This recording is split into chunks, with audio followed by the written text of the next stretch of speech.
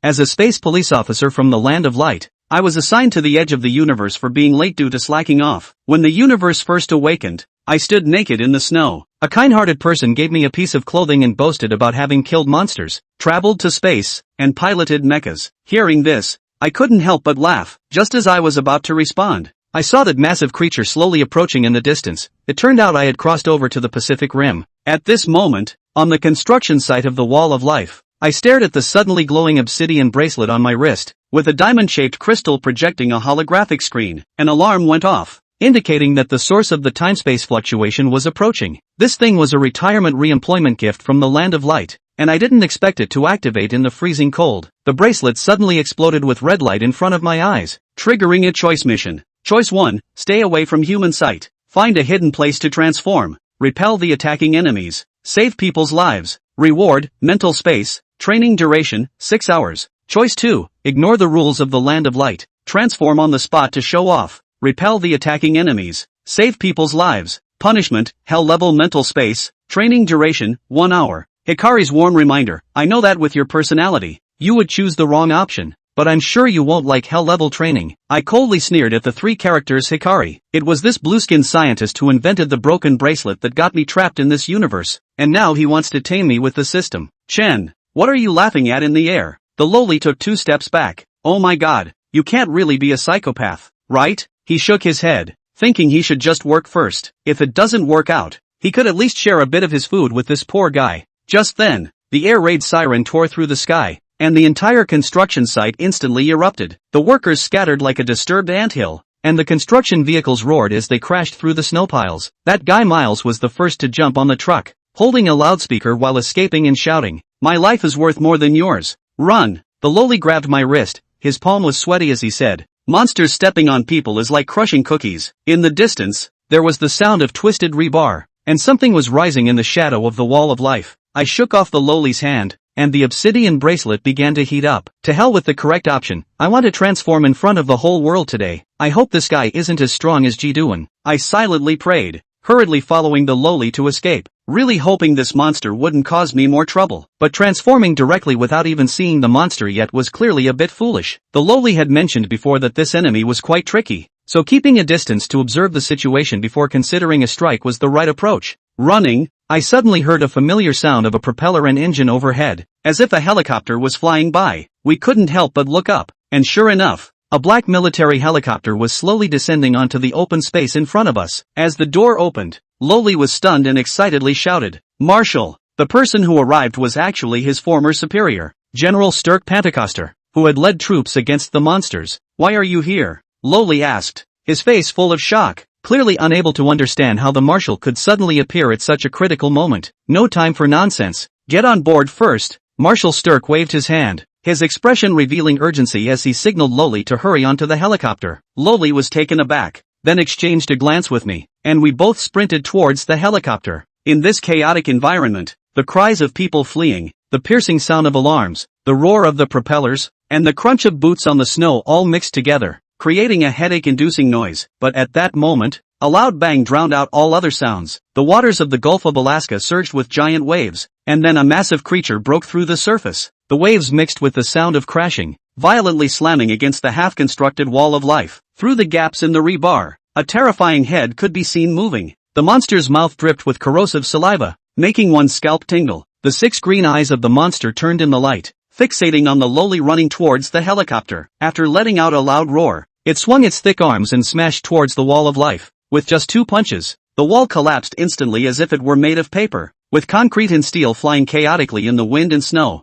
This barrier, once filled with high hopes from humanity, now seemed as fragile as a foam board. After the collapse, many panicked people could finally see the full appearance of the monster. Its limbs were robust, and when it crawled ashore, it resembled a giant gorilla. Its dark green, tough skin exuded danger from every inch, and its tail stirred the waves continuously. Its size and movements were comparable to moving mountains, but its head resembled a mix of coral and shell, looking nothing like an ordinary gorilla. Recently named by the Shattered Dome base, this spiked-back turtle belongs to the level 4 monsters and has finally made its official appearance before all of us. The shelled turtle stepped over the ruins of the Wall of Life, quickly approaching the nearest helicopter, each step echoing in people's hearts, making their legs feel weak. I gritted my teeth and ran desperately with the girl, when it suddenly turned its mountain-like back, and the protrusions on its back lit up with a blinding glow, accompanied by a dull buzz. A powerful electromagnetic pulse spread out like ripples in water, instantly scattering the heavy snow. All mechanical equipment failed in an instant,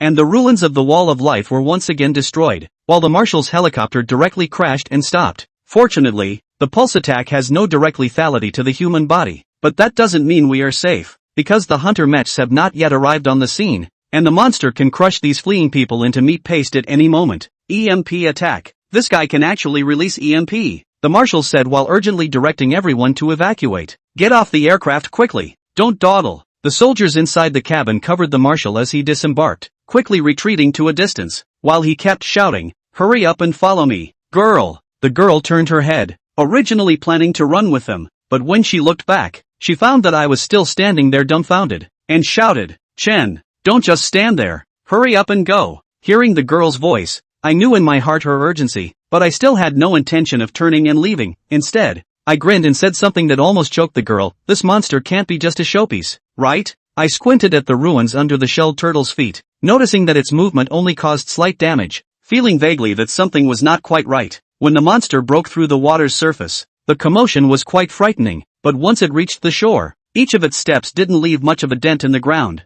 With a height of over 80 meters, I figured it must weigh more than 50,000 tons, yet its movement was nothing like that of a heavyweight contender. The deformation of the ground was completely inconsistent with the data, and it seemed more like a lightweight. Its weight was probably less than 10,000 tons, which was indeed quite puzzling, as I had never encountered such a strange situation with the monsters I had dealt with before. Just as I was thinking, the shout of the little girl behind me pulled my thoughts back. "Hey, Chen, did you hear? Run!" Her voice was filled with urgency. "At this distance, do you think I'm a 3-year-old child who can run away?" I knew that turning around to escape was simply a joke, regardless of whether this guy was just for show. All I could do was stand here and block it. I didn't even look back, my gaze fixed firmly on the monster that was a combination of a gorilla and a turtle. It bent down, and beneath its pitch-black skin, those writhing muscles made my scalp tingle as it slowly approached us. I swallowed hard, although observing it further might yield more information. It was clearly not worth risking everyone's lives for that. "You all retreat first. I'll try to buy some time." My left hand unconsciously gripped the bracelet on my right wrist, my fingertips applying a bit of pressure as I already formulated a plan in my mind.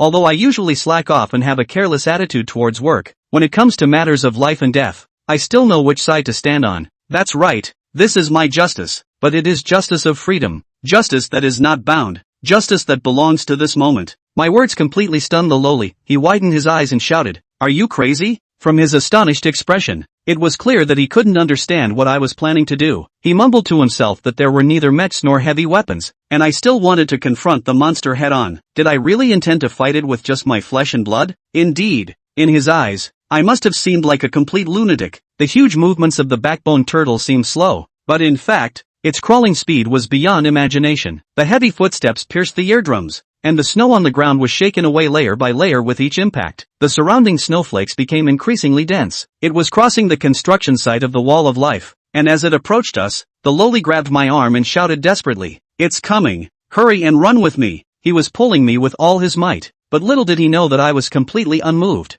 Marshal Steck in the distance was getting anxious, shouting at Lowly from a distance, "Hey, Lowly, what are you dawdling for? Hurry up!" But his words did not move Lowly's feet. The forelimb of the spiked turtle slammed down on the ground, and the tremor made my feet tingle. The monster leaped high into the air, opening its massive jaws, and pounced with a roar, heading straight for Lowly. Its gigantic body overshadowed the sky like a mountain, and the dark shadow weighed heavily on my heart, making the air around us seem to freeze for a moment. I caught a glimpse of despair in Lowly's eyes, her pupils reflecting every detail of the monster. Cold sweat pouring down her forehead, this guy clearly sensed the smell of death again. Just as it was about to land, I made up my mind and whispered, "The mission begins," accompanied by the voice falling. Natsuki looked at the monster above him and violently raised his right fist to the sky, as if he was going to stop the monster that was about to fall with that fist. A blinding light instantly erupted from within his body. The powerful energy converged into a white pillar of light that shot up into the sky. Dang! The monsters that hadn't yet landed on the ground were hit by this pillar of light with a bang,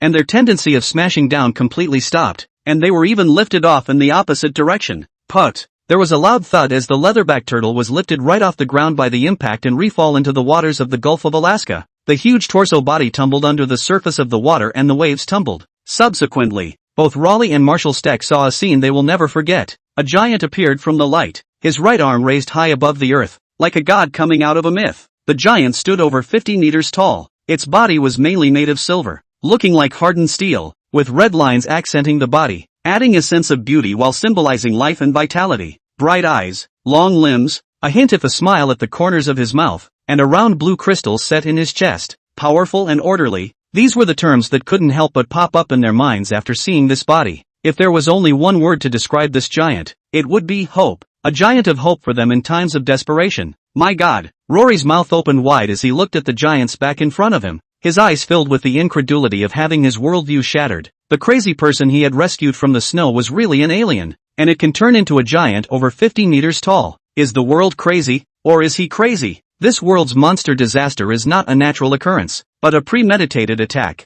In the 12 years since 2013, the Pacific Rim Combined Military Defense Force, PPDC, which consists of several nations, has gained a degree of knowledge about the monster and has recently learned that the monster is a biological weapon sent by extraterrestrials within the Earth. Those aliens were called by them heralds. Humans are not sure whether they are from other planets in this universe or from another dimension, only that they have created a wormhole passage, gap, at the bottom of the Pacific Ocean that cannot be destroyed by unusual means. The herald transported monsters from the gap, at the bottom of the Pacific Ocean to Earth, launching attacks on human cities and killing countless humans. This war between the Forerunners and the humans has been fought for 12 years and is still getting worse. Chapter 7, The Enemy. Pacific Ocean Floor. Inside the gap. A stark expanse of space that seemed like the world at the center of the Earth, with purple buildings in various shapes and forms all over the space, wide rings connecting to the various buildings, and the structures lining the rings were all monstrous beasts that had yet to be created. This whole space fits perfectly into the definition of what one would expect from an alien environment. The alien beings known as the Forerunners stood on the purple steps, watching the monsters that were about to be made. The heralds were less than 4 meters tall, with large squid-like heads, long and thin bodies and limbs, and 2 pairs of arms that were purple in color and had wing membranes attached, making them look similar to bats. And like the environment here, they looked nothing like the ugly aliens that humans remembered. They are the invaders, and even more so, the culprits, heralds, who caused the Earth to fall into Armageddon. The identity assigned to us on this mission is actually that of a herald. A herald stood on the edge of the cliff, looking up at the gap that led to the world of Earth and letting out a sound that only they could understand. Beside it, there was another herald, with a slightly smaller crown of bones forming the head. That's disgusting. The herald with the smaller crown of his head looked at his forearms, with bits of mucus still on his wing membranes, and spoke in disgust. It was clearly the herald, and his actions and tone of voice expressed dissatisfaction with this body, as if their inner souls did not belong to the herald. There's nothing disgusting about it. The herald with the larger crown of his head had the opposite attitude. As long as that identity facilitates our mission. In the world of Pacific Rim, the herald's identity is more conducive to our actions. After all, we know where this world is headed in the future. His tone was full of confidence. My suggestion was endorsed by the Herald Council, and they have sent a Class 4 monster to Earth. Really? The smaller crown herald's eyes squeezed, a little puzzled. What's the point of sending a Class 4 monster at this time of year? Didn't they just send a Class 4 monster to attack Sydney? Stupid. The herald with the larger crown of his head glanced at him. How did you manage to get to the 3rd rank of traveler with your intelligence? The other didn't make a sound, just looked at him with a clear, stupid gaze, as if expecting an explanation. Seeing this, he was silent for a few seconds and finally sighed. What kind of teammates have I been matched with? Rather tiredly, he opened his mouth to explain. That monster in Sydney has already attracted most of the attention of the humans, and at this time when a monster is sent out to kill the protagonist of this world, no one will be able to react to it. Understand? Following the normal timeline progression, Rory Beckett has not returned to the team and Marshall Steck Pentecost has not begun to execute the plan. As long as we kill both of them before anything happens, their plans will all be null and void. The whole direction of the world would also change completely. When this world completely deviates from its destined trajectory and comes to an end, we will be given the opportunity to steal a large amount of space-time source energy, he said, putting his forearms behind his back. A glance from his back would tell him that he was a cakehand. After hearing his explanation, the eyes of the herald with the smaller crown of his head lit up for a moment. You're a genius. Now we can rest easy. As the words fell, the two men smiled at each other. They're not heralds, not even from this universe. They come from a special universe known as the Travelers, and their duty is to travel to different worlds and change the fate of that world, thus stealing something called temporal source energy. These two were already veterans of changing the fate of different worlds many times. and this time the plan would have been a perfect success. But what they never expected was that this time the world they were on a mission on had mixed in a cosmic police officer who specialized in solving temporal anomalies. One that came at them specifically. The Hunter, Pacific Ocean West. The Shatterdome Base at Port X of the Pacific Rim Combined Armed Forces Defense Force, and the last Shatterdome Base not to be abandoned. This is where the mech hunters dock and where the fires of hope for humanity are stored. A large number of mech pilots, reserve pilots, repairmen, guards, communicators, technicians, countless professionals live together inside this huge base, working together to find a way to defeat Doomsday. They lost their UN funding and had to rely on Marshall Steck's former connections to pull in some private sponsorships, and while the monsters are getting stronger every day, they're getting treated worse every day. No one believed that the Wall of Life could stop the monsters. Sydney's example had proved that. The monsters had broken through the Wall of Life and still had to have mech hunters to wipe their asses. Now that the half-built Wall of Life on Sitka's side has also been breached, it's even more obvious how ridiculous the Wall of Life program is. But at the moment they had no time to laugh at the Wall of Life program. Their main man, Marshall Steck, was in danger, and everyone on the entire base had their hearts in their throats. Marshall, how's it going over there? Marshall, answer me. Kai Tiantong, the chief technical advisor of the Mecha Technology Department, stood in front of the command console, pinching the microphone and looking at the data displayed on the translucent panel in front of him, asking loudly with a face full of anxiety. We have detected an unprecedented high-energy response at your location. What is happening at the site? Asterisk. The comms are down. Kai Tiantong felt a deep wave of powerlessness in the face of the broken communication. His expression collapsed at once, his throat tinged with hoarseness, and he couldn't get out the second half of his sentence. The fact that the helicopter the Marshal was traveling in has lost all signals already tells us one thing. They, most likely perished. No, the Marshal won't be sacrificed so easily. He's a man who can pilot a mech on his own. Beside him, a technician was unwilling to believe such a fact and shook his head, still believing that Marshall Steck was still alive. As he said that, he seemed to have remembered something and suddenly raised his head to look at Kai Tiantong and said, "It might be an EMP attack." Yes, they might have suffered an EMP and that's why they lost all signals. EMP? Monsters can evolve organs that release EMP attacks? When Kai Tiantong heard his words, his first reaction was absurdity. As a matter of common sense, EMP attacks only happen in the midst of high-tech warfare. How could something like a monster, which is obviously a living creature, release an EMP attack? Nope. Things like monsters are already counterintuitive in and of themselves, and what we're really dealing with is actually a bunch of aliens, with the monsters being nothing more than their weapons. It's possible. You're right. Kai Tiantong's eyes lit up as if he had grabbed a lifesaver. He worked his fingers quickly on the console and dialed a certain number. He remembered that Marshall Steck often kept a small phone on him that was protected against EMP attacks. Soon, the call was answered. All the technicians throughout the console breathed a sigh of relief. Thank God. That was the first thing Kai Tiantong said after the call was answered. Then, he asked hastily, "How is it on your side, Marshall?" It would be a while before the two mechs, Cherno Alpha and Storm Red, would arrive on the scene, and he knew that Marshall Steck was alone on his side, and the situation was incredibly dangerous. On my side. Marshall Steck's voice was still laced with deep disbelief, his voice breaking. He didn't know what words to use to describe what was happening in front of him, but look at the giant that emerged from the light. His mind could only imagine one word to describe that giant. I saw hope. Chapter 8 The Power Gap. Natsuki's appearance after his transformation was very similar to that of the first Ultraman,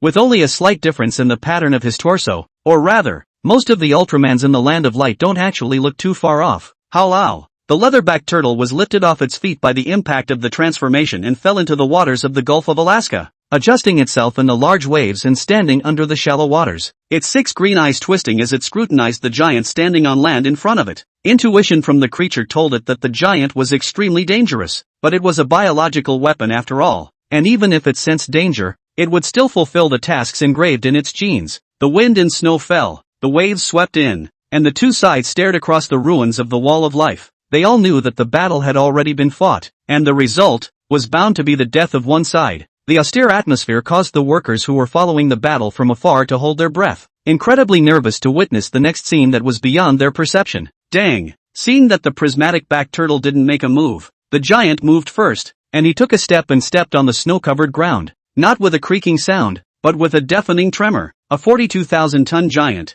each step brings a blast to the ground and leaves a huge imprint. Howlow! The leatherback turtle acted at the same time, raising its massive arms to sweep away the seawater, moving like a frenzied gorilla. stomping on the ruins of the wall of life with a roar, crushing those steel bars into a discus as it raced towards the giant. The giant thing ran with a strong sound of breaking wind, and the trajectory of the snowflakes falling was completely disrupted. Visually, it looked slow with its large range of movements, but it was actually moving as fast as it could, and in a few breaths of effort, it had already crossed a distance of 1,000 meters to arrive in front of the giant and swoop down. Look out! Dodge its attack. Rory was originally withdrawing towards the distance with Marshall Steck, but after seeing this scene and recalling his own painful experiences in the past when he piloted a mech to face monsters, he suddenly stopped and rushed to the giant in a loud voice to warn him. A shout swept across the battlefield on the wind, but he didn't know if it was because the distance between them was too far, or because the other party couldn't understand his words in this stance. That giant didn't choose to dodge. Instead,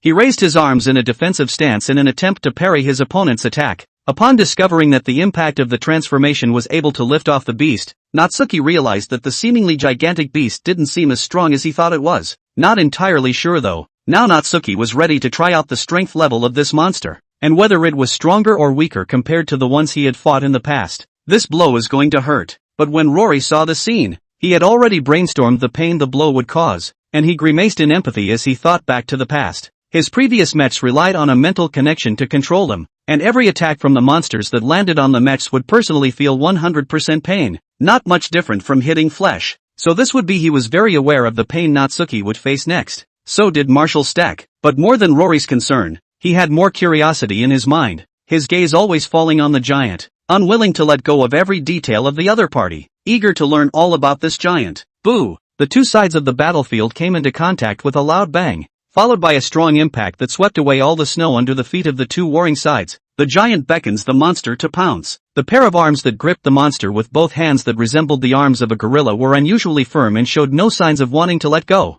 Natsuki looked at the huge monster in front of him that he had grabbed, and a trace of doubt surfaced in his bright eyes. The force. It's like a joke. That's not true. Such a big beast with so little strength? If the monstrous beasts Natsuki had fought before were tigers, then the one in front of him could only be considered a small dog. Of course, this refers to the power differential. Howlow! The full force of the blow failed to achieve any substantial results, and the leatherback turtle let out a roar of rage as its feet continued to power up, trying to overwhelm the giant, but it soon realized that no matter how hard it pushed, the other party didn't move at all. At the same time, the sharp pain of being clamped down on his own arm was coming from him, and it was getting more and more painful. Howlow! Howlow! The leatherback turtle let out a succession of roars, bull-sized spittle flying across the room as it tried to force the giant back with its roars, a usual deterrent for the creature. To this, the giant just increased the force on his hand again and slowly raised his leg. His bright eyes seemed to be looking at a condemned prisoner, cold and extremely dangerous. You want to play aggression at this level? A quick fight and a quick decision. The leatherback turtle instantly smelled death. Dang! After a loud bang, the prismatic back turtle no longer had to worry about its arms. They had snapped off in unison, blue blood gushing out along the severed limbs. The prismatic back turtle's body was then knocked backward under the force of the kick, smashing into the ruins of the wall of life, flopping and struggling as its vitality drained away. Roar ow! Howlow! It came here originally prepared to go on a massacre, but now, it was no longer possible to realize it. The power! My god! Rory watched as the giant easily defused the prismatic back turtle's attack, backhanding it and directly tearing apart its biped. The impact this scene brought to him was too great. There was no mech in the world that could compete with this giant in terms of performance. The difference in strength between this monster and the giant was also enough to be described as one heaven and one earth. It's like a toddler challenging an adult. It's almost like a god that came out of mythology. Marshall Stryker's gaze always fell on the giant, feeling deep awe at the power it displayed. It turns out that there is such a big gap between aliens and aliens. However, if he intends to burst the monster here,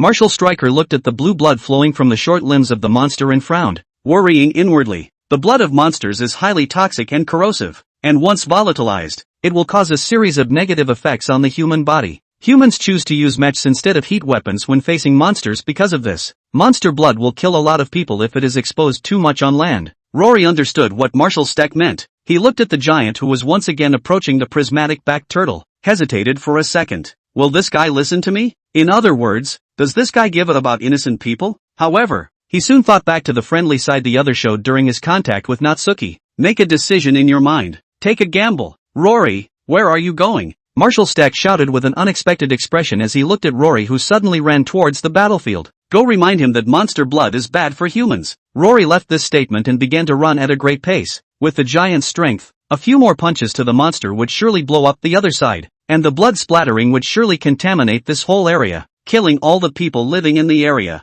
Wait, that's too dangerous. Marshal Stryker continued to shout. The battle wasn't over yet, and if Rory was caught in the wave, he would surely be killed. Time waits for no man. Rory's stride was determined and there was no turning back. Marshal Stack watched his back. Suddenly he smiled in relief. That's why he came over to invite Rory back to the team. After that, he laid his eyes on that giant again. This time, with a hint of request coloring his gaze. Whispering, "Bless this silly boy, please." Chapter 9 Specium Rays. Natsuki had already discovered the abnormality of the monster's blood. He wasn't sure which of the ingredients was actually harmful. Though, he still knew too little about this world's monsters. He stepped away and approached the monstrosity tumbling through the rubble, surveying it carefully as his mind pondered a solution. Suddenly, a familiar voice was heard resounding from behind. "Hey, Natsu, wait a minute." Rory darted along. The ground beneath his feet rippled from the earlier battle, the snow disappearing and several deep craters left by the giant's footprints appearing on the dirt floor, and he nearly fell over, shouting as he ran. The face looked anxious, and you could still see the dust from the work,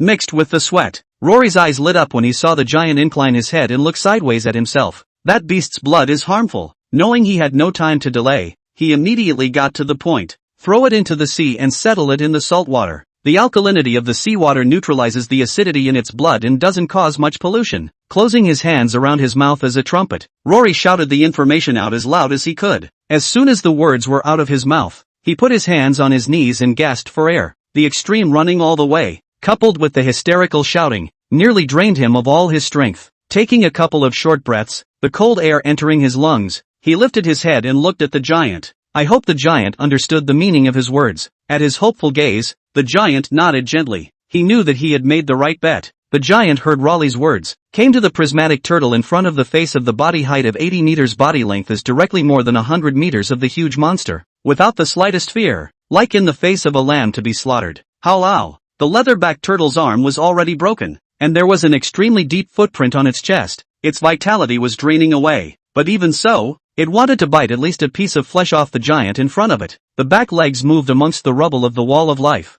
the EMP organ in his back emitting a bright blue light, looking like it was storing up energy for a hard shot at the giant. In its consciousness, such huge humanoid foes were mechanical. However, the moment its EMP attack had only just begun to build up its energy, the giant in front of it had quickly struck out and choked its head. In a flash of lightning, his arm fired and he flung the behemoth out of the way with one hand. The sound of breaking wind came in an instant, and the commotion caused by something so huge flying backwards over the sea was not small at all. Like a meteorite, it was thrown high into the air and fell with great impact, smashing into an uninhabited island in the Gulf of Alaska, cracking earth and trees. The monster died instantly, but the giant's movements didn't stop. For a warrior who had lived for 19,000 years, he understood the importance of mending all too well. Soon, broken vault base. Wait, this value. Kai Tian Tong, who had just let out a sigh of relief, suddenly saw the data on the semi-transparent panel in front of him begin to soar, and immediately realized that it was not good. The value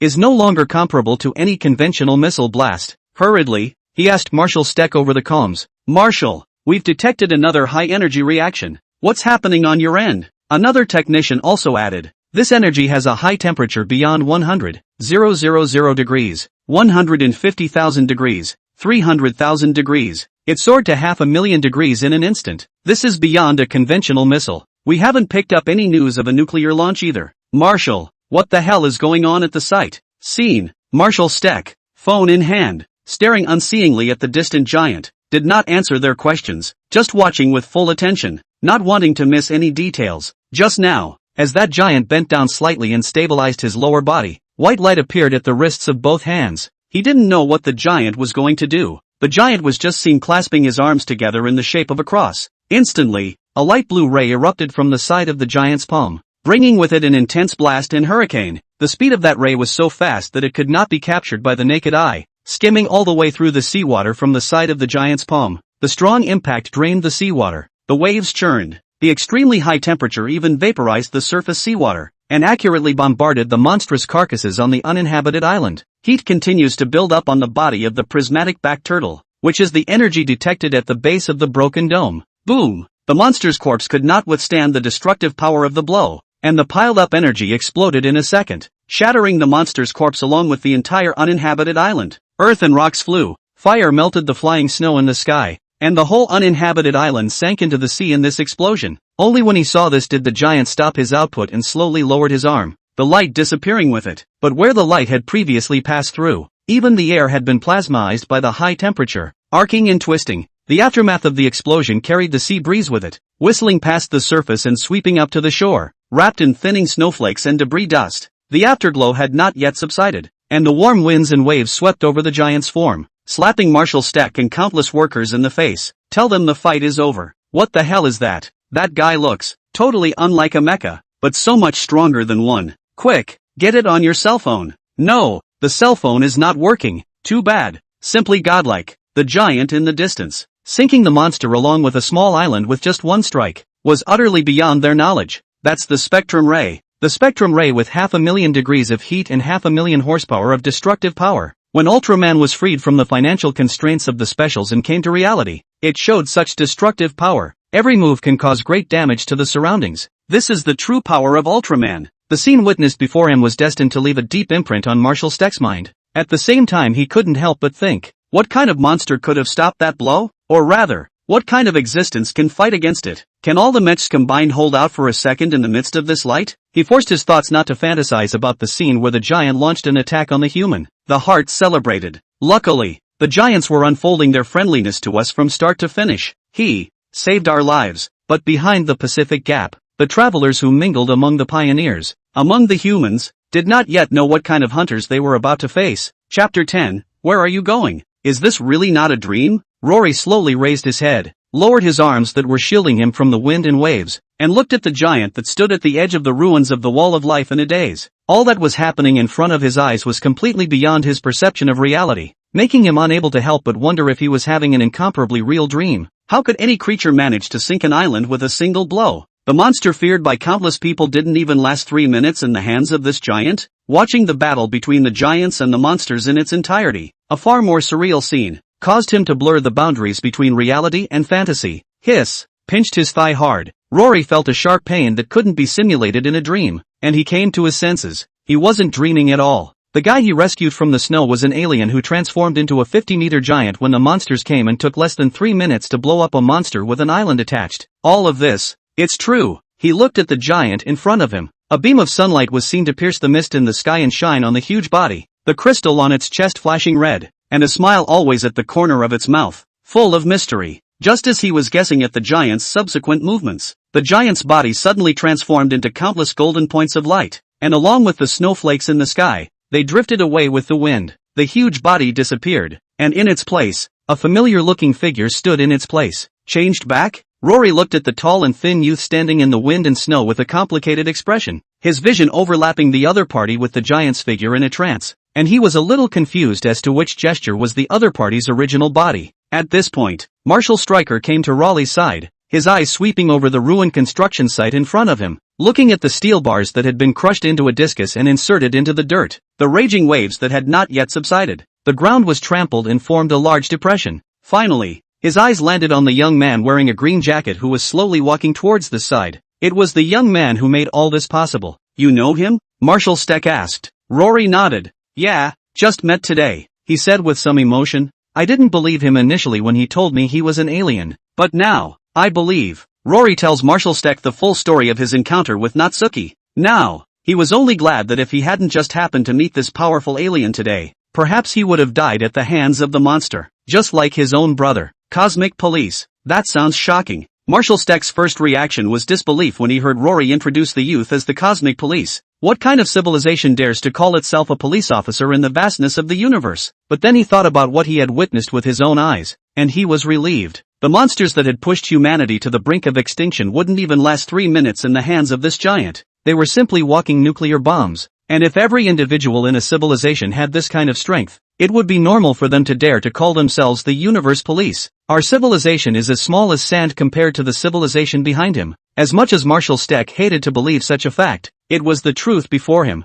Happily, the other side expressed an attitude toward the humans that was described as friendly, and even just saved his own life. Faced with such a powerful and friendly being, Marshall Steck's reason and sensibility were telling himself that he had to get on good terms with this alien giant, and that the odds were that this was an opportunity for humanity. The opportunity to rescue that fate that was held like a throat from the hands of the pioneers. Originally, Marshall Steck had developed a plan for a counterattack on the Heralds, a plan that would require veteran mech pilot Rory Beckett, which was why he had rushed here. But now he saw a greater hope. I'm Steck Pentecost, commander of the Hunter Mech program. Nice to meet you, sir. Marshall Steck looked at the approaching youth and stepped forward, making a brief introduction of himself and handing out a hand. He was very nervous inside at the moment, but not a trace of it showed on the surface, with a polite smile on his face, conveying his friendly attitude to the other party. Natsuki, a member of the cosmic police of the Land of Light. Natsuki sensed the other party's warmth, and his years of experience allowed him to instantly react to why the other party exuded such an attitude, which he was happy to see, and with the same polite smile, he reached out to shake his hand.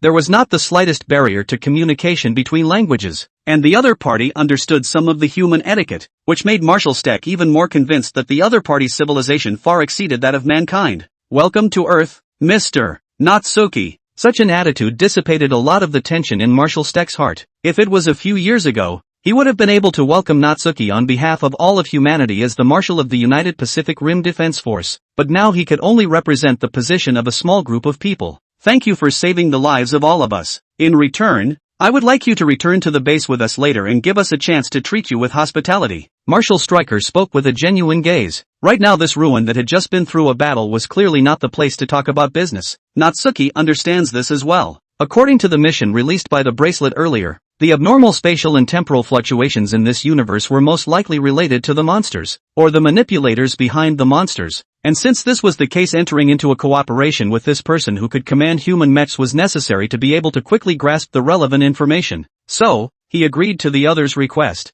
Yes, I hope your chef over there won't let me down, Natsuki said in a relaxed tone. The relaxed tone of voice removed most of the tension from Marshall Steck's mind once again. Of course, our chef will be sure to use his life's work. Marshall Steck responded with a smile. The parties reached a preliminary agreement. Further matters will have to be discussed in depth at the base. Seeing this, Rory nodded, understanding that Marshall Steck had found a great help, and thought that it wouldn't take long to completely solve the monster disaster. That was a good thing. After all, he was no longer willing to pilot a mech. Congratulations, Marshall. I'm sure it won't be long before such an apocalypse is over. Rory said at Marshall Steck. When it's all over, you can be the first to inform me of the good news. Good luck. After saying that, he turned around and prepared to leave the place. He had no intention of following along to the base, but he had just taken 2 steps. Marshall Steck's voice was heard behind him. Where are you going to go, Raleigh? Chapter 11, The Rumble of Mech Engines. The air had regained its coldness, and cold snowflakes continued to fall from the sky. Rory stopped and stood still, letting the snowflakes beat against him. It was a cold day, much like the day he lost his brother. I won't be piloting a mech anymore, Marshall. Rory's voice came from the back. You know why? At the construction site, he was laughed at and no one believed he was ever a mech pilot. That's because he didn't share his most painful experiences. He has co-piloted dangerous rangers with his own brother to battle monsters more than once, but on his last mission, he witnessed his brother's death and experienced it in full through a spiritual connection. The look on his brother's face the moment he died, everything he felt during his death, it still lingered in his head. His heart, his soul, had been cut hard by a blade called guilt. Even with all the stitching and mending, there are still scars that can't be forgotten. There's never a shortage of good drivers in this world. Besides, you'll get Natsu's help. His power is unmatched by any mech. Rory had decided he would never be a mech pilot again when he had asked Marshall Steck to leave 5 years ago. To get a huge mech into action, it must be co-piloted by at least 2 pilots, and they must also share a soulful understanding with each other, which is why most of the mech's pilots are brothers, fathers and sons, and lovers. His brother's death was a shadow over his life, and he couldn't allow himself to make another spiritual connection with anyone else. He didn't believe there was anyone else in the world with whom he could reach a soulful understanding, and at the same time feared that the tragedy would play out in front of him again. You think I would entrust Natsuki-san with the responsibility of saving the world? Marshall Steck shouted at Raleigh's back, throwing his voice. It's true that he saved our lives, but that doesn't mean we can blame him for all our troubles. This planet, Earth, is the home of our human existence and must be protected by our own hands. Marshall Steck knew that even if Natsuki showed a friendly attitude towards humans, he could not ask too much of the other party. The aura of the marshal he had once been was churning in his chest at this very moment. Our mechs, why do they exist? Why do we exist? Tell me, What was really going through your mind just now when the monsters came? Looking at the people fleeing in haste. Tell me, when you were saved by Mr. Natsuki, did you ever think of the person you used to be, as a hero? Marshal Steck's words were like a sharp arrow off the string, pinpointed in the middle of Raleigh's chest, catching the heart that was leaping, a heart waiting to be awakened. Rory still didn't turn around, but he closed his eyes. All that flashed through his mind were images of the last mission, the marshal's orders, icy cold waters, heavy mecha, own brother. At that time, he ignored the marshal's orders and fought the monster head-on to save a fishing boat. They repelled the first wave of the monster's attack, but ended up taking heavy casualties in the monster's sneak attack. Because of his own decisions, his brother was buried in the ocean forever. Contradiction. The fighting spirit of the mission and the guilt of the past erupted in his mind at the same time, pulling at his complex and conflicted heart at the moment. Rory, we're in the endgame. In the face of disaster, we should act and take the initiative to launch a counterattack against the enemy, rather than expecting a broken wall to protect everyone. Recently, I've consolidated all the mechs I have on hand, and there's one of them you're more familiar with than anyone else, said Marshal Steck, his voice growing stronger. I have formulated a plan for a counterattack on the Heralds, and for that I will use all of my power. Make your choice, Rory Beckett, to die helplessly in the ruins of the Wall of Life, or to slay the invaders in the flames of the mechs.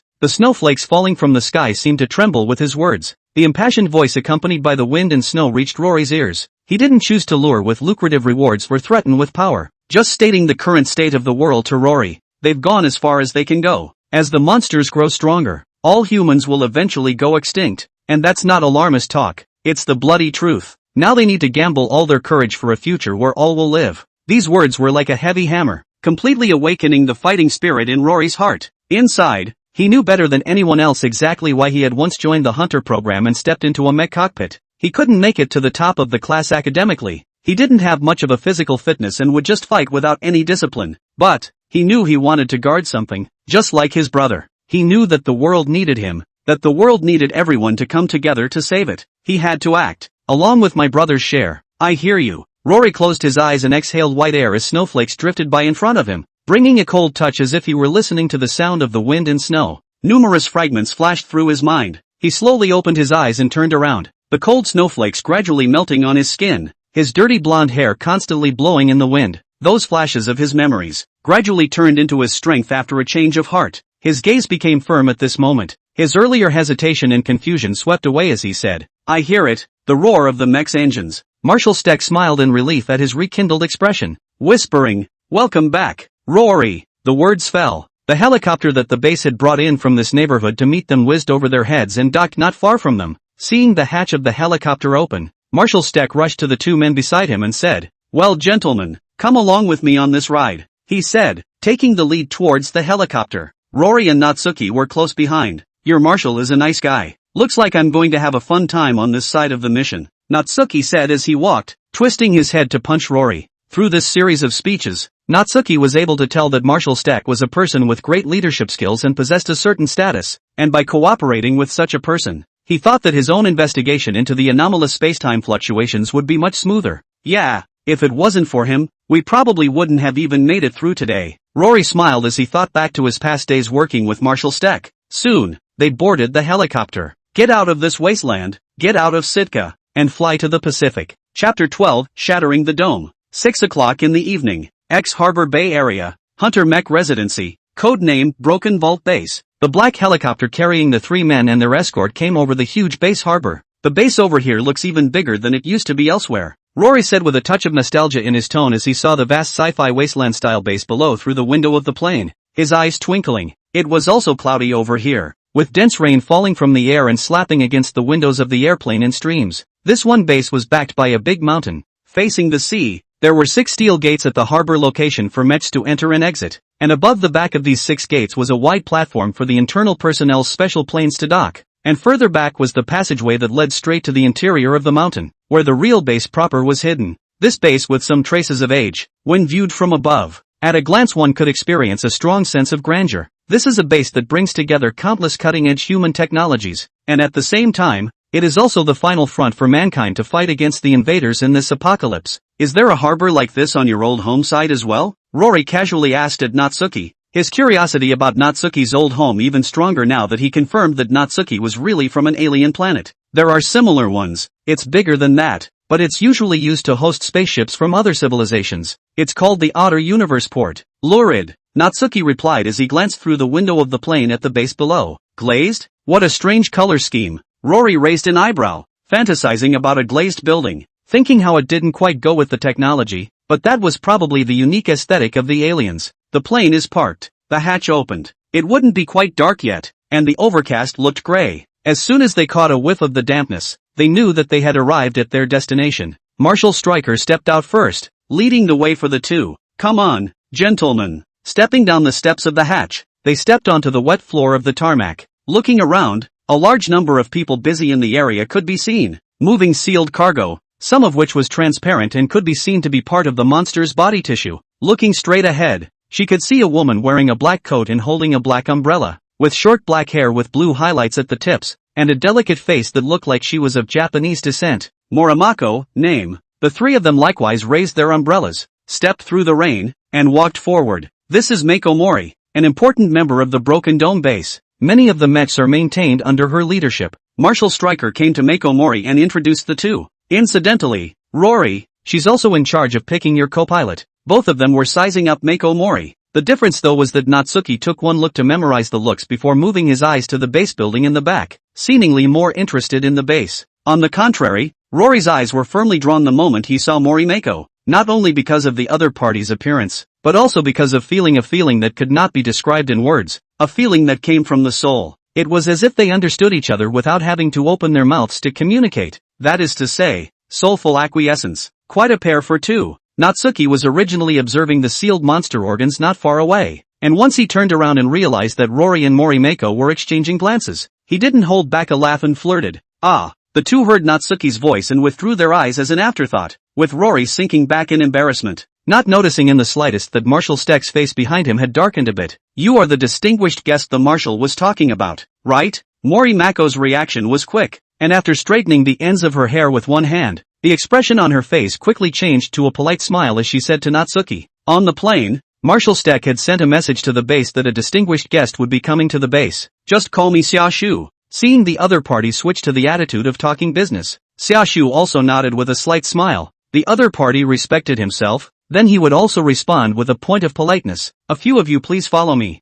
After looking at each other and nodding, Mako Mori and Marshal Steck turned around and walked towards the exterior passage of the base, leading the way for several people. Soon, several people stepped onto the elevator that led to the underground. Over the sound of the machinery in operation, Marshal Steck spoke slowly. Until a few years ago, there were many bases like this in various countries, but with the Hunter program called off, and the UN spending funds on the Wall of Life program, one base was abandoned. This, Broken Vault, base today is the last Hunter mech base in the world. With his words, the elevator stopped. The four walked through a long corridor strewn with steel pipes to a large door. The doors opened and bright lights flooded out instantly. Into the eye is an incomparably wide underground space. The entire space is filled with mechanical pipes and structures. Several huge mechs are docked on each side of the wall, fixed by machinery, countless maintenance personnel holding tools for the mechs to do maintenance work. At the same time there were also a large number of technicians coming out of the doors on the other side, discussing what they would do next. Passing through the halls of this one mech hangar, it's the most staffed area of the entire base, and it's the place that perfectly fulfills the definition of a sci-fi romance. Armory. No man could resist the sight before him.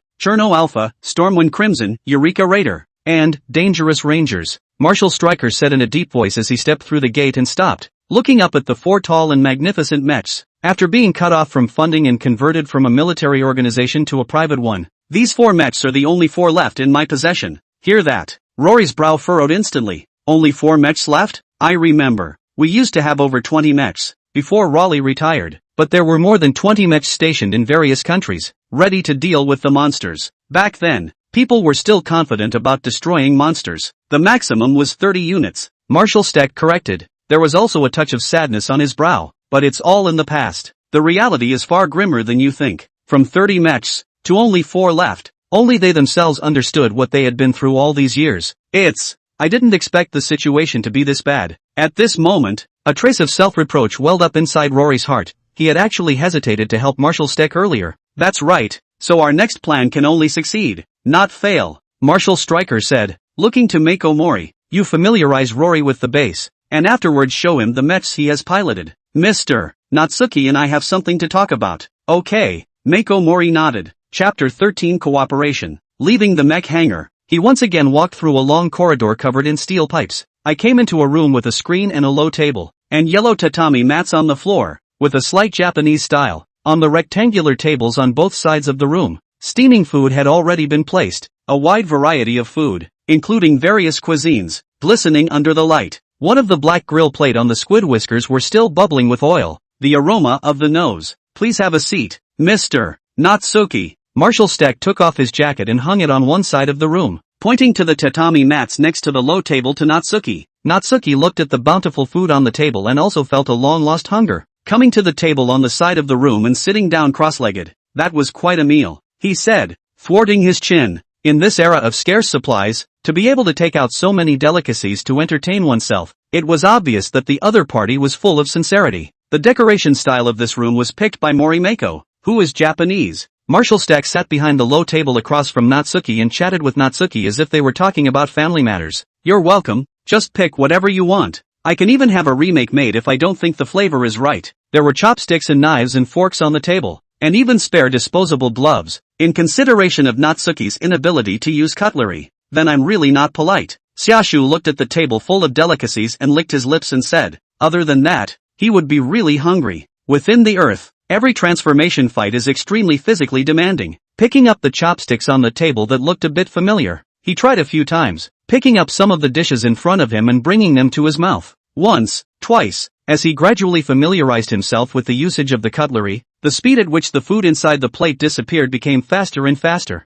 followed by Natsuki again directly lifting the plate up to storm and hail, plate after plate. In a few minutes, the food on the table was eaten up, and the speed of the chef in dishing out the meal was completely unable to keep up with the speed at which Natsuki was drying the food. During that time, Marshal Stack wanted the two of them to talk business while eating dinner, but he simply couldn't find the right moment to enter the room. Every time he was just about to open his mouth, his eyes looked at the other man and saw not a face but the bottom of a plate, and the words that had just come to his lips were all of a sudden held back again. At this time, he couldn't help but think that a civilization as advanced as the other side would actually look at human food. At first, he was worried that Natsuki wasn't used to Earth's diet. It's all too much to worry about in hindsight. At the moment, Natsuki put down the last plate. The next wave of dishes had not yet been delivered, and Marshal Stack realized that this was a good time to do so. Mr. Natsuki, it seems our food is to your liking. He spoke with a smile. Exactly. It's been a long time since I've had a meal this good. Natsuki wiped his mouth with the tablecloth of the low table and leaned back, speaking in a casual tone, a hint of satisfaction appearing on his face. That's what it feels like to be alive. In the land of light, the group didn't have the concept of eating.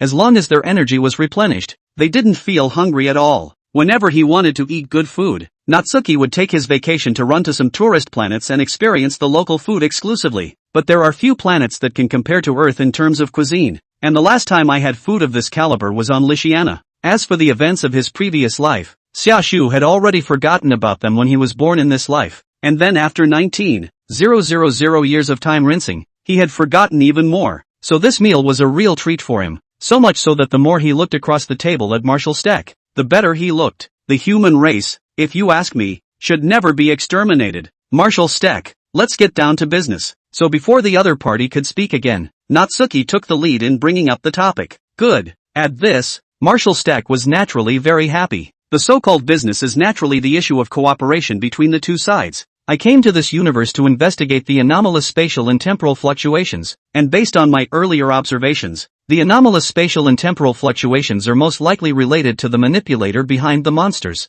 It's that group you call first. First what? Natsuki pinched his chin as he thought. Herald? Marshal Stack replied immediately. Yes, the Herald. My enemies are mixed in with the Heralds, or the whole Herald is my enemy, but it doesn't matter. The important thing is that we have the same enemy. A smile spread across Natsuki's mouth, his right hand resting on his coiled knee, a pair of golden eyes flickering slightly under his black hair. Having the same enemies means we can be friends. You share all information about the Heralds with me, and in exchange, I can assist you in your next plans against the Heralds. Natsuki's words instantly spoke to Marshal Stack's heart. He sought out Natsuki to talk at length, in the hope that Natsuki would assist in their plans. I promise. Marshal Stack agreed decisively, but then he suddenly reacted to the question of whether it was all going too well. Did he pull in a top-notch helper on the basis of one meal? Such an attitude made him wonder if Natsuki had some other designs on the humans. Both sides have the same goal, but the difference in strength between them is so great that the other side should logically demand something more. Any other requests, Mr.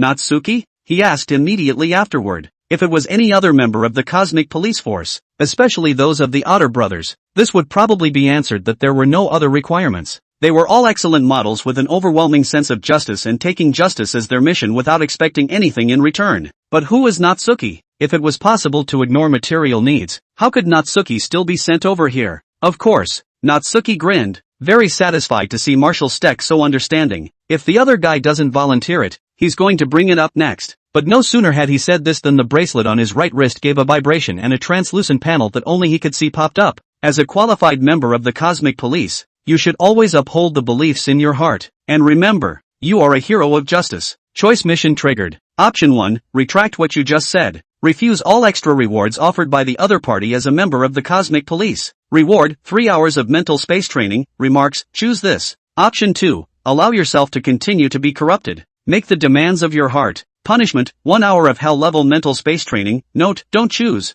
Note, Natsuki, do you remember those complaint letters? Think hard about the Cosmic Police's popularity in the universe. Hikari Ryu, Chief Director of the Cosmic Science and Technology Bureau of the Land of Light. Again? Natsuki raised an eyebrow when he saw the text on the bracelet panel. Farking squid Hikari. In the next second, directly with a big wave of his hand, he dispersed the screen, not even giving a bird's eye. Mr. Natsuki? Marshal Steck noticed Natsuki's strangeness and was puzzled. Who's Hikari? He clearly heard Natsuki swear, but who this Hikari really was, he didn't know. The two sides were at an important stage of the conciliatory talks, and Natsuki's every subtle movement would draw his attention. It's just an asshole. Don't worry about it. Natsuki skipped right over the topic as if nothing had happened. Let's get back to business. He refocused his eyes on Marshal Steck. I'll help you guys out at a crucial moment in the battle afterward, but I for one prefer to get something for my work. Certainly not an outrageous request. It's just that I need Marshal Steck to do me some small favors in terms of food, clothing, and shelter.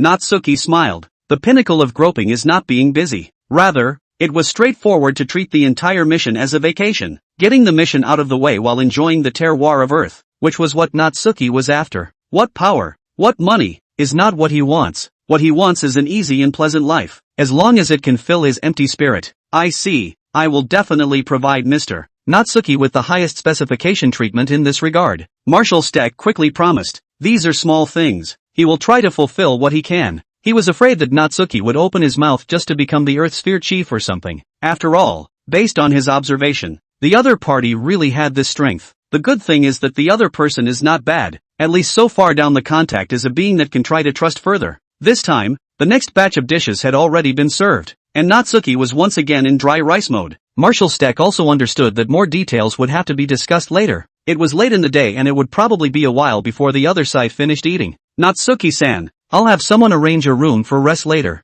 Tomorrow, I'll have 3 of our best PhDs here talk to you about the specifics of the program. Listening, Natsuki nodded. His mouth was busy and he could only give him a thumbs up to show he understood. Chapter 14, Determination to Survive Armageddon. As night fell, the lights in the mech hangar became dim, and there were fewer mech maintenance personnel on night shift. Rory sat on a steel shelf, looking away from a blue mech that was undergoing maintenance, his eyes filled with nostalgia. Dangerous Rangers. 5 years. 5 years and 4 months. Seeing her again still makes me feel the pounding in my chest. That was the Dangerous Wanderer. A mech that once belonged to him. A mech full of glory. Throughout history, people have always preferred to refer to ships as she, and this tradition has been maintained since the development of the mech. The Marshal said you were in charge of the maintenance program. Thank you for allowing me to see her again. Rory twisted his head to look at Mako Mori, who was sitting in a black dress, and thanked her. No need to thank me. Mako Mori shook her head gently and looked over at the Dangerous Wanderer, her eyes flickering. This mech is also waiting for her pilot. I can hear it. Rory smiled slightly as he saw the look she was giving the Dangerous Wanderer. Seems to understand something. Then casually asked, when do I start picking my partner? You know, it takes 2 to pilot a mech. 6 o'clock tomorrow morning. I've already drawn up the participants for the selection. Mako Mori replied. Does that include you? Rory asked with a raised eyebrow. As soon as he said that, Mako Mori looked at him with some surprise, her eyes fluttering as she shook her head. No. There was a hint of chagrin in his tone. Getting a negative answer. Rory was a little puzzled. Whether or not 2 people have a soulful understanding, whether or not they can engage in empathy. In fact, it often takes only one glance to determine a generalization. The moment he came to this base and saw Mako Mori, he was guessing that this might be his partner afterward. Yet this is not the case. Why? Is there someone else among the others who could be a better match for me? Rory could only guess so. That's a shame, he said with a shrug. Maybe there's something else on the inside that you don't know about. This will. A footstep came.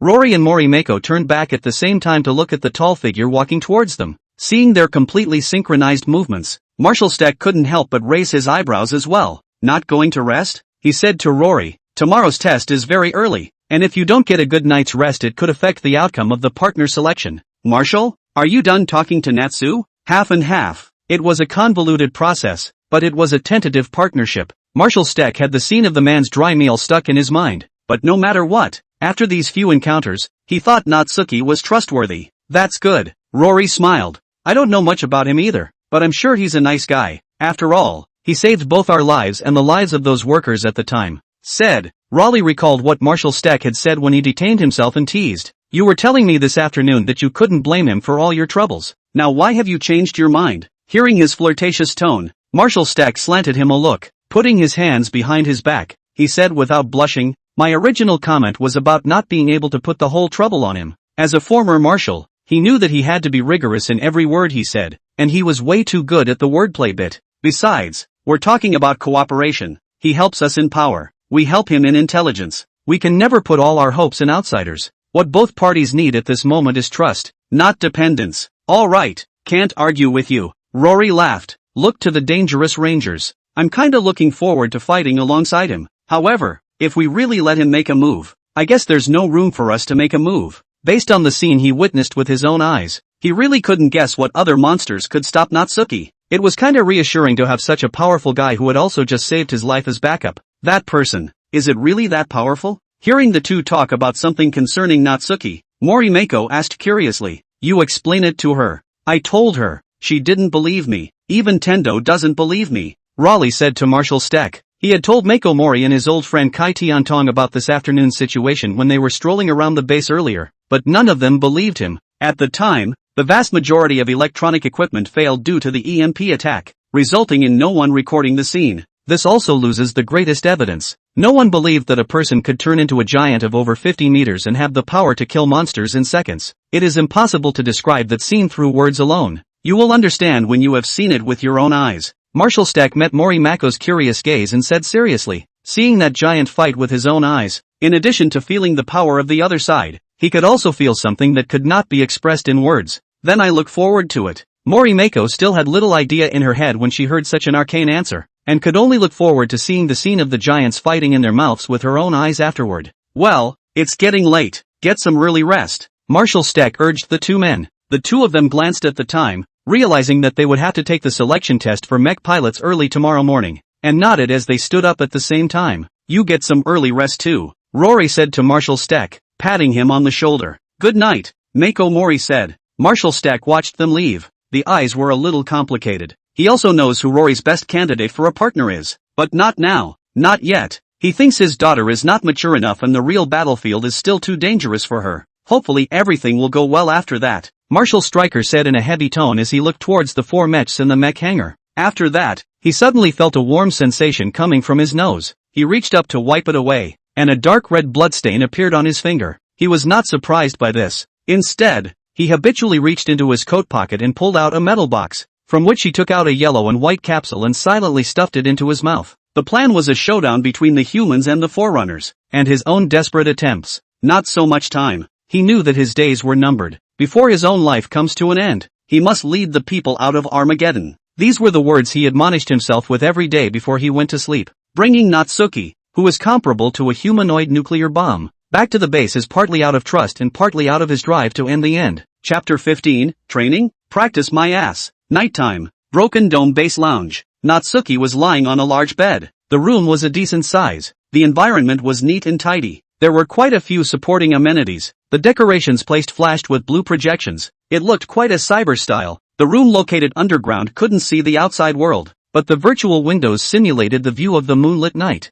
Based on the level of that earlier beast, the missions in this universe shouldn't be considered dangerous. Natsuki recalled the details of his earlier engagement with the monster. reviewing them in his mind. The monsters of this world were not at all the same concept as the monsters he had fought before, and although they had a huge size, they did not have the strength to match it. Let's wait until tomorrow to hear the detailed plan from the human side before we follow up, or at least get some more information first. Natsuki thought so. Next, setting his eyes on the bracelet on his right wrist, the black bracelet glowed in the simulated moonlight. Currently bound user, Natsuki, an official member of the Cosmic Police Headquarters in the Land of Light. Current priority, investigate the anomalous spatial and temporal fluctuations in the universe and eliminate the culprits responsible for the anomalous spatial and temporal fluctuations. 2 choice missions settled. Current length of hellish mental space training, 2 hours, yes/no on training? Training? Practice my ass. Natsuki waved his hand and slapped the panel on the bracelet apart with a disdainful look. Screw the choice quests to make yourself choose and the hellish training penalties, I'm just going to ignore them. Being so far away from his old home, Natsuki didn't believe that Hikari's big hand could still reach into this universe. Sleep. Natsuki copied the quilt over his body and buried his head in the soft pillow, no longer thinking about these disturbing things. It's been a long time since I've had a dream. I hope it's a good one tonight. After leaving these words, he fell into a deep sleep. Time passes little by little. Natsuki gradually lost consciousness. He hadn't dreamed in a really long time. After falling asleep, the dream called, passed, sought him out again as it always did. But once again, it was crushed by his subconscious. Tonight, another dreamless night. However, it wasn't just the dreams that found him this time. There's something else. Mental space environment assessment in progress. Successful evaluation. Has reached the Hell level mental space training standard. Estimated duration of training, 2 hours. The user will now be awakened using the methods exclusive to this training. Boo! A muffled sound rang out in the middle of the clean white space. It was followed by a roar. Tramp who? Natsuki violently catapulted up from the bed like a lion that had been awakened, glaring around the room, searching for the culprit who had woken him up with a smothering blow, his golden eyes filled with a ferocious light. Looking around, no murderer was found. Instead, it was the environment here that gave Natsuki a dry haze. Where did this come from for me? Is this still Earth? Natsuki looked at the clean white space with a confused expression and scratched his head. There was nothing inside the entire space except for the bed he had just slept on. Just a white floor and a white ceiling with no end in sight in every direction. The user has been successfully awakened. Please choose your main training direction, light/physical arts/numbing. Currently mastered battle skills, Spytham Light, Intermediate, Hakubuki Wheel, Intermediate, Ultra Ninjutsu, Low Level, Cosmic Fist Technique, Low Level, Ultra Barrier, Low Level, Crescent Light Bomb, Low Level, Spytham Light, Remnant, Sealed. Note, the above skills are from the user's records in the Universe Police Archives. Skills that have been cancelled and can no longer be used are no longer shown. As soon as you see this panel, Natsuki knew who was to blame for all this. Hikari, I just want to get some sleep. Is that so hard? Natsuki griped. Halfway to bed was woken up by a stick. Anyone would have to break down. This is a human being can do things. Please make your choice as soon as possible. If you don't make your choice after 10 seconds, it will be randomized automatically. Crawl, and let me choose. I'll choose you, Babar. Hikari, you are such a Babar. Natsuki pointed at the ceiling and cursed. It's literally the Babar of Babars who can develop this crappy bracelet. Not to mention the fact that he ruined his good life, but now he won't even let anyone sleep. Autoselect has been turned on. Randomly in. Randomized successfully. Current main direction of training, nihilism. Mentor is being assigned to you. Mentor assigned. The training site will be switched in 30 seconds. Please get ready. Note, in the absence of exceptional circumstances, it is not possible to withdraw voluntarily before the end of the training period. Natsuki looked at the bracelet's built-in system that ran automatically without any regard for his wishes, and for a moment, he was somewhat powerless to spit. I don't really have human rights, do I? Forget it.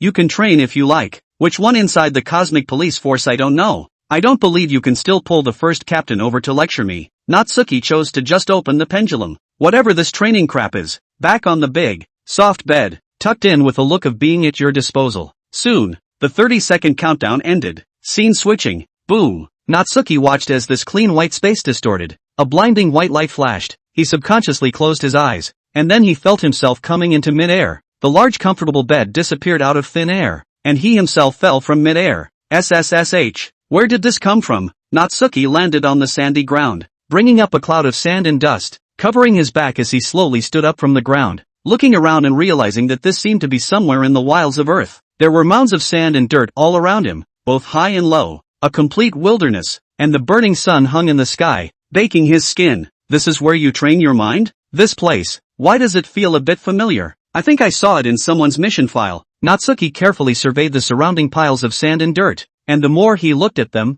the more familiar they looked, with countless tire tracks on the firmer ground where his feet stood. Looking at these tire tracks, something ominous suddenly came over him. He remembered that once before, when he was on a mission with Leo, Leo told a bitter story. Just as Natsuki was thinking, tick-tock, a beige vehicle came from the end of this dirt road. It was a jeep. Maru Spice. Chapter 16:7. You Babar. Maru Spice. Natsuki was shocked when he saw the figure sitting in the jeep. The orange and silver uniform, the large helmet, the cane that lay in the passenger seat glistening with silver. The man's identity was already calling out. The cluster of stars, Severn Ultraman, the third brother of the Ultramarine Brothers of the Cosmic Police Force. He is also a former member of the Earth Ultramarine Police Force and the captain of the Cosmic Monster Attack Team, MAC Team, an ultramarine warrior who unconditionally and deeply loves mankind. To all the members of the Cosmic Police Force except Leo, Saban was a calm and fraternal figure, but only in Leo's memories did Saban have a different face, a devilish mentor who changed his mind and gave Leo the training from hell. The scene at hand was the scene where Saban used to train Leo.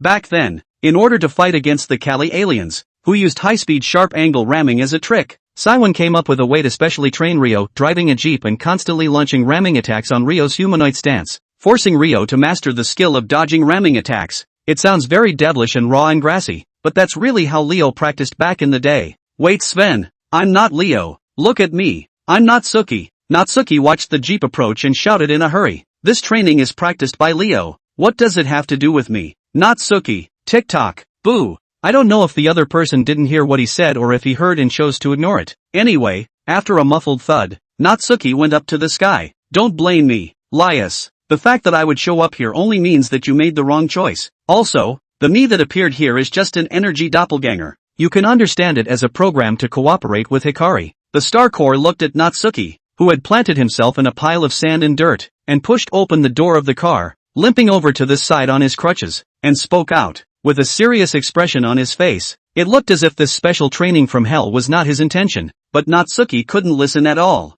You fart. Xiaoshu got up from the pile of sand and dirt, his eyes full of resentment, and spat out the sand in his mouth before angrily saying, if you hadn't volunteered your energy and data, Hikari could have recruited your doppelganger here out of thin air. I think you're just having a personal vendetta. Didn't I just beat up your son when he was a kid? That was all for a reason. It was the boy who had no respect and was on the verge of lawlessness. Afterward, the captain said that I had done nothing wrong. That kid from a young father did not love the mother did not love, but also I have no time to take him to play. And now big with you do not kiss instead of kissing me. This cannot be blamed on me at all. If I say or you as a father incompetent, but where you have so much care for him a little bit of love, he to go to touch that broken tower? Also, I've shed that name. Call me Natsuki from now on. I'm telling you Savion, I remember all your embarrassing things like. Natsuki pointed at the star clusters and spoke angrily. At first, the Star Corps still had the intention of trying to retort. Back then, because of something the two of them were at a stalemate for a while, but as Natsuki talked more and more, he held back all his words. This old deng has so much dark information in his hands. Eventually, he just sighed helplessly, pointing to the countdown in the air. He said, there's no use in stalling. The time we spend talking doesn't count towards training time. Hearing this,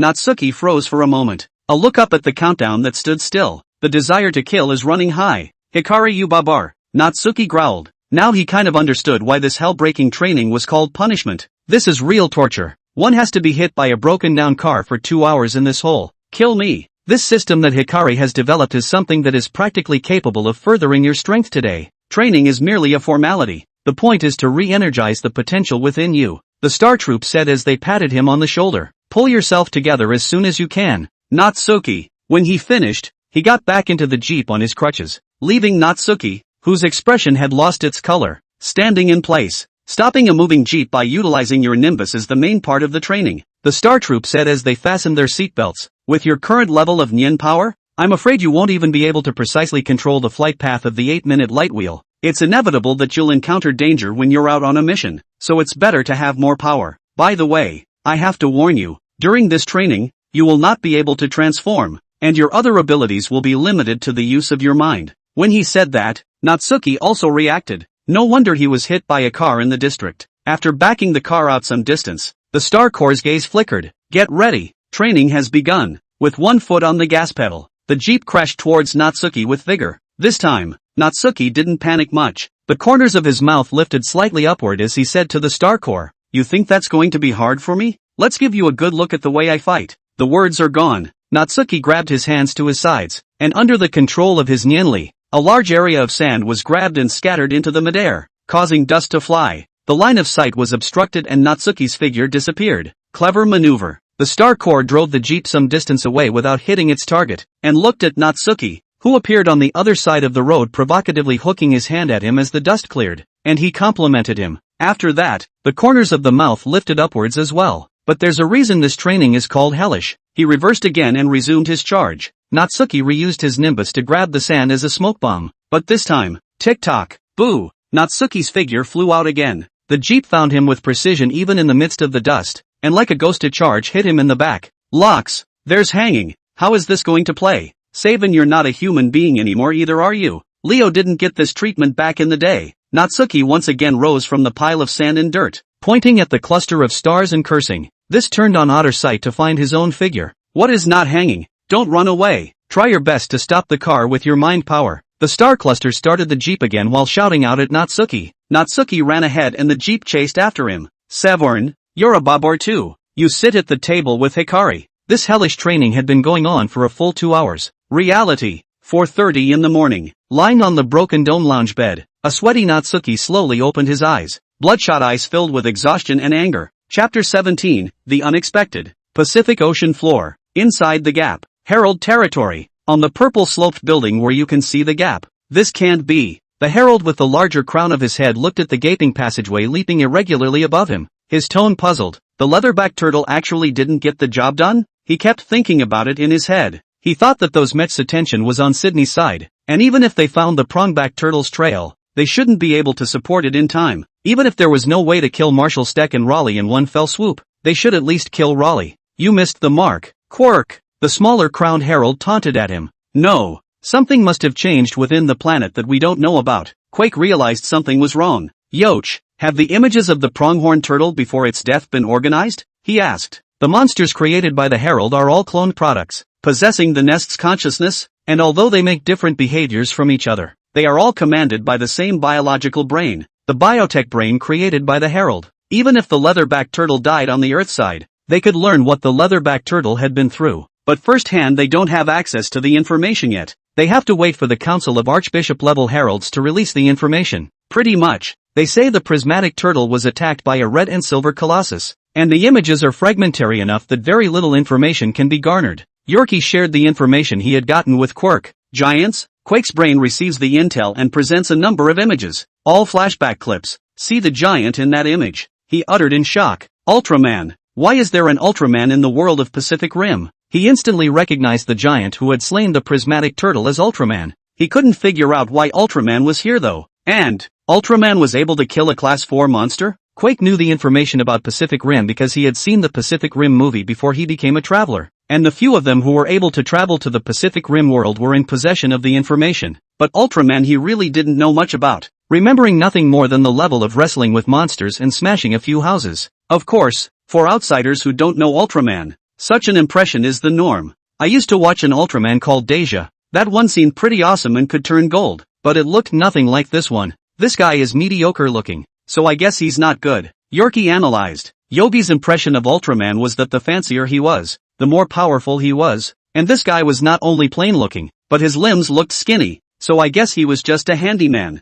Quirk pondered for a moment. We still have too little intelligence on the enemy. No matter what, it's a fact that the other party killed a Class 4 monster. This guy's existence undoubtedly adds to the overall strength of the swarm mecha unit. There's going to be some adjustments to the next plan. Just as he was talking and thinking at the same time, there was a sudden sound of footsteps from the rear. He looked back and it was a group of Ambassador Heralds and Center Bishop Heralds that were swarming an Archbishop Herald that had arrived. Within the Heralds, their status is divided into a total of 3 levels according to rank from lowest to highest: Ambassador, Central Bishop, and Archbishop. Quirk and Yaki are at the level of Central Bishop and Ambassador, respectively. You disappoint me. Immediately upon arriving, the Archbishop-level Herald let out a chortle to Quirk and Joki, who were still standing, in a mix of syllables that only they heralds could understand. As soon as they heard the voice, Quake and Yoch immediately felt a wave of suppression from their genes. Quirk's earlier plans had not borne fruit and had caused displeasure among the Herald Council. If Quake and Yogi still had souls that had once belonged to humans, then these were purebred aliens. 200 million years ago, we set Earth as a target, but at that time Earth's environment was not suitable for us. Now that a long time has passed and humans have transformed the Earth into a suitable environment for us to live in, it is time for us to take over the Earth. The Archbishop-level herald spoke in a unique language. Against humanity's lowly group of carbon-based beings, we have only one option. It is to slaughter them all, along with the other creatures of the Earth. This archbishop looked at the large number of monsters that had yet to be hatched within the monster factory in the distance, and his tone was filled with unquestionable condescension. As time goes on, the monsters they create will become stronger and stronger, and there is no way humans can stop them. But what if they counterattack? They will carry a weapon called a nuke through the gap and destroy this part of our colony. Quake suggested, we should make multiple preparations ahead of time. It is true that both sides have the advantage of the forerunners in terms of battle power and scientific lead, but the fear is that the humans will make a surprise move. Knowing what the humans were planning next, Quake understood that he had to be cautious, even more so now that an unforeseen situation had arisen. This archbishop-level herald came to Quake and looked down at him with contempt in his eyes. Just a weakling. You're as cowardly as a human being. In the Herald's Council, it was also divided into a variety of factions, and it was the absolutely radical faction that appeared before Quirk today. Now, get out of my sight. Otherwise, become the sustenance of our weapons. This archbishop is triggering fear in Quake's genetic code, making it difficult to even stand. Yes, Quake was angry in his heart, but his innate genes prevented him from resisting, so he could only bow his head and comply. Take jockey and get out of here. Prepare to go in search of council members willing to support his idea. This guy was going to get himself killed, but he didn't want to. Earth, Office of the Chief Minister of the United Nations Anti-Monster Wall of Life, Program. The American Chief Minister, who is nearly 60 years old at the temples, stands in front of a wall covered with display screens. Are you sure you want to change your mind? The man in one of the screens asked him. Although the plan was met with resistance after the Wall of Life on the Sydney side was breached, it still held off the monster for nearly an hour. If you continue with the Wall of Life program, we will still fund you. In response, the old man shook his head. Afterward, he signaled with his eyes for the middle-aged, brown-haired American man in a smart suit on the other side of the room to step forward and say to the people on the screen, "Let him speak to you." Zachary Lyman, a renowned doctorate in biology as well as mechanical engineering. How did you end up at his side when you should be at MIT right now? Zachary Lyman looked up at the representative of the United States of America who was questioning him in the screen and gave a polite smile. Mr. Taylor, because I felt the call of duty. Earlier I published a paper about remote pilot mass production mecha. I don't know if you remember. I remember. The technology was also opposed by Mr. Steck Pentecost for a time, Taylor said looking at him. Exactly. But I'm sure you can understand the promise of this piece of technology. If these mass-produced mechs can be successfully deployed, we will have the power to completely annihilate the monsters. At the same time, we will regain the trust of the people. Hearing him say that, Tyler pondered for a moment. Sounds interesting. A representative from another country spoke up. So the minister of the Wall of Life program changed his mind about trying to fulfill your plan? That's right. The chief minister of the Wall of Life program nodded. The Wall of Life alone can no longer restore people's trust. As for Steck Pentecost, everything that has happened in the past has proven him to be a failure. Right now, I'd rather put my hopes in remote-piloted mass-produced mechs. After he finished speaking, these representatives had to take a closer look at this Zachary Lyman who had proposed the remote pilot mass production mecha plan. Can you really realize this piece of technology? Representative Taylor of the United States of America asked. How long will it take if we want to see results? Zachary Lyman smiled at that. Now, because I've implemented the technology. Chapter 18, Enthusiasm. Early morning, 5 o'clock sharp. Natsuki yanked open the door to the lounge and walked down the long corridor littered with steel pipes, dressed in a floral shirt and big pants as if he was on vacation. But the tall, thin back looked a little tired and his pace was like that of a walking corpse. Hey, Natsu! A familiar voice came from behind. It was Rory. Rory took a few small steps to Natsuki's side and took one look at his whitened face.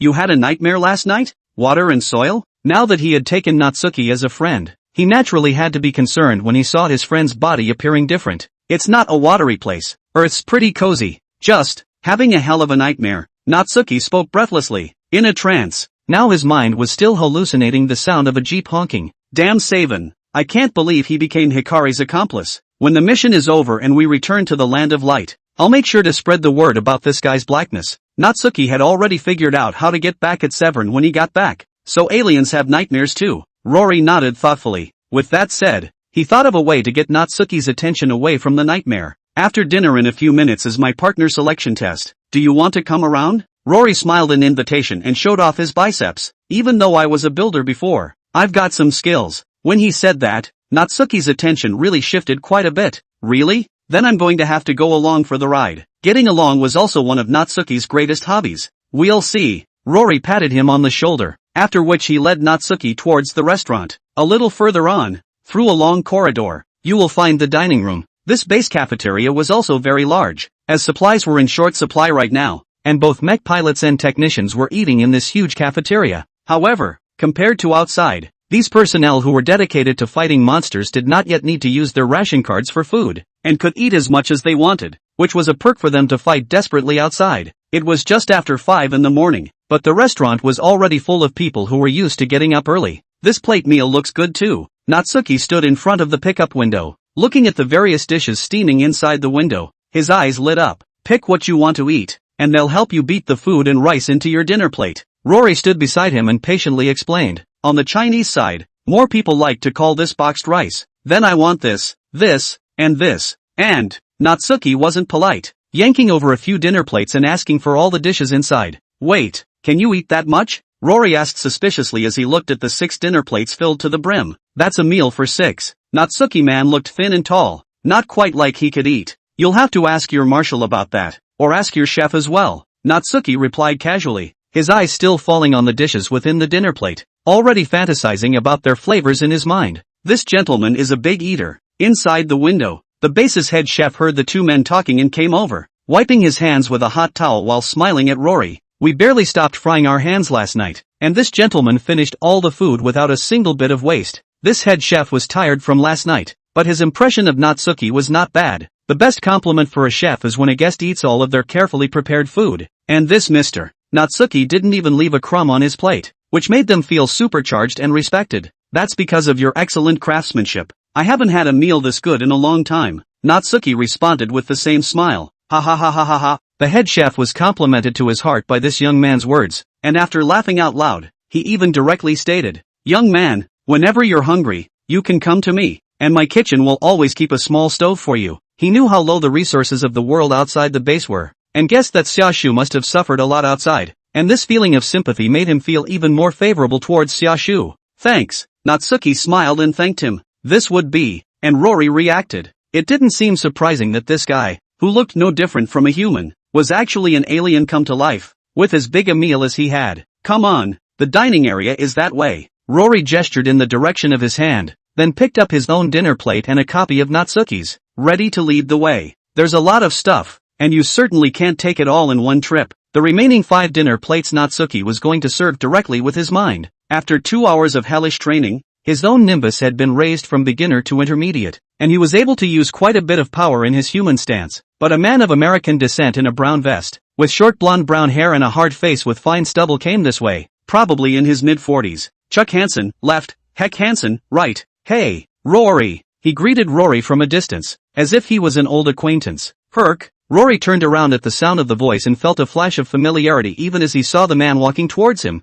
The man was called Herc Hansen, one of the pilots of the 5th generation mecha, Eureka Raider. Rory had fought alongside Herc 5 years ago. Long time no see. Herc smiled and exchanged pleasantries before looking at Natsuki. This is the distinguished guest the marshal mentioned, right? Hello. He introduced himself with enthusiasm. Herc Hansen. I heard you saved the marshal's life, so I have to thank you anyway. This base can't do without him. Natsuki also usually comes across as more amiable around passionate people. He extended his hand to shake Herc's and said, you're welcome. Your hospitality has proven my choice to be the right one. Herc knew that Natsuki was an alien, but in this time of what could be called doom, none of that mattered anymore. The fact that the other man had saved Marshal Steck's life was enough to deserve his honesty, and that was true for most of the people on this base. Go eat at our place. I'll get it for you. Herc invited Natsuki and Rory to the dining area of the team associated with the Eureka Raiders, and said, helping Natsuki pick up his dinner plate, take the initiative and lead the way forward. Chapter 19 Sneak Attack. Each mech within the Broken Dome base will come with an entire team of related people in addition to the pilot. At mealtimes, most of them cluster together according to this as well. The Eureka Raider team's side of the long dining table was already seated with a couple of mech maintainers and another Eureka Raider pilot. Chuck Hansen, this Hansen Jr., was almost a carbon copy of Hansen Sr., but looked younger and sharper. In his early 20s, and wore a gray fitted t-shirt. His eyes fell on his own father as he watched him bring the man over here. The best thing about being inside the base is that you get to eat every meal. Old Hansen placed the dinner plate in his hand on the table and casually said to Natsuki and Rory, "After all, as a mecha pilot, you can't win a battle without eating." The three men took their seats. Hearing Hansen Sr.'s words, Hansen Jr. chimed in, "We just won a battle yesterday, in Sydney." Hansen Jr. was always very proud when speaking of his honorable record. The level 4 monster codenamed Virus took less than an hour to demolish that broken wall, and Echo Saber and Vulcan Ghost were no match for that guy. In the end, it was the Eureka Raider I piloted that killed the beast. The corners of his mouth rose and he compared the number 10 with his two index fingers. 10th head. We've set another record. It's 10-0. As the most powerful mech currently available, the Eureka Raider has a dazzling record of 10 fights, 10 kills, and no defeats to date. Quite impressive. Hearing such a battle record, Rory had to give him a high look as well, complimented as he speared the pasta with his fork. He'd killed just 5 monsters before when he was Hansen Jr.'s age, and putting aside the guy's somewhat prideful attitude, that record was indeed worthy of praise. Natsuki was burying his head in dry rice on the side, just listening and not responding much. Now that he had struck up a conversation with Raleigh, Hansen Jr. took the opportunity to say everything that was on his mind. Honestly, there's a reason why that stupid wall plan was able to be implemented. Hansen Jr. looked at Rory, his gaze taking on a hint of aggression. It's the fact that there are so many crap mech pilots that makes those idiots at the UN think all mech pilots are like that. The Hunter Mech program, which the UN was more bullish about at first, lost their faith in the program as more and more mechs were scrapped. The scrapping of the Dangerous Rangers 5 years ago was arguably the last straw that broke the camel's back. After that one mission, the UN decided to pursue the Wall of Life program and withdrew funding for Marshall Steck. Hearing him say that, Rory's fork stopped in midair, his brow furrowing a bit. He heard it. This is to find fault with yourself. The atmosphere suddenly became a little tense. You disappeared for 5 whole years. Why are you thinking of coming back now? Hansen Jr. asked with a raised eyebrow and a teasing tone. Is it because you couldn't get enough to eat out there building broken walls? The last sentence, Xiao Luo, also purposely used the Chinese language that he had learned from the Storm Crimson driver. The provocation had been so strong as to produce a smell of gunpowder. Hearing the words with no small amount of aggression, Raleigh, whose mind had long since settled into a steady state over the course of 5 years, didn't retaliate at first, but inclined his head and glanced at the old Hansen. Seeing the apology in old Hansen's eyes, he weighed it in his mind, and after a brief moment of reflection, he nodded silently. There was no choice to bother with the young man, but Hansen Jr. took one look at Raleigh's silence and instead wrote it out, pointing at Raleigh's nose. I find it hard to believe that a guy who's been out on the streets for 5 years can still fly a mech. If you try to hold me back on a later mission, I'll make sure you know the consequences. Rory pursed his lips as he listened. The hand holding the fork subconsciously clenched, and a hint of aggression colored his eyes. If it had been 5 years ago, with his own temper he would have absolutely thrashed this kid, but in the past 5 years, he'd gotten used to such taunts. While at the construction site, Miles, the watch commander, and some of the workers would always make fun of themselves, and it even became a part of their lives. Compared to those guys, those words from Hansen Jr.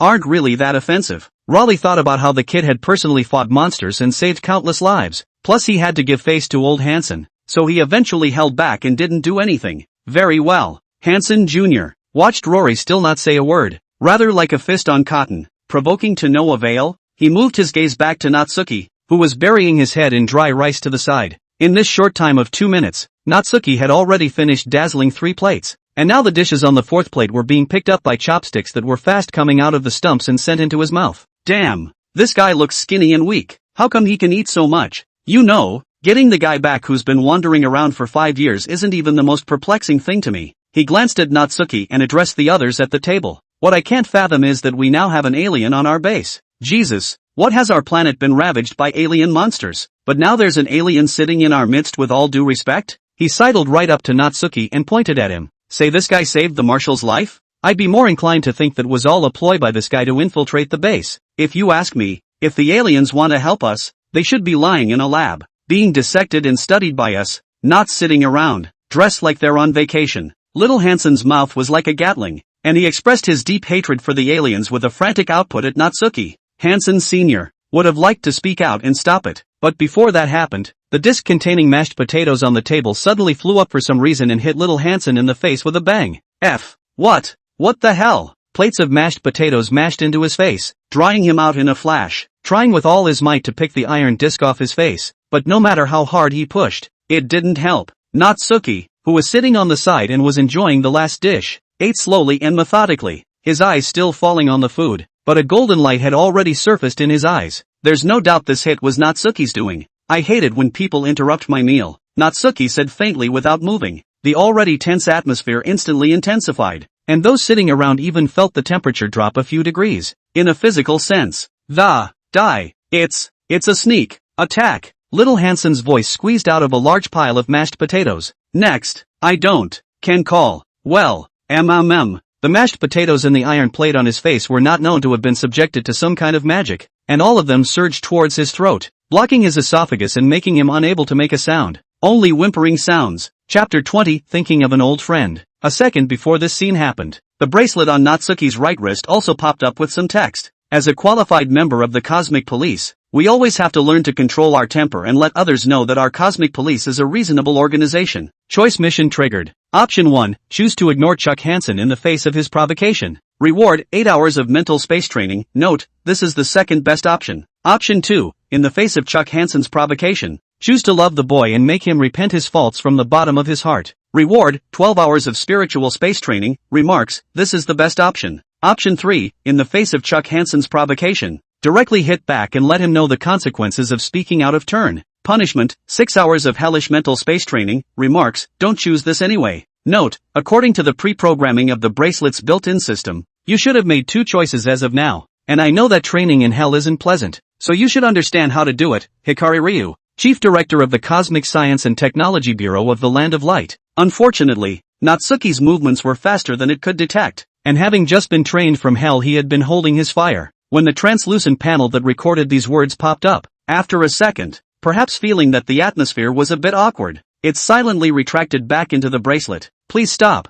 Seeing his son nearly suffocating, old Hansen quickly opened his mouth to plead with Xiaoshu. I'm sorry, I apologize for him. I've spoiled this child, so if you want to punish me. It was his son after all, and the elder Hansen could not do nothing in this moment. He owes his son too much, and wants to make up for it, but instead caused his son's unruly character, which is a hurdle he can't get over in his heart. Hey, Natsu, calm down, please, Rory pleaded along. He didn't want things to get further out of hand. Though little Hansen owed his mouth a little, the crime was not mortal. Letting the two speak, Natsuki took the last bite of the dish into his mouth before the golden light in his eyes slowly receded. The iron disc on young Hansen's face finally stopped sticking to his face in death and fell off the table, and the mashed potatoes in his throat were shoved all the way down his esophagus and into his stomach. Little Hansen, his face suffocated into a pig's liver color, slumped over the table, gasping for air, his head still reeling. Seeing that the guy's life wasn't in danger, both Rory and Hansen Sr. breathed a sigh of relief. The commotion of the scene wasn't too great, and most of the other people in the restaurant didn't notice, with only a few inclining their heads to cast curious gazes this way.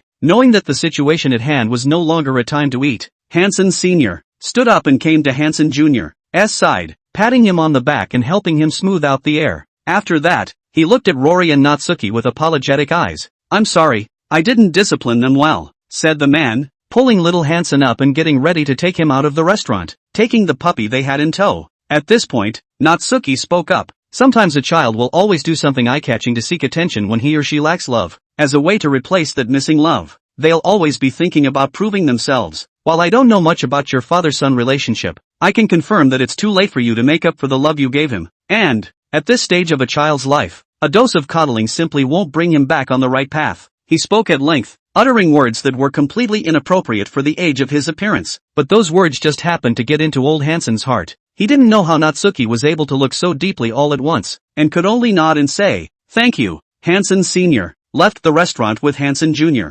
Watching them go away, Rory sighed along with them. I can see that Herc really isn't very good at raising children. He knew a little bit about Hansen Sr. and Hansen Jr., and understood the helplessness in Hansen Sr.'s heart, but I didn't see that you have experience in education. Trying to break up the tension, Rory immediately pulled away from the conversation and said to Natsuki, you don't look very old. How did you get experience in this area? Natsuki casually stacked his dinner plate neatly into place and looked over at Rory. Question, you think I'm young? Aha. Rory nodded. Natsuki smiled. I'm actually 19,000 years old. For the otter one who has a long life, one can never judge their age by their appearance. What? It was Rory's turn to be shocked. 19,000 years old. Are you sure you're not kidding? 19,000 years. What kind of concept is that? The earliest known written civilization of mankind is only 5,000 years old. This shouldn't be. Rory's face was full of disbelief. You're clearly no different from the young man I perceive, both in appearance and conversation. From this period of contact, Rory was not feeling at all that Natsuki was a 19,000-year-old den. Well, it has to do with upbringing. People on my old side of the family are more happy-go-lucky and mostly young at heart. Natsu rubbed his chin and explained. In the environment of the Land of Light, most people's mental age rises more slowly. He remembered that when Mobius first went to Earth on a mission, he seemed to be over 6,000 years old, but his mindset was no different from that of a child's, very naive, to the extent that he could be abducted casually. After spending less than 2 years on Earth, when he returned to the Land of Light, his mental age jumped straight up, as if he had matured all of a sudden. All those tricks that used to fool him were bad all of a sudden. Although I don't have any offspring, I did have an experience of educating children, Natsuki said in a nostalgic tone as he recalled the time he had spent in the Land of Light. There was a child who for some reason had neither parent able to be around for him at a young age, and the poor upbringing led to him developing a rebellious streak. I visit him from time to time, but the care I can give is ultimately limited, and sometimes it fuels his rebellion. And then, he made a big mistake trying to prove himself and was almost exiled. I was very remorseful at one point, thinking that my misguided concern had led to this outcome. But fortunately, that kid later became a hero, a great hero of the entire universe. Natsuki's tone tinted with a touch of pride as he spoke. Unlike guys like me, that kid has unlimited potential. He's a guy who's truly been recognized by the light. The spaghetti on the plate was stirred back and forth with a fork, and Rory listened in silence, nodding. He guessed there must be a complicated and bizarre story behind it. Chapter 21, Father and Son. Actually, you don't need to beat yourself up. You've done what you could, and I don't think the boy will blame you. Rory spoke in an enlightened tone. He thinks that the very fact of being able to care for a child whose parents are not around is great. Aha! Natsuki nodded. In fact, the boy didn't have any intention of trying to blame Natsuki, rather the opposite. The boy was thankful to have at least one person to keep him company when he was alone. It's been a long time coming. It's just that seeing the same unruly Chuck makes me a little nostalgic for the past. Natsuki waved his hand and quickly returned to his usual lazy and casual demeanor. Outside the restaurant, a promenade strewn with brown steel pipes. Get off me! Little Hansen had slowed down and shouted to his father at his side, breaking away from his father's grip on his shirt. Then he looked at his father with eyes full of incomprehension and asked, Why do you only know how to apologize to that alien all the time? You'll recall that those alien-controlled monsters killed your wife.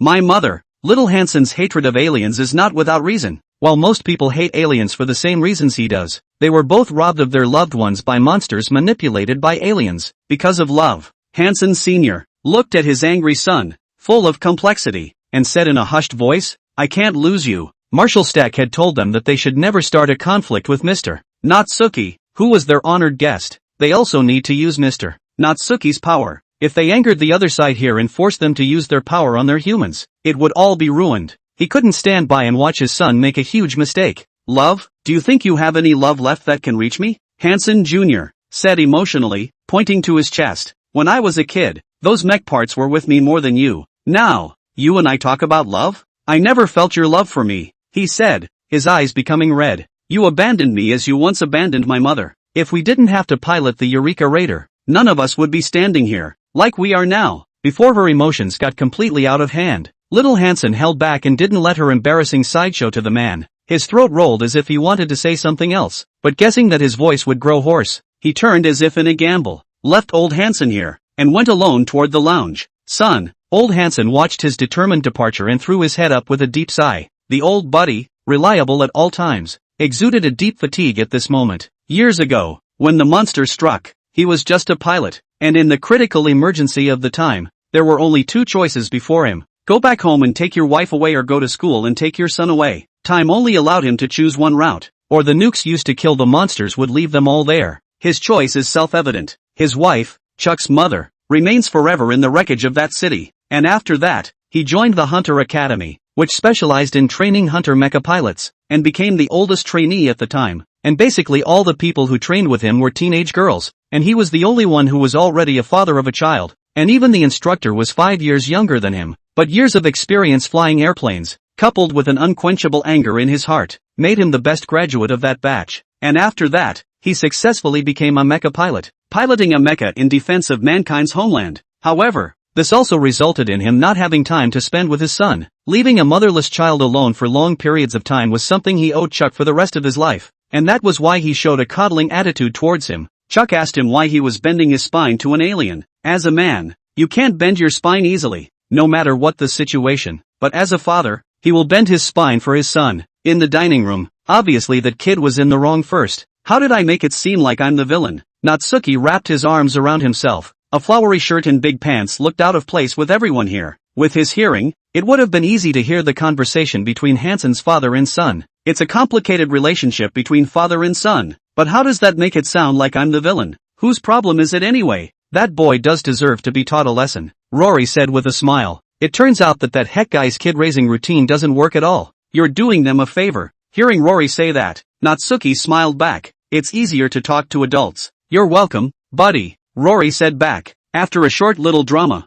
they had all eaten well. The time came to 5:45. Mako Mori, dressed in black work pants and a wide black shirt on top, approached, clutching a tablet terminal. Mr. Beckett, it's almost time for the selection. Please follow me, she said politely as she rushed over to Rory at the long table. Time flies. Rory glanced at the clock and saw that it was nearing 6 o'clock and stood up from his stool. Come on, Natsu is with me, he said. Mako Mori nodded. Not surprised by this, there would be quite a few people watching this selection besides Natsuki, including the pilots of the other mechs. After all, this was about their teammates who would be on the mission afterward, and they would only feel at ease if they could see the situation with their own eyes. That kid just said that you've been a construction worker for 5 years. How about it? Your body really hasn't rusted? Natsuki also stood up and walked behind, snickering at Rory. Hey, you'll just have to see what I do in a minute. I'll show you the power of the workers. Rory turned back and smiled confidently. Hearing him say that, Mako Mori, who was beside him, covered her mouth and laughed lightly. Natsuki looked at the two walking side by side at a surprisingly consistent pace from behind, as if he suddenly understood something. Regardless of the outcome of this test,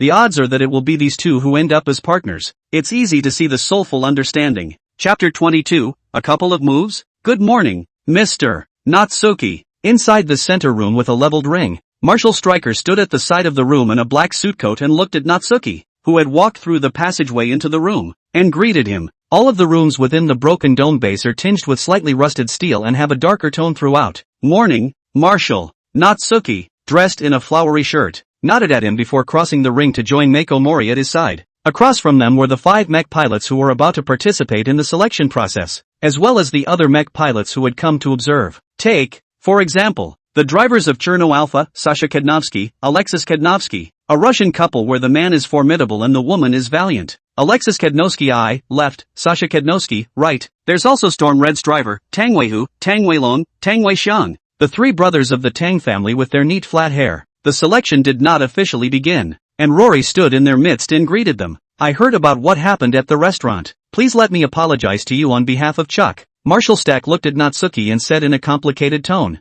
that boy is actually not bad by nature. He is just a bit lacking in the area of dealing with people. He knew the vast majority of what was going on at the base, and he also knew the fighters under his command very well. I understand. Natsuki nodded. It was just a rebellious little kid. I didn't take things to heart. Hearing Natsuki say that, the worry in Marshal Stack's heart subsided. He was worried that Chuck's behavior would affect the cooperation between himself and Natsuki, but fortunately, as he had been exposed to, Mr. Natsuki wasn't that temperamental, and could even be described as kind. Between the two men's conversations, the casting for Raleigh's partner had begun. The selection was made by having the 5 candidates take turns using their sticks to spar with Raleigh. This type of test clearly shows the degree of tacit understanding between the two sides, and the more people with tacit understanding, the less likely they are to break their moves when they cut. In addition, only people with similar strengths can be partners. If the strength gap between the two parties is too large, the driver's subconscious mind will place the other party on an unequal footing, which will result in a much lower synchronization rate. Both sides please get ready,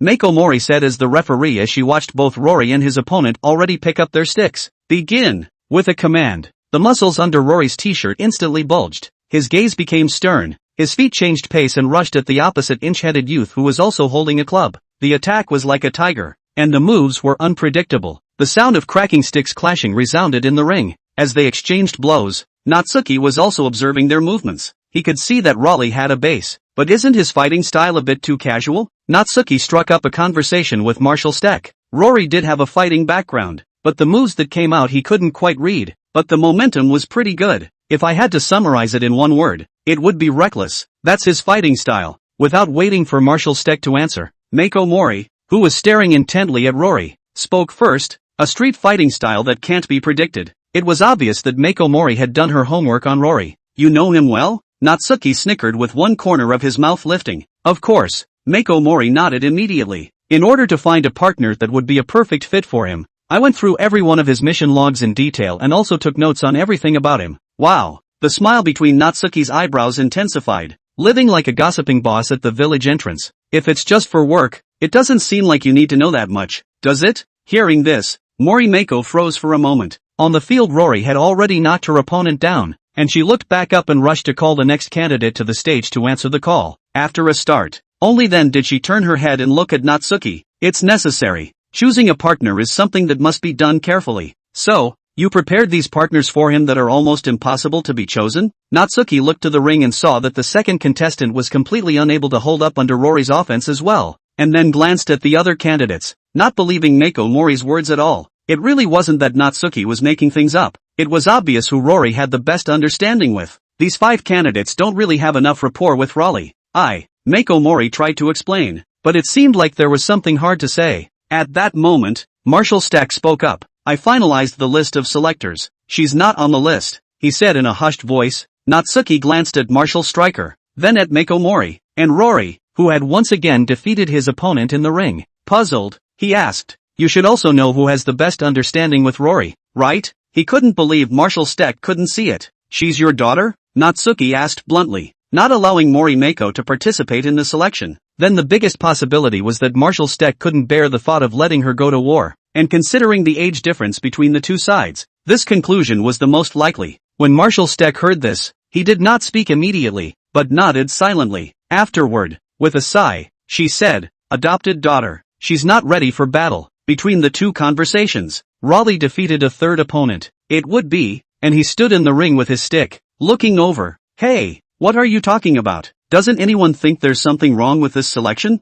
Rory couldn't hear them, but he wasn't blind, and he shouted at Mako Mori, who was acting as a referee. How about letting us just skip this? He raised his stick and aimed it at Mako Mori. You try it with me. He had learned of her tacit understanding with himself when the two parties had first met. Originally, he thought there would be experts in this selection, but after a few rounds of fighting, he was convinced that there was only one person in this space who could partner with him. The higher the synchronization rate of the two mecha pilots, the more power the mecha could exert, and there was no reason for him to cast aside the most suitable pilot for him. You know, piloting a mech to fight a monster is a fight to the death. Hearing Rory's words, Mori Mako's eyes also lit up, instantly twisting her head to look at Marshall Steck, her eyes filled with hope. It seems to say, let me on, let me on. It was Marshall Stirk who clapped on the board to make the decision, and originally her own name was on the list of selectors, but Marshall Stirk later crossed it out. Seeing that the atmosphere is now here, Mori Mako decisively rebelled. Marshall Steck also hesitated. The reason he wouldn't let his daughter into the mech was because she was traumatized and he was worried it would interfere with combat, not some other reason.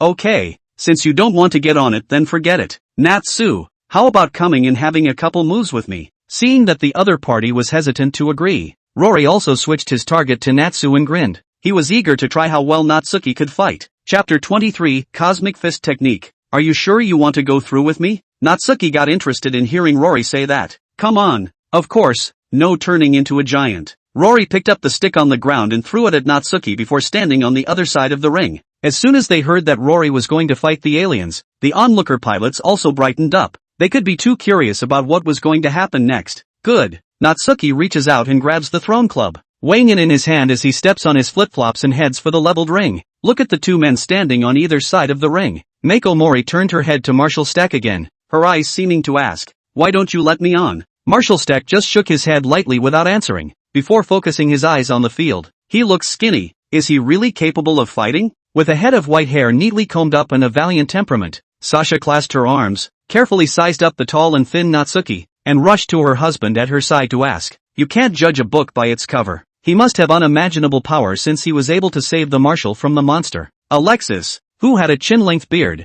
similarly clasped his arms and replied, the Hanyu from Russia stood like a tower of iron, in the same style as the mechs they were piloting. On the field, Natsuki held his stick in one hand. His stance was loose, and he didn't look like he had any stance at all. You attack first, and you'll be considered victorious if you touch me once. He raised his hand to provoke at Rory. For him, it was an after-dinner digestive. Then I'll be polite. Rory knew that Natsuki wasn't expanding, but really had that kind of strength, and after 2 deep breaths, he took the lead in attacking. Clutching the red stick with both hands, he took a step forward and attacked Natsuki from the side with a sweeping strike in a sword-wielding position. The force was so great that it had been swung with a sound of breaking wind. Pop! Natsuki raised his hand, the red stick lifting up, blocking with precision before the sweeping stick hit, the 2 crossed red sticks forming a cross, not moving at all no matter how much force Rory put into it. Next, just as Rory tried to take a step back, whoosh! The red stick in Natsuki's hand instantly sliced through the air, instantly coming to a position half an inch above Rory's head, bringing a stream of air with it, stopping and blowing the blonde hair on his head.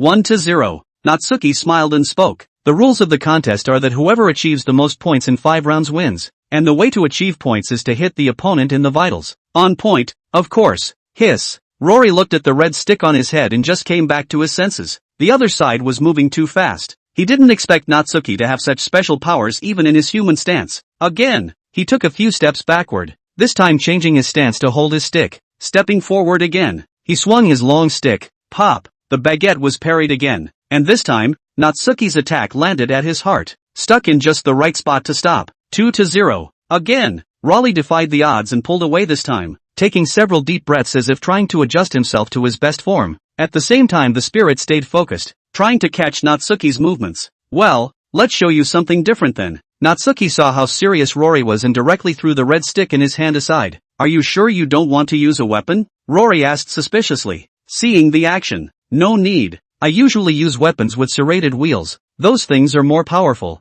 but more often than not I don't use weapons, Natsuki said, his legs slightly forked, stabilizing his lower body. His customary right hand clenched and closed at his waist, and his left hand slowly stretched forward, striking a very strange but imposing pose in Rory's opinion. Natsu, you attack first this time. I must see your movements. Rory held the red stick in his hand, readying his defense while beating his head against the wall. Well, watch carefully. Just as Natsuki's voice came out, his entire figure instantly disappeared. Boo! Appearing again, he had already arrived in front of Raleigh, his right fist maintaining a forward stance in front of Raleigh's chest, and a strong wind rushed up from Raleigh's back, sweeping towards the people who were watching the battle. The punch didn't hit Rory, but the strong wind swept over everyone in the back, allowing them to clearly feel the power and skill of the punch. Ha! Ha! Rory then slowed down, his forehead analyzing cold sweat as he gasped for air. The whole thing fell to the ground. There were no injuries on his body, but he smelled death as the punch struck, almost reminding him again of the sensation his brother conveyed to him through his neural connection when he died. The people who were watching the battle at the back were even more shocked in their hearts. Did you see that? Sasha asked her husband at her side as she pulled back her windblown hair and looked at the ring with incredulity.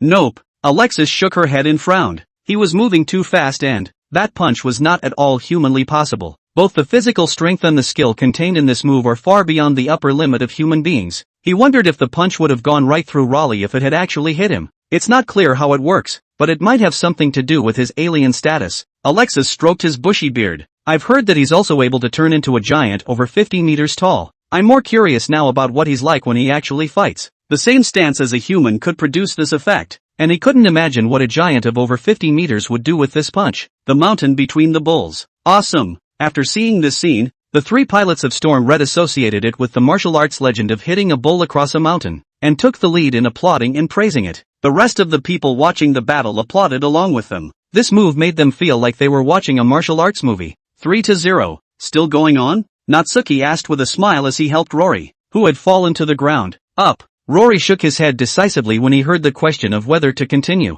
No more fighting, no more fighting. Although I had expected this outcome, I didn't know what despair meant until I actually went up against you. Rory's mind was still reeling from the electrifying scene just now. It's a punch he'll surely remember for a long time. Good eye-opener though. What's this move called? Cosmic fistfight. Cosmic boxing. I didn't realize that aliens knew martial arts. He looked at Natsuki and teased with a smile. That's normal. Regardless of any universe, war is something that is inevitable. And those like us who are constantly on out missions have to master some combat skills even more. Natsuki casually explained. Makes sense. Rory nodded thoughtfully. Afterward it occurred to me that this was my partner selection test. The first few contestants couldn't keep up with their own rhythm. but when it came to Natsuki, they couldn't keep up with Natsuki's rhythm at all. Honestly, he thought this whole selection was kind of a failure. I do wonder now what it would be like if I let you drive the armor, he said to Natsuki. He now wondered what kind of scene Natsuki, who was so strong, would be in if he went to drive an armor. What kind of teammates will work with him? Booting a mech? When Xiaoshu heard this, he suddenly pondered for a moment. The mechs in this base were all pretty cool, not to mention that he really did have some ideas in this regard. Say, do you have any more mechs sitting around here? He asked. Well, you'll have to ask the marshal. Rory was also new to this base, and didn't know some of the internal situation very well. Yesterday he said it was only 4 mechs left, but it's not clear if there are any spares. The two men spoke. Come to the side of the ring. Looking at the tangled-faced Morimako, Rory spoke. Still hesitating? You saw what happened on the field. If you don't come up and have a couple of moves with me, then this selection will be completely meaningless. Or are you too scared to fight me? Upon hearing Rory's agitation, Marshal Steck and Mako Mori exchanged glances. The father-daughter pair's gaze was not allowing anyone to look at anyone, but in the face of a determined daughter, Marshal Steck ultimately lost out to his own fatherly status. Go on, he finally said helplessly. Mako Mori's eyes instantly lit up and she nodded happily, setting the tablet terminal in her hand aside. You'll pay for your taunting. She smiled mysteriously at Rory. Oh, let's try it then. Rory was equally defiant. Having been put down by Natsuki just now, he still retained a breath in his heart now. Mako Mori picks up a long red stick and steps into the ring after Rory. The two are finally on the same stage. Being overprotective doesn't make a person grow, Natsuki said as she stood next to Marshal Steck and looked at the two in the ring. You can't protect her for the rest of her life. I know. Marshal Steck nodded gently. I just thought, hey, well, it's about time. He would have said it wasn't time yet, but the fact of the matter was that several of the other candidates could only match Raleigh on the stats test, and didn't have much of a rapport at all in the actual test. They needed another pilot for the Danger Rangers, and that person, as it stood, could only be Mako Mori. In the ring, the two men had similar auras, and they were winning and losing to each other, seeing each other's moves. Unlike any of the one-sided sparring sessions that had preceded them, the results are obvious. He could only accept this. After this side of the draft is over, Marshal Steck takes Natsuki out of the arena, walking inside the long corridors covered with steel pipes. The lab is just up ahead. Later our 3 doctors will tell you about our detailed plans, Marshal Sturk said as he walked. We're ready to turn our backs. It's all about ending the apocalypse. Chapter 24, The Crouching Dragon and the Phoenix Chicks. According to my prediction, only one monster would have appeared yesterday. Why would a second one appear? This makes no sense at all. Unreasonable? I think it's reasonable because your reasoning and formulas are just plain wrong. Natsuki had just followed Marshal Steck to a rusty steel gate when he heard a scuffle from inside. In the lab behind the door, there were 2 men arguing, and Natsuki didn't need to use his oculus vision to guess that it was the second of the 3 doctors that Marshal Steck was about to introduce himself to. Are all the scientists on your side so lively? Natsuki asked, raising an eyebrow as he looked over at Marshal Steck. The scientists he remembered were calm and possessed of intelligence, and were mostly naive. Except for a certain Babar. You know, scientists' minds are generally more jumpy. Marshal Steck's expression was less natural, but he shrugged his shoulders in a helpless manner, said the man, entering the code to open the door to the lab. Into it, a space where the overall style was split in half, the lighting still on the dim side. On the left side of the lab was a large amount of scientific equipment followed by piping, and a number of traditional books with blackboards on which complex formulas were written, like a physics lab. On the right side of the lab were a large number of the monster's internal organs, some on lab tables, some in sealed jars, and equipment resembling surgical paraphernalia scattered about like a biological lab. 2 scientists with very different styles, 2 cobbled together lab drawings that look a little confusing. Can't you get 2 separate labs? Natsuki's first reaction after seeing the chaotic labs was to ask Marshal Steck why he didn't get 2 labs, whether it was the conversation he had just had, or the difference in experimentation styles. He, an outsider, could tell that these 2 were completely mismatched together. Sometimes we have to consider some realistic aspects. Marshal Stryker carried his hands behind his back, his brows a little heavy, looking as if he had something difficult to say. Speak human, Natsuki said directly. No money. Natsuki, what a realistic question. The 2 shared a lab for no other reason than purely because of a lack of funds, and they spent the vast majority of their budget on mechs. In China, there's a saying that good steel should be used on the edge of a knife. Marshal Steck spoke with a head of steam. Sometimes 2 geniuses come together to spark inspiration. While it's true that we have financial problems, such an arrangement doesn't exactly stem from that. A mouth full of reason. Hearing him say that, Natsuki was also in awe. What a great way to make sense of not having any money. What a way to be a marshal. The two walked into the lab and the two scientists stopped their daily bickering and turned their attention this way. One of them, wearing a white suit shirt with a black tie on his chest, a monster tattoo on his exposed lower arm, short brown hair combed upwards, and inquisitive eyes under his black-rimmed glasses, was sitting at a test bench of monster guts, looking like a PhD in biological sciences with a mania for monsters. Another doctor of science and technology wearing a black formal dress, standing in the middle of a few blackboards painted with symbols, a wooden cane in his hand, not wearing glasses, more compact features. Both the look and stand looks a little nervous, so that people cannot help but think that this is a typical paranoid character of the physical scientists. Herman, left, Newton, right.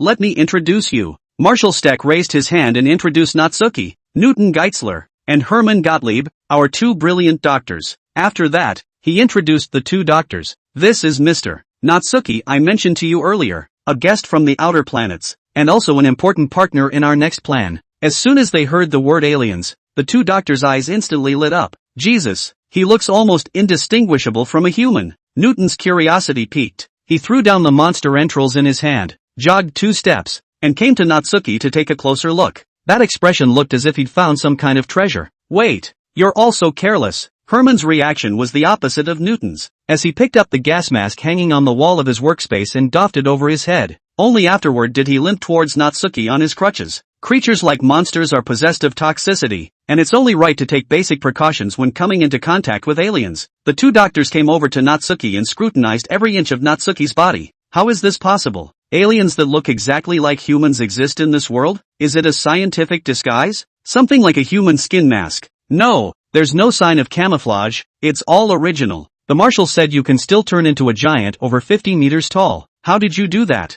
What exactly is this principle? A body of more than 50 meters can be condensed to human size? This is completely inconsistent with the science we perceive. Could this be the evolutionary route for humans? When humans evolve to a certain degree they will also become giants over 50 meters tall? How is that possible? As long as it's a carbon-based organism, that can't happen. And how do you explain his current state? Explanation? Why should I explain to you? As long as I do a little research, I'm sure I'll be able to crack the mystery. And then you can just hold on to that pile of useless theories and play with yourself. A pair of crouching dragon phoenixes scowled at Natsuki for a while before they had the tendency to argue again. Before and after a total of less than a minute. Watching the two perform, Natsuki and Marshal Steck were both filled with black lines. These two guys are a real couple of livewire. Ahem. Marshal Stryker spoke up just in time before the two could formally bicker, interrupting their spellcasting with a soft cough. Gentlemen, we have guests here today. He swept his gaze over the pair of crouching dragon phoenixes, his tone serious. Oh, right. It was only after hearing him say that the two of them reacted as an afterthought.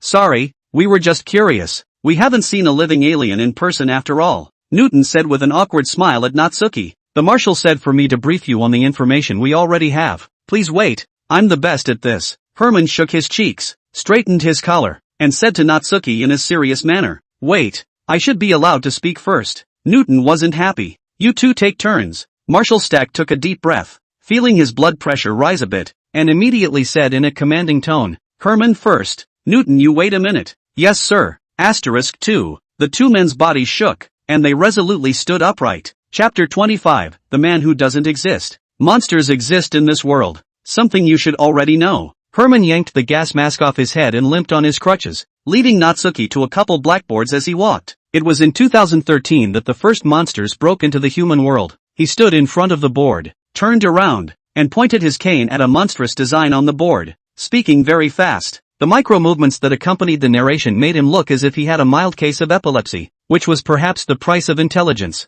From the analysis of the bodies of the first monster, as well as the subsequent ones, we have learned that these monsters are toxic, and that these substances in their blood that possess acidic properties can cause irreversible damage to the human body once they spread into the air. We also made a simple grading for the monsters based on their size, strength, and toxicity. The higher the level, the more dangerous it is. From a level 1 monster to the current level 4, the two monsters that appeared in Sydney and Sitka yesterday, Virus, and Prongback Turtle, are 2 level 4 monsters. They all emerge from the heat gap in the bottom of the Pacific Ocean and move all the way to land to unleash destruction. Herman pulled the other blackboard over to him, which was dense with mind-numbing formulas. It's a formula I deduced based on how often monsters appear. From the beginning, in 2013, to today, in 2025, the frequency of monsters has been accelerating. From a yearly cycle, monthly cycles, then to a cycle of 7 days. According to this trend, they won't be able to use it before they gush out of the gap uninterruptedly, just like those ants that gush out of the anthole in a brainstorm. Besides, his speech finally returned to its normal speed as he said this, his expression becoming a bit puzzled. According to my formula, only one monster should have appeared yesterday, but there was actually a double attack, which makes no sense at all. Human language can be deceiving,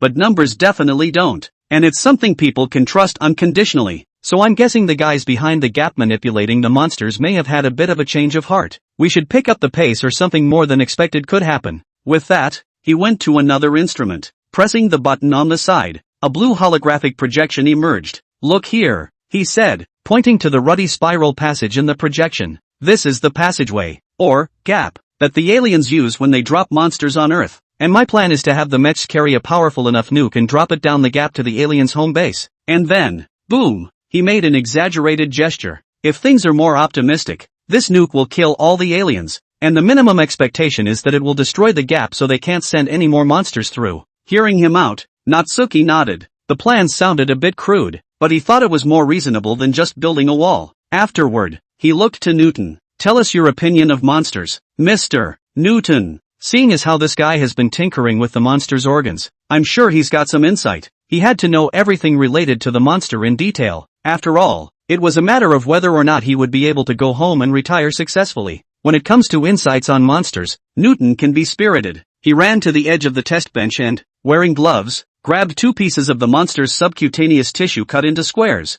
one in each hand, and showed them to Natsuki. The corner of his mouth lifted in a smile. Looks exactly the same, doesn't it? The 2 pieces of tissue looked almost indistinguishable from each other on the outside, as if they were carved from the same mold. You'd never guess that the piece on the left came from a monster that was slain in 2019, and the right comes from the monster that was slain yesterday. Each monster has big and small differences on the outside, but their insides is exactly the same. That is, their DNA, it's the same. They are the product of being cloned, or bioweapons. According to Albert, the aliens behind the gap, whom we call the Forerunners, have technology beyond our imagination. They use cloning to mass-produce monsters, and maybe have some kind of super monster factory or something. In the beginning, their means of creating monsters may have been unfamiliar, or it may have been due to conditioning, but over time, their level of creating monsters has become more and more masterful. The monsters that appeared yesterday were still 2 level 4 monsters, but soon, the ones that appeared might be level 5 monsters or even level 6 monsters. After saying that, he put away the 2 pieces of monster body tissue in his hand. Looking to Herman, he said, so even though I think the plan is a bit risible, it still has to be carried out. Either way, it's not in our best interest to drag this out any longer. At first Newton completely disagreed with Herman's plan, but after learning more from another doctor, he had no choice but to accept that they were in critical condition. This would open the door to the lab again. A man in a white coat, wearing silver glasses, black hair combed meticulously, looks less than 30 years old man walked in. From the face is a Eurasian hybrid, temperament elegant. That's just the way it is. He took over the conversation as soon as he came in and spoke in a calm voice. The situation at hand is so unfavorable to us that this plan must be carried out. Also, the gap the heralds use to transport monsters doesn't transport nukes. It only turns on teleportation when it detects monster DNA. That means we need to have the mech hold a monster hostage while taking it inside the gap with the nuke in order to do so. The man's eyes swept over the other 2 doctors and finally landed on Natsuki, who was wearing a flowery shirt. Unspeakable meaning lurked in the sharp gaze. This is Corny Abbott, the doctor we know the most about monsters and heralds here. Marshall Stack helped introduce him.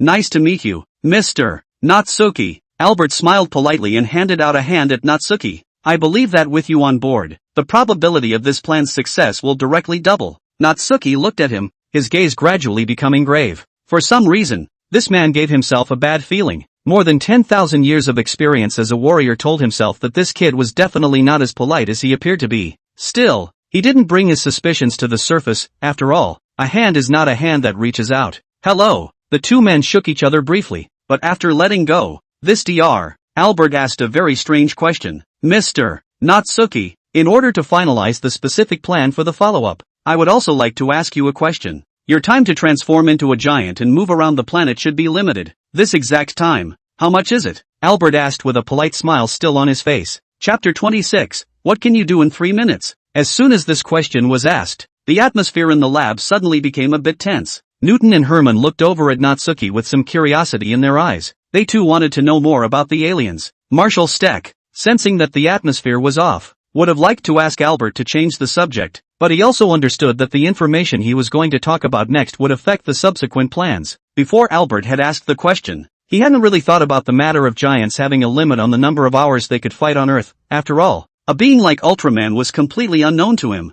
In the vast universe, there are always planets with special environments, and it is undoubtedly dangerous for members of the cosmic police to expose this weakness to others, as they can only maintain a combat stance for a maximum of 3 minutes on planets such as Earth. Choice mission triggered. Option 1, find a reason to cover up in the face of Corny Abbott's questioning. Reward, 7 hours of mental space training. Note, this is the safest option. Option 2, confront Corny Abbott and tell him the truth. Penalty, 2 hours of hellish psychospace training. Note, you'll be inviting a lot of trouble. Note, according to the rules, a member of the Cosmic Vigilantes must return to the Land of Light if he or she reveals his or her identity while on a mission. But I think that would be just as good as your wish instead. Though you can't reveal much more than that or you'll be confronted with a myriad of ethical concerns. Hikari Ryu, Chief Director of the Cosmic Science and Technology Bureau of the Land of Light. The text that popped up in the bracelet clearly reflected in Natsuki's eyes. Before answering Albert's question, Natsuki stared at him for a few seconds. As the bracelet suggested, he had only 3 minutes to transform and fight within the planet, and was unable to transform again for the next short period of time after reaching the limit of transformation length. If someone wanted to capture Natsuki for human experimentation or something like that after his transformation was over, there is indeed a possibility of that theory, but there is a difference between theory and practice. Ultimately, Natsuki wasn't a fledgling newcomer. He had seen countless civilizations back in the day when attendance was high. A guy like Albert could tell at a glance exactly what he was trying to do by asking such a question. 3 minutes. After a while, Natsuki spoke slowly, his gaze always falling on Albert, his golden eyes meeting his blue pupils that belonged to a mixed race underneath his silver-wired glasses. He truthfully stated his information on the subject, out of confidence in Marshall Steck. 3 minutes? I see. Albert smiled and nodded when he heard that answer, as if it just fit his guess. No surprise. It's a surprise delivered to your door. Ottomans, a bunch of guys called Madonna, don't know the first thing about the human heart. It's not clear why this guy is here, but it's my chance. It must be grasped. Albert's face was unmoving, but inwardly he thought so. But the words Natsuki uttered immediately afterward caused his expression to gradually freeze. Having only 3 minutes of combat time on Earth is my greatest weakness.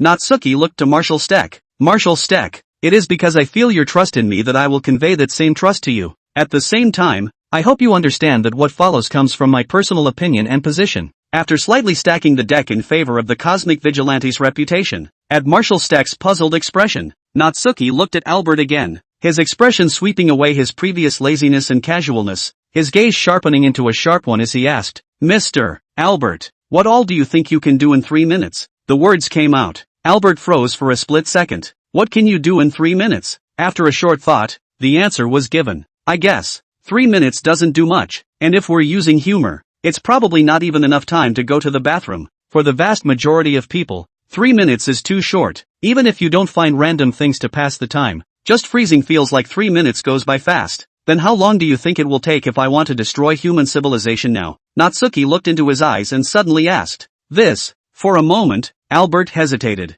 Natsuki took him by surprise with this overly pointed question. He didn't expect an Ultraman to ask such a question at all. He remembered that Ultramans were all saints. How come the guy in front of him seems a bit different? Of course, he would have never guessed that the Ultraman in front of him had been sent here. You don't want to know the answer to that. Natsuki saw him freeze in place and continued, his tone low. As he said this, he slowly raised his hand and aimed it in a certain direction in the lab. Nearly 10 billion civilizations exist in the universe I live in, and there are even more in the vast multiverse. A globe in the lab slowly flew into his hand out of thin air. Looking at the globe floating in his hand, some light emerged from his golden eyes. Next, boo! This globe burst from the inside with a bang, splattering debris as if it were the real Earth blowing apart like a supernova explosion. If a civilization disappears from the universe one day, it doesn't have much of an effect on the universe as a whole. No need to ask me why I know. Icy cold words came out from Natsuki's mouth. Looking at the pieces of the globe floating in midair, Dr. Herman and Dr.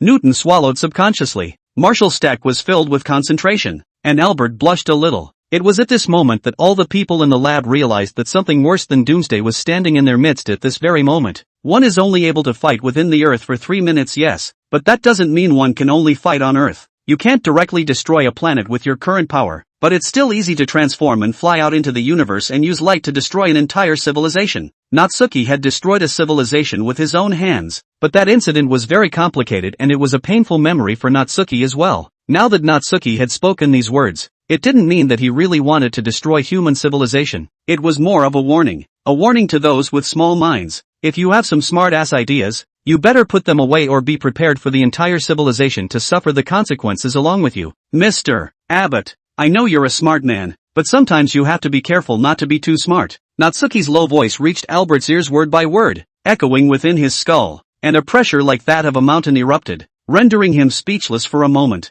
See, the atmosphere is cold to the core. Marshal Steck also feared what he had previously anticipated would happen. Hastily stepping forward, he persuaded, Mr. Natsuki, we have absolutely no desire to infringe on your personal interests. What I'm hoping for is a partnership where we can both be happy. Facing different people, Natsuki also has different attitudes. He knew that this Marshal Steck was a nice person, so the expression on his face gradually returned from seriousness to its usual casualness. Of course, I know Marshal Steck has no thoughts on that. I'm only talking about extreme cases. No need to take it seriously, Natsuki said with a wave of his hand, his expression a lot more casual in the face of Marshal Steck, before asking, by the way, when will the plan be executed? Is it really not necessary to take it seriously? Marshal Steck asked mentally. He understood that this was a warning, and at the same time it was a reminder that he had to keep his men in check. His attitude towards Natsuki has been set from the beginning. He can only make good with him, not make bad with him. It seems that it is necessary to talk to Dr. Albert next, the day after tomorrow.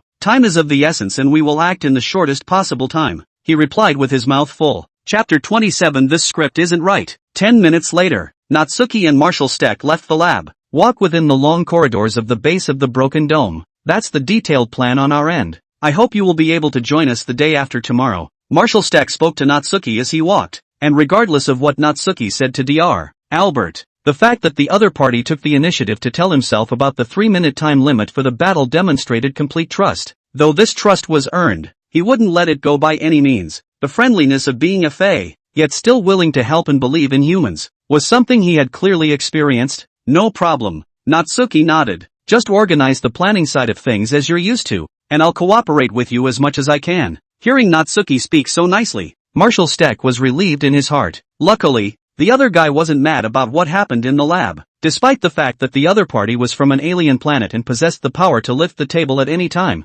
This period of time together made him feel that he was completely lucky to have met Natsuki. Dealing with Mr. Natsuki was significantly simpler than dealing with the guys at the UN, so thought Marshal Steck. Right, you guys have to lend me your mechs. I don't think you'll refuse this offer, right? Natsuki twisted his head and asked at him. Any one of them will do. I'm not picking. At the first sight of those mechs in the mech hangar, Natsuki had developed some curiosity. While it's easier to fight in person, piloting a mech is no less fun. It's natural for this person to be interested in strange and weird things as they get older. The words that Rory had reminded himself of earlier during the competition were still fresh in his mind.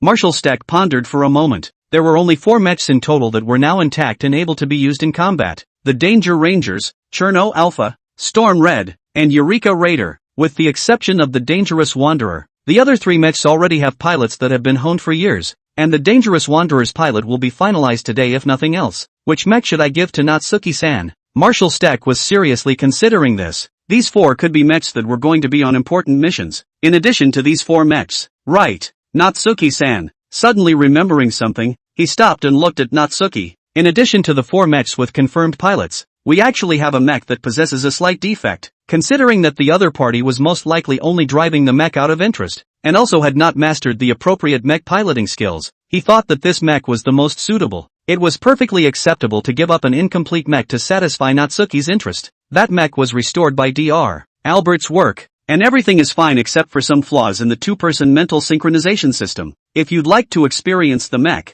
we can temporarily modify it and replace it with analog controls, but it can only perform some simple actions. Hear him say that. Natsuki thwarted his chin and thought for a moment. As long as there's nothing wrong with the main body of the mech, I don't use 2-person mental synchronization to drive the mech. I pilot it solo. Rory had nagged him about the mech when he'd come to the base in the helicopter yesterday evening. He knew that this 2-person mental synchronization system was created to relieve the mental stress of a single driver. For myself, I don't need this at all. Besides, It was impossible for him to commune with a human. That long memory would instantly engulf the other person and simply lose himself. Are you sure? Marshall Steck asked worriedly. Piloting a mech solo is extremely mentally taxing, and almost no one is able to pilot a mech alone. He knew Natsuki's combat power was very strong, but wasn't sure if the mental aspect possessed the same level. Don't worry, my head is sturdy, Natsuki said with a confident smile. It's just a mech, and the damage to the spirit can't be any greater than that of the monsters with curse powers. After so many years in the Cosmic Police, what scenes had he not seen before? Alright, please follow me.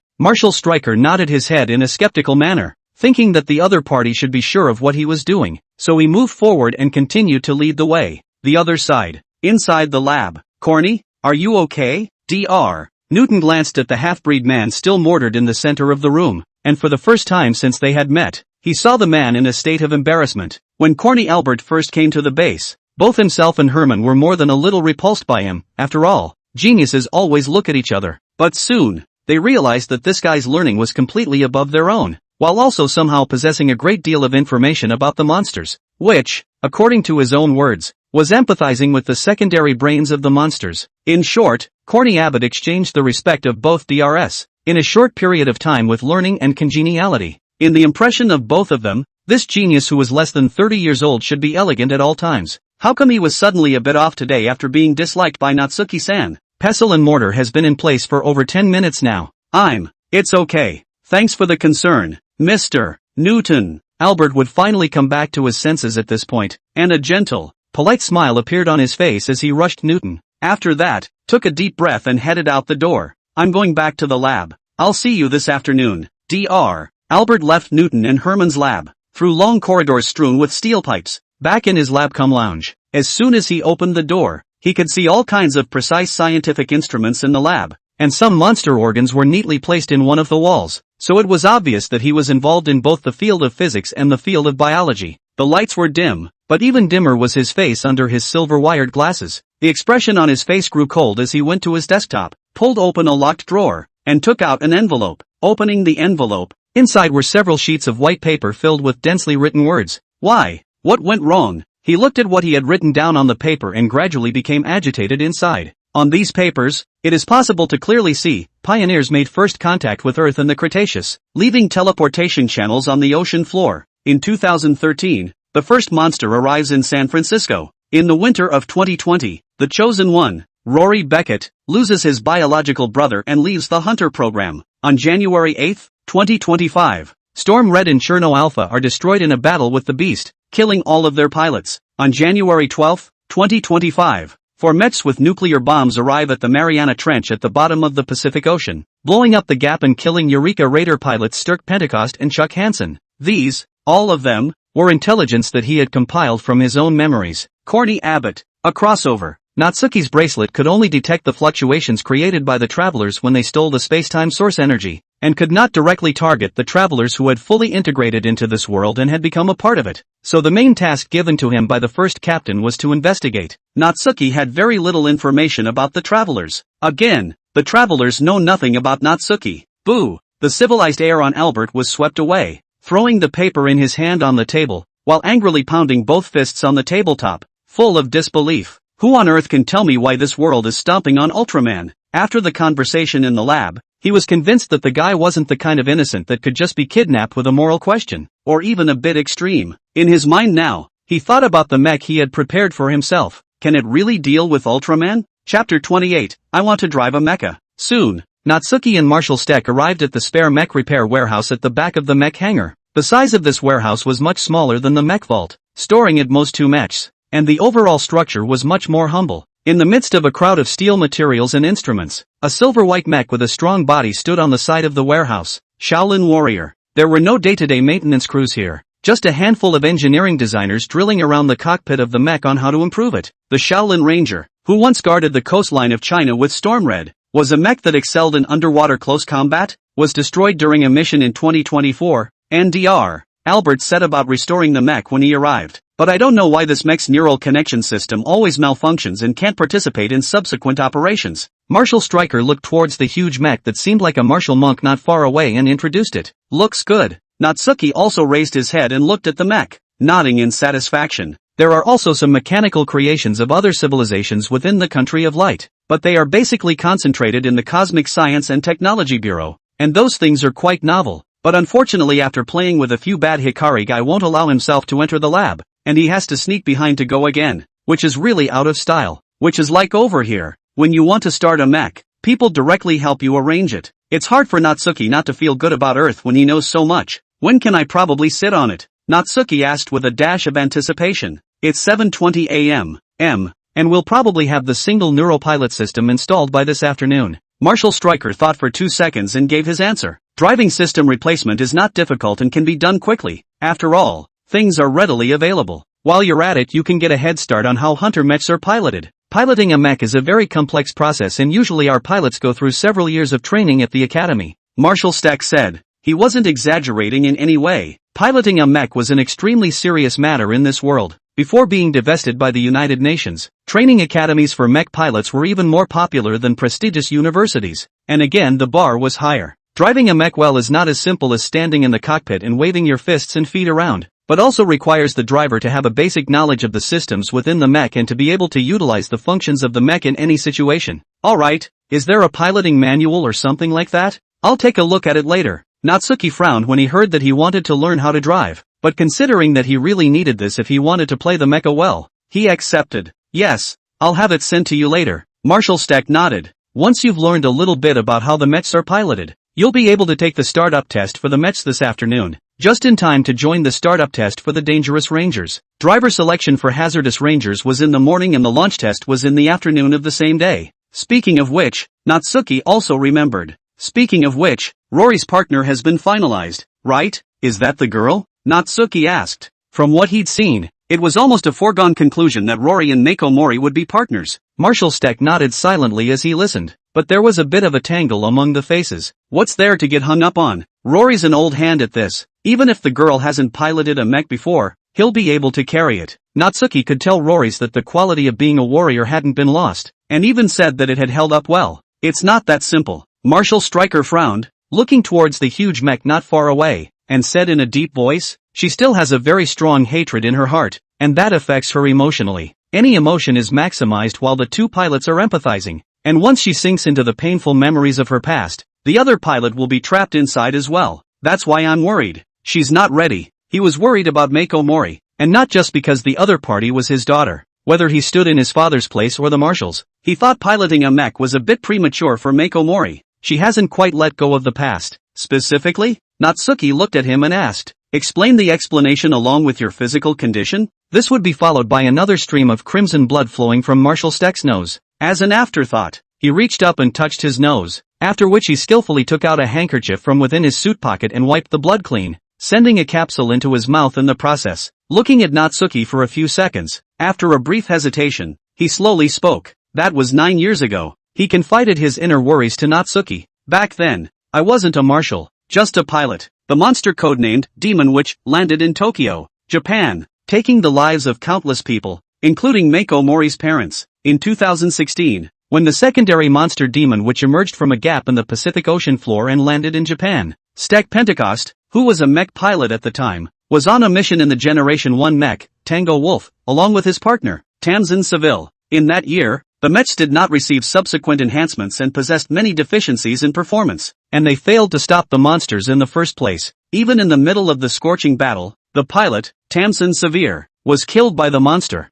leaving Stack Pentecost alone. The monster's huge figure rampages through the city, and in addition to killing Mori Mako's parents, it also has its sights set on the young Mori Mako. Finally, it was Stack Pentecost who piloted the mech alone under great pressure, killed the monster, saved Mako Mori, and took the poor girl in as his adopted daughter. The death of her parents, and the despair of facing a monster head-on as a young girl, she used those emotions as motivation to move forward. She thought she was over it, but after looking in her eyes, I knew that she wasn't. She still needs to grow. After talking about Mako Mori, he talked about himself. As for me, there's not much more to say. Generation mechs use all nuclear power, and back then the emergency situation wasn't designed for radiation protection of the pilots either. After fighting that beast in a mech alone, my body was doomed to decay. Because of the radiation from the mechs, Marshall Stack is suffering from incurable cancer and is counting down the days of his life. After saying these elements, he suddenly had a feeling of relief. As the backbone of the entire base, he had to exude strength and decisiveness at all times, as a way to reassure everyone that they were a whole with someone leading the way. Now that he was facing an existence whose level of life was far higher than his own, he wouldn't have to think about that,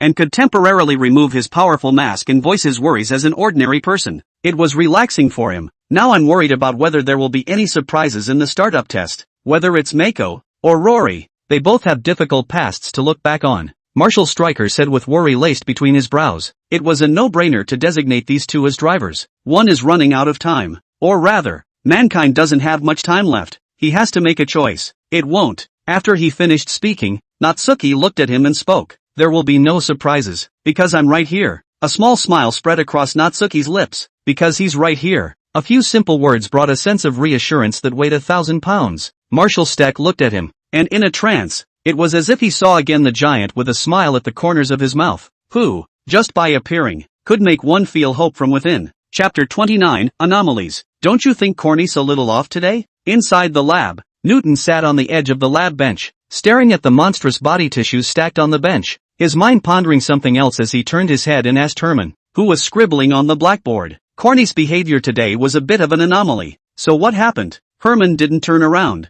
just blurted back, still correcting his formula and trying to figure out why there was a double attack yesterday. There are always times when people have mood swings. He was not so much concerned about Corny Albert's perversity. The things he was more concerned about were the numbers on the blackboard in front of him. That's why I always say numbers are something more stable than people. Newton couldn't help but roll his eyes when he heard him say that. This guy has a horribly low IQ. I should never have talked to you, he said helplessly. Said the man, his eyes sweeping across the lab, looking for the next person who could speak. Looked at it for 2 seconds. Another sigh. It was the only living person in the room who could talk to himself. What a sin. Eventually, his eyes landed on a jar soaking the secondary brain of a monster, the green liquid reflecting his slightly dirty face. I can't talk to monsters, can I? He thought so in his mind. How crazy is a person to think about talking to monsters? Well, actually, no. It's all thanks to Herman. If it wasn't for him, how could I have gotten that idea? God, I'm out of my mind. Newton stared at the monster's subbrain inside the jar and smiled to himself.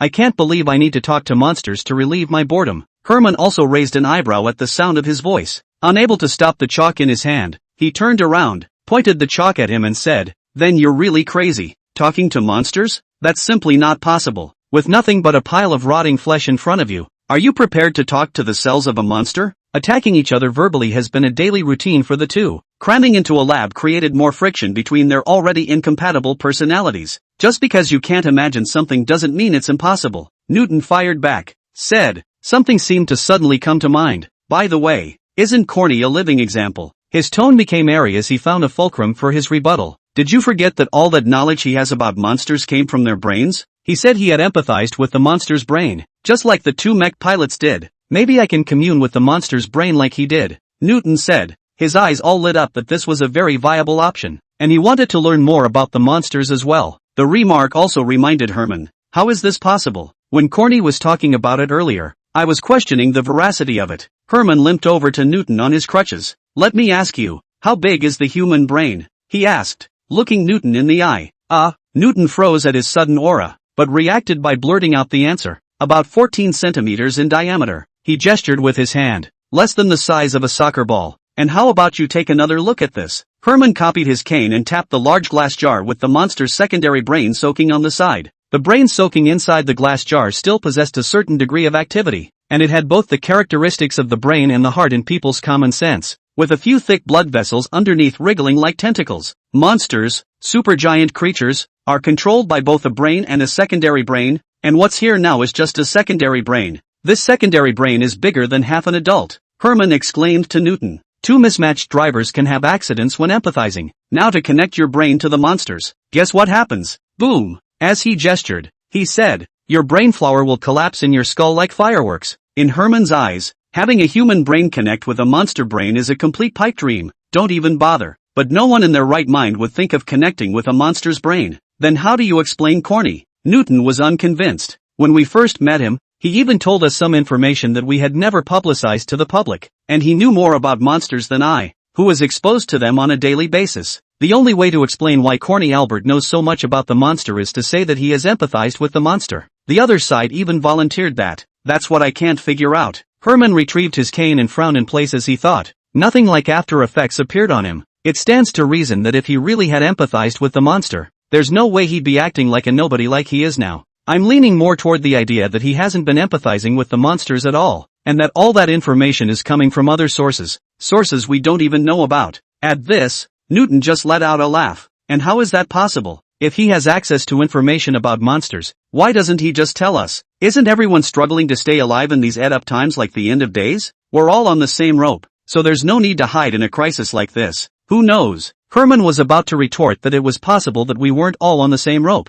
but the fact that none of them would survive if the monsters took over the planet stifled his words again. Herman's skepticism was not unwarranted. Corny Albert was too much of a mystery for him. Despite the fact that everything about the other party from birth until now was available, it still didn't explain how the other party was able to know so much information about the monsters and the heralds. I'll prove you wrong. Newton smiled gleefully when he didn't say anything back. Since he's done experiments with empathizing with monsters, the equipment must still be out there somewhere. When I find it, I'll prove you wrong once and for all. Geniuses often act among themselves simply because they want to prove each other wrong. There is only a thin line between genius and madness, so to speak. I'm going now. Like a child who had found a way to embarrass his best friend, Newton couldn't wait to act. Tossing his gloves on the lab bench as soon as he took them off, he jogged towards the door of the lab afterward. A thing that doesn't even exist. Let's see how you're going to find it? Herman looked at his back and also said unconvincingly, before turning around and heading over to the blackboard to continue revising his formula. Chapter 30, Taking Down Ultraman in 5 Rounds.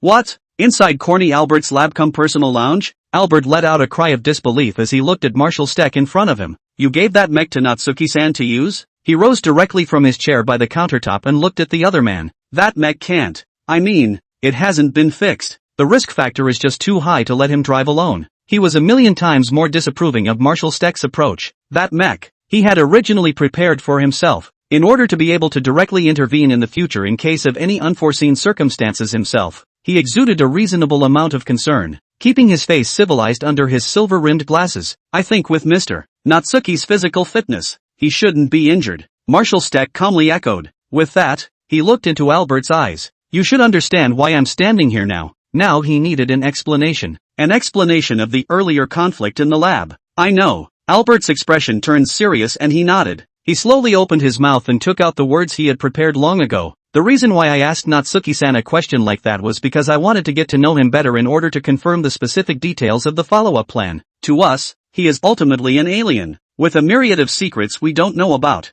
I can't let the follow-up plan go awry. Absolutely not. Hearing him say that, Marshall Steck frowned and nodded after a few seconds of thought. Then, I can understand your concern, but as I said before, he saved many lives yesterday. His presence is an opportunity for us to get the other side on the same page as us as much as possible, and by being up close and personal, I was able to be convinced that he had qualities in him that were worth believing in. I understand. Albert knew that the other party was just reminding himself of this trip, so he decisively nodded his head at this point. I'll be careful with my words in my subsequent contact with Mr. Natsuki. Seeing that Albert was so understanding, Marshall Steck couldn't say anything more. After all, they're all their own people. Originally there were dozens of scientists at this base, but after the funds were withdrawn, the only scientists left at the impoverished base were Herman and Newton. The fact that Corny Albert, who was a top scientific talent, had joined this base at this time was a complete relief to Marshall Steck. Whether it was fixing the mechs or bringing intel on the monsters, it convinced Marshall Steck that this guy was willing to be in the same boat as them, someone who wanted to get out of the apocalypse. Do you remember what you said to me when we first met?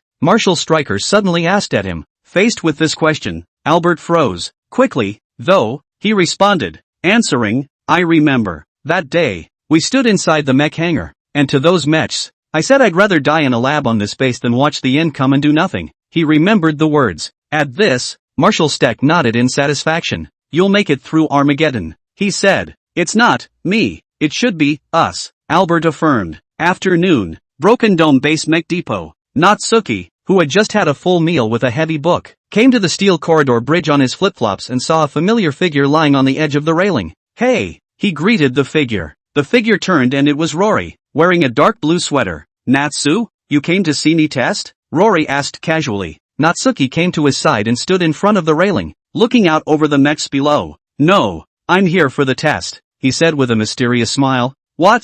He said, and Rory was confused. If he remembered correctly, Natsuki had just arrived on Earth yesterday. you're going to start the armor today? And the marshal agreed to him so easily? I've been reading this manual carefully for hours. Natsuki shook the driving manual in his hand and said confidently, don't doubt my skills.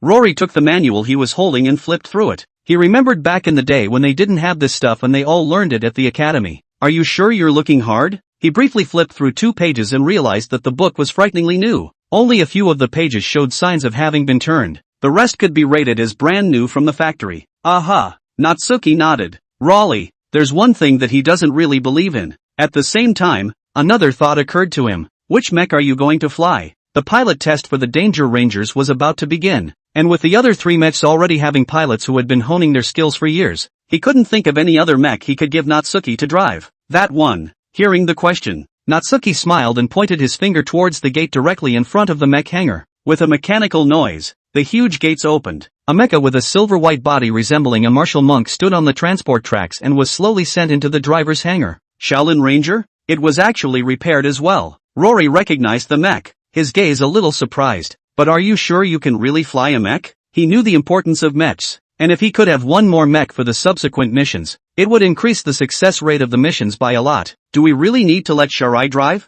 After the Dangerous Wanderers test, it's the Shaolin Rangers test. You won't know if you see it with your own eyes when the time comes, Natsuki said confidently. It's not just driving a mech. What's so hard about that? Okay, I'll see. Rory thought about how Natsuki's body was stronger than a mech, so nothing should go wrong. The question now is who exactly is one's driver. Although he had worked well with Mako Mori before, it was Marshal Steck who finalized the driver. In the meantime, Pacific Ocean floor, inside the gap, it went okay, Quake said to Joki at his side as he stepped out of a twisted purple building. The Council of Pioneers is not only filled with reckless men, but also with wise men with forward thinking. He did a double take for the upcoming battle. Unsurprisingly, human mechs will come to this colonized space with nukes, and we need to prepare in advance to deal with that. Also, even if the worst happens and this space is lost, we have to have the possibility of launching a follow-up program. Hearing Quirk do so much preparation, Yacht also couldn't help but ask, is it really necessary to be so cautious? Even if they did manage to fight,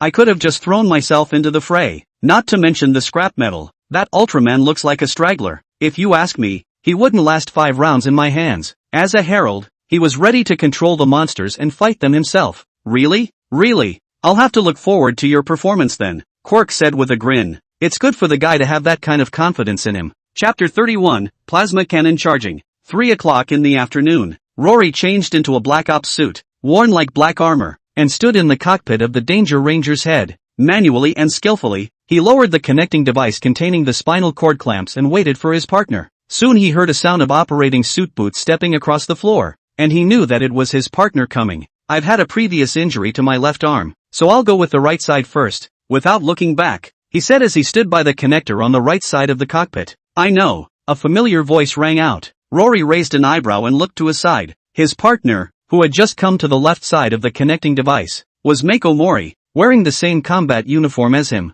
Looks like he really guessed right. Rory chuckled as he remembered the bet he had made with Natsuki before entering the cockpit. Mr. Natsuki? Right. He saw that the two of us would be partners. Hearing Rory say that, Mori Mako nodded thoughtfully. Broken Dome Base Command Center. Between a slew of monitors and holographic smart terminals, Marshal Stack looked at the Dangerous Rangers in the mech hangar. His eyes flickering, he nodded to Kai Tiantong after seeing that both Rory and Mako Mori were ready within the monitor. Kai Tiantong understood what he meant and said into the microphone of the instrument in front of him. The two pilots are in position. Now connect the cockpit to the mech. Most of the entire base was watching the test. Soon the head-shaped Danger Ranger's cockpit was transported down from above to complete the assembly with the body. All signs are normal for both pilots. Danger Ranger's power furnace activated. Now ready to begin psionic connection. 3, 2, 1. The moment the psionic connection was activated, Rory and Mori Mako in the cockpit simultaneously perked up. Don't sink into memories. Focus, Rory warned. Mako Mori nodded silently. Immediately afterward, the screen in front of both of them flickered at the same time.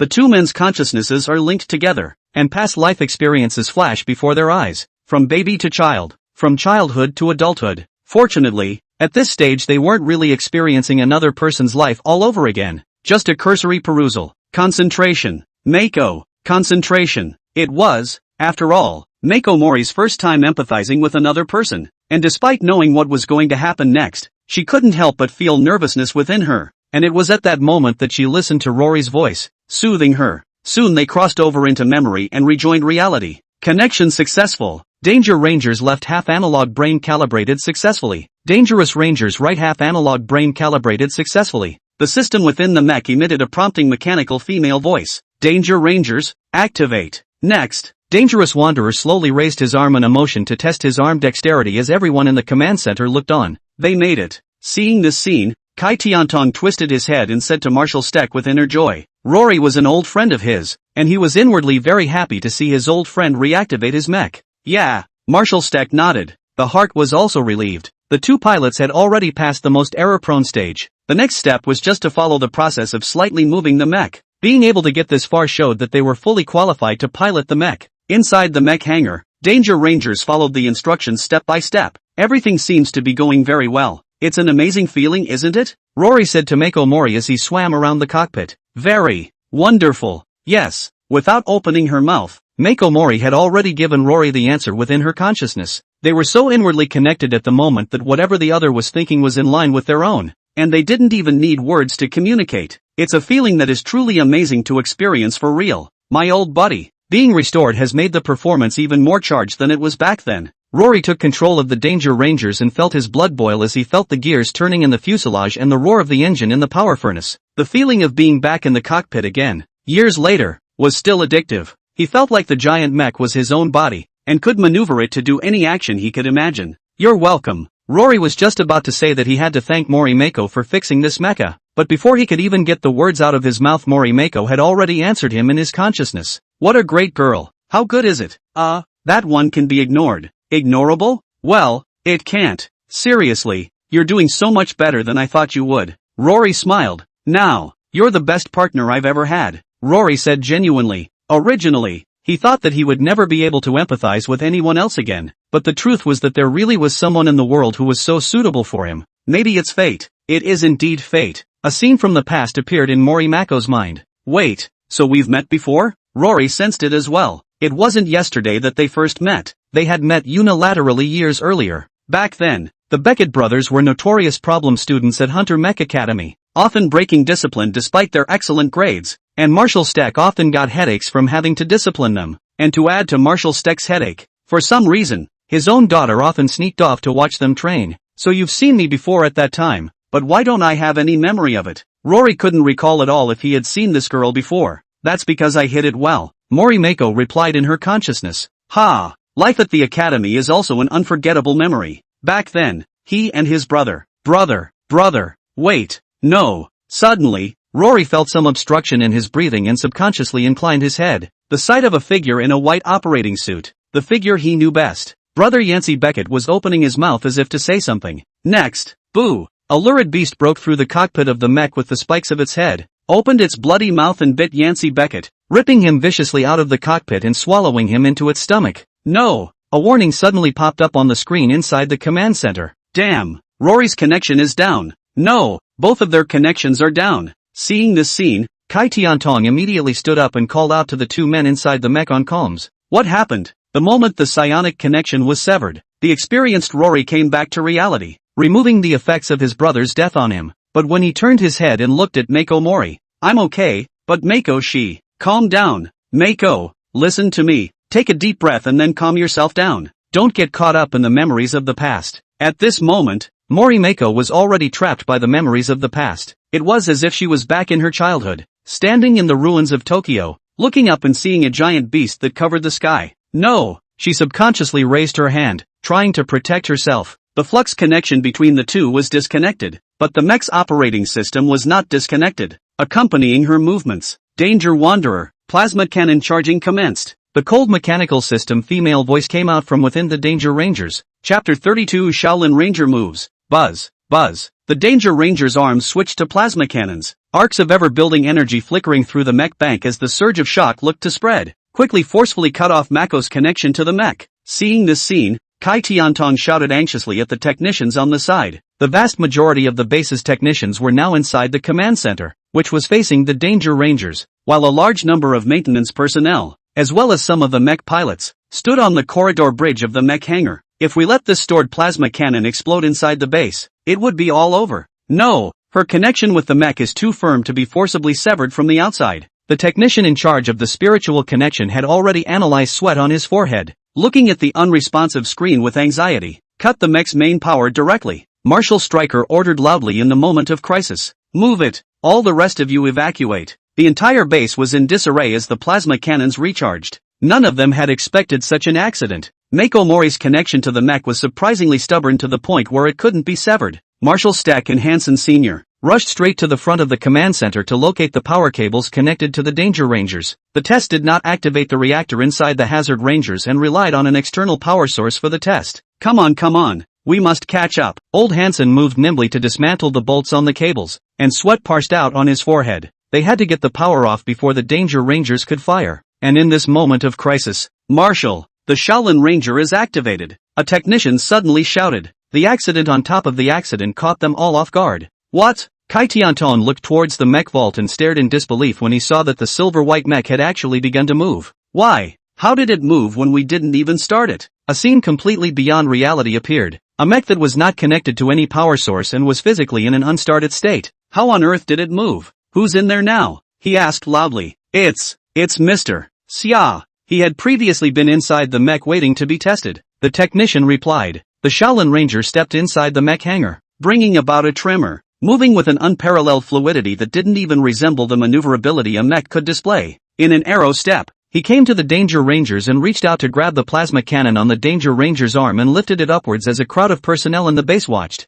Then in a burst of ethereal power, the energy within the plasma cannon was compressed and extracted as a blue ball of light. The energy within it interacting and disintegrating with this power. Boo! Eventually, like a firework, it dispersed inside the mech hangar, the blue point of light gradually dissipating. There's a thrill. At the same time, the power on the command center side had been cut off, and the entire Danger Rangers lost power and stood in place. I told you, there are no accidents. Natsuki's voice came out from within the Shaolin Ranger. Marshal Sturk let out a long breath at the sound. What a blessing! The personnel in the base gazed at the Shaolin Ranger, and there was a common question in all of their minds. How does this mech move? Natsu, is that you? Inside the Dangerous Rangers, Rory unlocked the connector on Mori Mako and lifted his head while holding her in a weakened state. Seeing the huge mecha in front of him full of puzzlement, he asked. The Shaolin Ranger remained in the same position as earlier, grabbing the Dangerous Wanderer's wrist. Who else could it be if not me? Natsuki's voice came out. Rory was even more puzzled. How did you do that?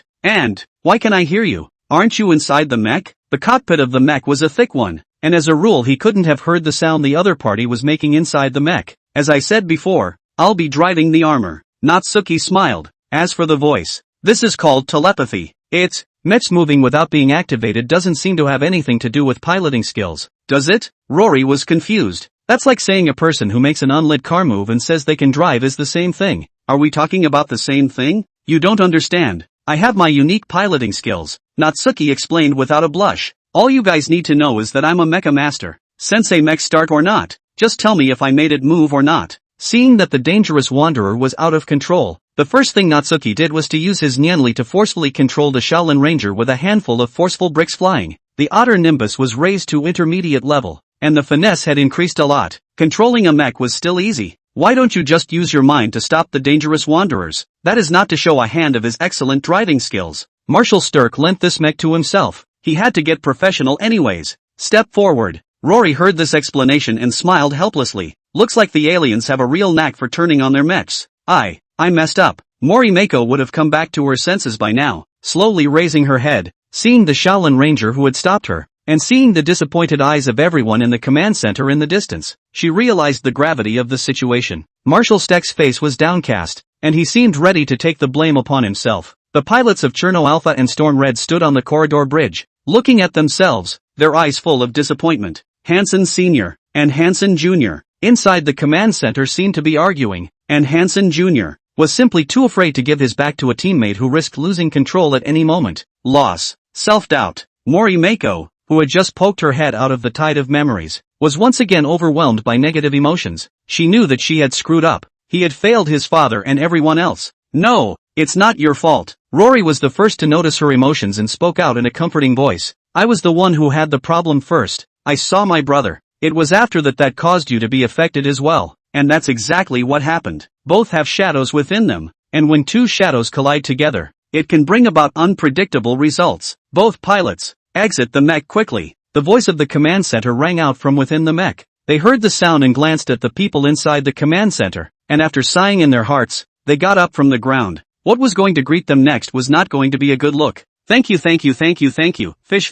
see, for the bounty for the Big God certification. Thanks to the boss. An extra chapter for the boss after the debut. Chapter 33 Leaving. The whole base knew about the accident. They all had a common thought in their minds that these two were not fit to drive an armor. Though Rory has done his best to explain that it was his fault, there's no changing the fact that Mako Mori's descent into her memories caused the Danger Rangers to spiral out of control. The next plan could never go wrong, or everything they had would turn into a bubble. Inside Marshal Steck's office, there's no need to over-explain. I was the one who allowed you two to take the test. Marshal Stryker looked at Rory and Mako Mori in front of him and said in a deep voice. There was a lingering gravity on his brow. That's not really the point. Rory explained. This is the first time Mako has been involved in a flux. She just needs time. She'll be able to adjust next time. Unlike his experienced self, Rory knew what it was like to commune with another person for the first time. Normal people simply couldn't adapt quickly enough, and accidents were normal. Next time? Marshal Steck's expression became more serious. How many times do you think we have left? The frequency of monster attacks has changed.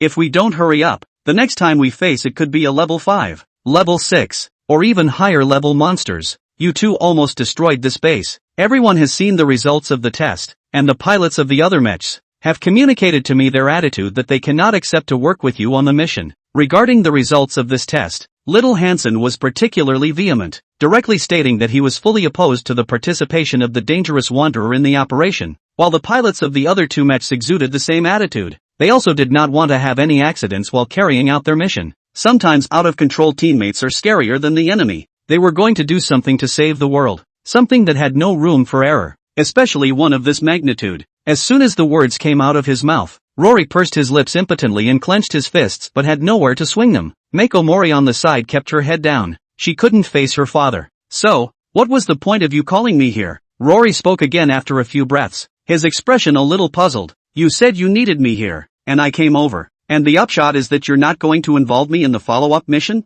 You arrived at the base yesterday, participated in the test today, and after the test you say I'm not needed? Isn't this a joke? No. Marshal Steck shook his head gently. I don't mean that I don't need you, but, he moved his eyes to Mako Mori. He should be more of a marshal at this point than a father. Rory was able to adjust in time when he had problems with his psychic senses, but Mako Mori got caught up in memories of the past and even nearly caused a major disaster. He couldn't let Mako Mori into the mech again. I understand, Mako Mori said with red eyes and a trembling bow of her head. After that, a decision was made in the mind. With great difficulty, he raised his head, looked at Marshal Steck, and spoke slowly. Mako Mori, requesting to leave the program. For her, piloting a mech has been her dream for so many years, and she wants to use it to kill the monsters with her own hands and avenge her family members who have died. Now, she chose to give it all up. Aloud, Marshal Steck looked at her and said the words despite his heart's reluctance. After hearing the expected 2 words, Mori Mako's body shuddered again. At this moment, she had lost the right to pilot the mech. She bowed softly at her father, tears falling to the ground with the movement, joining her thoughts. Afterward, he turned around and left the office. How can you? Rory looked at her departing back and tried to stop her, but eventually dropped his already raised hand and turned his head to Marshal Steck with a questioning voice. I know she's your daughter. I saw it in her memories. Rory saw in Mori Mako's memories what happened back then, and he knew that Mori Mako was the Marshal's adopted daughter. You've been an instructor at Hunter's Mech Academy. You know this is all a pilot should go through, so why don't you try trusting her again? You're not protecting her, you're harming her. Having experienced the flux, he now fully understood what Mori Mako was feeling at the moment, and knew her dream of wanting to avenge her family's death. Like I said, we don't have time, Marshal Steck replied. Time? Is there really such a thing as missing a day? Rory asked again immediately afterward. This time, Marshal Steck did not answer. Instead, he looked at him, his gaze fixed. Don't take my calmness for lack of temper, Mr. Beckett, he said coldly. At this moment, facing such a Marshal Steck, Rory seemed to have returned to the days when he had once been reprimanded in the academy. For a moment, he couldn't speak. No trespassing until you get an order from me. Now, get out. Marshal Steck gave an ultimatum. Rory opened his mouth to say something else, but finally gave up and helplessly turned around, leaving the office. After the two left, Marshal Steck sighed. To the last person in the room, he said, I'm sorry Natsuki-san for the joke. Also, Thanks for stepping in just in time at a critical moment. Natsuki in her green floral shirt stood at the side of the office with her arms wrapped around her, listening to the entire conversation. The Shaolin Rangers tests were completed when the Danger Rangers were sent for routine maintenance, and the Nankai power combined with a slight knowledge of piloting made it easy for him to single-handedly pilot the mech. The pilots of the other mechs were unanimous in their approval of having the Shaolin Ranger take the Danger Ranger's original place. After all, the fact that it had just happened was right in front of their eyes. You're welcome. After all, I promised you I wouldn't let an accident happen, Natsuki said. Are you really sure you want them on standby though? He could see that Rory wanted to fight, and the only partner that would be best for Rory at the moment would be Mako Mori. Letting Mako Mori out is like just giving up on the Danger Rangers. It can't be helped. Marshall Stack said, I'm sure Mako can get used to driving in a short time, but human trust is hard to regain in a short period of time. The point wasn't at all whether or not Mako Mori could get used to piloting a mech, but whether or not the other mech pilots could accept them after this major blunder. Therefore, the subsequent plan requires you, Mr. Natsuki, to pilot the Shaolin Ranger in place of the Danger Ranger's original position. Although the dangerous wanderer couldn't take part in the action, it was good that he and Natsuki had agreed to work together in advance. Tonight, we will harmonize the division of tasks, then execute the plan in the morning. Marshall Stack wants to solve this disaster as soon as possible. Could be. Natsuki nodded. Chapter 34, The Traveler Who Came to the Door. Dinner time. Rory arrived at the restaurant, having just finished his meal, ready to find a place to sit. As soon as he turned his head, he saw countless pairs of eyes staring at him. Eureka Raiders pilot team, Storm Red's driving team, Cherno Alpha's piloting team. They looked at themselves and didn't make a sound, but in this moment, he had heard their inner thoughts.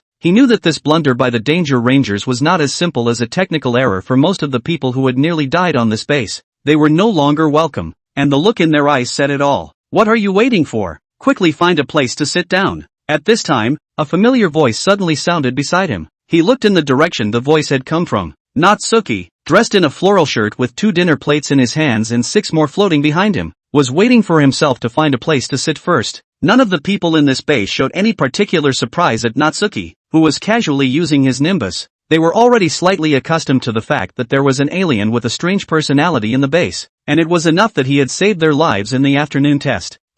Rory hesitated a little. Honestly, he doesn't really want to eat at the restaurant anymore. He knew he had made a mistake and could understand that they were not welcome. The atmosphere was making him feel uncomfortable though, and he wanted to find a place to hide, at least for a while now. Or let's go outside? Natsuki saw through his inner dilemma and was the first to offer before he could speak. Sometimes a change of scenery makes the meal more delicious instead. It's called freshness, Natsuki said, directly taking the lead towards the outside, followed by 6 floating dinner plates behind his ass. Hearing this, Rory froze for a split second. Heavy and complex emotions built up in his heart, and he didn't know how to express them, except to say, thank you. Even after witnessing his blunder, the guy didn't mind himself. He followed Natsuki's lead and left the restaurant that was depressing him, the steel corridor bridge of the mech hangar. The two of them set their dinner plates on the floor and ate while making small talk. So, the marshal has decided to have the Shaolin Ranger take the place of the dangerous wanderer. A very reasonable judgment. Rory felt a great loss inside when he heard such news, but in his heart, he also realized that this was the best option at this time. After that, it's all up to you. I'm sure with your strength you'll be able to settle the fight soon enough, and no doubt I'll hear the news that it's all over by noon tomorrow, Rory said as he looked at Natsuki and squeezed a smile on his face. And there's no chance things won't go so well. My first mission to Earth is to investigate the cause of the anomalous spatial and temporal fluctuations that have arisen. As it stands now, I'll have to go deeper into the Herald side when the time comes, Natsuki said as he reached for his dinner plate and contemplated his task. His only known information at the moment was that the prismatic turtle associated with the anomalous temporal fluctuations came from the Herald side of the world. The environment on the Herald side was definitely not as good as Earth, and to be honest, if it wasn't for the mission, Natsuki really didn't want to go there. Marshal Stryker was a little too hasty. If you ask me, the plan will have to wait 2 more days for execution. There's not enough time in the night for me to pack Earth food. The strength level of the monsters in this world was just like that, completely incomparable to the ones he had fought before, and he had already figured out how to torture those guys after he went to the Herald world. Although there's no way to take part in this operation, as long as Doomsday can be brought to an end. It's the happiest of endings. Rory raised a can of beer and gestured to Natsuki. I wish you all the best. Thanks. Natsuki raised his beer similarly. He couldn't get drunk, but it was nice to try a flavored drink once in a while. 12 years have changed countless things. Countless people have been displaced. Countless people have suffered. The world, already ravaged by monsters and heralds, would be glad if this apocalypse were to end. Tomorrow, those of them will set out with hope, fighting to the death to end this apocalypse even if they are not favored. Midnight. Natsuki was lying on the bed in the lounge, his left arm resting behind his head and his right arm raised. The bracelets on his wrists shimmered in the virtual moonlight. 2 choice missions settled. Current length of hell level mental space training, 8 hours, yes/no on training? Looking at the text on the translucent screen on the bracelet, Natsuki's mouth quirked. I fell for your trick last time, and I'm not going to do it again this time. Training, practicing my ass. I won't even sleep this time, so I'll see what you can do to me. As the saying goes, the Taoist is 1 foot tall and the devil is 10 feet tall. Natsuki is going to have a good fight with Hikari today. I don't even sleep, and you're far away in the land of light and you're still forcing me to train? No way. Absolutely no way. It's just a day without sleep, nothing too big for you. I'll see what else you have up your sleeve this time. Natsuki just stared at the bracelet without blinking, his expression full of provocation towards Hikari. Oh yeah, and to show you the good stuff I learned on Earth. Saying that, Natsuki pulled out his other hand, which was pillowed behind his head, and aimed it at the bracelet, gesturing a middle finger with a mocking pull. In this way, Natsuki is at loggerheads with the bracelet. He won't sleep until the moon sleeps, and he won't sleep even when the moon sleeps. Like I said, no need to help me anymore. Hikari. The long dark night passed little by little. It was late at night. Dressed in a white research suit, Albert left his lab, walking within the empty steel corridors. His face was particularly grave under his silver-rimmed glasses. The sound of his boots on steel plates was clearly visible as he passed through corridor after corridor, moving ever closer to his goal. Ultraman, like us, are existences that should never have appeared in this world. Perhaps it is because we appeared here that he followed close behind. He muttered. The mind was still analyzing the identity of the uninvited guest. Either way, this is my last chance. He eventually came to a large door. Here, a restroom at the base of the broken dome. Natsuki's lounge. Chapter 35, Self-Belief. It's a quiet night and Natsuki is lying in bed staring at the bracelet and confronting it. The subtle knocking on the door was extraordinarily clear inside the house. The other man had just stood in front of the door when he sensed his guest's visit. Natsuki slowly sat up from the bed with a slightly puzzled expression. Who would come over to my side of the street at night? He slowly raised his hand, and the door was opened at intervals, revealing a face wearing silver-rimmed glasses. Seeing this face, Natsuki's brows suddenly furrowed. Looking for a fight? You didn't listen to any of the warnings this morning? I remember you as M.A.I. What was it? Natsuki looked over at the other, sitting on the bed and rubbing his chin as he contemplated the other's name. Taking the lead. Albert. Corny Albert. Albert pushed up his glasses and introduced himself in a polite tone that didn't seem like he was looking for a fight. Okay, Albert. You came over to me in the middle of the night. Surely it wasn't just to introduce yourself. Natsuki hugged his arms and looked the other party up and down. A golden light flashed in his eyes. The door behind Albert closed with a bang. Natsuki didn't have a good initial impression of Albert. So naturally, he wouldn't show how easygoing he was at a time like this. He could tell at a glance that the guy was hiding something in his eyes called ambition. I didn't mean to offend, Mr. Natsuki. Albert glanced back at the closed door, and a trace of nervousness rose in his heart. But instead of letting it show on the surface, he continued to politely address Natsuki. Both hands were raised in the air, signaling that he was not a threat. I wouldn't have knocked if I had any offense in mind for you, he explained slowly. Ultraman. He knew more or less, knowing that those were a group of guys with terrifying strength. The best of them even possessed the power to overturn the universe. But he also has a stereotype of Ultraman, and that's the Madonna. In his impression, the vast majority of Ultraman were righteous people who were keen on helping people.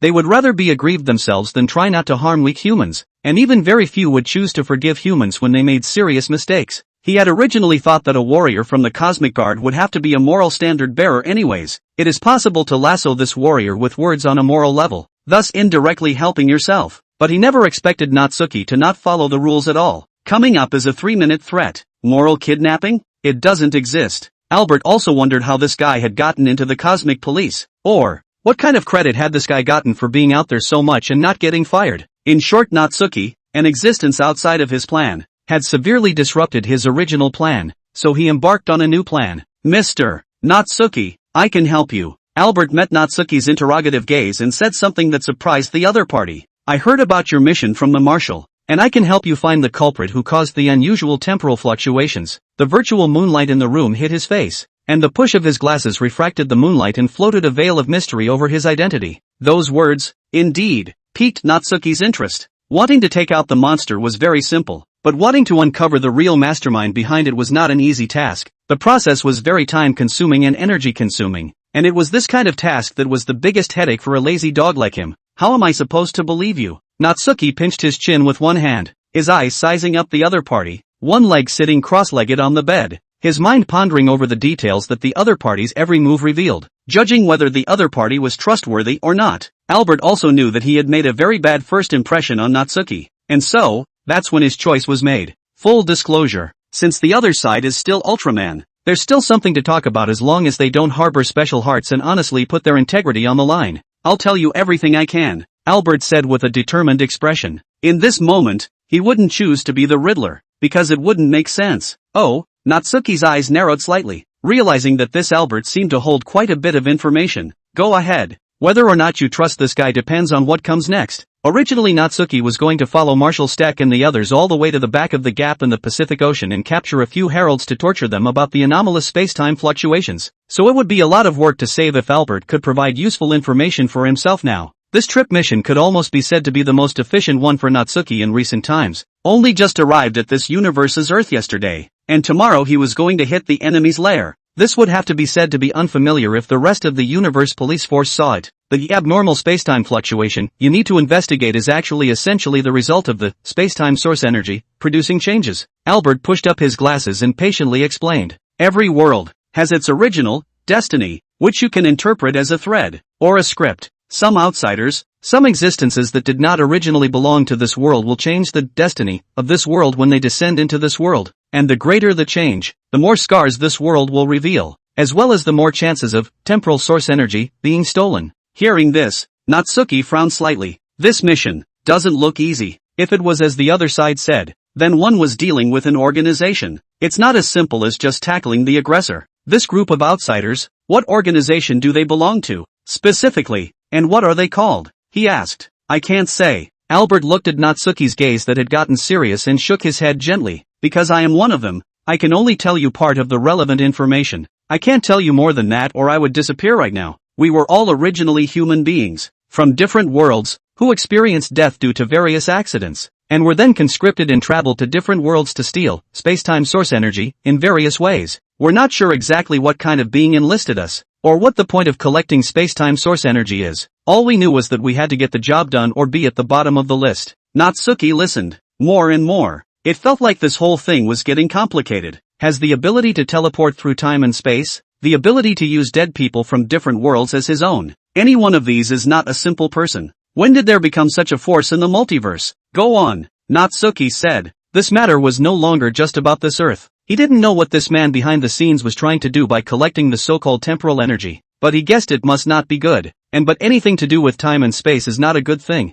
and tends to hold a big one for you. This mission was far from as simple as he thought it would be. If it was a normal mission one could still be lazy and swing for the fences, but in front of this kind of important matter, Natsuki usually chose to get things done before relaxing properly. Who'd have thought there'd be such a big living in this big remote universe? For those of us who are in the world we live in now, and even the land of light where you live, is projected in the form of a story into the world we live in, so we have an inherent intelligence advantage that allows us to change a world's destiny more easily. Albert conveyed what information he could to Natsuki without reservation. There is also competition between the travelers. When he realizes that Natsuki is the hunter who simply can't be fixed, he chose the most sensible course of action. If you can't beat it, join it. Chapter 36, Monster Raid. What we have to do is to divert the world as far as possible from its original destiny. There are many ways to change the fate of a world, like a world full of hope and beauty, and our job is to destroy it. And a world full of despair and death, it's our job to save it. At the same time, everyone among us is not completely of one mind, and the more people involved in the same world-changing pathway, the less space-time source energy we can ultimately harvest, Albert said with a serious look on his face.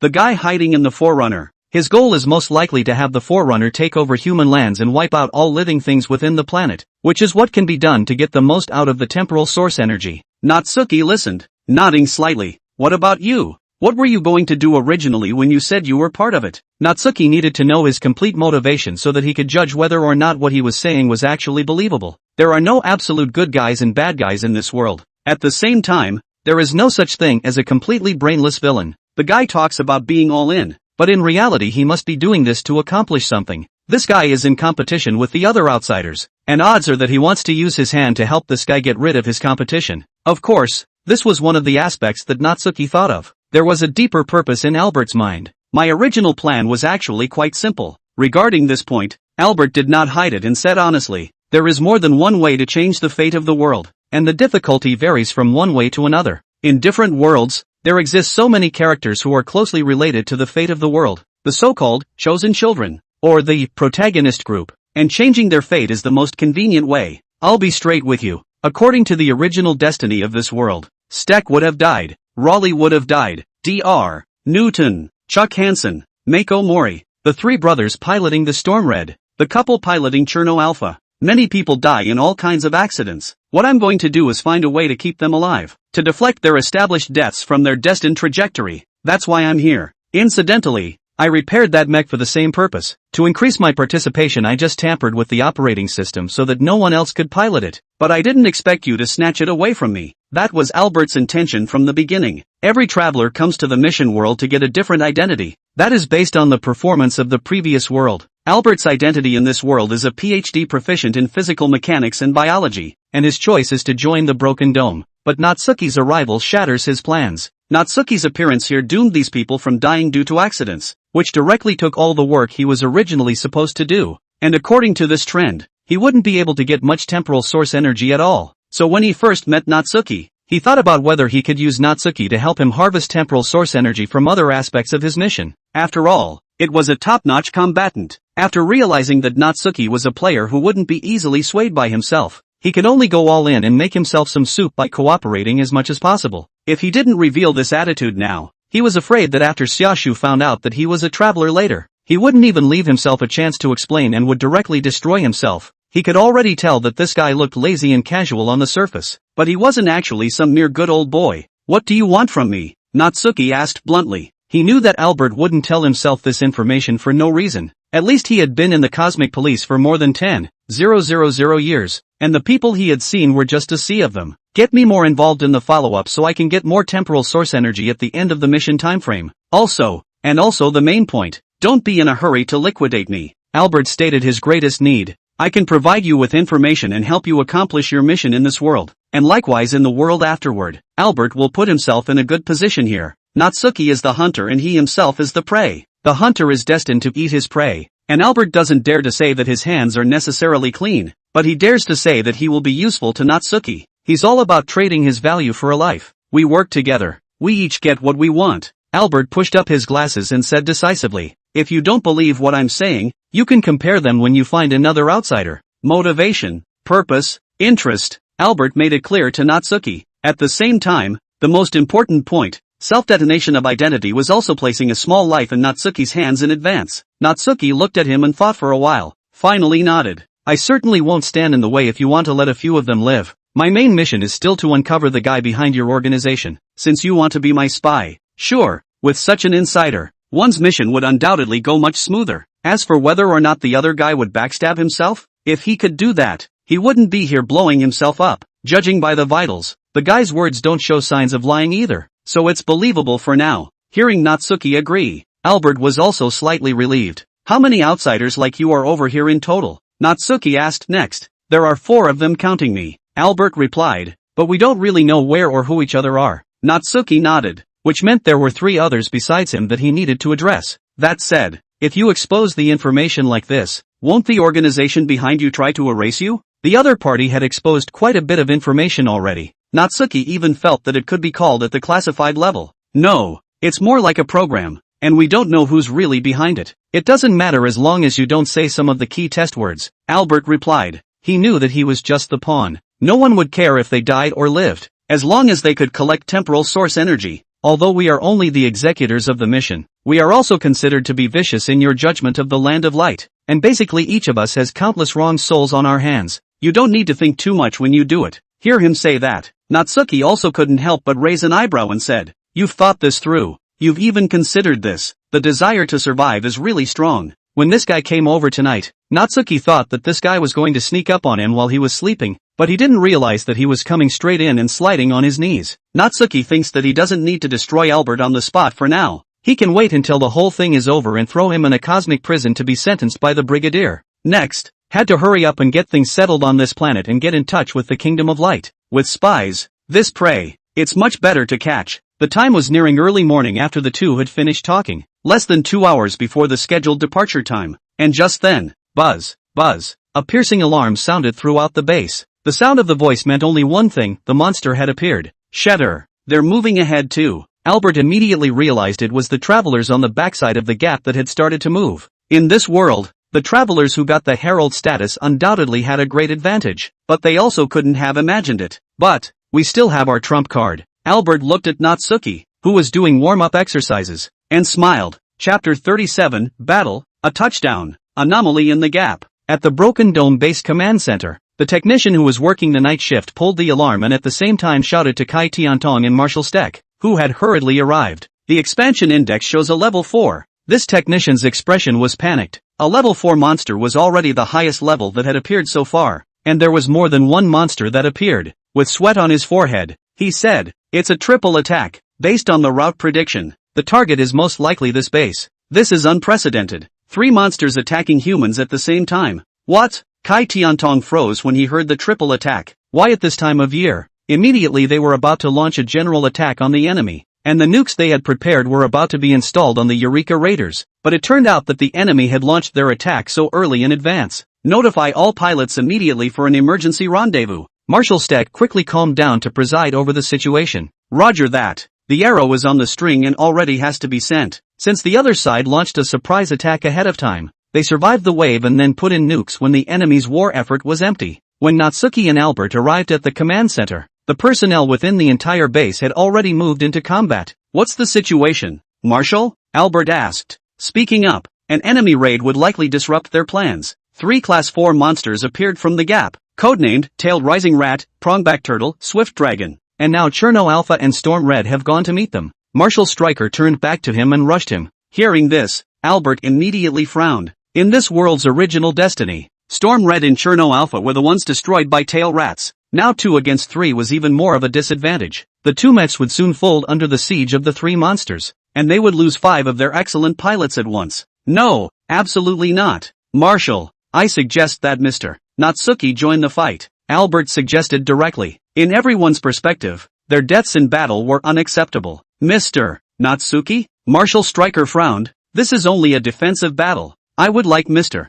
Natsuki to preserve as much strength as possible, and then go inside the gap with the Eureka Raiders afterwards. In his preconceived notions, Natsuki was a big killer comparable to a nuclear bomb, and must be left to strike at the drop of a hat. If the nukes don't work, Mr. Natsuki will be able to talk to the pioneers himself. Storm Red and Cherno Alpha were both mechs full of glory, and he was confident that they would be able to take care of the enemy. He sought a bailout, a solution that would end the end once and for all. He wanted Natsuki to spend all 3 minutes of his all-out fighting time inside the gap, preferably not wasting a single second, while they opened the way for everything until they reached the gap. I'll just drive the armor, Natsuki said. Originally, the Shaolin Rangers' mission was to escort the nukes, and now it's the same for striking out. He understood Marshal Steck's concern. The fact that he hadn't plunged headlong directly into the interior of the gap before was also due to the fact that he wasn't sure if the Herald's turf was suitable for his own battles or not. There was a complete lack of information earlier. He had to set aside some time to use to investigate the Herald within the gap. 3 minutes of pure destruction was enough, but not enough to investigate, so he had to gather information to work with Marshal Stryker, and grabbed a mech. Now with Albert's information, the interrogation step can be eliminated. The travelers used to verify the authenticity of Albert's words can be caught later if they don't work, and there are a total of 4 of them in this world anyway. For Natsuki, driving the Shaolin Ranger all the way to the gap, entering inside the gap and then transforming was the most efficient approach, and when the time came to go in, he'd show these little invaders what it meant to be the live law enforcement of the Cosmic Police. This, Marshal Steck pondered in his head. Cherno Alpha and Storm Red went to meet the monsters. The Eureka Raider had half an hour to finish installing the nukes, and 2 of the Danger Rangers pilots had just stabbed a hole in the ground. Having the Shaolin Ranger strike was still the best option. Originally, it was intended that Natsuki would go out with the team during the delivery of the nukes in lieu of the Danger Rangers, but the plan was not to be, so the Shaolin Ranger had to go out early. It was one more battle he was worried would cause Natsuki's state to suffer.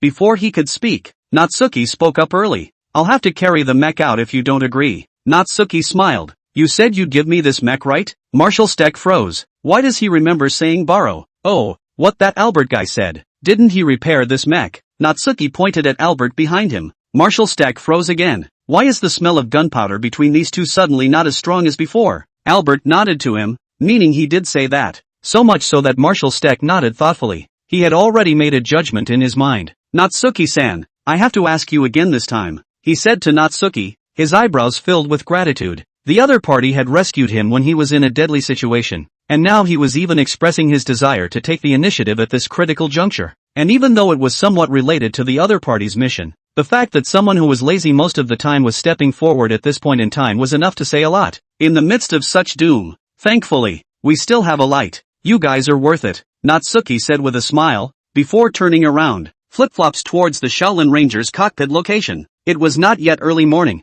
and there was still some time before the sun rose. The western side of the Pacific Ocean, 100 kilometers off the waters of Port X in China. Under the dark curtain of rain, two huge mechs were hoisted to the mission waters by several specialized helicopters. The blinding searchlights were banishing the darkness of the place, and the roar of the engines was shaking the fear under the dark waters. Cherno Alpha, enter the combat zone. Sasha glanced at the instruments in the cockpit and disconnected from the helicopter. Boom! Cherno Alpha, Generation Mecha. Accompanied by the sound of the wind breaking as the huge object fell, the tower-like Cherno Alpha fell into the seawater, setting off a huge wave. The splash of water mixed with rainwater slapped on the army green armor, making it look formidable. Searching for target, treading on the reef beneath the water, Cherno Alpha turned on his radar to search for the monsters that were about to arrive in the area. Be careful, the monsters are close to you, Kai Tiantong said into the communication from inside the base. 3 monsters, lurking in the middle of the sea. Storm Crimson, enter the combat zone, Tang Weihu said within the communication. Storm Red, piloted by the triplets, likewise arrived in the combat zone, located next to Cherno Alpha, and landed with a similarly huge wave. The huge red mech had a lanky stance and 3 arms in a state of alert.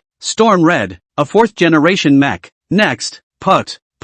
2 monsters instantly broke out of the sea. One was the leatherback turtle that had previously appeared in Sitka, and the other was the tailed rat, which looked like a mix between a squirrel and a bat. And as soon as they appeared they pounced on the 2 mechs and launched a ferocious attack. Tailed Rats, Class 4 Monsters. Chapter 38, One Strike to Kill. Caution, the monster is attacking from 3 o'clock. Coming, under the curtain of rain, Storm Red with a blazing red coat of paint was attacked head-on by the monster, and Tailed Rattler made a flying tackle from below the surface of the water, using inertia to knock Storm Red backward. Hiss-ow! Storm Red was prepared in advance, and managed to stabilize his body after taking several steps back. Tailed Rats clawed at Storm Red's outer armor, trying to rip it apart, and their bloody mouths opened up in 3 petals, ready to spit out a strong acid to corrode the cockpit on top of Storm Red's head. Once the cockpit was destroyed, the entire mech would be scrapped with it, but before it could spit out the strong acid, Storm Crimson had clamped 2 arms over its mouth, the other arm flickering with the shimmer of electric arcs.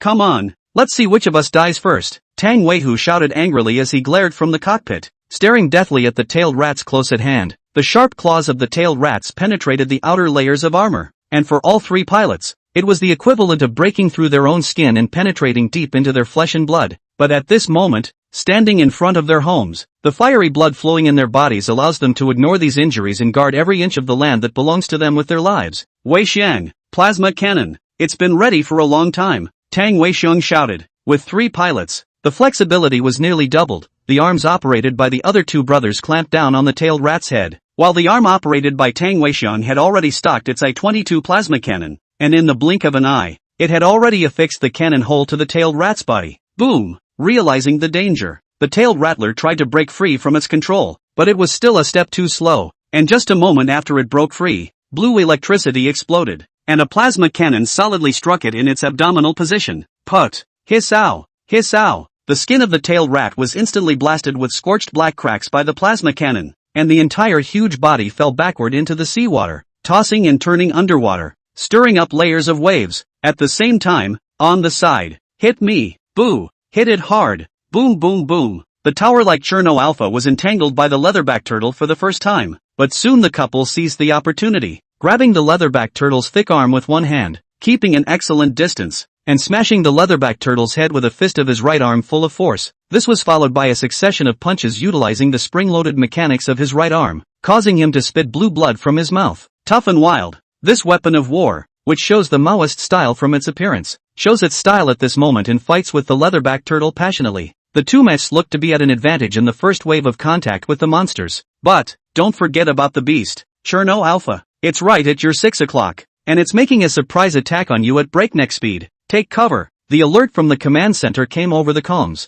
echoing in the cockpits of both mechs. The two mechs were facing, at this moment, 3 enemies. Quick, move to the left. Cherno Alpha's radar also detected the impending attack, and hastily pulled the steel spikes used to secure the mech to the foot out of the reef, and the entire mech dodged to the left. The mech was an unshakable tower of steel, a good fighter in a physical fight, but ultimately more than one step slower in terms of speed. Despite having dodged in time, the monster finally managed to sneak up on him. Howlow! A monster that looked like a giant crocodile sprang out from the middle of the seawater. Like a sharp arrow, the camouflage on its head opened up like a flower petal, revealing its real sharp teeth, instantly biting Cherno Alpha's arm from the back and ripping it to shreds. Ah! The two pilots inside Cherno Alpha let out a scream as they felt the pain through their neural connections. The strike was originally aimed at the cockpit of the Cherno Alpha, and it was a good thing they dodged it in time. They only lost an arm. Howlow! Howlow! After a successful sneak attack, the raptor shook its head and shook off the parts of Cherno Alpha's arm,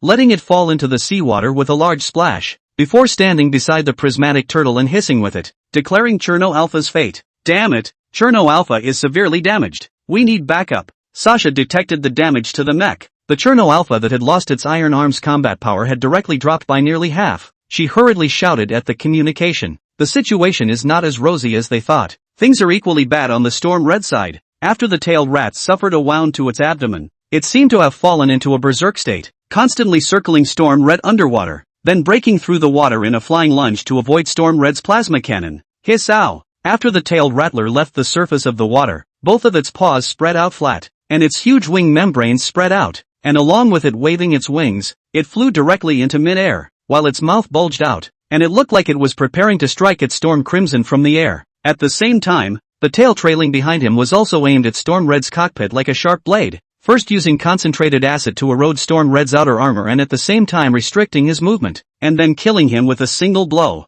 Reply to Cherno Alpha. Storm Red is unavailable for support. It's coming. Thundercloud formation. Stand by. From the first round of exchanges, Storm Crimson had already analyzed that this beast was specifically targeting himself. This beast was just too restrained for Storm Red, and even knew the location of Storm Red's cockpit. Every second of the next fight was a gamble for life. Fight them. Realizing that things weren't looking good on Storm Red's side either, Cherno Alpha clenched what was left of his left fist and took the initiative against the two monsters. Hiss-ow! Howlow! Howlow! The three monsters all showed their fangs at this moment, charging the two mechs in a deadly fight. Their hideous faces were even more lurid in the dark, rainy night, illuminated by searchlights. But just when all 5 pilots thought they were going to be buried on this mission, the voice of the command center rang out over the comms. Reinforcements enter the battlefield immediately. Cherno Alpha, Storm Red, hold on. The news is good news. But the two mechs looked at the monsters that had nearly already pounced on them, and could only take on the battle with a stiff upper hand, shouting at the same time, "We don't have time for this. How long do we have left for reinforcements?" 3 minutes? By the time 3 minutes had passed, both mechs were demolished. The drivers knew they wouldn't last 3 minutes at all. But, 2, 1, the command center didn't say 3 minutes. It said 3 seconds. Just as the tailed rat sprayed strong acid and swooped down on Storm Red like a giant bat, a silver-white mecha instantly descended from the sky, its huge wind-breaking sound attracting the attention of all the monsters present. Ow! Boom! The heavy mech cut through the rain and smashed down from 1,000 meters in the air. An iron fist wrapped with gravity potential energy ruthlessly smashed on top of the head of the tailed rat. This strong huge force exploded in the instant of contact with the head of the tailed rat, so that it couldn't even send out a complete scream, and the whole huge body was blasted into the seawater, with 1,000 layers of waves. The head was blown off raw, splattered blood and strong acid danced and spilled into the seawater, and together with the seawater that was violently lifted up, it proclaimed the complete death of the tailed rat. Wow! Wow! Under the curtain of rain, in front of the red searchlight of the storm, the silver-white mech like a martial arts monk stood on the underwater reef with 2 legs and slowly straightened up, and the raging seawater and rainwater that swept over the mech due to the strong impact couldn't make it move a bit. The right fist that had been used to burst the monster shattered under the conduction of the reaction force in the same way. However, those broken fragments were brought back together by an invisible force, and in the blink of an eye, they had been reassembled into a huge iron fist. The pilot within Storm Red looked at the sudden arrival of support, too stunned by the facts before him to make a sound. Reinforcements have arrived on scene. Now, next, Natsuki's voice rang out within the calm, and then, piloting the Shaolin Ranger, he stepped through the seawater towards the 2 monsters that had just pounced on Cherno Alpha. Rumble. A loud bang and white light came from the sky. The thunder of the rainy night announced the fate of the two monsters in this same moment. Chapter 39, The advantage is mine. That's a Shaolin Ranger? Tang Weihu hadn't recovered from that scene just now. Storm's Crimson Three Arms had switched to alloy rotors, maintaining a thundercloud formation for close combat. The armor on the surface of the mech was eroded by some strong acid sprinkles, but nothing major. The tailed Rattler, which completely restrained the 4th generation mecha Storm Red, was instantly smashed by a 3rd generation mecha. Not killed, but busted alive. Just how much power does one have to punch a monster directly with its head? The force, augmented by gravitational potential energy, even shattered the Shaolin Ranger's own fist along with it. This kind of battle style, full of destruction-like oppression, should never have appeared in a mech. It's Mr. Natsuki. He's piloting the Shaolin Ranger to support us. Tang Weilong looked at the mechanical figure that looked exceptionally magnificent under the rain curtain and suddenly shouted excitedly. They hadn't believed the marshal when he said that the scenes of Mr. Natsuki's battles were unimaginable to ordinary people, thinking that even if this alien guest had even more power, his battle record would be nothing more than killing a monster. But now seeing the scene of Mr. Natsuki's battle with their own eyes directly shattered their perception of combat. It wasn't really a fight at all. It was more of a violent artistic rendition. Cherno Alpha is 60% damaged. The outer armor is torn through and the left arm is severely damaged. They're about to destroy the cockpit. Inside the cockpit of Cherno Alpha, Sasha and Alexis looked at the two monsters in front of them and let out a mournful sound. The nerve connection with the mech allowed them to clearly experience the pain of their bodies being torn apart. And if they weren't trained warriors, they were afraid that they wouldn't have fainted at this moment. It's okay, it's all over. Accompanied by a clear voice, the two monsters were suddenly grabbed firmly, then simultaneously ripped away from Cherno Alpha's hull and fell backwards into the raging waters. A blinding light shone, taking the place of the original two monsters. It was the Shaolin Ranger's searchlight, and the sudden brightness was a little too much for their eyes to adjust to for a moment. It took a moment to realize it was a silver and white mech. It's Mr. Natsuki, he's here. Excitement flooded Alexis' heart as she looked at the Shaolin Ranger through her helmet and listened to the voice within the communication. While watching the Dangerous Ranger's pilot selection test, the thought of seeing Natsuki-san fight with his own eyes had risen in him, but he hadn't expected it to come to him in this way at all, in a way that was completely beyond his expectations. Thanks. Sasha looked at the Shaolin Ranger who pulled Cherno Alpha up, and her red lips lifted into a smile filled with gratitude. She really almost thought she was going to die. Although it is honorable to die for the greater good of humanity, fear inevitably arises within anyone facing death. Be careful. Both of those monsters are very difficult to deal with. Normal attacks can't break through their defenses. Alexis warned at Natsuki within the communication. Behind the Shaolin Ranger, both the leatherback turtle and the swift dragon had risen again, eyeing the Shaolin Ranger intently. Don't worry, every attack I make is not a normal attack. Natsuki's voice resounded within the communication. Inside the silver-white mech, the roar of the engine and the bite of the gears proclaimed the warlike intent of the mech, as if the mech was also getting excited about being able to fight. The mech already possesses a soul when it first mentally connects with its pilot. A mech that rejoices with the will of the previous generation's pilot and burns its engines to be able to kill the enemy again. As a 3rd generation mecha, under Natsuki's control, the performance it displayed was not even the slightest bit inferior to a 5th generation mecha Eureka Raider. How are things within the Shaolin Ranger? Inside the command center, Marshal Stack asked Kai Tiantong, who was very concerned about the situation at the scene. The Shaolin Ranger's system is functioning normally. His right hand is broken, but for some reason it forms the shape of a fist in an irregular order. Also, Natsuki-san's synchronization rate with the mecha cannot be displayed. I don't know if the instrument is malfunctioning or... Kai Tiantong already had a guess in his mind, but didn't explicitly say so. His manipulation of that mech can no longer be expressed in terms of synchronization rates. Marshal Stryker finished his sentence. A mech that required 2 people to pilot could be piloted by a single person in Natsuki's hands, and could directly ignore the synchronization rate to allow the mech to perform exceedingly well. A presence from a higher civilization is a descending blow to them in every way. Battlefield. Facing the stupid two monsters, the Shaolin Ranger made a move that was completely inappropriate for a mech. Amidst the friction of mecha parts, the Shaolin Ranger's lower body forked and stabilized. His left palm held forward in a false grip. His right palm clenched in a fist and tucked away at his waist, standing still as the waves lapped at him. This is the starting position of the Cosmic Fist technique. Pacific Ocean floor. Inside the gap, 3 monsters have set out. 2 others will follow, and after them, there are more. Humans are only props to be used by us, and should be destroyed when they lose their value. Monster Factory in Herald Colony Space. The Archbishop-level herald looked at the monsters that had been cultivated and said contemptuously in a unique language. In his perception and even that of the vast majority of the Forerunners, humans were nothing more than pawns to be used by them to change the environment of the planet, and it was time to have the good sense to self-destruct instead of making a foolish resistance. Yorkie stood next to him, his eyes shifting for a moment. He remembers that the herald was originally going to fail in Pacific Rim, and this guy is really confident. However, this confidence is as good as it should be right now. Quark had prepared them quite well. They knew that the humans were going to drop nukes this way, and were prepared to deal with it. They wouldn't give the nukes a chance to blow up, and instead, would send more monsters to destroy every living thing within the planet. Even with Ultraman's help, he didn't panic in the least. Not to mention the fact that the monsters sent out were already enough for the other side to drink a pot of water. And even if they managed to defeat those monsters, there wasn't much time left in the total of 3 minutes of fighting time to this side. And there are countless monsters waiting for each other over here. Yorkie even thinks Quake is doing too much preparation, which is not giving himself a chance to perform at all. This time, they would slaughter any living thing on Earth and crush the fate of this world completely. Chapter 40, Faith. Since the first monster invasion, the bones left behind in the land by the monsters have become a number of landmarks. The flesh and blood of the monsters removed, the toxicity of the blood purified, and the remnants of the skeletons surrounded by a few displaced people once again. San Francisco, USA. Near the monstrous skeleton codenamed Intruder, a small amount of radiation left over from the nuclear bomb explosion still remained, but the homeless vagabonds could no longer care less and gathered in the area,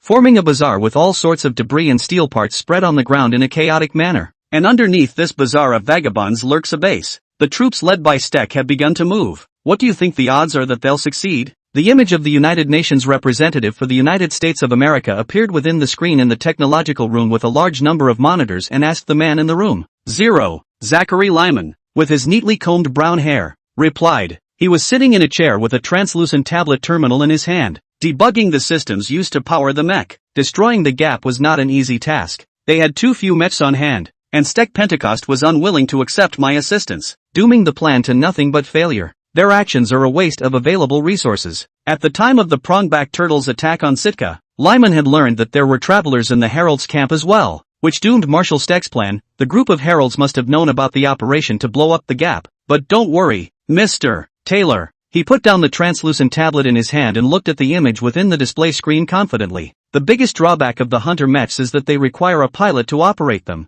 and it's harder to train a good pilot than it is to build 10 mechs, which fundamentally limits our power. And unmanned mechs that don't require a pilot to maneuver them internally have no such drawbacks, and are perfectly suited to be mass-produced and armed, rapidly increasing our overall power in a short period of time. I have completed a batch of my mass-produced drone mechs, and with your funding, the factory has been able to expand. More mechs are already being built, and it won't take more than a month to complete the deployment of drone mechs across the globe. Hunter mechs are too expensive to build and require 2 good pilots to be trained before they can function properly, and at a time when the monsters are growing stronger. The force led by Marshal Steck is a gold-digging beast, with mechs constantly being destroyed and pilots constantly losing their lives, which has caused the UN to lose faith in them. Lyman's solution is much more reliable in comparison. A mech that doesn't need to think about personnel consumption is a good mech. It was with this in mind that the United Nations chose to fund Lyman. We can ramp up the funding even more and make sure to finish deploying the defense force as soon as possible, Taylor said after a few seconds of contemplation. When the Giant of Light first appeared in Sitka, the prismatic turtle's EMP attack resulted in no images recording it, and only a handful of workers witnessed the scene, and word did not spread. And when government agents inquired about the situation, Marshal Steck did not disclose Natsuki's existence to the public to prevent too much trouble. So they all decided that the forces led by Marshal Steck would fail, and that they didn't need to invest money into a program that was doomed to fail, rather than spend it on a more reliable program. I just love your bravado when you guys increase your money. As soon as Lyman heard that the other party was going to increase their funding, the corners of his mouth immediately lifted into a smile. Grabbing a glass of red wine from the table in passing, he smiled and greeted Taylor. For the future of mankind. For the sake of the future of humanity, Taylor said firmly as well. The other side. Broken Dome Base. Command Center. Natsuki-san has arrived at the battlefield. Storm Crimson is safe and sound, Kai Tiantong said with a sigh of relief as he looked at the message on the holographic screen. Marshal Steck followed suit with a sigh of relief. The misjudgment of the strength of the enemy monsters was his dereliction of duty. He didn't expect the tailed rising mouse to be so restrained by the storm red.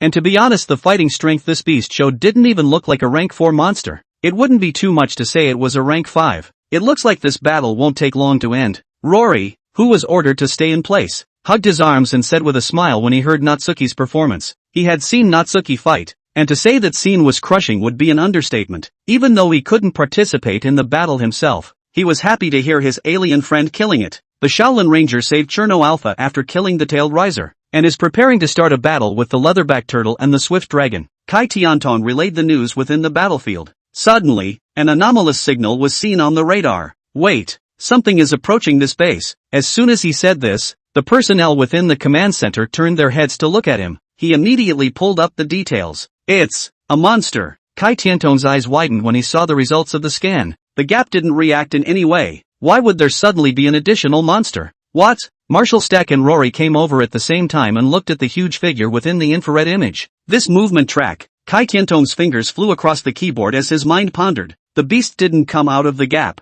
Strange. Why is that? Where the hell did this beast come from? This shape. Rory looked at the infrared image of the beast and felt something familiar, when suddenly a burst of memories flashed through his mind. It's the scythe head. He recognized the beast, which was extremely similar to the one he had personally killed 5 years ago. Sickle head? Marshall Steck frowned. It was killed 5 years ago. The body sunk in the Gulf of Alaska. We confirmed it. Rory frowned equally as he listened. Kai Tianton pondered for 2 seconds and guessed. It could be a similar species, just like the second leatherback turtle that appeared today. There are countless doubts about its appearance, but what is certain now is that it is heading toward this base and will arrive soon. The beast had appeared so suddenly that they had to make a judgment immediately. We strike at once, Hansen Sr. said gravely as he led Hansen Jr. to Marshall Steck. This base should never be destroyed, and the Eureka Raider, being a 5th-generation mecha, was fully capable of killing a monster alone. No, the nukes have 10 minutes left to complete their installation. Marshall Steck refused his request to strike. As soon as he said that, Hansen Jr. took a step straight forward. If we're not allowed to go, are we going to wait for the monsters to come and tear this place apart? He questioned, looking at Marshall Steck. Or, you're going to let these two losers feed the monsters? He detected the look Marshall Steck was giving Raleigh, and the thought of those two nearly blowing up the base gave him a pang of annoyance as to why the Marshal chose to trust them at this point in time. Don't question my decisions, Marshall Steck said coldly in the face of little Hansen's questioning, the aura of being a marshal directly pressuring him to hold back the words that followed. He turned around and faced Rory and Mako Mori. Mr. Natsuki left a message before he left. He said that the warrior who has not yet lost the faith in his heart is always worth believing in, and the faith in the hearts of the two of you, he heard loud and clear. So, I'm going to give you one more chance. One last chance. Marshall Steck ordered with a straight face. The situation is now urgent. You two immediately strike in your danger rangers and destroy the monsters coming towards this base. Rory and Mori Mako's eyes instantly lit up. Roger that. Asterisk 2. I'll prove him right, Rory said in a firm tone. Chapter 41, Light. Light wheel? Dangerous rangers out there? Very good. Natsuki chuckled as he listened to the message within the comms from within the cockpit of the Shaolin Ranger. It seems he didn't say that to Marshall Steck for nothing. The Shaolin Ranger had just lifted the incoming prismatic back turtle off the ground with a punch, and was now grabbing the raptor's tail, preparing to give it a big roundhouse. Under the curtain of rain, the wave-tossed battlefield was filled with the catharsis of violence, and the dance between mechs and monsters ignited the fire in the hearts of several pilots. God, he looks more like a monster to me than those two guys. Inside the severely damaged Cherno Alpha, Sasha looked at the huge mech that was tugging on the raptor's tail and throwing it up in a fight, shock in his eyes. That's beyond the limits of the mech. Alexis said likewise. They had never seen a battle between a mecha and a monster that would be such a spectacle, only to see the seawater with the swift dragon was thrown and set off a huge wave, like a meteor hammer cut through the dim rain, and after disengaging, like a cannonball towards the leatherback turtle ruthlessly smashed.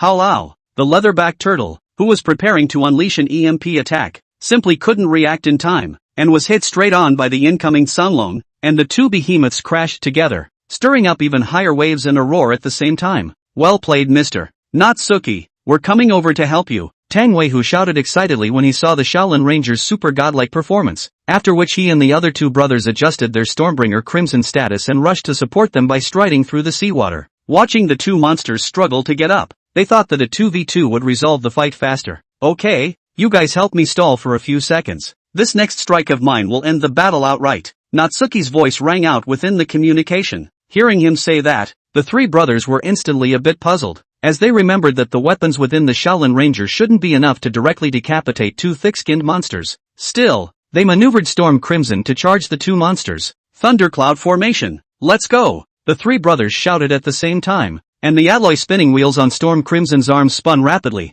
looking incredibly sharp. Howlow! Howlow! The two monsters also broke through the seawater once again, pouncing on Storm Crimson from both directions, and behind them, driven by an invisible force, the Shaolin Rangers' cobbled together right fist disintegrated once again, turning into sharp metal parts that floated in the air. Then, parts of the entire arm began to move, looking as if they were under intense force. Shaolin Ranger, we've detected damage to your hull. What's going on? The command center detected the abnormality and quickly asked within the communication. It was reasonable to say that with the combat prowess that the Shaolin Ranger had displayed, there shouldn't be such extensive damage against two monsters. Natsuki didn't reply, just slightly increasing the output of the chant and mixing a touch of energy into it. Soon, both the monsters that were fighting and Storm Crimson noticed the abnormality. They realized, in the midst of this dimly lit battlefield on the sea, a strong light suddenly appeared, a dazzling light that simply could not be ignored. What is that? Sasha and Alexis, who were watching the scene, opened their mouths slightly. In their line of sight, the Shaolin Ranger's right hand disintegrated into countless fragments, suspended in thin air,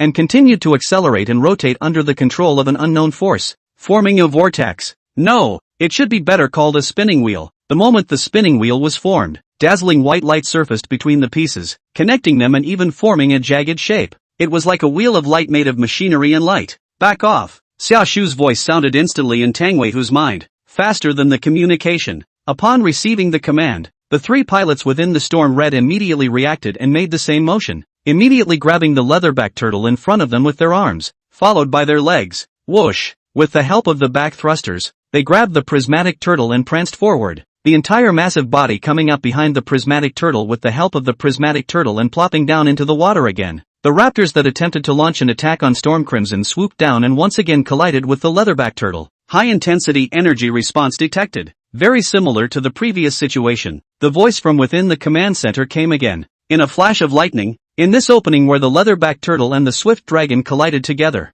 buzz, the light wheel constituted by the Shaolin Ranger's right hand glowed even more brightly, and was flung away with a loud bang. Even that entire arm was turned into parts and incorporated into this mechanical light wheel. The sea surface was instantly cut open by it, and in the time that the waves didn't even have time to react, this mechanical wheel of light had already arrived behind the two monsters. Swish! The mechanical wheel of light cut between the two monstrous beasts' torsos, and then immediately rushed up into the sky, transforming into a dazzling meteor that flew up into the sky. It's all too soon. The surface of the sea cracked open with a raging fissure as an afterthought, and the bodies of the two monsters then split in half, with a large amount of blue blood and organs spilling out and falling into the seawater with a large splash. Asterisk asterisk asterisk asterisk. What kind of move is this? Tang Weihu watched the wheel of light fly by in front of him, and couldn't help but burst out a nationalism. Then he looked at the monster that cracked in half and died beyond death, and then at the light wheel that flew higher into the sky, his heart filled with shock. What the hell is this? It's amazing how powerful it is.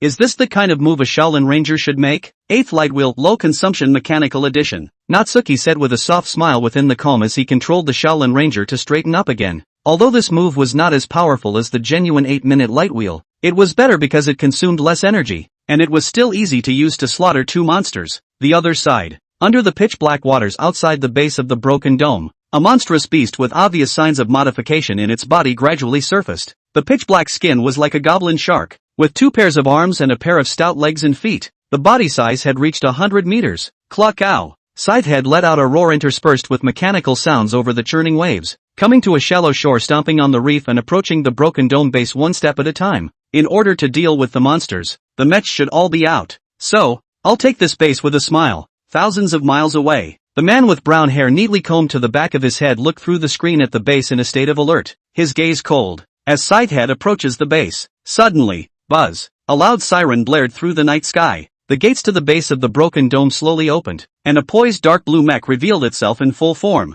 looking at the incoming beast with clashing fists and palms. We won't let him down, Rory and Mako Mori said in unison. Chapter 42 Level 5 Monsters. Despite being the first time they had ever been in actual combat, the dangerous rangers controlled by Rory and Mako Mori had exerted far more power than expected. Boo! The power furnace on the chest of the dangerous wanderer rotated frantically, stomping on the shallow shore of the sea, colliding hard with the forward-lunging Scythehead, the huge impact of which caused a wave to rise on the surface of the sea. Rory, Mako, the Eureka Raider nukes will be installed soon. You must hold on, Kai Tiantong said to the two within the communication. 5 years ago, The battle between the dangerous rangers and the sideheads could be described as very grueling, and even if they were victorious in the end they still paid a small price. Marshal Steck's expectation of them was to destroy the monsters outright, but as an old friend of Raleigh's, Kai Tianton was still a little worried. Having the Eureka Raider, which is a Gen V, join the fray, 2 against 1 is the safest thing to do. The dangerous wanderer twisted its massive body, sidestepping a piercing impact from the scythe head,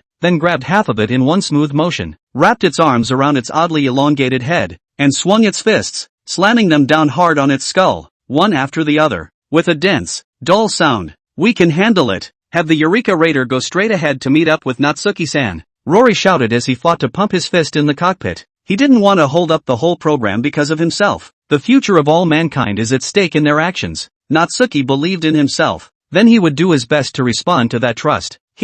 No, they will definitely destroy this monster. I struck down Scythehead 5 years ago, and I'm doing the same now. Trust me. Trust us. After Rory had shouted this, Scythehead had struggled out of the grip of the dangerous wanderer, who was more powerful than he had been 5 years ago. Yes. After hearing Raleigh's warlike reply, Marshal Steck nodded solemnly, and it was the right decision. He was relieved that Rory and Mako Mori had perfectly demonstrated their will as warriors at this time. Open the gates and get the Eureka Raiders out to meet up with the Shaolin Ranger in Storm Red. Mission continues. Target: the gap at the bottom of the Pacific Ocean. Marshal Steck ordered in a deep voice from the command center. They had come this far, and there was no longer any possibility of backing down. Carrying the future of mankind on their backs, there is only one way for them to succeed. Roger that. *N. The technicians within the command center responded in unison, immediately beginning to work on the Eureka Raider strike procedure once the nukes were loaded. Outside the base, the lights dappled the sea. LOL.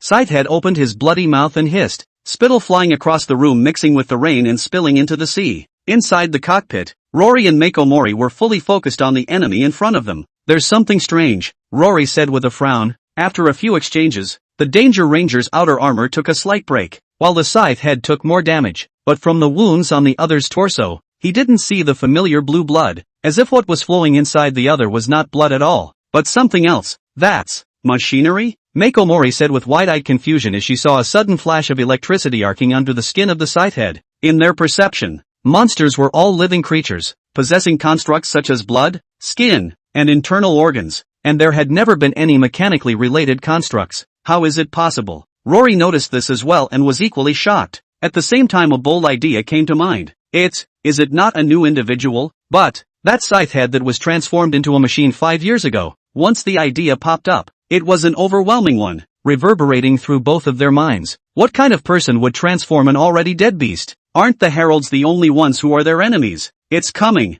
Mako Mori warned, as the scythe head had launched itself toward them once more. Both eyes focused at the same time, and the dangerous wanderer sprang into action. The right hand switched to a plasma cannon and began to charge, blue arcs of electricity instantly illuminating the waters below. Boo! Scythehead attempted to pierce the power furnace in the dangerous wanderer's chest with its sharp head, but Raleigh, who possessed a wealth of combat experience, immediately sensed its intentions and threw a left uppercut with extremely clever timing as his opponent approached, the collision producing a loud thud. Scythehead's attack was interrupted by this strike, revealing a crack. Danger Rangers seized the opportunity once again, the huge mechanical body toppling forward and placing the plasma cannon in its right hand quickly against the scythe head, the energy buildup of the plasma cannon flashing with a dazzling blue light. In this instant, it was as if Rory had once again connected with his brother, going back to that night 5 years ago, the night of the rainstorm. Once again, facing this terrifying beast, facing this enemy that had returned from the Yellow Springs, Mako Mori also seemed to go back in time,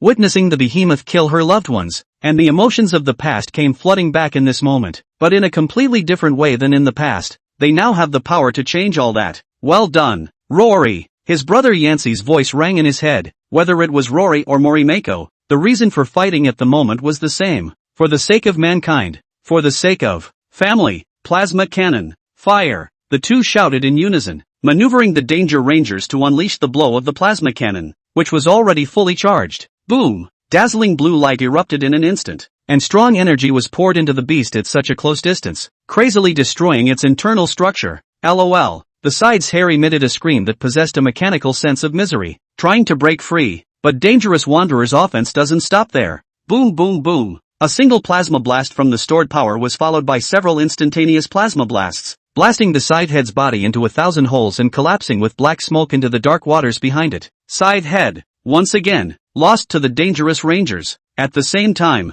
click click click dash, the gates of the broken dome base opened again, and the Eureka Raiders, already loaded with nukes, slowly lifted off with the assistance of several black helicopters, heading deep into the Pacific Ocean. Ahead, after solving the 3 monsters, Storm Red and Shaolin Ranger are collecting the monsters' corpses. After that, if you want to go through the gap, you must have the monsters' corpses as a pass. Good job, Rory. Natsuki complimented Rory within the calm. This guy didn't live up to his expectations, but before Raleigh could reply, there was another gasp from within the command center. The gap is once again reacting with expansion. 2 monsters this time, 1 level 4, and 1, it's a level 5. Chapter 43, do you think it's a coincidence? A level 5 monster. Inside the command center, Marshal Stack looked at the waveforms that symbolized the rank of the monsters, and his brows instantly became grave. The highest level of the monsters they had fought with earlier was only level 4, and now a level 5 monster had already appeared. As a 4th level monster, the tailed rattler had already overwhelmed Storm Red.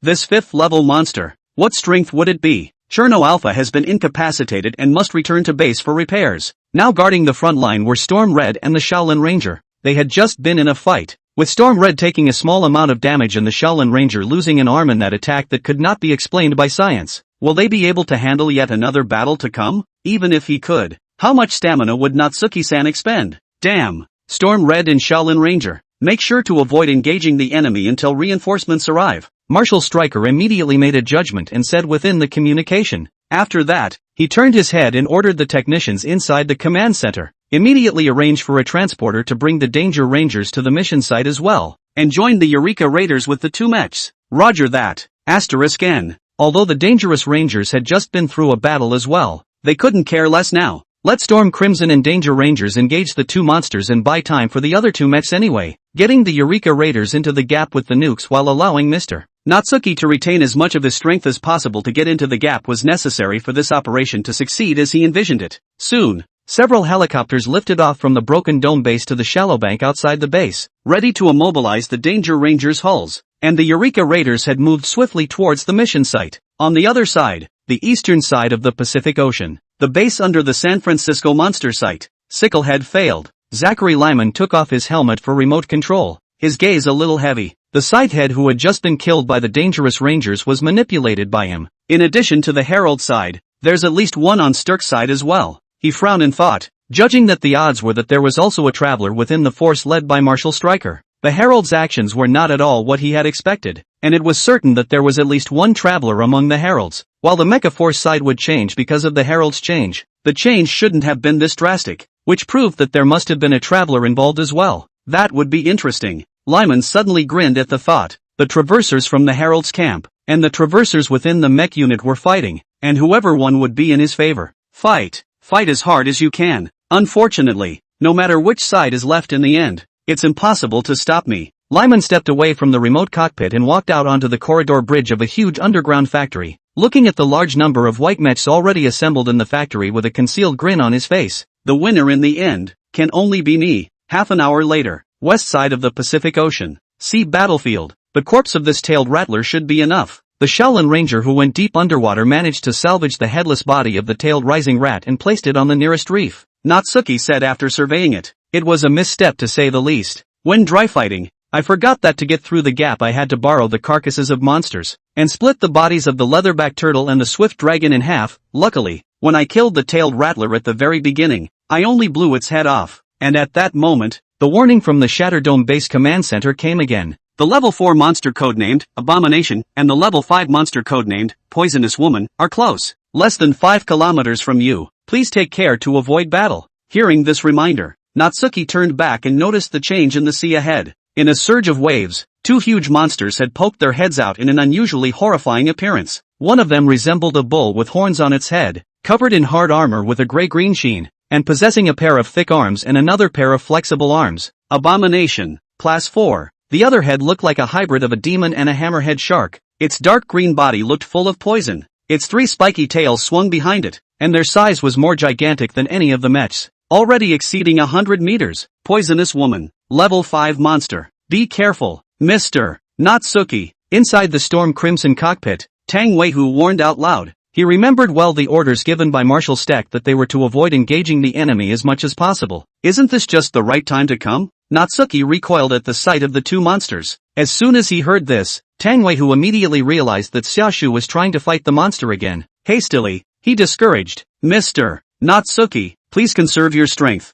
The marshal advised us to avoid engaging them. Our reinforcements will be here soon." As the pilot of Storm Red, obeying orders was the first task, and he hoped that Natsuki-san would listen as well. Unfortunately, if it had been a planet with a high enough danger factor, Natsuki would have listened. "You know, if we want to go through the gap, we have to have a monster corpse as a pass," Natsuki said in a serious voice over the comms. "But you've already salvaged the body of the tailed rats, haven't you?" Tang Wei-hu was stunned for a moment and spoke stiffly. "It's not complete. What if it can't get through?" Natsuki countered. This, Tang Wei-hu froze again. See him hesitate. Natsuki directly did an operation he would never forget in his life. Boo! The Shaolin Ranger brought his arm up slightly, aiming at the reef exposed on the surface where the huge corpse of the tailed rattler was lying, and a round of aluminum thermite warhead instantly struck and landed on the tailed rattler with a bang and began to burn with a roar. The tailed rats were cremated. "Sorry, hand slipped," Natsuki said without a blush. "Well, now we'll have to find another body." After that, he looked towards the two lurid beasts with overwhelming aura. Why do you think it's such a coincidence that there are two more fresh heads here? Tang Wei-hu, Tang Wei-long, Wei-xiong Tang. You're saying it's not? What a coincidence. Chapter 44, The Last Hope. The rain falls like a cascade, and it is early morning, the first signs of dawn. In the raging and churning sea water, two truly terrifying beasts slowly surfaced. The size of the far more than 100 meters in this pre-dawn darkness is even more oppressive. Howlow! Howlow! The beast roared and shook away the seawater. Its ferocious gaze like a torch as it stared at the two mechs that had suffered varying degrees of battle damage. The solemn atmosphere spread wildly in this moment. They are the weapons of the Herald to destroy the Earth's civilization. They, only for the sake of killing. Eureka Raiders and Dangerous Rangers are arriving at the battlefield immediately, only 4 kilometers away. Storm Red, Shaolin Ranger, please prepare to avoid battle and wait for support to arrive. Marshal Stryker shouted into the comms from within the command center. A battle with a 5th-level monster was bound to be a bitter one, definitely not to be engaged in battle. Not far from the battlefield in the sky,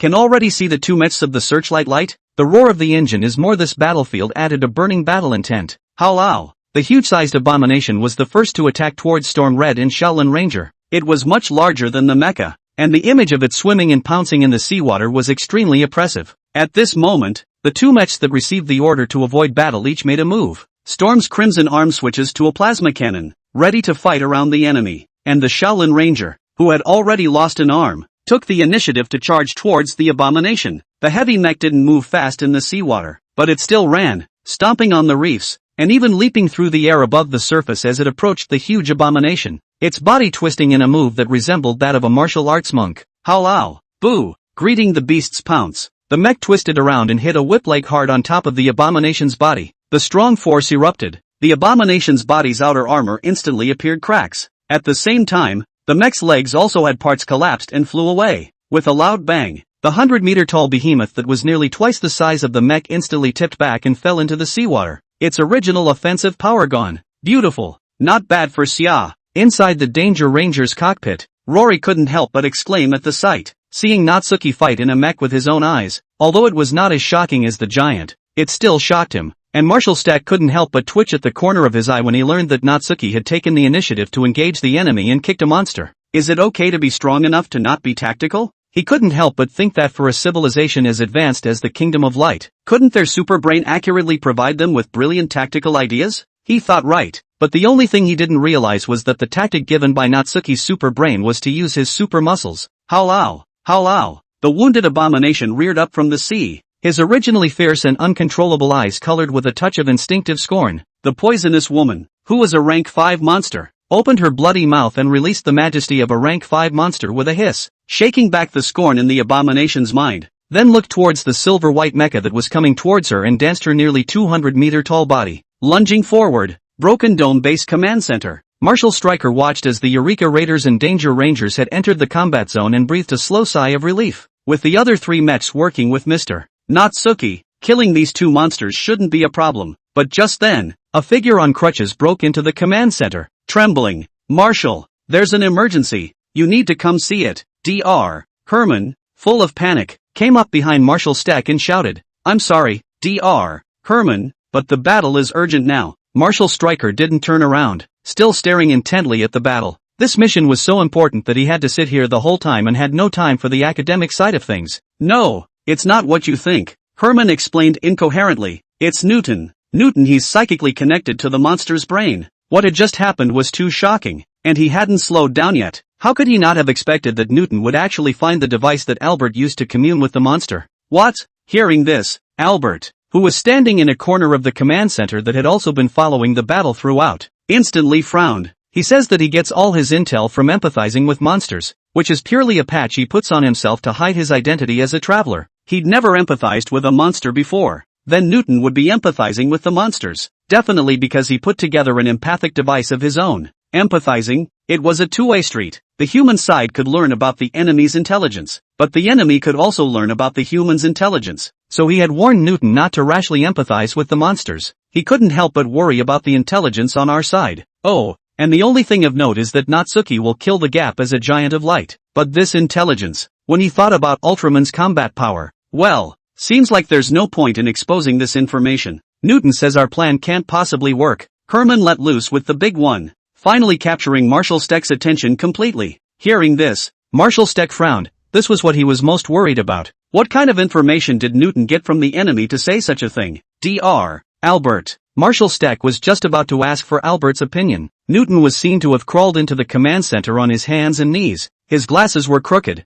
His nose was bleeding from his nose onto his white shirt, and he looked incredibly distressed. The guards on one side of the room rushed to help him up when they saw him. Ha! I did it! Newton said with a wide grin as he was racked to his feet, his torso twitching involuntarily. I got inside the monsters' heads and dug out their intel. No one dared to question him when they saw how he looked. The symptoms were exactly the same as a mech pilot overloaded with work. He spoke extremely fast and hurriedly spoke out the latest information he had gotten, fearing that he would pass out in the next second. There's no way our nukes are going to explode in the Gap. They somehow knew about our plan in advance. Quasi, prepared a lot of monsters, completely different from what we've encountered. It's like an army. There's no way to drop these monsters in directly because of the limitations of the Gap, but as soon as we go in, we'll be mobbed. It's a trap.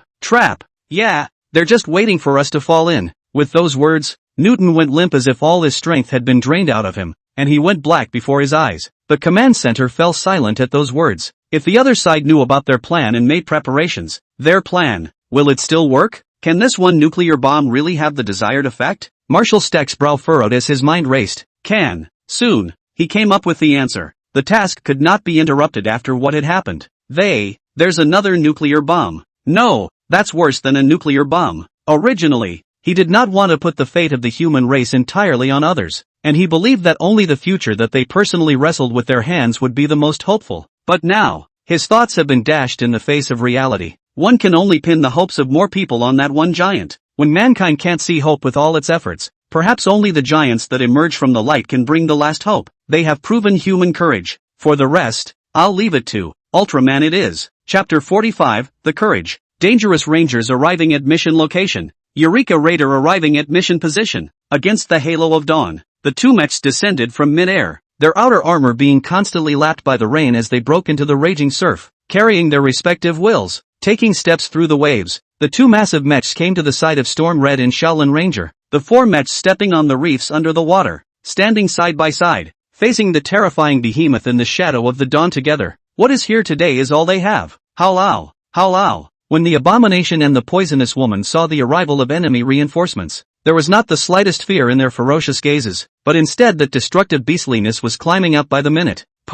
They made a move at the same time, and the poisonous woman fought her way out of the raging waves, breaking through the rain and lunging towards the four mechs in a brazen lunge, her bloody mouth full of fangs. The abomination, on the other hand, dived headfirst into the ocean water, a bit weaker than the poisonous woman, and chose the vile offense of launching a surprise attack on the mech from underwater. In the face of the monster's attack, each of the four mechs also reacted. Xia, let's in Storm Crimson stall this level 5 monster. You and Eureka Raiders quickly rush inside the Gap with the help of this level 4 monster. Rory within the Dangerous Rangers made the most appropriate decision and rushed straight towards the poisonous woman. Even if the opponent was the strongest monster to date, he didn't hesitate for a second. Storm Crimson did likewise, immediately unleashing its guns before and after the Danger Rangers came aboard, launching barrage after barrage against the massive Class 5 monsters. Eureka Raider and Shaolin Ranger then rushed underwater and immediately encountered the abomination that tried to launch a surprise attack. Eureka Raider's reaction was quick and directly blocked his opponent's tear with both arms. Wrestling underwater.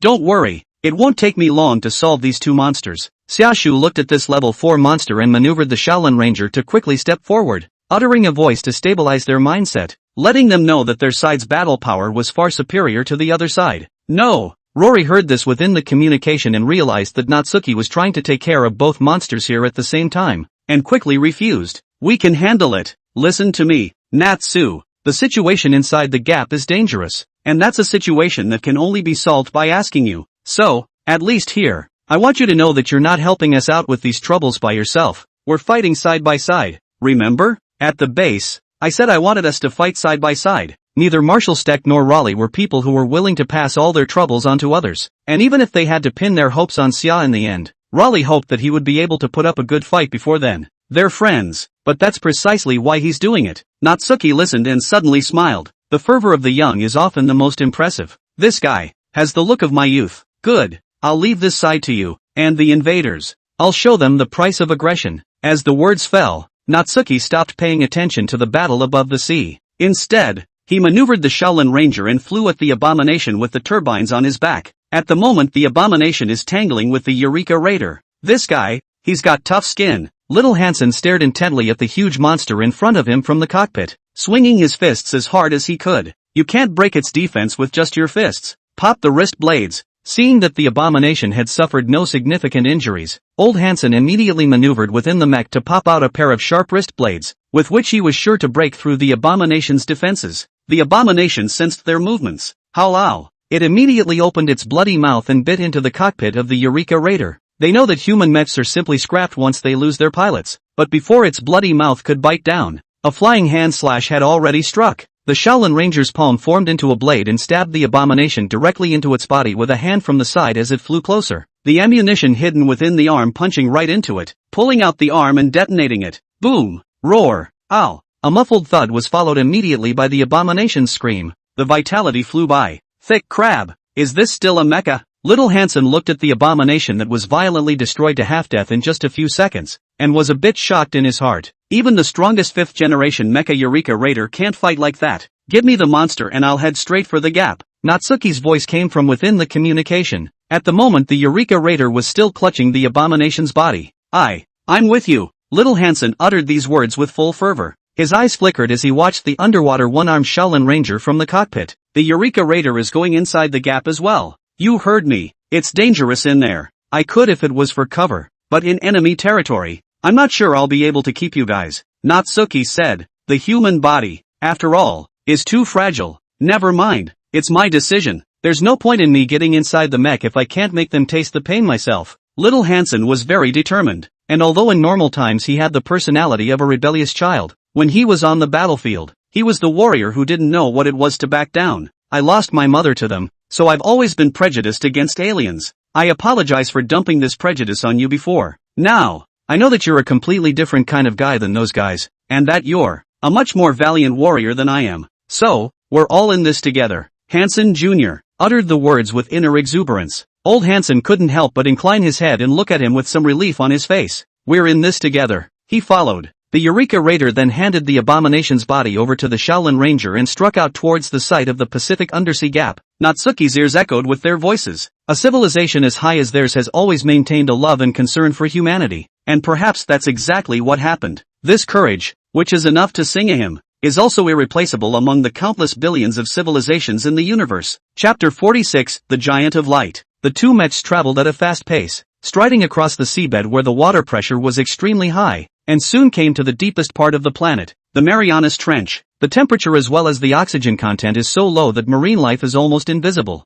There it is. Notch. Old Hansen spoke up. The two mechs leapt down to the seabed and saw the gap in front of them flashing with a reddish light, like an underwater volcano. It's not really an undersea volcano, but the wormhole at the bottom gives off light to make it look like an active volcano. No monsters were encountered to stop them. Maybe they're all waiting for us at the back of the gap. Old Hansen reported to the command center. We're departing. After that, they took the abomination with only a breath left in it and leapt down towards the gap. The ruddy wormhole below was particularly dazzling. As they got closer to the wormhole, A surge of energy emerged from it, like an arc of electricity, sweeping between them, seemingly detecting the abomination in their grasp. The wormhole instantly widened, as if welcoming their arrival. Moment. Two mechs with a monster disappeared from the bottom of the ocean and from the planet. Inside the Broken Dome base command center, all of the personnel were watching the screen that was detecting their vital signs, and when they saw them disconnect, their brows all became grave, and a tense atmosphere spread throughout the command center.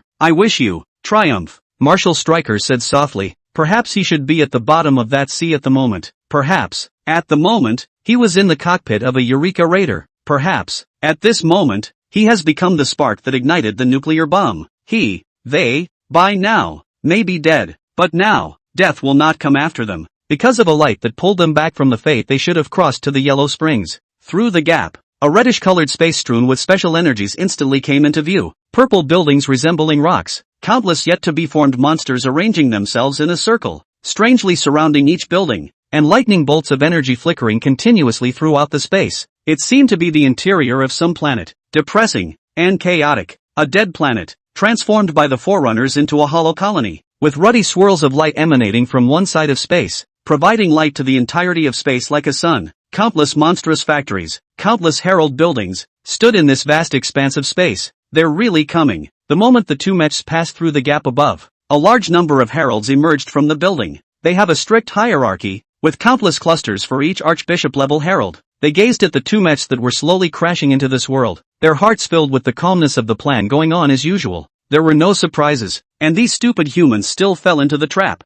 Howlow, howlow, howlow. At this instant, countless giant beasts hissed and stood on the buildings of this space like a neat army. Sicklehead, intruder, demon witch, virus, tailed rats. Any monster species that has ever appeared on Earth can find its individual counterpart in this moment. Densely packed, there was no lack of giant beasts with huge wings flying in midair. They have, for a long time, been waiting here. The earth-shattering roar brought a death-like oppression, as if these two mechs would be instantly drowned and devoured by them once they hit the ground. Shatter! How can there be so many? Old Hansen felt his scalp tingle when he saw the monsters in this space. There's no time. The nuke must be detonated. He couldn't think of anything else. He had to activate this mass murderer before these monsters overwhelmed them, not even leaving them time to evacuate on their own. He couldn't imagine what kind of despair mankind would face if all of these monsters poured into the earth as time went on. Human toys, after all, are flawed. The Archbishop-class herald standing in front of Joki looked at the Eureka Raiders who were activating their nukes and scornfully said, "Next, howlow." Several leatherback turtles launched an EMP attack towards the two falling mechs, and the stirring arcs of electricity spread out in layers. Asterisk. Almost there, the EMP attack hit, and neither mech, which was in the air with no way to leverage its strength, was spared, and Hansen's father and son looked at the systems that had gone down and pounded angrily on the control panels. Subsequently, hiss-ow! A large number of monsters flapped their wings and swooped down on the two mechs like locusts, ready to tear them all apart in midair. In this space, countless heralds watched the scene, ready to enjoy the misery of the lower creatures. However, just as those monsters were raging and Hansen's father and son were in despair, a thunderous sound exploded in this crimson space filled with monsters. Within the one-armed mech, a dazzling light suddenly erupted, like a cross and a circle. In this moment, no one could understand what was happening, but the next second, rumble dash. Under the illumination of the crimson vortex, they could only see countless monsters surrounding them, backlit dark and blurred. Suddenly the bodies of the first batch of monsters to pounce on the two mechs seemed to be detonated by some kind of energy, creating a fierce explosion. In the midst of the sky of fire, there was a huge wheel of light with sharp serrated teeth cutting between these monsters. As soon as it grazed the monster's body, it was a frenzy of entrails and blood. Countless pieces of monster corpses fell from the air like a rain curtain. The scene was incomparably shocking. The wheel of light, which the herald could not even comprehend, fell between the more distant monsters in midair after clearing the closest ones. Afterward, it fell even further below, among the monsters on the herald's buildings, and wherever it passed, buildings collapsed and corpses littered the landscape. What was that? A giant. The giant that killed the leatherback turtle before? What kind of power is this? The monstrous beasts caught in the wheel of light within the space were wailing, their mournful voices in stark contrast to their previous intimidating roars. Why hadn't any of the monsters been able to intercept this wheel of light that emitted a bright white light? To the incomprehensible gaze of the heralds, layers of monstrous corpses fell from midair, and the true culprit who had created all of this was finally revealed. Backed by a ruddy swirl of light, all they could see was a slender red and silver body in the shadows, a round crystal with a blue glow, a pair of eyes brighter than the sun. The giant was suspended in the center of the entire space, not a trace of mercy visible in his godly gaze. It was as if the gods who were about to rain down divine punishment on them. Chapter 47. What the hell is this? All the heralds in the entire space were gazing at the godlike giant. How is this possible? Carbon-based creatures can't possibly exhibit this kind of power. Not even silicon-based creatures. What the hell is he? Neither the civilization of mankind nor the civilization of the heralds could interpret the existence of that giant, which was completely beyond cognition. The paralyzed Eureka Raider was protected by an invisible force, and instead of crashing straight away, it was deposited into the ruins of a building where the monsters had already been cut to pieces by the octagonal wheel of light. Once it hits the ground, Hansen Sr. and Hansen Jr. raised their heads and looked at the giant, who was not affected in the slightest even though he was surrounded by monsters, with their mouths wide open. That's the giant the marshal was talking about. In Sitka, it was such a giant who saved the lives of the marshal and Raleigh. The marshal was right. That was just divine. Old Hansen's worldview suffered a strong shock. He had expected the giant's power, but when the giant appeared in front of him, he suddenly realized that he was still too conservative. With his own barren imagination, he simply couldn't imagine what kind of power a warrior from a higher civilization would actually display. The moment the two mechs were surrounded, he thought it was all over. But the fact before them was that the monsters that had tried to surround them were all finished. It's too strong. Those monsters were as brittle as paper under the attack of that wheel of light. He didn't know how Natsuki did it, and since he couldn't figure it out, he gave up thinking about it. All he wanted to do now was to see this godlike giant wipe out all the enemies here. For more than a decade, mankind had been living in the shadow of the monsters, had been languishing under the threat of their enemies. Countless people had died. Countless people had been displaced. Now, seeing this scene and witnessing the loss of his lover to the monster, the elder Hansen felt a wave of strong emotions surge through him. It was the relief of a great revenge about to be avenged. He couldn't help but shout, "Yes, that's it. Let them taste despair too." The much younger Hansen Jr. was even more enthusiastic at the sight, as if it were he himself who was on a killing spree here, and threw up his arms and shouted, "That's awesome. What monsters, what heralds, I think they're nothing compared to Mr. Xia. Ha ha ha, that's it. Smooth." Little Hansen's own mother had her life taken away by the monsters, and now seeing so many monsters like chicken cubs being taken by the giant with abandon, his heart was full of pleasure and his heart was excited. Any monster that tries to get close to the giant, but takes a punch or a kick, will be seriously injured or die a violent death on the spot. The light wheel that was thrown out one after another is a big killer. A light stroke will be a large part of the air to kill the beasts. Fall into the lower part of the beasts and the army is like a meat grinder that can't stop. The place where is full of screams. This scene is really too shocking. At the same time, little Hansen's mind suddenly remembered what had happened yesterday. In the restaurant, he was lucky that he hadn't said anything heavier. If he had really enraged the other person at that time, how horrible a scene would it have been? Fortunately, the other party didn't care to be general with himself, and Mr. Natsuki's temper was much better than he thought. The first batch of monsters were decimated, and immediately the next batch of monsters surged up, but not to mention the first and second level monsters. Even if a large number of fourth and fifth level monsters surrounded each other, they could not help each other at all. A large number of heralds saw that the situation was not right and hurriedly withdrew into the buildings to prepare the fortifications. That's not the right script. Is this still human? Is this the kind of power a human being should have? So, is that what you call Ultraman? The Archbishop-level herald in front of Yaki stared at the slender giant with a deadly stare and said through clenched teeth, his gaze filled with anger, "Right." Joki looked at the giant in the same way, and his mind rippled. How is this a little off? Is this Ultraman? The first leatherback turtle brought back bits and pieces to them, and that made them take Ultraman a little more seriously already. But where does that leave them now? It's not. Why do I remember Ultraman just wrestling monsters through a bunch of streets or mountains? Smashing a few buildings is already a high point of performance. Now this thing that blows up a whole monster with one punch. You're telling me it's Ultraman. Garden Valley. You lied to me. But, Yorkie said stiffly, as strong as this guy is, he'll only be active for 3 minutes. Once the 3 minutes are up, he's at our mercy. He still noticed the crystal on the giant's chest. I admit, you're far stronger than I thought, and we took it lightly. But you, Ultraman, have to follow the basic law too. No matter how strong you are, what's the use after 3 minutes? All we have to do is drag it through the remaining 2 minutes or so and it's a win. Poof. Then it seems that this creature's evolution is still incomplete. The emotions in this archbishop's heart subsided quite a bit once he heard that the other party had such an Achilles heel. What's 3 minutes enough for? They had waited for over 200 million years to have the earth in their pocket. We have more weapons than mankind could ever imagine. This giant of unknown origin is destined to fall here. The monsters, their cloned bioweapons, were so numerous that they could have drowned that giant by lunging forward without regard for death. Even if the other party was strong, they were ultimately only alone, and both sides had a gap like a rift in numbers.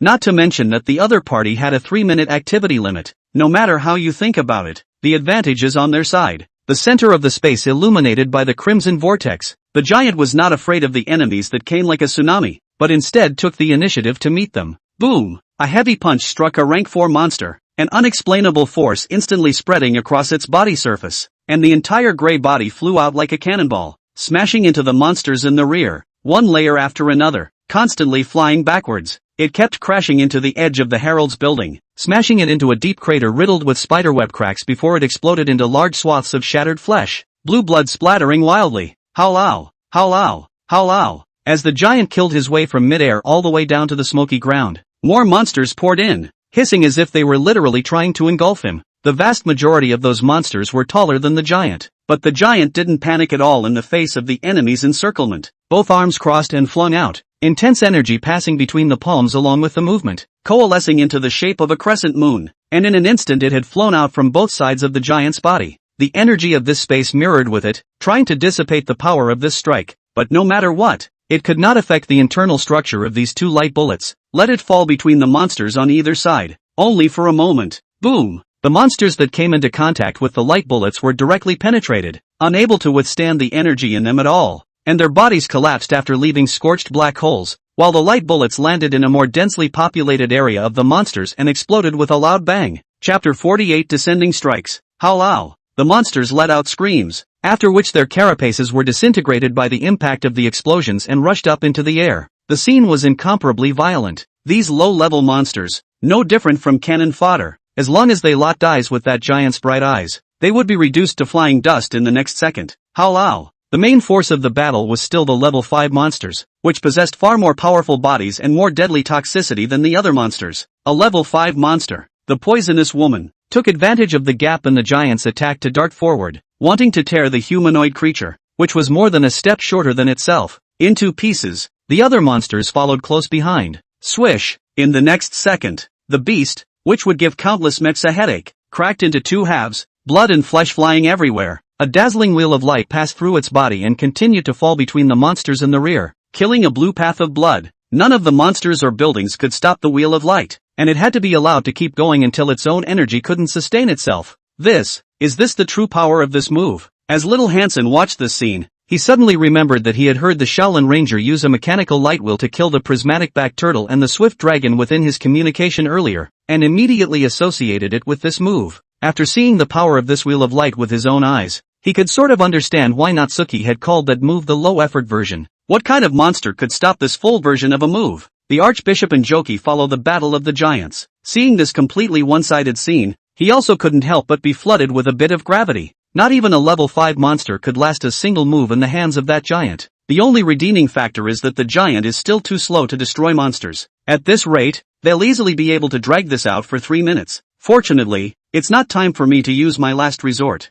Yosh stared at the giant holding a light wheel like a butcher, and temporarily pressed back the desire in his heart to go forward and fight with him. In addition to an army of monsters based on quantity, they also prepared super monsters based on quality. Looking at the situation right now, the odds were that he wouldn't need to control that beast to fight it. Just when he was about to say there was some pity, swish, swish, the giant threw the 2 wheels of light grasped in his hands and slashed between the countless monsters. After that, in the gazes of many sights of incomprehension, he leapt into midair and hung over this entire space, as if he had made a certain decision. What is he going to do? The Archbishop narrowed several eyes, guessing the giant's intentions. There was something wrong with the aura that giant was emitting at the moment. The gases around its body seemed to be distorting. All he could see was the giant looking down at the countless monsters and buildings, his wrists glowing with a shimmering light. Brighter and brighter, brighter and brighter. Yaki reacted instantly when he saw him put up an arm. Nor does it matter to this Archbishop. It's a straight-up dart backward. You're running away from something. How can being a higher civilization produce fear? The Archbishop noticed Joki's movements and was just about to chide. It was then that the giant's other arm,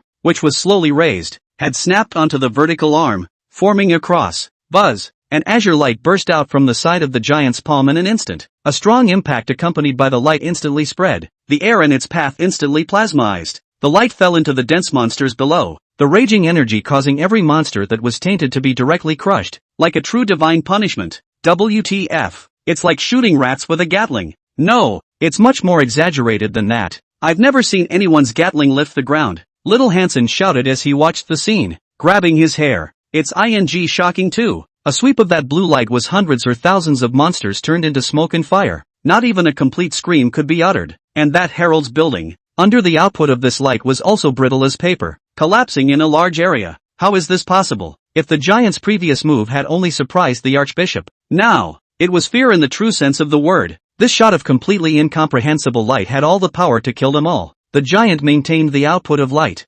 standing in the center of the space and sweeping it across the entire space bit by bit. What level 4 monsters and level 5 monsters were completely equal in front of this shot of light? Even their creator Herald does the same. The monsters died in droves and the order of the heralds collapsed instantly. The entire space was thrown into utter chaos at this moment. The dignity of being a higher civilization, the arrogance of being a herald, all became a joke the moment the spectrum light fell. It was completely overwhelming, a force that simply could not be matched. What about higher civilizations? What about silicon-based life? A civilization that can establish order and maintain justice among countless civilizations is a superlative existence to any other civilization. The heralds, a bunch of cosmic rednecks, have finally realized what true power means. Buzz, boom. This archbishop witnessed the spectrum light sweeping in front of him, and the buildings in the area were instantly reduced to rubble. The creations of their civilization so fragile in the face of the light that they had completely collapsed. No, it shouldn't be like this. The archbishop, who had been embraced by countless heralds, had fallen into the abyss, smashing into the rubble-covered ground, surrounded by pieces of the monstrous carcass. Their monster factories, their hordes, their proud civilization, shouldn't be so untouchable. Quick, help me up. He poked halfway out of the rubble, calling out to the herald who had fallen with him. The higher class that his innate genes had brought him was still in play, and in the social civilization of the heralds, he was the top of the heap enjoying privileges, and the lower class of heralds deserved to be at their own disposal. But as he scanned his surroundings, he suddenly froze. The underlings who had embraced them, the lowly heralds who had been dominated by them, either had their corpses sprawled across the ruins or had scattered in all directions. Their order collapsed. Their civilization collapsed. At this moment, he was no longer the high and mighty archbishop. He was no longer the counselor in the council who could decide the life and death of a lowly civilization with a wave of his hand. He was no different from any of the other pioneers. Even he was no different from the monsters he had created. They have only one identity, the aggressors who are about to face judgment. The giant didn't care if you were an archbishop or an ambassador. None of it meant anything the moment that light fell.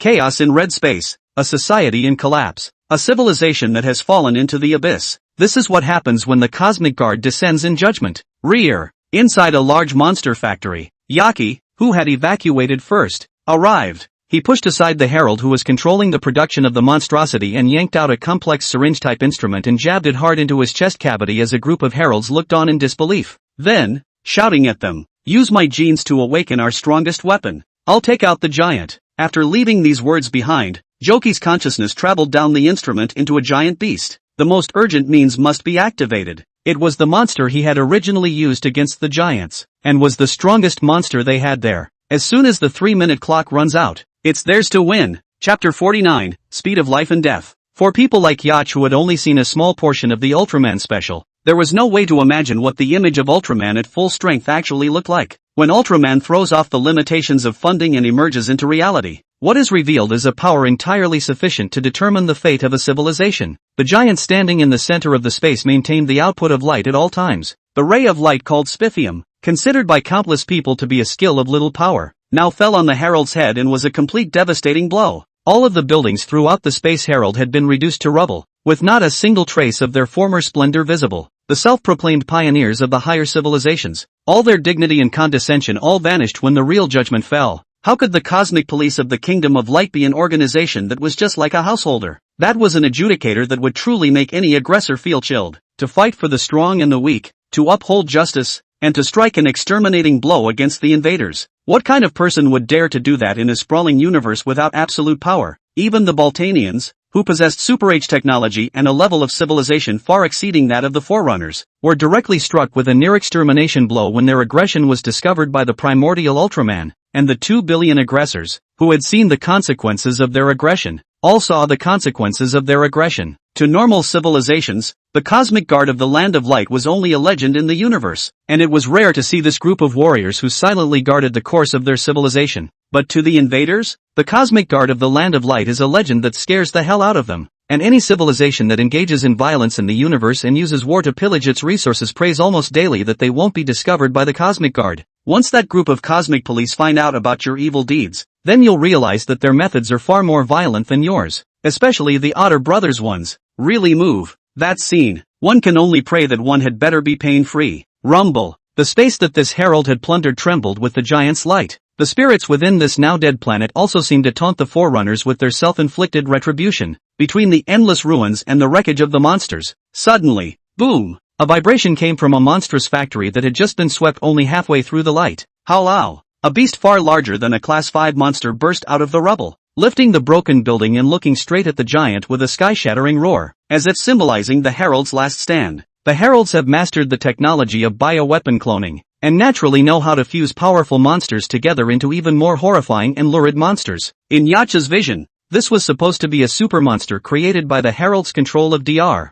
Newton 10 years later, but in order to fight Ultraman, they made this preparation ahead of time, utilizing entirely the technology within the monster factory. The fused monster is bigger and stronger than the one in the original historical track. Spikes capable of being used as weapons grew on every part of his body, and two upward-facing fangs protruded from under his bloody mouth, making him look like a demon crawling out of hell. Super Monster. A.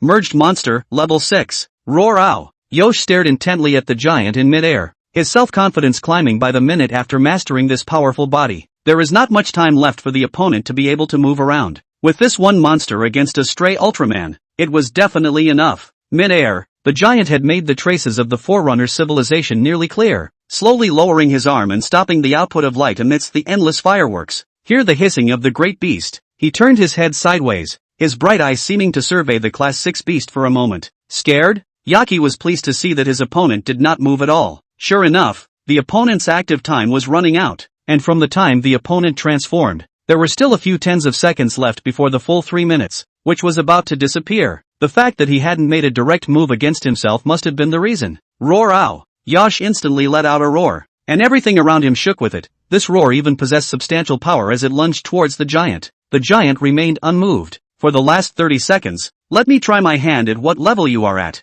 Boo! This super monster fought to leap up. The ruins under its feet were directly crushed by this impact, and came to mid-air, deadlocked on this giant that wasn't even a third of its own size. The body of 200 meters was full of oppression, and the fangs were about to poke through the giant. Boo! The body pounced on the giant, and the mountainous force continued to press down. But soon, he froze. The giant beast seemed to be suspended in mid-air from a distance, which was very bizarre. If one were to look down from the behemoth's gaze, they would be able to see the red and silver-colored giant of a body grabbing the jaws of its massive head, with both hands just grasping the two sharp fangs.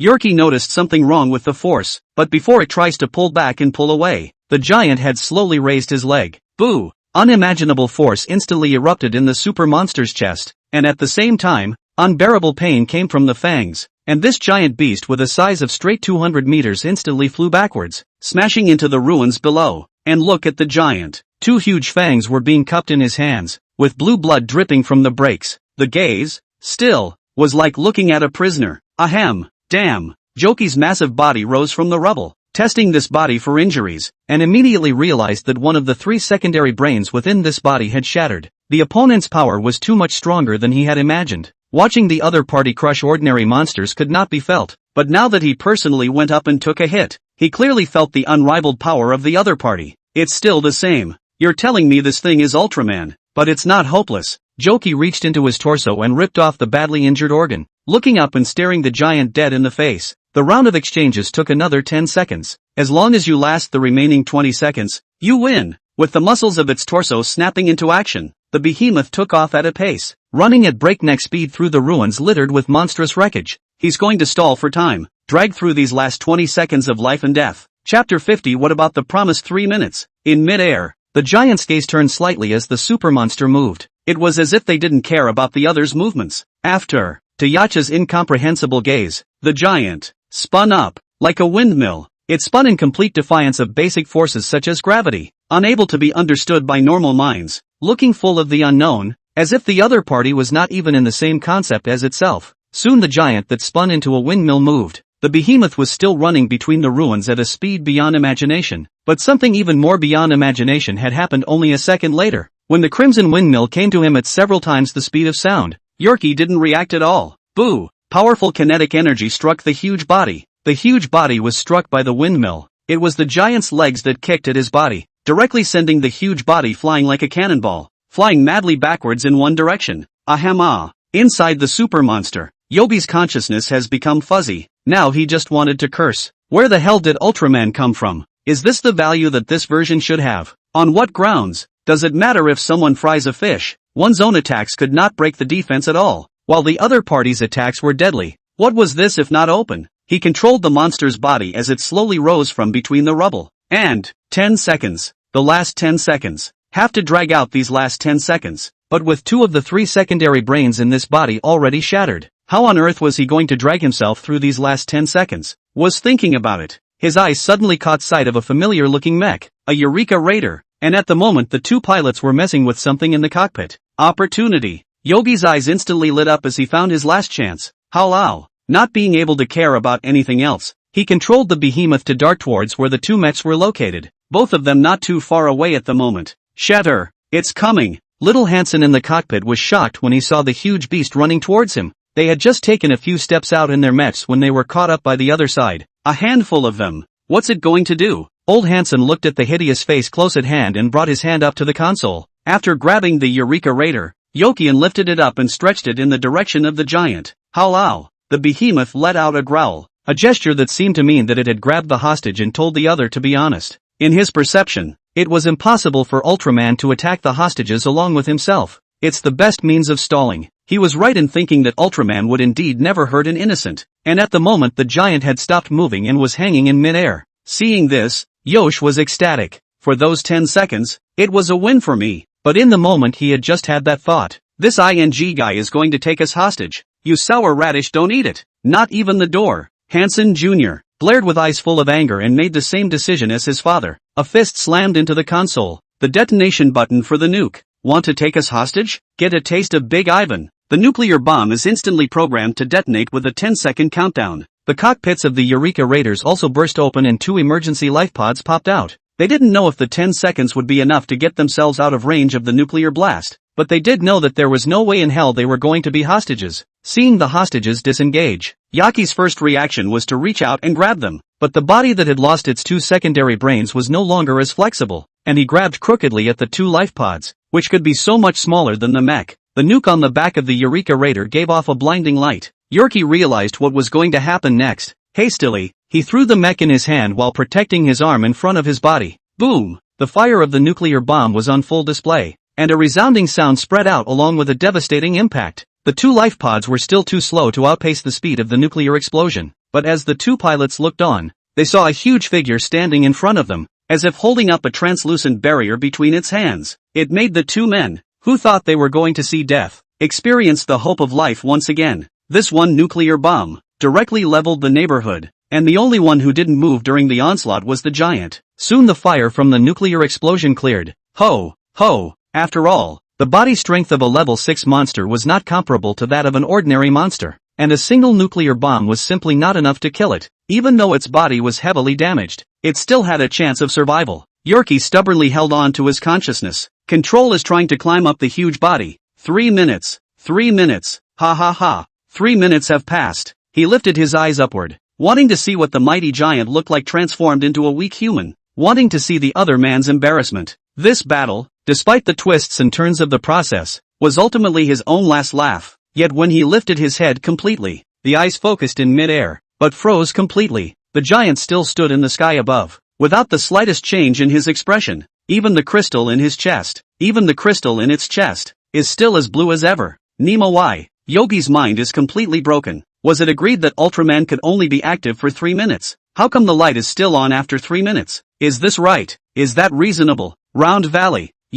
People can only move around for 3 minutes even for Deja. It's true that Ultraman can only move around in extreme environments like Earth for 3 minutes, and this is correct. But the thing is, this isn't Earth. Originally, Natsuki had thought that the space on the back of the gap would be similar to Earth, with a 3-minute activity limit. But he hadn't realized that the Herald's stronghold was a planet that had been invaded and died. A place where the environment may have been more extreme for humans. But for Ultraman it didn't even matter. I'm not on Earth. Who cares if you're 3 minutes away? No. How did this happen? Yorkie's mind was reeling as he watched the giant slowly raise his arm, trying to back up. Though, buzz, a spectrum ray had flooded his body halfway through. The super monster is destroyed and their only countermeasure disappears. Jokie's own body stretched out its arms from between a large patch of rubble and struggled to crawl out. He looked at the space that had been destroyed beyond recognition, and a wave of frustration welled up in his heart. He failed. No way. Must tell Quake about this side. Ultraman is just too strong. This mission isn't over yet. There's still a chance.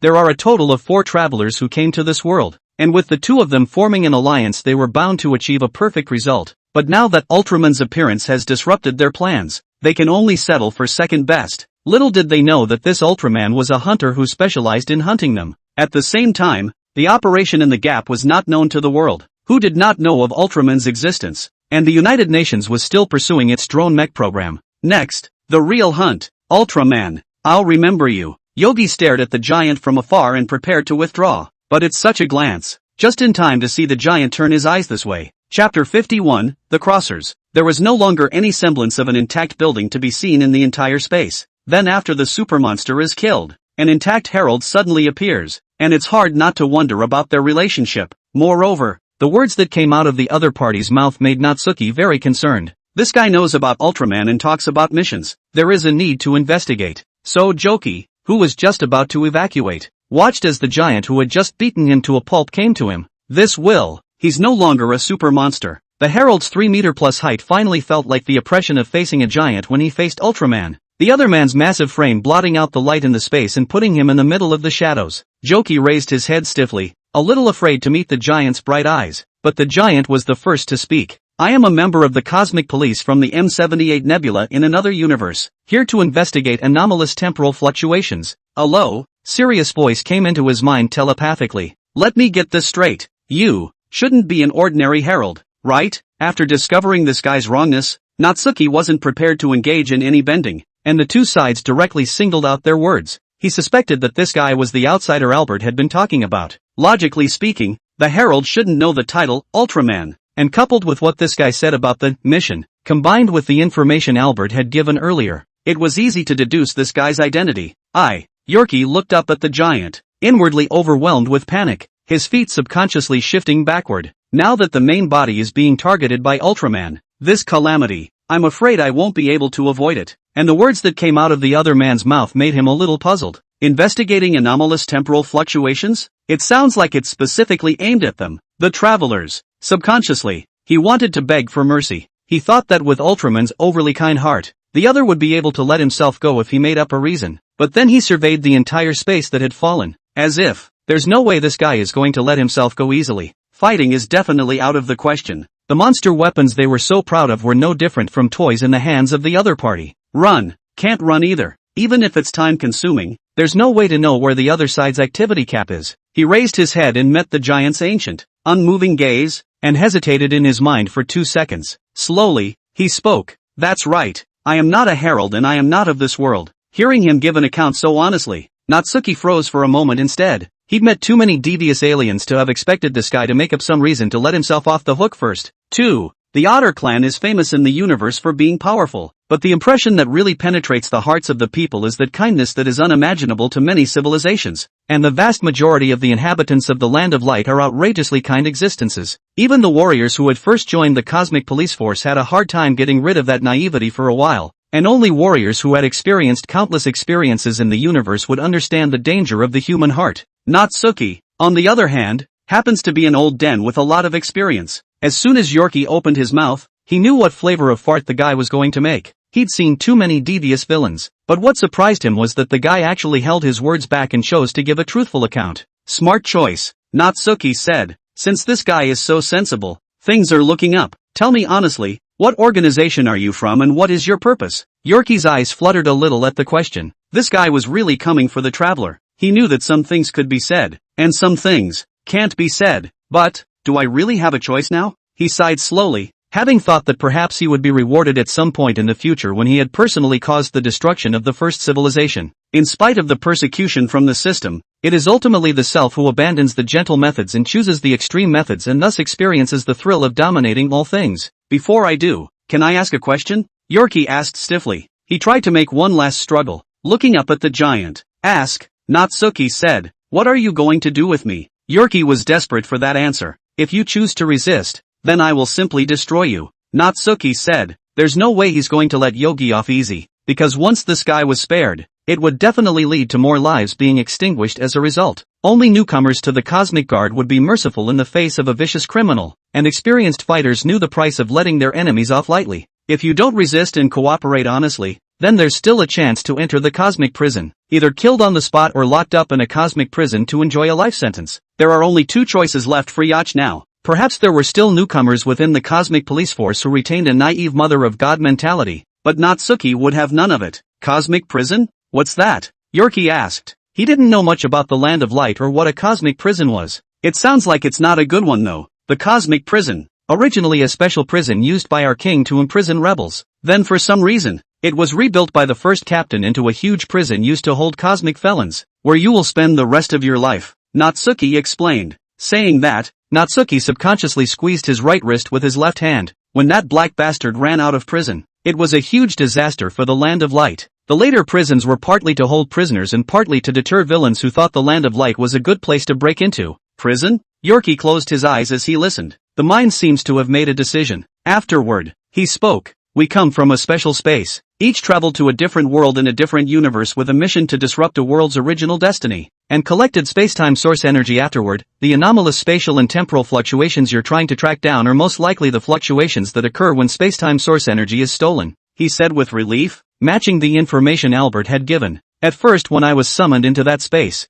I thought it was something similar to the main god space in the novels, but it wasn't. We can all sense that space seems to be plotting something as well, but I didn't expect this space will attract the Ottoman to track down. What a world, also in a nutshell. With that, his gaze snapped to the giant and he opened his forearms. Frantically, he shouted, there's no way I'm going to be put in jail. I, who have experienced the power to dominate life, will never be reduced to a prisoner. Remember our names. We are the travelers. The words fell. Boo! His body suddenly exploded from within, as if he had hit some switch, and he died on the spot, his soul dissipating with him. Chapter 52, The Snipe and the Muscle. Yogi's surprisingly self-contained. He chose to give himself a ride between being shot on the spot and life imprisonment. Natsuki's gaze became a bit more grave even as he looked at Yaki, who had turned into a mist of blood. Organizations that use travelers to collect space-time source energy. The information Albert gave matched all of what the guy said. The black hand behind this must not be ordinary. I also wonder if it will be a threat to the Land of Light. The nature of this mission had changed.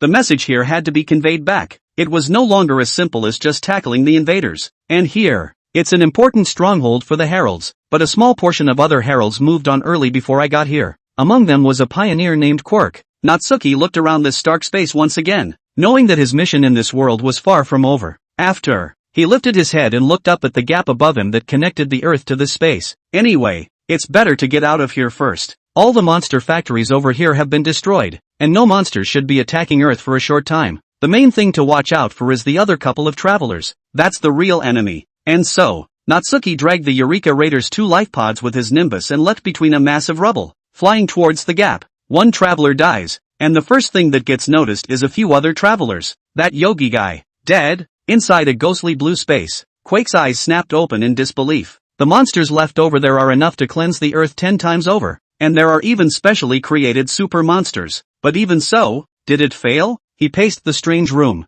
pondering what had gone wrong. Human nukes. There's no way they could have detonated in that space. Besides, even if the humans detonated a nuclear bomb, there's no way it would have the power to kill Yogi. The only other possibility is that Ultraman. Quake suddenly remembered the Ultraman who had stopped their plan to kill the leatherback turtle in Sitka. I didn't realize Ultraman actually had this kind of power. It seems, it's true that you can't judge the enemy's strength based on stereotypes. It was the right thing to do to keep Jockey over there. He was glad that he had made another handful of preparations ahead of time and moved ahead with a group of men to this side. Otherwise at this moment he would be dead over there like Jokey. Your death helped me scout out my opponent, so you didn't die in vain, Quake muttered to himself. There's not an ounce of sympathy for Yogi's death. just analyzing the pros and cons of what happened. The travelers are in competition with each other, and even if they are temporarily grouped together, there is no trust. Quark is just completely exploitative of Yogi. In terms of results, Yogi played his value. Looks like it's time to re-prepare the plan.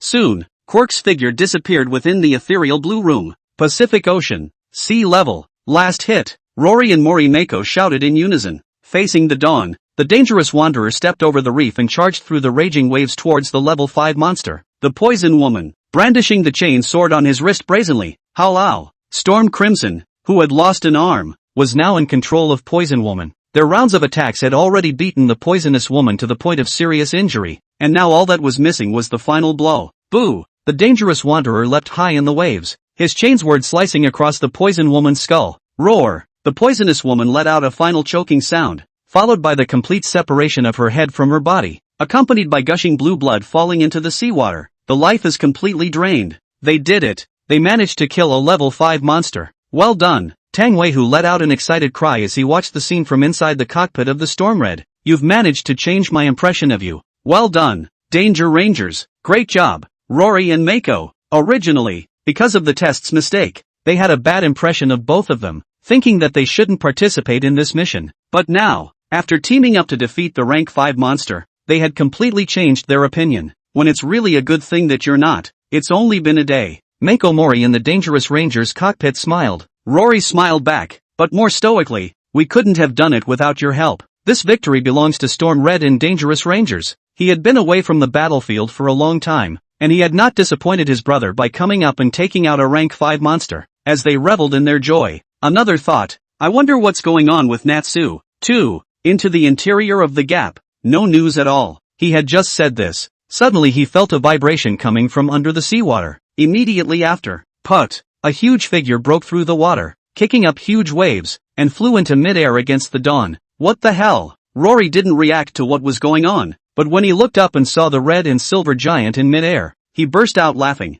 At the same time, a cheer rang out from within the Broken Dome Base Command Center. It worked! The gap has collapsed! They did it! Kai Tiantong and the other technicians raised their arms and cheered, and a relieved smile appeared on Marshal Steck's face. And in the Pacific Ocean, Mako Mori and the 3 pilots of Storm Red looked at the giant that stood in midair with its back to the dawn, while feeling a bit shocked. That's Natsuki-san's original appearance. Just by looking at it, one could feel the power and order that the body represented. Then the Eureka Raider's life pod dropped to the surface. The hatch opened, and Hansen Sr. and Jr. climbed out of it, took a breath of fresh earth air, and looked out at the rising dawn. Laughing, he said, what a stroke of luck this time. We did it. Natsuki's huge body also turned into a point of light and dissipated with the wind, then appeared as a human on the dangerous wanderer's shoulder. His green-flowered shirt blew hungrily in the wind as he gazed at the dazzling sun. Unlike the others, somewhat seriously, he said, it's not all over yet, and when we get back, we'll have to make new plans. San Francisco, the base under the monster ruins, the one who died, was it even on the Herald's side? Lyman said with a frown as he looked at the message within the email.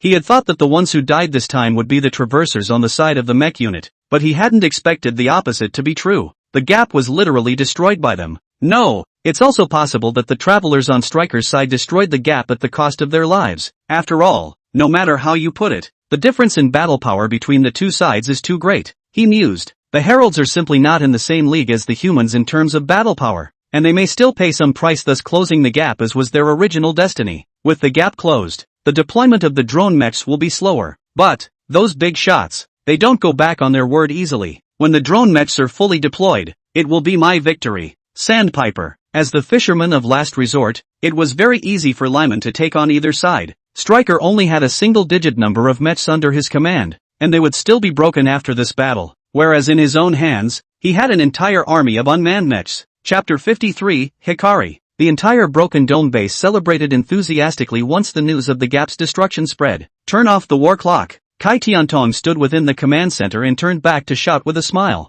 The battle clock is a device they use to stay alert, and only clears when a monster appears, and keeps counting if it doesn't, making them constantly aware that a monster is about to appear. Now that the gap has been closed, this war clock housed in the mech hangar can be decommissioned. All the people in the mech hangar cheered in response. I feel like this is all like a dream. Kai Tiantong's face resolved into an excited sweat as he ran a hand through his hair and gushed at Marshal Steck. 13 years. the shadow that's been hanging over our heads just disappeared. Ha! Raleigh had retired for 5 years, but Kai Tiantong had been by Marshal Steck's side and had witnessed this entire apocalypse with his own eyes. How can it not be exciting now that they are finally seeing the light of dawn? A look of joy also appeared on Marshal Steck's face. Either way, we'll be able to take a well-deserved break. At the same time, he knew what he should do in this uplifting moment. He looked around the command center and smiled. All helicopters are now deployed to prepare for the triumph of our fighters. Those soldiers at the front line are the ones who deserve the most credit for this mission. Soon, one mech was transported back to the base. Each driver is like a general full of honor and enjoys the accolades. Natsuki wasn't used to such occasions and went back to the restroom first. Once inside the lounge, the first thing he did when he sat down on the bed was to open the obsidian-colored bracelet on his right wrist. Current length of hell-level mental space training, 8 hours, yes/no on training? The damn thing is still reminding itself to train. Is this the time to train? Hey Hikari, you reserved a way to contact you in this damn bracelet, didn't you? I've investigated something about the anomalous temporal fluctuations. Things aren't as simple as we first thought. Don't play dead, Natsuki said at the bracelet. The bracelet didn't have any other buttons or anything like that on it other than a diamond-shaped crystal, and currently only had 3 functions: posting quests, training, and transforming. But with Natsuki's knowledge of Hikari, this thing was definitely not that simple. Seeing that the bracelet didn't respond for a moment, Natsuki's gaze gradually became dangerous. It looks like it's time for some extreme measures. He crossed his right wrist in front of him, staring at the bracelet, while his left hand joined his fingers into a palm, and a flash of white energy emerged from his fingertips, and a large number of distorted air currents suddenly appeared in the dimly lit room due to this energy, signaling the power of this energy. Natsuki was ready to take the damn thing apart, although he didn't know exactly what this thing was made of.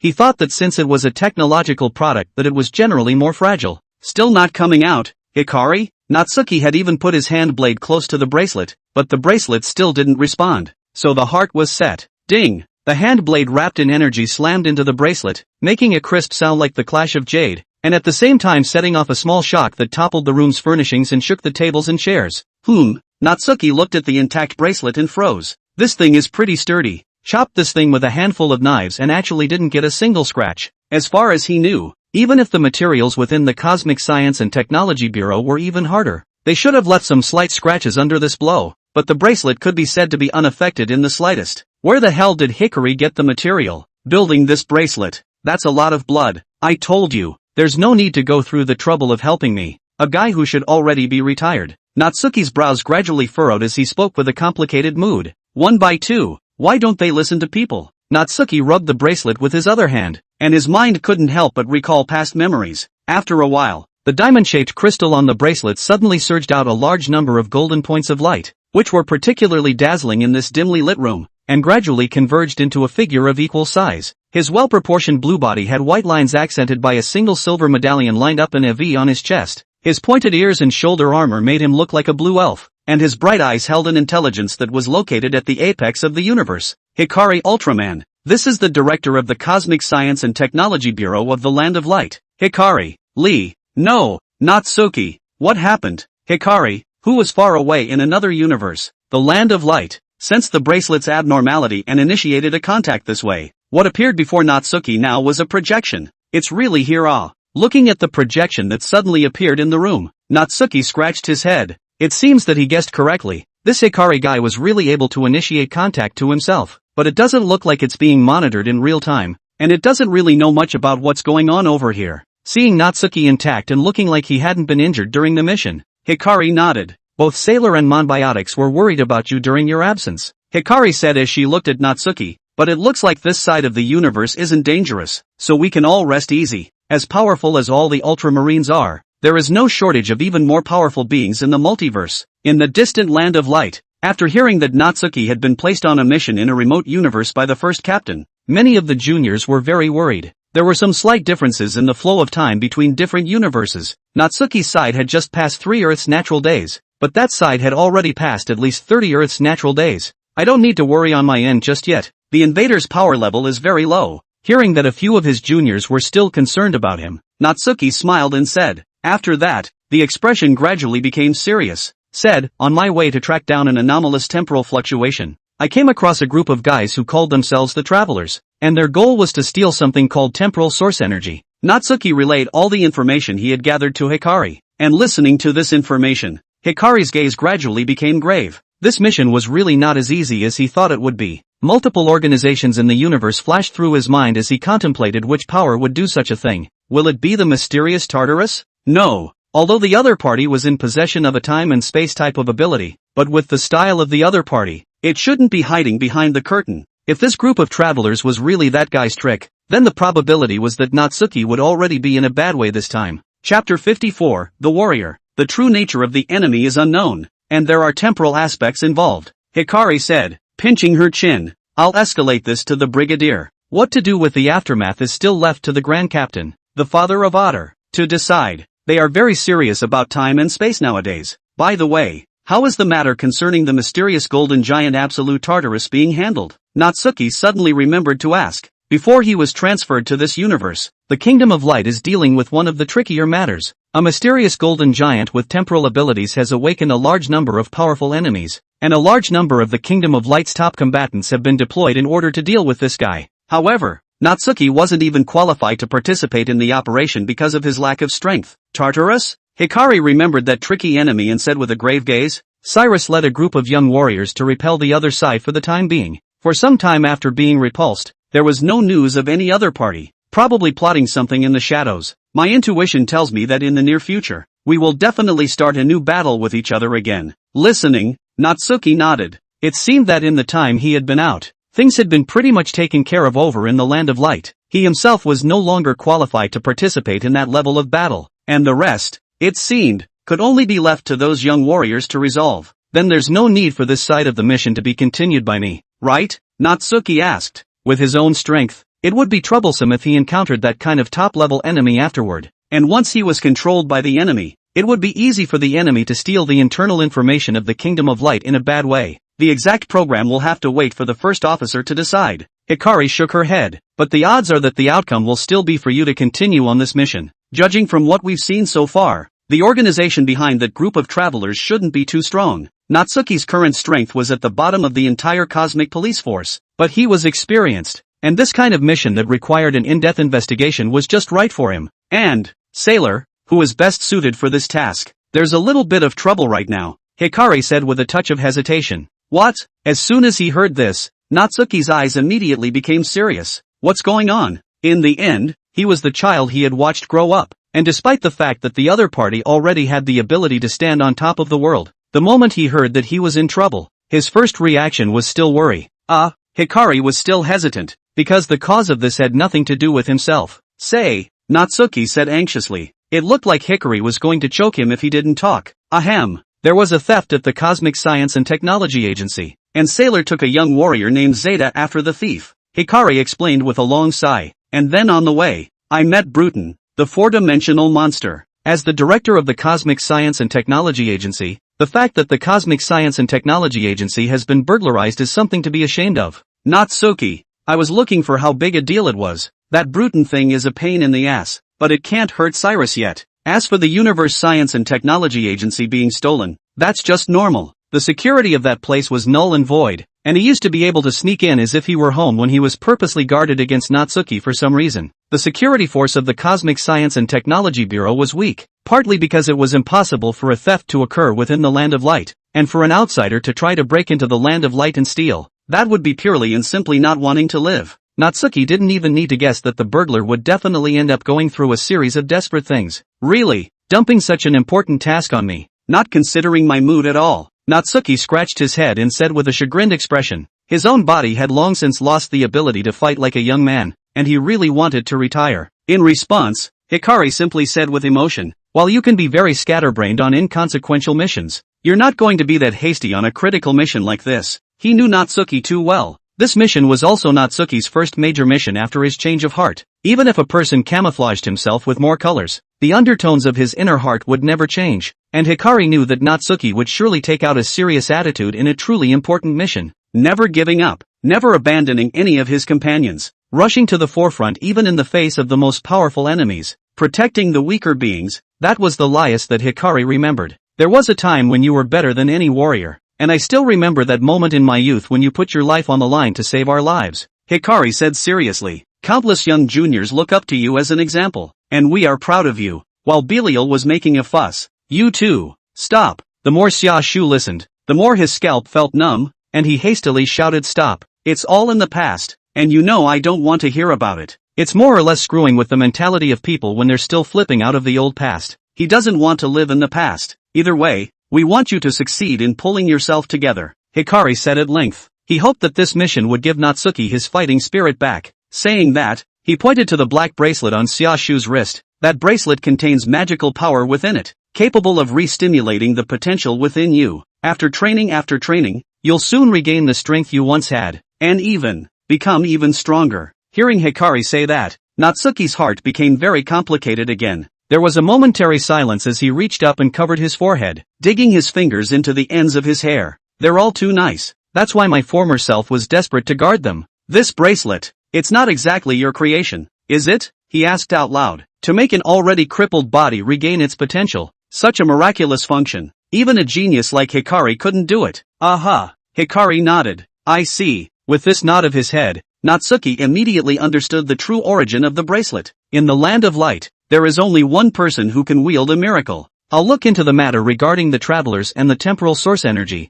and I'll contact you again when there's progress. Natsuki slowly raised his head and said at Hikari. And, thanks. Hikari nodded before shaking her head. There is no need to thank me. It is what a valiant warrior deserves. After that, the projection turned into a point of light and re-entered the bracelet. Thanks to C for the reward of the Great God Certification *1, and thanks to Sounding Miss Lin Air for the reward of the Great God Certification *1. 2 extra chapters counting the previous one, to be made up for the big guy after 200,000 words at the end of the debut. Chapter 55, Deja? Too shady. That was fast going. After Hikari's projection disappeared, Natsuki looked at the empty room and said with a silent sigh, with the current combat power displayed by the enemies of this world, it was indeed a bit of a big deal to let those outstanding young juniors carry out the mission. Also, this veteran himself, is it even worth the attention of that being? Natsuki scrutinized the bracelet on his right wrist for a moment. It was certain that the materials of the bracelet originated from that being, and the technology inside. It was Hikari herself who had designed it. Current length of hell-level mental space training, 8 hours, yes/no on training? Training from hell. Training that can revitalize the potential of this body of mine. Natsuki stared at the translucent screen that popped up on his bracelet and pondered. He'd already experienced training from hell once before. The fact that Babar of Saiwan had the audacity to drive a jeep to create me is a testament to how unforgiving this hellish training is. This training is not only hellish, it's also very immodest. The upside is that it really makes you stronger. Still, with the exception of Severn, all the other members of the Cosmic Police Force are fairly normal, or at least not particularly outrageous as far as I can remember. Saban was the one who gave Leo special training back in the day, so he's left behind this bit of black history. A few other brothers don't have a dark history about training, at least not that I can remember. After a brief thought, Natsuki's confidence rose. It's just a stupid training program. What's so hard about it? It's still the same. A million members of the Cosmic Police. Which one do I not recognize? Other than Saban that Babar, where else would I be practiced to death? The corner of Natsuki's mouth hooked, confidently saying, the juniors of the Cosmic Police were young talents who honored their elders,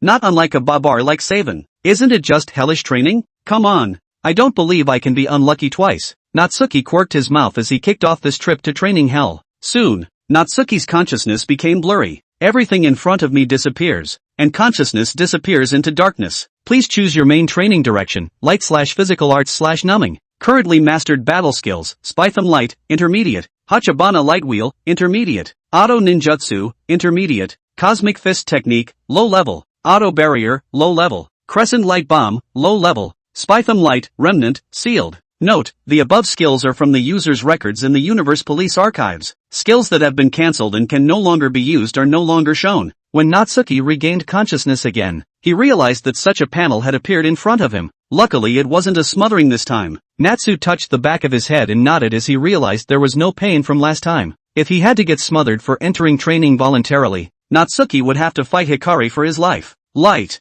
physical, numinous power. Natsuki stood within a pitch-black space, looking at the panel in front of him, contemplating the contents of this training. Last time, the training was in ninjutsu, and the corresponding instructor was Severn Babar. Well, this time it's definitely going to rule out the Nimbus direction. As for light and bodywork, the power of the Spithium Ray was completely sufficient in this world, and there was currently no enemy that could not be solved by a single shot of Spithium Ray. The only option, then, is physical arts. After all, It's within the earth, and the event only lasts 3 minutes. Then how to put those 3 minutes to good use is crucial, Natsuki mused. The faster I am, the more I can do in those 3 minutes. So, I choose to train in physical arts, preferably in speed. Natsuki said. Current main training direction, physical arts, speed-oriented. Mentor is being assigned to you. Mentor assigned. The training site will be switched in 30 seconds. Please get ready. Note, in the absence of exceptional circumstances, it is not possible to withdraw voluntarily before the end of the training period. After making his choice, Natsuki took a deep breath. Mentally prepare yourself. Look around and wait for the venue to change. This training could miraculously make him stronger, but he wouldn't have voluntarily thrown himself into it if it was only because it could make him stronger. It was Hikari's remark that the Kingdom of Light would once again be fighting dangerously powerful enemies in the not-too-distant future that really got him moving, and he had a feeling that those enemies would cause the Kingdom of Light a lot of trouble. Since there was hope that he could participate in that war nowadays, he naturally wouldn't give up such an opportunity. Those who envision themselves in the afterlife, I can't afford to let them down again. Come on, let's see who it is this time. Natsuki maintains an alert stance as the enemy's attack could come at any moment. A second passes. 2 seconds passed. 10 seconds passed.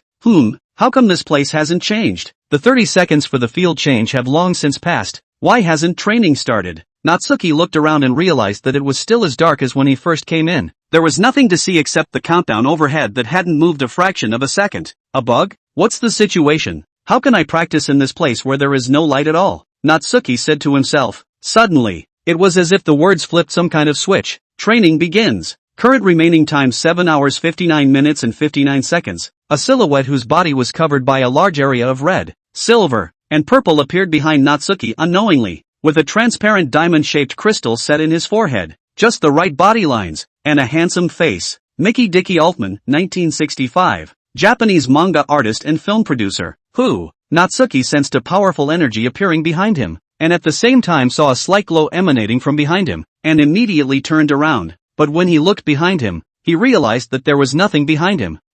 It was turning back for such a short period of time that Natsuki felt as if his shoulder had been attacked by someone, sending a sharp pain that made him grit his teeth. The whole person also tumbled to the ground because of the force. Who the hell is it? That's a shady way to play it. Xiaoshu endured the pain and got up from the ground, looking around, only to find that this space was still pitch black and nothing could be seen. A twinge of nervousness flooded through him. This kind of speed was no longer at the level of an ordinary cosmic vigilante member. And while it's true that there are a few extremely fast players he knows, that's not the way they play, is it? Natsuki's forehead couldn't help but analyze a drop of sweat. This guy, who the hell is he? Chapter 56. Is this the way a warrior of light fights? Damn. In this bleak and lightless environment, there's no way to discover how the other party launched their attack. Natsuki sank his downward spiral, his eyes darting around, wary of a sudden attack. The words just fell. A figure emitting a bright light suddenly appeared behind him.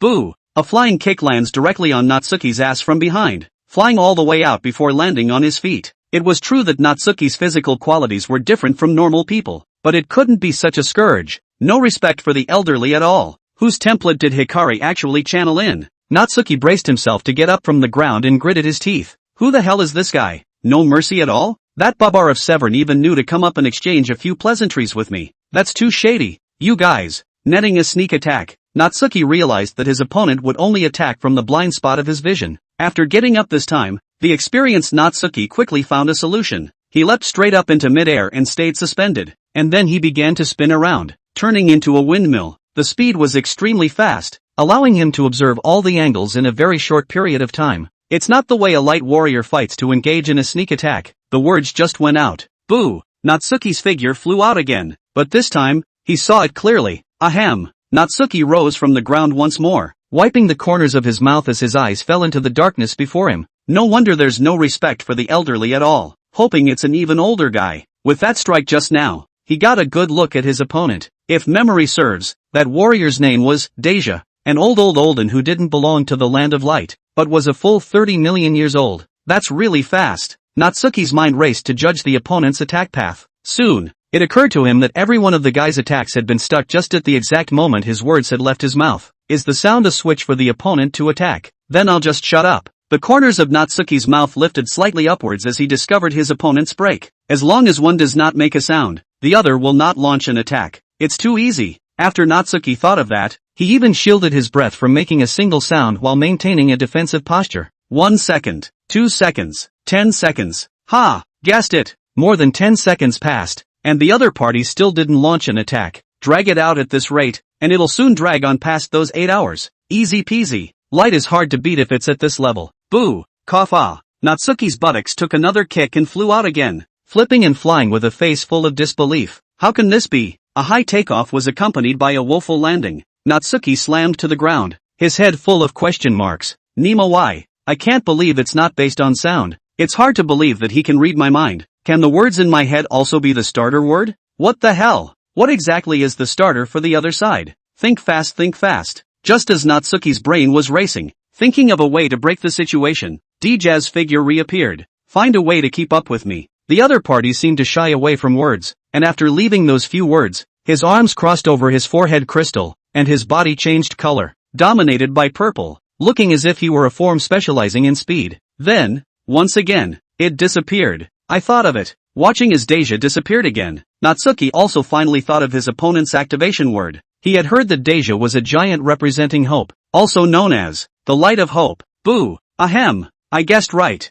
Natsuki rose from the ground once more, this time with a confident expression on his face instead. As long as you don't think about that initiation word, you are safe. Heck, the guys are all old den, so you can't underestimate my wisdom. Natsuki forced himself not to think about that word, but the inertia of the mind was such that the harder he tried not to think about something the more it would backfire. He knows it, so replace it with another word, preferably an antonym, and just keep the antonym swirling around in your head to do away with thinking about that word at all. The antonym is darkness. Right now, all I can think about is darkness. Dark, dark, dark, dark. Natsuki kept shattering in his head. He then saw a black version of Dja with a black face appear without warning. Natsuki? Boo! Destroy it. Hurry up. I'm tired. The next day, early morning, Albert came to Natsuki's room door early. Taking a deep breath, he straightened his grooming a little. The gap in the Pacific seabed was destroyed, but he knew that the real enemy had not yet been fully dealt with. The identity of one of the travelers he already had some inkling of, and he was ready to discuss a follow-up plan with Natsuki. Raising his hand, he was about to knock on the door when he realized it seemed to be open. Mr. Natsuki, it's me, Albert. If you don't mind, I'd like to come in. He spoke slowly, before he could push the door open, though, a current of air from inside had brought it open. Seeing inside, he froze. Natsuki, wearing a green flowery shirt, would be standing on the bed, arching his body, grasping two light wheels emitting bright white light in his hands, a fierce light showing in his bloodshot eyes. A stream of air with anger squeezed out from between his teeth along with his breath. The wheel of light unleashed a considerable impact within the room, and despite being under the control of the Nyenli, it still set off a shock that blew the room completely out of whack. He stared dead ahead as if there was some dangerous enemy there. Vaguely, Albert could still hear Natsuki seemingly murmuring some repetitive words. Light, darkness, light, darkness. After 8 hours of hell, Natsuki's mindset changed a bit. It's all over the place now. Mud. Dja, why is it so cloudy? Seemingly noticing the second person in the room, Natsuki subconsciously jerked his head over, scared Albert so much he almost jumped up.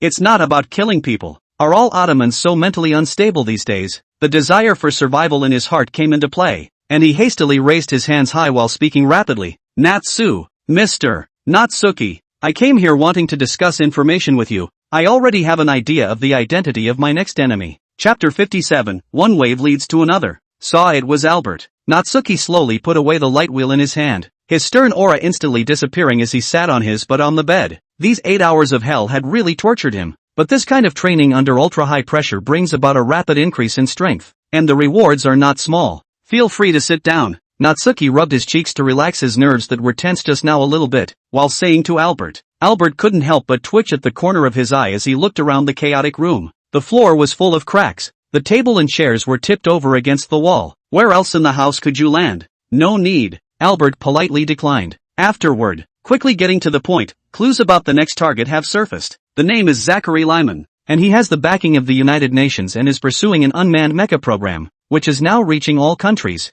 I'll explain the details to you later. The marshal's side is waiting for us, so you can wash up first. Albert pushed up his glasses and exited the door when he finished, closing it behind him in the process. Go ahead and wait in Marshal Steck's office. As soon as he looked at Xia Shu, this is just woke up, to talk about business or to wait for the other party to get up and clean up after. This is his personal fetish. No matter what, try to have a sense of ceremony. After he's gone, Xia Shu sat on the bed, rubbing his chin and pondering. This group of travelers is really impatient, messing up one after another. Or, is it something behind them that is forcing them to act? He guessed that the group of travelers' missions were time-sensitive, which was why they were sinking, one after the other, to the surface. We'll have to check with Albert later on that one. But now, gotta organize the results of this training first. Natsuki raised his right hand, and a translucent panel popped up from the bracelet on his wrist. The rewards of being tortured by Deja for a full 8 hours were obvious. The most intuitive is the skill column more, instantaneous movement, low level. This skill can consume energy to instantly move in a different location, instantly move the farther the distance, the higher the consumption.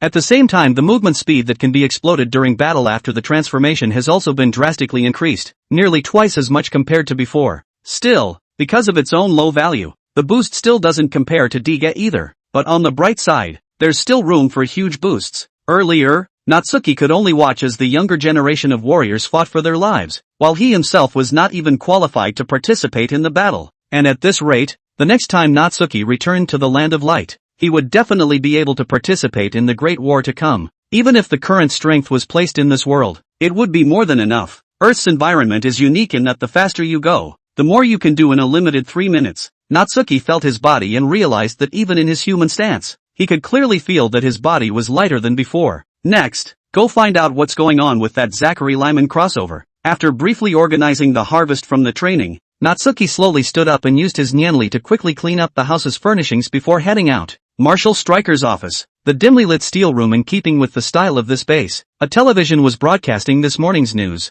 and Marshal Steck stood by the window, looking out over the already slightly calmer ocean with a stony expression, while Albert sat in a chair off to the side, staring at the flat-screen terminal in his hand. No one said a word, and all that could be heard was the sound coming from the television. Yesterday, former Marshal of the Pacific Rim Combined Armed Forces Defense Force, Steck Pentecost, led a private force to the Pacific Ocean and successfully closed the gap in the Pacific Ocean floor. And news like that is cause for excitement. Inside the screen, the suited male host is reporting the news. In addition, in order to prevent the next attack by aliens, the United Nations has pursued a strategy of unmanned mechs, striving to have every city in every country protected by a new type of mech in the shortest possible time. Citizens, the doom we have endured is gradually dawning and your safety will be ushered in once and for all. Trust. A large set of official vocabulary is spoken after. Finally, let's hear it for Mr. Zachary Lyman. The scene cuts back to Lyman, who specializes in this program. It's a video. The middle-aged American man with brown hair neatly combed to the back of his head sat on the couch, his hands folded together as he smiled and spoke to the camera. Yesterday, Mr. Stir closed the gap at the bottom of the Pacific Ocean so that the aliens didn't have the means to easily send their monsters to Earth. What they did was great. We all know that mechs have a high rate of breakage in combat and it takes a long time to train a good pilot. Mr. Stirk has consumed nearly all of his mechs to accomplish this feat, so I admire them. After the heroes have triumphed, it is only right that we offer them the highest praise, and at the same time, it is also appropriate to let the weary heroes rest for a while. And here, I'm going to tell you all one more fact. At this point, the smile on Lyman's face faded and was replaced with a serious expression. The gap in the wormhole that the aliens used to establish a connection with Earth has been closed, but that doesn't mean that the threat from the aliens has completely disappeared. There's still a chance they could open the gap again and make a comeback. That's why we have to prepare in advance. Unmanned mechs. Exactly for this purpose. They have the strength of a regular mech, but instead of requiring the pilot to physically sit in the cockpit and risk his life to fight the monsters, the ones who will remotely control them will be the most trusted military personnel in each country.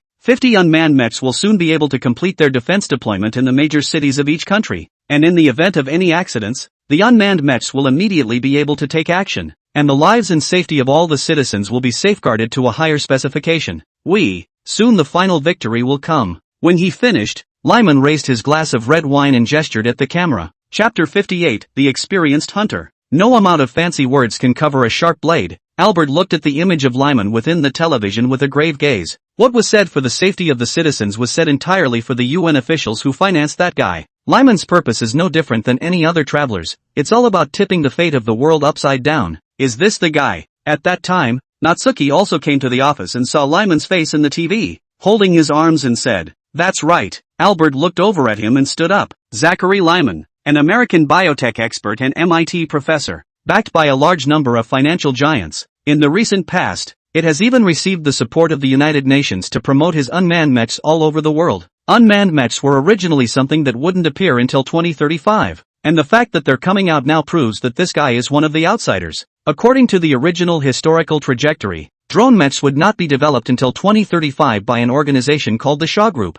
and Dr. Newton was deeply involved in the planning of it. Unmanned mechs are completely different from ours in that they're built using monster body tissue, and appearing at this point in time means that Guy is probably using more monster body tissue, Albert said with a frown. The scythe head that attacked the base of the broken dome was, I suspect, a creation of the other side, but its internal programs were voluntarily destroyed at the end, and there is no evidence of directness. Hearing this, Natsuki shook his head. Don't bother. Tell me where that guy is and I'll go talk to him myself. Confrontation in person is the fastest way to establish the identity of the other party. As long as you can determine that the other person is a traveler and not a normal human, then things will be fine. But that's the problem now, Albert said. The other side was very careful not to reveal their location to the public. Even the news interviews were videotaped. When a traveler was on a mission, he would not easily reveal his identity and location unless he was absolutely sure, because they are internally competitive with each other. The only thing we can be sure of now is that his drone mechs are already in transit. I'm afraid he'll show his true colors when all of his mechs are in position,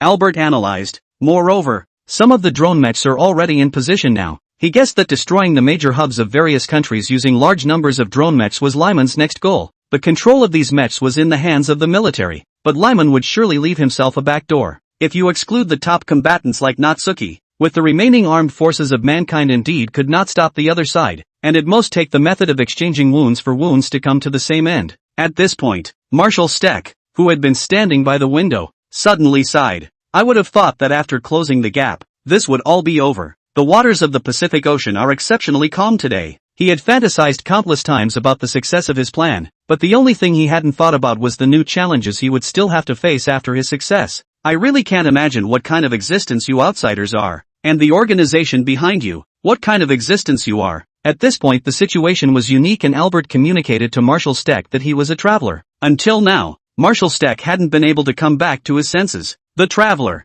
fate of the world, temporal source energy, the Ultraman who pursued this matter. Any one of these would be enough to deal a serious blow to his worldview. He knew that he had been caught up in a bigger whirlwind. No, it's all of humanity that's caught up in a bigger maelstrom. Marshal, I know this is all very difficult for you to understand, but for now, at least trust that Natsuki-san and I are on your side. Facts, always more convincing than words, Albert said seriously. The fact that they faced the heralds together, killed all the way to the inside of the gap, and won, is a fact that has happened. What comes next? They have to face together as well. I know. Marshal Steck looked at him and nodded, but there was also a lingering gravity between his brows. Zachary Lyman, who I made known my opposition to when he first proposed the program of unmanned mechs, but I didn't realize things would evolve so much. He is now funded and protected by the United Nations, and if we rashly stop the other side at a time like this, we are making an enemy of the United Nations. This time the incident is different from the monster incident. Instead of powerful monsters,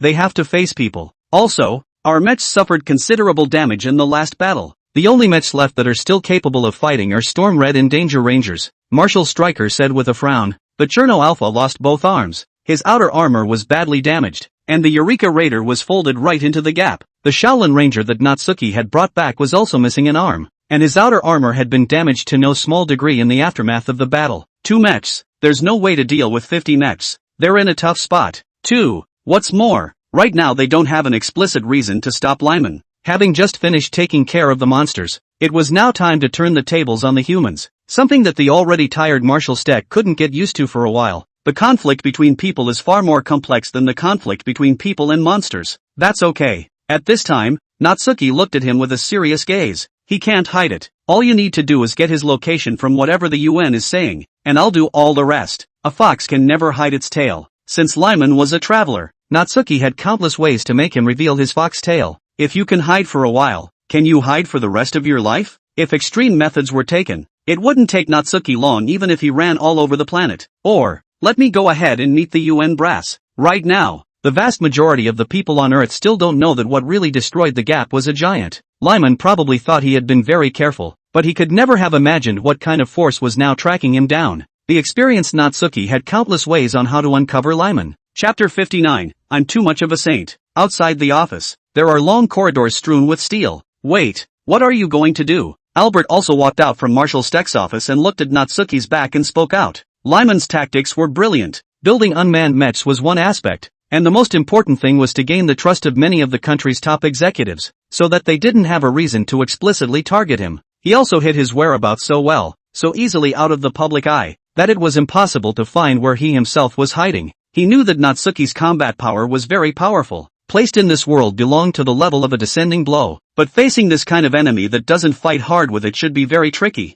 He knew that Ultraman was overwhelmingly kind and wouldn't harm innocents even for good reason, so he couldn't imagine what Natsuki would use at all. Do what you need to do. Natsuki didn't turn around and said with a wave of his hand. His tone relaxed, as if he had long had experience with this kind of situation. At that moment, a sudden vibration came from the bracelet on his right wrist. Members of the Cosmic Police Force often encounter dilemmas when carrying out their duties, and the more such situations arise, the more important it is to remain calm and make rational judgments. Choice mission triggered. Option 1, in the face of Zachary Lyman hiding among humans, choose to wait and see what happens. Wait for the other party to take the initiative to reveal the cracks before responding calmly. Reward, spiritual space training hours of 20 hours. Remarks, we have to be reasonable in all our business. Option 2, when faced with Zachary Lyman hiding amongst humans, choose to take the initiative and use your own means to force the other party out. Penalty, 12 hours of hellish mental space training. Remarks, are you sure you want to talk physics? Note, we are not gods, and nothing can be perfect. By Ultraman, captain of the 7 Nebulae branch of the Universe Police of the Kingdom of Light.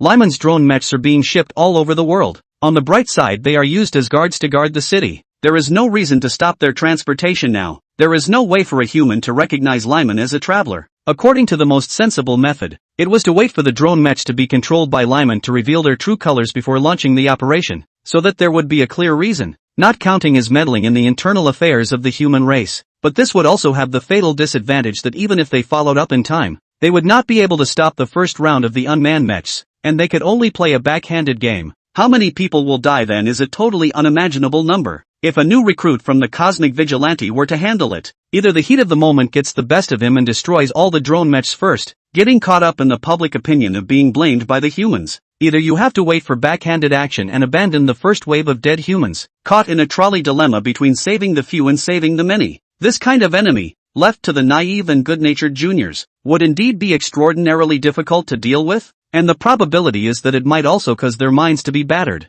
A whole lot worse, and you'll be in a state of confusion and may even be turned against the enemy. But what the hell is confusion to an old den with 19,000 years of age? Can you give me a raise? In Natsuki's eyes, there was clearly a more reasonable and efficient solution to this matter. Having said that he was going to show seriousness, he wouldn't hold back when innocent lives were at stake like this. I've been advised to change the saintly mother character before. Natsuki stuck her hands in her floral shirt pockets and stepped on her flip-flops as she walked further and further towards one end of the long corridor. But Hikari is right. How can a person change completely so easily? The voices grew farther and farther away until his back could not be seen. Albert pushed up his glasses, his gaze fixed. He knew that Natsuki-san was nothing like the Ultraman he remembered, and he was very much looking forward to what Natsuki-san would actually choose at such a moment. As for the saintly character Natsuki talks about, all he wanted to say was humor. He had heard from Little Hansen how violent the scene was on the back of the gap where the giant of light swept across space, and how his methods were even more extreme than those of the invaders when dealing with them. Whoever wants to say Natsuki is a saintly mother, Little Hansen really wants to be the first to strangle the other person. Last night he slept with his head full of the shocking image of the giant of light releasing the spectrum rays. Natsuki really did have something to say though. When I say I'm a saintly mother, that's all for good reason. Other people will always give up a small number of people to save the lives of the majority, but I want to save all of them. What is this if not being a saintly mother? I'm too much of a saint. Then since you see that I'm so saintly, I don't think it's too much to ask for a little bit of extreme measures, right? After Albert and Natsuki all left, Marshal Stack called a few more mecha pilots and Kai Tiantong inside his office. Our fight is not over. That mechanical scythe head that fought the dangerous rangers is the opposing creation, and we have more drone mechs to fight next, Marshal Stryker said in a deep voice as he looked at the pilots lined up in front of him. He communicated their next mission objectives and intelligence, though not the existence of the travelers. After all, that information would only mess them up more if they spoke of it. The damage to Dangerous Wanderer in Storm Red is not too serious, so they can be put into battle immediately.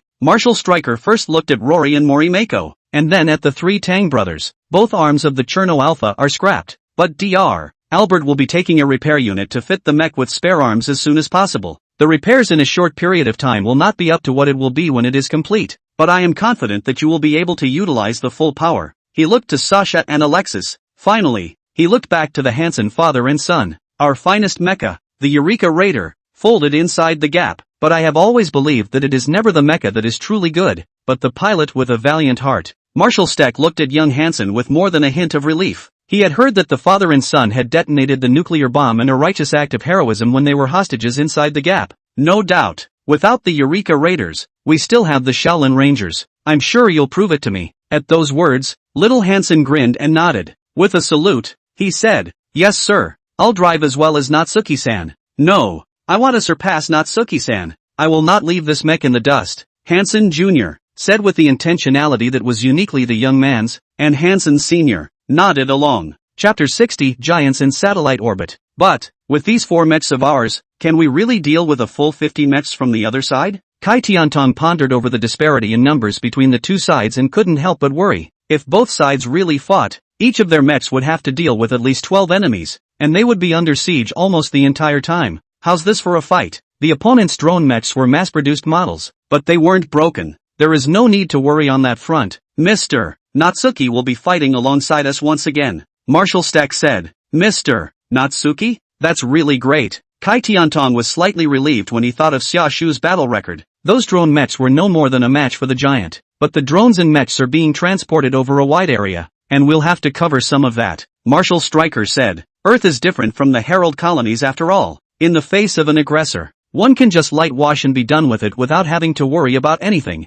But within the Earth, if Natsuki went all out, before a single shot of spectrum light could destroy the enemy, all the humans around him would be up in the air. It's the same reason nuclear bombs can't just be detonated in urban areas. Once the mechs are ready, we'll move and head ahead to the city where the drone mechs are located, and wait for the outcome of the negotiations on Mr. Natsuki's side to take control of the drone mechs immediately. Roger that. N. After that, Marshal Steck slowly turned around and looked once again at the Pacific Ocean where the waves were gradually becoming rough. Inwardly expectant. Mr. Natsuki, what exactly will he do? It is noon. The previous drone mechs that had landed long ago had already entered the jurisdiction of the military, and the rest were still in transit. Goddard Space Flight Center, Maryland, a division of NASA, a division of the National Aeronautics and Space Administration. In the Mission Operations Center, several technicians in white research suits sat in chairs, surveying the rows of precision instruments in front of them as they had done in the past. The gap is closed, and the drone mechs, either one is big news.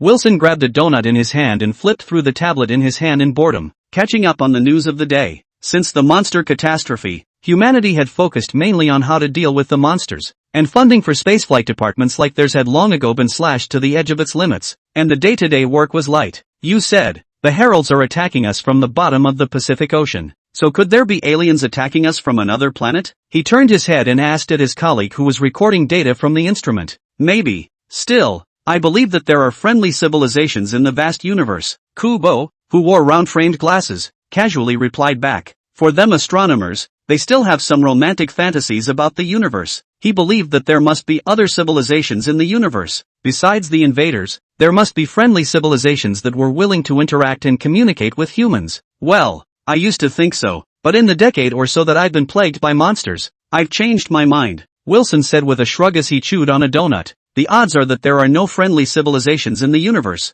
and even if there were, we'd never see them. For Wilson, the existence of the Forerunner and the monster has completely destroyed his romance with the universe. Can't say today. Wait, Kubo looked at a satellite surveillance feed and suddenly sensed something was wrong. Hastily, he paddled his chair over and called up the exact picture. It's, what? He zoomed in and was able to see a huge silhouette hovering over the Earth's satellite orbit. What's wrong? Wilson craned his head to see his face grow flustered and came up behind him, joining him in looking at the satellite surveillance feed. He froze when he saw the blurry figure. Zoom in more. How is this possible? The image zoomed in again, and this time, they got a better look. It was a giant that was about 50 meters tall, with a body that was mainly made up of red and silver, long limbs, bright eyes, and a round crystal that emitted azure light on its chest. He hovered like that in the orbit of the Earth's satellites, not moving at all, and there was no way to make out an expression on that face. What on earth is this thing? Wilson's entire body was lying on the edge of the screen, looking at the giant with a stony face. Is it a creature? No. How is that possible? How can creatures survive the extreme conditions of space? Earth's space satellite orbit, the giant is located in this position. By the direct sunlight can reach 120 degrees Celsius. The pressure is also an absolute vacuum environment. There are cosmic rays and solar radiation. Such a harsh environment. How can there be living things to survive? Does it mean it's an alien? Kubo guessed with wide eyes. As soon as the word alien was uttered, several other technicians within the Mission Operations Center all came together. What? This is an alien? How is it possible to be directly exposed to space without relying on spacecraft? The other side must not be carbon-based. Why is he here? They were all fascinated by the giant hovering in satellite orbit. I'll take a look at the other side of the screen. Out. This is not an image. The satellites were able to detect that this alien has extremely strong energy fluctuations. The satellites in orbit are looking at the giant, who is completely unknown to them. From all angles, the other side is just too mysterious. Why is it in Earth's satellite orbit? Why did it appear and then not move? What exactly is he trying to convey? This matter must be reported to NASA headquarters. Wilson immediately realized the seriousness of the matter and rushed to contact the headquarters. At the same time, another technician came out and shouted, "The European Space Agency has spotted the giant." 2. No, not only the European Space Agency, Canadian Space Agency, University of California Observatory, Arecibo Observatory, astronomical institutions in the Western Hemisphere have discovered this giant. Even some folk have spotted him. This is definitely another world-shaking discovery. At this moment, countless astronomical organizations were abuzz with the presence of the giant, the first time they had ever seen an alien in person. At the same time, all of them had the same question in their minds. This alien giant. What's next? Chapter 61. What the hell is that? United States, Germany, France, Japan, China. The first batch of unmanned mechs have already been collected by the local armies of several major countries, and the rest are coming soon. Lyman sat in the dimly lit room, looking at a huge screen in front of him that showed the locations of the various drone mechs. He was constantly watching the transportation movements of these drone mechs. When all the subsequent mechs are produced and transported, a full-scale attack can be launched, Lyman said with a smile on his face, with the confidence to take this mission in his heart. Now he was definitely the strongest force within the Earth. Wherever the other two travelers were, they could no longer be a threat to themselves. With multiple countries on their backs, they are just perfectly safe until they turn the tables on them. Besides, his own whereabouts were kept secret from the public the entire time, so that he would be able to capsize the entire world as long as it developed naturally with time. Goddard Space Flight Center, Maryland. That's right, it's a completely alien life form. With our instruments alone, we can't analyze the other party's body structure at all. Target is currently stationary in Earth's satellite orbit. Orbital altitude 1850 kilometers. Orbital inclination angle 25 degrees. True perihelion angle 270 degrees. No apparent movement for the time being, Wilson said hastily in a communication with NASA headquarters. Now that many astronomical organizations in the Western Hemisphere have discovered the other side, please notify Congress as soon as possible. This is definitely a discovery significant enough to affect international standing. Although the Forerunners were the first alien civilization known to mankind, the other side had been hiding on the backside of the gap and mankind had no idea what the other side looked like. And today, the giant that appeared in satellite orbit will be the first direct human contact with an alien civilization. Still, because of the Forerunners as invaders before them, humans have stereotypes of strange aliens that are not friendly. What exactly was the position of this giant? And what exactly was the purpose of his coming to Earth? Were questions they had to ponder. Every astronomical agency in the Western Hemisphere moved quickly to inform the top brass of their countries of the giant's presence. Just after taking a breath from the herald threat, here comes another alien. Taylor, who was the United Nations representative for the United States of America, put down the phone with a slightly furrowed brow. The ability to survive in space alone, without the aid of spaceflight instruments. Even we can't discover when the other party appeared in the orbit of the Earth's satellite. The other party must come from a civilization far beyond humanity, even more advanced than the Herald. If the other side holds malice against humanity like the Heralds, no, a UN conference must be called. He envisioned what would happen if the giants were to harbor ill will toward humans, and immediately said to the secretary at his side, "This is no longer something that can be decided by one country. It must be tackled by all countries together if the worst is to be avoided." Not only Tyler, but the president of his country and even the top brass of other countries acted as if they had exploded upon learning the news.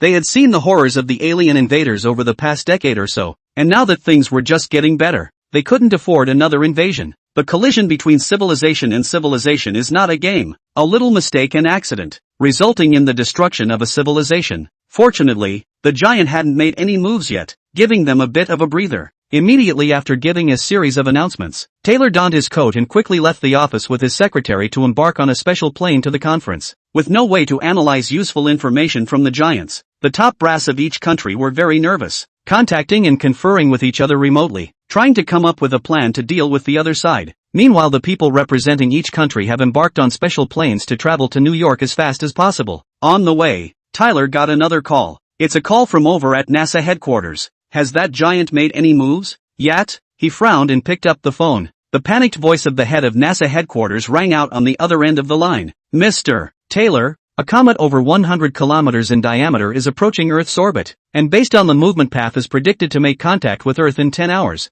What? Taylor's eyes widened instantly. How is that possible? Are all of you on a diet? Despite repeated budget cuts to astronomical organizations over the years due to monster disasters, the most basic astronomical observing missions never stop, and a comet of this size should have been discovered weeks or even months ago by all rights. How is it possible that it was not discovered until it was about to hit the Earth? It's not scientific at all. I'm sorry, Mr. Taylor. 10 minutes ago our instruments didn't detect it at all. It just appeared as if out of nowhere, and we're looking for the reason behind that as well. The head of NASA hastened to explain. They are also very wronged. This comet is completely inconsistent with the scientific principles of the emergence of the comet, which has been completely beyond the scope of human cognition. They do not even know where this comet actually came from. At this moment, all astronomical organizations are in fear because of this comet, and they know better than anyone else what the consequences of a collision between this comet and the Earth would be. Taylor felt a momentary pang of suffocation. A comet with a diameter of well over 100 kilometers would devastate the entire ecosystem within the planet if it landed on Earth, even if mankind was the absolute hegemon within the Earth, standing above countless creatures. When faced with a natural disaster of this level, it was no different from any other animal. Suddenly, he thought again. Is there a connection between the appearance of the giant followed closely by this comet? Have we offended God? Tyler's hand shook a little as he squeezed his cell phone. If this comet was really summoned by that giant, what difference is there between being able to do that and God? The forerunners destroy human civilization all still had to create a gaping wormhole first, then build monsters for war and send them to Earth one by one. They already thought they were facing Armageddon when they faced the heralds and the monsters. But now, all the executives who learned of this news realized that now is the real end. Chapter 62, a power that cannot be comprehended by the human mind. Just as Taylor and the countless executives who received the news were despairing, the head of NASA's side shouted sharply on the phone again. That giant! He's moving! At this moment NASA headquarters had completely relayed the images observed over at the Goddard Space Flight Center, and a group of NASA's various department heads were staring nervously at the satellite images. Inside the frame, the giant in orbit around the Earth's satellite slowly turned to face the huge comet coming from the direction of the sun. He's heading for a comet. Speed. No. Unpredictable. To their incomprehensible gazes, the mysterious giant was flying in the direction of the incoming comet. What? Taylor's eyes shifted for a moment. What exactly was that giant approaching the comet to do? Is it true that this comet is going to be used to destroy the Earth? Relay the satellite feed to me as well. He shouted within the phone in a hurry. He had to know the footage from the scene. Roger that. A few seconds later, an image also appeared on the screen inside the jet Taylor was traveling in. From the lens of the satellite, a huge azure planet could be seen that was their home, Earth, and in the footage from another satellite, the dark universe can be seen, with the sun, far more massive than the Earth, radiating intensely in the distance. A comet with a diameter of more than 100 kilometers trailing a colorful comet tail, coming straight towards the Earth from the direction of the sun, is the celestial body that can bring devastation to all living things within the Earth. It's actually so huge. Taylor looked at the comet. The more he looked at it, the more desperate he became. Comets of this size were extremely rare, and the one that launched itself straight towards Earth for impact was the first of its kind. Giants. What exactly is it going to do? Satellites also monitored the giant's picture. The slender giant, whose body was made up of red and silver colors, was maintaining a flying position and approaching rapidly against the comet. The speeds displayed by the other party in space far exceeded that of any human spacecraft, speeds far beyond the reach of mankind. Not only Taylor, but all the Western Hemisphere astronomical agencies, including NASA, were watching the giant's every move. Too soon, the image is going to be lost. Technicians from the Canadian Space Agency were quickly adjusting the image, but simply couldn't keep up with the giant's speed. What's he going to do? Wait, the giant's slowing down. Goddard Space Flight Center. Wilson shouted with a frown. Quick, zoom in on the image. Yes, Kubo had finished the operation just as his words came out. The giant raised an arm. What is he going to do? I don't know. The technicians on the sidelines shook their heads as they all speculated on the intent of the giant's movements. After raising one arm, he raised the other. Taylor was also watching the giant's movements. This mysterious alien giant first raised one arm up in front of his chest, then slowly raised the other arm and gently placed it at the wrist of the upraised arm, forming a cross. Really God? In this moment of overwhelming tension, a drop of sweat unconsciously precipitated from Tyler's forehead. He didn't know what the giant was going to do, but he knew that every action of this giant, who was completely unknown to them, would affect the fate of their entire human civilization. Does it want us to live? Or does it want to see the human race die out? With his eyes glued to the screen, Taylor took a deep breath and made a cross with his hand on his chest. As a high-ranking official of the human government, and even the United States of America's representative to the United Nations, he was above the billions in any country, always keeping his cool and decency. But now, he could only pray in his heart for his fate afterward. Next, the giant's body is experiencing an ultra-high heat response. It's a ray of light. The side of the giant's palm emits a blue ray of light containing extremely high heat. The technicians watching the image cried out in disarray. They saw images that could haunt them forever. It was a picture that completely shattered their perception of science. Perhaps lower civilizations should be so completely incomprehensible when they see higher civilizations. A dazzling blue light erupted from the side of the giant's palm,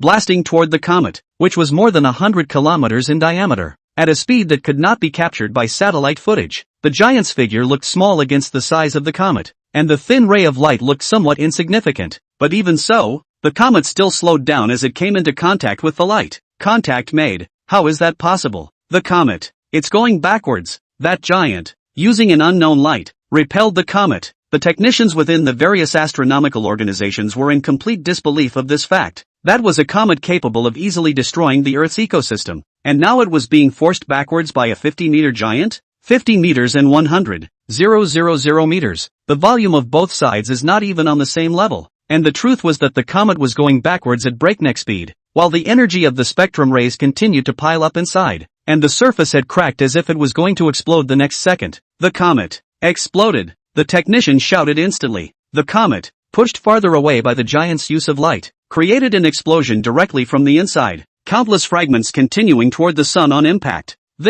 What magnitude of energy is this? I can't believe I can make this comet create an explosion, capable of surviving in spite of the space environment, possessing speeds that far exceed any human spacecraft, and even has the ability to destroy comets outright. What the hell is he? What kind of civilization does he come from? These astronomers were already the most knowledgeable about the stars, but they couldn't imagine that there was such a thing in the universe. That comet, it wasn't brought by the giants. Taylor leaned back in her chair and let out a long breath of relief at the sight. In all the years of being threatened by the Herald's monsters, he had never been as nervous as he was today. There was no doubt that the civilization behind this giant was far more than the Herald. It was a civilization that mankind could not even imagine. It was amazing that just one individual was already able to sway the fate of a planet. Fortunately of all fortunes, it was this move by the other party that could be seen as having no intention of destroying human civilization. Suddenly, Mr. Taylor, the giants are on the move again. A voice came from the other end of the line. Is it moving towards the interior of the planet? Taylor asked urgently, hoping very much that the other party was here to make friendly dealings with the humans. Having done humanity such a great favor, the logical next step would be to negotiate between civilizations. No, that giant, he's flying along the Earth's satellite orbit. We've lost the target. Chapter 63 Launching Plan B. Outside the atmosphere. In orbit around the Earth's satellites, mysterious giants are traveling around the orbits at speeds unimaginable to mankind. At first their satellites could barely capture the giant's figure, but when the other was flying at full power in space, none of their satellites were able to observe images of the giant in question. Flying around the globe, circle after circle, passing through any country on Earth. Finally, stop moving. The Russian Ad Hoc Astrophysical Observatory has sent word that they have observed the giant. The Indian Space Research Organization has sent word that they too have discovered the giant. The National Astronomical Observatory of Japan has sent word that they too have discovered the giant. More and more astronomical agencies are discovering giants off the planet. This time not only in the Western Hemisphere, but also in the Eastern Hemisphere after the giant stopped. What the hell is he up to? Taylor sat inside the jet, hands pinched together, trying to think of the giant's motives. In his view, after the giant started flying at full speed, it was no different than disappearing. After slowing down, the image was captured by them again, as if it had appeared out of nowhere. And what exactly the giant did and where he went during this gap in time, they don't know. Flight around the Earth. Does it mean that he flew a full circle around the Earth's satellite orbit during this time? No. At that speed, it must have flown more than one lap. He's observing civilizations within the planet? From the time it disappeared to the time it reappeared. The time in between is. Tyler stared at the computer screen in front of him, frowning as his mind pondered, slowly uttering a startling number. 2 minutes and 57 seconds. If I'm right, those 2 minutes and 57 seconds are the time it took for the giant to fly through space, by way of all the countries above. Having come to this conclusion, he suddenly felt a chill crawl down his spine and up his limbs. He thought about what would happen if this giant released the kind of light he just did during this flight. This giant, far more dangerous than the Herald. Taylor imagined a picture like that in his mind, and instantly realized that once this giant was born with the idea of wanting to destroy human civilization, it would take less than 3 minutes. Regardless, if one is able to deal with the giants afterwards, one should never show any hostility towards alien civilizations. For a politician, he treasures what he has now, outside the atmosphere. Space. Natsuki looked at the azure planet in front of him. Sighing slightly, he said, "This guy can really hide." Looked around and couldn't find it. Natsuki flew around the Earth a few times and was originally prepared to use his ultravision to directly find out where Lyman was, but he didn't realize that the other party was hiding a bit deeper. This rapid type of search can only observe buildings above the surface. It is very time-consuming to observe enemies hiding underground. Of course, it had something to do with the deterioration of his eyesight. If I had the eyesight I had back then, I would have pulled this guy out a long time ago, Natsuki said. It was true that now as an old den himself was still no match for the young. Never mind,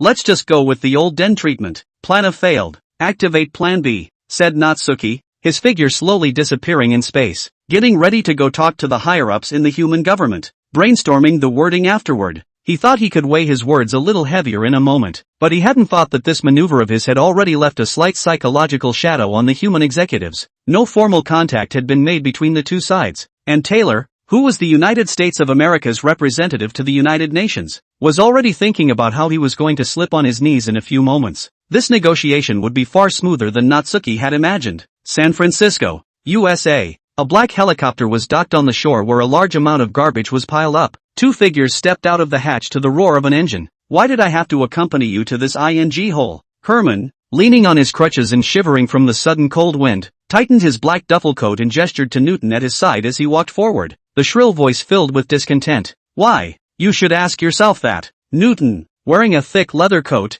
likewise gestured at Herman with a somewhat smug expression. "Admit it, you just aren't happy to be left behind. Now I'm way ahead of you in my research." Earlier, he had brought information to Marshall Steck by empathizing with the monster's secondary brain, and while it hadn't helped much, at least as far as the research progress and credit piece was concerned, he was too far ahead of Herman. "Your lead is only temporary." Herman seemed to be poked and prodded, but there wasn't really anything he could say to refute Newton right now. They scientists were all about practicality. So he returned the sentence and then cast his eyes to the distant street. "They came here looking for a black marketeer. To empathize with monsters, you need to have intact secondary monster brains, which this black marketeer happens to have. Now that they have an enemy other than Lyman, who has a drone mech in his hand, and a traveler who remains hidden among the heralds, they need to empathize with the monsters in order to gain further information about each other. This city can be really." Newton walked, coming near where the streets once were, gazing ahead, suddenly stopping and taking a deep breath. This city, which had been severely ravaged by the monsters, couldn't even see a trace of its former prosperity. Ruins were everywhere, and most of those newly constructed buildings were cobbled together, quite a cyber wasteland style. Once inside, he would instantly remember that they were still in the middle of the apocalypse, although they knew that there were powerful giants of light on their side. Countless ordinary people, countless refugees, did not yet know exactly when the dawn could come. He had almost forgotten that despair was the main theme of this world. The weather in January was definitely not warm, and most of those hiding in the dilapidated buildings were dressed in rags and huddled to escape the cold. "Please, I haven't eaten in 3 days." As the two inched forward, a man with only half of his hair covered in dirt came up to them and got down on his knees to plead with them. Newton and Herman were wearing clean clothes and were not refugees at first glance. Newton looked at the man, full of complexity, and reached into his pocket, pulling out a protein nutrient bar, which he quickly shoved into the other man's hand. "Hold on to it. Don't let anyone else find out." After saying that, and ignoring the other party's thanks, he tugged Herman forward at a brisk pace. Even though he spends his days in the lab, he knows what the outside world is like. The countries are still maintaining a superficial order, but the number of displaced and homeless people has been increasing. The young man mentioned that the government sees as hope are actually tools used to fulfill the ambitions of others, as if the pain they've experienced wasn't enough to pull them deeper into the abyss. "So our fight, it's not over yet. Come on, Herman." Newton whipped his head around and spoke to Herman, seeing that the other man was having trouble getting around and carried him straight forward on his shoulders. "If we're delayed, it'll be all your fault." "What?" You asshole. Mostly, he bickers with Herman, and his whole personality leans towards the happy-go-lucky side, occasionally going nuts, but he also knew what he should do now. Chapter 64, The Backstabbing of Justice. Disappeared again? Taylor's brow furrowed again as she listened to the voice coming from the other end of her cell phone. This giant was too mysterious to completely speculate on the other party's intentions. If only he really wanted to communicate with the other man. He was thinking so when the afterglow of his vision glancing out the window of the plane suddenly spotted something. He jerked his head around and looked out the window. Between the white clouds, a red and silver figure was hovering in the air, the very same giant they had found in space. Coming for me? Taylor looked at the other party with a face full of disbelief, not understanding why the other party had come to him. The next second, the other person disappeared again, but at the same time there was a low voice ringing in his head. I am a member of the Cosmic Police from the M78 Nebula, and I have come to Earth in order to track down the culprit responsible for the abnormal temporal fluctuations. Now, one of the suspects, Zachary Lyman, is hiding between you, and I want you to tell me where he is. At the sound of the voice, Taylor hastily rose from his seat and looked around the cabin, trying to find where the other man had spoken to him. But after looking around, there was no sign of the other guy, not even outside the window. M78 Nebula. Is it really an alien? Coming for Lyman. Does it have something to do with the drones?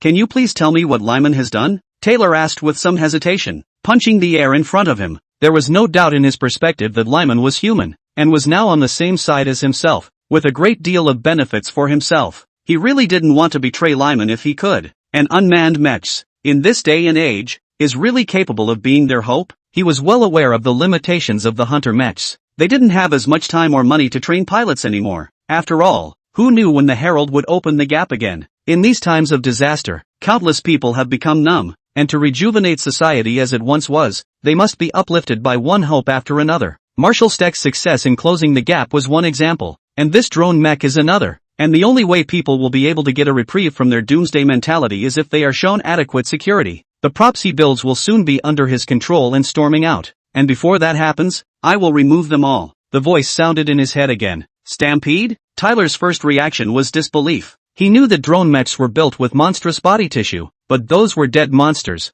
Furthermore, the control of the drone mechs was in the hands of the armies of each country, and Lyman was just a manufacturer. So how could there be a problem? But, did this giant have to lie to himself? If he didn't know anything at all about this giant, how could he believe it now when he suddenly said that Lyman's drone mechs would go berserk? But he was the one who had just watched this giant blow up the comet, and even knew that this giant had the power to destroy human civilization in 3 minutes. If he himself had this power beyond reality and switched to a giant stance, would any of this be negotiable? Straight away, he would have raised Lyman along with the humans. So, Lyman must have lied to himself. I understand. Tyler nodded and said seriously, I trust you. The last time Zachary Lyman contacted me was at the base below the San Francisco Rangers camp, one of the factories he uses to build unmanned mechs. Taylor gave Lyman's location straight away, instead causing Natsuki to freeze. So understanding? He had learned from Marshal Steck that Taylor was one of the top brass who had agreed to the unmanned mecha program, and had thought about taking some pains to get the information out of him, but he hadn't expected the other party to come up and confess. In the eyes of a politician,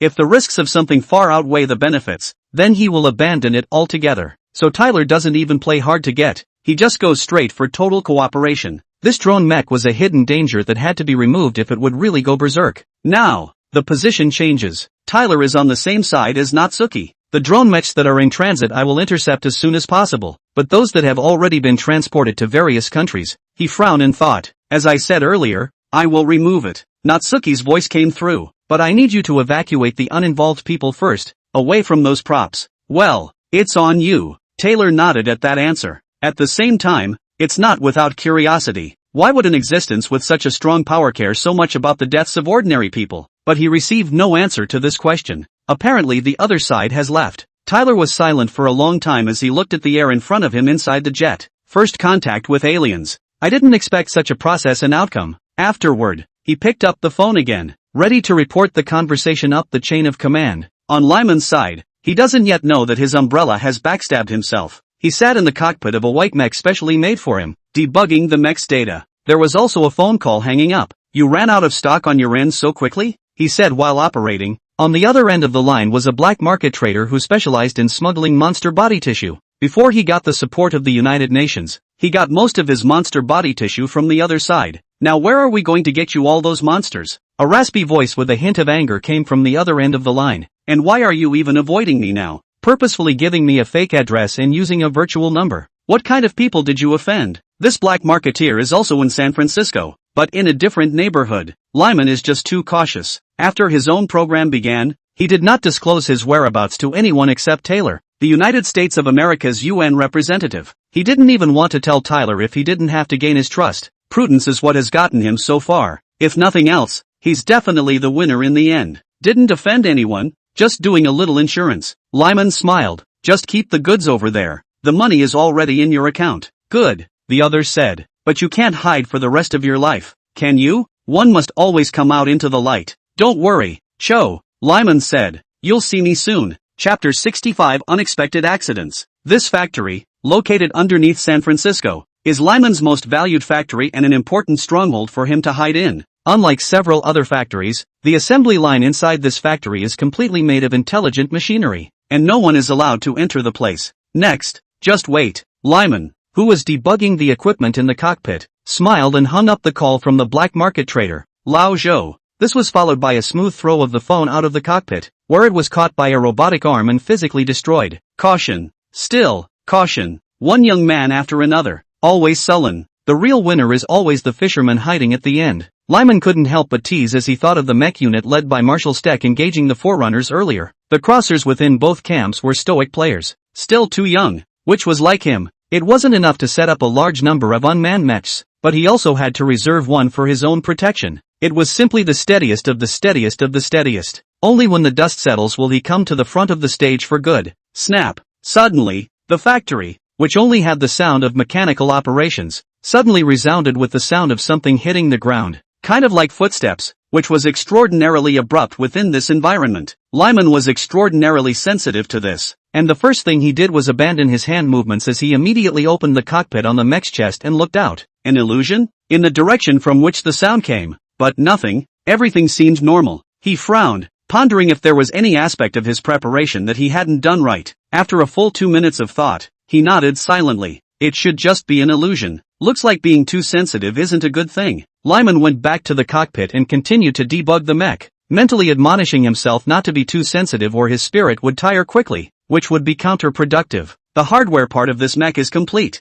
but the systems still need to be debugged. Just as he was focusing his eyes on the screen, something didn't feel right. It was as if there was a burning sidecast from behind that made him sit up and take notice. Who? Lyman suddenly turned his head and looked behind him. Behind him, the white cockpit walls with a sci-fi feel were completely invisible. Hiss. Weird. This feeling shouldn't be unexplained. I've never heard of ghosts in this Pacific Rim world, either. Could it be my hallucinations again? Can a hallucination occur twice in a row? Looks like I've been too mentally strained lately. Let's rest for a while. Lyman rubbed his temples, shut down the mech's internal systems, stepped out of the cockpit, and stepped onto the corridor bridge. In the dimly lit factory corridor bridge toward the restroom, the security of this factory was so good that if someone did break in, the alarm would be triggered the first time. So he must be the only one inside the factory right now. Can't keep scaring myself. Tada, tada. Lyman's leather shoes clattered on the steel corridor bridge, irritating his somewhat swollen temples. I've been focusing on my program every day lately and haven't had much time to sleep at all, so it seems like the pressure is still a little too much. Tada,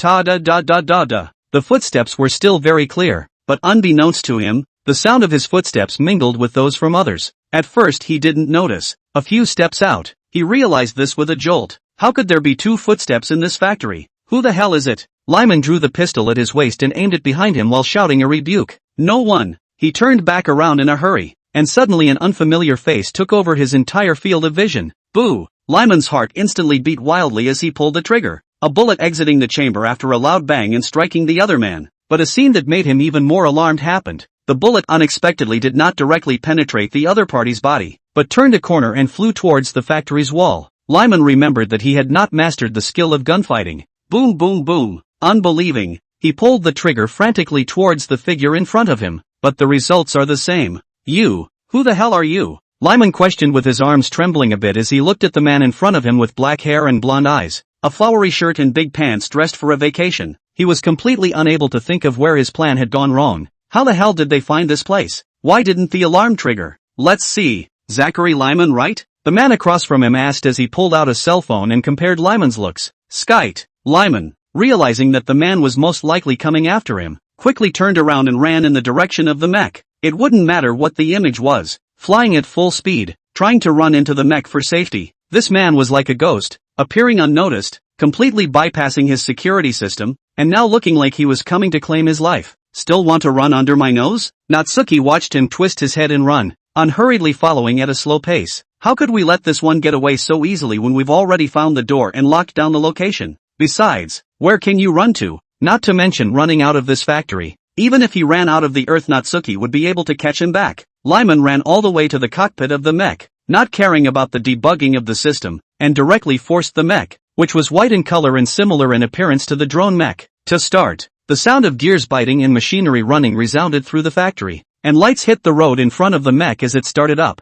Natsuki stood on the corridor bridge, looking at the mechs that were ready to fire, and raised an eyebrow. Isn't that trapping yourself in a big can? Some white energy suddenly emerged from the palm that naturally hung down on the right side of his body. There's no way someone like you could appear in this world. You, who the hell are you? Lyman's voice spread out from the mech's internal audio system, and at the same time, the mech detached itself from its fixture and raised its hand towards the corridor bridge where Natsuki was standing and smashed it. Lyman never thought in 1,000 years that such a man who was like a ghost would appear. The mecha's huge fist obscured part of the light and fell hard with a heavy aura. At the same time, the energy between the palms of Natsuki's right hand had converged into a white wheel of light, and before the mecha's fist landed, he lifted his hand toward the front and flung it. Swish! The white wheel of light was not large in size, but it flew extremely fast, instantly coming to the shoulder joints of the mech and slashing through. Dang! The arm of this mech instantly snapped off and crashed towards the ground below with a dull thud. Chapter 66. What kind of matching mechanism is this? How is it possible? Lyman in the cockpit froze instantly as he watched the mech lose an arm in an instant. Countless thoughts erupted in his mind. What in the world is that man standing on the porch bridge? Are you sure you're on the right ING set? Isn't this world a sci-fi movie of mechs and monsters? What's with the superpowers? Is that right? And why do those white wheels look familiar? 8 points of the wheel of light. Isn't that a ING Ultraman move? Why did I get to take an 8-point light wheel on a mission in Pacific Rim world? What kind of counterintuitive matching mechanism is this? And whose Ultraman's earthly body can handroll an 8-point light wheel? This guy is not going to be an insto. Is he? You. Are you Ultraman? Lyman, his forehead already analyzing cold sweat, asked from the cockpit at the man in the green floral shirt. At the same time he prayed inwardly that it mustn't be. Never be. Then he saw the other man nod slowly. Lyman. He suddenly let go of the controls in his hands and sat bolt upright on the floor of the cockpit. Done. It's all over. That's a hell of a shot. All his plans, all his efforts, were nothing in the face of absolute power. This guy can already tear up a mech without transforming. What if he transforms? Lyman knew about Ultraman. Not so much, but he knew that thing wasn't something he could touch. Putting Ultraman in Pacific World. Well, I don't know who did it though, but you're this, thumbs up. Lyman's mind fell apart. It's completely collapsed. Not a crumb left. Ha. Lyman sat paralyzed, laughing at his earlier confidence and the hookstone matching mechanism the system had gotten himself into. Does caution work? Does a well-thought-out plan work? Useful, but a joke in the face of absolute power. The opponent didn't need to use his super brain. Using his superpower was enough to second himself 10 times. Boo! While he was skeptical, Natsuki had already arrived at the cockpit, and as soon as he did, he ripped the cockpit open and stepped inside. Since you know about Ultraman, I'm not going to bother with you much. Killed on the spot or cosmic prison? Natsuki said down to Lyman, who had slightly messy brown hair. Like Albert said, every traveler is not clean. Lyman knows in his own mind better than anyone else how many innocent lives he has killed. Lyman looked up at Natsuki, who didn't have much compassion in his eyes at all, and opened his mouth, extremely torn up inside. Can I ask a question before I make a choice? He asked stiffly. There was one question that he feared he wouldn't have peace after death if he didn't ask it. Ask, how did you find me? Even if you're Ultraman, it should take a lot of effort to find me. Lyman had seen Ultraman-related specials, but the episodes all conformed to the basic law even if Ultraman was looking for someone. Usually, Ultraman only strikes when the enemy actively shows up, and often, he can't find the enemy. A situation like Natsuki's where he directly killed his own lair in one step, he thought was seriously out of line with his basic knowledge of special effects movies. I talked to the higher-ups on the human side, and he was quick to very kindly give me your location, Natsuki said, still wondering why that Taylor guy was so knowledgeable. Lyman heard this. Immediately, he guessed who had leaked his information. There was only one person who knew his place. Tyler. He just gave you the information? Lyman was still in a bit of disbelief. How can this little boat of friendship just capsize? The value he could provide for Taylor was already very great, so why would he easily defect to Ultraman? Even if he was tough-talking and didn't give out his information, it was unlikely that Ultraman's character would do anything to him. Lyman was in deep self-doubt. Soon, though, he remembered that in his own mind, Ultraman was not likely to strike out at random against humans. But it's not like the people of this world know what an Ultraman is. In their perspective, it was an alien with the power to destroy human civilization at any time. After all the planning, I didn't count on this level of surprise. Lyman sighed deeply once again. He really couldn't expect an Ultraman to appear in this hellhole. I'll ask you one last time. Shoot on the spot or cosmic prison? Natsuki gave an ultimatum. Lyman looked to Natsuki, still torn inside. He was used to enjoying the superiority of playing the natives for fools as a traveler and sinking into the power of being able to decide the lives and deaths of countless people at will. Now let him go to jail? Restricting all freedom? I choose cosmic prison, he said firmly. San Francisco, another abandoned urban area. Are you sure that whatever black marketeer is over here? Herman asked, leaning on his crutches and surveying the increasingly dilapidated buildings around him. Unable to resist asking Newton at his side. They're here to find black market traders who can sell monster brains. Not to explore. How could a businessman with that much power be in a place like this? I'm not sure, but the marshal said this guy's destination for this trip was here. Newton was getting a little wary by this point, but thinking that the marshal didn't have to lie to himself, he chose to move forward with a stiff upper lip. Damn it, if the two of us get mugged here later, it'll be all your fault. Herman took one look at Newton's expression and immediately opened his mouth to output. Take it easy, take it easy. Newton ignored him, instead looking down and continuing to look at the map on his phone. Shouldn't be far. Oh, there it is. Seeing that he had finally arrived near the target location, he finally laughed out loud. With his cell phone in hand, he ran a few steps towards a house that was only half full. Herman frowned and followed him. Soon they saw in the house, which had been deserted beyond recognition, three neatly dressed figures who were not refugees here at first sight. Found it. You're Hannibal Chow, aren't you? Newton shouted at the old white-haired man in the house, wearing a purple tunic and a tawdry demeanor. Newton's voice was heard. Hannibal Chow. Hannibal Whirl turned around, wearing round sunglasses and a mouthful of gold teeth, and looked at the two doctors with mixed expressions. Disdainfully, he spoke. Who are you? That tone of voice, which sounded unkind, made Herman flinch and react to the fact that this guy was no stranger to the black market, as if he was about to stab someone in the next second. Newton, on the other hand, was more calm, not so much because he was mentally strong, but because he saw the sealed canister that the other two minions were guarding, and therein lay one of the submonster brains that he wanted. I'm here to make a deal with you. Newton glanced at the secondary brain, then back to Hannibal Chow, and smiled. Deal? Then you're too late. I've already sold this lot. Hannibal Chow instantly refused. He had just gotten off the phone with Lyman, and as a black market trader, he knew the importance of credibility. Chapter 67, Buyers Who Can't Be Pissed Off. Already sold? Newton froze when he heard this, the smile on his face frozen. Within this tattered ruin, there was no third-party person to be seen at all, other than their two groups. The buyer on the other side is not here. Your buyer isn't even here. He's probably delayed by a stomachache or something temporary, but that doesn't matter. What matters is that I'm here before him. Now that I'm standing right in front of you and have brought the money to trade with you, I think you should go with a better quality client. Newton rattled on, during which his eyes swept back and forth between the jar containing the monster's secondary brain and Hannibal Chow. He had to close this deal on this trip, no longer caring about the risks of dealing with mobsters. He wanted to commune with that secondary brain now. Fark, she can be so seductive. You, kid, before we get to that, tell me how you found me? Old Chow, hands in his pants pockets, slowly came to Newton's front, resized the young man up and down, and asked in a condescending manner. It's nice that he's a black market trader with lots of access, but it's not like his whereabouts are known to everyone. Someone had leaked his whereabouts to this young man, and he had to know who had done it and permanently blackball this person afterward. It's one of the means of survival for black marketeers. It doesn't matter. Now we just have to pay with one hand and deliver with the other,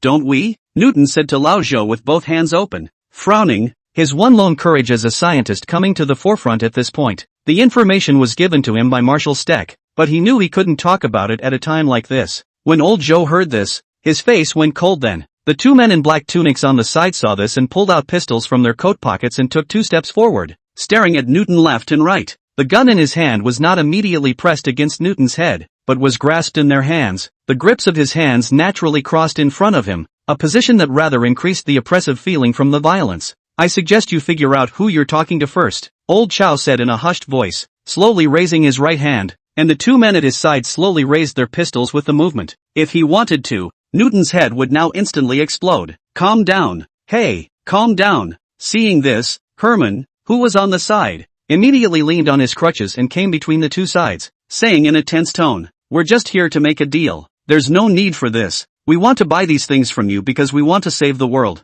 His mind raced, thinking of words that would lighten the mood. Both scientists have their bonus points in intelligence and know almost nothing about socializing. But when he said that, old Joe, however, frowned and signaled the two bodyguards around him to back off. He rubbed the stubble on his chin and stared at the two men in front of him, saying thoughtfully, I know who sent you. The only one who thinks about saving the world day in and day out is the one who gives him a headache. Stek Pentecost. After the Mecha Force changed from an official organization to a civilian organization, Marshal Stek transferred the right to dispose of a large number of monster corpses to Lao Zhou, and received financial support in this way, and the two of them worked very closely with each other. Haven't you closed the gap? Where else can you have so many villains for you to be heroes nowadays? Old Chow asked in disbelief. As usual, Stek's group is due for a break, and the most critical gaps are closed. So what's the point of this? How do you know? Well, I can only tell you that things are far more complicated than you think. Newton stared at first, then explained simply as if accepting the truth. Our enemies haven't exactly disappeared.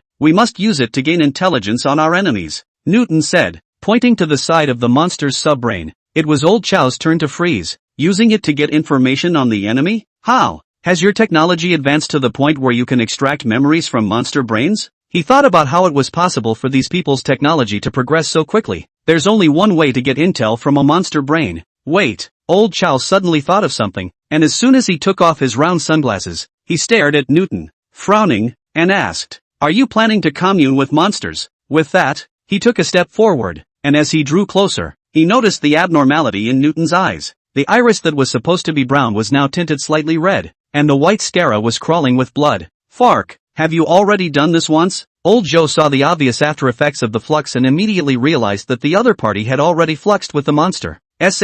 What's going on? Newton was taken aback by this sudden reaction from Lao Zhou. What's with this black marketeer all of a sudden? Don't you realize? Old Chow asked rhetorically. The flux is mutual. When you get information from the monster's brain, the monster gets information from your brain. What little you have in your head has all been shown to your enemies. As soon as he said that, Old Chow was furious. He had also studied the body structure of monsters and knew the tricks of the trade. Newton, this kind of young scientist, Lao Zhou can see the other party's impulsive character at a glance. Must be nothing to do to prepare for the rush with the monsters to empathize. It's a total bummer. However, the words that came out of Newton's mouth after he nodded made him freeze again. Yeah, I know. What's wrong? Newton asked, frowning, still not understanding. After he empathizes with the monster himself, Albert tells himself the downside of doing so, but tells him not to take it to heart. They are not at all afraid to exchange information with the enemy. You know? So you're going to empathize with the monster again? Old Joe would be a little less confident at this point.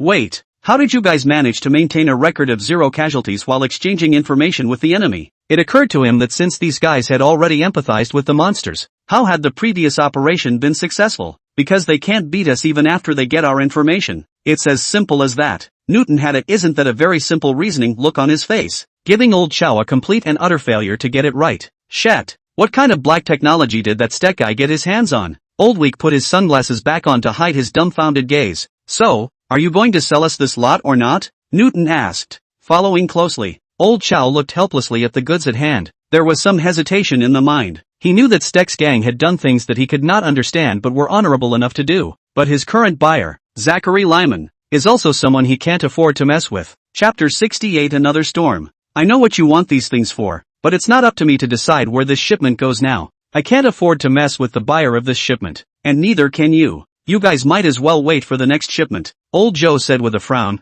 Stek's gang's requests are usually met with some stiff upper lip but no refusals. But the situation is different now. The buyer of this batch of goods, Zachary Lyman, backed by the high level of the United Nations, and himself owns a factory that mass-produces unmanned mechs. He really can't afford to mess with it. And Stek, who only has a few mechs, can't afford to mess with it either. That guy was the man of the hour. And for a moment the limelight overshadowed Marshal Stek, who had closed the gap. What then? We need this shipment urgently. Newton was still reluctant to empathize with a monster. You must have a well-preserved monster secondary brain. The last time they had encountered the monsters it had been an emergency and there had been no time for them to pick their brains. Not to mention that no one had thought at the time that they would have to search for the last of the travelers afterward. Now only old Chow still has the organs of those former monsters in his hands. What else can I do? Cool it, old Joe impatiently returned. The goods have been ordered. The money has been received. And now the other party just needs to come and pick up the goods. There was only one possibility for trying to sell the lot to Newton and the others, and that was that something had happened to Zachary Lyman himself. Is that even possible? The guy was so discreet that he didn't even know where he was. Unless the sky is falling. My goodness. Suddenly the rest of old Chow's vision seemed to see something, and his mouth opened slightly. Ahead of them, a tall, thin figure was tugging a large caterpillar across the ruined road toward them. It wasn't actually the caterpillar that was being yanked, but the man tied up in rope after rope. The buyer he couldn't afford to mess with. Zachary Lyman. Well, the sky is really falling. Mr. Natsuki, why did you come over here? Newton and Herman were stunned when they saw Natsuki come over here. They remembered that Mr. Natsuki should have gone to negotiate with the higher-ups of the government. I'm not far from you guys. I heard that there seems to be trouble on your side, so I came over to take a look. Natsuki rushed the two men. As soon as he came over, the two doctors seemed to have found their backbone, and the tension and urgency in their hearts instantly disappeared. In their eyes, a man who was crunching and killing with Eureka Raiders on the back of the Gap was much more powerful than some black marketeer. That's Lyman? Old Joe looked at the man on the ground with his mouth sealed and his body bound, completely in disbelief of the scene in front of him. How is it that the man who was so honorable this morning is now suddenly a prisoner? Damn, the world has finally epileptically become something I don't recognize. Lyman was bound, his head buried in the ground, did not dare to lift up and look directly at Lao Zhou, where he did not move as if he had gone peacefully, as in fake. Natsuki said. Old Chow was in awe. It's a pleasure to work with you. Mr. Newton. He immediately rushed to his side and shook Newton's hand, even using honorifics and performing a flying face change. It's Newton. Newton froze for a moment, but was the first to react to the fact that the other man had called him by the wrong name. Okay, Mr. Newton, the lot is all yours now. It's inconvenient for you guys to carry it. Right. I'll have my men follow you for distribution in a while. Old Joe's intuition as a businessman had already told him that anything after that was out of his hands. This sudden enthusiasm of his caused Newton a moment of discomfort. Still, he pulled out his cell phone and said, that would be best. How do I pay for it? No, Mr. Lyman has already paid for you. Old Chow said with a wave of his hand. Lyman, now the man of the hour and with the UN at his back, said he was tied up. And he couldn't afford to mess with Lyman, and now he could afford to mess with these guys even more. He could already smell the storm. If one was caught up in that maelstrom, one could be pulverized if one was not careful. Old Joe's reaction also slightly surprised Natsuki. Another one that gets it. But I have to say, he just likes guys who know what they're doing. It saves a lot of talking. You two, follow Mr. Newton and get the cargo to their plane. Old Joe said to the bodyguard beside him. They had a very rewarding trip. Took care of Lyman behind the drone mechs. And also brought back the secondary monster brain used to get information about Quake. When their transporter landed at the base of the broken dome, Albert, who had come out to meet them, was surprised for a moment to see the bound Lyman. Isn't that a bit too efficient? Mr. Natsuki, how did you catch this guy? Albert greeted them as he walked up and rushed Natsuki with a strong gust of wind. He had originally thought that it would take a few days to get this done, but it turned out that Mr. Natsuki had actually captured the person back that afternoon. I went to the Tyler guy and he gave me Lyman's location straight away. Natsuki said. That simple? It's that simple. Albert didn't believe it. He knew all too well how difficult those politicians could be, but the facts were in front of him and he had to accept them. How is that drone mech set up? He asked next. The one called Taylor said that he would gradually recycle them, and as for the ones that have already been taken in by the army, the controls were tightened. Natsuki said. Without Lyman as the culprit, those drone mechs basically wouldn't be out of control. And doing so had been the safe thing to do. Albert nodded as he listened. There were a total of 4 travelers in this world counting himself, and now that 2 had been resolved. The remaining, there's only 1 left. Lyman was placed directly into a cell on this base and held here first. After Natsuki had taken care of everything on this side, he would contact Hikari to throw the guy into a cosmic prison. The next point of emphasis is that last traveler called Quirk. This guy, perhaps, is the tricky one. Are you sure you two want to go together? Inside the lab, Albert looked at Newton and Herman, who were leaping in front of him, and asked again. I'm sure. Newton nodded with anticipation. Me, too, nodded Herman along. Well, it does seem like a good choice to have you two commune. Albert nodded. He had been prepared to let himself, or let Natsuki, commune with the monsters, but there was too much information in his own head. and he wasn't sure if he would be punished when those messages about the system turned up in the flux. And neither could Natsuki. His 19,000 years of memories, appearing in the flux, would directly burst the secondary monster brain. Okay, two gentlemen. Remember, we must find information on a fellow named Quirk. With that, Albert put on the helmets for the two doctors and pressed the button for the flux. Chapter 69, Living Up to the Name of the Herald. Oh, shit, now you're actually in my head. That's disgusting. After the flux began, Herman perceived Newton's presence in a sea of memories. It was a very marvelous feeling. He was able to read Newton's memories at will at this moment, as well as fully experience Newton's thoughts. Two geniuses with opposing personalities, crammed together in their heads at the moment, really made them feel a wave of nausea. You think I'm not disgusted? Newton shot back. Oh, so you have two brothers and a sister. It was interesting for Newton to see the other man's relatives in Herman's memories and to experience what he was feeling at the time. Shat, don't just look at my memories. Herman scolded Newton in a hurry. Oh haha, I told you guys must not have gotten beat up much in school. Newton couldn't help but chortle as he saw the memory of Herman getting beaten up by gangsters during his school days. That was a hard punch. You're no better than me. You're a deadbeat nerd, not even a friend. Herman, who had likewise seen Newton's memories, was also pulling full attack, his shrill voice extraordinarily harsh. Did you? Newton continued to look at Herman's memories and soon saw something that made him green in the face. Fark, there's more. I saw Vanessa. Why should you guys get to have a wife who loves you so much? It's not fair. Newton knew that Herman had a wife, but after witnessing a scene of intimacy between the two parties, he too gritted his teeth in jealousy. I'm still a bachelor myself, and this guy has a baby on the way. Shat, don't look. Herman also saw the memory and yelled out in a hurry. If he looked again, he wouldn't make it through the trial. Okay. Newman still left the last vestiges of respect in this area by not completely prying into Herman's private life. It all happened in a fraction of a second. It's the acclimatization phase before they establish a connection with the monster's brain. Are you ready? The memories of the monsters will soon come like a flood. You'll have to stand firm or you'll be swept away by them. Newton, who had one experience, rushed at Herman to warn him. I know. Herman was a little nervous, but adjusted quickly with Newton's help. Unlike the first empathic experiment, this time it was the two of them facing it together. They both knew that each other were freaks in the eyes of the common man, and that they couldn't really blame anyone else for not being able to make friends. They also don't see eye to eye with each other and fight all day long. But when the organization shifted from official to private and funding was cut drastically, countless researchers chose to leave, and only the two of them chose to stay, and then proceeded to fight every day.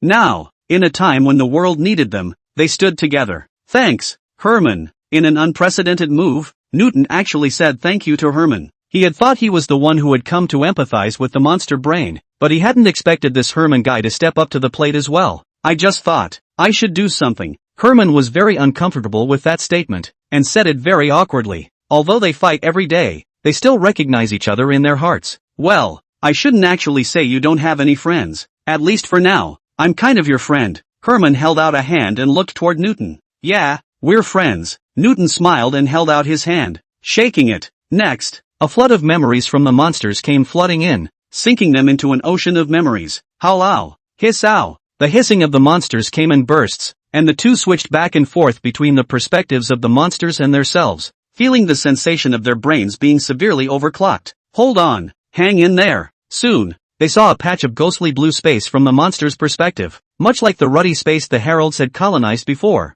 though this one was smaller. There are a few monster factories, but no mass production of monsters. The monsters inside the factory, not of the species they had seen before, didn't look like strong fighters, and looked somewhat similar to the leatherback turtle, but a little smaller, with the EMP organs on their backs replaced with small spire-like swellings. The beast, surely, had mixed a lot of genes, and with the active brain looming under the skin, it was hard to imagine how many secondary brains were stuffed inside the beast. Are you sure this weapon will work? Suddenly, they heard another burst of language unique to the heralds, barely intelligible thanks to the fact that they were now inside the monster's head. It was a long, lean herald with a larger crown and what looked like archbishop level. It's not really strong enough in combat to deal with that giant, this archbishop asked, rushing to another herald beside him. Their group of pioneers who had shifted ahead of time were aware of the tragic situation in the other dimension. We'll never be able to defeat that giant in a contest of battle, another herald replied. With the combat power the giant had shown, no amount of monsters would be enough to fight.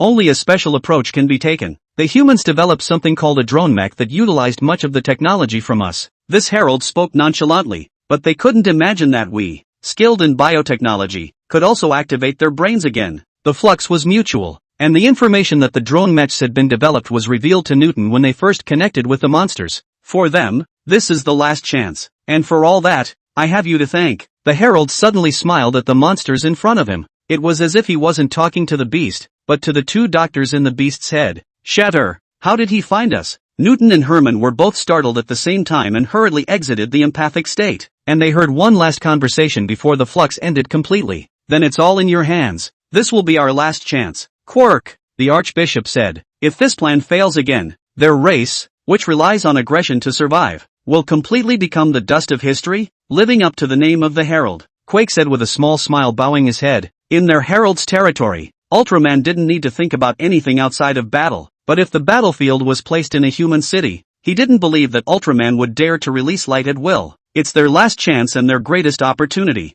Within Earth, the time limit for Ultraman's activities is undoubtedly 3 minutes, and with the limitations of the venue, they've really found a way to win this time. Chapter 70 Conspiracy and Power. Shatter, shatter. Returning to reality, Newton and Herman simultaneously removed the devices from their heads and let out simultaneous exclamations of surprise, disbelief in their eyes.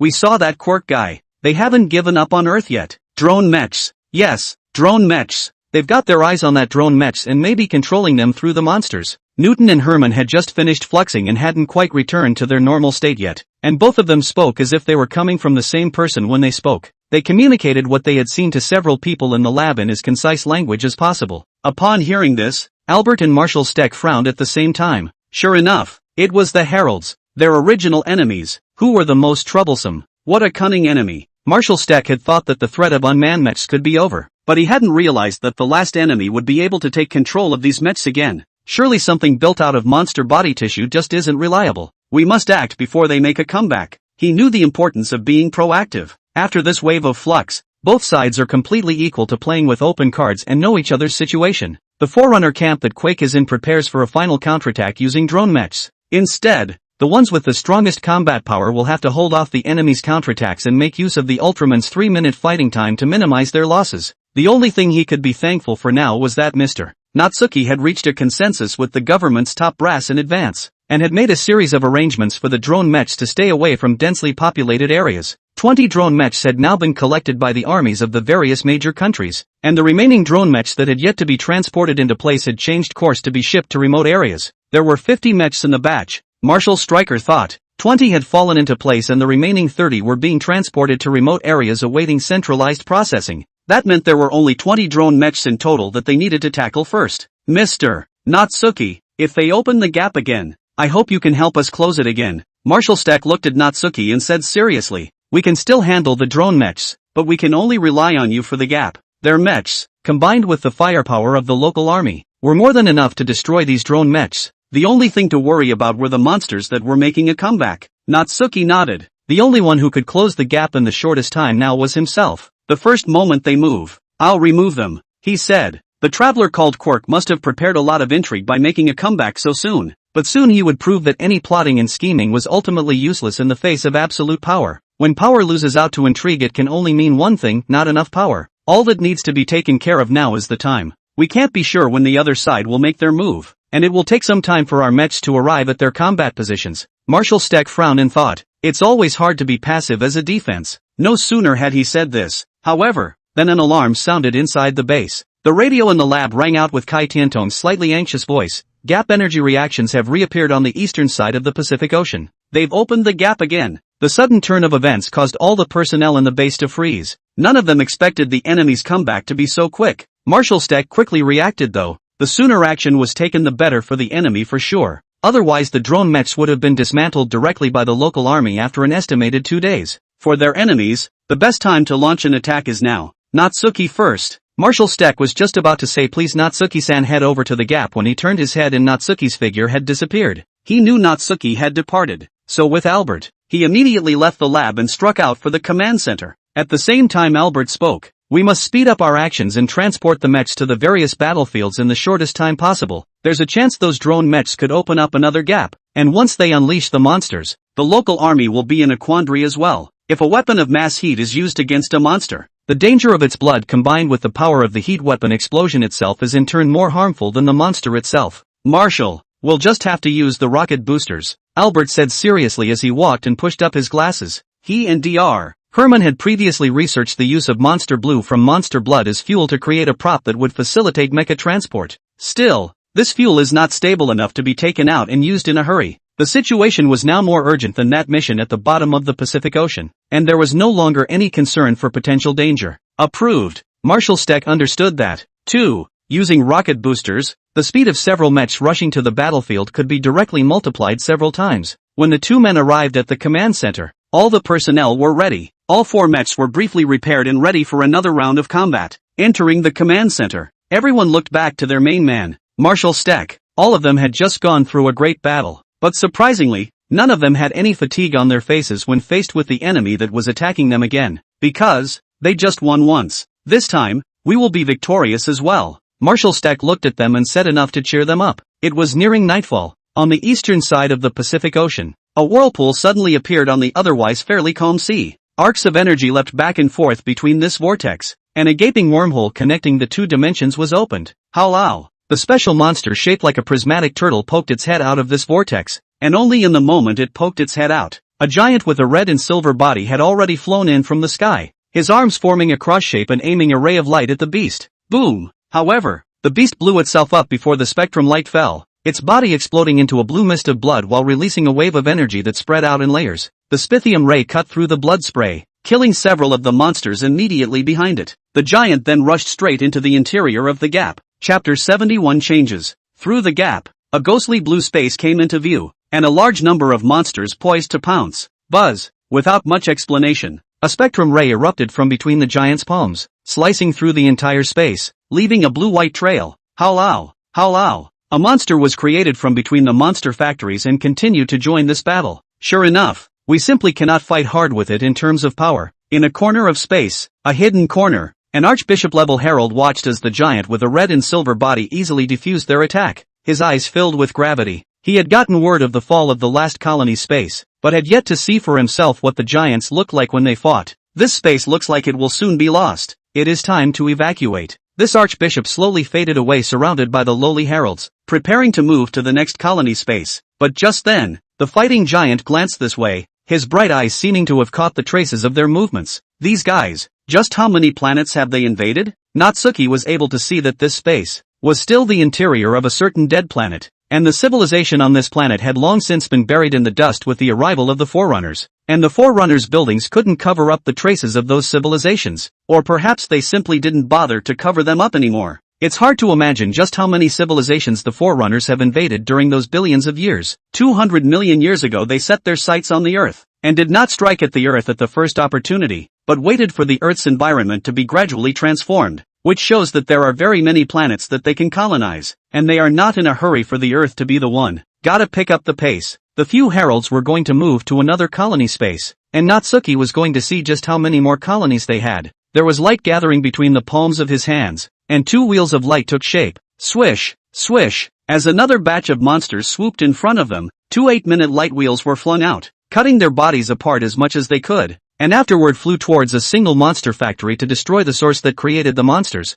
and the whole piece of space was instantly covered in a large amount of fire. Hurry! Speed up! In the hidden corner, the Archbishop-level herald saw how fast this space was falling, and hurriedly told the lower-level heralds to speed up the opening of the small wormhole. They unfolded a wormhole 5 meters in diameter with their hands and feet, half of which had just stepped in. Whoosh! A shrunken and extremely fast figure came in hot pursuit, and the powerful wind pressure directly swept their bodies up and into the wormhole together. Broken Dome Base. Rocket boosters are being installed by countless technicians operating at breakneck speed. Several mech pilots were already standing on the corridor bridge, wearing combat suits and ready to go out at a moment's notice. I heard the marshals say that this battle will be our last. Tang Wei-hu, who was wearing a red combat uniform, looked at Storm Crimson, who was about to finish installing the rocket boosters in the mech hangar, and said with a serious brow, "Yeah, if all goes well, there will be no more monsters in this world." Rory stood beside him in his black combat suit, looking over at the Danger Rangers. They all more or less knew the inside story and understood that this would be the last time they would ever fight in their mechs. The boisterous sounds within the mech hangar did nothing to hide their churning hearts at the moment. When the monsters cease to appear and the end moves towards the dawn, they will no longer be mech pilots. But that, exactly what they were begging for. If the world could be completely saved in their fight, What regrets would they have? Shaolin Ranger. What a cool enough mech. Little Hansen leaned against the fence of the corridor bridge and looked at the Shaolin Ranger with a burning gaze. He still had the image of this mech killing it in his head. You don't love your Eureka Raiders anymore? Hearing this, Rory, who was on the sidelines, said with a raised eyebrow, of course love. Hansen Jr. twisted his head around and immediately replied, she accomplished enough greatness that I'll never forget her, but she is at rest. Every mech pilot cherished their mech so much that they could even treat them as their own because of the flux. You know, I really looked down on you at first. Looking at Rory, thinking that after that was the final battle, little Hansen suddenly said, you once abandoned your mech and disappeared for 5 years at a time. You may think this is all fine, but mechs have souls, they're not cold machines. Raleigh had thought that little Hansen was going to undermine himself for a while like he had done earlier at the restaurant, but he hadn't expected the kid to say something with a bit of depth to it, which surprised him a bit.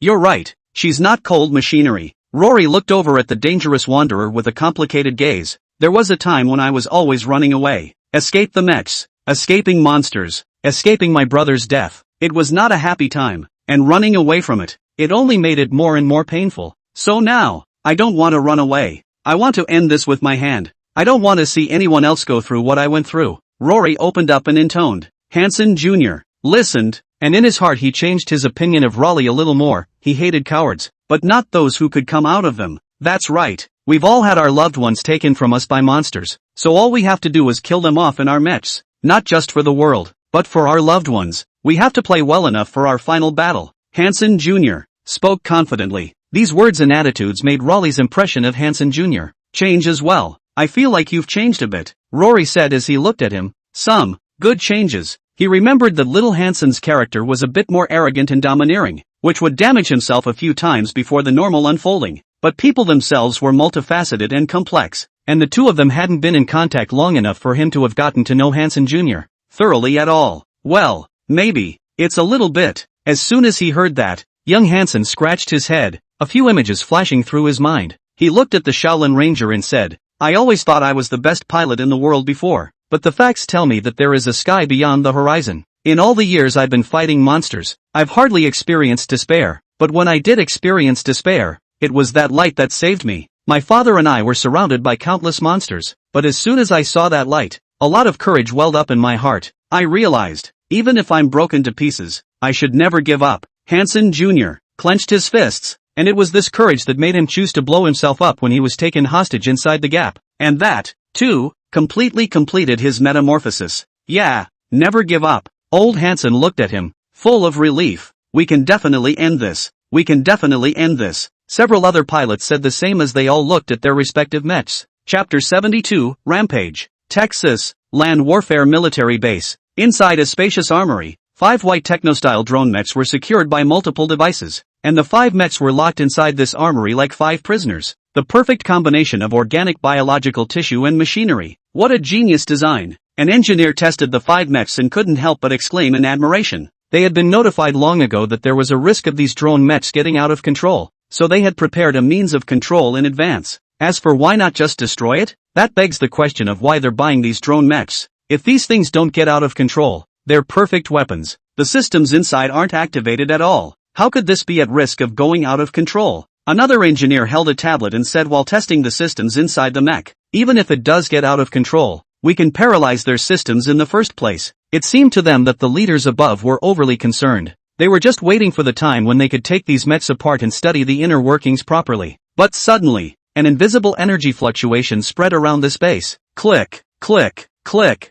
The 5 immobilized drone mechs reacted instantly. What? The engineer looked at the 5 drone mechs that were suddenly activated, his face filled with disbelief. How did it start? Seeing the mech try to break free from control, the entire armory instantly became noisy, and the alarms were sounded at the first opportunity. Benson, what's the status of the drone mechs? A communication went directly to another engineer's tablet. It was Winston Walker, the commander of this base, who sent the communication, and the deafening voice came out of the tablet. Sir, we didn't provide them with any power source. They moved on their own. Benson replied as a drop of cold sweat dripped from his forehead. This would cause the drone mechs to break free even more, and the entire armory shook. Don't you have a system to control them? Whatever means are used, silence them, the commander shouted over the comms. There was more sweat on Benson's face. We were hacking into their systems the first time, but it hasn't worked yet. The other engineer who had just sworn that he was able to paralyze the drone mech system was already busy, leading the other engineers to frantically attack the drone mech system, but it didn't have much effect.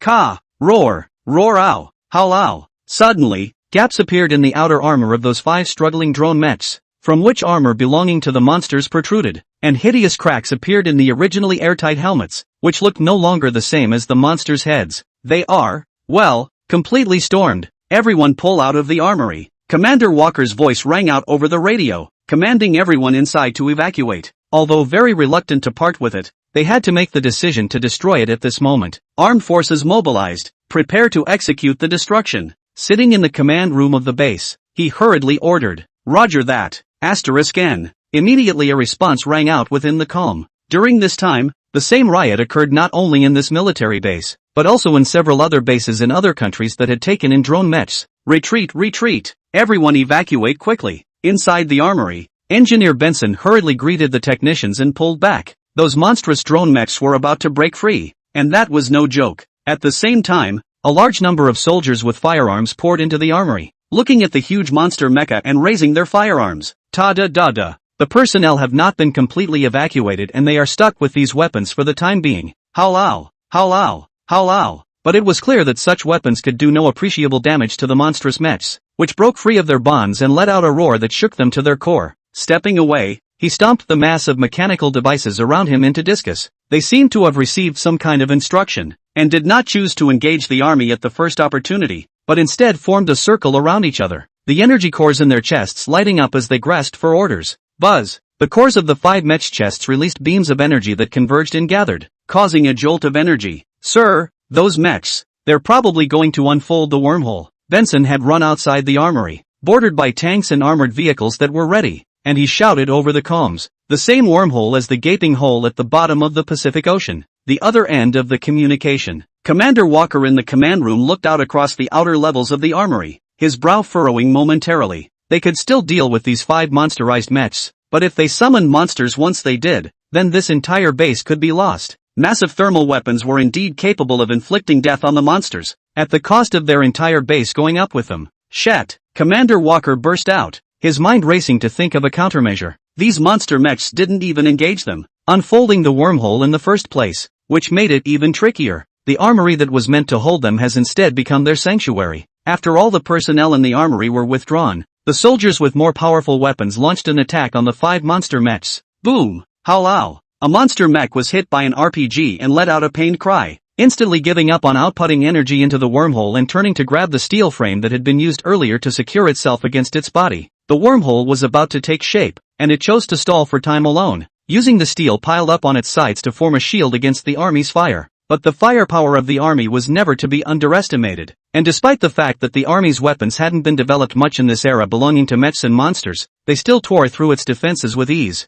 Howl ow! The monstrous mech quickly fell under the army's firepower. However, since they had been preparing the wormhole at the beginning of the rampage, it was enough, even if it didn't delay them much. A gaping wormhole glowing with electricity had opened up inside the armory. Howl ow! With a violent roar, the beast that brought about the end of this world poked its head out once more. Oh, no! The soldiers who saw the monster slowly emerge from the wormhole instantly recalled the powerlessness they once felt when facing the monster. Chapter 73, Reinforcements from the Heavens. Howl ow! In the horrified gazes of countless soldiers, a lurid beast with a bronze-colored body like a demon crawled out of the wormhole with arcs of energy. An abomination, announcing with a roar the return of the end of days. Pull back! Everyone pull back! In this world, no one didn't know the terror of monsters, and this one monster that was nearly 100 meters even in its crawling state was undoubtedly capable of tearing them all apart. Before mecha were developed, the only means the military had to deal with monsters were nukes, and the amount of nukes consumed to destroy them was more than one.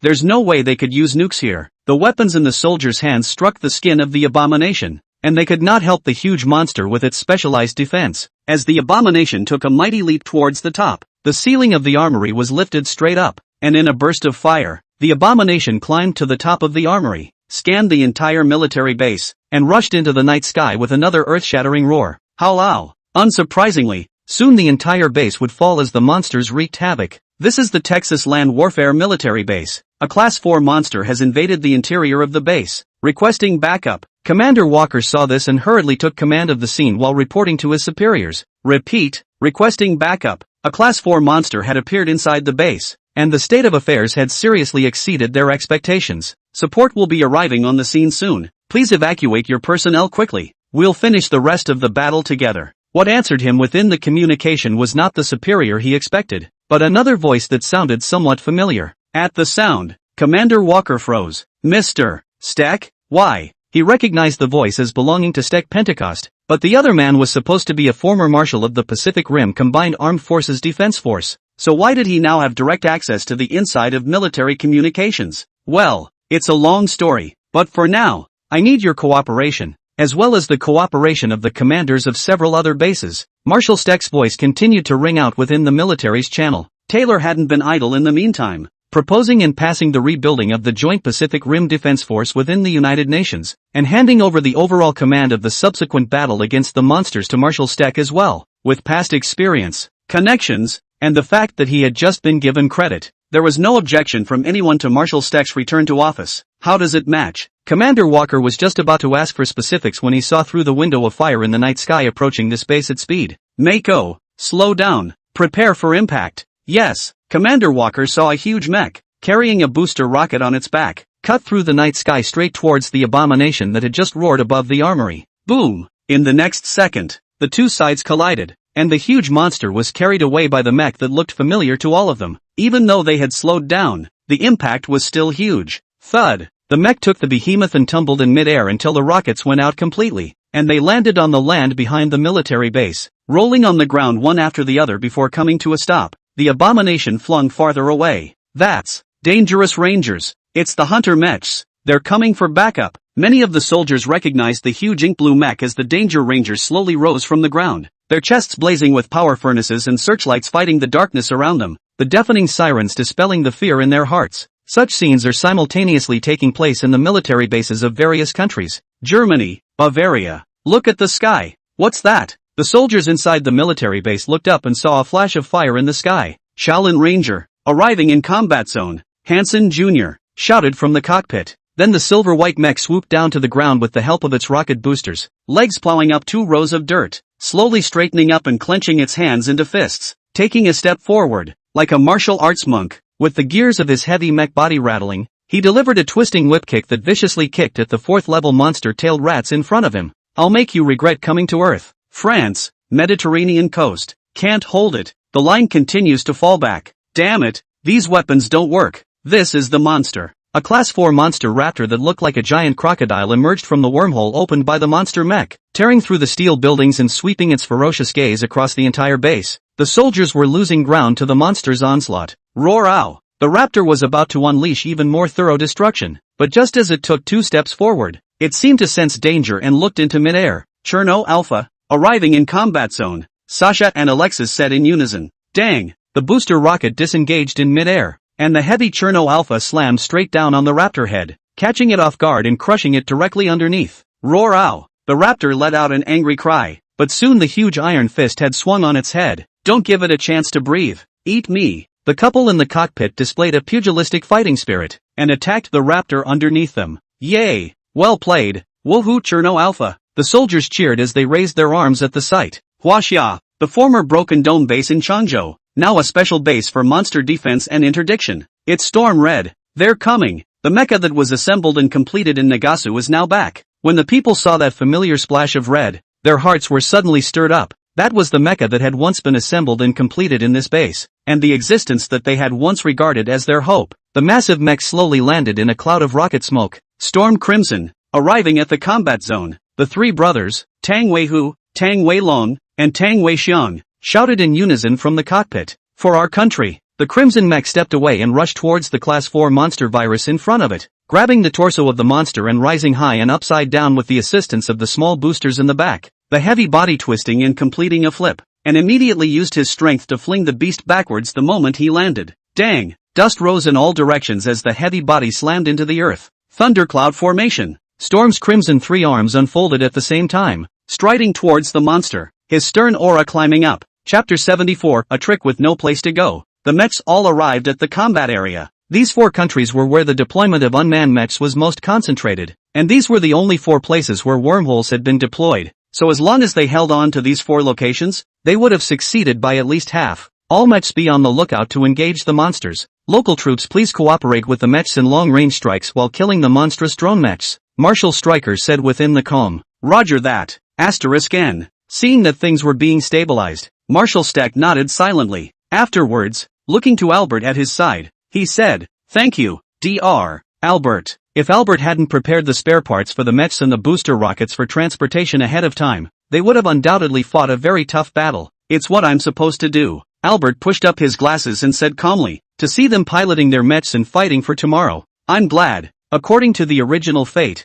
only one of these pilots would end up being left, old Hansen, and all the rest would die in accidents. In the not-too-distant future, it will be a group of children who will be fighting against drone mechs and monsters. But now, that kind of future has been changed. These valiant warriors piloted the current generation of mechs and performed at a level far beyond the standard. With hope for tomorrow, they wrestle their way to the dawn in one swing. During the mission in this world, Albert chose Marshal Steck's camp because of the last bit of goodness in his heart, and it was this choice that gave him new hope, a hope to break free from the chains. The remaining 30 drone mechs that were in transit also went berserk and crashed in the outskirts of Los Angeles. Kai Tianton relayed the intelligence he had just received to the two. They are also attempting to open wormholes and, judging by the path of movement, will reach the edge of the city in about an hour. What do we do with them? He asked, rushing to Marshal Stack. These drone mechs and monsters were still far from the city, but they were undoubtedly the most difficult enemies to deal with. Dr. Albert, are the booster rockets capable of secondary use? Marshal Stack pondered for a couple of seconds,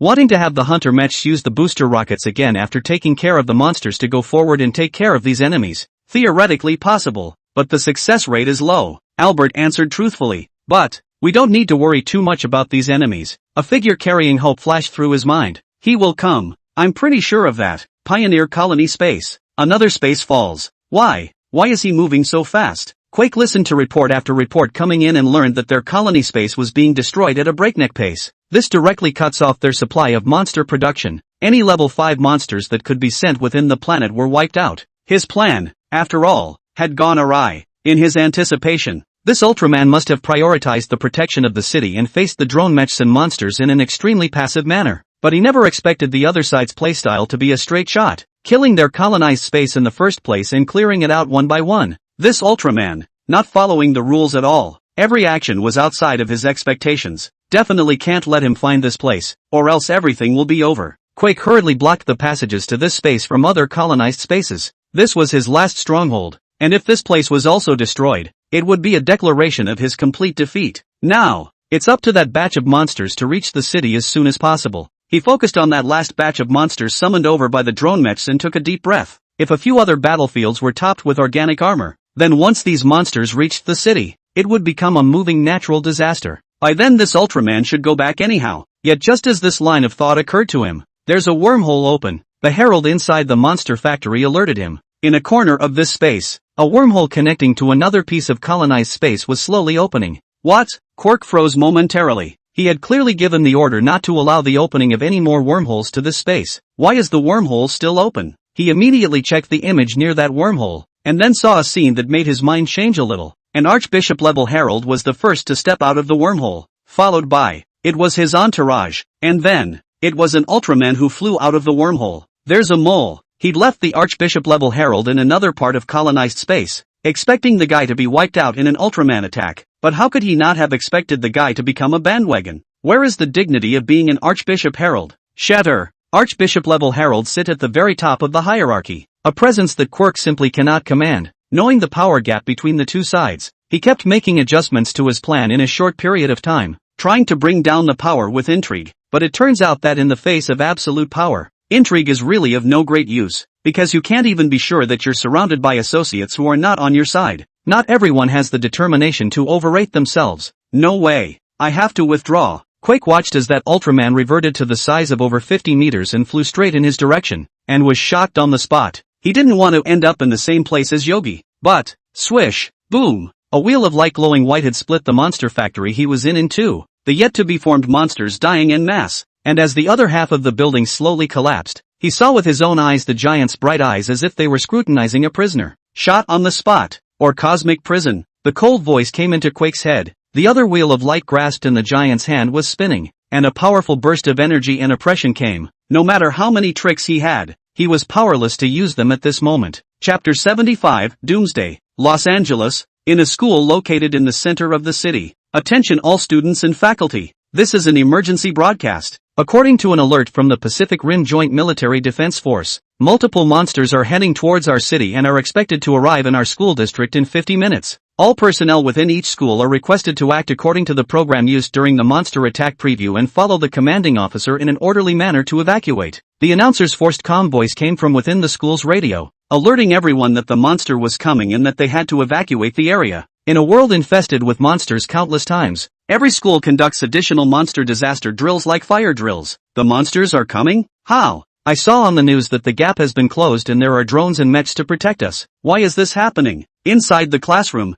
the students who were in the middle of their lessons looked up in unison, and were instantly terrified at the news of the monster's attack. Students, form a line. The teacher on the podium was a bit calmer than them, quickly directing the students to prepare for evacuation. Jack, do you think those mechs will come to protect us? A 12 or 13-year-old girl twisted her head and asked at the black boy beside her as she stood in line. I don't know. Jack Pentecost shook his head in bewilderment at the question. How could you not know? Your dad is the big man who commands the mechs. Another boy on the side said. Knowing that Jack was the son of that big name Marshall Steck, he'd surely send a mecha to protect his son. They have only scratched the surface of this world and don't realize that the war is now tense. I told you, I don't know. Jack's expression grew cold, and after saying this he stopped talking to anyone and followed the group outward. He was indeed Marshall Steck's son, but he hadn't been in contact with his own father for some time. Honestly, after knowing that his father was in command of the front lines and his sister had become a mecha pilot, he wanted to rush to the front lines to fight the monsters, but he was too young.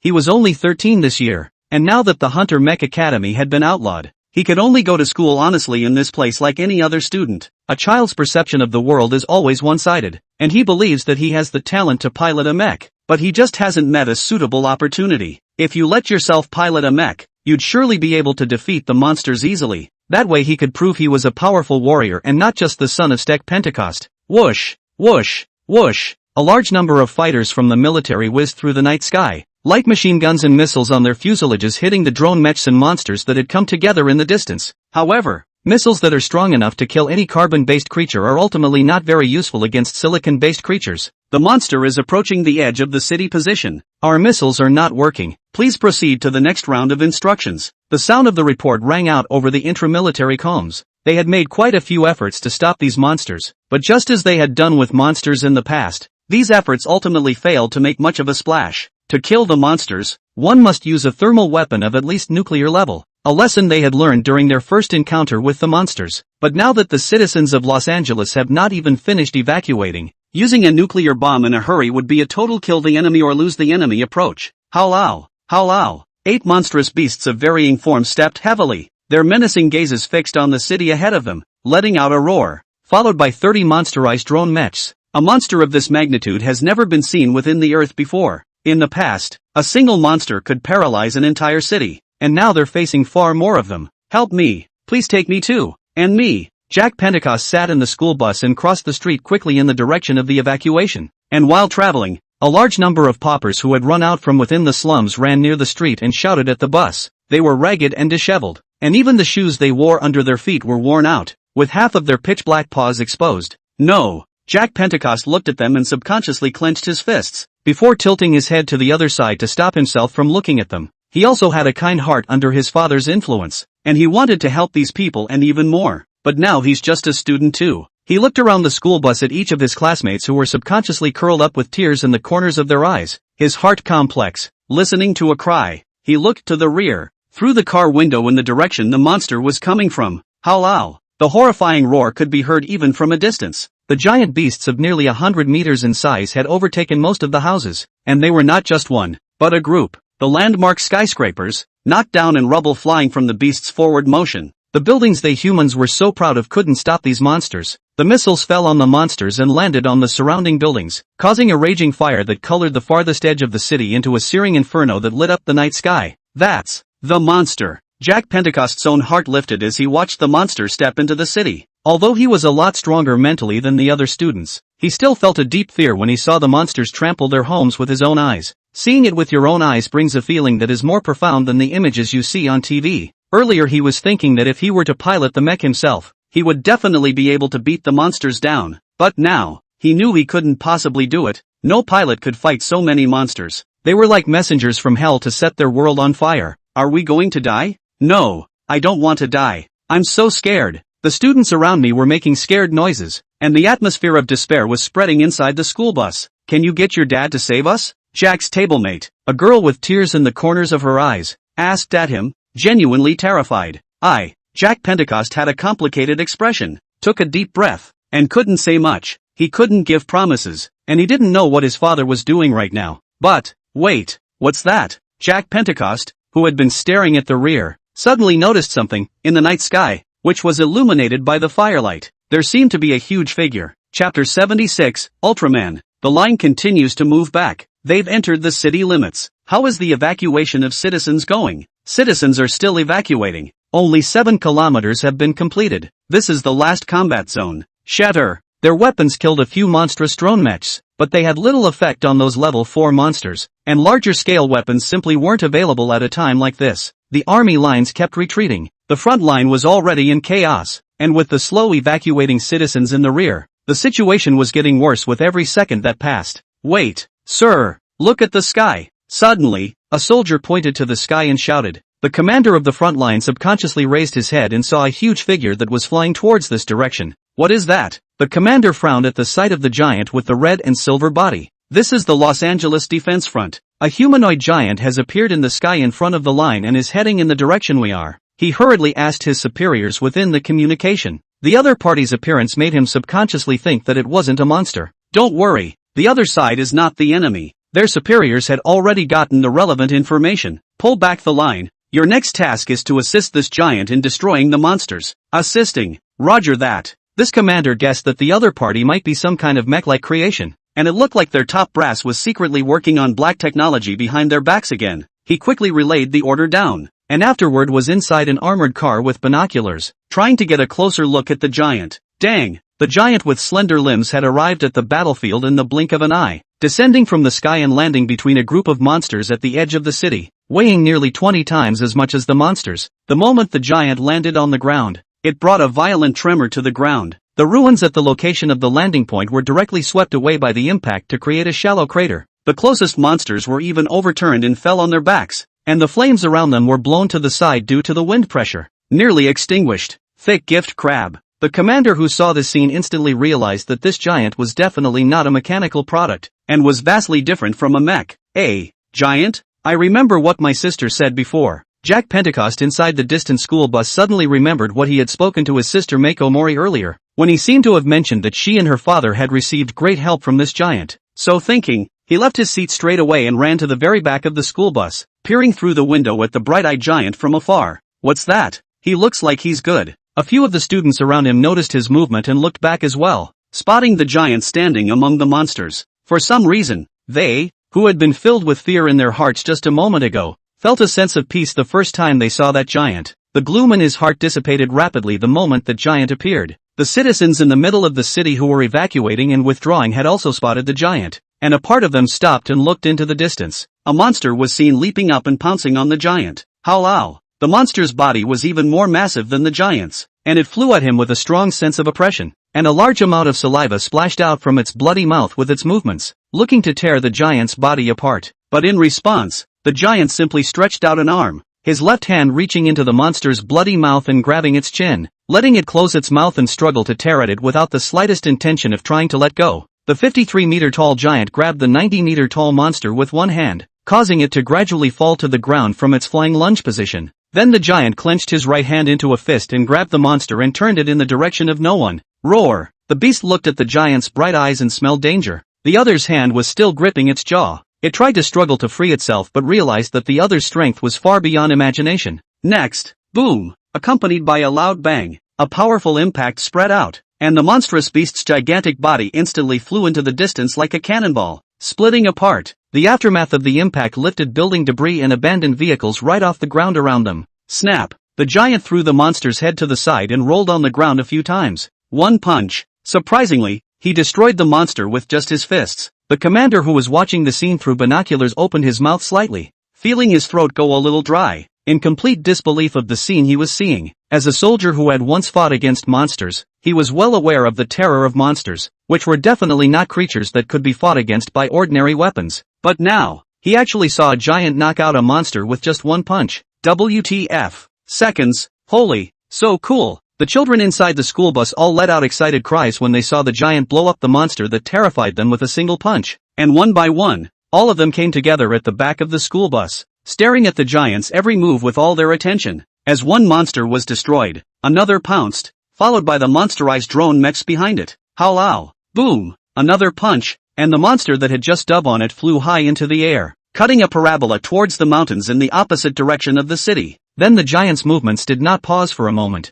A hand grabbed a monsterized drone mech and turned his palm into a knife, instantly stabbing into its body, tearing the monster brain inside along with the entire body, throwing the torn halves of the body to the side. He raised his foot and delivered a straight kick. Boom! Another monster's body shattered and flew off into the distance, with no sign of stopping in sight. Howlow! Two monsters attacked from both sides at the same time. In turn, the giant reached out his hands at the same time, piercing their skin and grabbing their bones, holding them tightly. Then with the momentum of their flight was a twist that sent them crashing hard to the ground. Thud! Unbelievable force was exerted on the monster's body, and afterward it traveled to the ground, and a loud bang was followed by a strong tremor. The armored vehicles of the distant army were lurching as a result, and the debris of the building around the giant went straight up into the sky. All the organs inside the monster's body shattered, relying only on its tough skin not to let the blood spill outside in a big way. The ground under his feet also showed spiderweb-like cracks from the blow. Any monsters that tried to get close, without exception,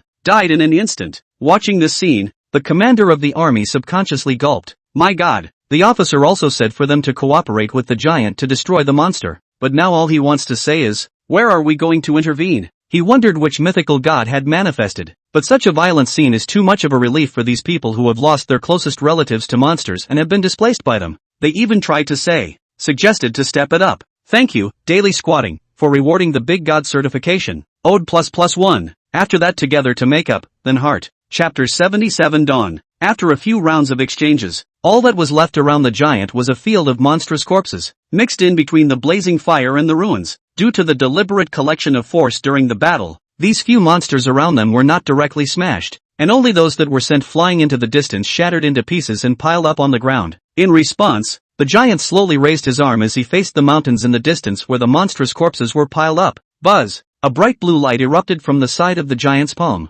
and in the blink of an eye, it had landed on the corpses of those monstrous beasts, and the powerful heat energy instantly set off a heat wave that continued to spread along with the light. Boom! The buildup of energy triggered an intense explosion, blasting the bodies of those monsters along with the mountain behind them, sending smoke and dirt flying. Wow! That's so cool! The students inside the distant school bus saw the scene and their mouths fell open. This clean and sharp, not at all dragging fight really brought them too much shock, and the last light even ignited their romance of fantasy. Unbelievable! Many of the citizens on the streets had already pulled out their cell phones to record the giant's stance. How could they not have imagined that at the moment when the monsters attacked and the city turned into an inferno, it was a giant who came down from the sky to save them? Sir, the monsters have all been destroyed by the giant. We all survived. The commander of the front line lowered his binoculars and looked away from that giant, murmuring into his comms. In this moment all are rejoicing that they have survived this apocalypse. Thank you, the commander said as he stepped out of the armored vehicle and stood in the street, looking at the giant. The giant seemed to hear him, standing amidst the blaze. He inclined his head slightly to this side, kneading his eyes and nodding gently. Afterwards, arms are raised high into the night sky. Boo! Ignoring gravity, this giant leapt into the sky, the intense wind pressure extinguishing all the surrounding flames and disappearing into the night with a cloud of sonic booms. The giant appeared briefly, but all those who watched the battle will never forget this scene in their lives, and that sense of hope and security will be their courage as they move towards the dawn. The fighting on the remaining few battlefields also went very well. The various mechs, with the assistance of the local military, killed all the monsters and destroyed as many of those drone mechs as they could. As the night faded and the sun rose slowly over the sea, they knew that they had won. Thank you, Marshal Steck. It's an honor to work with you this time. We look forward to our next formal meeting with you. In the command center of the Broken Dome base, Steck stood in front of a bunch of virtual screens, listening to the voices coming out from within the various communications, the worry in his heart finally dropping, and a smile appeared at the corner of his mouth. This damn Armageddon. It's finally over. He closed the communication to the military, his mind filled with relief. The monsters that invaded Earth were all wiped out, and the colonized space of those pioneers was all destroyed, and they no longer had to worry about a group of invaders eyeing their home. This time, it's really over. For good. Danger Rangers, Shaolin Ranger, Cherno Alpha, and Storm Red, prepare to return to base. The transporter will pick you up shortly, Kai Tianton said to several pilots over their internal comms. Listen to the order. Rory and Mako Mori in the cockpit of the Dangerous Rangers in Texas breathed a sigh of relief at the same time, then laughed. The heavy mechs rose from the monster's corpse, each twist of the gears echoing their surging hearts, and retracted their arms to draw the chain swords that had been stuck in the monster's corpse. The dawn light shone on the huge mech whose outer armor was damaged everywhere, and the scratches, the traces of the monster's blood after it had solidified, were made even more magnificent by this beam of sunlight. It's been a long time since I've seen such warm sunshine, Rory lamented with a long breath as he looked at the dawn in the distance from the cockpit. The last battle with the monsters was won by them. Looking at this sunlight and glancing at the people around her, a complex emotion suddenly welled up in Mori Mako's heart, and a line of tears flowed down from the corner of her eyes. It's over. We won. Seeing the tears on her face, Rory unlocked the connector and came to her side, giving her a hug and a smile. He knew Mako Mori was crying tears of joy. Mako Mori reached out and wrapped her hand around his back. We all survived, she said. For some reason, her instincts kept telling her that she would lose Rory, and now that the battle was completely over and the dust had settled, the person who shared her soul, who had supported and believed in her behind her back, was standing well and witnessing the dawn with her, and it made her feel a joy that broke the nightmare. In the afternoon, each mech was scheduled to return to the Broken Dome base. Natsuki returned as well, carrying a creature that looked like a large squid in his hand. The other party didn't seem to be very accustomed to the environment of the Earth, and his two pairs of arms were subconsciously twitching. My God! My God! At the entrance to the base, Newton, who was docking the monstrous body tissues with the transport members, saw Natsuki and noticed the oversized squid being carried by Natsuki, and instantly recognized it as a pure herald, an alien creature. All of a sudden, both eyes were glowing and he ran over screaming, "This is the herald! Oh my God! Alive!" Newton didn't care about anything else, reaching out and pawing at the herald, which was over 3 meters long. Get out of here! Quirk shouted in the herald's distinctive language, trying to reach out and squeeze Newton to death. Boom! But just as he made a move, he was lightly knocked on the head by Natsuki, and instantly his entire body went limp, temporarily losing consciousness. Gently, Mr. Natsuki, look at the cracks in his skull. Newton was immediately distressed when he saw that Quake's crown was showing tiny cracks. He just tried to kill you, Natsuki reminded. I know.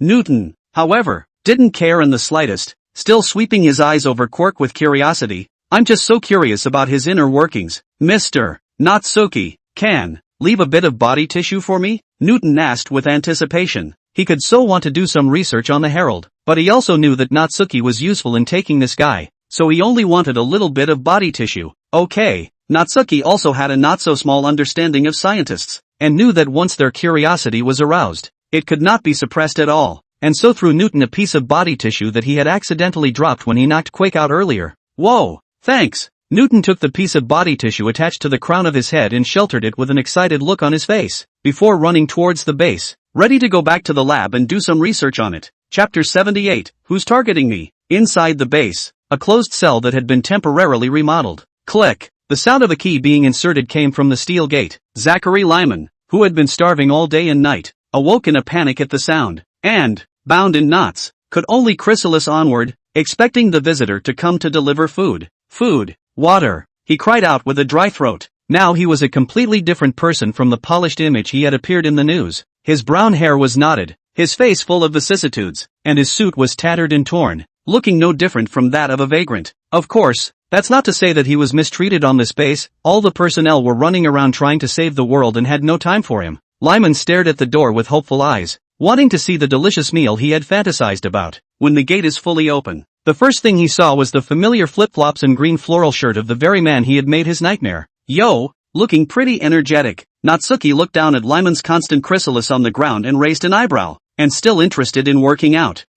Lyman met his gaze, momentarily speechless. Just as he was about to say something, he saw Natsuki throw in an oversized squid. Your roommate is here, but don't worry, neither of you will be here for too long. You'll be placed in our side of the prison right away, Natsuki said as he clapped his hands. Meanwhile, Albert and Marshall Steck came this way. Quake, who had been thrown to the ground, also grunted and woke up. It was also fortunate that the cell was large enough, or else it wouldn't have been able to squeeze 5 people in. There's something strange about the lineup of 3 travelers, an Ultraman, and a local marshal. Is your what's-his-name mission finished now? Natsuki twisted his head and asked Albert. He remembered that the purpose of these travelers was to change the fate of the world and then steal the temporal source energy, and now all the rest were here, except for one traveler who had already karma'd off. No, usually our missions are settled at the end of the time limit or when there is only one person left, Albert answered truthfully. Their trip on this mission had been completely messed up by Natsuki, and he was now glad that he had chosen to be on the same side as Natsuki.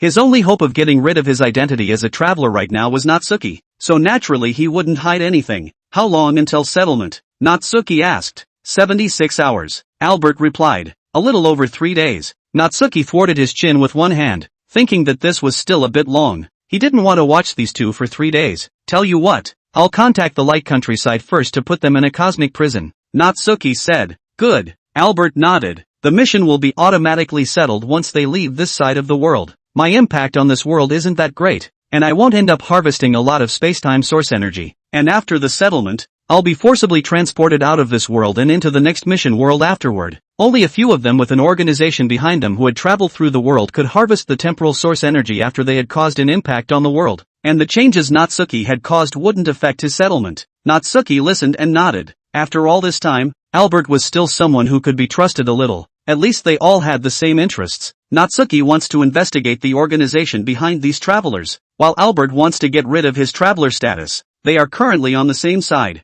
That said, the organization behind you guys is pretty lenient to allow you to give out so much information, Natsuki said. After checking with a few other travelers, it was clear to him that the information Albert had given was true, and that the guy really wanted to return to freedom, but it also made him even more curious about the organization behind them. Didn't they say they had a word test? How could they still tell so much information? To this, Albert's explanation was, like I told you before, the system that interfaces with us, it doesn't have any intelligence, it's exactly like a program. So, I suspected before that perhaps someone is trying to use us indirectly through this program. Only the other side never showed up or exhibited any information. Having experienced several worlds as a traveler, he was also very curious about the characters behind the system, but there had been no opportunity to gain relevant information. The other side is hiding too deep, Albert spoke, and the 2 prisoners in the cell caught on. Damn it, you actually defected. I said how could he find me so easily? Lyman cursed at Albert, who was simply disgracing the travelers. He already didn't know how to fight against something as supermodeled as Ultraman,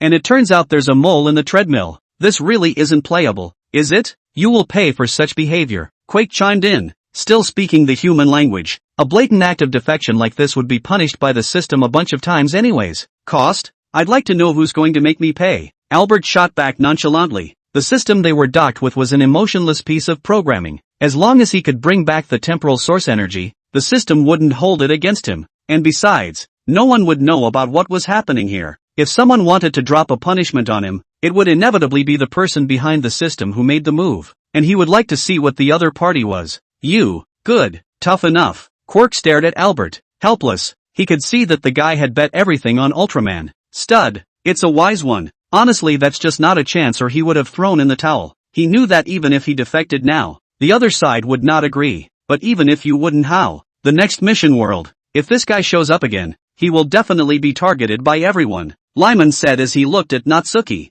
Albert can bring back temporal source energy for the system and nothing will happen. But if there was still Natsuki in the next world, then the system would definitely find an anomaly. One time was an exception that would not trigger the system's detection. After all, neither the system nor the organization behind it treated them as human beings. And if a situation like the one in this world happened a second time, their system would surely intervene. Against me? Hearing this, Natsuki pointed at himself, puzzled. Are you sure? Chapter 79. Let's go. The 2 travelers fought for a moment about the consequences of targeting Ultraman for this. Hiss. Even if they did have a way to solve Natsuki, what about the large group of Ultraman behind Natsuki? The Kingdom of Light was notoriously protective, beating up the young ones and immediately coming to the old ones. And this beating up of the old ones was not guaranteed to be followed by the even older ones. Can't afford to mess with it. Better to let the more headstrong ones mess with it. Anyway, the 2 of them are afraid to go against Ultraman again in their lives. You engage in aggression, they are really ruling you. Mr. Natsuki, how are you going to transport them? Albert asked Natsuki as he watched the 2 men completely shrivel up. He knew that this was a long way from the universe where the Land of Light was located, and he wondered how Natsuki, who had no spatial abilities, was going to transport these two back. It's simple. Natsuki raised the black bracelet on his right wrist and said with a smile, "That device that opens the time channel?" Albert wondered. The odds are that it can. High probability? The more Albert listened, the more he felt something was not quite right. After that, he watched as Natsuki misplaced a small wheel of light with his bare hands, and blinding light and wind pressure erupted within this cell. "Wait, Mr. Natsuki." Marshal Sturck hastily stopped it when he saw this scene. "This will demolish this base." He was truly afraid that Xiaoshu would demolish this base with a slip of the hand. "Don't worry, I have experience," Natsuki said in a serious manner. After that, the light wheel was placed close to the bracelet, and at once the two sides came into contact with each other, erupting a large number of sparks, and the sound of zipping and clattering was exceptionally shrill. "Get up, Hikari," he shouted at the bracelet. The only way for his side to initiate contact with Hikari was through this method. It's a bit of a violent scene, but it's winningly efficient. In the time it took for everyone in the cell to cover their ears and turn their backs, the bracelet reacted. Large golden particles of light emerged from the bracelet, looking to form the outline of a humanoid. Only after seeing this did Natsuki disperse his light wheel. "Hey, it really came true. Lee, Natsuki, remember to contact me by normal means next time," Hikari said in exasperation as soon as she showed up, holding her forehead. Being in the land of light, he would have been ready to rest when suddenly he heard a preset emergency communication call, waking him up straight away. Connecting to hear the still a piercing sound of an 8-pointed wheel of light sawing violently at his bracelet, almost gave him a dry crack. "Ha ha. Sorry. Natsuki scratched his head and owed a voice when he saw his look. He was genuinely surprised that Hikari would be resting this time. "But you didn't tell me how to contact you by normal means." "I've tried and tried, but this way is a little more efficient." Natsuki thought again that Hikari hadn't even told him the way to contact him, and he couldn't really be blamed for that. "Okay." Hikari was silent for 2 seconds inside. He had started out thinking of letting Natsuki devote himself fully to the mission, so he hadn't told Natsuki how to contact his side. But now that they all knew the special nature of this mission, there was no need to be like before. "Use this frequency of energy into the crystal in the center of the bracelet so that you can contact me." Hikari held out her hand and released an energy, demonstrating it to Natsuki. "I see." Natsuki understood with a glance. After that, the conversation was quickly steered to business. "Let's start with my side of the story." Natsuki signaled Hikari to look at the few people in the cell. "These 3 are the outsiders I mentioned to you earlier." Natsuki relayed the current situation to Hikari, including his elimination of the invaders known as the Heralds, as well as the capture of 2 travelers, and one who had defected to himself. On the intelligence piece, he told Hikari everything he knew. Hikari listened and chatted with Albert. Finally, he nodded. "I see. It's easy enough to put them in a cosmic prison, but the subsequent investigation will require some more effort on your part. The first sergeant also meant for you to continue the mission." The first captain's thoughts were the same as Hikari's, both wanting to give Natsuki the task of following up. Natsuki wasn't surprised by this. Good. This kind of mission did not require a high level of combat power. Instead, it needed an experienced old den like him. Letting the group of juniors with unbelievable combat power but simple-mindedness to carry out the mission would not guarantee what kind of accidents would happen. The members of the Cosmic Police Force who had the same seniority as Natsuki also had their own mission. A mission that wasn't quite in the particularly important class for the Land of Light. Also, for safety reasons, I'll turn on some of the bracelet's combat functions, similar to the Otter bracelet. Hikari added to Natsuki. The world was indeed safe, but it was hard for any of them to say what the world would be like afterward. Right now you can only use some basic functions, and as the level of your chanting power increases, you can use more and more functions. Ooh, at those words, Natsuki looked at the bracelet on his right wrist, not realizing that this thing was not simply a supplementary prop. "I see. It's just the Otter bracelet." The Otter bracelet was all too familiar to him. He used to play with it a lot when he was younger. When Jack went on a mission to Earth, he suggested taking the bracelet with him. Jack didn't take it with him, and unsurprisingly there was an accident, and in the end it was Severin who ran the errand and delivered it to Jack. Hikari nodded. After that, he made a few false taps on his arm, and the bracelet on Natsuki's wrist instantly reacted. At the same time, some azure points of light emerged from the diamond-shaped crystals of the bracelet like stars, forming a portal under Hikari's operation. "Send them in," Hikari said to Natsuki. He was only a projection, not an entity, so this step still had to come from Natsuki. "This is a portal that can span the universe?" Marshal Steck's eyes were filled with shock when he saw this scene. The Kingdom of Light technology, when it's really scary as hell. Boo-hoo! The portal opened and Lyman and Quake were about to say something, but suddenly they felt a pain coming from their asses and were sent inside by Natsuki's 2 feet. "Good, I'll leave these 2 goods to you," and have the cosmic prison side check on them as soon as possible. Natsuki clapped his hands and said. No sooner had he sent the man in on his side than there was a reaction on Albert's. Natsuki-san, I have to leave on my end as well, Albert said after realizing that the system was starting to settle. His body had started to disappear out of thin air from the hair on top of his head. I'll be waiting for you in the world behind us. Of course, with any luck. Maybe in the next world we'll meet again. After that, he looked back to Marshall Stack and handed him a small box. We all know that cancer is irreversible, but these medicines will keep you going for a little while longer. At least, it will allow you to be there for your heir to grow up healthy. Chapter 80 Imagine in Romance. Thanks. Marshall Stack took the box and didn't refuse it. It was what he needed most right now, as cancer was running out of his lifespan. This Mr. Abbott did help him a lot. Albert nodded at him and pushed up his glasses, after which his entire body vanished into thin air. At the same time, a portion of the space-time source energy belonging to this world was taken away. Well, did it have too much of an impact on the world? Natsuki asked to Hikari, a proper expert. Okay, he didn't take much of the temporal source energy with him, and it won't take long for the effects on this world to return naturally, Hikari said. Albert wasn't lying to them. This guy really wanted to get out of the organization. However, the technology of collecting space-time source energy is extremely rare in the universe, and it's surprising that they were able to extract space-time source energy directly from this world. I'm also curious about the organization behind them. Just who could be utilizing this energy? Hikari pinched her chin in thought. The organizations he could think of were not quite in line with this style of doing things, and if he wanted to discover the true nature of the other side, he still had to rely on Natsuki. Make sure you're careful on the missions after that. And remember to contact me in a timely manner if a situation does occur that can't be resolved. The energy for teleportation is ready within the bracelet, and will be activated when you leave Earth. Hikari finished explaining the final matters, and the entire projected body reverted to a point of light, returning to the interior of the bracelet. Natsuki watched the bracelet's crystal turn blue, and realized that it was time for him to go to the next world where there were abnormal spatial and temporal fluctuations.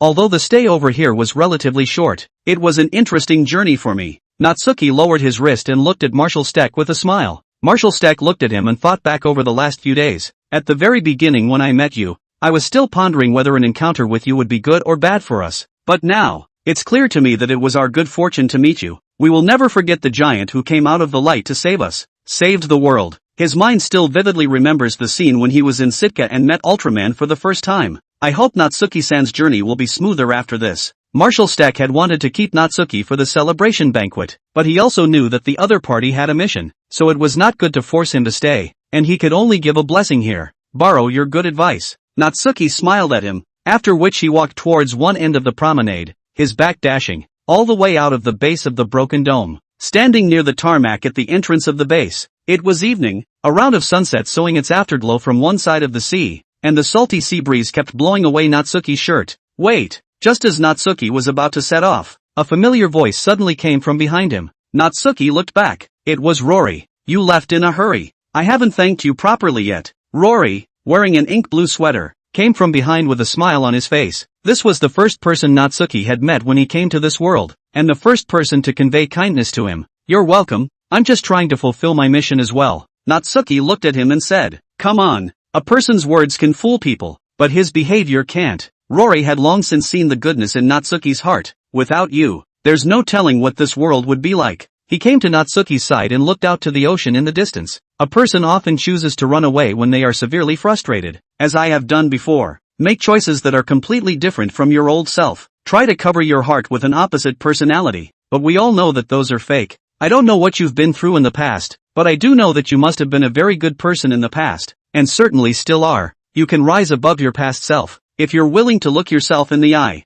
Rory said to Natsuki in a serious tone. He was also a man with a shadow within him, but he knew that to remove this part of the shadow, he could not rely on avoidance, but should take the initiative to face it. I know. Natsuki listened and was silent for a few seconds before finally saying with a long sigh, I'll try hard to try. The bracelet re-energized his body's potential, giving him a glimmer of hope. At the same time, he understood what the first captain had said before, that the encounters between ultramarines and humans were miraculous encounters, and every warrior would grow from them, and this one applied to Natsuki as well. Maybe in the next world, he'll actually get unstuck. After that, Natsuki took a few steps forward and raised his arms high. Boom! Accompanied by a thunderous first sound, the giant with a red and silver body flew towards the sky. After a while, Marshall Stack also came out of the base. Rory, who was still looking up at the sky, was seen. "He's gone?" Marshal Steck asked, coming to his side. "Yeah, fly away." Rory spoke. "The world will have to be guarded by us next." Ultraman helped them solve a problem they couldn't solve with their best efforts, and the rest of the way, they still need to walk on their own. This romantic encounter is also destined to go down in their history books. In the vast universe, there are not only aggressors, but also kind civilizations willing to lend them a helping hand. Harold, Marshal Stryker looked out to sea, his mind remembering their enemies. They'd had their eyes on Earth since 200 million years ago, but there has been no action during these 200 million years, and they waited until humans appeared and polluted the Earth's environment before they took the initiative to launch an invasion. Next, we must not only strengthen ourselves, but we must treat this planet that carries us with all our hearts before we can do so. Rory listened, nodding silently. Perhaps in other universes there are humans exactly like them, exactly like Earth. If they recklessly keep wreaking havoc on the planet they depend on, maybe one day, they'll meet an enemy like the Forerunners, too, won't they? Of course, that's all just a pipe dream. Another world. A miserably fated 14-year-old is driven to the city of Third New Tokyo by a phone call, and his tragic fate is about to take a turn full of fervor and romance. Chapter 81, Juveniles. Third New Tokyo City, Japan. The teenager with the black backpack and white shirt stood on the slightly rundown street, raising his left hand and glancing at his watch. "It's not here yet." After confirming the time with a glance, the teenager muttered to himself in a voice that hadn't yet faded from childishness, his brow a little tangled. "Coming this way, was it really the right decision?" The teenager questioned his behavior. His name is Shinji, he is 14 years old, and he is a normal student who is in middle school. Shinji, when he was young, his mother died in an accident, and his father left him with relatives who also left his side, so he hadn't experienced what family love was since he could remember. With a skinny body, average academic performance, and the only redeeming feature is a fairly clean-cut appearance. This is a teenager with low self-esteem who had an unfortunate childhood. His father, who he hadn't contacted in a long time now, called him out of the blue, with no hush-hush, just a cold message for him to come over. In this way, he foolishly brought his luggage from his relative's house in the second New Tokyo City to the third New Tokyo City. He longed to see his real father, and after coming over here, he didn't see his father at all. According to the postcard that his father had mailed to him in advance, the person who had come to pick him up was a woman named Misato Katsuragi, but he had already waited for more than an hour on this side, and there was no sign of the other person. There was not a single person on the dilapidated streets, and such unfamiliar surroundings made him a little uneasy. All residents of the central Kanto region are urged to evacuate to nearby shelters as soon as they hear the broadcast. Repeat. Today at noon the Japanese government issued an emergency warning, and all residents of the central Kanto region are urged to. The only thing that could be heard on the quiet streets were the instructions to evacuate over the radio. Looks like we'll have to take refuge first. Shinji glanced at the postcard in his hand and tried to call the other party, but all the signals in the area were down, and even the phone booths weren't working. I don't know why the evacuation order was given, but it's certainly not safe to continue standing here. Just as he was about to leave, dang, a strong tremor came and the surrounding buildings shook, and with a loud bang, Shinji twisted his head to the right and saw a scene that he would never forget. A monster several dozen meters tall emerged from the mountains and arrived in the city. Its humanoid, slender body had dark green skin partially covered in white armor, a red core set in its chest, and its shoulders were flush with its head. Its appearance unlike any other creature within the planet. Water Apostle. That's what?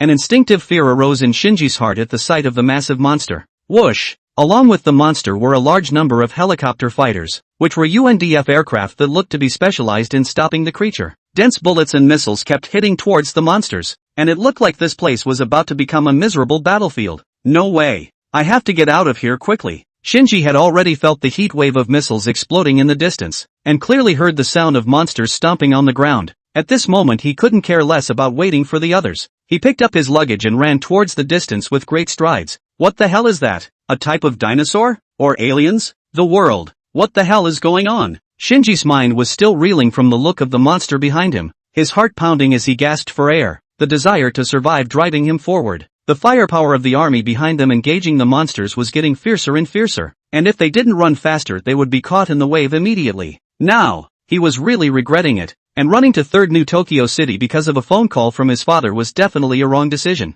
Woo! Oh! Shinji was running down the empty street at a great pace when he suddenly stopped at the sound of a crying voice. Who is it? His chest heaved for a moment because of the strenuous exercise, and he rested with a gasp as he searched for the source of the sound. He soon realized that a little girl, aged 3 or 4, was hiding behind a van down the street. She may have gotten separated from her loved ones during the chaotic evacuation earlier, and at her newly remembered age didn't know what to do at this point, so all she could do was cry and hide over here waiting for her loved ones to come looking for her. But the fallout from the battle was bound to reach this way before her loved ones could find her. Damn! Shinji hesitated for a couple of seconds, after which in a fit of brainstorming he dropped his bags on the side of the road and ran towards the girl. Boom boom! The sounds of the battle behind him were getting closer and closer. He didn't want to die, but now he wanted to see death even more. Perhaps it was because he saw his own shadow in this little girl, abandoned by her loved ones just like himself. Or perhaps it was because a touch of goodness existed in his heart. In any case, he picked up the little girl and fled into the distance after throwing away his luggage. Be sure to survive. Both me and you,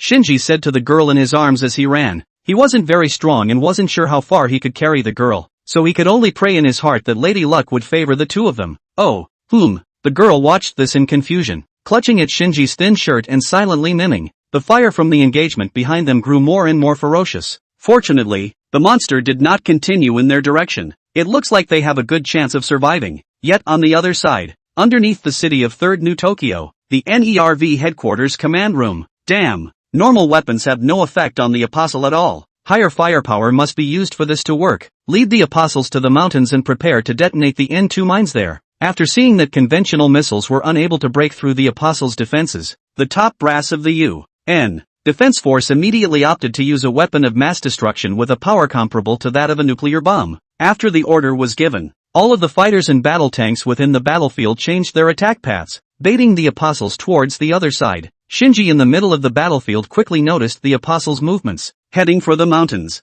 Phew! He finally breathed a sigh of relief. As long as the warring side stayed away from this part of town, they were safe. Nope.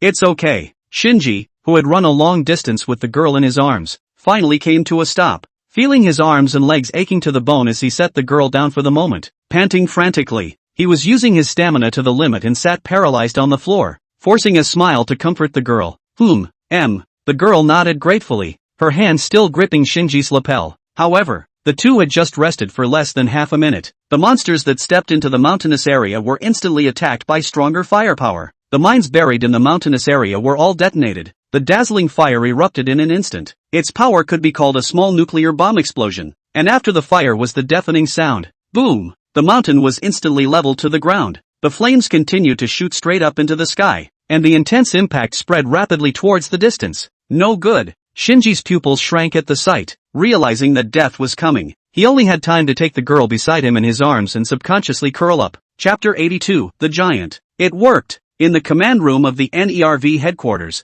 the three senior members of the United Nations Defense Force immediately clenched their fists and shouted as they saw the apostle covered in fire and smoke from the explosion. A mine of this power can be stopped by no living thing within the planet. Even the mountain was flattened. It must have worked. What? After the smoke cleared, however, the apostle's body had suffered nothing more than minor injuries, and was recovering at a rate visible to the naked eye. This was an enemy that was completely beyond their knowledge. There was an invisible force field around the opponent's body that could render all of their missiles ineffective, and even the N2 mines that exploded close to their bodies only slowed down the opponent's movement slightly, and could not cause any substantial damage at all. I'm afraid that an enemy of this level can't be completely killed even with the use of nuclear bombs, not to mention that nuclear bombs can't deliver a concentrated strike like N2 mines. None of their trump card weapons had been effective, and it had certainly hit them hard. It seems, I can only leave it to you guys. One of the executives sighed after recognizing the reality and stood up, looking towards the middle-aged man who was on standby at the side. Ankara-do. The Japanese man wore a black jacket coat, brown sunglasses and white gloves, and had a thick, bushy beard with a distinctly oppressive aura. The other party was the real commander of this base, and from the information they had learned, this base was also specifically built to fight the apostles. They wanted to prove that they couldn't use these people against the apostles, but the truth was that the ordinary army couldn't help the apostles at all, and right now, they could only trust NERV. Anchorage, I now announce that I am giving you full command of this battle. The senior rushed the man. Show me what you're made of. Having said that, he gave up his commanding position. A smile lifted the corners of Anchorage's mouth as she listened. Please don't worry. They have a huge general-purpose humanoid dueling weapon, Evangelion, or EVA, for short, which they used to fight against the apostles. He had already told Misato Katsuragi, the chief of operations of Division 1 of the Tactical Operations Directorate at NERV headquarters, to go pick up their pilot, and when the pilot was picked up, they could activate the EVA to fight the apostles. And that pilot, his own son, Shinji. Before that, he had to go and double-check the situation of the EVA primaries, and there was absolutely no room for error in this battle. But he had barely taken half a step when he heard the panicked voice of the technician. The apostle is recovering quickly, and is expected to continue toward this base after it recovers. In addition, an unidentified flying object has broken through the atmosphere and is falling at several times the speed of sound. An extremely strong energy value was detected at the same time. The projected point of impact is exactly where the apostle is. What? Hearing this news, the top brass of the United Nations Defense Force immediately widened their eyes and stared intently at the large virtual screen in front of them. Even Ankarato's face withdrew the confident expression that was previously on his face and came over quickly. Behind him, the old man even opened his eyes that had been squinting. Unexpected situation? The UFO is slowing down as it approaches the ground. 1,000 meters to the apostle. 500 meters. 100 meters. Both sides made contact. As the technician explained, they also saw within the screen a red ball of light plummeting from the sky and smashing straight into the apostle standing within the mountainous terrain behind the blast. Dang! The UFO crashed, causing a violent tremor while sending up a cloud of smoke and dust. The unidentified flying object has landed. Unable to analyze the other party's body composition, the other party seems to be a giant with a humanoid form. The technician could only make a rough judgment through the sky of smoke and dust. Where are the apostles? How's the apostle doing? Anchorage asked, staring intently at the screen and rushing to the technician. Apostle, we can't detect the apostle's vital signs. The technician replied in a tone of disbelief. At this moment, Ankarato's subdued expression was colored with deep gravity. This is completely and utterly beyond expectation. When the smoke and dust gradually cleared, they could also see that it was a giant, possessing a body made up of red and silver, with slender limbs and a round blue crystal set in his chest. Adam. No, it can't be Adam. That's something we haven't learned about yet. A special life form. At first glance, Anchorage thought it was Adam, the god who created life. But there was a clear difference between the other party and Adam. He frowned. Everything so far has been within his plan, including the appearance of the apostles, including the fact that the human weapons don't work, and even everything that will happen afterward. But after this mysterious giant shows up, he realizes that his plans after that are likely to take a huge turn for the worse. What is he planning to do? Anchorage looked at the giant and guessed at the giant's intentions. But after the smoke and dust completely dissipated, the giant's figure unexpectedly disappeared into thin air. Only the apostle's body, which had been shattered to pieces, was left behind. Disappeared? Quickly search. Make sure to locate this giant while contacting the people at the scene for a search. Anchor Gendo rushed a few technicians with a commanding voice. Yes, the technicians answered in unison. Anchor's intuition told himself that this giant's appearance was definitely not a good thing for him. Scene. The edge of the city affected by the explosion of the N2 mine. A blue sedan was racing through the ruined streets. Where the hell did it go? Damn. I couldn't find it even after searching for half a day. Inside the car, the young woman wearing a stylish black corseted short dress muttered to herself, her eyes constantly sweeping between the broken buildings as if she was searching for something. Katsushiro Misato, 1938. Japanese Democratic Party politician, Prime Minister 1996 to 1998. You mustn't be okay, Shinji-kun. She remembered her superior's orders well, but never expected the apostle to come at such a time, coincidentally on the same day as Shinji's arrival in 3rd New Tokyo City. Ah, what's going to happen now? Shinji was their intended EVA primary pilot. What would she say if something happened to her? Just as her heart gradually cooled, she suddenly noticed a familiar-looking figure huddled on the ground amidst a patch of rubble that had been leveled by the impact of an explosion. Found it! She instantly recognized it as her target and pressed the gas pedal tightly, speeding towards it. Upon approaching, she stopped in a straight drift, her tires rubbing out the marks, and pushed the car door open as soon as she could afterward. Shinji-kun. You're Shinji-kun, right? Misato Katsuragi came to Shinji on the ground and lifted him up carefully. There's actually a girl? After picking up Shinji, she also noticed the girl protected in her arms. The girl didn't appear to be injured and was breathing steadily, whereas Shinji's shirt was widely torn and looked miserable, but the skin that was exposed was very oddly unmarred. Gotta get them all to the hospital quickly. Misato Katsushiro couldn't tell the exact extent of their injuries with just her naked eyes, so she hurriedly carried them into the car, sprinting in the direction of the NERV base. Chapter 83, Miraculous Encounters. The Third Apostle. Surprisingly, it would be wiped out in this form. Professor Tuki,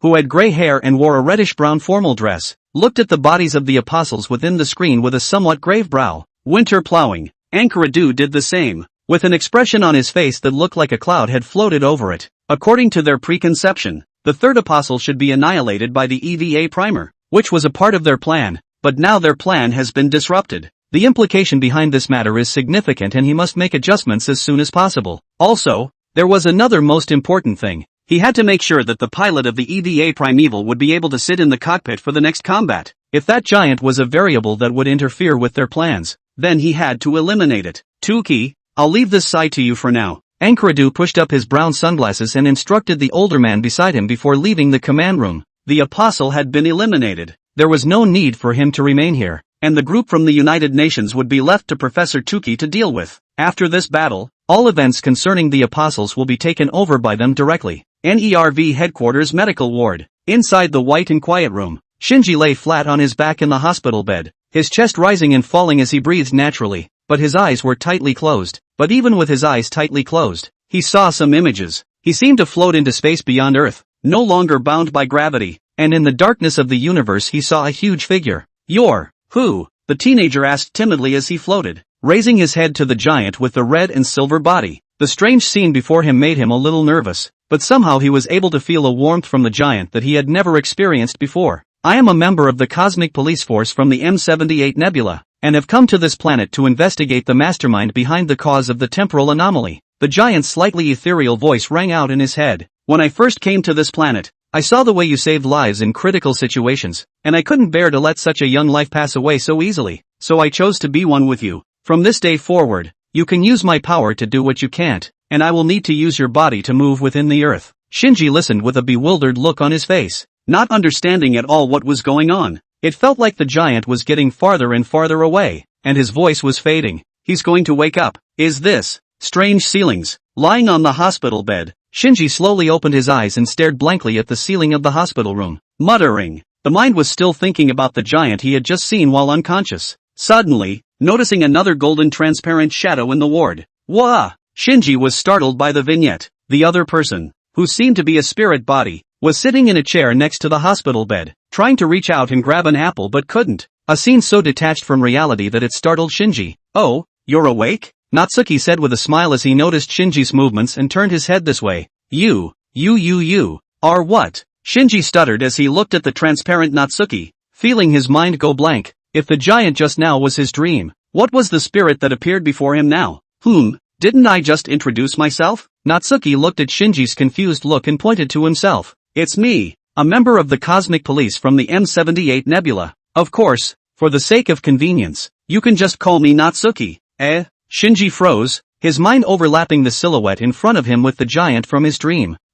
It's obviously not a species, right? You'll learn more details later. There's no need to rush now." Natsuki hugged his arms and patiently explained. "Anyway, all you need to know is that we're all going to be acting together for the rest of the time." Acting together means? Shinji still looked confused. "It means my job to investigate the person behind the cause of the temporal anomaly." It's a little confusing, but it feels awesome. Shinji nodded blankly. "The general idea is that Natsuki-san needs me, right?" His sensitive mind caught the point at once, and having grown up without experiencing affection or friends, his first thought was that he was needed. It can be interpreted that way. Natsuki nodded, sensing Shinji's emotions at the moment. As an otter olden, he'd seen all kinds of offspring, and in the land of light children like Shinji who lacked care at a glance were few and far between, though he'd seen quite a few of them like that on other planets. He didn't choose to share his memories for Shinji's safety, so he could only make guesses about Shinji's situation. He guessed that Shinji must have lost both of his parents when he was a child, and hadn't been cared for in order to develop such a personality. When he was in the land of light, he had also brought up children who had grown up without seeing their parents, and now that he had met such a teenager again by chance, Natsuki would still be thinking of trying to help this child out of his heart. "From today, we're considered partners." To encourage Shinji, Natsuki said in a rare tone of his youth. "Partner." Shinji's eyes suddenly glowed a little more when he heard the word.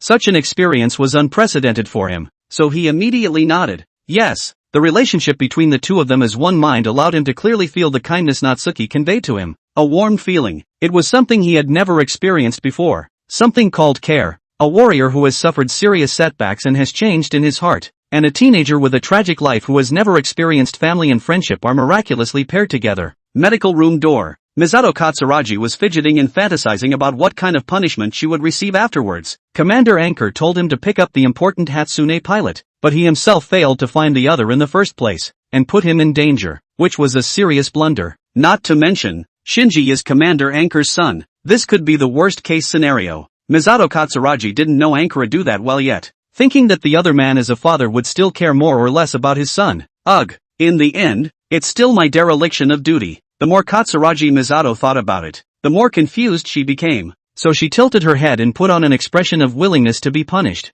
Tada! There was a sudden sound of footsteps, and Misato Katsuragi instantly resumed her normal sitting position, twisting her head to the side. It's Commander Anchor. Chapter 84, Ice Cold. How's the pilot doing? Anchor World asked in a low, slightly raspy voice as he came to the door of the hospital room. He doesn't address Shinji as a pronoun like son, or even use his name to address him at all, but simply as the pilot of the EVA primary, as if years of flesh and blood were just a prop to him. Misato Katsuragi heard the detachment in those words as well, and froze in her mind, but quickly responded by answering, Shinji's health is fine, or, a little too well. He'll be able to function normally when he wakes up. Being so close to the battlefield, it would be reasonable to expect a few minor injuries after being caught in the battle, but the doctor's examination came as a complete surprise to her. Not only was Shinji's body uninjured, but it was healthier than the vast majority of the population. I see. Hearing this, Anchorage twisted right around and prepared to leave, transfer him to the base dormitory afterward, and prepare for the initial startup test tomorrow morning. Icy words without the slightest bit of emotion. Won't you go in to see Shinji? Misato Katsuragi asked after a moment's hesitation. There's no need. Anchorage's pace didn't pause, and when he finished, he was gone for good, leaving behind a silent Misato Katsuragi. Honestly, Commander Anchor's attitude like this made her feel a little fired up, but she couldn't express her dissatisfaction due to the relationship between her superior and subordinate. She sympathized with Shinji, as her father had snubbed her like that in the past. Inside the ward, Shinji, sitting on the hospital bed, was also silent. After becoming one mind with Natsuki, his hearing was also drastically improved, and he could clearly hear the conversations outside the ward. Father. He gripped the sheets of the hospital bed with his hands, his face sad. Any child would be heartbroken to hear such words from their own father. It's been years since father and son have seen each other, and Anchorado's casual remark makes him come running over here all stupid, yet his father doesn't want to see him at all. Why? And why did you call me here? Shinji once again fell into self-doubt. If his father hated himself so much, why did he call himself here? There was still a glimmer of hope within him that his father needed him, that he could help him. Guess. It's something to do with that, Hatsune Makoto, or something. Natsuki had heard the conversation outside the hospital room as well, and guessed that Shinji's father had called him here so that Shinji could pilot the primer. Primer? What is it? Shinji asked. Before he came here, he didn't even know that monsters existed in this world, much less what a primordial was. His father really didn't tell him anything, and little did he know that, according to the original plan, his father would have let the inexperienced pilot of the Premarch forcefully take on the third apostle. I don't know. I guess it's some kind of mech or something, Natsuki guessed. He had come from the Pacific Rim world and guessed that this world might have similar mechs. So, father called me here so that I could pilot that kind of mecha. Shinji understood. It made him feel better to know that he wasn't coming over here without a purpose, that he was needed by his father. The boy is longing for his father's approval from the bottom of his heart. Natsuki looked at him and sighed silently. What a sadly fated child. He reached out and tried to pat Shinji's shoulder, but his current form let his hand go right through. Still, he reached out his hand again, this time applying it to Shinji with his mind, simulating the feeling of his shoulder being touched, speaking out reassuringly, it's okay, if you don't want to do it, then you can just not do it. Shinji's asshole of a father was something he really didn't see eye to eye with. Mr. Natsuki, feeling a touch on his shoulder, Shinji twisted his head to look at Natsuki, a smile appearing on his face. Thank you. This feeling of being cared for was something he had never experienced with his own father. But I still want to see what the primer is that father talks about. For some reason, he always felt that the name Hatsune Makoto had an indescribable attraction to him. It's like a tug of fate. Aha. Natsuki nodded. He was actually a bit curious about it. At the same time, he had to gather some more information on this side of the world in order to start the operation. As they chatted, the door to the hospital room was suddenly opened. Shinji-kun, you're awake already? Misato Katsuragi walked in, surprised to see that Shinji had woken up. Shinji looked at the beautiful female and a certain postcard flashed through his mind momentarily. You're Ms. Misato Katsuragi? He asked. Guess right. Misato Katsushika replied with a smile. I'm the Chief of Operations for Division 1 of the NERV Headquarters Tactical Operations Bureau. Misato Katsuragi. Yo. And this is the NERV headquarters located underneath Japan's third city of Neo-Tokyo. We're an organization that specializes in fighting the apostles. By the way, the apostle is the giant monster you saw before. She made a brief introduction of herself, and afterward looked at Shinji's face. Surprisingly, however, the expression on Shinji's face didn't change much as he listened, looking extraordinarily calm, as if he wasn't too interested in any of this. Not quite the reaction I expected yet. Misato Katsushika crossed her arms, expecting a child of that age to be more or less interested in saving the world or something like that, but Shinji was only here because he was needed by his father, and was really not too interested in saving the world or anything, and when interacting with strangers, he would always deliberately keep his distance so that others could not guess what he was thinking inside. Typical sign of low self-esteem. It's not like I'm not interested. Shinji didn't feel like it was polite to not answer, so he awkwardly picked up on that. Never mind. Misato Katsushiro didn't mind too much and smiled. You'll get to know it after you join in the RV. Now that you're ready to be discharged, I'll take you to buy some supplies in a little while, and you'll be living with me for the rest of your life. This was said, and a look of surprise instantly appeared on Shinji's face. He remembered that outside the ward, his father's arrangement for him was for him to stay in base quarters. There's no need to be shy. I'm obligated to look after your physical and mental health as your immediate superior, Misato Katsuragi said as she extended a finger and pointed it at Shinji. The dormitories on this base were all single models, and it would be cruel to have a lonely Shinji living in a cold dormitory, so she made the decision to arrange for Shinji to live with herself. That's a power she still has. Shinji nodded, letting the other man arrange it. At the same time he was thinking about tomorrow's test, the primer. What exactly? Thanks to salt-baked flying fish balls for rewarding me with the Great God certification. I'll be in extra mode starting in March. Chapter 85, Attack of the Apostles. Shinji's luggage had been left on the side of the road earlier, and was even more completely unrecoverable by the blast afterwards, and Misato Katsushiro took him shopping for some necessities before officially letting him move into her apartment. Living with a woman for the first time made Shinji feel a little uncomfortable, but having Natsuki chatting with him in the middle of the night eased a lot of the tension. It was when Katsumi woke up in the middle of the night and heard Shinji talking to himself in his room that she was startled, thinking that Shinji had hurt his head in the previous explosion, and it took an explanation from Shinji to put her at ease. The next morning, Misato Katsuragi drove Shinji towards the base. It's the day the EVA primaries start testing. This city was built specifically to meet the apostles. Buildings above ground will retract underground when the apostles come, while facilities used for combat will rise up. Misato Katsuragi explained to Shinji as she drove through the streets of the city. Ooh, such a design is heartfelt. Natsuki's silhouette sat on the roof of the car, and after hearing those words, he scanned those steel skyscrapers and praised them. Such a design could effectively solve the problem of citizens being caught in the waves during battles, and the last world didn't have this kind of city design that kept him tied up during battles. It seems that the level of technology on this earth is quite a bit higher than the last one. At the same time, he was getting more and more excited about what the mechs in this world would be like. The vehicle made its way into the hidden entrance to Nerve's headquarters on the surface and was transported by tracks deeper into the ground. Unlike the path they left yesterday, this time they came in and saw the space in its entirety. That's quite a size, Natsuki said. It was an extremely wide space, with natural light from the ground able to reach down below, a sparkling lake, lots of greenery and mountains, making the space look almost indistinguishable from the ground. The cables leading to the ground were interwoven in this huge space, and the building at the bottom, which looked like a steel pyramid, was their headquarters. We're almost there. Get out of the car. When the tracks carrying the car came to a stop, Misato Katsushiro was the first to push open the door, a map in her hand as she walked toward the steel gallery. Shinji was close behind. I remember it being this way. Then turn left. The design of this base was so huge and complex that Misato Katsuragi had been coming to this base for a while, but still often got lost. Without a map in hand, they'd probably have to make quite a few detours. This is definitely the right direction. Just as both Shinji and Natsuki were feeling her unreliability, Misato Katsura finally found the right direction to lead the way. Meanwhile, on the sea outside the city, a huge figure was coming towards the third Tokyo city, resembling a deep-sea horseshoe crab, but with a more narrow and purple body, a pair of anthropomorphic round eyes above a flattened head, and a reddish core below the head, and a multi-legged abdomen. The fourth apostle, the Angel of Day. The fourth apostle? Ankaradu in the command room said in a deep voice after seeing the apostle. The frequency of the attacks is way ahead of what we expected. Professor Tuki frowned. They didn't know where the apostles would show up from, but they knew the approximate frequency of apostolic attacks, and right now it was another event beyond their expectations. Yesterday it was the mysterious giant. Today it's the apostle who showed up early. Has something changed in this world that they don't know about? Either way, we must destroy it first. Anchorage also realized that something was wrong, but the most important thing they should do at this moment was to destroy the apostle.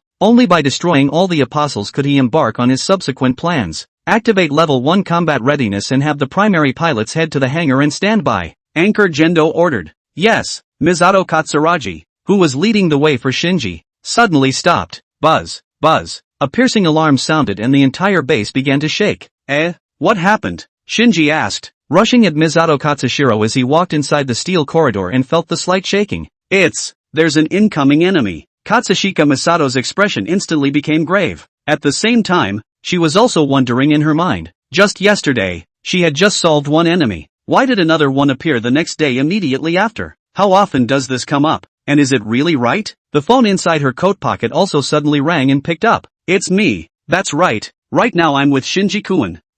Still heading for the hangar? The fourth apostle. I understand. Misato Katsuragi also understood the current situation. Hanging up the phone and grabbing Shinji's arm, she ran forward to catch up with her stride. It's an emergency. We have to hurry, she said. Yet at the moment Shinji was still confused. Wait, you slow down. Misato-sama. Shinji was yanked forward, not realizing what was about to greet him. Take the straight elevator all the way down to the deep EVA primer mech hangar. As the elevator dinged open, the first thing the two saw was a beautiful woman in a white research suit with short blonde hair, looking competent and intelligent, standing on a steel corridor bridge. Ritsuko Akagi, 30. He's Shinji? Ritsuko Akagi asked at Misato Katsuragi, both of them seeming to be very familiar with each other. Aha. Misato Katsushiro nodded, and afterward asked, how's it going with the apostles? It's still on the move, and it's about to reach the city of Third Tokyo. Commander Anchor means for Shinji to strike immediately in the Primus. Ritsuko Akagi said, isn't it a little too hasty? Shinji, he's only just arrived at the base, and you're letting him pilot straight away without any preparations? Misato Katsuragi expressed her incomprehension at such an order. Synchronization rate test, startup test, operation training. How could Shinji have powered up the EVA primary successfully when nothing was performed? Besides, this is a battle where you have to put your life on the line. How can you let a 14-year-old go straight into battle without knowing anything about it? Shinji was confused too. He looked ahead at the huge robot, most of its body immersed in red liquid, standing on a steel corridor bridge just level with the other man's shoulders, and had no comprehension at all of what it was. Hatsune Makoto in the mecha hangar. Going to pilot this thing yourself to fight monsters? How is that possible? This was the first time he had even seen the thing. It's too much of a stretch. Shinji subconsciously took half a step back, not daring to meet the giant mech's eyes. At the same time, a few maintenance personnel on the side of the mech hangar also looked over, with some surprise in their eyes. They didn't expect that the pilot who was about to fly the primaries would be a 14-year-old kid. Chapter 86, The Iron Fist of Love. Drive it. Suddenly, Anchorado's voice came from the monitoring room above, and the bearded face could be seen through the glass. At the moment, he was looking at Shinji condescendingly and speaking in a tone that could not be questioned. Father. Shinji looked up, finally seeing his father after a long time, but not expecting it to be under these circumstances. However, despite his father's orders, he didn't know how to fight at all as a withdrawn 14-year-old. He hadn't received any training at all in the field. How could I possibly do that? A monster that terrifying. How can I possibly fight it with just my strength? I will die. Father. Unlike the previous escape, he took the initiative this time, taking the initiative to face the monster that even the army couldn't kill. Isn't this a joke? He was still longing in his heart for his father to understand him a little. Even if he had expected his father's character, he still wished that his father would not be so cruel, and as an heir, he instinctively wanted to rely on his closest relatives at times like this. It doesn't matter, we'll guide you remotely while you fight. Anchor World listened to his son's request without the slightest change in attitude, his vision still cold. Such words completely doused the hope in Shinji's heart. He didn't understand how his own father could be so ruthless. When he was in school he was very envious of the other students who could have relatives they could rely on. So why was he left all alone? He couldn't find the results, and had even begun to question whether it was his own fault, that it was his own uselessness and inability to provide value to his father that had led to all of this. It's okay, Shinji. At that moment, a comforting voice came from behind. It's okay not to go pilot this mech if you don't want to. I've seen firsthand the courage and goodness of your heart. You just have an unfortunate experience that led to an inner desire to hide from it all. But in reality you are a gentle and kind person. You now have the power to save the world. There's no need to be afraid, because I'm always standing behind you. After seeing Anchorage in person, Natsuki kind of understood why Shinji was the way he was. That's a pure asshole for a father, completely treating his son like a tool.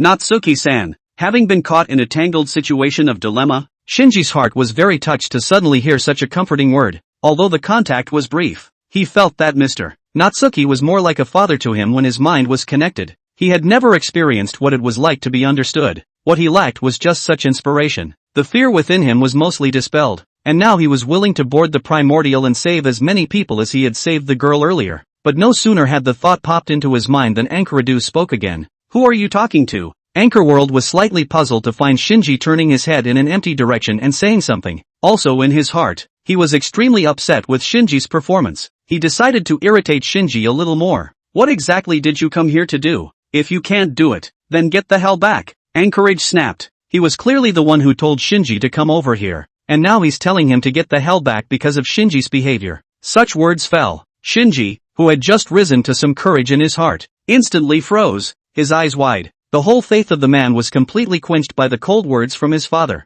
He slowly lowered his head, not daring to look anyone in the eye. "In that case, isn't that too much?" Misato Katsuragi heard this and was a little distressed for Shinji, but Ankaradu was his superior. Plus they did need Shinji, so he couldn't afford to directly contradict Ankaradu at this point. "That's enough, let Rei in," Anchorworld said from inside the monitoring room as she looked at Shinji, who had lowered his head, her brow furrowed. He also had backup means. "Rei? Didn't I remember that she was just injured during the startup test of the Zero?" Misato Katsuragi was shocked. Ayakari was also one of their EVA pilots, but she was in no condition to pilot an EVA at all. Soon, the door on the side of the mech hangar was opened. Two staff members pushed a white hospital bed in. The pulleys at the bottom of the bed creaked as they rubbed against the steel corridor, and on the bed lay a young girl with short sky blue hair and a face so beautiful that it looked like a doll. Ayakari, pilot of EVA 0. The scrawny young girl seemed to have suffered some pretty serious injuries. Her arm, right eye, forehead, and chest were all wrapped in medical bandages, and she was wearing a tight white combat suit that hid more of her injuries. There was also red blood seeping out from under the bandages as she tried to get up, and her expression seemed to be enduring great pain. "This is nothing like a warrior who can go straight into battle. Rei, you will pilot the primer," Ankaradu said as he stood in the monitoring room, looking down. "Yes." The young girl in the hospital bed let out a weak response, before forcing herself to try and get out of bed despite the pain in her body. Boom! At that moment, there was a shaking coming from the base. The apostles had entered the third New Tokyo city and engaged the automated defense towers, and the fallout from the battle caused the base below to shake. Ayakari fell uncontrollably from the hospital bed in a wobble. Shinji, who was quick on his feet, had caught the young girl and laid her back down on the hospital bed in the time it took for either of them to react. Oh, when Ankaradu saw this scene, a smile spread across the corners of his mouth, thinking that his bitter trick had succeeded. "Changed your mind?" As he spoke, Shinji, standing on the steel corridor bridge, slowly raised his head. Underneath the short black hair was a pair of sharp eyes glowing with golden light, and the moment he locked eyes with them, Ankaradu felt an absurd wave of danger. "Yeah, I changed my mind, Shinji," said as he straightened up completely, casually tapping the text off his bracelet and squeezing his own fist, his sharp gaze locking onto Ankaradu above him. "Shinji, what are you doing?" Misato Katsuragi looked puzzled as she watched Shinji walk towards the side. His neural reflexes, it's beyond common sense, Ritsuko Akagi said with a frown as she looked at Ayakashi, who was trying to get up again in the hospital bed, and then at Shinji, who was taking a step away. The movements and reflexes that Shinji had shown just now were things they hadn't expected. She remembered that Shinji was supposed to be an average teenager with below average physical strength. "Go change into your battle suit and board the primer," Anchorage ordered Shinji through the glass, still standing in the monitoring room. Then he saw that Shinji wasn't heading towards the driver's only locker room, but towards the nearest higher-level corridor bridge, leaping nearly 10 meters in a single bound as he stared in disbelief. He landed firmly on the steel corridor bridge on the upper level. "What are you going to do?" Anchorage asked, frowning. He had a strong aversion to insubordination. Shinji didn't answer. Anchor Gendo watched as Shinji suddenly took another step, his figure disappearing in an instant, and when he reappeared he was already in front of himself, with only a blast glass separating the two sides.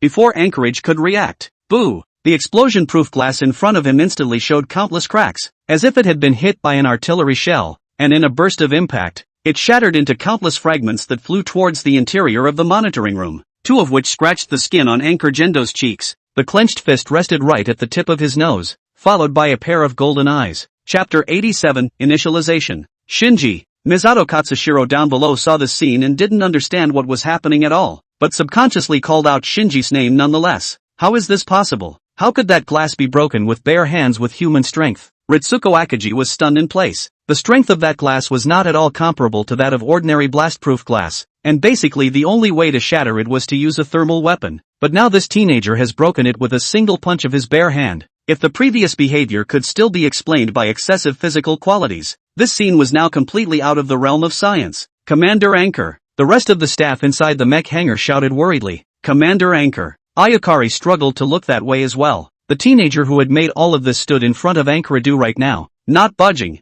You're Shinji? Anchor Gendo asked in a hushed voice as he stood still, using his white glove to touch the slight blood on his cheek from the shards of glass. He had been watching Shinji, not from the point of view of kinship, but from the point of view of looking at a tool. Shinji was an indispensable pawn in his plan, and he knew Shinji's physical condition very well. The other party was just in the realm of an ordinary human, and couldn't possibly do such a thing. Which means, something must have happened to Shinji that he didn't monitor, daring to defy his own orders, even daring to take a shot at himself. This was definitely not something his inferior child could do. Does a guy like you deserve to be a father? The teenager withdrew his fist and stood in front of Anchoradu, voicing his question. Mr. Natsuki. The real Shinji froze as he watched the scene. Now it's Natsuki who is dominating this body, and Shinji is the spectator view. As Otter Olden, although his battle prowess has long since fallen short of what it once was, he's still extremely good at exerting some of his power in a human stance. Shinji was also angry at his father's orders, but his childhood upbringing prevented him from taking those emotions out on his father. Now that Mr.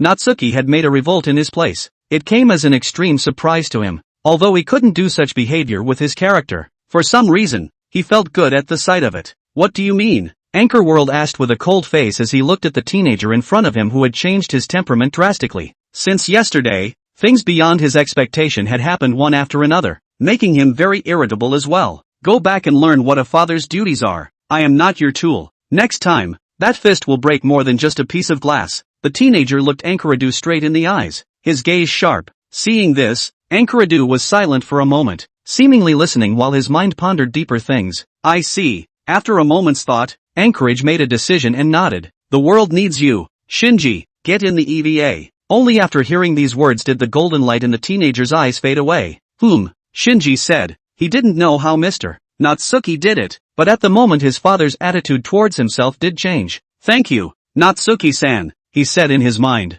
Natsuki nodded silently. This old fox didn't know what else he was playing in his heart, but at least on the surface, this guy was backing down. This kind of behavior of purely treating children as tools was something he really couldn't tolerate. Soon, with Ritsuko Akagi arranging for him, Shinji entered the cockpit inside the insertion pins of the primer. He's going to pilot the Hatsune Mikoto to fight monsters, and Natsuki is curious to see what level of power this world's bodies are capable of. Insert bolts into the primer. EVA primer. Prepare to start. Externally, Ritsuko Kimi, who was the actual person in charge of the EVA Akira development program, commanded the start-up of the primer. As the white insertion pins were inserted into the spinal cord location at the back of the Hatsune's head, the coolant around the Hatsune began to drain out, revealing a slim, purple-green colossal body. Rumble. On the ground, the fourth apostle was still engaging the automated defense towers and began to attack the ground, preparing to forcefully break through into this underground space. Gotta be quick about it. Ritsuko Akagi felt the shaking of the base and sped up the program for the Hatsune to strike. Misato Katsuragi also moved to the command room, ready to command the battle. Anchorman also left from the monitoring room. After the power was turned on, the silent EVA primary slowly lit up. Isn't this thing a mecha, but a creature? Inside the cockpit, Natsuki surveyed the construction of the Hatsune Mikoto, and at a glance, he could tell that what was wrapped inside the thing's steel shell was flesh and blood. Unlike the mechs within the Pacific Rim, the mechs over here weren't purely mechanical creations, and they couldn't even be called mechs at all. The primer, it's alive. Shinji, who was still surveying the cockpit with a curious look on his face, froze at that. Instead of a mech, one was piloting a living creature? Anyone else at this moment would probably feel a chill, but Shinji, who sat in the cockpit of the hatchet, somehow felt a different kind of warmth and didn't loathe the hatchet. LCL fluid was then poured in to replace the air inside, allowing Shinji to synchronize more closely with the primary. Ugh! An inexplicable liquid poured into his nostrils, and Shinji subconsciously covered his mouth. It's fine, this thing can assist you in breathing, Natsuki reminded from the side. The mechs in the Pacific Rim world have similar technology. Really? Shinji released his hand over his mouth at that, realizing that he could actually breathe, and that the liquid was able to deliver oxygen directly to his bloodstream, and the walls around the cockpit began to become transparent, and he was able to see directly into the outside world, a sign that he had begun to neural synchronize with the primordial. Mental pollution measurements are within the standard range. Connection all normal. Communication access. Lines all open. Akagi Ritsuko would have left the hangar by now, coming to the command room to look at the data displayed on the screen. That's amazing, to have a synchronization rate close to 35% without training, she said in amazement. The Hatsune isn't something that just anyone can pilot. Another pilot, Ayakari, has taken part in the Hatsune's startup test, but the synchronization rate is still much worse compared to Shinji's. The bottom line is that this is Shinji's first time piloting an EVA, and he's not even wearing a specialized battlesuit, and he still has such a high sync rate just like that. It seems that the Hatsune Mikoto was able to exert its power in the hands of this teenager. Only 35%? Anchor Gendo was also a bit surprised to see this data, but it wasn't that he felt that this value was high. Instead, he felt that it was a bit low.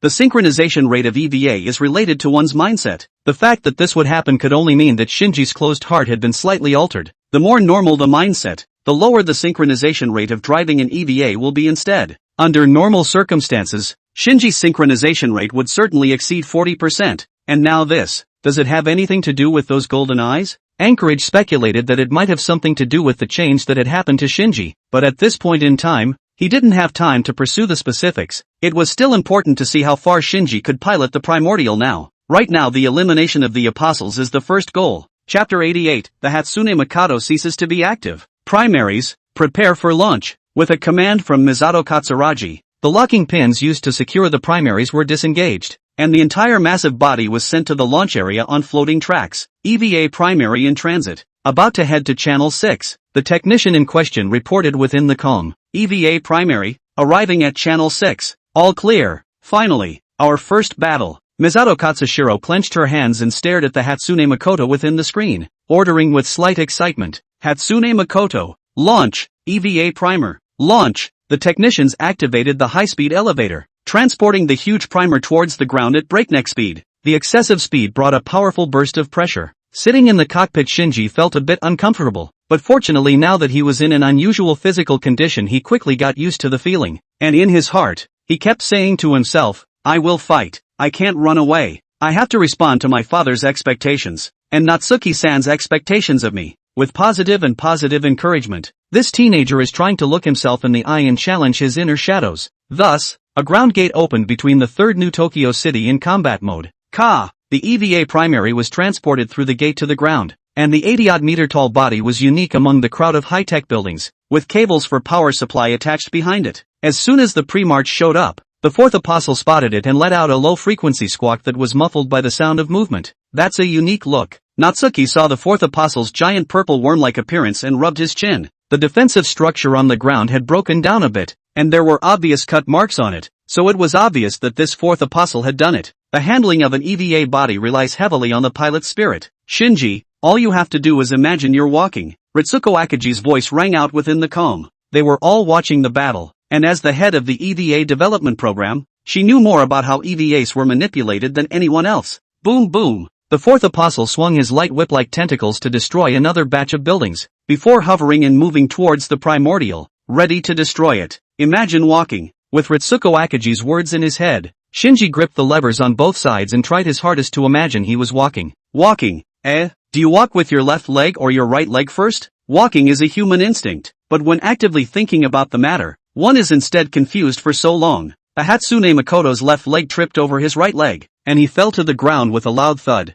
For the first time, Shinji is really not used to piloting an EVA. Shinji, stand up. Seeing this scene, Misato Katsuragi in the commander's room quickly raised her voice to warn. The apostle had already killed the Hatsune, the toes of his abdomen squirming, his upright body oppressive, his two whips of light emanating high heat energy. Pop! The fourth apostle swung his whip of light and lashed out at the pre-march. When Shinji in the cockpit saw this, his pupils suddenly shrunk and he subconsciously tried to roll for cover. At the same time, the primordial made the same move and rolled on the ground, dodging the attack. However, the cables trailing behind the primaries are not so flexible. The primaries' cables have been cut. Primary lost power. It's expected to be able to rely on its built-in power source for another 5 minutes of activity. The technician in the commander's room who was testing the status of the primaries shouted hurriedly, to power such a large body, there must be enough energy, and the EVA primaries are powered directly from the base via cables. Now that the cable is broken, the Hatsune can only use the built-in power source for up to 5 minutes of activity, and the Hatsune will stop moving once the 5 minutes are up. Get up, Shinji, You only have 5 minutes left, Misato Katsuragi reminded within the communication as a drop of sweat precipitated from her forehead. There was a strong mental link between the primary and the pilot, meaning that any injuries the primary suffered the pilot would empathize with, and she still didn't want a 14-year-old to go through too much pain. But this is Shinji's first battle, and he's not destined to do too well. Those 5 minutes, it's definitely not enough, and it's even possible that the primaries will have been dismantled by the apostles after 5 minutes have passed. Shinji, we've channeled the weapon to you. Now you need to pick it up and fire on the apostle. Misato Katsushika continued. The ground gates near the primary opened and a steel building quickly rose up, opening up to contain a massive gun dedicated to the primary. Conventional weapons don't work against apostles, and that's because of the presence of something called its stance around their bodies. The same its stance exists in the EVA series of bodies, and with both stances cancelling out, the EVAs are able to use their weapons to defeat the apostles. Good, Shinji responded. Just as he tried to control the pre-march to get up,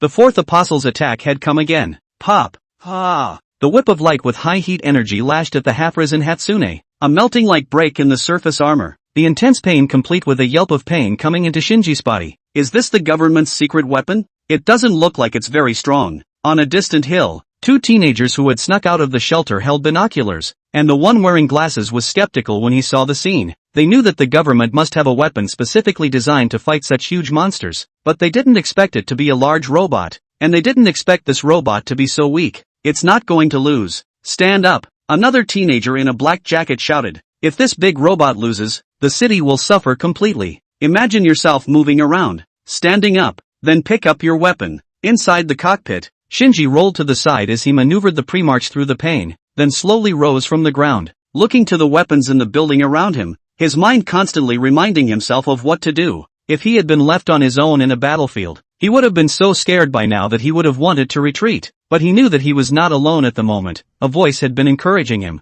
At least, he's going to put up a fight. Knock, knock, knock. Driven by Shinji's strong will, the Hatsune ran up to the building containing the weapon and reached out his hand ready to pick up the firearm. Yet the apostle moved faster than he did. Snap, pop. The fourth apostle's 2 whips of light swung quickly, causing extensive damage around his body, which also included the weapon Shinji was about to pick up, as well as the primer. Ah! Once again, Shinji was jerked out of the way, the damage to his machine worsening while unimaginable pain ran straight through his head. This fighting thing, surely it's not for me. Shinji realized in the intense pain that he was too inexperienced for this kind of fight where he put his life on the line. This is your first fight, and you've already outperformed many warriors. The comforting voice came as his heart was in despair. For the next one, leave it to me. Okay. As the 2 souls exchanged words, a clamor once again came from within the command room. Less than 2 minutes left. Shinji, don't ever freeze in place. Misato Katsuragi shouted when she saw the Hatsune Makoto stopped motionless on the ground. At the same time,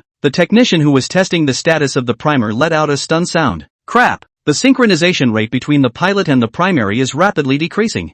30%, 20%, 5%, 0. The synchronization rate between the pilot and the primary has returned to 0. The primary is about to cease activity completely. Wait, no, the primaries are moving again. Chapter 89. The Hatsune Makoto uses an 8-point light wheel. The primary systems should have stopped by now. Why is it moving again? Inside the command room, Ritsuko Akagi stood by the remote console, her red lips slightly parted, unable to comprehend something that was beyond the realm of science. The pilot's synchronization rate went to 0. The system stopped, and there wasn't much power left in the fuselage. So why was the primary still moving now? Does that mean storming? Ritsuko Akagi was even speculating if it was the Hatsune Makoto that was acting on its self-consciousness. This state, Anchorage crossed her arms against the table and frowned slightly as she watched the image of the primordials moving within the screen. That's nothing like an out-of-control rampage. In the battlefield of 3rd Neo-Tokyo City, the fourth apostle once again wielded his light whip and lashed out towards the primordial. Snap! In the face of the incoming light whip, the primordial dodged the blow with extremely quick reflexes, pulling back with a prancing flip and letting the light whip land on the ground, drawing 2 scorched black marks. Afterward, while the fourth apostle's light whip was still retracted, he raised his hand and threw the half-destroyed steel tower around him as a cannonball. Whoosh! The heavy building flew in instantly, occupying the fourth apostle's entire field of vision. Pa! It swung its whip of light and split the half of the steel tower in 2. However, after the tower cracked, it regained its vision, and all it saw was a fist that came like lightning. Fourth apostle! Boo! The premarch cut through the cracked building and blasted the fourth apostle's flattened head with the precision of a stored iron fist. The fourth apostle's figure instantly flew backwards, smashing into the steel towers at the rear, shattering two and denting them. The two teenagers watching the battle with binoculars from afar saw the scene and also shouted, "Well played." It's like this guy suddenly woke up from his nap. So powerful. Earlier the giant robot had tripped over its own feet and backed up under the enemy's attacks, making them think for a moment that it was going to be the end. It still looks like a promising win right now. This kind of combat power, it's worthy of being a primer. Professor Tagetsu praised the Hatsune when he saw the excellent performance of the Hatsune.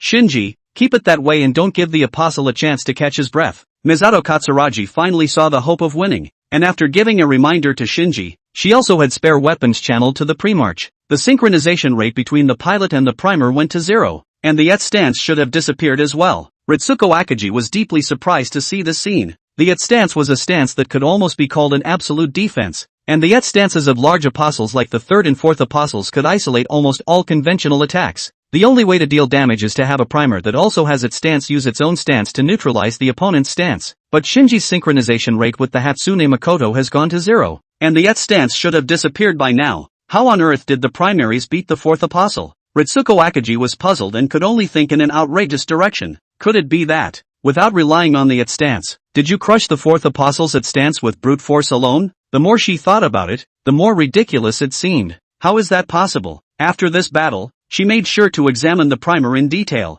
assuming, of course, that the primordial can successfully resolve the fourth apostle. The built-in power supply is only enough to keep the primaries active for 1 minute and 20 seconds. Time is running out. She looked to the screen, vaguely worried. The fourth apostle had risen from the shattered steel tower, the wrist feet on his abdomen writhing frantically as he tried to launch another attack on the pre-march. Is it wrapped in something like a barrier on the outside? Inside the cockpit of the primer, Natsuki looked at the rearing up fourth apostle and pondered. He was running for his life with that punch just now, but the layer of translucent stance on the outside of this thing's body counteracted most of the force. Amazing. Natsuki-san. Shinji watched from a bystander's perspective as Natsuki piloted the Hatsune Makoto and knocked the apostle back with a single strike, a performance that was far better than his own. It's nothing, I'm ready for a quick battle. Natsuki controlled the primer to dodge the incoming light whip again with a dodge, after which his expression became serious. He could perceive that the outer armor of this Hatsune was a suppressor used to limit the Hatsune's body, and that when the body's power supply was completely zeroed out if it was still in a fighting state, the Hatsune's body would most likely awaken. An awakened Hatsune could be even harder to control than it is now. Shinji, use the firearm you have at hand. Misato Katsura's voice of caution rang out within the calm. The ground gates around the primary had opened and the building containing the weapons rose quickly. That contained the backup weapons. Not necessary, Natsuki replied within the calm. Not necessary? Misato Katsuragi froze when she heard this. Did Shinji not need a weapon to destroy the apostles? It was a battle with so many twists and turns that she couldn't help but doubt her own command experience. One thing after another beyond expectation. Shinji, Ankaradu remained glued to the screen, his hands together in a motionless position. He didn't know exactly what was happening to this son of his, but judging from what was going on, it wasn't entirely bad, as long as the apostles are eliminated. Watch out, Natsuki-san. Shinji hastily warned Natsuki as he watched the fourth apostle make a quick dash towards the Hatsune Makoto. Expected, Natsuki returned. After that, the primordial took a step,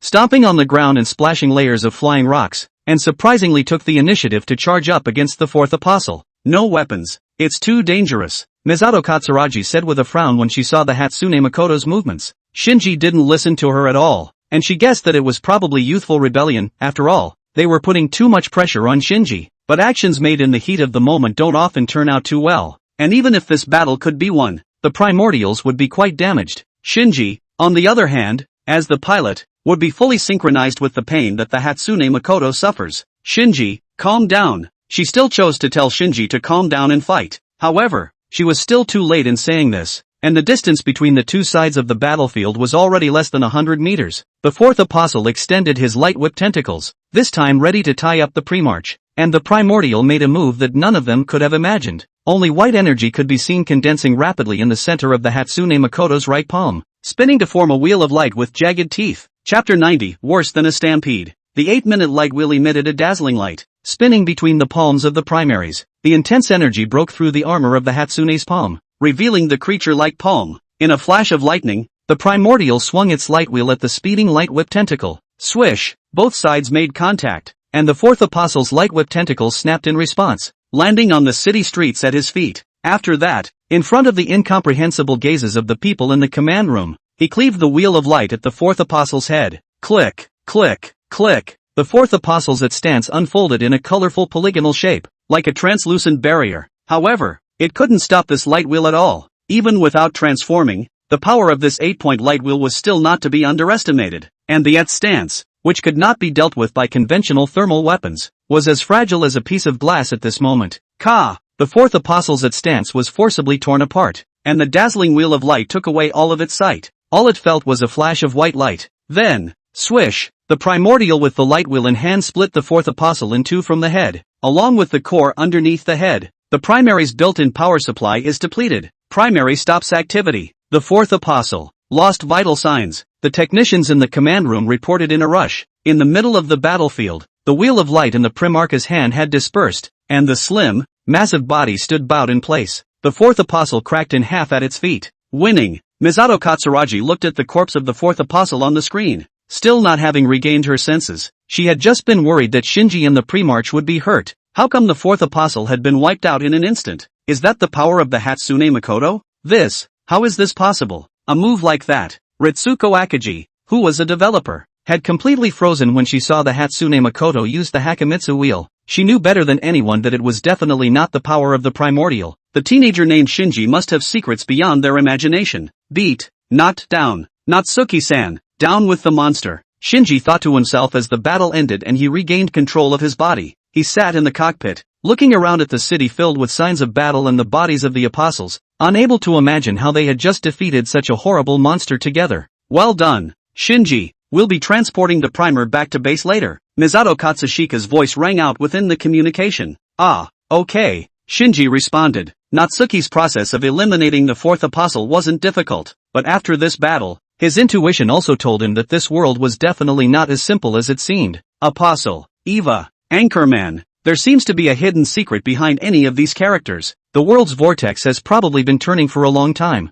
Himself in the middle of this vortex right now. Even because of his relationship with Shinji Jr., he is already in the center of the vortex. However, the good thing is that he is not a small boat in the middle of a whirlpool that could capsize at any moment, but rather, an arc big enough to change the world. After the apostles are eliminated, the city of Third New Tokyo is deactivated. The broken towers and apostle corpses were being cleaned up by NERV's logisticians, and it wouldn't be long before the battlefield was cleaned up. And outside the NERV command room, Ritsuko Akagi called out to Anchoradu, who was about to leave. Commander Anchor, I think we should go into detail about the anomaly in Shinji, she said. Whether it was his performance inside the hangar or piloting the EVA Primeval, Shinji had gone beyond the norm. For prudent reasons, she thought they had to find out the secret on Shinji. Aha! Anchorman nodded, responding faintly. The abnormality in Shinji was indeed concerning, but he thought it was still manageable, and as long as Shinji was willing to go through with destroying the apostles, then everything would be okay. He had more worthwhile things to focus on right now, and having Ritsuko Akagi analyze the anomalies in Shinji was a good choice. After nodding his head in Anchoradu walked around Ritsuko Akagi and continued toward one end of the long hallway. Behind him, Ritsuko Akagi also had a somewhat helpless expression on her face. What a cold man, she said. After that, step away to the lab as well. She walked into a lab used to analyze pieces of the apostle's body. Some of the third apostle's body tissues were kept in this lab, and there were special researchers analyzing them as well. She had just entered when she saw the same man in a white lab coat fiddling with instruments near the lab bench. Dr. Kearney, how's the analysis coming along? She asked as she approached. This Dr. Kearney looked to be of English ancestry, with three-dimensional features, a pair of silver-rimmed glasses, and slightly curly brown hair. Not much progress. It's still quite a bit short of the commander's requirements. After hearing Ritsuko Akagi's voice, this Dr. Kearney replied. In addition to studying the apostle's body composition, he had to analyze from it how that mysterious giant had killed the apostle. Our commander can be so difficult, Kearney said casually. You're right. Ritsuko Akagi nodded approvingly. Right. Tomorrow we'll also be examining Shinji's body to find out the secret behind those unusual behaviors, she added afterward. Today was Shinji's first time piloting the primordial, and although he didn't do so well in the beginning, he managed to destroy the apostle in the end. And it also used a power that the Hatsune Mikoto shouldn't have had in the first place. As Kearney listened, he stopped what he was doing and turned to ask Ritsuko Akagi, a power that the primordials weren't supposed to have. You mean storming? He was under the impression that the primordials would awaken their self-awareness when they ran out of power. and would choose to fight without fear in order to protect Shinji, or simply storm. No, it's not a rampage. To his surprise, Ritsuko Akagi shook her head. It's a light wheel with high-intensity energy capable of destroying the apostles at stance. When that came out, Corny was even more surprised. Oh, light wheel? His eyes instantly lit up as if he realized something. So it is. Ritsuko Akagi couldn't understand what he had realized. Looking at the body tissue of the third apostle, to him, he asked, "What do you think about the mysterious giant that appeared earlier?" Aside from Shinji's abnormality, the giant that had appeared earlier was also something they had to keep an eye on. Then the man said something she didn't understand. That giant? I think he's a fellow human, Corny Albert said with a slight smile. Chapter 91 Shinji Stream. That was a good one today. It was a real surprise to us that we were able to perform like that the first time we piloted an EVA. Misato Katsuragi smiled at Shinji in the passenger seat as she drove. The apostle's body has been recovered. The primaries have been retrieved from their hangar, and now they're off duty. The executives of the United Nations were very pleased to see the Hatsune Makoto perform like this, and also raise the funds provided to them upwards by another significant amount. Shinji, look over there, Misato Katsuragi said as she hit the brakes and pointed out the window of the car as she drove up a hillside highway. By now the sun was setting, its golden light spilling over the city. The battle ended and the third New Tokyo City's defense buildings landed underground and normal living facilities rose. Citizens also came out of the shelters, and a lot of life instantly appeared in this bustling city. That's the city you're guarding. Today, you did a great thing, Misato Katsura said with a smile and patted Shinji on the shoulder. Shinji listened, and also cast his eyes to that distant city. Compared to Misato Katsuragi, Shinji's eyesight was now more exceptional, able to see the expressions on people's faces from such a distance. They came out of their shelters with a look of post-hoc celebration on their faces, talking to each other about the lives that had been taken. Guardian, I guarded them. Shinji stared blankly at the people on the city streets. Afterward, he pushed open the door and stood by the car, concentrating on listening sideways. He could also hear a few students discussing the primordial, curious as to who exactly was piloting that robot and guessing that it must have been someone very powerful. Staring blankly at the city in the distance, a warmth inexplicably welled up inside Shinji, flowing to all his limbs. He experienced this feeling and thought, this is perhaps pride? The feeling. It's really good. The feeling of guarding others. Not bad, right? Natsuki's voice sounded in his head. The experienced Natsuki could tell at a glance that Shinji had the potential to be a hero. The teenager, despite his low self-esteem and cowardice, could inspire courage in his heart with a little guidance. Yes, Natsuki-san, Shinji said mentally as he smiled and nodded. He likes the way it feels. Shinji, what is your dream? Natsuki asked as she joined him in looking at the city at sunset. He is leading this teenager. And now, a goal needs to be set for the teenager. One that will make a real difference. My dreams? Shinji froze for a moment at the question. He had never yet in his 14 years of life considered anything about dreams. Dream is a word full of romantic colors. Nothing to do with someone as cowardly and disliked as yourself. Shinji's dream is actually quite simple, if hard to say. That would be to get the father's approval. Just a word of approval is all it takes. But upon arriving in the city of Third New Tokyo, his perception of his father, who was not only cold but also cruel to him, changed again. Totally treat yourself like a tool. Without Mr. Natsuki, I'm sure I would have had to go through a very sad time myself. And maybe I'm on my way to escape reality now. But now it was different. He could feel someone behind him supporting him, encouraging him as a whole person as he made his choices. At this pivotal point in his life, Shinji is receiving positive guidance, and his character is quietly changing. My dream, I don't really understand, Shinji said in his mind. Afterward he looked out over the city again, his eyes flickering, but, right now I feel happy. Hearing such an answer, Natsuki nodded silently. This teenager has made changes but is still a long way from maturity. So, until you find your true dream, just think of guarding others' dreams as your own. Fight for the sake of guarding others, and for the sake of being able to experience happiness like the one you have now once again. Shinji, Natsuki said as he put his hand on Shinji's shoulder at sunset and shared a look into the distance with him. Fighting to guard the dreams of others. Shinji echoed the words in his head. His first thought was, did he have the qualifications? The ability? Yourself, worthy of saving other people's dreams? After that, he turned his head back to Natsuki's silhouette, thinking about those encouraging words.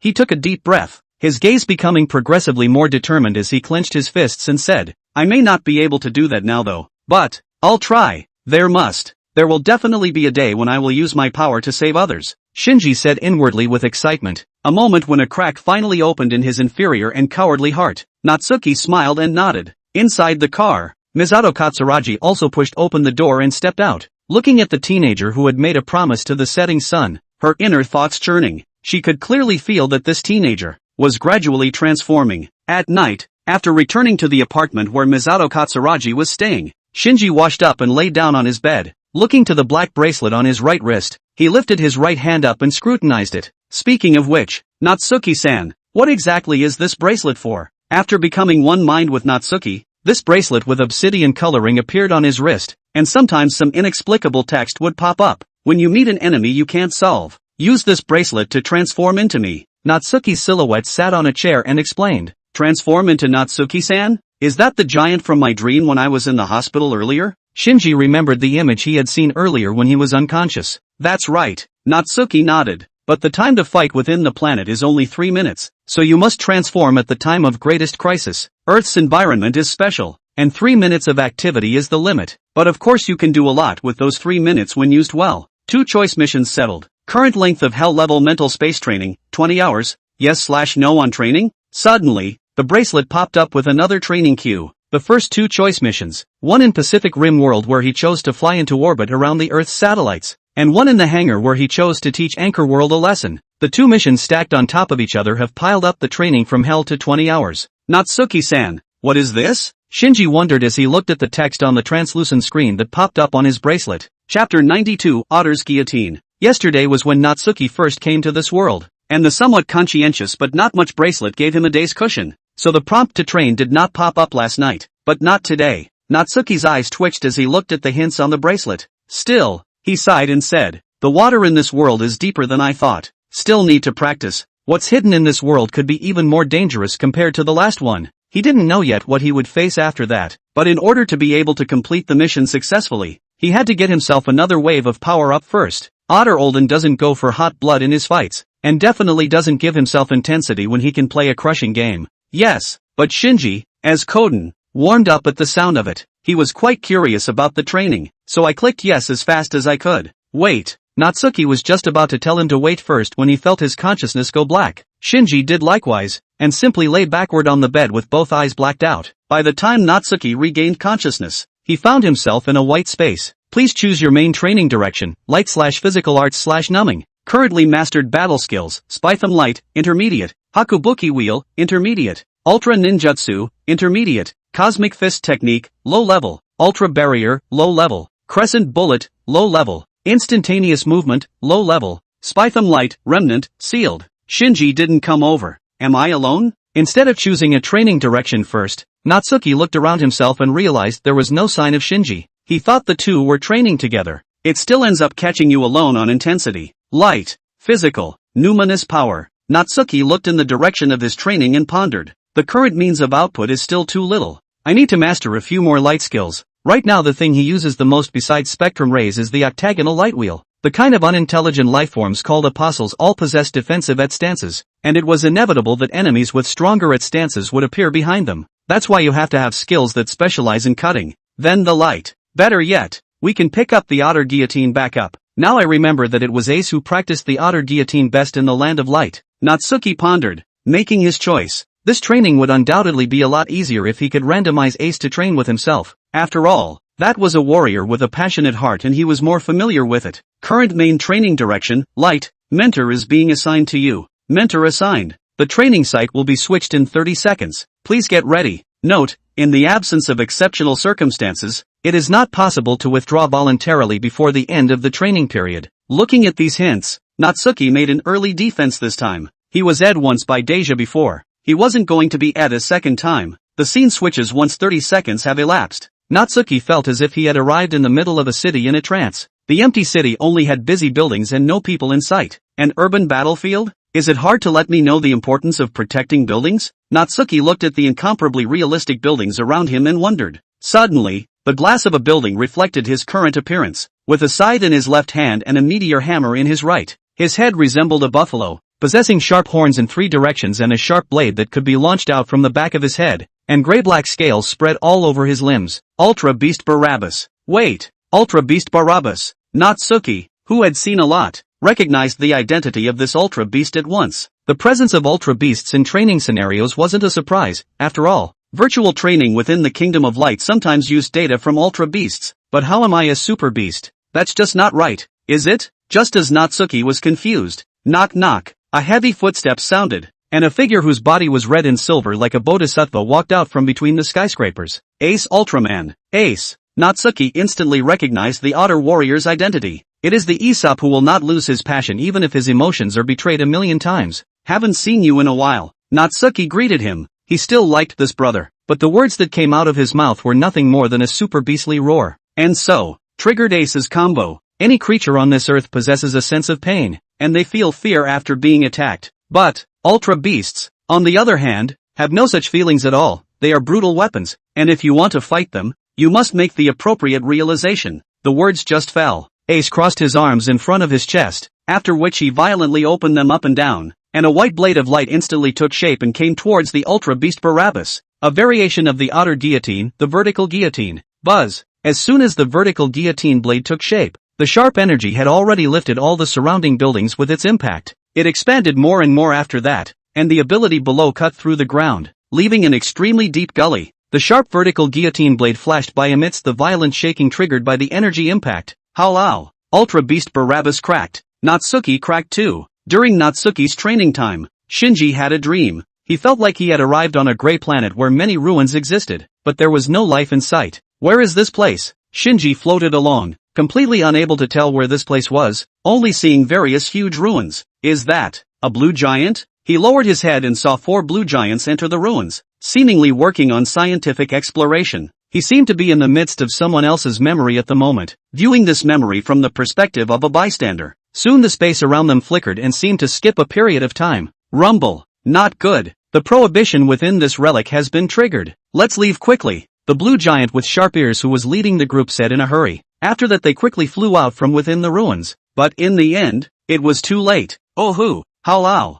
A large number of ancient monsters sleeping within the relics had awakened. They took different forms and were more powerful than ordinary monsters. And among them, there were even varieties with wings that lifted their wings and flew high into the sky, chasing after the 4 blue giants. Officer Hikari. Dodge! The bird-like ancient monster instantly caught up with the research team of the Cosmic Science and Technology Bureau at 10 times the speed of sound, its sharp beak pecking towards Hikari. And the members of the fellow travelers hurriedly warned at this. Damn it! Sensing the danger, Hikari immediately turned back and struck a ray of light. But the young one simply did not get a strong power. Just with the power of the Blue Clan could not repel such a monster. The light falling on the surface of the monster's body was directly blocked by all of those steel-like feathers. A close call. Swish! A crescent-shaped white huge light blade came from the upper air, and landed precisely on this bird-like monster. The Hikari Ray's inexorable steel feathers were as fragile as paper in this moment, and the whole huge body was instantly split in two. It's a forbidden technique of the Land of Light. At this moment, a group of scientists looked up and saw a warrior with a red and silver body and elongated limbs.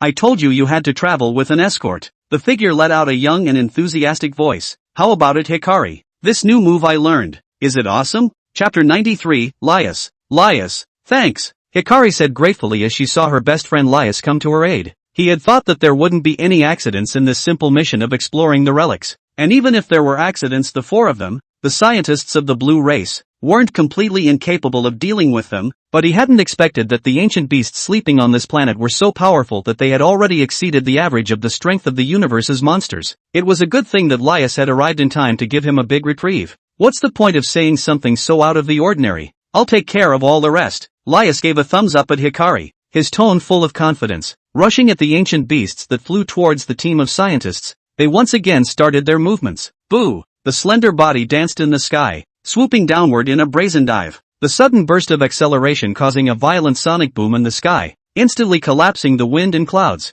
Howlow! Howlow! Somewhat similar to Behemothon, but much larger. The giant bird lifted its wings, its fierce gaze filled with the desire to tear Lias apart. Above them, red and silver-colored giants crossed the sky and approached towards them at great speed, while their arms crossed in an X shape on their chests, releasing light energy throughout their bodies. Catch the halo! A golden-colored aura emerged from Lias' body, and then flew towards the 2 monsters under his control, the aura with a powerful binding nature accurately snapping onto them. The capture aura directly bound their wings, binding them securely, and in that instant, Lias's figure had already killed, grasping a dazzling 8-pointed wheel of light in each of his left and right hands. Swish! The 2 8-minute light wheels were used as weapons by him, and when they intersected with the two monsters, the size of the 8-minute light wheels instantly rose, like two sharp circular saws, and split the monsters' torsos in two. After that, Laia's figure passed between them, no longer paying attention to the dead monsters, but rushing straight to the gray ground, between a host of ancient ruins. Hiss-ow!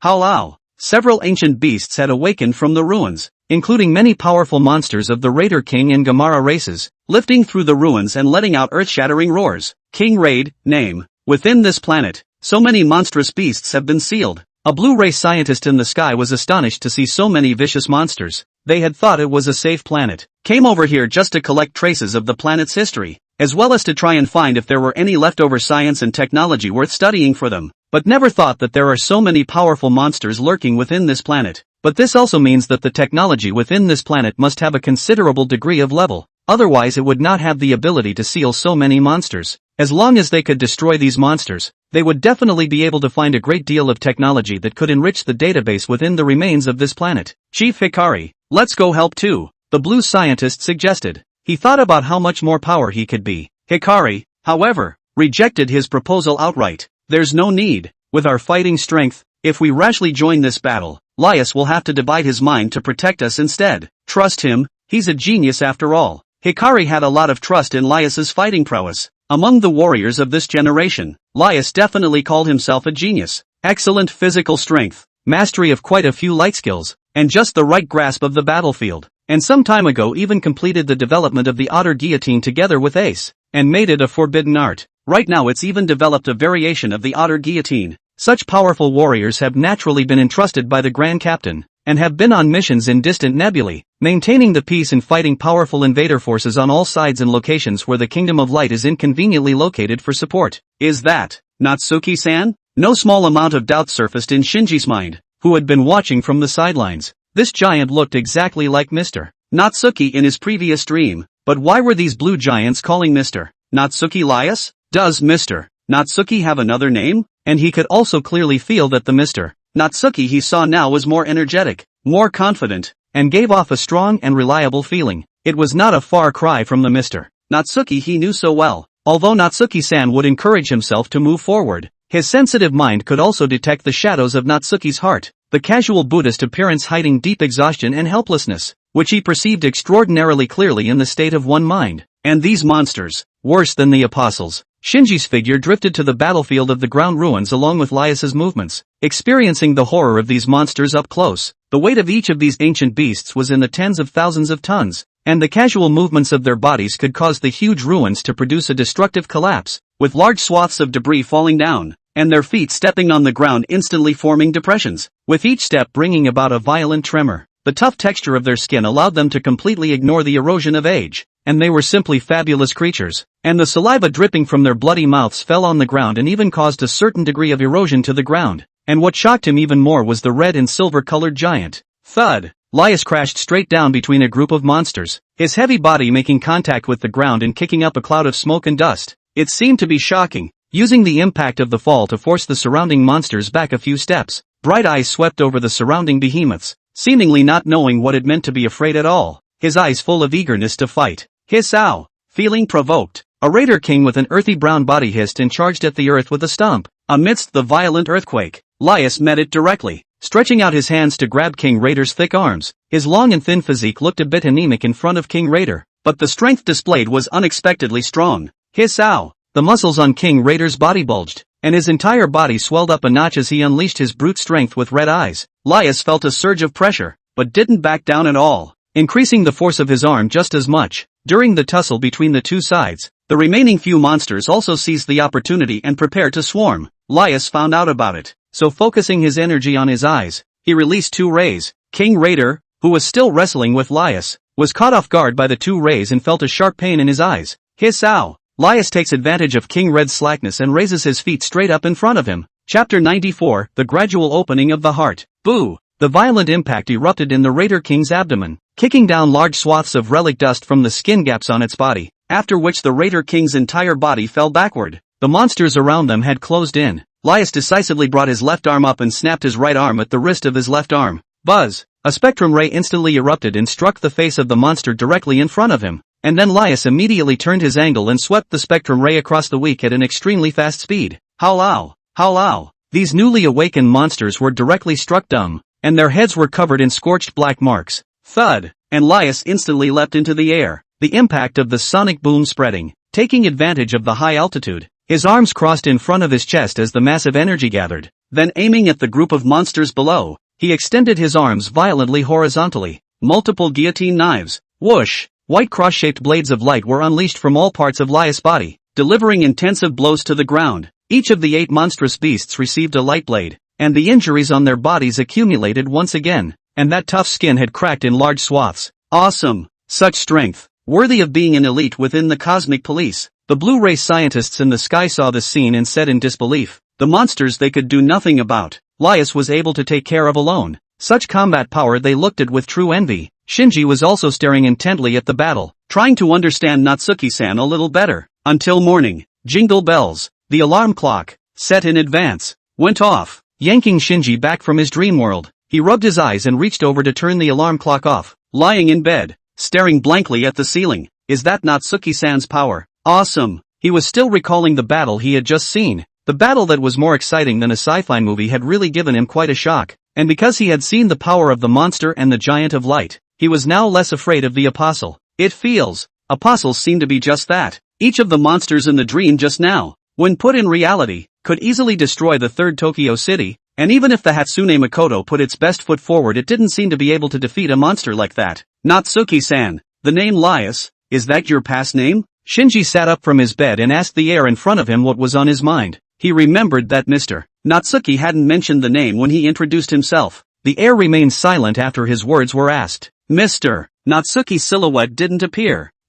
Shinji froze for a moment. It was only after that he remembered that Mr. Natsuki would still be training in the spirit space this time. He remembered that it was 20 hours coming up, and it had only been 9 hours. I hope Natsuki-san's training goes well. He prayed silently for Natsuki in his heart. After that, get out of bed, dress and wash. Today is the day of his transfer, and his school registration has been transferred to the 3rd New Tokyo Municipal First High School. Misato-san, do you need me to prepare your morning? Shinji pulled open the door to his room and made his way to the living room, having just called out to ask if he needed to prepare an extra breakfast for himself. But it seemed that Misato Katsuragi had something to do early in the morning and left the house. The shoes in the foyer were also worn away, leaving him alone in the apartment. In the past, he might have felt a little lonely, but now he was less empty and more energized as a whole. Looks like it's just a matter of preparing my own breakfast. After confirming with a glance that Misato Katsuragi wasn't home, Shinji didn't think any more about it and turned to get the ingredients out of the fridge for cooking. Still have to prepare out the lunchbox for lunch. Shinji didn't get much love growing up,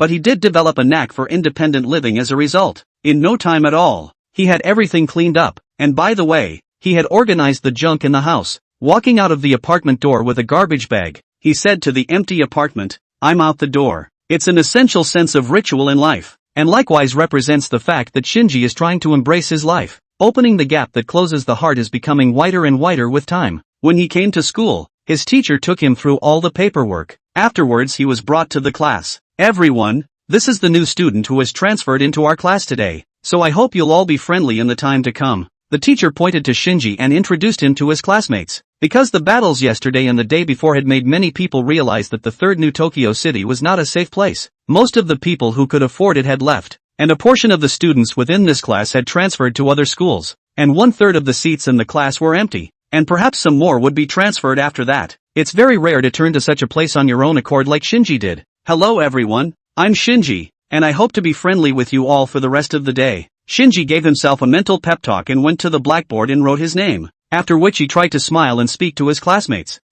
Transfer student. I can't believe I'm turning in at a time like this. Quite a good-looking guy. Surprisingly handsome little man. Shinji's introduction of himself quickly sparked a discussion within the class. At the same time, Shinji also noticed a familiar figure sitting in the window seat. She was wearing the same school uniform as the other girls. The bandages on her body hadn't been removed yet. She looked a little pitiful. She used her uninjured hand to lean on her chin and looked out through the glass, seemingly not caring much about anything that happened within the class, like a flower of the high ridge that opens alone. I remember her as Ayaka. Rei. Shinji remembered her name. The two had just met yesterday in the hangar. Her injuries. Was she able to return to action so quickly? He remembered that Ayokari was still confined to a hospital bed at the time, and with a normal person's ability to recover, It would be impossible for her to return to action in such a short period of time, but the truth is that the other person is already sitting in the class. It seemed there was a lot more to the NERV base that he didn't understand. Carrying his book bag, Shinji sat down in his seat, ready to strike up a conversation with Ayakashi again during his lunch break. He was still very curious about this young girl who was also an EVA pilot like himself, and he also remembered that Natsuki-san needed to gather information.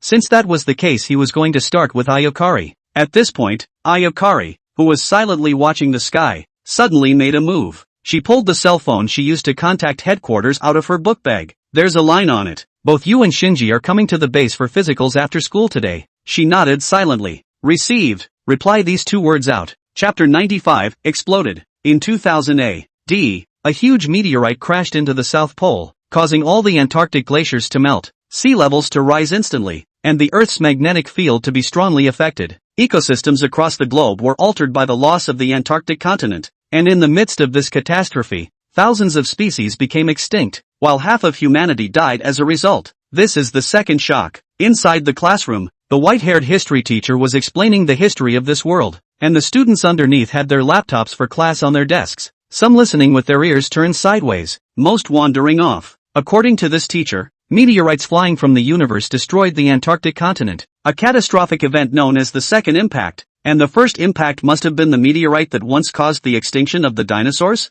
Shinji pondered carefully within the classroom. Afterward, I heard the teacher continue. Our original city of Tokyo was flooded by a tsunami, after which the government established the second New Tokyo City in the original Matsumoto City as our new capital, and sometime after the completion of the second Neo-Tokyo, the government moved on to create a safer and stronger fortress, the third Neo-Tokyo, where we are today, a capital city that is expected to replace the second Neo-Tokyo. The information this teacher is talking about is all government information available to the public, but Shinji, as the pilot of the EVA Primeval, knew that it was far from that simple. Second impact, third New Tokyo City. Shinji pulled out a notebook and scribbled on the paper, marking highlights and his own thoughts. When Mr. Natsuki wakes up at night, he'll definitely need this information. The second impact led to the disappearance of the Antarctic continent and the extinction of countless species, which was definitely not caused by the meteorite, and there must be something behind it that he didn't know. The third Neo-Tokyo City, on the other hand, while ostensibly expected to replace the capital of the second Neo-Tokyo City, actually serves the purpose of thwarting the apostles.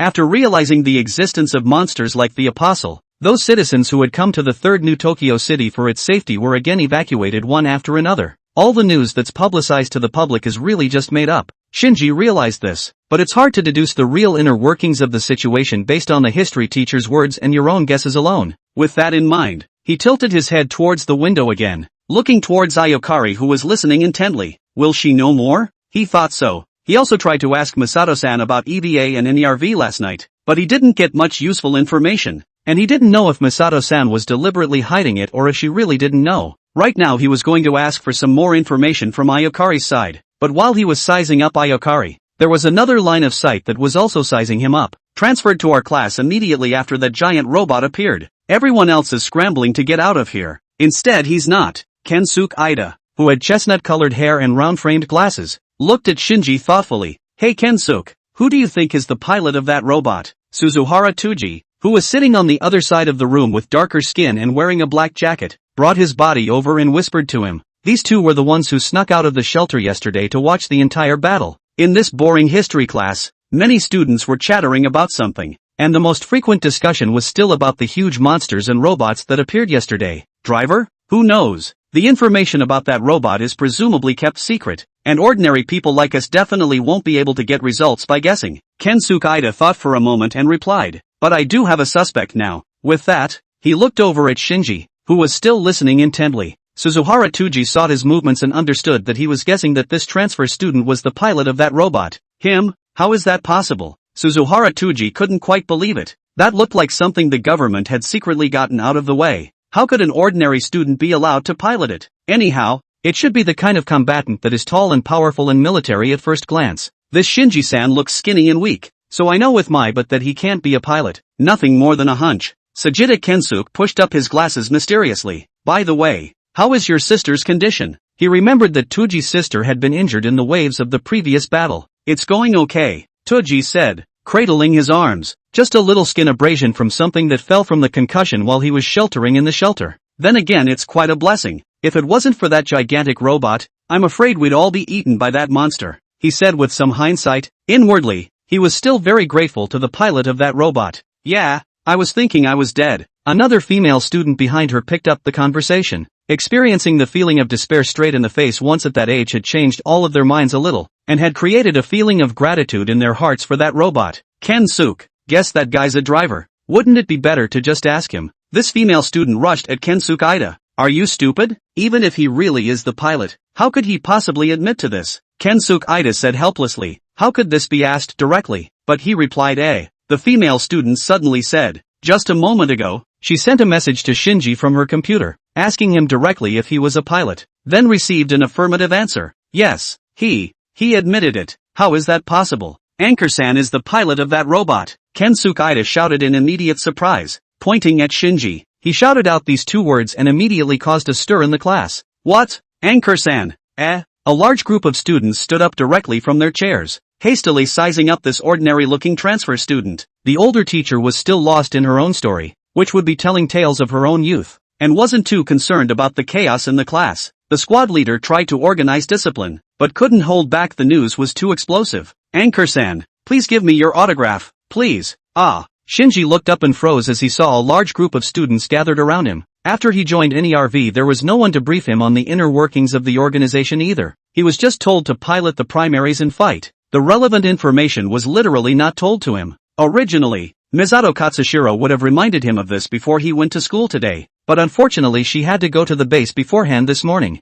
It leads him to wonder if his identity is considered classified or not, so he didn't take it too seriously himself. After all, he would still have to fight the apostles in the future, and he had already decided to guard others, so there was no point in hiding these things. I didn't realize how enthusiastic my classmates turned out to be. Chapter 96, So it's one of us. After his identity as the pilot of the primer blew up, Shinji instantly became the talk of the school. Kids that age are quite interested in this sort of thing, especially since Ken-suk Ida had been begging Shinji to show him around the base, and the eyes of the rest of the class were firmly locked on him for every class that followed. This made Shinji a little less comfortable. This feeling of being the center of conversation was something he had never experienced before. Being stared at by his classmates with curious gazes all the time made him very nervous, and he prayed in his heart that Natsuki-san would wake up soon. It took him until school time to breathe a little sigh of relief. The sun set, and after a mellifluous chime, the class left the classroom one by one. I'll be off then. Oh Shinji-san, see you tomorrow. Bye.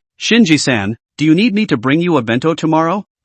Thanks, but it's still not necessary. A number of the departing students greeted Shinji, who responded to each of them. Under Natsuki's guidance, he's now trying to embrace his life, so he's kinda getting along with his classmates. He's just a bit more shy, but this in turn leads to him attracting the favor of some of the girls. With a special status, a clean-cut look, and a polite demeanor, it was a given that such a person would be popular in the class. After all of his classmates had left, Shinji patted his chest and breathed a long sigh of relief. Socializing can be quite an exhausting thing. It was fun, though. He smiled. Never in his past life had he tried to socialize with his classmates like this, and the feeling of being curious and liked was just amazing. In the classroom, besides him, only Ayakari, who was still waiting for him, was left. They're going to get a physical together next. Let's go. Ling-pa-san. Shinji came to Ayakashi's side and tried to help her up. Ayakari was still bandaged and looked like she was still injured, so he thought he could help her out a bit. Ayamari slowly inclined her head at the sound of Shinji's voice, her ruby eyes seemingly unreadable for any emotion.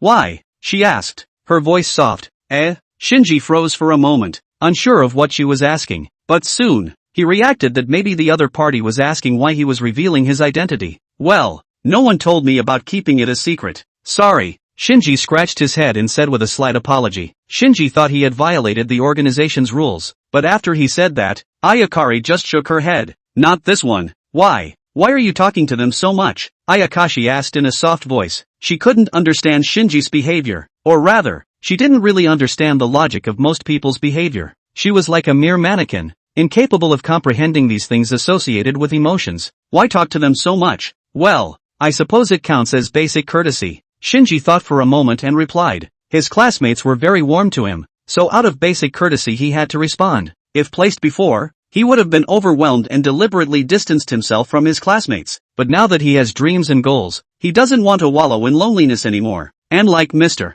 Natsuki said, he has to keep moving forward to do so. Manners? What are manners? Ayakari asked. Speaking again. Hearing her ask that, Shinji thought she was making fun of herself. After all, how can a normal person not know what manners are? But looking at Ayakari's innocent eyes, and those exquisite features, he felt that the other party wasn't lying to him, and that she really didn't seem to know what politeness was. It's so weird. Shinji felt that the girl didn't seem to have any common sense. And the stuff about common sense is a real pain in the ass to explain. I'll explain it to you on the way, Shinji said as he glanced at the time and held out his hand to Ayakari. Ms. Ritsuko Akagi will be rushing them soon. Ayamari froze for a few seconds as she looked at Shinji's outstretched hand. Only afterward, as if he just realized something, he passed his uninjured hand over and was helped to his feet by Shinji. She remembered that the behavior was called helping, and after others have helped themselves, what it should say is, thanks. Ayamari whispered to Shinji as she got up. Ah, you're welcome. Shinji froze and let go of his hand, thinking to himself that it turned out she didn't have any common sense yet, also wondering in his mind why there was someone like her inside an ERV, why she's a driver, why does she have so many injuries on her. There's just so much that's suspicious about this girl named Ayakari, and Shinji's instincts tell him that figuring out the girl's origins will lead to figuring out the inner workings of an ERV. Natsuki-san is helping me out like this. I have to help Natsuki-san out as well, Shinji said to himself in his mind. Mr. Natsuki wanted to get information about this world, so naturally the more the better. He had decided to figure out what NERV was hiding. The two took transportation to the hidden entrance of NERV headquarters. Following the instructions given by Ritsuko Akagi, they arrived at the entrance of the laboratory inside the base. This is it, Shinji said with certainty as he stood at the clean white front door and glanced at the lab sign. Looks like it's time to part ways here. He twisted his head to look at Ayakari, who had come with him and had to go to a deeper room. Ayakari nodded silently. She was different from Shinji after all. Looking at Ayakari's departing back, Shinji always had the urge to call her back, but in the end it pressed on. The lab door opened and he stepped inside. Inside was a specialized room with various body testing instruments, and Ritsuko Akagi had been waiting for him for quite some time, wearing a loose white lab coat and holding a tablet that would be used for testing data for a while. True, she was just about to say hello to Shinji and tell him to get ready.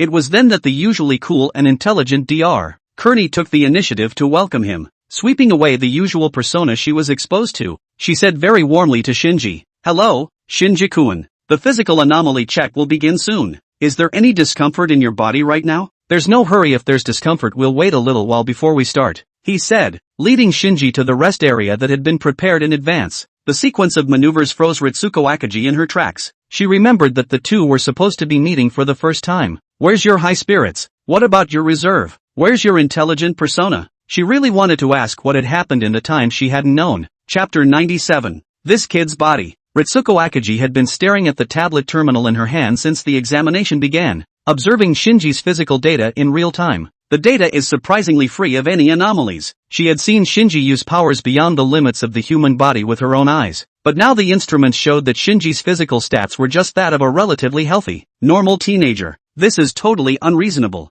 With a body like that, it's impossible to exert that kind of power. Is it deliberately hidden? Or is it a special power that can only be utilized under certain conditions? Ritsuko Akagi's brow furrowed slightly as she pondered the reason behind this. A physical examination didn't yield the results she wanted at all. Shinji-kun, how did you use a power like that? The instrument didn't work, so she opted for a more direct approach, asking directly to her face. Shinji, who had just gotten up from his recliner, froze for a moment when he heard the question. Ms. Ritsuko, are you referring to? He asked. Have you forgotten? That time in the hangar, and the time inside the EVA. Ritsuko Akagi reminded. Ah, sorry, I'm not really sure myself. Shinji understood that the other party wanted to ask about Natsuki-san, but the significance of the matter was too great for him to want to share the secret with anyone else just yet. Being an EVA primer pilot wasn't very important, and he didn't think it would matter if he told his classmates about it, but the secret that he was one mind with Natsuki-san was too much in comparison, and after seeing Natsuki-san fight in his dreams, he understood that he now possessed the power to rewrite the fate of the world. He didn't dare to reveal the secret before Mr.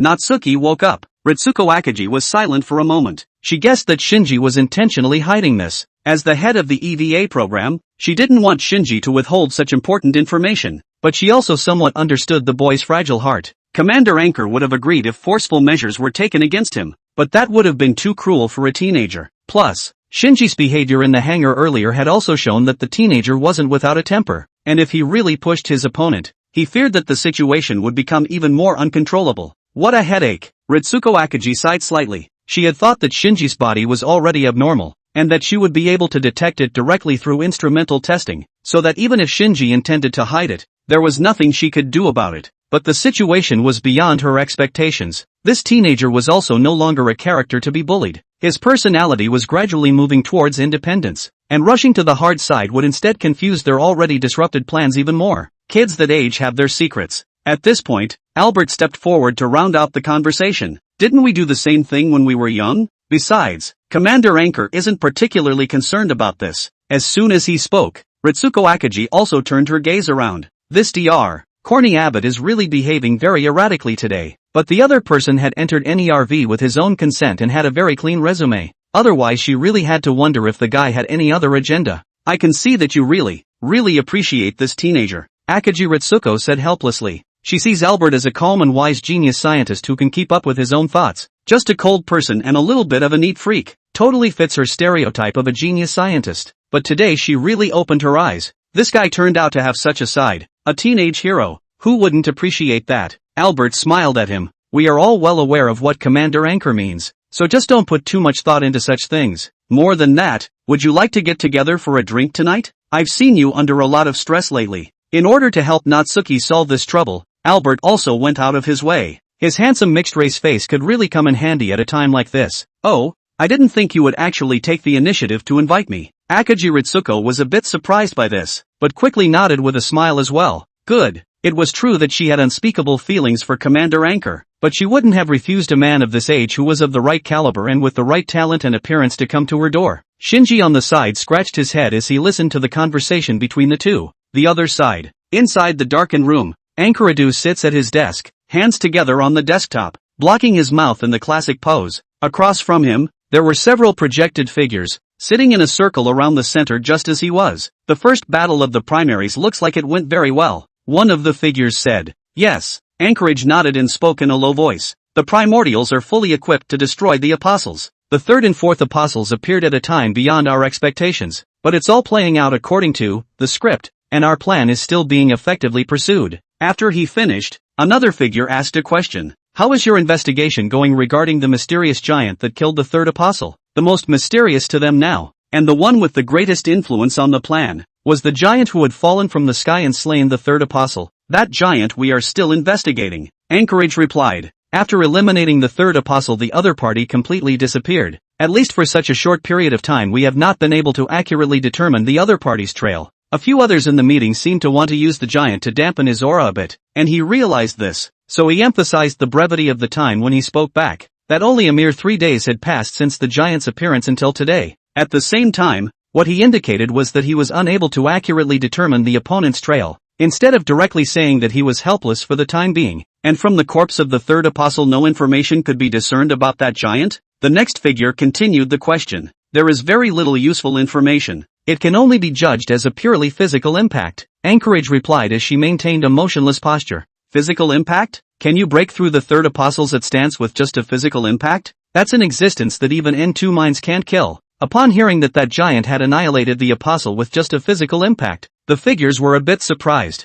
It seems that that giant is more dangerous than they thought. Chapter 98, Rewriting Tragedy. But since the giant eliminated the apostles, there's no need for us to go against it, at least at this stage. Another figure spoke up, seeming to have some knowledge of that giant. If things go well, we can still use the giant to help us destroy the apostles. Utilization? I know. Anchorage nodded. These are the members of the Human Replacement Program Committee, and their common purpose is to complete the Human Replacement Program, so as to realize the evolution of all human beings, and for that, they will do whatever it takes. By the way, what's the situation with the primary pilot? I did hear that your son is not on good terms with you, a figure asked. All of them were monitoring Anchorado's movements and urging the NERV led by Anchorado to destroy the apostles. No problem. Everything is under my control. Anchorage pushed up his sunglasses, bottoming out. Soon the meeting was over. Anchorado's empty office, which took up 1 floor of space, lit up, and through the surrounding windows was able to see the expanse outside the base.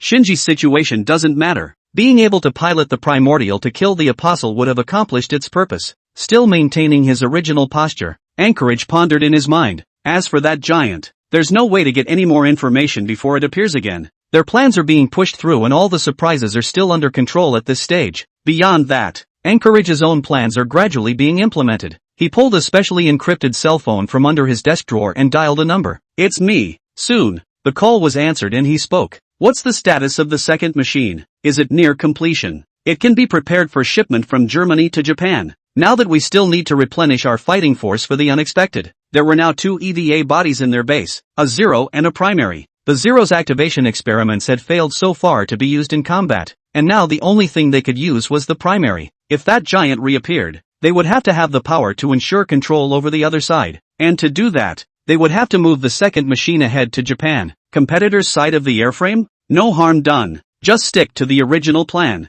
They're just stepping stones for us. More importantly, what about the thing? Yeah, please. After exchanging information with the person on the other end of the line, he hung up. The eddies beneath the waters of this world are quietly coalescing. Maybe in the eyes of ordinary people, what we are doing is piloting the righteous EVA bodies to destroy the evil monster apostles. But the truth is far from simple. Inside the corridors of the NERV base, Albert walks ahead of Shinji, talking as he goes. It is only when all the apostles have been eliminated that the group at the top will show their true colors. Their aim is the evolution of all mankind, and the first step in the plan is to wipe out all the apostles. Shinji followed and listened intently. He had intended to pry a little, but he had not expected Mr. Abbott to give him this information directly. What happens if we don't destroy the apostles? Shinji asked. He now had absolutely no idea what exactly the apostles were and why they were attacking the city of 3rd Neo-Tokyo. Mankind will perish, Albert replied. Creatures like the apostles do not possess intelligence, they act solely on instinct, and their instinct is to return to their creator, thus cleansing and destroying all living things, including us humans, and returning the earth to its original state. Shinji sounded confused. Why would the apostles' instinct be to destroy life within the planet? Albert could see his confusion and continued to explain. It goes back to extremely ancient events, but you can simply understand that we and the apostles are completely different species, created by different creators, and originally there could only be one creator-created life system on a planet, but the Earth possesses 2 of them within it, thus creating a conflict. The more detailed reasons were more complicated, and if he really expanded on them, Shinji would probably be even more confused, so it would be better to use simple words for the analogy. While explaining this, Albert also wanted to spit on EVA, how the TV version and the theatrical version were able to come up with 2 logically different worldviews out of whole cloth. One complex setting makes people dizzy. It feels like the creator's left brain and right brain have fought, and he himself likes to backstab himself, and the characters in the show are not speaking human language, so I guess even the creator himself can't figure out his own setting, and the rest is all in the audience's head. In short, the conflict between mankind and the apostles is irreconcilable, just as putting wolves and rabbits in the same cage is bound to produce strife. And those at the top want to use the apostles, want to use everything so that they can fulfill their own plans, which is to evolve all of humanity, Albert said, leading Shinji to another hangar. Inside this hangar is kept a huge orange-colored body, EVA-0.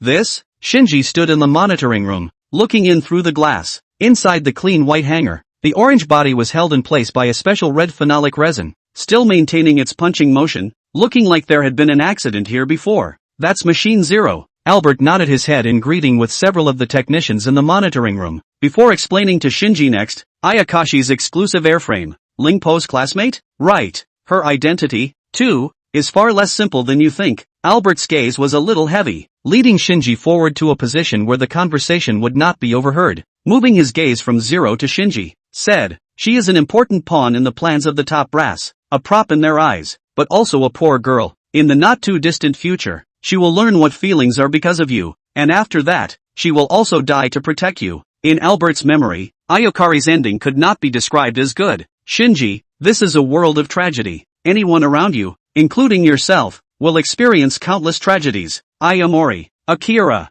Jukaru, Katsushiro Misato, Akaji Ritsuko, Kaji Ryoji. There exists too much tragedy in this world. There exists too much misfortune. But, Albert placed his hand on Shinji's shoulder and saw the black bracelet on his wrist. These tragedies will never happen again, and now you hold in your hands. Hold the power to rewrite it all. You can get a strong response whenever you wish. This power will help you ignore all machinations. Shinji listened, gradually clenching his fists. He knew that he was changing, and he didn't want tragedy in front of him. Then he would fight. I understand, Mr. Abbott. I will fight to guard the dreams of others, Shinji said in a firm tone as he took a deep breath. He doesn't like tragedy. After a moment after saying this, Shinji's eyes tinted a golden color.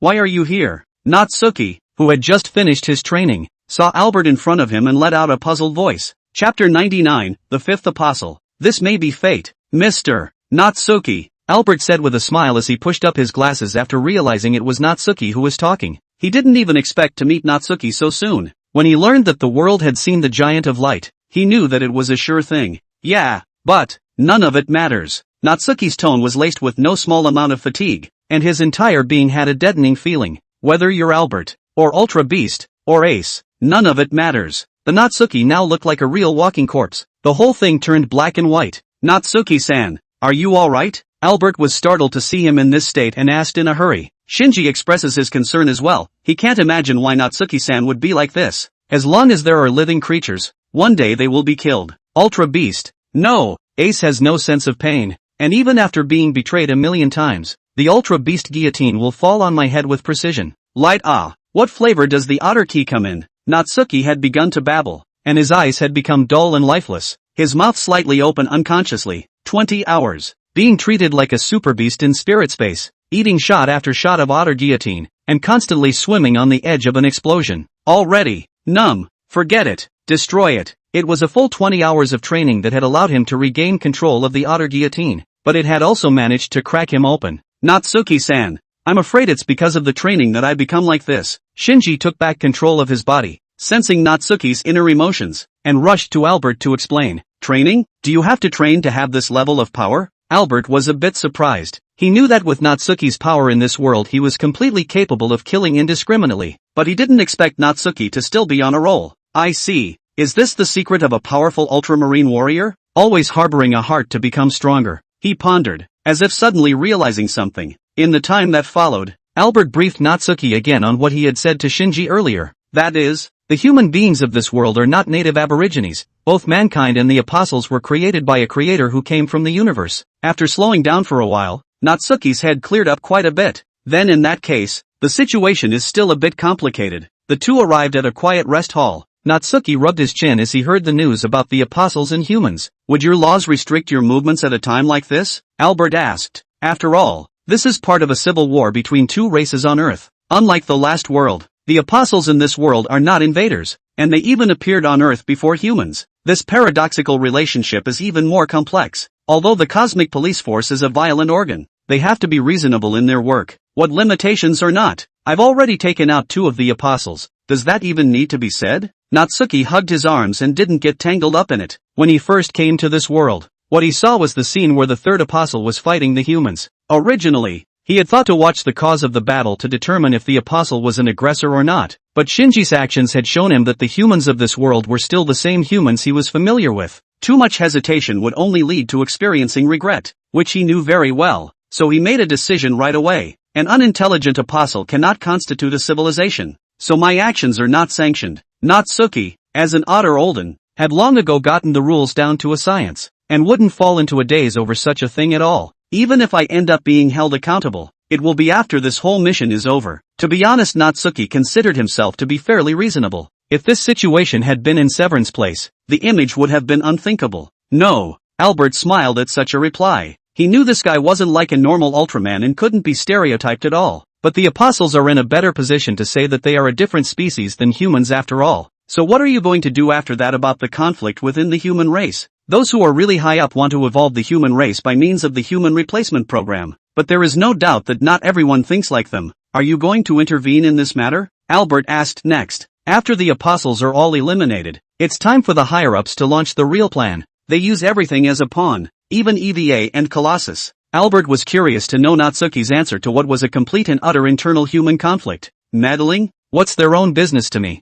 I'm here to investigate abnormal spacetime fluctuations, so if there are situations that interfere with my mission, it's only natural to remove the trouble. Natsuki instantly understood what Albert meant. The guy was worried about stagnating if some of the humans were determined to interfere with his actions. The situation in this world was much more complicated than the last world, and in the place of a simple-minded otter Koden coming over here, he would probably be fooled and crippled by a bunch of old foxes. But Natsuki, who is an otter olden, clearly has his own unique way of fighting, and doesn't stick to the rules and recognize them at all. To solve the abnormal spacetime fluctuations, the main purpose is still to help these worlds. Both sides stand at different heights. The so-called high-level so-called old foxes is to let them toss and turn again. Can they still turn the sky over? Surely, it will be words you can say. Albert nodded after hearing that, extremely agreeable to Natsuki's approach. Both come and go. What big storms have I not seen before? Natsuki gave him a reassuring look. The reason why Olden is that he has a lot of experience. If you want to compare brains with me, I'm sure I'm better at using my brain than you are.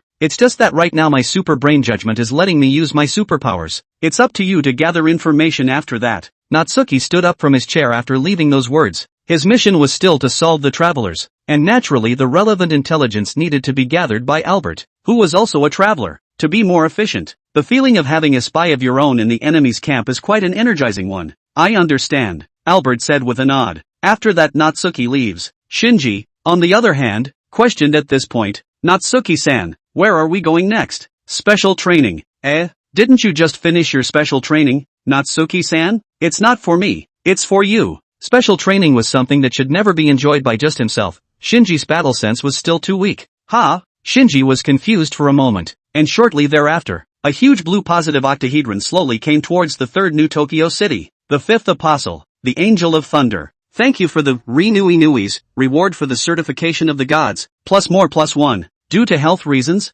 I'm taking a half day off today QAQ, and I'll update normally tomorrow. Chapter 100, Super High Firepower. Late at night, the command room at NERV headquarters. The fifth apostle, Anchor Gendo, who was sitting on a high seat, crossed his arms and looked at the picture that was gradually becoming clearer within the screen, and said in a deep voice, sure enough, the speed of the apostle's attack has changed. Professor Tuki stood behind him, frowning. Such an urgent speed of attack. It's too strange. The fourth apostle had attacked the day after the third apostle was destroyed, and the same was true of the fifth apostle, who had struck late at night on the day after the fourth apostle was destroyed. Is anyone actively awakening the apostles? Anchor World mused in a deep voice. No, the time and place of the apostles' attack is completely uncontrollable. Professor Tuki replied. Before they awakened, it was almost impossible to locate them with the means available. This thing couldn't have been done by a human. Professor Tuki was sure that none of them could do it. So, it's the apostles? Anchorage frowned. As soon as he said it, though, he mentally vetoed it. The apostles created by Adam did not possess the wisdom to perform any act of a planned nature. They could only guess that some more special circumstances had arisen in places they didn't know about. But right now, eliminating the fifth apostle is the most important thing,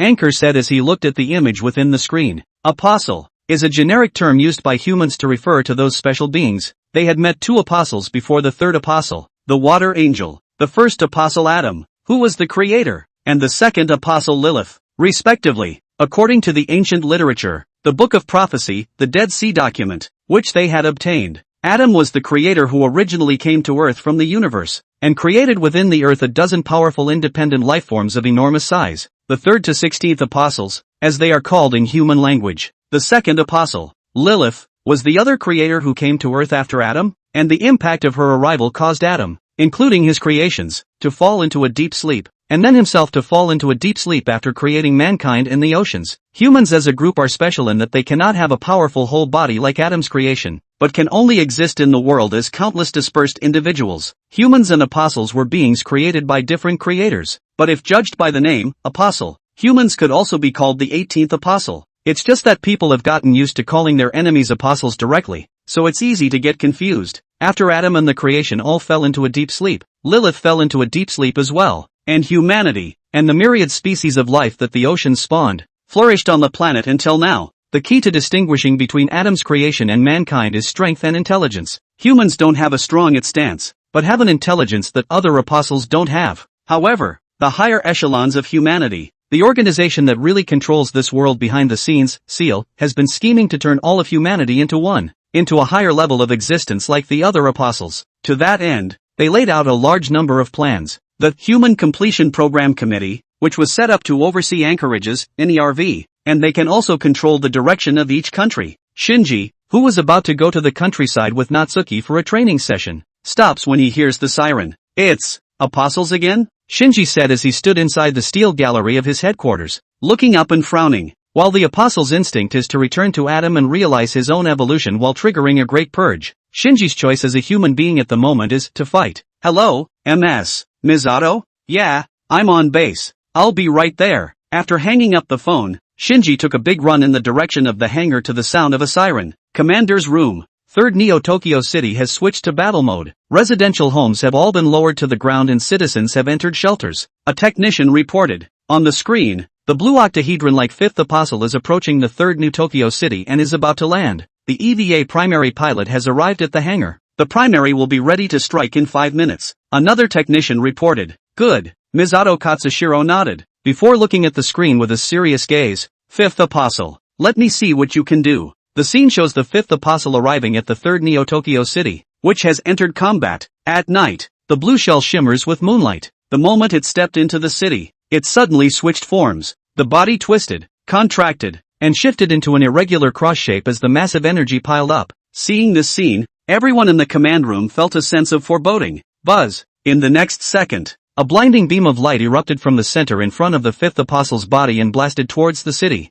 accompanied by a loud noise that flooded and destroyed all the defensive buildings along the way, directly piercing through the defenses of an entire street. What? This level of power. When Misato Katsuragi saw that the 5th apostle was able to strike such a power with a light strike, her brows immediately furrowed in worry in her heart. Just how badly would the primer be damaged if it took that hit? The 5th apostle resumed its octahedral form and continued to move forward in levitation, like a levitating turret with ultra-high firepower. Primaries have completed strike preparations? Please advise. The technician reported at that moment. Out. Misato Katsushika was about to order a strike, but glanced at the charred streets within the screen, hesitated for a second, and made a quick judgment call. Raise the 2 weapons and equipment first, and then transport the primaries to the surface afterward, she ordered. They were the backhand side, and the primaries were likely to be caught in a break and attacked when they first reached the ground, so some cover was needed to attract the enemy's attention first. Understood. The technician received it and immediately conveyed the order. Ground. 2 buildings loaded with weapons popped up as 2 gates opened. Buzz. The 5th apostle instantly sensed something strange and switched forms to strike a beam of light, destroying one of the buildings. And just as it maintains its output, the 3rd gate on the floor opens. EVA primary, arriving at mission position, the technician reported. The 5th apostle immediately sensed the Primarch's presence and hastily reversed direction to launch another attack, but the beam was preempted by the Hatsune and dodged it with a roll. Counting on you, Shinji-kun, Misato Katsuragi said with a clenched fist as she looked at the rearing up Hatsune in the frame. Chapter 101, The Mighty Apostle. That was close. Shinji, piloting the Primarch, hastily dodged the 5th apostle's beam and spoke with some trepidation. Concentrate. Shinji, this enemy is not a bit stronger than the one from yesterday. Natsuki warned Shinji from the cockpit. After yesterday's battle, Shinji had come to terms with fighting in his mind, and especially after seeing Natsuki fight in his dream, was less afraid of fighting the apostle. Okay, Natsuki-san. Shinji tightened his grip on the joystick and took a deep breath, mentally reminding himself to focus. Within the dimly lit urban battlefield, the lights of the defense towers illuminated the irregular blue form of the 5th apostle.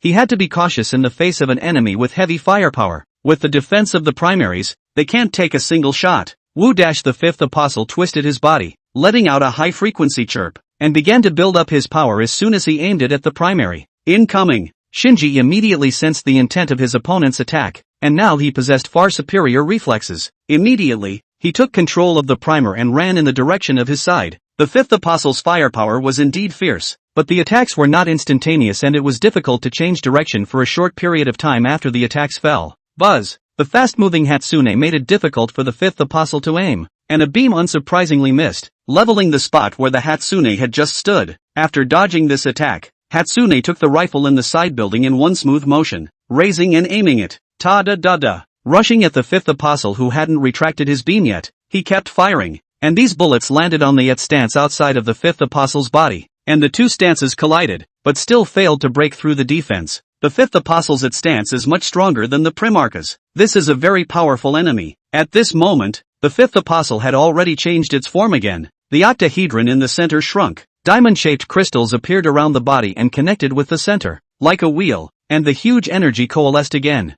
I have to run. Shinji saw this and realized that his opponent was about to attack again, so he piloted the primordial and started running at a great pace with his firearms in hand. Just duck, then you can fight back. Shinji thought so. Subsequently, Buzz! A persistent purple beam shot out from within the spinning fifth apostle's body, so fast that it cut through all of the buildings in the week directly in front of the body, and the running Hatsune wasn't spared. The primordial was swept in the waist by this beam, and the pain was communicated to Shinji, causing him to let out a cry of pain. The outer armor of the Hatsune's abdomen was also cut open, seeping out the blood inside. The entire fuselage toppled over onto the rubble on the ground. The primary's damage level is 37%, and the power supply cables have been severed. The technician in the command room who was monitoring the situation of the primary shouted in a hurry, "Shinji, look out!" Misato Katsuragi quickly warned within the comms as she saw the fifth apostle change forms again. This thing is clearly trying to ride the wave. It had finished building up its power before the Hatsune could even get up, and the irregular cross-form looked ready to explode into a deadly beam of light.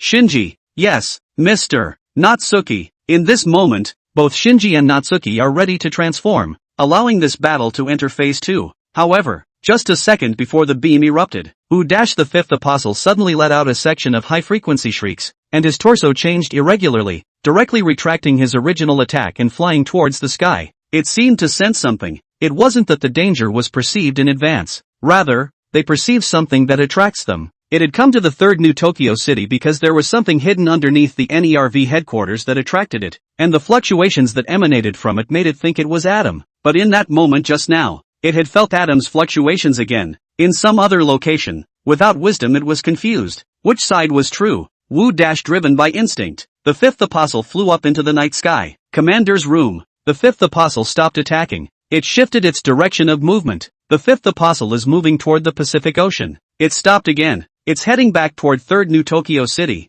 No, it's disappeared. The technician reported one after another through the surveillance screen. The fifth apostle's sudden behavior puzzled them as well. Most of them had no idea of the inner workings of the apostle-related world or what was hidden under their base. Disappeared? Misato Katsuragi frowned upon hearing such news, pondering the reason for the apostle's behavior. All that was left on the battlefield now was a large number of destroyed defense buildings, and the primaries slowly rising from the rubble. With the enemy gone, there was naturally no way for this battle to continue. Shinji, are you okay? She asked with concern within the calm. I'm okay, Shinji replied, covering his abdomen. That's good. Misato Katsushiro breathed a small sigh of relief. Prepare to return to the base. We'll make a new plan afterward. Okay. The fifth apostle's erratic behavior baffles everyone except Enkuradu and Professor Tuki. How did the apostles, who had originally come to this base, suddenly go somewhere else all of a sudden? And there's a desire to come back at the end. They couldn't find the answer for a while, but they knew that the apostles would surely return in the end, and for that reason they had to prepare in advance. Concentrate all of Japan's power to a single point, then use the positron cannon to directly attack the fifth apostle's core? In the early hours of the morning, inside Ankurado's office floor, Enkuradu listened to the plan proposal provided by Misato Katsuragi and pondered for a few seconds. What do you think the success rate is? He asked. The prediction given by the supercomputer Magi is that the success rate is no more than 10%, Misato Katsushiro answered truthfully. Battles are never won by probability, so she thought it was worth a try. Anchorage was silent for a moment, then finally nodded. Could be. Just follow your plan. He would agree to any kind of plan as long as it could eliminate the apostles. But, who are you going to put on this mission? He continued to ask. I'm going to have Shinji-kun snipe using the positron cannon, Misato Katsuragi replied. I think the qualities he's shown in battle are more than enough for this mission. Could be. For that matter, Anchor World had to admit that Shinji was the most suitable person to pilot the Hatsune Mikoto. Let's keep Zero on the sidelines for defense while we carry out our mission. Misato Katsushiro froze for a split second when she heard that Zero was being asked to assist in the operation. Has Zero completed final commissioning? And, I remember that Rei's injuries haven't completely healed yet.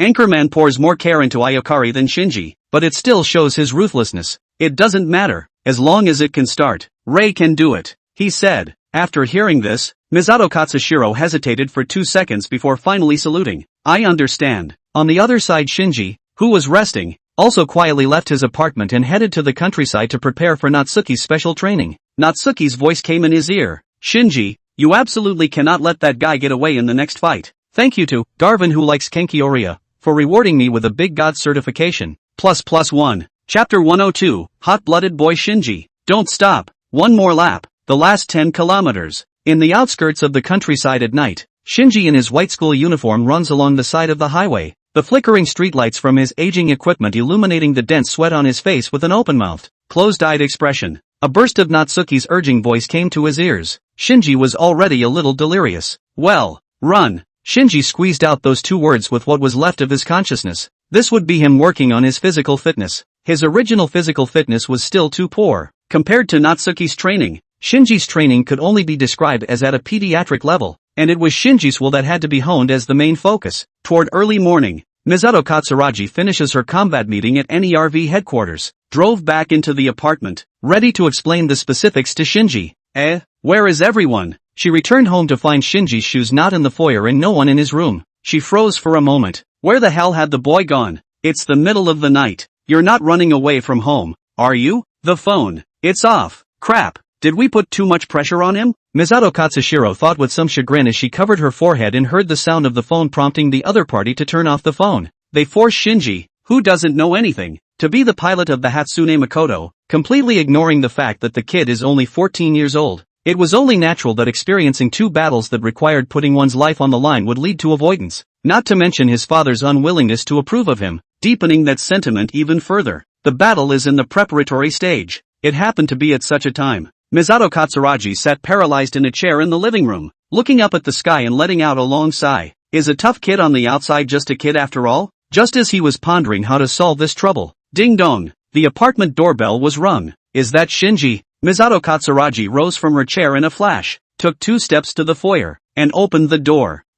Upon opening the door, she realized there was no one there. Haunted? She poked her head out and glanced at the outer hallway of the apartment. Not a soul in sight. As she looked in the direction of downstairs, however, she noticed a figure running against the sun. Shinji? She rubbed her eyes, recognizing the boy with the open mouth and closed eyes full of fatigue. This would be when Shinji had accomplished the goal of his training and didn't have to hold on any longer. Lying straight on the ground, the expression of the moment was extraordinarily peaceful. Finished, done. An unconscious murmur came out of his mouth. Shinji. Misato Katsuragi took one look at Shinji's collapse and rushed downstairs on her slippers, darting all the way downstairs to the open space. Shinji, are you okay? What happened? She came to Shinji's side and looked at Shinji, who was gasping for air with his mouth open, and asked with concern. She couldn't figure out why Shinji was so tired. What on earth had the boy been doing at night? No, it's okay. Shinji panted heavily, his strength returning rapidly, slowly opening his eyes. He felt a warmth in his heart at the sight of Misato Katsuragi's face. Sorry for worrying Misato-san, he said as he braced a smile. What's all this talk for? Just tell me what happened. Misato Katsushika, knowing that the boy was the type who didn't like to bother others, then asked, training? You practiced all night. Why? Misato Katsuragi's eyes instantly widened when she heard that answer. She didn't expect Shinji to choose to run away at all, but to train immediately after his defeat, which was completely beyond her expectations. There was still a bit of low self-esteem visible in Shinji now, but the cowardice has nearly disappeared. To defeat the apostles and to save everyone's lives, Shinji replied seriously. Now he had a bit of the hot-blooded teenager in him. Shinji. Misato Katsuragi froze for a moment, her expression a little lost in thought, before suddenly smiling. What a amazing teenager then. Come on, come home with me first and get some rest. Nourish your spirit to defeat the enemy. Okay, Misato-san. The other side of the Pacific. Tying his long hair behind his head, the man in the blue-gray shirt walked down the hidden alley, carrying a briefcase in his hand. A smirk appeared on his face with a little stubble hanging on it. Dropping the bag was successful, but it's also really dangerous. It almost drew the apostle here. The man glanced up at the moonlit sky, once again hidden in the darkness. Let me guess. What is Commander Anchor's purpose for wanting this thing? He murmured in his mind. 3rd New Tokyo City, 9 a.m. Let Ling Bosan join the mission as well. How can she make such a decision when her injuries have not yet healed? Inside the apartment's living room, Misato Katsuragi was explaining the current battle plan to Shinji in detail, but upon hearing that he was going to have Ayakashi directly involved in the operation or act as his escort, Shinji questioned it at once. How can we let the wounded go to war? I also don't think such a decision is reasonable, but it's Commander Anchor's decision, Misato Katsuragi said slightly helplessly as she held a can of beer in her hand. Even if it's father's decision. Also, I won't accept it. Shinji hesitated for a second, but stuck to his guns. In the past, he might have accepted it in silence. But now, there was another voice in his ear. That's it, Shinji. Express the desires of your heart instead of keeping them bottled up. Natsuki said to Shinji. Young warriors who want to guard what they want to guard cannot choose to compromise. So what are you going to do? Misato Katsushiro asked, putting down her beer. I'm going to answer the battle alone in the primer. And this time, I'm definitely not going to let the apostle get away. Shinji said firmly. Hearing such an answer, Misato Katsura silently sighed, kinda full of juvenile answers. Shinji, reality is completely different from a teenage manga, and you can't defeat the apostles with a passion, Misato Katsuragi intoned. Without Zero to defend you, you would have been burned to ashes by the apostles' attack before the positron cannon had finished recharging. This is a battle to put your life on the line, and you absolutely cannot easily let your emotions control your reason. Misato Katsura makes a good point, and that's exactly what happened. They must combine all realities to tackle this mission. But Shinji was clearly not listening. I have my ways of fighting. I will defeat the apostle. This time for sure, Shinji said with a clenched fist. Chapter 103, The Old General on the Stage. At noon, the fifth apostle, codenamed Thunder Angel, reappeared over the Pacific Ocean, moving towards 3rd Neo-Tokyo and stopping above the city. This time instead of opting to declare fire, a drill that could extend continuously extended from underneath the body of the orthooctahedron broke through the ground, ready to drill all the way down to the NERV headquarters below. The whole city kept trembling as a result. Meanwhile, the Yakushima battle plan used to thwart the fifth apostle was in full swing. Misato Katsuragi had first borrowed the experimental positron cannon capable of carrying all of Japan's electricity from the Strategic Self-Defense Forces Tsukuba Technology Research Headquarters, and then had the Technical Bureau of the NERV headquarters improvise a shield specifically designed to withstand beam attacks, a heat-resistant lightwave defense weapon for EVAs. After setting the sniping location as the top of Mt. Futsuko, she began organizing efforts to centralize the power, and inside the hangar monitor room of EVA-0, pulsation and resonance are normal. Synchronization rate is stable. Error repair complete. All lines are open. No anomalies. Listening to the report from the technician at the side, Ritsuko Akagi nodded. Zero's start-up experiment. A success. Inside the hangar, the huge orange-colored body had been able to make movements in response to Ayakari's control. Good work, Dr. Corny, Ritsuko Akagi said with a slight smile as she turned her head to look at Dr. Corny Albert, who was wearing a white lab coat just like her. If he hadn't stayed up all night working overtime, the startup experiment for the Zero would probably have been pushed back a few more days. As she had expected, the man's talents in science were no less than her own, just part of the duties. Albert pushed up his glasses and turned his head to look at her as well. If you don't mind, just call me Albert. It's a long time to fight together after that. Ritsuko Akagi is the head of the EVA program and a strong woman with great talent who can also control the supercomputer Magi in the headquarters. If Mr. Natsuki chooses to intervene in the human replacement program after that, he hopes that Ritsuko Akagi will be able to stand on his side. So get the other person's goodwill while you can and find a chance to make her realize the truth of it all. Okay, Mr. Albert. Ritsuko Akagi smiled thoughtfully. Into the night, all of Japan was notified that there would be a blackout during the night, and near Mount Futego, where the mission was about to be carried out, a transport truck loaded with large relays filled the highway, and a large number of cables were lined up in dense rows, connecting them in the direction of the mountaintop.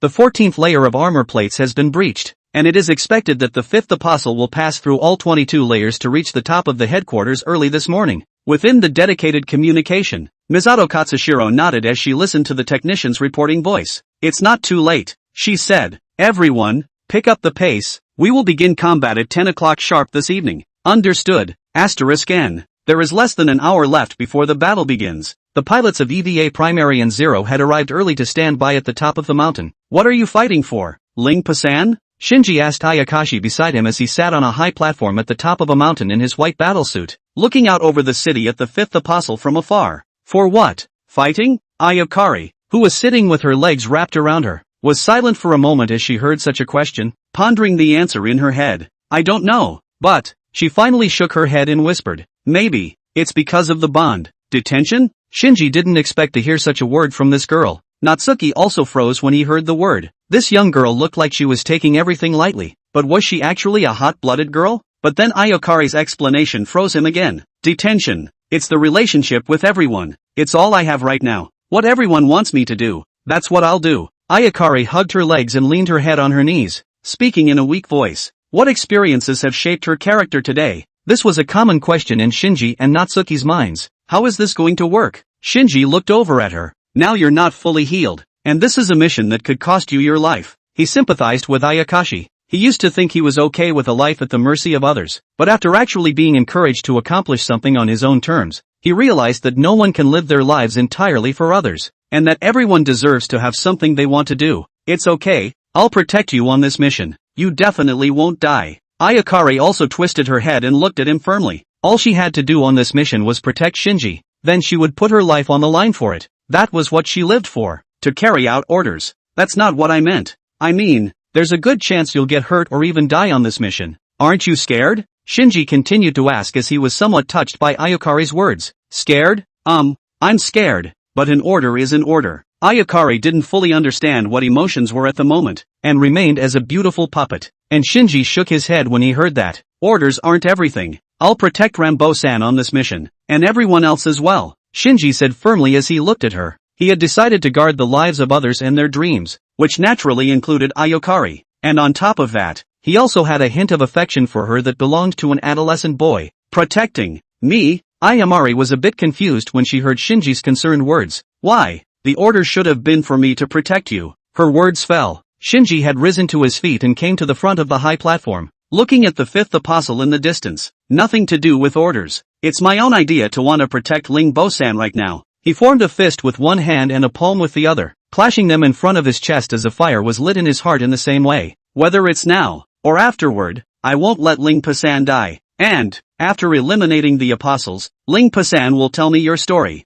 The young man's voice drifted into the young girl's ears with the wind. All of this is foreign to the young girl who doesn't really know what emotions are or what she likes, doing what she was told. Even if she noticed that she was different from others, she still buried it in her heart, and it had become a routine in her life. This teenager, for himself, is special. That's what she had in mind. Aha! Ayakari agreed without knowing why she did, smiling and nodding. Shinji's words were like an old general on a theater stage with flags sticking out of him, and usually nothing good comes out of those who say such things. However, instead, it will prove that when you are powerful enough, it is to ignore everything. Chapter 104, Failure of the Plan. The apostle has breached the 15th layer of armor plates. A hurried report from a technician came from within Misato Katsura's headset. I see. She nodded, glancing at the scene that was ready, and the apostles within the city in the distance, her eyes flaring. All, battle plan against the fifth apostle. Yakashima. Begin. Understood. N. After the order was given,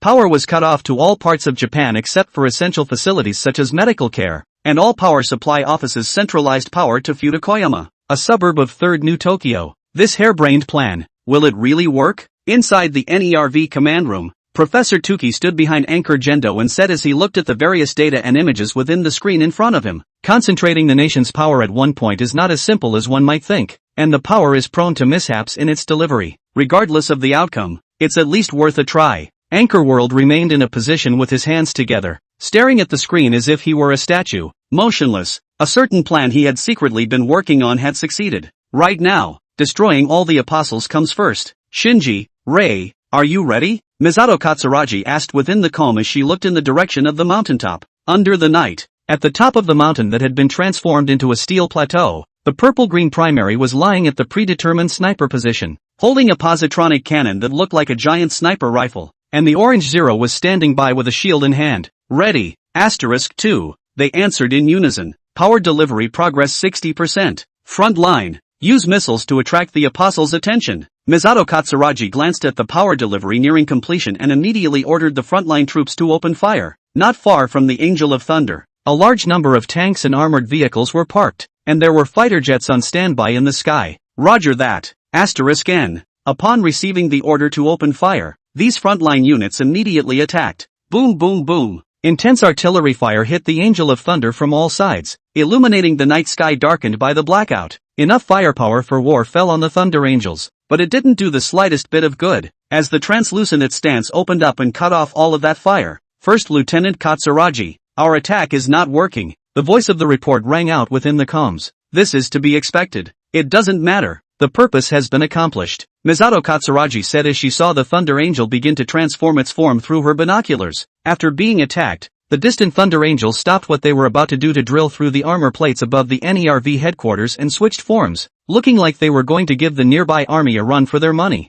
Shinji, while you're at it, Misato Katsuragi shouted. The Thunder Angel would briefly expose its core when it transformed its form, and that was the moment they would take to kill it in one fell swoop. Shinji, located at the top of the mountain, was already prepared, utilizing a secondary targeting system to keep a close eye on the Thunder Angel's every move. The positronic cannon has completed charging. The moment he saw the Angel of Thunder transform his form, his mind focused to the extreme, feeling like the world was standing still, and pulled the trigger. Buzz! the primary made a move under Shinji's control, and the positron cannon instantly poured out concentrated energy, the penetrating beam of light spanning the distance between the two sides in the blink of an eye to arrive in front of the Thunder Angel. The blow, which concentrated the nation's electricity, went straight through the Thunder Angel's stance, hitting it with a single blow before the Thunder Angel was about to unleash a beam to destroy the army. Ow! The Thunder Angel let out a shrill cry after being attacked, its own form frantically transforming in bleeding bright red blood, as if the strike had inflicted a considerable amount of injuries on it. What?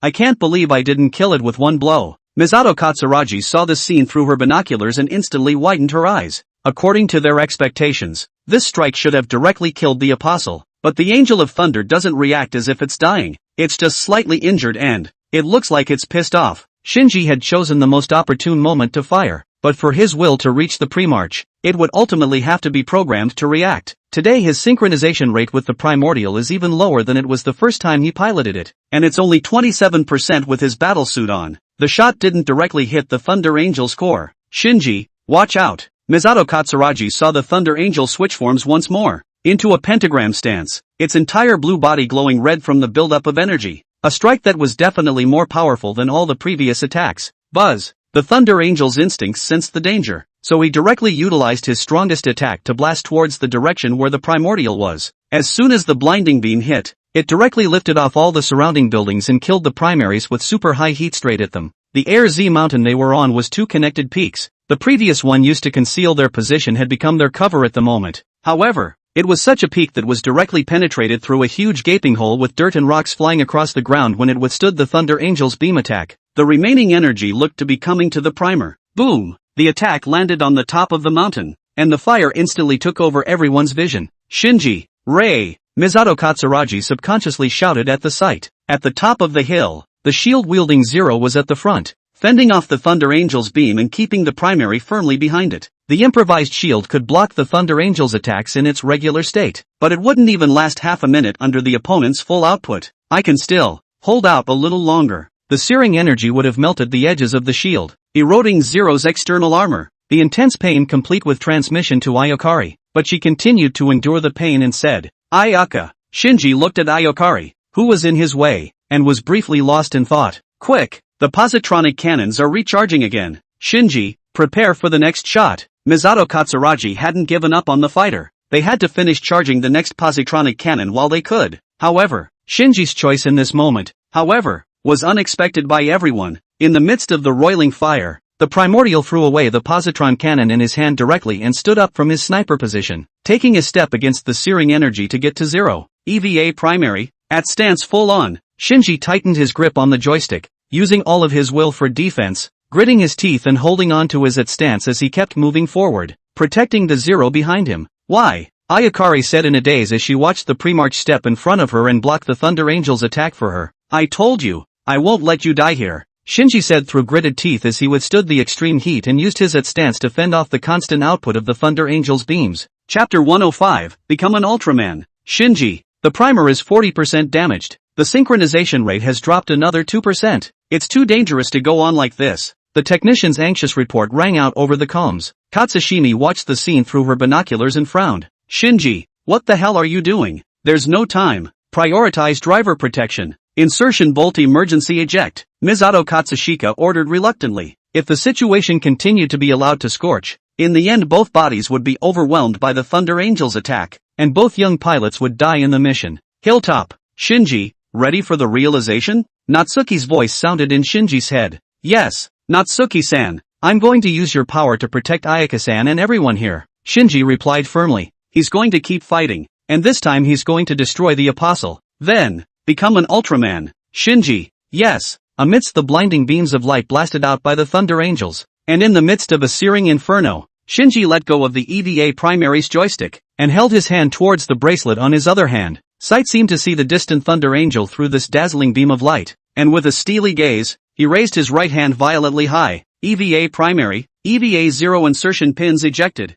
The technician inside the headquarters was still reporting. 2 round, long, white insertion pins popped out of the back of the necks of both bodies and landed cushioned on the mountain at the edge. By losing their pilots, both bodies lose their at stance at the same time, and the Thunder Angel's attack would unsurprisingly destroy them in a matter of moments. However, The Thunder Angel's beam was still stopped in front of the Hatsune Makoto at this moment, not allowed to advance an inch. In the midst of that dazzling beam of light, another even more dazzling light seemed to be visible, resembling a cross, and like a circle, converging into the figure of a giant. Wu, the Thunder Angel, sensing that his attack was not going to have an effect, stopped the output of his beam, and after the beams of light cleared, people were able to see that which stood in front of the Hatsune Makoto, a giant with a red and silver body. Silver giant? Ayakari had just opened the hatch that inserted the bolts when she saw the giant not far away. The tall back gave her a hint of familiarity. She didn't know who this giant was or why the other was here, but at this moment, she felt an inexplicable pang of reassurance. Warm, powerful, was her first thought at the sight of the giant. Commander's room. That giant has actually reappeared. Professor Tuki was surprised to see the giant that had killed the third apostle reappear in front of them. They had never given up looking for signs of giants, but no matter how hard they looked, they had never been able to find any trace of giant activity anywhere on the planet. Did it appear because of the apostle? Anchor's gaze took on some seriousness as well, quickly reacting to the fact that the timing of the two giants' appearances was similar. All at a time when they were about to be helpless against the apostles, the giant appeared. The mysterious giant. Just what kind of power does it possess? Let me see it with my own eyes. He stared intently at the screen, speculating in his mind just what kind of power this giant was capable of exerting. Being able to kill the third apostle doesn't mean that the opponent can outlast the Primarch. In his anticipation, a stormed Primarch could easily kill the third apostle as well. After seeing the power of this mysterious giant with his own eyes, it was also convenient for him to formulate a follow-up course. Emerging from the glow of the giant, Misato Katsuragi, who was located not far from the mountain, lowered the binoculars in her hand and froze in concentration as she looked at the giant that had emerged from the glow. Everything about the other side was unknown to them. Is it an enemy, or is it a friend, bringing destruction, or bringing salvation? She subconsciously gripped the cross necklace on her chest, praying in her mind that all of them would be safe. Wu Dash the Thunder Angel gazed at the distant giant and let out a high-frequency chirp. It instinctively sensed a hint of danger. The extreme output was still on cooldown, so it shifted form and switched to its regular cross shape. Buzz! A beam of light that had decreased in power compared to before blasted towards the giant. In response, the giant didn't do anything extra. Just hold out your palms and after that step away. Knock knock, knock knock. Tens of thousands of tons of weight stepped on the earth, bringing violent tremors with every step, while the beams of light that could easily destroy an entire street fell on the giant without affecting his pace in the slightest. The entire battlefield was illuminated by this dazzling beam of light, while the giant moved forward with one hand against the beam of light, not seeing the slightest embarrassment. Now we are of one mind. My power is your power.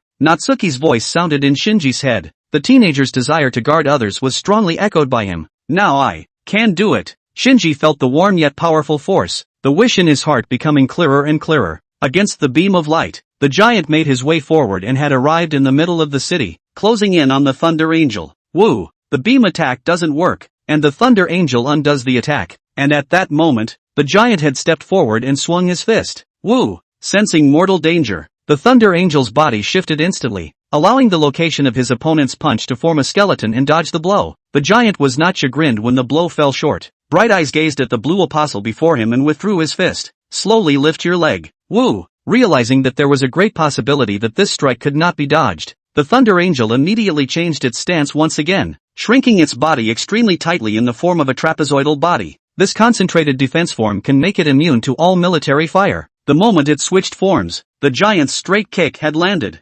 Thud! An unimaginable force fell on the Thunder Angel, and the moment both sides came into contact with each other caused a strong impact that directly leveled the surrounding ruins, and the Thunder Angel in its defensive form flew out directly after a loud bang, its figure extremely fast. Dang! The Thunder Angel simply couldn't stop the momentum of his backward flight and smashed heavily into the distant mountain, the earth and rocks collapsing and setting in. The defensive form disintegrated and cracks appeared on the surface of the body. Wu Dash was enraged once again, its stance shifting, blue prismatic crystals forming the five corners, and a bright red core building up a massive amount of energy, coloring its entire body red along with it. With the strongest blow, it was going to destroy the giant along with these humans. Buzz! Dazzling beams of light illuminated the night sky, pouring out from the center of its body, about to run through the giant's torso. And for that, the giant just slowly put one arm up. What is he going to do? Inside the commander's room, Anchorage frowned as he watched the giant's inexplicable movements. Ultra-high heat energy reaction inside the giant. It's converging toward a point, the technician in the command room reported. Everyone was watching the tense scene, What was the giant going to do in the face of the Thunder Angel's beam without dodging or defending? The moment the beam arrived in front of his body, the giant's other arm snapped on top of the already erect arm, wrists meeting to form a cross. Buzz! Blue light struck from the side of the giant's palm, creating a high sound as it rubbed against the air. A simple spectrum ray tore through the beam of light struck by the Thunder Angel the moment it was struck, and blasted into the core of the Thunder Angel with a forceful force. It's a ray of light, the technician shouted, forehead tinged with sweat as he calculated the power of this ray. Conservative estimates put the temperature at over 500,000 degrees, and the ability to sustain output in the form of intensive might. Unable to judge. Apostles at stance. Broken. In front of this blue light, the at stance that the Thunder Angel was proud of was like a thin sheet of paper. Ow! Boom! The core of the Thunder Angel was penetrated with a sharp popping sound, and the subsequent light struck the mountain directly, the intense energy directly blowing the entire mountain away and rewriting the landscape of the area. Apostle's vital signs are gone.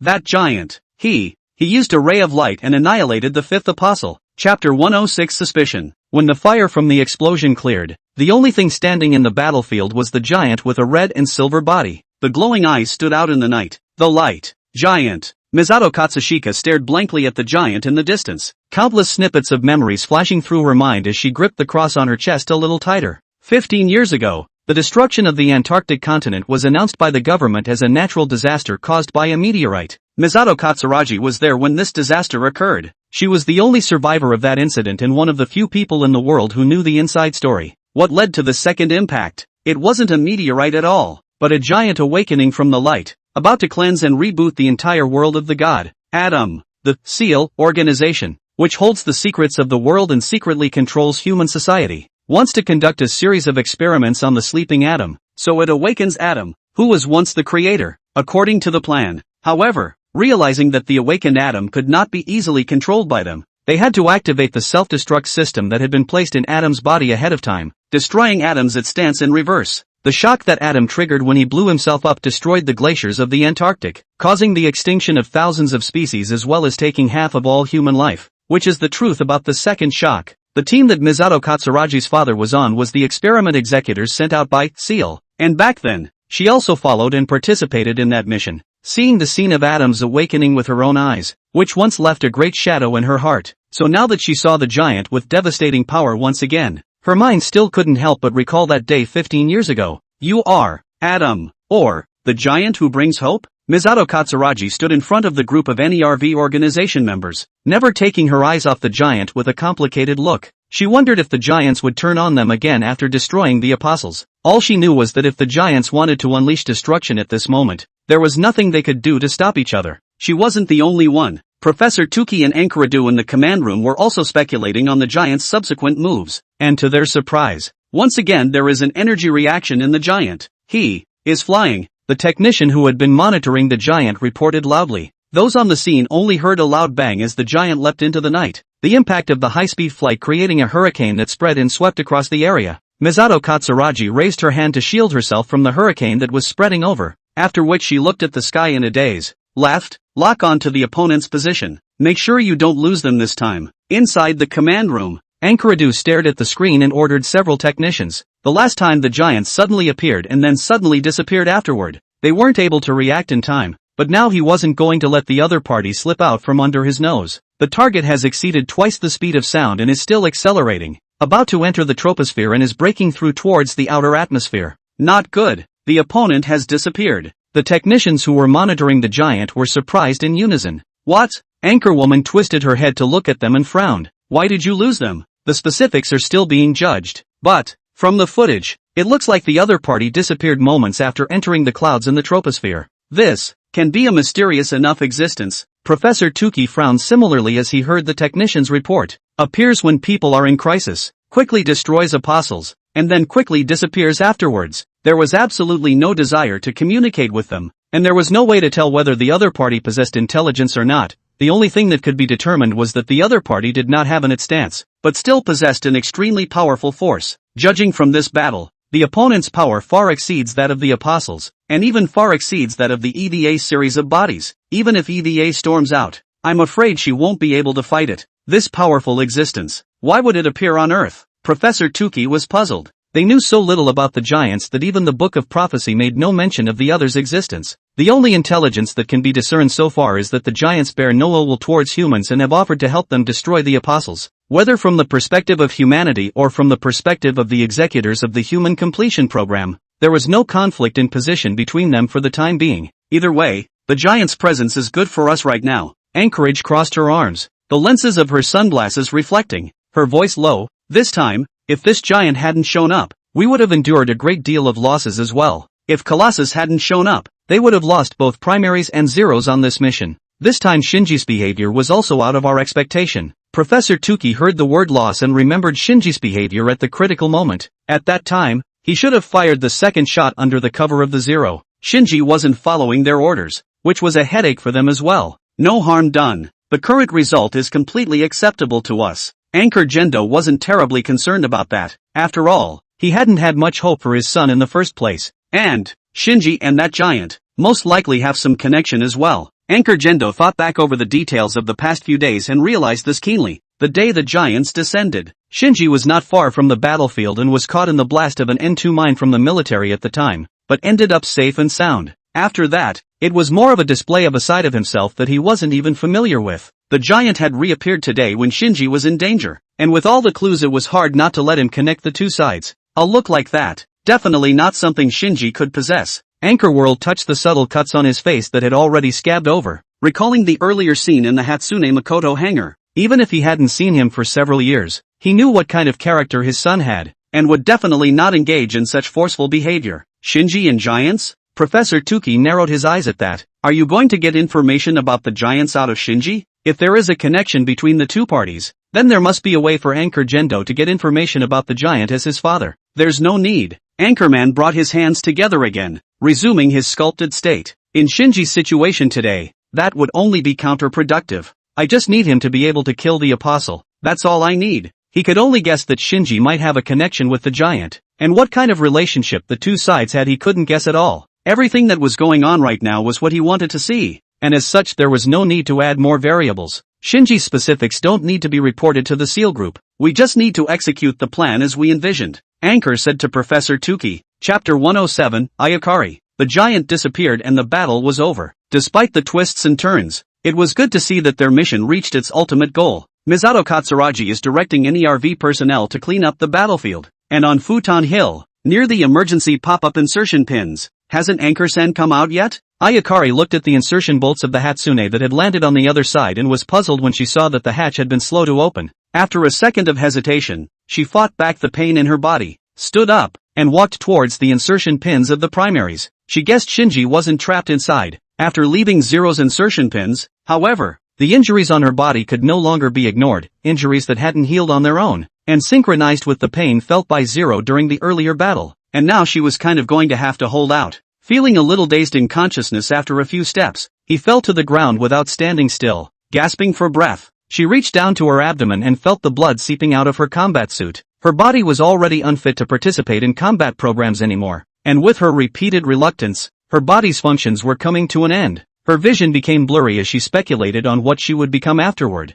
Is it to return again to the glass container that holds the water of the LCL to be healed? Or, abandoned? At this point, the insertion pins of the primaries were opened. She vaguely heard a conversation. Bravo, Mr. Natsuki. We managed to destroy that guy and fought to protect others. It was really great. Shinji still hadn't recovered from the previous battle. It was the first time he had transformed into an Ultraman to participate in a battle, and it wasn't at all the same experience as piloting the Hatsune Makoto. The fact that the will to protect others arises in your heart, and then you act on it and destroy the enemy with a powerful force is something to be happy about. Wait, Shinji. Natsuki didn't answer this time, but instead looked to the distant muddy grass. There's someone over there.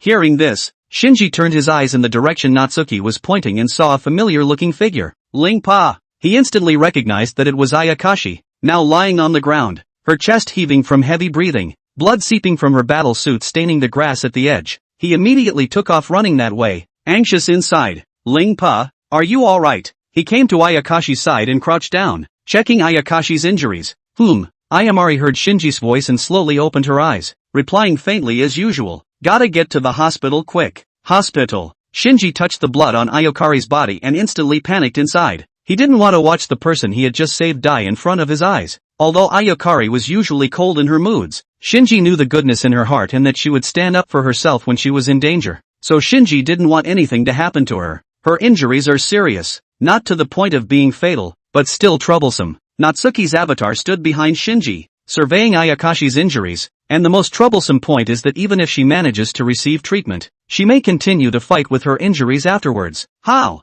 So, what exactly should we do? Shinji looked at Ayakari, who was still in a state of blood loss, and clenched his fists as his mind raced to think of a solution. He is now not the avoidant personality he was before, and will ponder how to solve problems when he encounters them. Persuade your father not to keep Ling-Pasan in the fight? With father's character, I'm afraid he'll agree with his lips, but afterward he'll still let Ling-Pasan participate in the battle. Let me try. Natsuki scratched his head and opened his mouth. He now more or less knew some of the inner workings of this organization, and with his many years of experience, he was able to determine that a person like Ayakari, who was innately equipped with emotional defects, had a high probability of being a product of cloning technology. The girl was presumably created as a tool, and the way things are now, it seems that the base emotions are already in place, and the key to igniting her emotions is Shinji. Even if it's a cloned product, as long as it has emotions, it's a human being. Natsuki-san, do you have an idea? Shinji raised his head and looked to Natsuki at his side, his tone carrying a plea. Please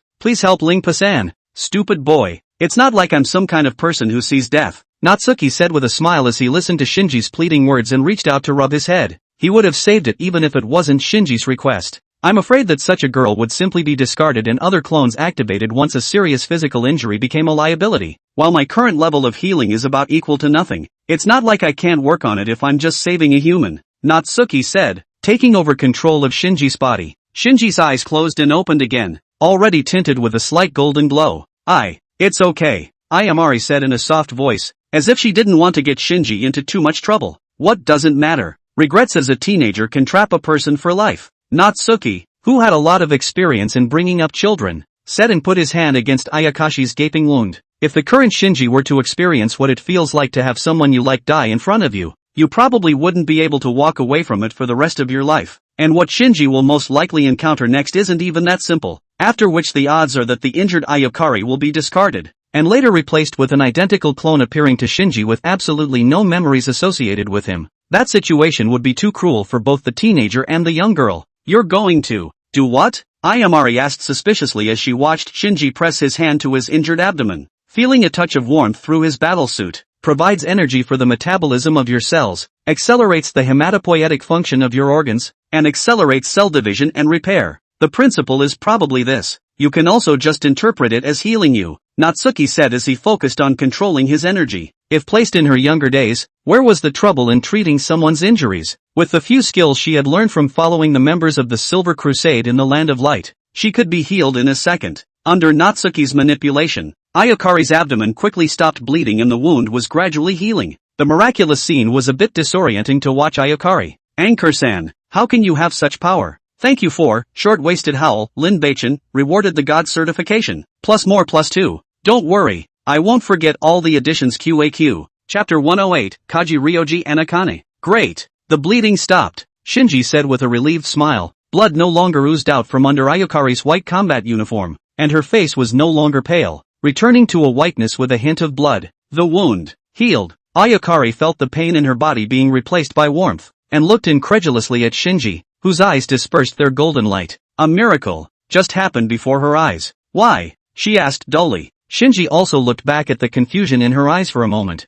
This secret. He didn't really know how to explain his current state for a moment. As a human, something like being one-minded with an alien giant has nothing to do with science at all. Anchor-san's secret. Understanding that Shinji didn't want to talk about it for the time being, Ayamari nodded. I understand, and I'll keep that secret for Anchor-san. Hearing this promise, Shinji smiled and helped Ayakari up from the floor. Thanks. Thank you. What should I say after that? Ayakashi asked. She didn't know how to respond to someone's thanks. After thank you, it should be nonchalant. Shinji craned his head to look at Ayakari's delicate face, and was about to say that he should have picked up on the nonchalance at this point in time, but as the words came out of his mouth, he felt that there was a better answer. No, at times like this, just smile, he said. In the grass under the moonlight, the blue-haired girl wearing a white combat uniform nodded silently after hearing this, slightly tilting her head sideways as she looked at the teenager who had just saved her life. a beautiful smile spreading at the corners of her mouth. Shinji froze. A teenage girl's blush is worth 1,000 love words. This battle with the fifth apostle,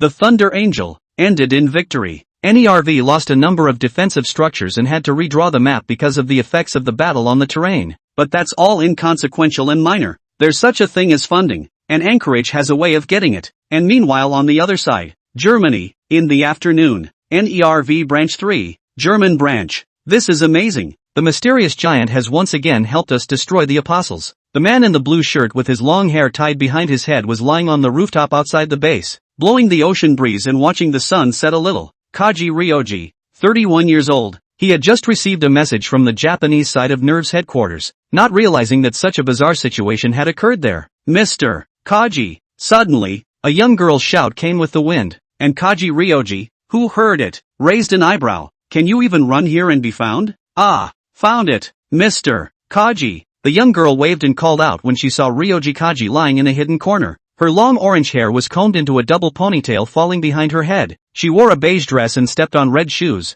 Her face was both European three-dimensional and oriental delicate, just like a princess. Soryu Akane Langley, 14 years old, EVA-2 pilot, already packed. Akane? Kaji Ryoji asked, rubbing his head as he sat up from the floor and looked back towards Akane, who was running towards him, propping up a soft smile. Pack it up. All of the items, except for the carry-on luggage, have been sent to NERV headquarters, Akane replied, before asking, we'll be arriving in Japan tomorrow along with the second plane, right? EVA-2, a body built purely for actual combat, was assembled at NERV's third German branch, and Soryu Akane Langley, the exclusive pilot of EVA-2, is the second fittest, the pilot who was selected early on. Ayakari is the first fittest, Akane is the second fittest, and Shinji is the third fittest in line. That's right, after that you'll be piloting the second to fight the apostles in third New Tokyo City. Well, scared? Kaji Ryoji chuckled. He is a member of the NERV organization's Special Inspection Department and Akira's guardian in Germany, with a dashing and manly demeanor. Scared?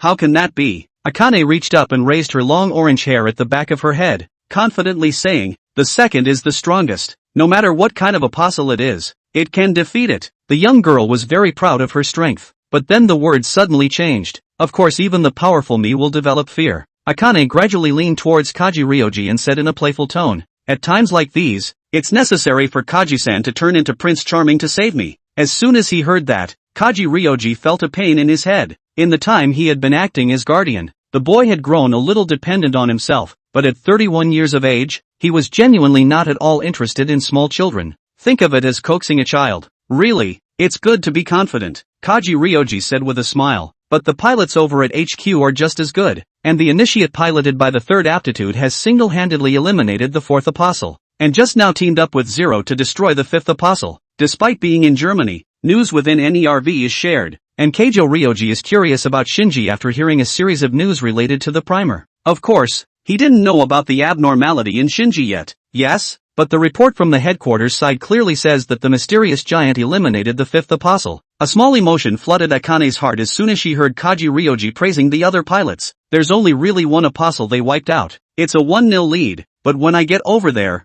I'll soon overtake them. Akane huffed as she crossed her arms. Kaji Ryoji took one look at the expression on her face and smiled helplessly. Yes, I'm sure Akira will be able to make a big impact, he said. The kid is a competent driver, just rather uncaring. Although it sounds perfunctory, since it's Kaji-san's words, I'll forgive it. Akane, who also changed her face faster than turning a book, laughed again. After that, turning her gaze to the sea, she rushed at the setting sun and said confidently, wait for me, third New Tokyo City, this lady will surely destroy all the apostles. Chapter 109, The Unwillingness to Speak of the Past. It's evening on the German side, still late at night on the Japanese side. After the exciting battle of the night, Shinji, who had returned to his apartment, wanted to rest straight away, but sighed and walked towards the fridge when he saw that Misato Katsushiro was ready to eat instant noodles again. Misato-san, don't eat this all the time. It doesn't replenish the nutrients your body needs, Shinji said as he rummaged through the fridge for ingredients. Hearing that, Misato Katsushika,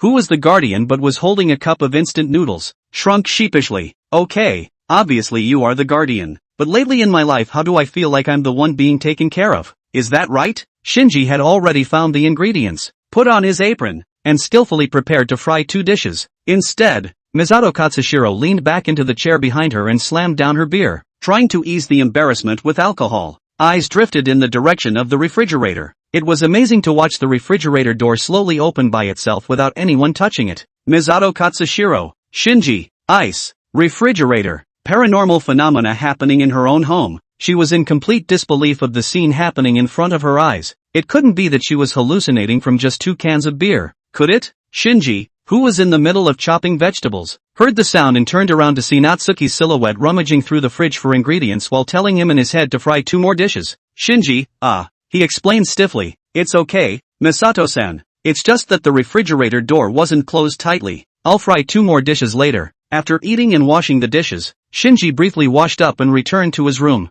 Lying in bed, staring at the familiar ceiling, suddenly his eyes drifted to a familiar object sitting at the foot of his bed, a black vintage Walkman. The headphones, already somewhat worn out from his use, wrapped around the Walkman. That said, it's been a couple days since I've used it. Shinji reached out and picked up the Walkman. Looking at it, in the old days, when he encountered things he didn't want to face, he would always put on his headphones and listen to music from his Walkman, isolating himself from the world. It was something his father used to give him, and a comfort to his soul all these years. But the present self, it seems, has no use for it. One no longer runs away from the world, but opens one's arms and embraces it, and the one that caused it all. Shinji turned sideways to Natsuki, who was sitting in a chair looking through a history book. After meeting Mr. Natsuki, his life was completely changed. Natsuki-san, thank you, Shinji spoke, his tone laced with gratitude. Hearing his words, Natsuki put down the book in his hand. Why are you suddenly thanking me? He asked. Because Natsuki-san helped me to have the happy life I have now.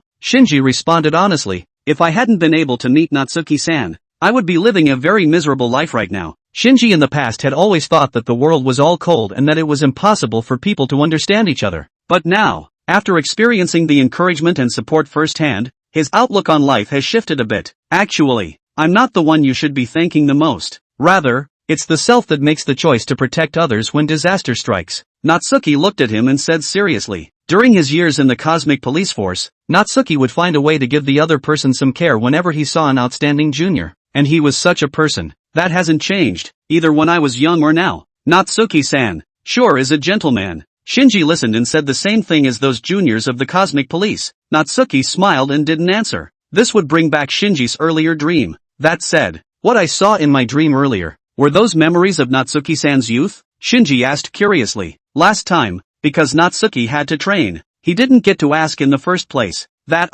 Because of the onesies, Natsuki instantly reacted to which memory Shinji was talking about. That's right, that time, I had just finished a mission from a distant galaxy and was developing a forbidden art with Ace after returning to the Land of Light, just in time for Hikari to meet with an accident while out investigating, Natsuki said while thinking back. Shinji listened, continuing, in the dream, the Natsuki-san I saw was full of confidence and motivation, but I can also sense that Natsuki-san develops a sadness when he brings up the past. Why is that? Hearing this question, Natsuki also knew that there was no getting around this topic, a state of oneness where both parties can sense the emotions of the other. The teenager didn't mean to pry into his past, but wanted to comfort himself, but his limited experience led to a somewhat different way of expressing himself, because it has changed, Natsuki said with a sigh as he slowly raised his head and looked out the window at the moon. Even if I could regain my strength again now and be able to pick myself back up, there's no way to be exactly like the past. With Hikari's help, Natsuki saw the hope of regaining his strength and was willing to add to it in order to be a part of the war afterward.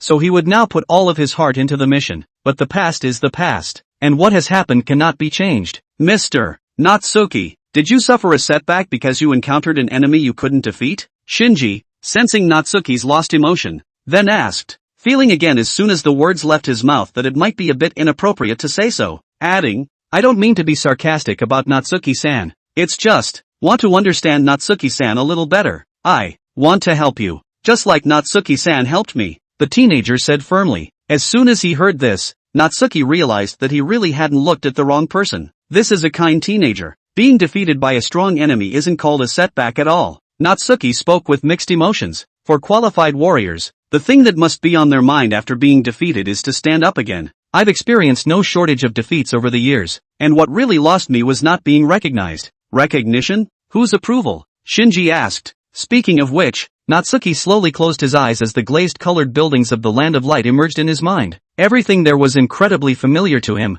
and the one that shone the brightest of them all was a spire that appeared extraordinarily tall even from his viewpoint. Light. What I didn't get was Light's approval. In a past battle, he had thought he could use the power of that light, but the end result was, he became what he is today. Forcing the use of a power that doesn't belong to you can only end up with unfortunate results. It was after that time that he realized that there was such a thing as fate in this world. He himself has long since become unfit to continue on the stage, and the world after that belongs to the young. Well, it's getting late. Don't you still have to get up early tomorrow to meet the EVA-2 and the pilot with Misato-san? If young people stay up late, it can lead to poor physical development. With that said, Natsuki waved his hand and closed the curtains, plunging the room into darkness and reminding Shinji that it was time to go to bed. Although Shinji still wanted to hear a story about Natsuki-san, it was getting very late indeed. Good night, Mr. Natsuki. Good night. After exchanging goodnights, Shinji closed his eyes and drifted off to sleep. Time passed for who knows how long. In a blur,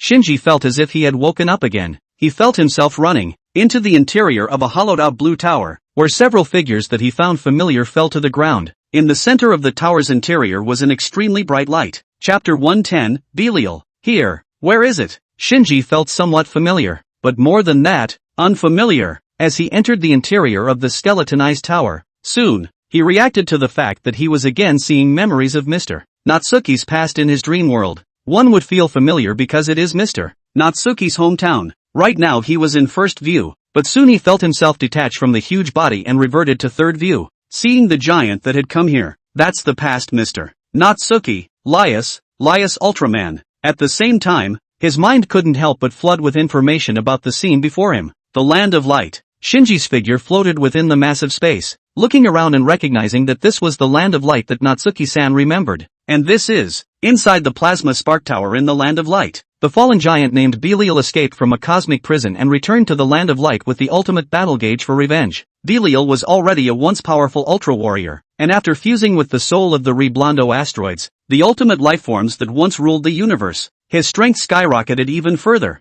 and in his hands he held the ultimate battle gauge that was powerful enough to be called the ultimate weapon, which was completely out of sync with the enemies that Lias had once fought, crushing the Otter brothers along the way. Even the father of Otter, who is the Grand Commander of the Cosmic Police Force, falls. Unsurprisingly, Belial will snatch the plasma spark core that powers the entire Land of Light, plunging the entire planet into a cold, dead silence. Finally, it still fell into my hands. The dark giant with a black and red body and fierce eyes held a long stick and came to the plasma spark core with a fierce smile. Belize, Belial. Just as he was about to seize the plasma spark core, an angry bellow came from behind him. Belial sneered at the sound and slowly turned around. Another one to die. Behind him was a giant with long limbs and a red-colored cloak, his fists clenched and ready for a battle stance. Lias, Tyro, who struggled up from the ground, saw Lias arrive and hastily warned, Belial's power is very strong. Be careful. Covering his side waist and half kneeling on the ground, the father of Otter also inclined his head,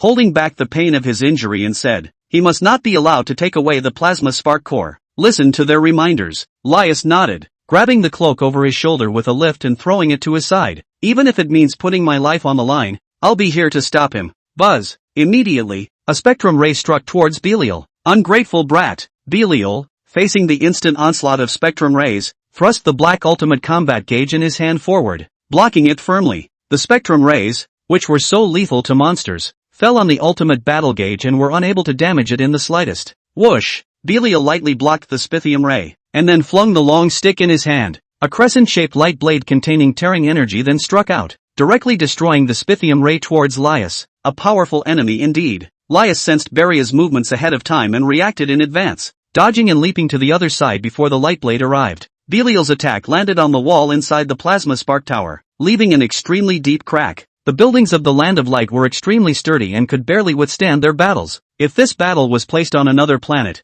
the aftermath of the battle alone could easily level a city, and the full force of the fight would even indirectly lead to the destruction of the planet. Any more carvings? Bring them all out. Belial slung the ultimate combat gauge over his shoulder and looked towards Lias, reaching out to provoke him, matching the hideous eyes in a rather mocking manner. In response, Lias first raised his hand and shot out 2 light bullets, one left and one right towards Belial, to attract his opponent's attention. Boom boom! The light projectile was crushed by Belial's bare hands, failing to cause any substantial effect, and by this time, Lias had already crossed his arms and completed his energy buildup. releasing a capturing aura, a golden aura that cascaded towards Belial, while at the same time, controlling the otter bracelet on his wrist to complete the transformation of his form. At the same time as the capturing aura was lassoed towards Belial, the otter bracelet formed a spiraling wheel of light in midair, aiming at Belial, from which a large number of fine needles of energy were shot out, showering Belial with them like a torrential downpour. Kind of interesting. Belial was also intrigued when he saw Lias's moves one after another. First, he propped up the capture aura on himself, after which he raised his ultimate combat gauge and aimed it at the otter bracelet above him, which had turned into a wheel of light, and unleashed a bolt of lightning. Boo! The otter bracelet's attack is interrupted and reverts from its light wheel form to a bracelet, returning to Lias' wrist, and in the seconds it took for Belial to counter, Lias once again finished building up his stance, only to see Lias' right hand condensed to 8 points of light wheel, upward high above the head. With the injection of energy, this 8 points of light wheel further growth has reached the diameter of 100 meters. The spinning giant light wheel carried surging energy, causing the surrounding gas to vibrate crazily. Take that! Lias Nianli exploded, controlling this huge 8-pointed wheel of light that flew towards Belial at breakneck speeds. Belial grinned instantly at the sight of this rather oppressive move. It's not enough. Taking a step up and leaping up, he swung the ultimate combat gauge heavily, wanting to smash the huge 8-pointed wheel of light with a direct strike. However, at the moment when the ultimate combat instrument was about to make contact with the 8 points light wheel, this 8-part wheel of light split again under the manipulation of the nimbus, dividing into 8 evenly sized wheels of light that struck Belial from all sides. Boom boom boom. To further increase the power of this move, Lias also purposely detonated all of the light wheels as they closed in on Belial, setting off a violent explosion of energy. It worked! Tara, who had long been exhausted on the sidelines, saw this scene and expected it in her heart. In the internal part of the light, countless warriors have regarded Lias as a member of the Otter Brothers. The only difference with the Otter Brothers is that they have not gone to Earth to carry out the mission. Most of the usual missions are in the remote and dangerous galaxies. The war power is superb. In the heart of the Tyrol, Lias's strength is not inferior to their own. The few other warriors who had fallen were also staring intently at the flames. However, as Belial wielded the ultimate combat gauge and the fire cleared, they realized that there were no visible injuries on Belial at all. Is that the extent of it? Belial craned his neck and taunted at Lias. Chapter 111, the name is Gigabit. Even this move didn't work? Lias felt a twinge of pressure when he saw that even his improved 8-point light wheel didn't work. This guy's torso strength and power were far above his own. But, how can one be considered an ultramarine if one retreats here? Again! Lias reached out with his right hand. The otter bracelet transformed into the form of a javelin and grasped it firmly in his hand. His legs fought and his whole body rushed out like a cannonball. Good. Have guts. Seeing that Lias still dared to fight himself close up, Belial charged forward with the same rush. The figures of both sides staggered as the ultimate combat instrument collided with the otter lance, and an intense impact instantly erupted. At the same time there came a clear voice. Ka! The lance in Lias's hand shattered with a sound, and the ordinary otter bracelet was no match for the ultimate battle gauge. The rest of the force of the blow landed squarely on Lias, who had been caught off guard. Boom! The mellow blow came with an irresistible force, slamming Lias right out of the way, faster than the rush had come. Lias, seeing that Belial was going to ride out the attack, the warriors who had already caught their breath while the two sides were engaged rushed to hit the light cover. Tara, who was the first to recover, went straight for a striker ray, and Ace, who was on the side, hit a vertical guillotine. Stay out of the way. Belial in midair sensed the attack coming and decisively turned back and swept the ultimate combat instrument. Light blades filled with destructive energy instantly flew out, destroying the two rays of light. After cleaning up what was in the way, Belial carried the ultimate combat gauge to the fallen Lias, looking down at him condescendingly. What? No? There's really not a single one that can fight. Hearing the mocking words, Lias rose from the ground, his eyes dead set on Belial, knowing he could never fall at this point. It's not over yet. Saying that, he condensed his energy towards his arm and raised his hand to form his arm into an L shape, and golden rays of light suddenly erupted raging from between his arms. Buzz! The Heinrama ray, which has twice the power of the spectrum ray. Useless struggle. Seeing that his opponent was still going to resist, Belial laughed contemptuously before standing the ultimate combat gauge on its side and forming his hands into claws to form a cross. Buzz! The crimson rays of light that were mixed with black lightning erupted all of a sudden, and the instant it took shape it set off a strong energy shock. If he was hit by this strike, Lias would definitely be in a bad way. Boom! The Ditharam rays collided with the Shinarama rays, and in just a breath, the latter was crushed, and the Ditharam rays were so powerful that they went straight through the walls of the plasma spark tower in the back. What? After the light fell, Belial realized that Laius' figure had disappeared. Realizing that the move was just a ruse, a flash of anger welled up in him immediately and he turned to look in the direction of the core of the plasma sparks. The figure of Laius stood in front of the plasma spark core. "What are you doing?" Seeing that this guy dared to spy on his own things, Belial immediately raged, carrying the ultimate combat gauge and preparing to end his opponent's life. There was no doubt that Laius was preparing to use the power of the plasma spark core against Belial. "No way! Use the power of the core rashly. That power will backfire on you." Seeing this scene, the Grand Captain, father of Ultras, endured his back injury and warned, "The plasma spark core is powered by 5,000 plasma spark units underground, and has the massive energy needed to sustain the lives of the entire planet's 18 billion inhabitants and the operation of countless facilities. It does provide unimaginable power to the Ultramarines, but that power isn't something anyone can take on. Can't care about that much anymore." Laius sensed Beria's approach and made an instantaneous choice in his mind. Of course he knew how huge the energy of the plasma spark core really was, but he also knew that if he could get the approval of the plasma spark core, he would be able to have a great power, and he could completely use it to defeat Belial. With the energy of the plasma spark core, it is possible to use a move that only exists in legends. Right now, he needed that power. He was sure that he, who had always fought hard, would be recognized by the plasma spark core. Die! The ultimate combat gauge in Belial's hand was about to land on Laius, and with this blow, he would be crippled without dying. But at the same time, Laius' hand had reached into the glow of the plasma spark core. Boom! Intense light and energy instantly erupted. An irresistible shock ripped through the center of this space, forcing the incoming Belial right back, while the shock also lifted a host of fallen fighters off their feet and smashed them against the walls of the plasma spark tower. Aha! Laius, who was located at the very center of the impact, let out a howl of pain as countless energies crazily surged into his body, his entire body emitting a blinding light, and even the light in his eyes seized his eyes as the timer in his chest shattered.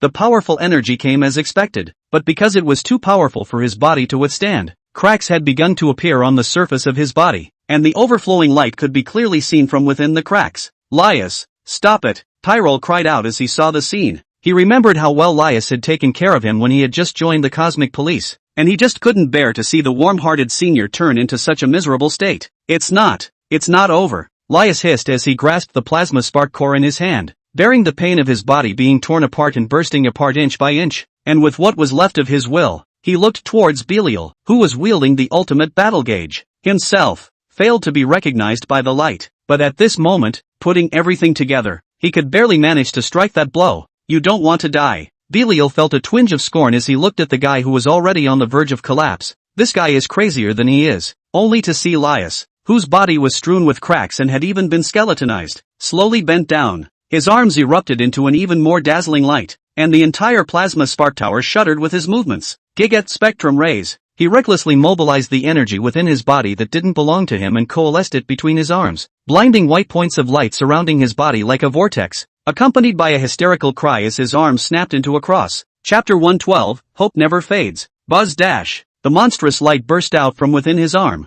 with an output that far exceeded that of the spectrum rays, and grew wider and wider as the output drew farther away, surging towards Belial like a pouring tsunami. Sensing the danger ahead of time, Belial flew off down the gaping hole in the wall he'd punched earlier, but the ray of light was far faster and wider than imaginable, blasting half of the upper half of the plasma spark tower building right through it and continuing to surge towards Belial. "Damn it guys, how could you even use a move like that?" Beria, who had already flown into mid-air, hastily threw the ultimate combat gauge across his chest and spun it around to act as a barrier against it, but he still underestimated the power of this move. The ultimate battle gauge couldn't completely protect Belial. The extremely destructive energy fell on him. Even though he concentrated on his defense, he was still partially torn apart by the ray of light, and some fragments continued to fly towards the universe along with the ray of light. If this strike had been fully executed, Belial would have been annihilated right here. The light lasted only a second, and before Belial thought he was going to fall at that point, the light stopped. Inside the plasma spark tower, the giant that was still maintaining the light output action, at this moment, his eyes had completely gone out, and energy continued to overflow from that broken body, like a sculpture that had already died. "Laius, I can't believe I actually used that legendary light," the father of Otters said in astonishment, his heart filled with emotion. Afterward, he braced himself to get up and tried to rush to Laius' side. Having failed to be recognized by the plasma spark core, the move that was forced upon him had only a second of output before it burned out Laius's life. Laius, the mother of Otter, who was the captain of the Silver Crusaders, followed suit and ran to Lias' side, her heart overwhelmed with pain. The boy had fought tooth and nail to protect their hometown. She had to sustain the collapse of Lias's body while she was at it, to salvage the possibility of this body coming back to life. Ha! What a powerful enough blow. At that moment, Belial was once again back inside the plasma spark tower, able to clearly see the turquoise sky outside through the large gaping hole that had been blasted open by the Gigaspectrum's light. With one hand covering his wound and the other carrying the ultimate combat gauge, Belial advanced slowly towards where Lias was. Almost, really almost had an accident. That light could have changed the outcome if it had lasted a second longer. Belial, do you still want to be obsessed? The father of Ultras decisively stopped in front of Lias, allowing the mother of Ultras to do her best to salvage Lias' body as he rushed at Belial angrily. Immediately, he summoned the otter dumbbell from his belt and prepared to stop Belial. However, Belial,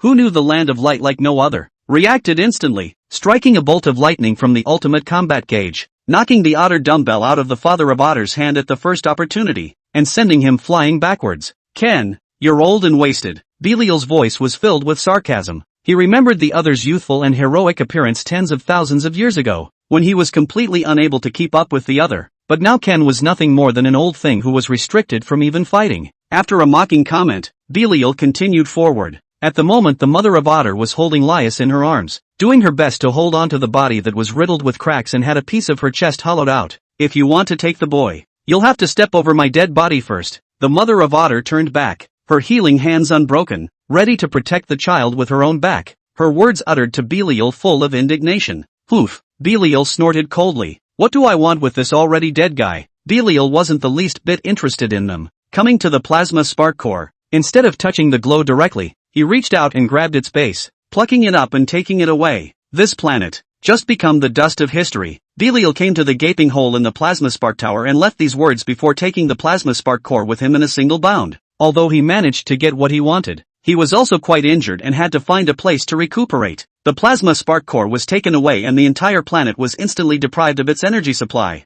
The scientists at the Bureau of Cosmic Science and Technology had not anticipated this day at all, and it was simply too late to try to improvise a rescue, not to mention that their chief director had fallen in the battle with Belial. Soon, a cold wave containing ice-sealing power swept through the interior of the Kingdom of Light. The glazed buildings were frozen, and all the inhabitants of the Land of Light were frozen in this deadly cold wave. Their running and struggling looks turned into ice sculptures. The cold wave swept on, eventually coming to the plasma spark tower as well. The boy, and caught the last of the light for us. As the cold wave hit, the mother of Otter also noticed the last rays of the plasma spark tower's light caught in Lias's hands. It would become their last hope. Lias, Tyrol dragged his body to his side, looking at the faint glow and moving inwardly. Let me preserve this light. The hope you left behind will surely help us through this calamity. With that said, Terra burned the energy of his entire body, his body transforming into a flame as he introduced this last ray of light into the crystal within his chest, doing everything he could to preserve this last hope. The cold snap hit. Ice crawled up Terra's body, freezing it. To the side, the mother of Otter also held Lias tightly in her arms, protecting the body as best she could, before being similarly frozen. Even in their frozen state, they were still guarding the hope in their arms. Extreme cold crept into Shinji's mind as well. He, who had been watching all this from the sidelines, felt the same piercing cold, so struggled to open his eyes. Familiar ceiling. Opening his eyes, he saw not the frozen world, but the familiar ceiling. Twisting his head to his side, the familiar figure was sitting in a chair, grasping a ball of wool in his hand, and was controlling the process of breaking it down to its tiniest state and then reorganizing it as a way of regaining the fineness of his control over energy. Oh, wake up from your nap? Seeing Shinji wake up, Natsuki greeted him. Get ready to get up. You still have to meet the second machine with Misato-san later. Everything seemed so natural, and the countless images just now seemed as if they were really just a dream. A sleepy Shinji nodded. Okay, thanks to the dangerous Kudo Yoichi for rewarding me with a big god certification. +1. Counting a total of 10 chapters owed to the plus. Today, in order not to get stuck in the exciting part of the first chapter to pay back, the remaining 9 chapters are still owed. When the author bacteria pneumothorax recovery will enter the plus mode. Omega Dash. Chapter 113. Each one is a heavyweight. At noon that day, over the Pacific Ocean, inside Nerve's exclusive transport helicopter. It's just welcoming the second. Is it necessary to bring along the Zero? Shinji asked suspiciously as he glanced behind him at another large battle transport that had been specially stowed to house EVA-0. He remembered that the pilot of the second machine should also be a member of NERV. Commander Anchor was worried that there might be an accident, so he brought along an extra insurance policy. Misato Katsuragi replied. When explaining this mission, Ankaradu had specifically instructed that there must be absolutely no accidents, and that he must ensure the handover of the second machine. So why don't you take the Hatsune Makoto with you? Shinji asked. To stand alone in terms of combat capability, the Hatsune is superior to the Zero, because the primer has to stay at the headquarters to prevent the Apostle's attack, Misato Katsura replied, before smiling. Don't worry, there won't be any accidents this time. The thing that attracted the Apostle is under the headquarters, and this is just the handover transportation site for the second machine, so how could there be an accident? If you ask her, the Anchor Commander all falls into the category of being overly concerned. Just think of it as traveling. You too. After all, keeping up intense combat can be physically and mentally exhausting, Misato Katsuragi said as she rushed to Shinji and Ayakari in the cabin. Okay, Ayakari nodded honestly. She was still wearing the same blue and white sailor uniform she would wear to school today, as if she had nothing else to wear but her battle and school uniforms. Shinji's outfit, on the other hand, was simpler. Black pants with a short white shirt. Simple and competent. Every time Misato-sama says something like that, I always feel like there's going to be an accident. Shinji didn't hold back from spitting out a comment. This would fall under the category of being a flag before going to war. Don't worry, there will be an accident if nothing happens. Natsuki also nodded as he hugged his arms. His intuition as Otter Olden also told him that this mission was definitely not simple. I can't believe you don't believe me. Misato Katsuragi, hearing Shinji's complete disbelief in his words, stepped forward and grabbed Shinji's head for a moment to rub it. If I say it's okay, it's okay. Okay, okay. Shinji begged in pain. Soon, they arrived above the fleet transporting the EVA-2s, 5 carriers and 4 battleships, a fleet subordinate to the United Nations military forces, were sent out this time specifically to transport the EVA-2 from the German branch to the NERV headquarters. Transportation 2. It's actually using such a big battle? Shinji saw the fleet below him through the glass of the helicopter, and although he wasn't a military buff, he knew the strategic importance of these things, and in his heart, he lamented the fact that the NERV organization had a lot of energy. Okay, we're getting ready to land. Soon you two will get to see the pilot of the second plane. So get along then, Misato Katsuragi reminded at Shinji. Shinji nodded silently, his mind curious as to what kind of person the pilot of the second machine would be. Pilot from Germany. Combat powerful no. 2.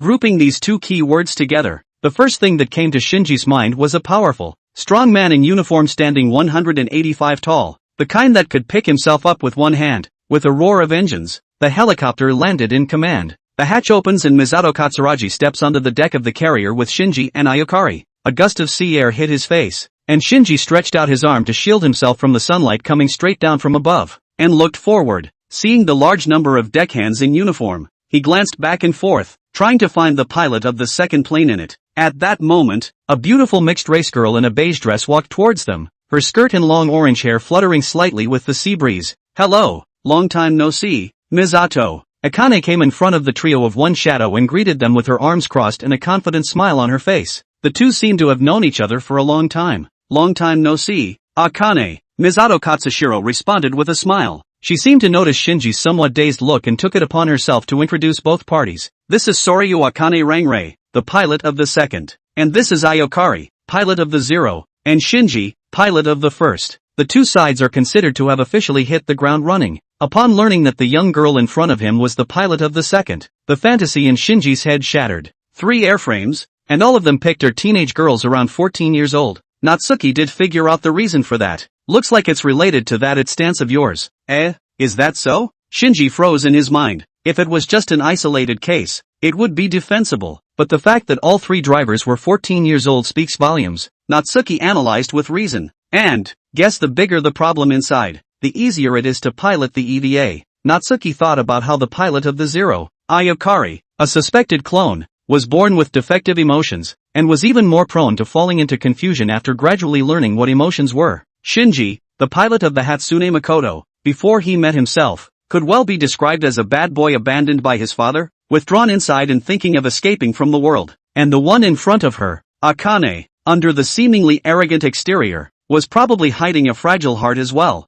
Nice guy, not a single sane person. I'm the only one on the whole team. Well, I don't seem to be in a position to talk about others. I don't seem to be in a position to talk about anyone else. Mentally sputtering, Natsuki shook his head and shook all those thoughts out. Natsuki-san, if you say that, I'll be sad too. Shinji was one with Natsuki, so he could naturally sense his thoughts. and it was only natural that he switched to a sultry look when he heard Natsuki-san describe his previous self as a bad boy. Ah, ha ha ha. Natsuki covered the embarrassment with laughter. Afterward, he rubbed his head and said, "But haven't you grown a lot now? People always go through stages of growth. There's no need to be too negative about your previous self. After all, that's the path you've personally traveled." The two exchanged ideas. Akane, who was standing to the side, had frowned slightly. "Hey, don't freeze when you're greeting someone," she said, pointing at Shinji. The two sides met for the first time, and later on they were still comrades in arms, but the result was that this guy actually froze the whole time, and what he had just said was probably not heard a word. "Ah, sorry." Shinji tried to hide his embarrassment with a laugh as well. "That's just the way he is. Sometimes he'll suddenly go blank or talk to himself. Just get used to it." Misato Katsushiro spat along. Akane looks at Shinji and then at Ayokari. One meets and glares, while the other simply had no expression on his face the entire time. Where the hell did they get the drivers from on the HQ side? "Forget it, I'll just take the lead in the battle with the apostles after that. You guys just need to cooperate with me and we'll easily take the victory." Akane thought for a while and realized that she couldn't figure it out, so she just didn't think about it. Chapter 114 Embryos. Aircraft Carrier Captain's Room. "First you use our military to transport your stuff. Then you bring 3 kids over here to tell me you're in charge. Do you nerves always do things so hastily?" The sideburns UN Navy captain said with a frown as he looked at Misato Katsuragi in front of him and swept the 3 pilots behind him. The old captain still had his pipe in his mouth, and wisps of white smoke drifted out of it. It wasn't really any wonder that he was suspicious, because at the moment he was holding Misato Katsuragi's work ID with her weight and age blacked out, and it was hard to imagine the chief of operations of a major international organization doing such a thing. The 3 kids behind him were even more outrageous, and he couldn't have shoved his head down the toilet to think that any RV would let 3 kids pilot an EVA to fight monsters to the death. "Well, our commander is a person with very unique ideas," Misato Katsuragi explained without blushing. She knew the old captain before her was of the older military generation and it was hard to keep up with their jumpy thinking. "I cannot trust you." The old captain handed back Misato Katsuragi's credentials. "Even though this is only a transportation mission, we will follow instructions and make sure that the handover is completed after docking. At sea in the Pacific Ocean, still under our jurisdiction, we are unable to turn the airframe over to you at this time. Whether it's an apostle or something else, we'll be able to deal with it with the firepower of the fleet, and there's a definite guarantee of safety." He couldn't guarantee what would happen if he turned EVA-2 over to her now. He couldn't trust an adult who had randomly scribbled down his credentials, plus 3 kids. "Good." In response, Misato Katsushiro also expressed her understanding and nodded her head. "Then we'll complete the handover after docking as originally planned." Originally, she was just giving it a try, thinking if she could finish this mission earlier. Since the other party refused with such a reason, she couldn't say anything. The other side. A lounge inside the carrier. "Misato has arrived already? That's a fast move," Kaji Ryoji said with a smile as he carefully placed his suitcase inside the safe and heard the commotion outside. "It's this stuff that really matters on this transportation mission." He closed the safe and made sure the real cargo was secure. Ryoji Kaji, a member of NERV's Special Inspection Department, but also a spy for Anchorage. One of the purposes of his being in Germany was to ensure Akane's growth as her guardian, and the other, and most important, was to steal that atom, which had been reduced to an embryo by SEAL, and bring it to Anchorage. Anchorage is a member of the Human Completion Program Committee and a subordinate of SEAL, but they are not exactly on the same page and use each other. It's just a bunch of old people, each with their own agenda. And as Ryoji Kaji headed for the door, about to lock the door to this lounge, click, a crisp sound rang out in the room, which was empty except for Ryoji Kaji, the sound of the safe's knob turning. Kaji Ryoji's pace froze momentarily. Quickly reacting, he drew the pistol pinned to the back of his waist. "Who?" he questioned, raising his gun at the empty room, his normally sprightly and casual face full of concentration. In his unseen view, the vaporous figure in the green floral shirt was sitting on the bed in the room, staring at the safe. He could clearly feel that what was contained there was some kind of special life. An illusion? Ryoji Keijo held his gun up in a stalemate for almost 2 minutes, and was slightly relieved that he hadn't noticed anything out of the ordinary. Just about to put the gun away, suddenly an unfamiliar voice rang in his head. "What's in that?" Hearing that sound, Kaji Ryoji immediately looked around vigilantly and checked the broadcasting equipment. He suspected that someone had placed equipment capable of playing audio here ahead of time, and the person who had done this was presumably someone sent by SEAL. Damn! Still discovered? Kaji Ryoji thought that his stealing action had been discovered by SEAL, and immediately a drop of cold sweat resolved on his forehead. Those guys don't take kindly to spies. But he searched and couldn't find where the sound was coming from. SEAL's tactics are, indeed, brilliant. Okay, You got me. But, can you tell me how you found out? Kaji Ryoji moved slowly to the wall of the room, leaned his back against it, and spoke into the air, listening to the words he uttered. Natsuki always felt as if he had misunderstood something. He was just curious to ask. After all, this thing had appeared right under his nose and was still revealing itself to be weird in every way. Years of experience had taught him that this stuff was definitely involved. Don't ask first. You let me ask first. Natsuki's voice once again sounded in Kaji Ryoji's mind. Answer my previous question. Face it, Kaji Ryoji chose to say stiffly. I don't know what's inside. And, aren't you going to show yourself? The fact that he could clearly hear his opponent's voice even from this position confused Kaji Ryoji a bit. The sound didn't come from some instrument, but rang directly in his head. Damn, I can't believe they've even mastered this kind of technology. Inside is an embryo of some kind of life, and it's not human. Natsuki saw what was inside through the safe. What are you going to do with it? He asked. Kaji Ryoji heard the other party point out what was inside and confirmed even more that the other party was someone sent by Seal. Who knows? Probably for frying. Who wouldn't want to try something that's not in the recipe? Kaji Ryoji knew he might have to disappear from the world this time, but chose to hide the truth. In a life and death situation, the man showed a look down the nose sagacity. It's so hard to talk to you. I'll ask someone else later. Natsuki also felt a pang of speechlessness as she listened to him circle back and forth here. You're playing the Riddler with me here. Back he went to ask Albert what the hell was going on. Anchorage has a great spy in Ryoji Kaji, but Natsuki has an even bigger spy in Albert. After saying that, Natsuki's silhouette disappeared from the area. Hearing the last two words, Kaji Ryoji, who was already prepared to die, froze instead. Is that supposed to be the tone of voice of a SEAL member? Why does it feel like it's not quite right? Still, out of caution, Ryoji Kaji held his pistol and did not leave his back from that side of the wall, wary of any enemy that might appear at any moment. Until, rumble, the waters around the fleet suddenly began to churn as if something huge was about to break the surface. No way. Ryoji Kaji felt the vibration and heard the commotion on the deck, realizing that it was feared to be the apostle coming. Thank you for, Heartless Sister Controller, Renui Nui's, reward for the certification of the gods, plus more plus 2. Chapter 115, Enemy Attack. Radar picked up a huge underwater object moving fast toward the fleet. It is suspected to be a creature named Apostle. Inside the captain's room, the technician in charge of detecting the underwater situation reported loudly. What? Seeing that even a fleet of this magnitude dares to lean over? The old captain with a pipe in his mouth looked at the constantly undulating sea. His brow furrowed as he made a quick decision in his mind. Prepare all ships to meet the attack. All weapons disarmed. Make sure you destroy it underwater. The old captain ordered sternly over the comms. Do you really think that we, the United Nations, are a soft touch? Today, we will show this apostle what we are made of. Roger that. N. The 5 carriers and 4 battleships, all locked on to their targets at this moment, and the soldiers within each ship all threw themselves into the fray, pouring fire towards the underwater targets. The torpedo traveled underwater with great speed, and in an instant it had come to the underwater apostle. It was a huge creature with a beige body, like a whale, with a bloody mouth covered in sharp teeth, and its size was even bigger than an aircraft carrier. The 6th apostle, the fish angel. Boom boom boom. The intense attacks landed on the 6th apostle fish angel, all of which were blocked by the stance, setting off huge explosions underwater and churning the waves. Did it work? The old captain,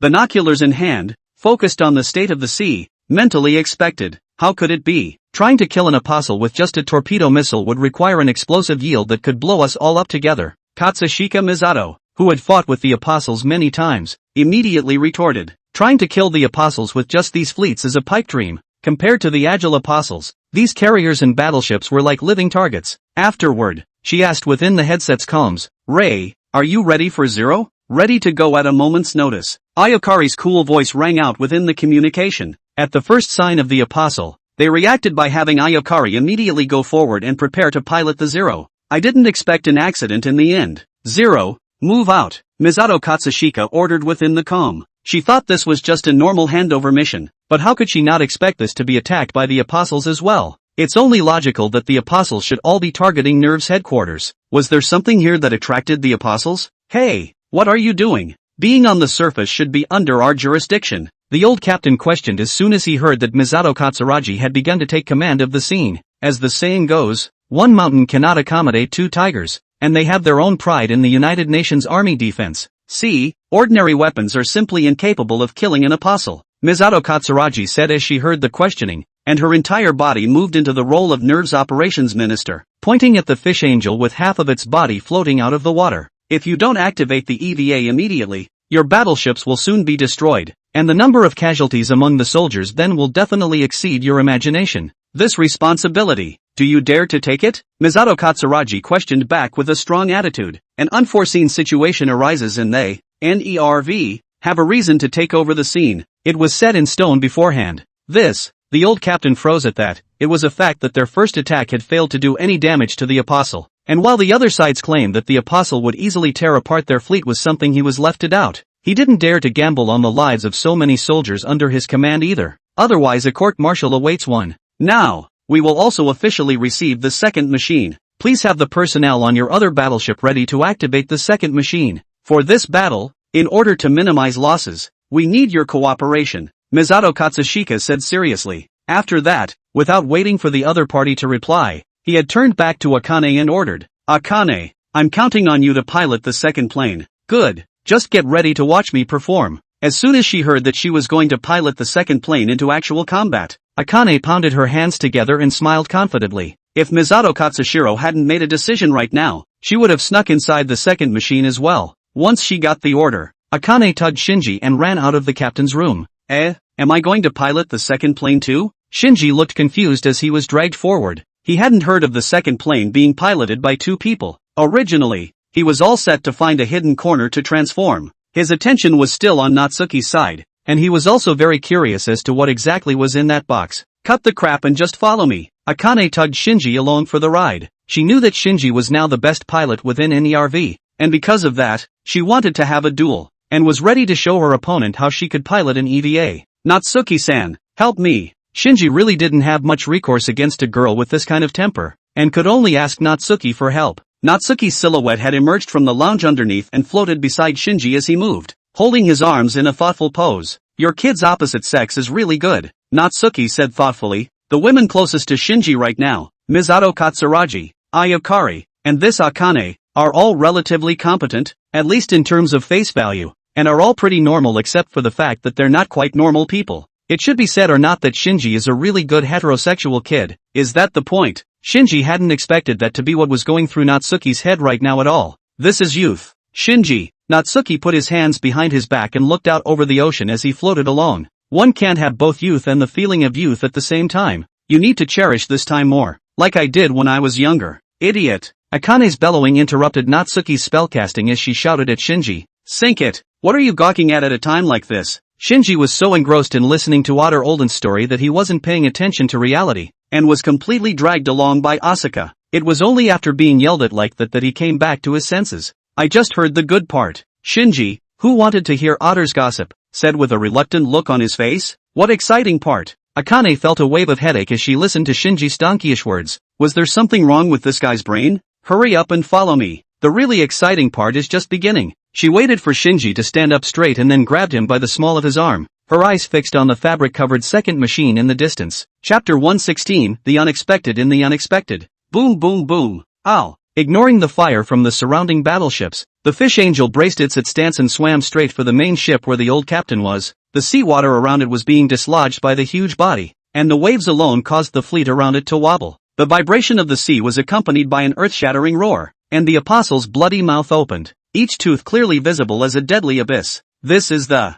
Apostle? The old captain's eyes widened as he looked at the Fish Angel that was lunging straight toward this carrier, instinctively generating a twinge of fear. Something like this was beyond his imagination of the creature. Ray, Misato Katsuragi, who was also in the captain's room and a bit calmer in comparison, called out over the comms. Coming, Ayakari replied. As the Fish Angel approached the main ship, the orange-colored EVA-0 crossed the deck and flew in with a punch that just missed the Fish Angel. Boo! Halfway out, Zero punched the Fish Angel to change its original attack path, knocking it down into the water with a dull thud and sending up layers of waves. Be careful, EVA bodies aren't very good at fighting underwater. Misato Katsushiro was slightly relieved to see the Fish Angel fall back into the seawater, before warning Ayokari, ground combat is what they do best. Facing apostles with fish-like characteristics in the middle of the ocean now would certainly be disadvantageous for them. The EVA hull's power supply cables also doomed them from going too deep into the ocean. Okay. Ayakari piloted the Zero and stood by on the deck of the carrier,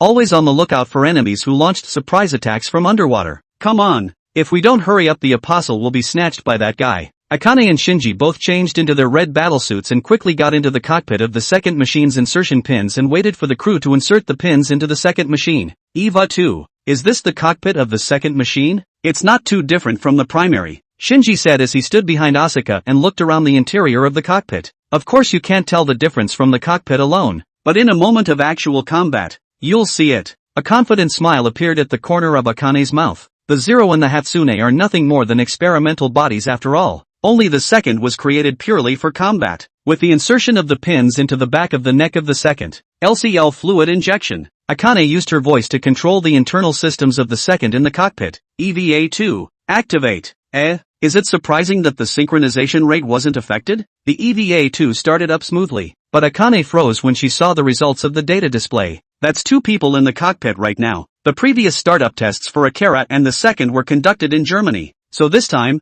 they also used German for startup, but at the moment, Shinji was also in the cockpit, so it would be logical that Shinji's Japanese thinking logic would affect her piloting, but it turned out to be unaffected?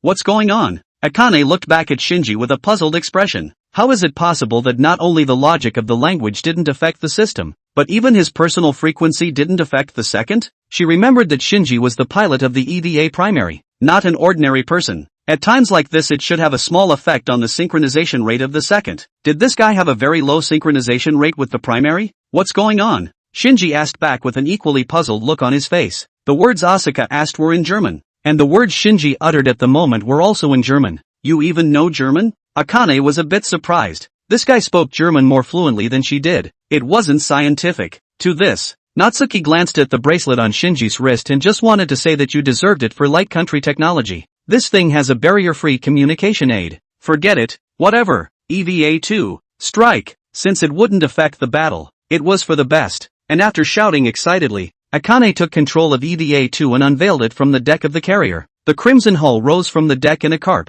4 eyes staring down at the waters beneath the main ship. I'll show you my skills, Akane said as she rushed behind her to Shinji. Dang! The crimson number 2's legs gave out and she leapt high off the deck of the carrier, a jolt about to plunge toward the water. Wait, the second doesn't carry underwater combat gear, does it? Shinji suddenly thought of this fatal problem as he watched it get closer to the surface. No, Akane answered decisively, but you can take care of this guy underwater just as well. With a confident look in Akane's eyes and a disbelieving look in Shinji's, the second plane poofed into the water. Beneath the blue waters lurks a city long dead. Modern commercial streets, residential homes, school. This is a city that was flooded by the sea 15 years ago. Is that a former Japanese city? Shinji stared blankly at the streets. Yeah, it was flooded after the second impact, Akane replied. Don't let that distract you. The enemy is coming. She looked straight ahead and saw the fish angel that was bigger than an aircraft carrier. The second was still connected to the carrier above by power cables behind it, and they were fighting in a small area where the battle had to be resolved. The second's shoulder armor popped open and a short blade stuck out.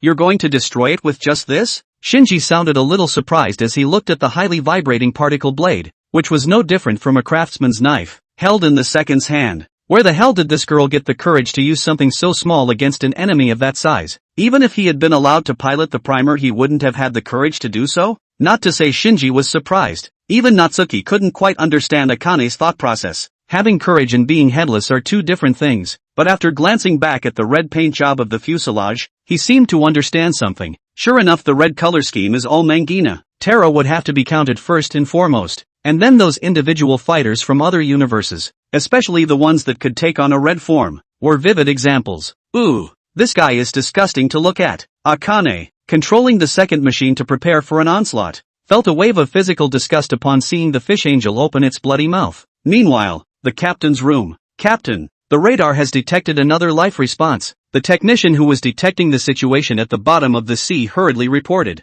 What? Another apostle? The old captain rushed over and looked at the data in the image. This apostle was also at the bottom of the sea, and judging by its location it had emerged from the middle of an underwater volcano. How is this possible? Misato Katsuragi said incredulously when she heard the news. How could the apostles have appeared at the same time? Chapter 117, an existence not to be trifled with. NERV headquarters, Anchorage's office floor. The bright light from the window had been cut off, and the wide space was dark. Appearing in front of Anchorage were 5 projections of different colors, sitting in a circle and carrying out a meeting. The second machine will arrive at headquarters soon, and the pilot's mental condition is perfect for piloting an EDA. Also, The interdiction of the apostles is well underway. With his hands folded together at his mouth and his sunglasses reflecting, Anchor Gendo slowly and methodically reported at several members of the Human Completion Program Committee. The third, fourth, and fifth apostles have all been destroyed. These guys were sent by Seal to monitor and supervise themselves, and also have the power to control the UN. When he himself said that he wanted the UN Navy fleet to escort the second machine, these guys really agreed,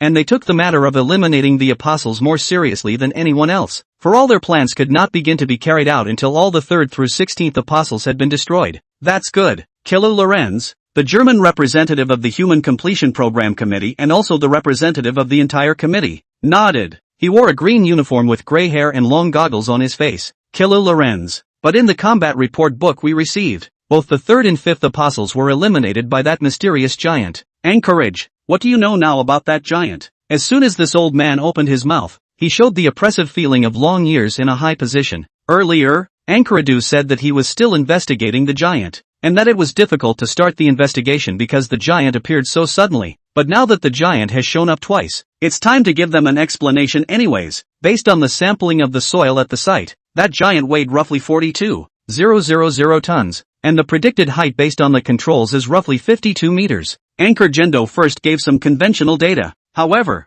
during the battle with the 5th apostle, the other party reappeared and its height grew to 80 meters, which is comparable to the height of the bodies in the EVA series, and we gave the judgment that it is suspected to have the ability to change size according to the environment. Additionally, the density of its body and the strength it exhibits far exceeds that of steel creations, and with sheer force it can tear apart an apostle's at stance, and it can continuously output a type of high-heat light that possesses a destructive power of 500,000 horsepower, and has the ability to fly. In the last operation, the other party disappeared instantly after flying into the troposphere, and both the satellites and our detection systems lost the target in an instant. In short, with our current means of force, we are simply unable to fight against each other. Anchor Gendo spoke the harsh truth. They had long since gotten the approximate data of that mysterious giant, but now hearing with their own ears that their side was unable to compete with the other side in terms of force, it also caused their hearts to sink and their faces to have a stony expression. A body strong enough to tear apart the apostles at stance with its bare hands, maneuverability that is predicted to be enough to break through the atmosphere alone, long-range, highly destructive attacks. With all of the above added up, it wouldn't be too much of a stretch to call him a god. I'm afraid that Adam, the creator, who is a god, can't even compete with him in terms of sheer force. That is to say, is the other party a completely uncontrollable mobile natural disaster? Speaker Kuroko said with a frown. This kind of powerful existence was too great a threat to them. No, Anchor Gendo retorted. Judging by the behavior the other party has already displayed, that giant has no ill will towards humans, and instead has helped us achieve our goal of destroying the apostles. From what I've seen so far, the giants can indeed be said to be on the friendly side of humanity. Such a judgment is reasonable. After he finished speaking, the representative of the United States opened his mouth and said, this was a middle-aged man with hard features, with a straight posture wearing a black sergeant's uniform and a calm voice. That giant hasn't shown any hostility towards us for the time being, and for the sake of the smooth progress of the subsequent plan, it's also best for us not to provoke the other party too much. As for the giant's name,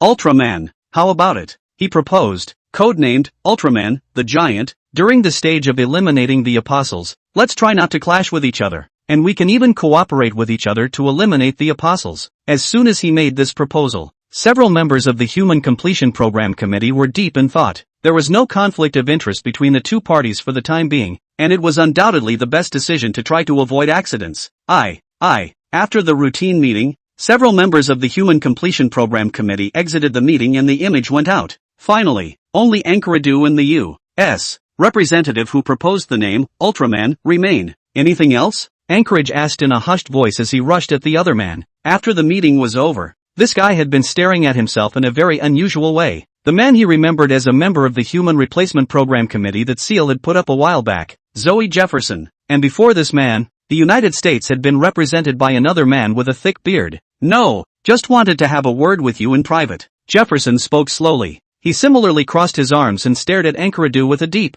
sharp gaze. I know you have your own mind, but right now we all have the same goal. Don't mess with that Ultraman too much until all the apostles have been eliminated, or else with the other party's power, there's a good chance that it will cause a devastating change in our plans, and after the success of our plan to become gods, an Ultraman will be nothing to fear. Anchor World's brow furrowed slightly as he listened to those words. This guy seems to have a lot of information. I know. It was only after he nodded his head and said this that the other's image slowly disappeared. The curtains used to insulate the entire first floor of the room from the light came down and light was restored. What a bunch of tough guys. Anchor World said to himself. These guys, one or the other, were sent by Seal to spy on them. After the meeting, he picked up another encrypted call. It's me. Unforeseen circumstances. It's okay, you come back with your stuff first. Just leave the rest to them. Anchorage said over the comm. The scene has been reported to his side. Okay. Ryoji Kaji on the other end of the phone answered. Chapter 118, The Ghost. After ending the call with Kaji Ryoji, Professor Tuki came to his office. Two apostles appearing at the same time would have been an unlikely event. He said,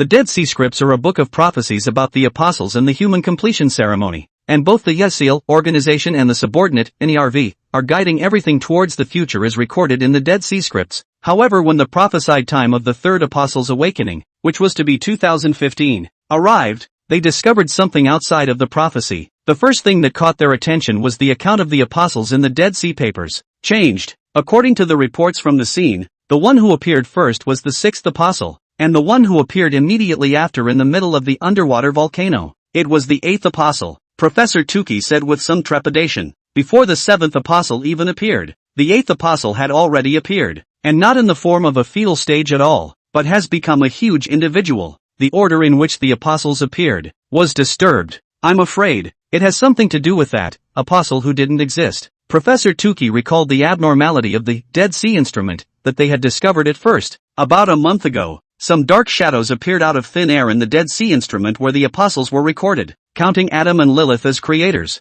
there are 18 apostles, including humans. On that day, however, they witnessed that the 19th apostle materialized out of the non-existent nothingness, and the name of the 19th apostle appeared before them on the Dead Sea instruments. Pantomime angel. Like a ghost, it intruded from nothingness into the reality of their world. They detected two apostolic waves from the eighth apostle and only one sign of life. There's no mistaking it, it's that ghost, Anchorage said with a grave expression. He guessed that this 19th apostle had possessed the eighth apostle. I'm afraid that the frequency of the apostles' appearances during this period of time has become abnormal, and I'm afraid that it has nothing to do with this apparition. With the battle power of 0 and 2, it's a bit difficult to deal with three apostles at the same time. Should we send the primaries there as well? Professor Tuki worried. He knew that these apostles were all aiming for Adam's embryo, which was the key to their plans afterward and could never be lost. No need. Shinji's over there. There wasn't much worry in Anchorage's mind. He purposely kept Shinji separate from the primordials because he wanted to make sure that there was no direct relationship between Shinji and the giants.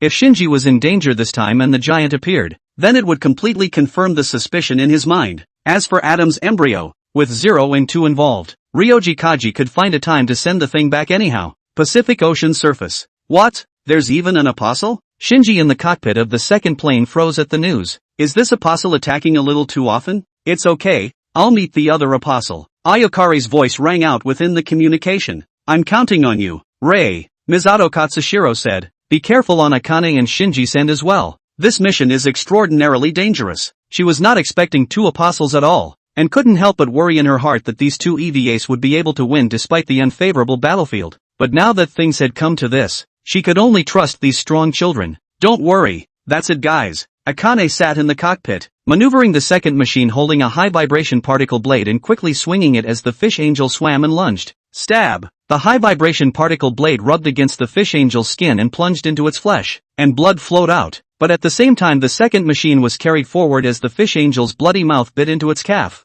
Ah! Damn it! Such an attack is simply not enough. Akane ate the pain, looking at the wounds left by the high-vibration particle blade on the fish angel's body which were simply insignificant compared to that huge size, and instantly realized how difficult the opponent was. Hey! Hurry up and stop! She maneuvered the second and tried to pull her calf out of the fish angel's biting mouth, but the movement instead caused the leg armor to break even more severely. Seeing this, Shinji also realized that this was the first time she was involved in a real battle. Although not intimidated by the apostle, the combat experience was clearly lacking. The second machine was carried by the fish angel as it swam through the seawater, taking with it the carrier behind it that was connected to the second machine with a power cable. Akane, on your side. Misato Katsuragi inside the main ship was instantly worried when she saw the power supply carrier being yanked away, but then she looked up and saw a huge brown figure breaking the surface of the sea. Ow! A creature that looked like a giant halibut leapt out of the seawater, with extremely long tentacles stretching out from both sides. and underneath its flattened head was a round mouth covered with dense teeth, and as soon as it appeared,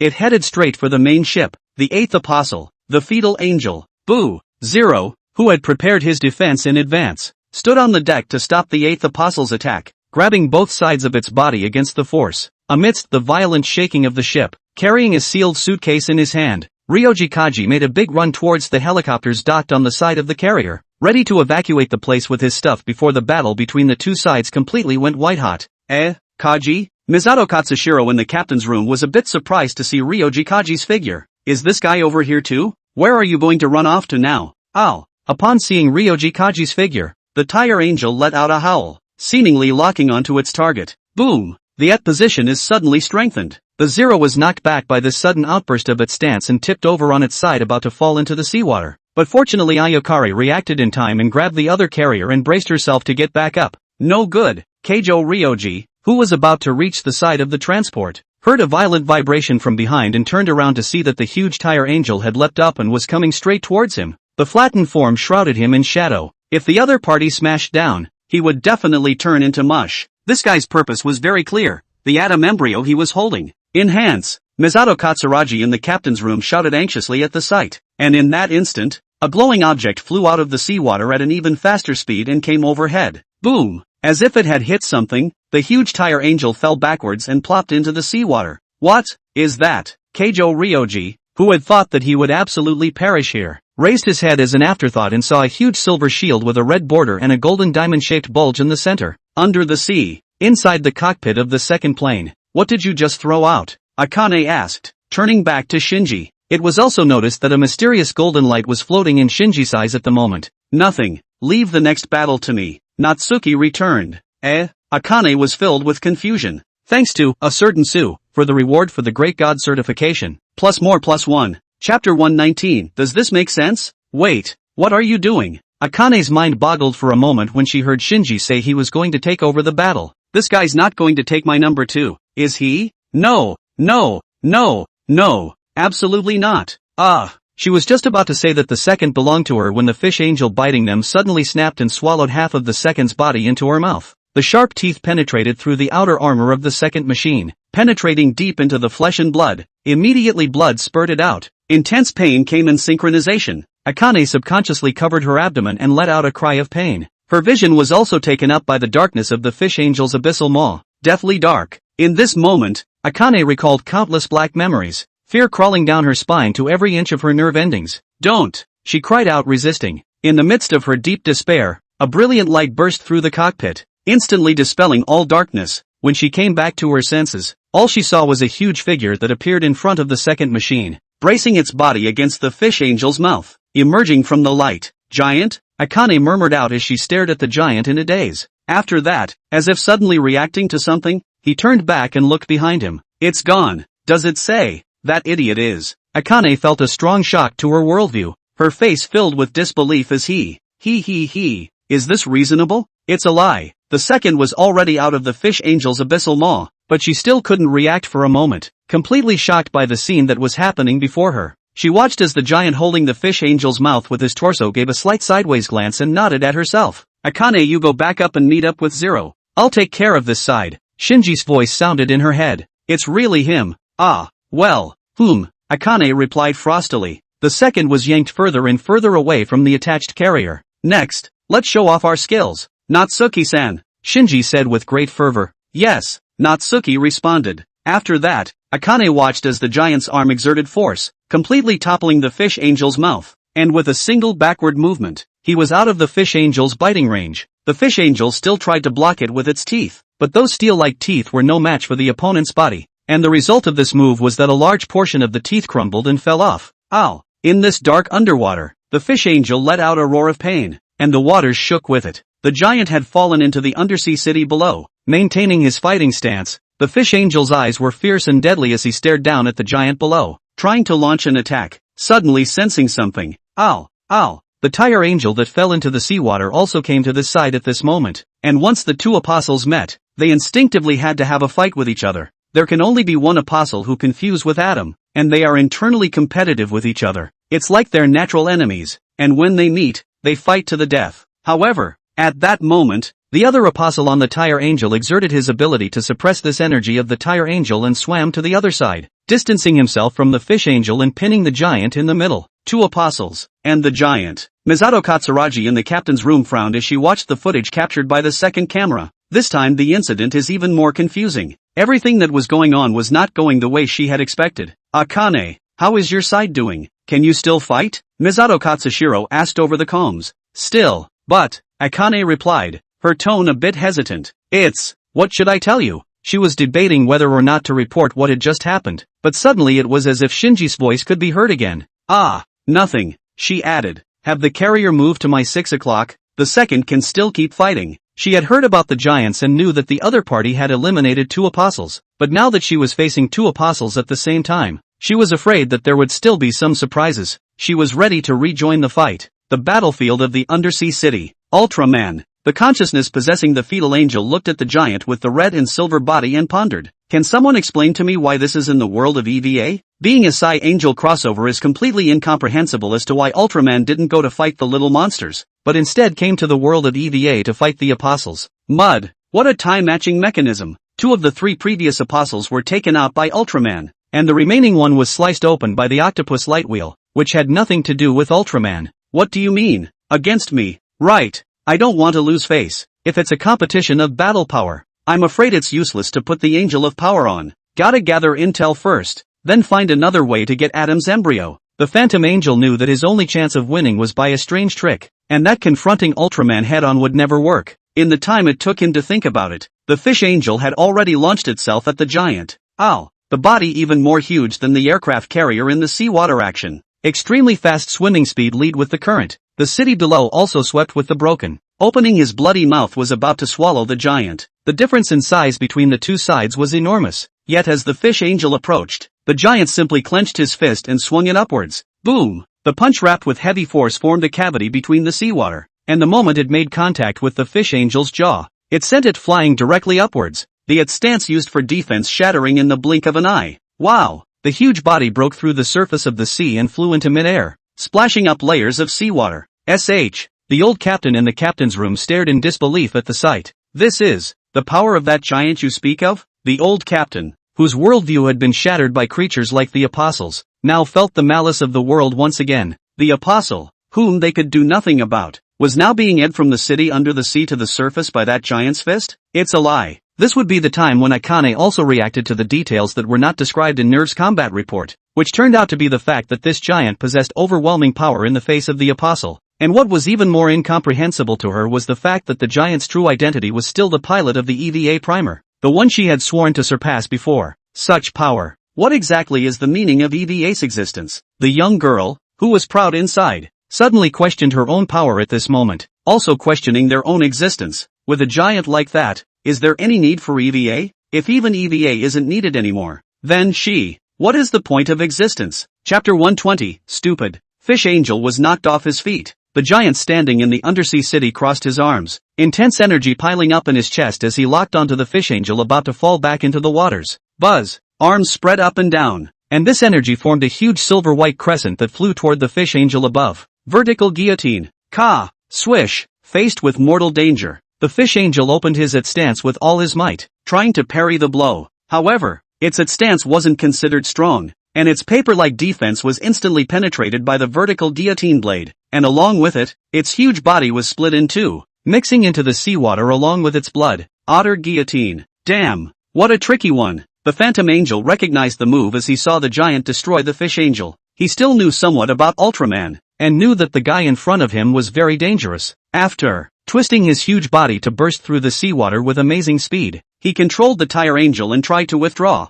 Not good. This guy is trying to escape. Seeing this scene, Akane inside the second machine shouted within the communication, "Hurry up! The Apostle is escaping!" Trying to get the carrier above him to pick up speed so he could catch up with this escaping guy. If he couldn't catch up with this escaping fellow, then he himself was in this battle. I'll be useless in this fight. The pride in Akane's heart prevented her from accepting such an outcome. When Misato Katsushiro heard that, she felt a wave of absurdity. Do the apostles run away too? That creature shouldn't have intelligence, only instinct. Faced with the fleeing apostle, the giant did not go after him at first. Instead, he formed his arms into a cross, aiming at the faraway Tire Angel. Buzz! A spectrum ray erupted from the side of his hand, the super high temperature evaporating the surrounding water and the intense impact draining the water further away, creating an extremely long cavity. The waters in the area shook with the eruption of the blow. Ow! Boom! The spectrum rays instantly caught up with the far-off tire angel, crushing its torso, and the rays afterward broke out of the waters and headed straight for the sky. The captains and soldiers of the carrier fleet saw the blow rushing from the bottom of the ocean and witnessed it slowly dissipate. You nerves! Is that what you deal with these existences every day? The old captain's hand with his pipe trembled slightly as he looked at Misato Katsushiro and said, he had to admit that he had underestimated NERV, day in and day out with this kind of stuff,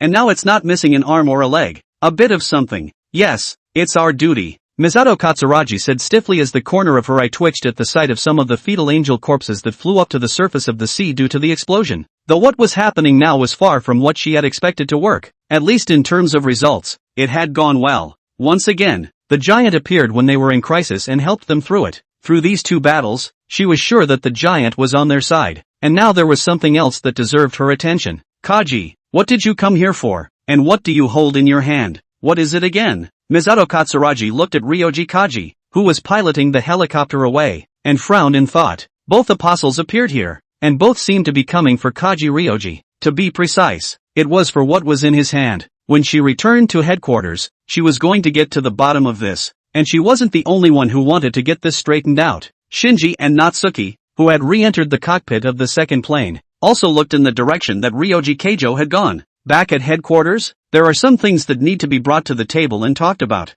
Natsuki is ready to have a good chat with Anchorworld about the inner workings, taking on the identity of Ultraman. Utilizable apostles. There are still 9 left. The Phantom Angel re-entered the void, separating from the Fetal Angel before he was hit by Spectrum's rays. Ultraman is not an omniscient god. There are only 3 minutes to move within the Earth, and to achieve victory, you must act around those 3 minutes. The plan to take Adam needs to be reworked. Inside the cockpit of the second plane, Akane, are you okay? Shinji asked with concern as he looked at Asuka, who was curled up in the driver's seat. At the moment, the second is being recovered by the carrier above, using the power supply cables as ropes to drag the second back. With the current under the sea, the second plane kept swaying. It's like a rag doll hanging by a string, wobbling. Taomaro, Kaori? Shinji thought that Akane hadn't heard him and tried to reach out to pat her on the shoulder, but instead he saw a few drops of clear water floating upwards from in front of Akane in the cockpit. At this point the cockpit was filled with LCL fluid and the tears in those eyes could only come out in this form.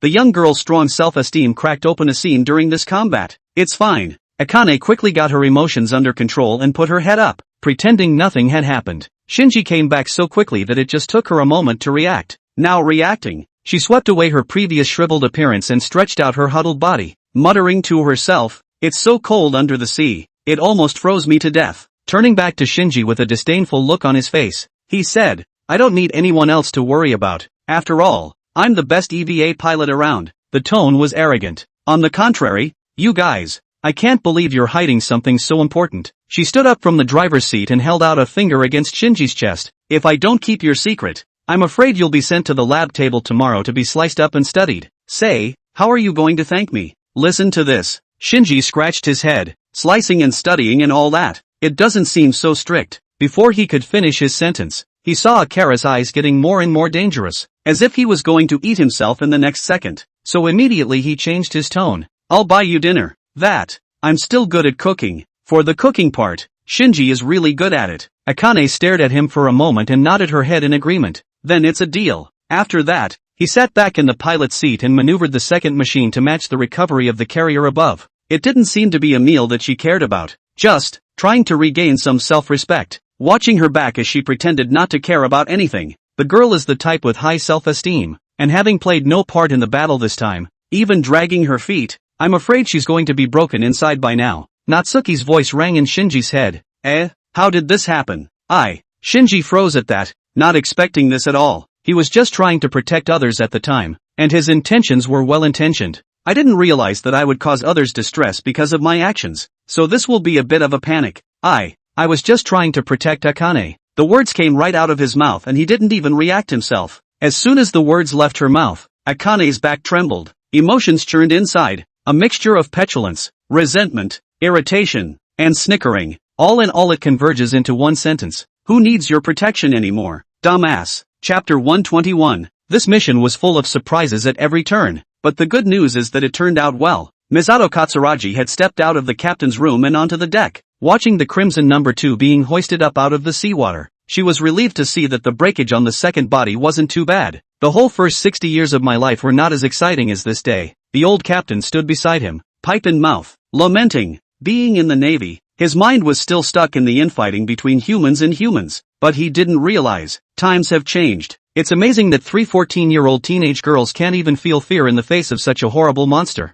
That opened my eyes. After today, the old captain was thoroughly convinced that he was obsolete, and along with all this armament, should be the guy to retire. They are, all of them, amazing fighters. Misato Katsushiro intoned as she watched the insertion pins of the second machine pop out and place it on the ground via the hoist, and 2 teenage girls in red combat uniforms step out of the hatch. To put your life on the line and shoulder the responsibility of saving the world at that age is remarkable. By this time Ayakari had also left the Zero and came to Misato Katsuragi's side, waiting to join the other two. Anchor-san, you're not hurt, are you? Ayakari asked with concern as she took a few steps forward to Shinji. Aha, I'll be fine, Shinji said as he smiled at her and nodded, caring for each other and fighting side by side. Shinji thought they were already friends. That's good. Ayakari nodded with the same smile. A scene of the two interacting is watched by Akane. The corner of his eye twitched. This guy, why do you look so popular? It would be, and Akane would have to take a closer look at Shinji, the guy she'd considered her rival even before she'd come to Japan.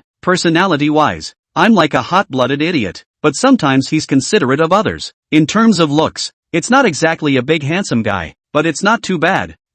I win in the face value department. EVA striving skills, well, damn it. Being able to turn into a giant or something is just cheating, and popular with others. Damn it. Akane had been calculating for half a day, and in her heart she couldn't admit that this Shinji guy was going to be better than she was. Right. She suddenly remembered something. How can humans turn into giants tens of meters tall? Right. This guy is not human. What am I fighting an alien for? Ha ha. Akane managed to salvage her self-esteem after changing her expression for 10 expressions in a second and thinking about the problem in a different way. Not being able to match Shinji was very hard on her mind, but the thought that this guy wasn't human opened her mind up. Akane, are you okay? Shinji couldn't help but ask as he noticed the rich change in her expression. How could I possibly be okay? Akane replied as she lifted her chin and looked at Shinji, seemingly returning to that haughty stance. You're ahead this time, but we humans aren't weak either. Next time I will definitely show you my true strength. She crossed her arms and said with restored confidence. Upon hearing this, 3 question marks appeared on Shinji's head. Did she misunderstand something again? The fleet was not far from Japan, and with the second machine suffering a slight breakage, Misato Katsushiro simply let the fleet finish the subsequent escort. After all 3 pilots had changed into their regular clothes, she called Shinji alone to the corner of the deck. The salty sea breeze kept blowing through, blowing her long lavender hair up, and the short white shirt of the teenager across from her moved with the wind. Misato-sama, what is it that you want to talk to me about? Shinji asked suspiciously, purposely sidetracking Akane and Ayakari. I'm sure it's something important. I'll ask it single-handedly. Misato Katsuragi clasped her arms, her tight black dress over her red uniform, and took on the posture of Nerve's chief of operations. What is the relationship between that giant and Shinji-kun? The unmistakable directness of the question caused Shinji to freeze for a moment. Don't play dumb, you know what I'm asking. She was trying to confirm what she suspected in her mind today. The day the third apostle appeared, the giant appeared, and Shinji, who was located within the impact range of the N2 mines, miraculously survived. Inside the Hatsune Mikoto hangar, Shinji demonstrated physical prowess beyond that of a human. Against the fourth apostle, the Hatsune Mikoto uses a move that doesn't belong to the Hatsune Mikoto under Shinji's control. When fighting the fifth apostle, the insertion bolt disconnects from the primary, after which the Colossus reappears, saving both the Zero and the primary. Today, the Colossus also appeared when the second plane was killed, and the surveillance system in the cockpit of the No. 2 saw the scene where Shinji turned into light. Even if she didn't want to believe it, with the facts in front of her, she had to. You are that mysterious giant. Misato Katsuragi spoke the truth. Afterwards, he looked at Shinji, wanting to see a reaction to this. Humans transforming into giants tens of meters tall was completely unscientific and common sense, and as Shinji's guardian, she had to make sure that the Shinji in front of her was still Shinji. Shinji's expression was a little complicated, and for a moment he didn't know where to start explaining this, so Natsuki spoke up. Right guess. Natsuki's voice rang in Misato Katsuragi's head. Who? Misato Katsuragi looked at Shinji's mouth. which had made no vocal movements, and looked around for the source of the voice. There's no need to look. I'm now in a state of oneness with Shinji, and a giant as you call him, Natsuki said. One heart. Misato Katsushiro was confused. It's complicated to explain exactly, but it just so happens that I'm about to talk to your commander, so I'll explain in detail then. You can rest assured that I mean you no harm. Hearing Natsuki's words, Misato Katsuragi's brows furrowed slightly. This matter is really not simple. Good. She nodded. As long as you don't hurt Shinji. Shinji felt a warmth in his heart when he heard the concern from Misato Katsuragi. Natsuki smiled back. There still seemed to be normal people in this world. Soon, the fleet docked in Japan to hand over the second, and the 3 pilots as well as Misato Katsushiro returned first to the headquarters in 3rd New Tokyo City. Chapter 122. Anchorworld's mind changes a bit. NERV headquarters, Anchorage's office floor. A convoluted process, but I brought the item. Carrying a suitcase, Kaji Ryoji stepped over the carpet engraved with a mysterious pattern and came to Anchoradu, handing him the item. Hard work. A rare smile appeared at the corners of Anchorworld's mouth as he took the suitcase. With Adam's embryo, he had the key to the path to godhood. Also,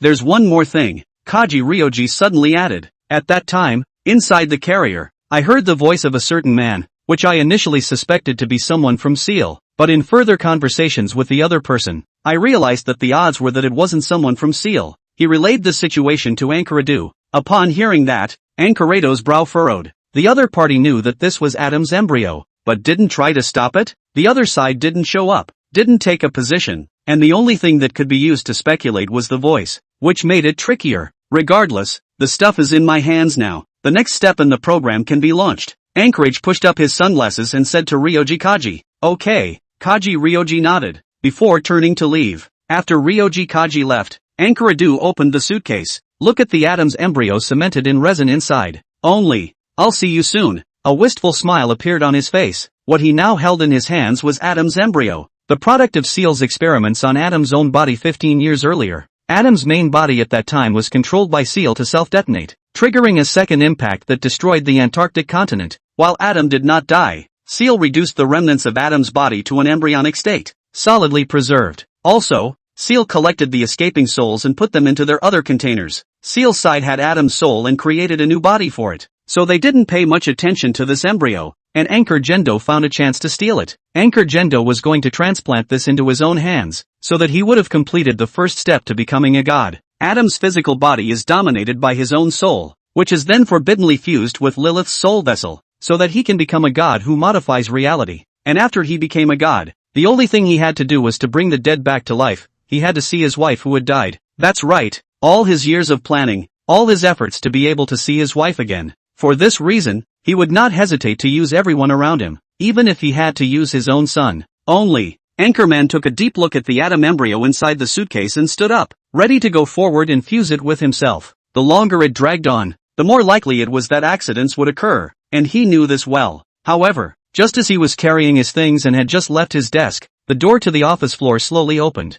Familiar-looking figures appeared in his line of sight. Shinji, what are you doing here? Anchor World said in a flat, husky voice as he glanced at the box he was holding and then at Shinji in front of him. Shinji was followed by a man in a white lab coat and silver-tinted glasses that he remembered as Ritsuko Akaji's assistant. Having just finished his battle with the 2 apostles, he assumed that Shinji would be resting by now. Considering that Shinji would still be of use to him afterward, he didn't show too bad of an attitude. It seems, you listened to some of the warnings back then, but not much. Natsuki's voice traveled from Shinji's mouth into Anchorado's ears. Look at the slight golden glow that surfaces in his eyes. Anchorage's expression got a little more serious as he realized that the person he was in front of now was not Shinji. What are you going to use the contents of that box for? Natsuki asked, looking at the box in his hand. Anchor World stares at Shinji and pushes the sunglasses up on his face, his expression calm and collected. No comment on that. He wasn't about to tell the truth here. No comment? Natsuki looked at him with this indifferent look and raised an eyebrow. It's not. Do you still have to pretend in front of me? For me? What does he do with that thing? Natsuki asked, punching Albert at his side. The corners of Albert's mouth lifted upward as he listened. Patience explained,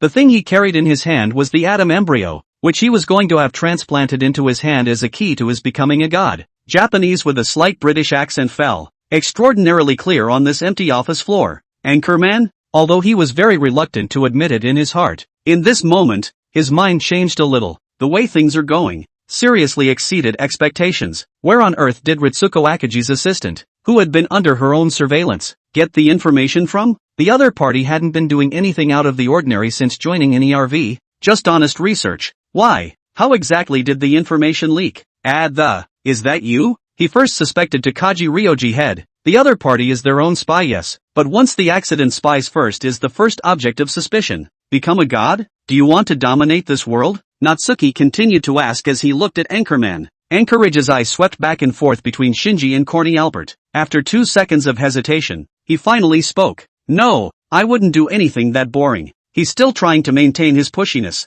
Then Albert spoke again. He's trying to resurrect his wife. Oh, Natsuki nodded thoughtfully. Anchorage, as a member of the Human Completion Program Committee, as the Commander-in-Chief of the International Organization NERV, as the hope against the apostles in the eyes of the United Nations, and as a lord who could hide his face from Seal's eyes, he also had to save face. He subconsciously clenched his fists, and his expression turned grim, sharp eyes fixed on Albert. This guy knows too much. Facing Anchorage's gaze that seemed to want to eat him, Albert moved half a step backward, then half a step to the left, and managed to stand behind Natsuki with his hands in the pockets of his white lab coat. There was a faint smile on his face. The gaze was even a bit provocative. It seems to be saying, the old dang on our side is much more powerful than you. What are you pretending here? I think we can talk this over, Natsuki said to Anchoradu in a calm tone. Don't worry, as long as you cooperate honestly, I won't pry too much into your, black history. Anchoradu stood still, feeling a toothache as he looked at the two men who had come to his door. Chapter 123 Life Curing Technology, plus, you're that giant, aren't you? Anchorage asked, looking at Natsuki. He guessed that there was likely a fusion between that giant and Shinji. That's right, you can call me Natsuki. Natsuki nodded in reply. What is your purpose? Anchorage asked next. He couldn't see why this giant, who had suddenly appeared on the ground to kill the third apostle, and afterward had helped Shinji all the way to destroy the subsequent apostles, could imagine why a being with that much power would want to do that. One can only simply infer that his position is on the side of humanity. Purpose? Natsuki looked at him and said, I'm a member of the Cosmic Police from the M78 Nebula, and I came to Earth in order to investigate the mastermind behind the anomalies in spacetime. Right now, 2 criminals who are attempting to upset the balance of your world are lurking within the Earth. There were a total of 3 crossovers within the EVA world, but Natsuki didn't count Albert in when he said that. I would like you to assist me in finding these 2 criminals so that stability can be restored to your world. Otherwise their plan succeeds, and everything you have will come to naught. Natsuki said seriously. There's no scaremongering in that. Once the traveler's plan is accomplished, the world is headed for destruction. What? Anchorage heard those words with a puzzled expression. What M78 Nebula? What cosmic vigilante? What time criminals? How ridiculous these things sound. Why should I take your word for it? Anchorworld's thinking is much like Shinji's, in that both believe that there is no trust between people in the world, and that there is an extremely deep divide within each other, though the difference is that the younger Shinji just wasn't properly guided, whereas Anchorworld has lived for so many years to be completely set in his ways. It is true that giants have great power, but the truth of these words is debatable. He didn't trust Natsuki or anyone else, a mind set on exploiting others so as to fulfill his only plan. That's the kind of problem you'll encounter when dealing with someone like you. Natsuki, who possessed many years of experience, also understood what kind of person Anchor Gendo was, and when talking about cooperation with this guy, he could only talk about benefits, and it has to be a benefit that hits the other person's soul. I can resurrect Shinji's mother, Natsuki said bluntly. All of Anchor Gendo's every plan, every day of his life, was to be able to see his wife, Anchor Wei, again. So this was an offer that Anchor Gendo couldn't refuse. What? Anchorage said incredulously when she heard that. You said, you have a way to revive Vi? The only person Anchor Gendo loved in his life was Anchovy. His real name was Sexton Gendo, and he changed his name to Anchor Gendo only after he married Anchovy. For him, Anchovy is the only person in the world who understands him and loves him, and is the meaning of his life. But in the midst of the Hatsune's experiments 11 years ago, Anchovy, who was one of the key developers, stayed inside the Hatsune forever, his physical body disintegrating and his soul becoming one with the Hatsune. After that incident, Anchoradu also decided to go ahead with the human replacement program as he saw fit. He will become a god and create a world with anchoring only. Any method that could possibly resurrect Anchovy he had tried long ago, which is why he made the choice he did. Now that he heard Natsuki say that he was able to resurrect Anchovy, his first reaction was still that it was impossible. Is there a way to modify the laws of the world? He asked. Modify the laws of the world? It's not that outrageous, Natsuki said. On the planet where I live, It possesses the technology that can bring others back to life. And even said, I myself was able to appear here thanks to this technology. Life-curing technology, Hikari's greatest invention. And for this technology, Hikari received the Order of the Star, which represents honor. To materialize the abstract concept of life as a strategic material is an invention that completely shocks the universe. Likewise, it has attracted invaders who have spied on this technology. Natsuki remembered that the first batch of invaders that came to grab this technology were the Baxters, but these guys weren't that strong, and it didn't take him and a bunch of fighters from the Cosmic Police Force long to wipe them out. That would be when Jack was still on a mission on Earth, and the Baxters who had taken Shitenden to split their forces to attack Earth were even taken down by Jack single-handedly. Well, will you choose to believe that I can resurrect Shinji's mother? Or will you choose to remain desperate and gamble on a plan that is almost impossible to succeed? Natsuki said as he looked Anchorage in the eye. After so many years in the Cosmic Guard and a lot of credits, he naturally had a quota for life. However, he chose to save Anchovy not only to get help from Anchor Gendo, but also so that Shinji could have a complete family. After all, he couldn't be with Shinji all the time. What makes you think my plan can't possibly work? Anchorage tried to hold out a little longer. As of now, his plans were all going very well, and it could even be said that he was halfway there, because a kind teenager doesn't approve of your plans. Natsuki smiled and said, and he, right now, has my power, the right of becoming a god. The human replacement program will end up fusing all humans into one, so Anchor World is sort of trying to use all humans to resurrect Anchor Will. It was inconvenient for Natsuki to intervene in such internal human affairs, but Shinji doesn't have that in mind. Otterolden just want to maintain the life of a teenager with its one heart only, and for the teenager's safety lent him some power. As for the teenager with this power to do what? He can have to turn a blind eye. When faced with tough issues involving rules or ethics, Olden always has his own way. Father, using the happiness of all to fulfill the happiness of one is absolutely wrong. Shinji's voice rang out in Anchor Gendo's mind. You, Anchorage looked at Natsuki, instantly reacting to the fact that this guy didn't leave himself any room to refuse. At the same time, he didn't expect his son, who had a low self-esteem and cowardice in his bones, to make such a choice. He made a lapse in judgment about human nature. He didn't expect such a big change in his son, and at the same time, he couldn't figure out why the guy with such great power would help his son so much. He does not believe in the existence of pure goodwill between people. But now, the choice before him was that he had no choice but to believe it, whether he believed it or not. Okay,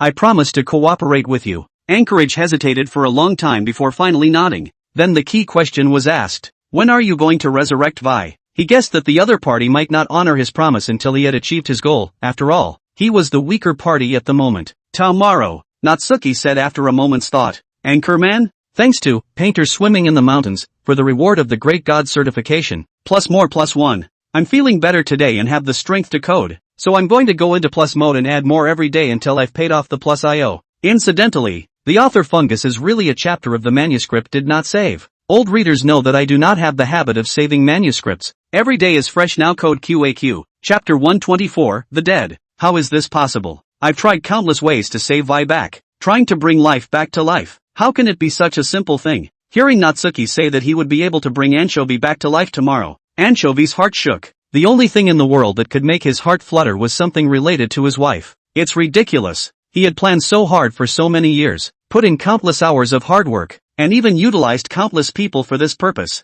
only to be able to see the hope of resurrecting Anchor only. But why? This resurrection thing, is it so rare for this guy? It doesn't matter if you believe it now or not. We'll see the results tomorrow anyway. Natsuki reached out his hand at Anchoradu and took the box he was holding through the air. Let's put this in my place for safekeeping. Adam's embryo was the tool that Anchorage used to resurrect his wife. Something that wouldn't have been needed if he had been able to resurrect Anchovy directly. It's safer to leave it with him. Anchorage was stunned in place, making no movement, just a silent It was basically impossible to snatch something back with just his current ordinary human physical quality. See you tomorrow. Then, Natsuki smiled at him, after which he turned to leave with his suitcase. Tomorrow, he'll reunite this family of 3. Anchorage remained motionless, until after Natsuki and Albert had left completely. It was only then that he walked slowly towards the chair in his office seat, his pace a little sluggish. As if disengaged, he sat down in a chair, arched his back, his hands together against his mouth, and said not a word, as if plunged into a very deep self-doubt. The land of light. What kind of a country is it? A problem that is simply unsolvable for us, in the eyes of the other person. Is it just a trivial matter that can be solved? Why would such a highly developed civilization, with such powerful individuals, want to help the weaker ones? The world Is there really a civilization that puts helping others above all else? But I hope it's all true. Regardless of the truth, Anchor World only hoped that the other party wouldn't lie to himself about resurrecting Anchovy. If the other party could really bring Anchovy back to life, then it wouldn't matter if the entire NERV was used at the other party's disposal. Even said he'd give anything to have him. Every choice you've made has been beyond my expectations. Outside in the corridor, Albert twisted his head and rushed Natsuki. I thought you'd wait until those two guys showed their cracks before launching into action. The other two travelers, up to this point, had made no noticeable movement. I had originally planned to do the same, but I didn't expect that something like this would suddenly appear to pique my interest. Natsuki glanced at the box in his hand and said, would Ultramen even be interested in something like that? You don't want to taste what this stuff tastes like, do you? Albert raised an eyebrow, his expression a little surprised. He remembered that Natsuki was more of a fan of enjoying different kinds of food, but this Adam's embryo thing, the genus is a bit of a curiosity. How can that be? This stuff doesn't taste good at first glance, Natsuki said with slight disgust. Wait, maybe. Natsuki, who had experienced the customs of multiple galaxies, suddenly remembered that you can't judge the flavor of an ingredient based on its appearance, and that there are some things that it just looks weirder and tastier. That doesn't seem too good, Shinji said in Natsuki's head as soon as he heard that. In their current state, if they really ate this, it would end up in his stomach.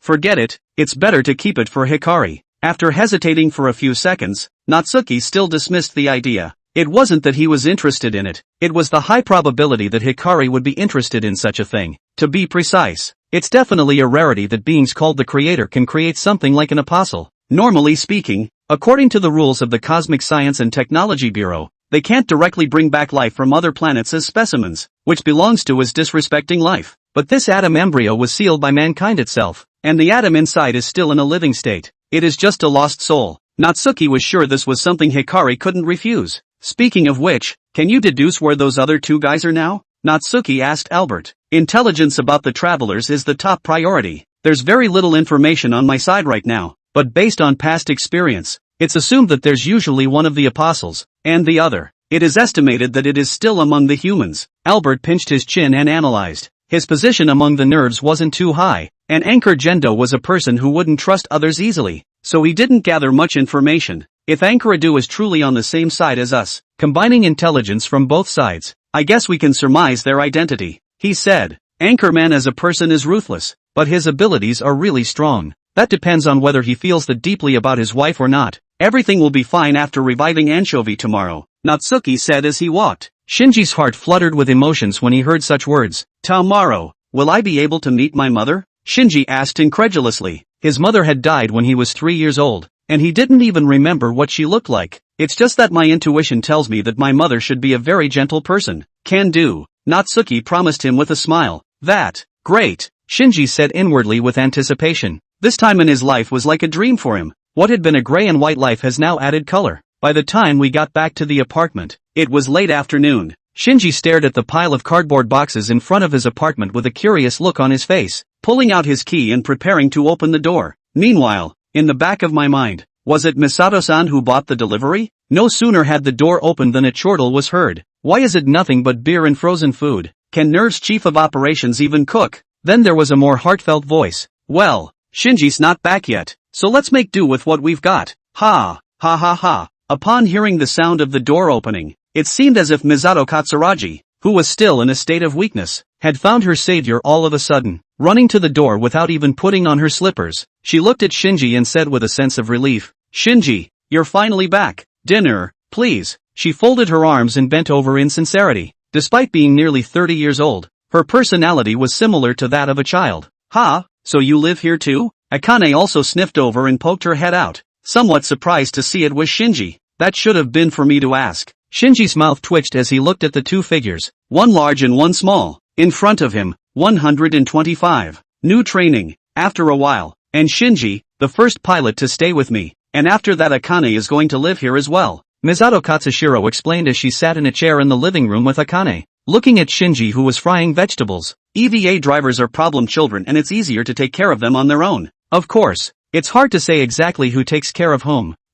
Going to live with this idiot all the time? Akane's expression changed for a moment as she watched Shinji's back. Suddenly, the tip of his nose twitched. There was a whiff of an aroma. This guy, there really is something in cooking. It seems, it's not impossible. She wrapped her arms around herself and looked at the dishes Shinji had brought up, her mind less resistant to the idea of living together. Listening to the conversation between the two, Shinji picked up a towel and wiped his hands, his expression helpless. Why didn't anyone ask my opinion? The two men talked themselves into it, obviously being part of the family themselves. Didn't you promise to cook for me before? Isn't that just right? Akane said as she stood up and pointed at Shinji with a haughty look on her face. Shinji was silent for a couple seconds, paddling. What's that? A look of reluctance. It's obviously an honor to live with a beautiful woman, okay? Akane said, crossing her arms as she saw nothing change on Shinji's face. For the piece of her face, Akane had full confidence. Heck, it's really cheap for this guy. Ahem. Anyway, you're still welcome.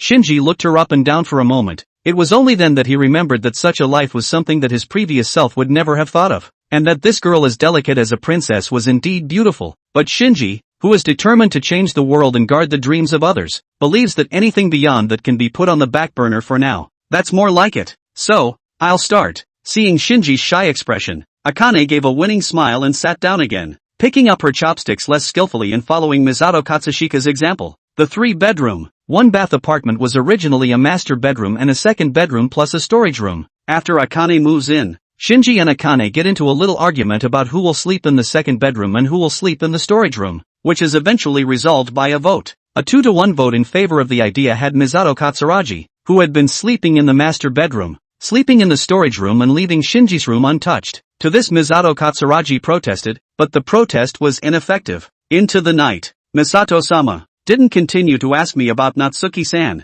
Shinji lay back on his bed, thinking back on their conversation during the night, and was slightly surprised that Misato Katsuragi didn't ask too many questions. Obviously, he was interested in the secret he was carrying before. Guess your father said something to her. For her, knowing that you're safe and that we can all continue to work together against the apostles might be enough, Natsuki said as she sat in a chair in the room and looked at him. So, Misato-sama is indeed a good person, Shinji said as he thought back on his experiences since arriving in the third New Tokyo City. Okay, it's getting late. I have to contact Hikari ahead of time. Shinji, I'll lend you my body, Natsuki said as his shadow floated back inside Shinji's body and took over. Sitting up from the bed, he raised his right hand and looked at the bracelet on his right wrist. Mr. Hikari, the one I saw in my dream earlier, the blue giant? Shinji asked curiously. Exactly. The #1 scientist in the universe, Natsuki said, injecting a section of energy with a special frequency into the crystal in the center of the bracelet. Last time Hikari told him the right way to contact him. No need to use the octagonal light wheel as a doorbell this time.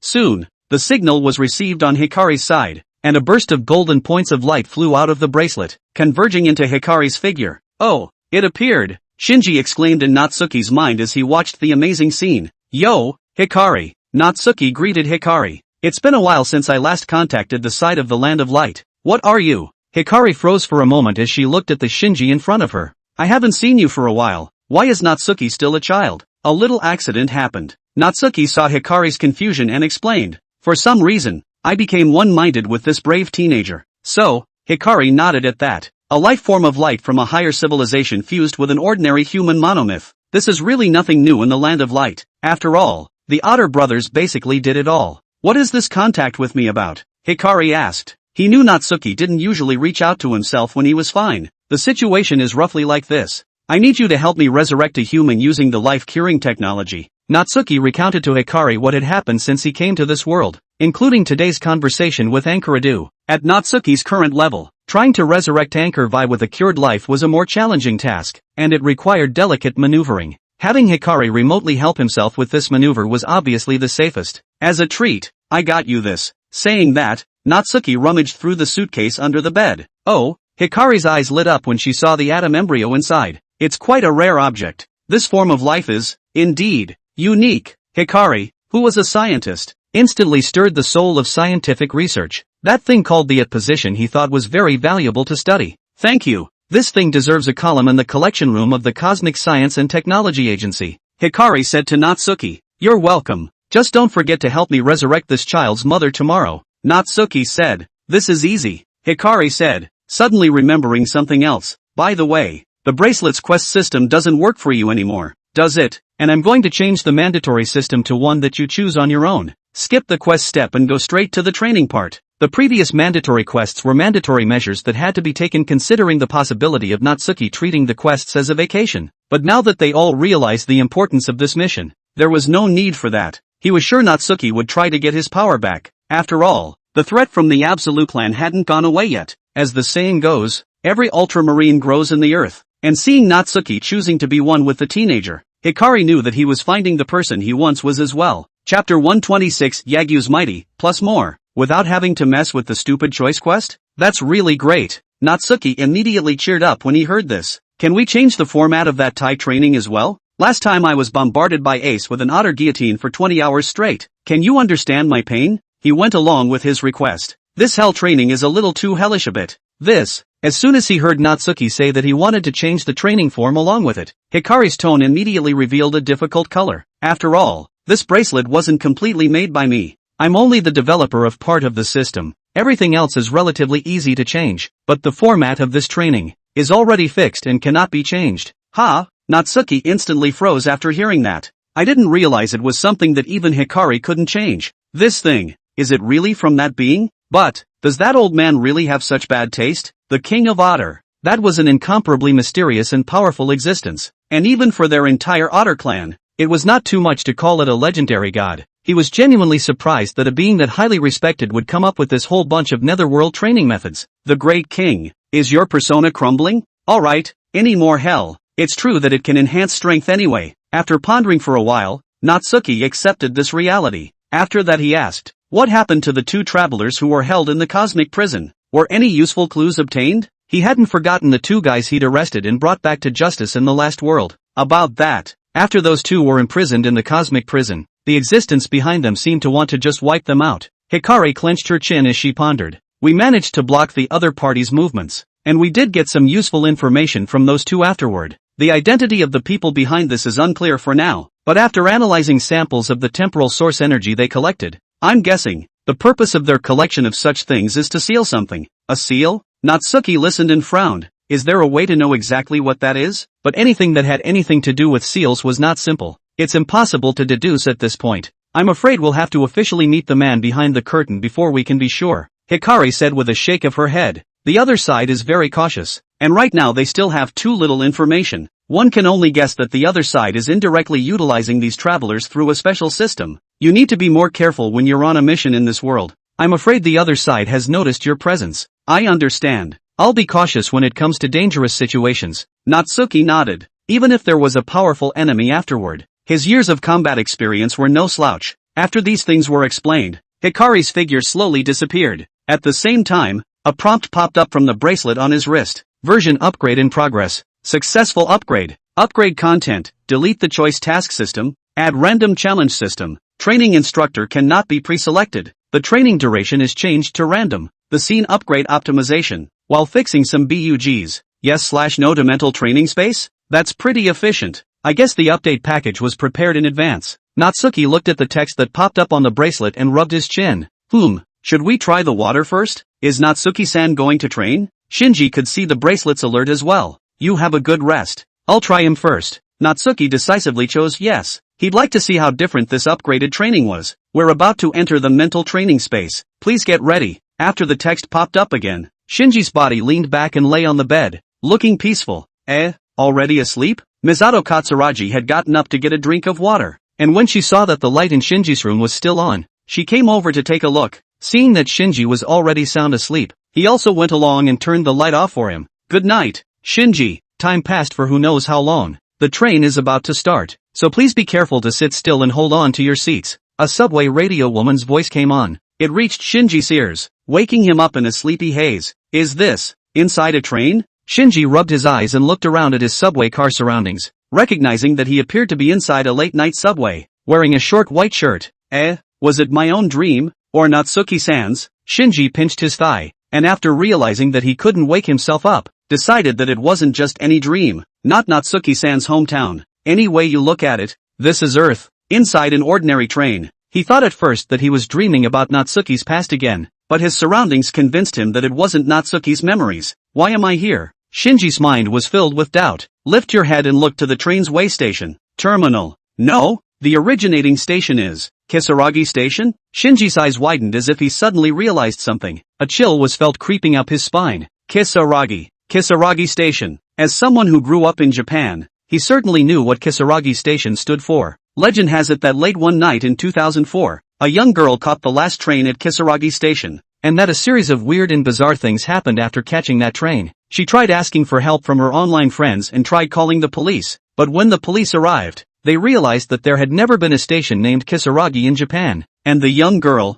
after that late night, disappeared completely. It wasn't until 7 years later, in 2011, that the missing teenager appeared out of nowhere and, by her own account, had no idea that 7 years had passed between the time she got into the car and the time she escaped. After this incident, there were countless speculations that the young girl had most likely traveled to an alternate dimension on a non-existent ghost train. And now, Shinji is sitting in the middle of this train. It's a lie. Is the urban legend true? Shinji felt a chilly wind blow between the compartments. On the seats on either side of the wagon were several other people who had fallen asleep and passed away, exactly like the scene depicted in the urban legend. Through the window of the car, he couldn't see any view, only blackness. This train, where exactly will it go? Shinji panicked a bit as he remembered the horrors of urban legend. No matter what, one should escape first. He turned around in a hurry, clenched his fist, and aimed a punch at the car window. Boom! A powerful punch that hit the glass and failed to make the slightest impact. And, bizarrely, the transparent car window couldn't even illuminate his figure. He's trapped in here. Junior, what's wrong with you? As he panicked, the man beside him, clutching a briefcase and wearing a gray work coat, woke up and rushed to him with a puzzled look on his face. Seeing that the teenager didn't have much of a reaction, he introduced himself. I'm a teacher at a nearby middle school. My name is Yagami, so you can tell me if you have any troubles. Yagami, Eddie Altman. On the other hand, inside a bizarre factory in the other dimension, Natsuki lowered his head and looked at his body made of unknown metal, somewhat breathless. Shit, why am I a monster again? Chapter 127, Escape. The train is about to arrive at the final station. Please all passengers, please prepare to disembark from the train. Prepare to disembark. An increasingly icy announcement rang out from the train. At the sound, several of the slumbering passengers opened their eyes mechanically and rose in unison, making their way to the station outside the train. Oops, I sat through the station. As soon as Yagami heard that the terminal was all the way there, he immediately realized that he had sat through the station, which was a big mistake. Junior, where is your home? It's too dangerous to go home alone this late, so teacher will take you home. Yagami similarly stood up, then said to Shinji at his side. As a teacher, he couldn't bear to see Shinji go home alone. I've already sat through the station anyway, so I might as well give the teenager a ride. Well, I live in 3rd Neo Tokyo City, which should be pretty far from here. Shinji looked to the blank station name outside the train door and realized that he was truly in an alternate dimension, but fortunately there was a normal person around. 3rd New Tokyo City? Never heard of it. I only know the city of Tokyo. Yabu's mighty cocked his head in confusion at the strange name of the city. The two followed several other passengers off the train and into the empty station. Strange, even if it's late at night, there shouldn't be a single person in the train station. Yagami looked at the empty station and sensed a hint of something wrong. This place, it's supposed to be interdimensional, Shinji said. Interdimensional? Yes, just like in the urban legend. We are now within a space that doesn't exist, Shinji said to Yagami as he thought back to the urban legends he had read before. Hearing this, Yags frowned fiercely and looked around, using his unique vision to see the discord within this space. It seems we're falling into some kind of trap, but don't worry, I'll get you out of here, Yagami promised Shinji. After he said that, two men dressed as guards came from the distance, short sticks in their hands and cold expressions. There are actually awake humans. Come with us. The two guards reveal their true colors as BAM aliens with green heads as they approach Yagami and Shinji. Invaders? Hide behind me. Junior. As soon as Yagami took a look at his opponent to reveal his true colors, he immediately threw his briefcase to the side and raised his hand to block the short stick that the opponent smashed down. However, Shinji didn't choose to honestly hide behind him in this moment. This was the first time he had faced an enemy with just his physical body. Can't escape, can't run away. Shinji mentally pumped himself up, before seeing his chance to catch the break that the two BAM aliens had revealed when they were wrestling with Yagami, and stepped forward with a kick. Boo! A kick sent one of the BAM stars flying backward 3 meters. Success! After getting off a good hit, Shinji hastily assumed a fighting stance in accordance with Natsuki's fighting style, ready to deal with the next BAM alien. Taking 2 steps to Yagami's Mang and launching an attack in tandem with him. Bam! Yagami punched the rest of this BAM alien back, before looking at Shinji rather surprised. what a great teenager. Originally, he was thinking that he was going to protect this teenager, but he didn't realize that this teenager actually had this kind of combat power. And the fighting style always gave him a familiar feeling. What's your name, Junior? Yagami asked. Shinji. Shinji replied. Shinji? So, I thought it was Lias-senpai. Ha ha ha. Yabu's jerk realized that he had mistaken the wrong person and scratched his head awkwardly. He had thought that Elder Lias had come to Earth to see himself. Lias. You mean Mr. Natsuki? As soon as Shinji heard the name, he also realized that the man in front of him was not simple. Natsuki? A name I haven't heard before. Doubt surfaced on Yagami's fierce face. That's when Shinji reacted to the fact that the name Natsuki was, perhaps, changed later. Mr. Mighty Yagami, can you tell me more about Natsu?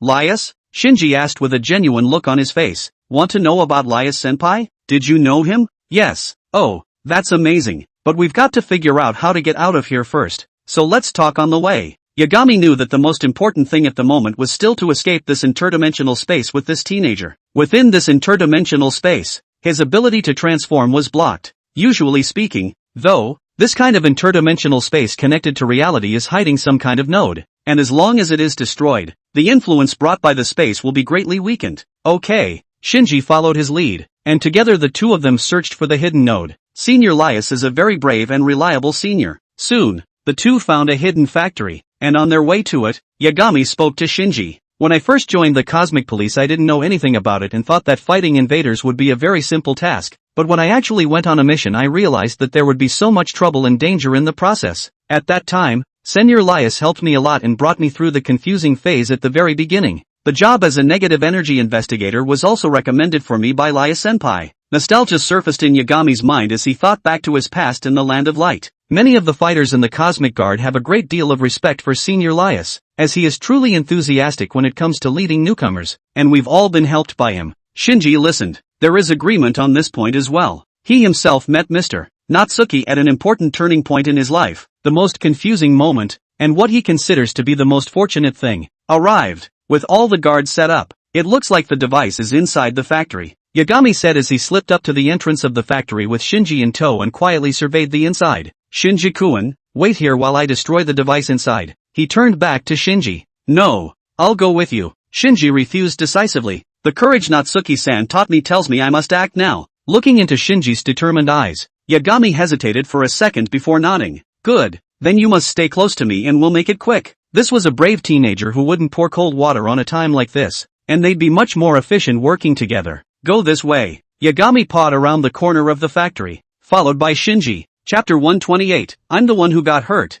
Boo, boo. The two moved swiftly, knocking down the Bemurian guards leading underground one after the other with exceptional physical prowess. In the process, Shinji was also becoming more and more familiar with combat, and most crucially, the courage in his heart was growing by leaps and bounds, all the way to the huge space unit underneath the factory, connected with complex wiring. Looks like this is it. Yagami picked up the guard's sidearm on the ground and aimed the device. Pull the trigger. Boo! The bullet discharged and penetrated the device's casing, causing the energy inside to leak out. One shot wasn't effective enough, and Yagami's fears added several more in quick succession. Rumble! It worked! Let's get out of here! Yagami felt the vibrations from the factory and led Shinji back the way he came. The two ran all the way out of the factory. Come outside on the ground. The factory was found to have opened from both sides, revealing a huge mechanical figure that looked like a dinosaur. Megakylus. Is this their bottom card? Yagyu's mighty frowned at the sight of the monsters, and immediately pulled out the electric light rod from within his coat pocket, preparing to transform. But upon turning around,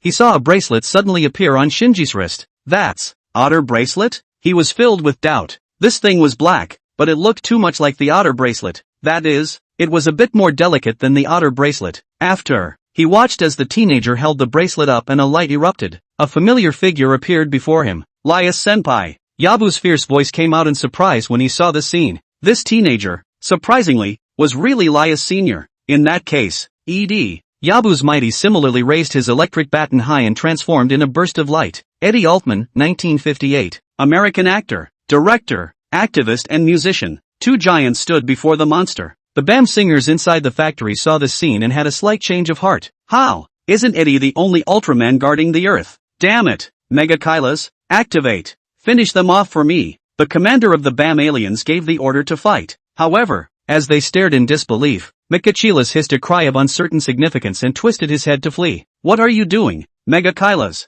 Finish these two Ultramen for me, the BAM alien commander shouted in exasperation. At the same time, no good, it's trying to escape, definitely can't let it get away. Edie immediately assumed a fighting stance and chased after it. Understood. The transformed Shinji followed suit. How could Megachillas' two short legs outrun Ultraman? It didn't take more than 10 seconds to catch up. Then he was kicked to the ground in a fit of angry hissing. The beast is still too powerful within the interdimensional space. Lias-senpai, hold him off for me. I'll eliminate this space. Edie looked at the rearing up Mikachillas and turned her head to Shinji at her side. Leave it to me. Shinji responded decisively, and with a flying leap he pounced on the monster, stalling for time as he punched and kicked. Subsequently, Edie mobilized the energy within her body and waved her arms, releasing an interdimensional elimination beam. The interdimensional space in this area instantly cracked open, eliminating the interdimensional space and bringing all those trapped within it back to reality. Good, let's destroy it together. Upon returning to reality, Edie glanced down at the blinking timer crystal on her chest and raised her hand to begin storing up her Shikusen rays.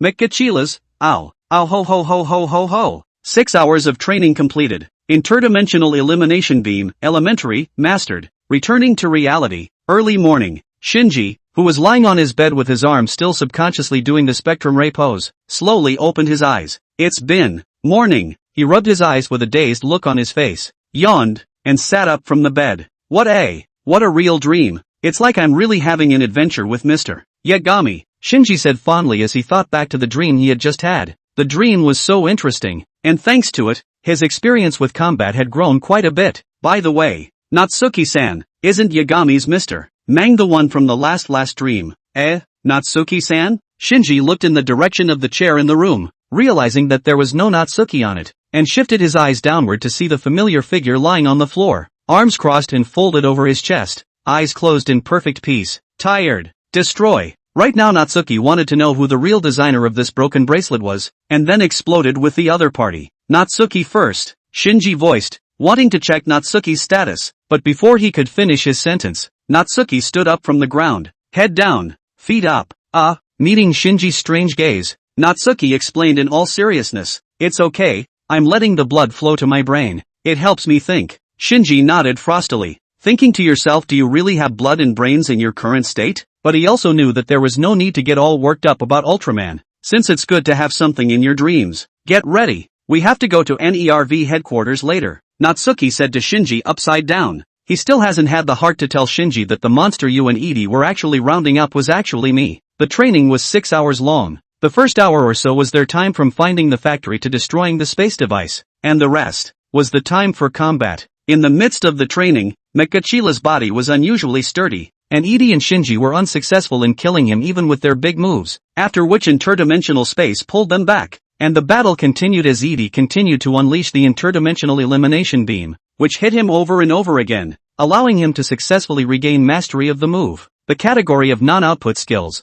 interdimensional elimination beam, is also a very important skill. After all, members of the Cosmic Vigilantes would inevitably encounter strange enemies when they were out on missions, and these types of skills could often work wonders. All in all, the outcome was good. It was the process that kind of made you want to die. Chapter 129, Anchovy, Extra. 9 o'clock in the morning. Underneath the city of Neo-Tokyo, Japan's third largest city, NERV's headquarters. Inside the monitoring room of the EVA Primaries hangar, Anchor Gendo stood in front of the glass, looking at the huge purple and green hull inside the hangar, his eyes under the sunglasses bloodshot and full of fatigue. He hadn't rested for a day and a night, and after learning that he was going to resurrect Anchor only today, that was all he could think about. All of our previous attempts to rescue her have failed. This time, can it really work? Ritsuko Akagi said as she came into the monitoring room and stood behind Anchorage, also looking at the primer. Anchorage didn't answer her. The eyes always fell on the primaries. It seems that one can only pray for a miracle, Ritsuko Akagi said to herself when she saw that he didn't reply. Soon, the hangar's side door opens and Misato Katsuragi appears with Shinji.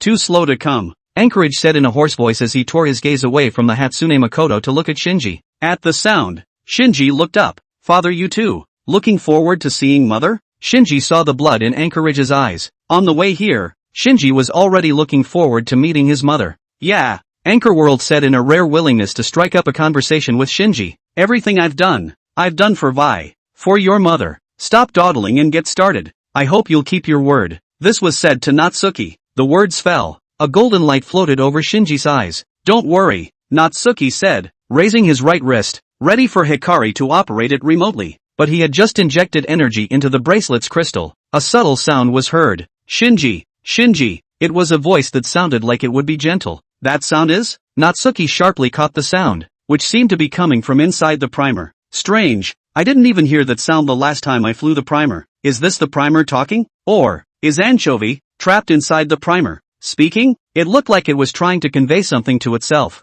Open the insertion pins on the primer. I'm going to get in there. Natsuki raised his head and rushed Anchorage in the monitoring room. Anchorage nodded. It would take half his life to see Anchovy again. Not to mention getting into the primer. Get ready. He turned his head and rushed Ritsuko Akagi. Ritsuko Akagi nods and arranges for someone to pop the insertion pins on the Hatsune to allow Shinji to sit in it. In the meantime, inside the void of space, the Phantom Angel observes the sleeping apostle within the earth from this dimension. Power alone is never enough. I'm afraid the only way to stop that guy is to utilize the Night Angel's Sea of Dirac, and trap that guy within the void number space for as little as 3 minutes. There are other apostles, too, who will take advantage of this moment to snatch Adam's embryo from Anchorage. Even if they will fight, if one succeeds, it will be my victory. The other side, below the NERV branch base in the United States, Zoe Jefferson stood in front of the clear container with the nutrient solution and looked at the white-haired teenager inside. Should I be the first to use you, or ask the system for help? Either way, Ultraman is not supposed to exist. He stood in front of the container with his hands behind his back and kept thinking. Inside the EVA primer, Shinji, Shinji, the gentle voice grew clearer. There was no doubt that this was the sound the primer was making. In the form of a telepathic message, it reached Shinji's mind. You're who? Natsuki responded with the same telepathic response. The words went out. The scene in the cockpit of the Primordial instantly shifted, and they arrived in the middle of a pure white mental space. It's grown up yet. Shinji, a woman in a white research suit with short chestnut-colored hair and an exceptionally beautiful face appeared in front of Natsuki. Anchovy. She wasn't talking to Natsuki. She was talking to Shinji behind Natsuki. Your mother. Shinji looked at the woman in front of him. He couldn't remember his mother's face, but there was no mistaking this strong feeling of wanting to embrace the other person. She was his own mother. Mother. Shinji took a direct step towards Anchovy, tried to embrace with it, but it went right through her as if it was just a phantom. Why? Shinji froze and looked back at Anchovy's silhouette, his mood falling from joy all of a sudden. Anchovy turned around and looked at him with a gentle gaze. Not yet, oh Shinji. I can't get out of the primer. Shinji couldn't understand such words at all. Hurriedly, he said, it's okay, Mr. Natsuki is willing to help us. He's very warm-hearted and kind and has magical powers, and Natsuki-san has helped me very much during this time, and has promised to resurrect my mother. In this moment, Shinji is a child who wants to see his mother. Yeah, Shinji thank you for taking care of him. Hearing Shinji's words, Anchovy turned her head to Natsuki and bent down to thank him. She saw Shinji both times when he piloted the Hatsune Mikoto. Only, it's limited to the scene where Shinji is sitting in the cockpit. Afterward, she explained to the two why she wanted to remain within the Primordial. Seal's plan is to try to make everyone lose their form and become a complete individual, and that it will also make people lose their selves. I don't approve of such a plan, but I alone can't fight back against Seal. That's why I chose to leave my soul here during the Hatsune Mikoto's experiments, to give the Hatsune Mikoto a soul. Only then will you, Shinji, be able to pilot the Primordial, and, in the end, will be given the right to determine the direction of this world. The primer's experiment back then was no accident at all. The only thing that is anchored is the intention. She wants to enter the game with her body to stop Seal's plan and leave the final choice to her son. If everything doesn't go awry, in the end, Shinji will grow up from one breakdown to the next, and Seal will use Shinji and the Hatsune Mikoto as the key to becoming a god after losing an important piece, allowing Shinji to complete the final mending ritual. And Anchorage's plan is doomed to failure. This is a woman who is truly behind the scenes pushing everything. She doesn't agree with Seal's plan. What she wants is to use EVA's technology to allow mankind to achieve true immortality, leaving proof of having existed in the universe forever. According to her original plan, Shinji would end up facing two choices: fulfill Seal's wish to complete the human replacement program and allow humanity to become one, or reject Seal, refuse the replacement, and allow the world to return to the way it was while the Primordials wandered the universe forever as an eternal being. After hearing these words, Shinji was confused. What's all this? One by one, how do they all come up with a bunch of complicated plans? If it had been Shinji in the past, after hearing those words from Anchovy, he would have been in a daze, not knowing how he should make his choice. But now, Shinji simply came to Anchovy and said in a firm tone, "Mother's plans have nothing to do with me. My choice is to bring my mother back to life and be by my side as a mother. And Seal's plans, Natsuki-san and I will definitely crush them." Chapter 130, The Hatsune Mikado Storms Out. Shinji. Anchovy looked at Shinji, looking a little surprised. The character of her son was not so different from what she had expected. "If I leave here, you won't be able to pilot the primer anymore," she said. It was she who gave her soul to the Hatsune to enable Shinji to pilot the Hatsune to battle, the only gift she could leave to her son as a mother. It was also the only weapon Shinji had to defend himself in the ensuing danger. Also, the Hatsune is an alternative in Seal's plans, and if they give up on the Hatsune at a time like this, I fear that Seal will soon launch an operation against them. The world is more dangerous than you think. After this, there will be even more powerful apostles. Anchovy spoke at length, hoping that Shinji would listen. The power of the primaries is a must. As long as her soul remains within the primordial, she can always protect Shinji. Like I said, whether it's an apostle, or a seal, or something else, anything that takes away someone's life, takes away someone's dreams, I will stop them. Shinji's gaze remained firm. He knew that too much thinking, too much looking ahead, would only bring him to a standstill. He no longer wanted to trap himself in his inner world. The experience of this time has helped him find a new way of living, and he likes it for who he is. Instead of thinking about things that are too complicated and esoteric, whatever difficulties you face, act first and then look for ways to save everyone. Guard the dreams of others before you find your true dream. That's what Mr. Natsuki told himself. And now, he thinks it's his dream. It's Shinji's own choice, and shouldn't what we do be to support him? Natsuki smiled when he heard Shinji's determination, and said to Anchovy afterward, "The dreams of a teenager are the purest and most valuable things. Maybe this dream would be twisted and discarded for various reasons, but for now, Natsuki wouldn't let the teenager's dream go to dust. Otherwise, this will affect him for the rest of his life." Mr. Natsuki. Anchovy listened to Natsuki's words and thought of what she had seen in the cockpit of the Hatsune, where Shinji had transferred a special energy to the Hatsune, and then unleashed an incredibly powerful light wheel. Her soul consciousness within the primordial was not always awake, but that time she saw it. "Why help us? Help Shinji?" she asked. Hearing this question, Natsuki smiled slightly and said, "Because I'm Ultraman." This question can be answered in a variety of ways and can be interpreted in many ways from different standpoints. However, Natsuki thought that this one sentence was enough for now.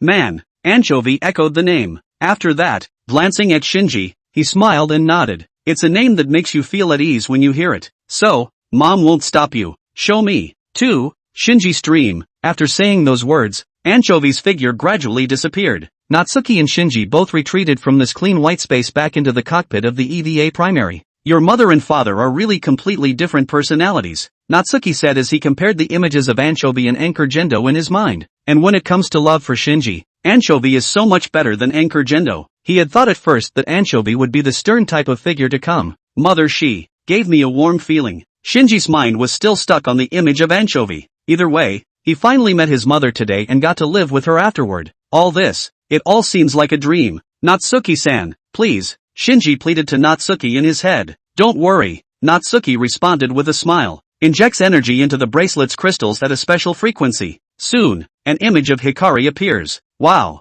this is what you call a primer." As soon as he appeared, Hikari surveyed the construction of the primordial in the cockpit. The combination of organic life and machinery is a bit crude, but not without merit. A soul trapped inside a body. Well, a physical body would be able to recover right out of it. The point is that the soul is still there, which is a lot easier than the other couple of scenarios. Hikari quickly grasped the scene. As the top scientist in the universe, his learning was placed here. It belonged to a downward strike. "Did you bring life?" Natsuki asked. "Bring it on. It's in your bracelet," Hikari said, pointing to Natsuki's bracelet. "This bracelet still has this function?" Natsuki was a bit surprised. "Of course," Hikari nodded, after which she made a few false taps on her arm, ready to start operating remotely through the connection to her bracelet. "When I reported it to the first officer, he thought you'd had another accident. Like this. His old man still hasn't changed at all." Natsuki smiled. Life-curing technology is not something that can be used at will, and to use it to bring someone back to life, they must be debriefed within the Kingdom of Light and receive the approval of the Grand Captain before it can be used. This is to prevent chaos in the natural life and death between universes. "Alright, I'm going to start." Hikari's silhouette came in front of Natsuki and waved her hand. A bright light emerged from the bracelet and floated in front of them. After that, under his control, the light subdivided into countless tiny points of light, reaching out like silk threads to all corners of the cockpit. connecting to the primaries. Woo, ow dash. At this moment, the primer that wasn't activated by NERV suddenly made a move, its mouth opening and hissing mindlessly as if it was about to transform into a primal beast. What's the situation with the primer now? When Enkiredu in the monitoring room saw this scene, fluctuations instantly appeared in his heart and he quickly turned his head to ask Ritsuko Akagi. The power cables are not connected. The primary. It activated the internal power supply. It's Stampede. Ritsuko Akagi's eyes widened as she looked in the direction of the Hatsune Mikoto. The eyes under the constrictor armor, already glowing red, seemed to want to destroy everything here. Primer. Storming out. Asterisk. That guy really isn't worth trusting. Quickly, prepare the special phenolic resin. Anchor Gendo ordered to Ritsuko Akagi, telling her to arrange for people to come over quickly. Chapter 131 Miracles. For reasons of secrecy, there aren't many people in the hangar right now, not even the usual technicians. So at the moment when the primaries stormed off, the scene was not at all under control in the first place, and while a few people outside panicked, the Hikari void in the cockpit, on the other hand, curiously surveyed the state of the primordial. Can you react even when you're unconscious? The fusion of the soul with the body seems quite deep, Hikari said, thwarting her chin. Hearing this, Shinji was a bit worried. That, my mother he was afraid his mother couldn't be saved. It's okay. Just let this primer sleep first. Not the least bit flustered by this situation, Hikari controlled the floating light in front of her to produce a subtle tremor. Click click. The Hatsune, which was storming off trying to break free of the hangar's restraints, instantly stopped moving, its arms dropping down mechanically, from a beast on the verge of breaking free to a common animal in a deep sleep. The storm stopped. Why? Ritsuko Akagi, who was the head of the EVA program, froze outright when she saw this scene. She knew that the possibility of the Hatsune's rampage existed, and she also knew that the Hatsune's rampage, once started, would never stop until it had accomplished its purpose. It's a double-edged sword used against the apostles. Yet now the Hatsune Mikoto simply terminated the rampage. Their ultimate weapon, like a pacified cat, stopped when she said it would, and she was completely unable to accept that reality. In this vast universe, there are many incredible things. Albert behind him saw this scene and said with a hint of emotion, "We'll always call the unthinkable a miracle, and what's truly miraculous is the miracle that there is an entire planet somewhere in the universe, called the light." Miracle. Ritsuko Akagi listened, the expression on her face fading. Humanity's proud intelligence in the vast universe, does it actually count for nothing? Inside the cockpit, a female figure slowly emerged within the light. Anchovy, resurrected. Exactly the same stance as she had before she was devoured by the primordial. Well, the work in the Cosmic Science and Technology Bureau isn't finished yet, so we'll be in touch afterward. After doing this series of operations, Hikari disconnected the connection and her figure turned into a point of light back into Natsuki's bracelet, and this time, Natsuki returned control of his body to Shinji. Let the boy experience the happiness of being reunited with his loved ones. Mom! Shinji looked at the person in front of him and cautiously reached out his hand, afraid that the other person would be a phantom again. After touching the corner of her coat and realizing that this was a real person, the emotions could no longer be contained, and tears came to her eyes as she pounced on Anchovy. Shinji! Anchovy hugged Shinji, who was a head shorter than himself, with a gentle frown on his face. She owed so much to her son, and she knew she wasn't a good mother. Miraculously, a miracle that allowed her to have a chance to make amends. Hanger! The primer's insertion pins had popped out and were caught by the boom on a platform of steel. Is it over? Only. Anchorage ran all the way out of the monitoring room and inside the hangar to the insertion pins, inwardly apprehensive. Will I finally get to meet you? Vi. He was immensely looking forward to meeting his wife, while at the same time worrying that it was all a lie. He took a step forward and couldn't wait for the hatch with the inserted bolts to open from the inside. He was going to open it right from the outside. There. And just as he stepped forward, the hatch had opened, and the first one to step out was Shinji in a short white shirt. Shinji, where's Vi? Where is she? Did it work? Anchorage asked hurriedly, grabbing Shinji by the shoulders. Shinji didn't answer, as the answer was already in front of Anchorado's eyes. The figure that stepped out of the hatch, the one he had pined for countless days and nights, the one that looked exactly the same as it had 11 years ago, instantly took over his entire field of vision. Only, Anchor Gendo let go of Shinji and ran straight to Anchovy, feeling the beating of his heart for the first time in a long time. The expression on his face was no longer the usual indifference, filled with the joy of seeing the one he loved. Gendo-kun. Anchovy looked at Anchor Gendo, who was considerably more haggard than in his youth, with the same forgiving gentleness still in his eyes, and stretched out his arms to catch Anchor Gendo in a hug. Finally I can see again. Anchor Gendo hugged Anchor Vi tightly, not willing to let go at all. afraid that the next second Anchor Vi would disappear from his side. Vi. He is weak, he has low self-esteem, and he longs for the love of others. Anchorman isn't even a natural cold leader, he's just a man who's even more of a coward than Shinji. His inner weakness made him resist contact with others and kept himself in a closed world, not trusting anyone until the appearance of Anchovy breaks down his inner wall. Anchovy was the only person in the world who could accept his inner ugliness, who could accept his weakness. If Anchor World were to find a meaning to live for, it would be to be by Anchor World's side, and that's the only answer. For this reason, he can even do anything that he could not otherwise do, and he can use everyone for this purpose, even offering everything he has, pursuing love even if the means are ugly and dirty. That's Anchorman. Shinji looked at his parents, who were hugging tightly, and inwardly felt something. So, father has such a side. From a distance, Misato Katsuragi watched the scene. Subconsciously, he reached out and gripped the cross necklace on his chest.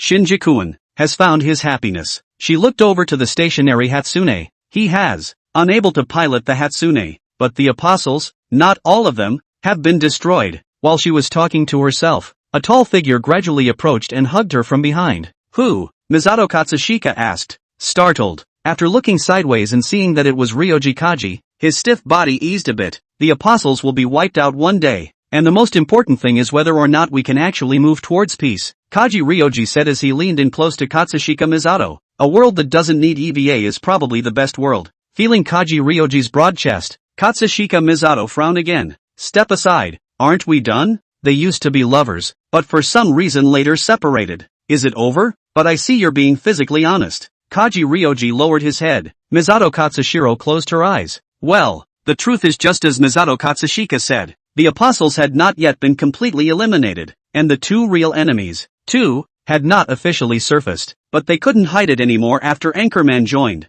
Chapter 132 targeted, more, the third new Tokyo city in this base, surprisingly, have both been developed. Anchovy came to the office floor of Anchoradu and lamented as he saw the scene outside through the glass. Before she was devoured by the Hatsune, the city of Third Neo-Tokyo had only just begun to be developed, and NERV's headquarters was completely unestablished. It seems that a lot has happened in the 11 years since my own death. Lilith is under this base, isn't she? She asked at Anchorman, who had just sat down in his chair. Right. Anchorage nodded. Lilith was on the lowest level of the base, and we disguised it as Adam to attract the apostles to launch an attack here before they were eliminated. When faced with his wife, Anchoradu had nothing to hide and told all the truth he knew. On the sidelines, Shinji was also listening. The being who created mankind, the creator who came to Earth after Adam, is now beneath this base. Lilith's physical body was restrained by the Lance of Longinus, and the soul was transferred by us into some other vessel. This is Seal's plan, as well as the means I originally wanted to use to resurrect you.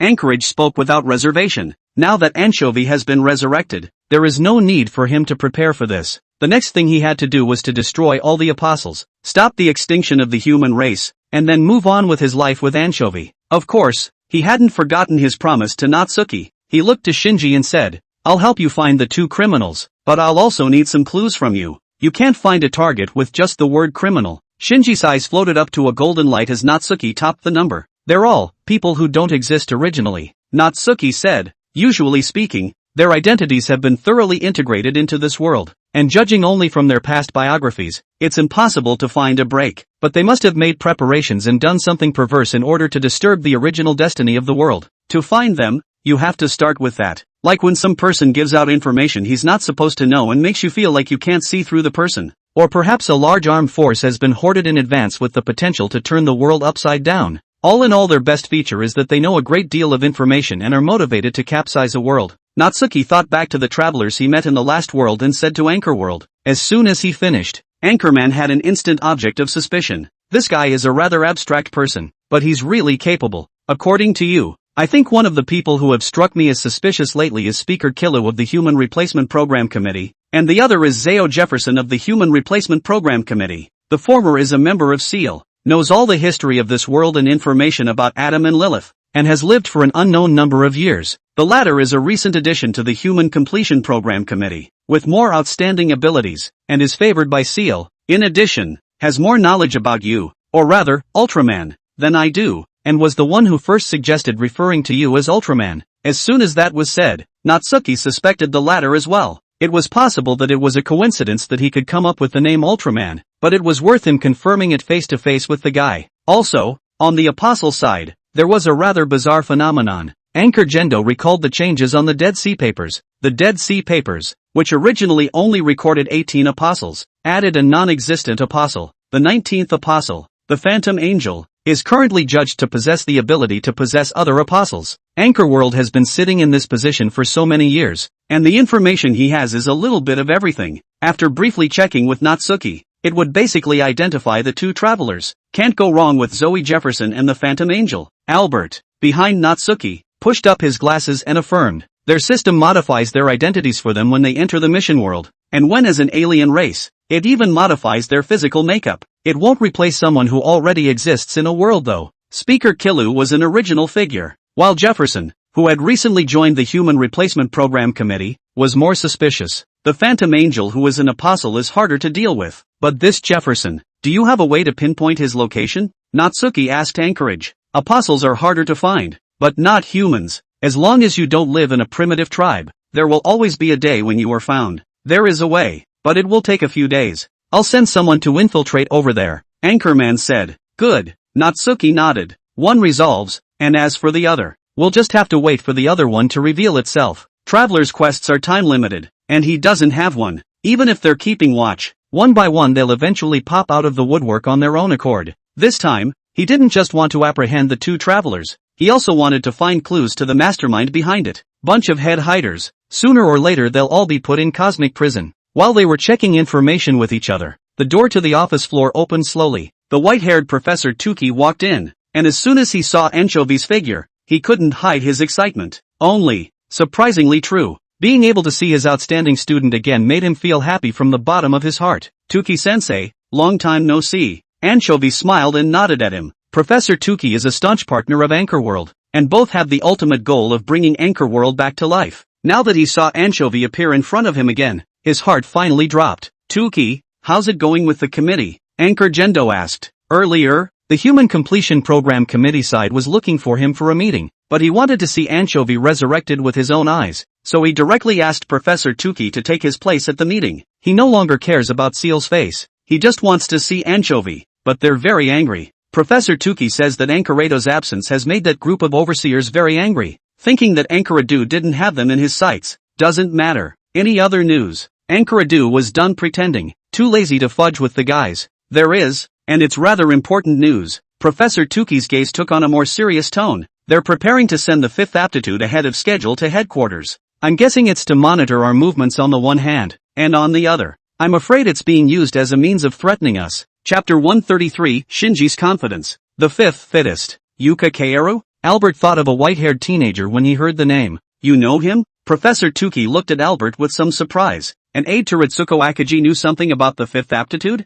Sort of. You guys should know better than me, Albert said with a smirk as he looked at Professor Tuki and Anchorage. Instead of being Ritsuko Akaji's assistant, he was Natsuki's assistant. The 17th apostle? Possessing part of Adam's soul and a human body. Angel of Liberty. When Seal separated Adam's body from his soul, it used Adam's soul to create such an artificial apostle, which is also Seal's base card. Sending him here at this point in time shows that Seal has been sitting on their hands a bit, or rather, the one hiding between them can't sit still, Albert analyzed. According to the normal progression, Yuka Kaoru would only show up after the 16th apostle had been eliminated, yet now the apostle hadn't even been half eliminated. But think about it, a copy of EVA and Apostle Smash, breaking in an Ultraman, and then it's still an elimination tournament. Anyone else would be in a hurry. What are you going to do? Turn the tables on Seal now? Anchorage asked in a hoarse voice as he looked over at Natsuki. After successfully reuniting with his wife, Natsuki's status in his eyes had been infinitely elevated, and it was also true that the other party possessed the strongest battle power. If Natsuki wanted to start a war now,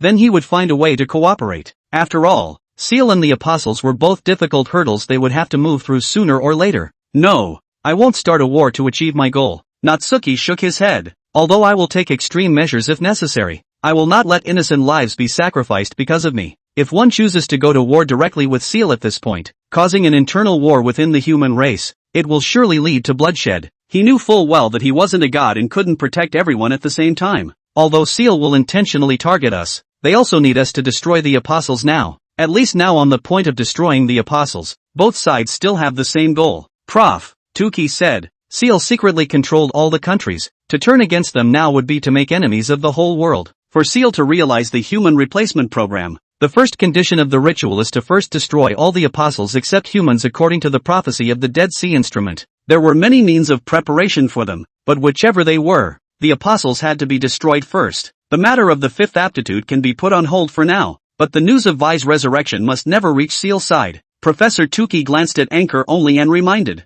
the departure of Vi's soul from the primordial has been tantamount to destroying one of their keys to completing their plan. I know. Anchor nodded. Vi lives with me, and I'll do everything to keep it a secret. Professor Tukey nodded as he listened. Also, the third will be shipped from the U.S. branch to this side of the headquarters, along with the fifth aptitude. He added, just give up on the fourth fittest? Albert realized as he listened. The third was originally intended to be piloted by the fourth aptitude, and the candidate had long been predetermined. Now that he's changed his mind on the fly, it looks like the traveler over there is in a real hurry. But this fifth adaptable, the Angel of Freedom, was no honest and obedient master, and was not always sent over here to fulfill their mission. It's strange. Albert's puzzled voice reached Natsuki's ears. What do you mean? Natsuki asked. Sending the Freedom Angel over right now can't really do much. After all, he probably won't be able to get through a few moves with you even if he's on fire. Albert told Natsuki his guesses and his knowledge of the Free Angel. That's a good move. I'm kind of at a loss to guess what he's trying to do,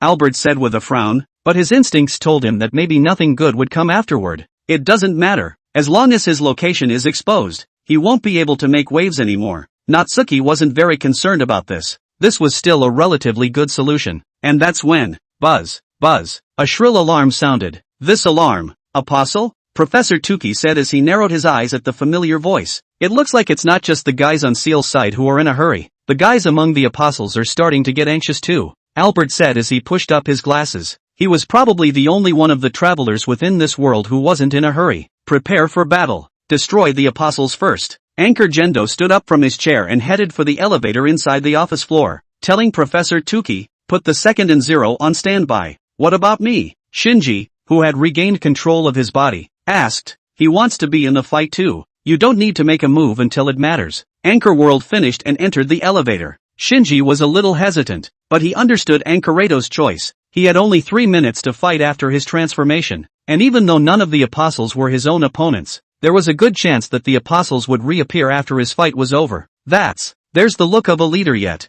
Anchovy said with a slight smile as he watched this. Come on, Vi. Professor Tukey looked over at Anchovy. I'll take you somewhere to settle down first. Those who are already dead are not at liberty to show their faces. This base is ultimately crowded. Okay, Anchovy nodded. Shinji, why don't you join us? Professor Tukey added to Shinji. Mother and son stay together significantly better. But Shinji shook his head no. No, at a time like this, I have things to do. Shinji said firmly. It's not wise to immediately transform when one enemy appears, but even without changing his body, he could still fight.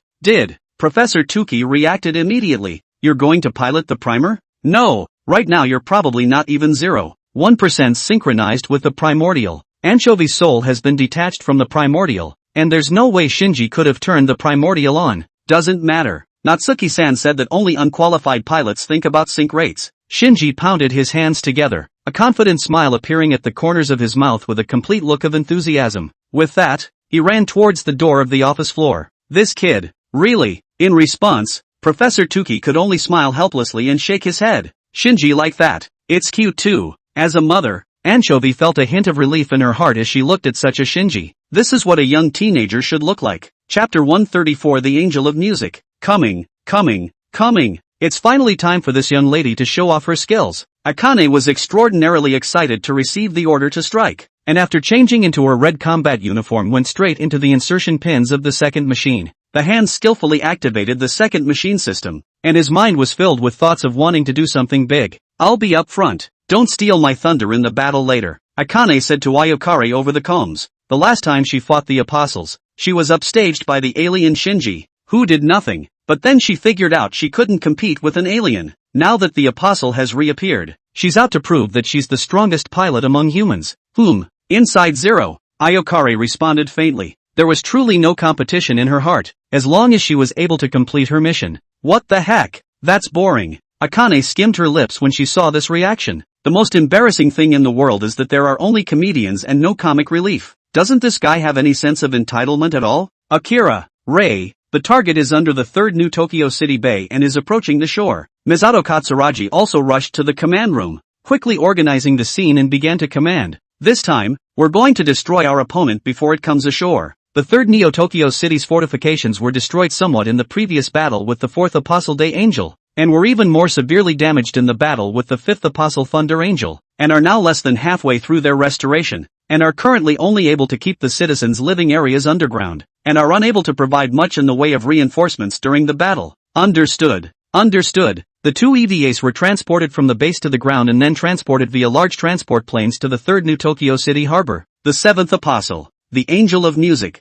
Enkuradu, who had come to the command room, sat on a high platform, looked at the huge figure in the harbor that was partially exposed, and recognized the other party's identity. The huge purple body of the humanoid type resembles a bat, with curved moon-shaped legs and arms directly connected to the head, without a neck. The seventh Apostle, the Angel of Music. Apostles are about to land. EVA 2 and EVA 0 arrive at combat positions. The technician in the command room reported the situation on the scene and put the image on the big screen. In the harbor where a large number of half-submerged buildings had sunk into the sea, two EVAs trailing extremely long power supply cables descended from the sky, armed with guns and spears made of special alloys, respectively. Target locked. Combat commencing. Once Ayokari locked onto the target in the cockpit, she pulled the trigger of her gun in an attempt to stop the Angel of Music from landing with firepower. NERV headquarters, in the hidden surveillance room above the command room. Tuki-sensei, that child. Anchovy looked at the image displayed on the large screen in the command room and felt slightly disoriented after seeing the blue-haired girl. Too much resemblance.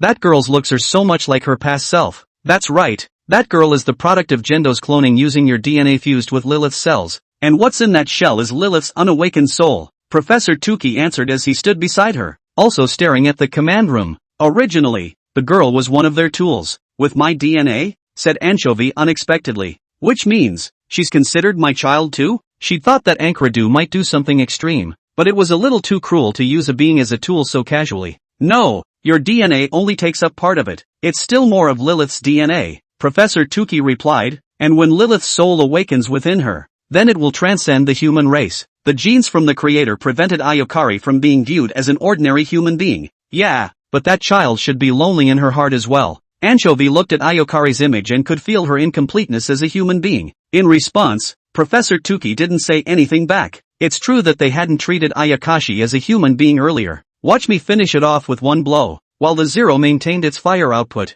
Akane saw the right moment to leap to the apostle on the shallow bank in the second with an alloy spear in hand, fighting to swing his spear. Swish! The strong force cut vertically from the Angel of Music's head all the way across his entire body, splitting it in two, revealing purple flesh and blood with no organs inside. It worked! My first kill! Akane shouted happily when she saw such a battle result. Sure enough, he or she is the best human pilot. She turned back and was just about to claim her credit when suddenly a strange change occurred. Roar! Roar! The Angel of Music, which he had split in two, suddenly made another twisting motion, and each of the bodies that had split in half recovered into a complete body again in a burst of writhing flesh and blood, and the enemy went from 1 to 2 in one fell swoop. The closest Akane was instantly met with a counterattack from the apostle, as both Angel of Music swung their arms at the same time, sending the second machine flying, plopping down in the middle of the ocean water. Half of the second's body was exposed on the surface. Ta-da-da-da. Seeing that Akane had been knocked down by the apostle,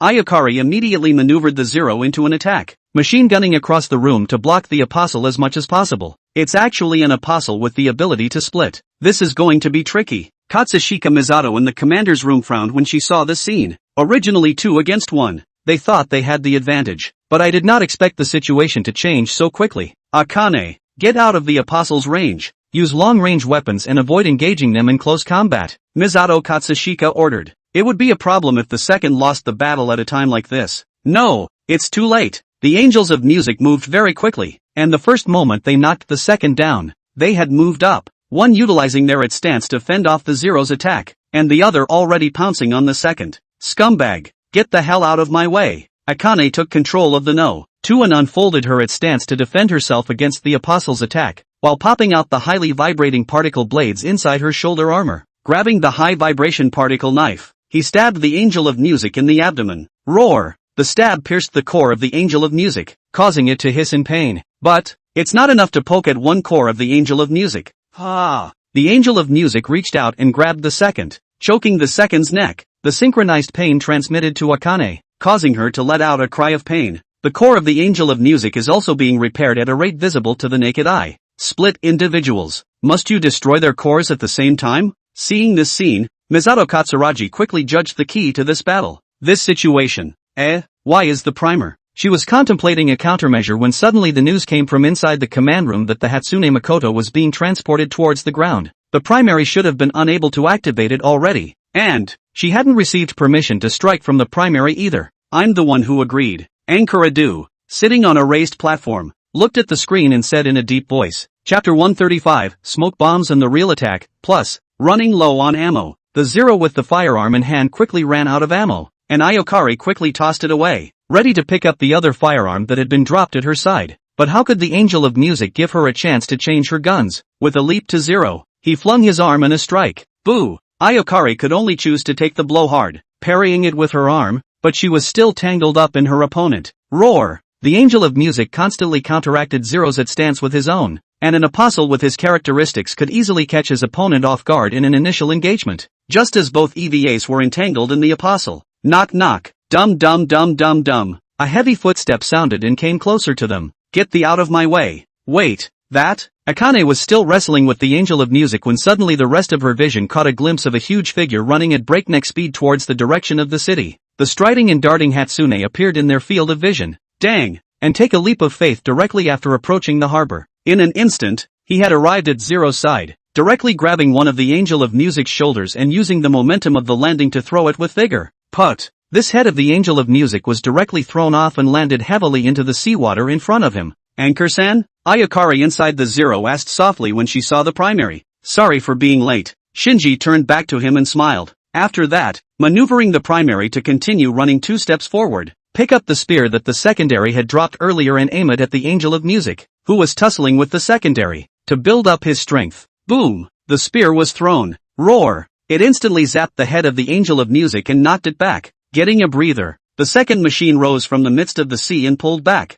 I could have taken care of it even if you hadn't come. Akane looked at the Hatsune at her side and stiffened her mouth. I know, Akane is a very powerful pilot, Shinji said, but this apostle has special abilities, and can't be easily killed by just one person. Together, we can surely destroy it. Against pride, a straight ball is always the optimal solution. Well, then since you've said so, Akane said with a not-so-natural expression. For the success rate of the mission, teamwork is indeed needed right now. Inside the commander's room, Misato Katsushika, who was listening to the conversation between them, smiled. Earlier, after Akira broke the apostle's core, the core quickly recovered, and combining that with its ability to split like that, I deduced that I would have to shatter both of the apostle's cores at the same time in order to truly destroy it. She spoke within the calm. Understood. I'm going to control them both at the same time, and then have Ling Pasan and Akane attack it at the same time. Shinji made his choice as well. After saying that, he had charged up just as the 2 Angels of Music were getting up. At the moment his synchronization rate with the Hatsune was infinitely close to 0, but the Hatsune was still moving under his drive. This was Natsuki using his Ultranian power to assist him in the operation, and although it was consuming Shinji's stamina, it was undoubtedly the most cost-effective way to fight at the moment. Roar! Roar! The 2 Angels of Music hissed, ready to rejoin as one. But the primordial had already killed them, and with both hands outstretched, grabbed their stances by brute force, preventing them from fusing. After that, the arm fires and goes through the stance to grab them by the shoulders, one in each hand. Grab them on each side of your body. While we're at it, Shinji shouted at Ayokari and Asuka within the calm. Understood. Coming. 0 and 2, armed with highly vibrating particle blades, launched a surprise attack from both sides, aiming for the core of the Angel of Music. Shinji, much stronger than I thought, Anchovy said with a smile at the sight. She understands that Shinji's dreams are not just talk, but a serious desire to save others. Her original plan might actually be put down. He is indeed an outstanding teenager. Professor Tuki couldn't help but praise Shinji as he watched his performance. He didn't stop Shinji when Anchorage went cold, because he thought that the more closed off he allowed Shinji's heart to be, the more combat prowess he would be able to show by piloting the Hatsune Mikoto. Now that the teenager's heart is no longer tightly closed, the Hatsune Mikoto even lost its original meaning after Anchovy was rescued, but the teenager is still piloting it to show the power to protect others, something none of them had expected before. And just as both 0 and 2 stabbed their high-vibration particle blades into the core of the Angel of Music, not good, our system has been invaded. A technician suddenly stood up from his seat and shouted in disbelief. NERV headquarters has the world's most advanced supercomputer Magi. The defense system should also be unbreakable. Even the surface layer of the defense system is not ordinary hackers can be stained. But now that a program from the outside had penetrated their system, it was completely impossible for that to happen. What? Ritsuko Akagi heard such news and rushed to the console to check the situation. It's searching for information within the main database. Is it looking for something? She quickly pulled up the backend and tracked down the program. This path. Does it say? The other side wants to invade Magi directly, she said with wide-eyed surprise. It's amazing that the other side wants to hack directly into the world's most advanced computer. The fluctuation pattern is blue. The other side isn't a hacker. It's an apostle. A technician shouted in panic. While they were dealing with the Angel of Music, a head of apostles unexpectedly took advantage of the opening to invade their base. Can you stop it? Ankaradu asked, looking to Ritsuko Akagi. Magi was developed by Ritsuko Akagi's mother, and as her daughter, she is by far the most knowledgeable about the Magi system. Ritsuko Akagi nodded, then quickly connected her accompanying computer to the main control computer, ready to start a battle with this apostle in the digital world. And at the moment, the Phantom Angel possessing this nanoscale apostle was however a bit puzzled. He went through all the information within NERV, searching any space in the entire base. All he wanted to do was ask, "Where's Adam? Where's my big Adam's embryo?" Chapter 136, The Chase. The apostle has invaded Melchior 1. The technician in the command room reported hastily. At the moment, all the members of NERV's technical development department threw themselves into the queue to fight against the apostles. It was a nanoscale apostle and was learning to evolve so fast that it soon invaded their main program. The supercomputer Magi has three main systems, Melchior 1, Balthasar 2, and Casper 3, which represent the three personalities of the developer, and as a whole is known as Magi.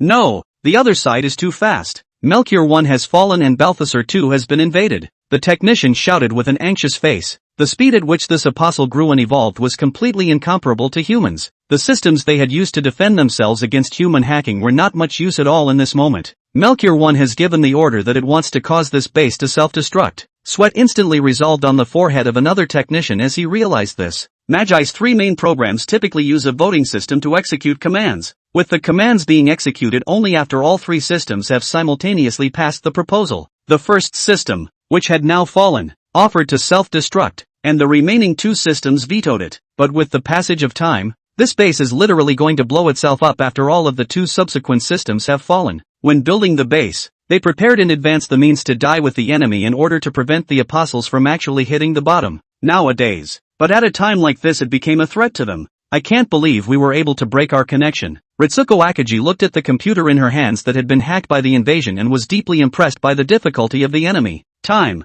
I'm afraid it's too late. She frowned as she watched the progress of the Magi invasion. A solution was quickly pondered in his mind. Worst case scenario is to abandon this base. Anchor Gendo on the high platform looked at the crowd that had gotten busy, and in his heart, he had already prepared for the worst. But just as he was about to order a withdrawal, it's not time to give up. Give us 10 more minutes. Albert turned back to Anchorage and said, we don't have 10 minutes left. Ritsuko Akagi looked at the second system that had fallen and clenched her fists in resignation. The apostle had taken advantage of the fact that they were focused on the combat on the ground to catch them off guard, leaving them far too little time to react. No, we do. Albert pushed up his glasses and pulled a large flash drive from the coat pocket of his research suit. The 11th apostle, the Angel of Terror. I made some preparations ahead of time for this contingency. As a traveler, he knew the information of every apostle, and naturally, he knew that there was such an apostle who would invade the system of NERV headquarters. And when it comes to research, he thinks he's better at it.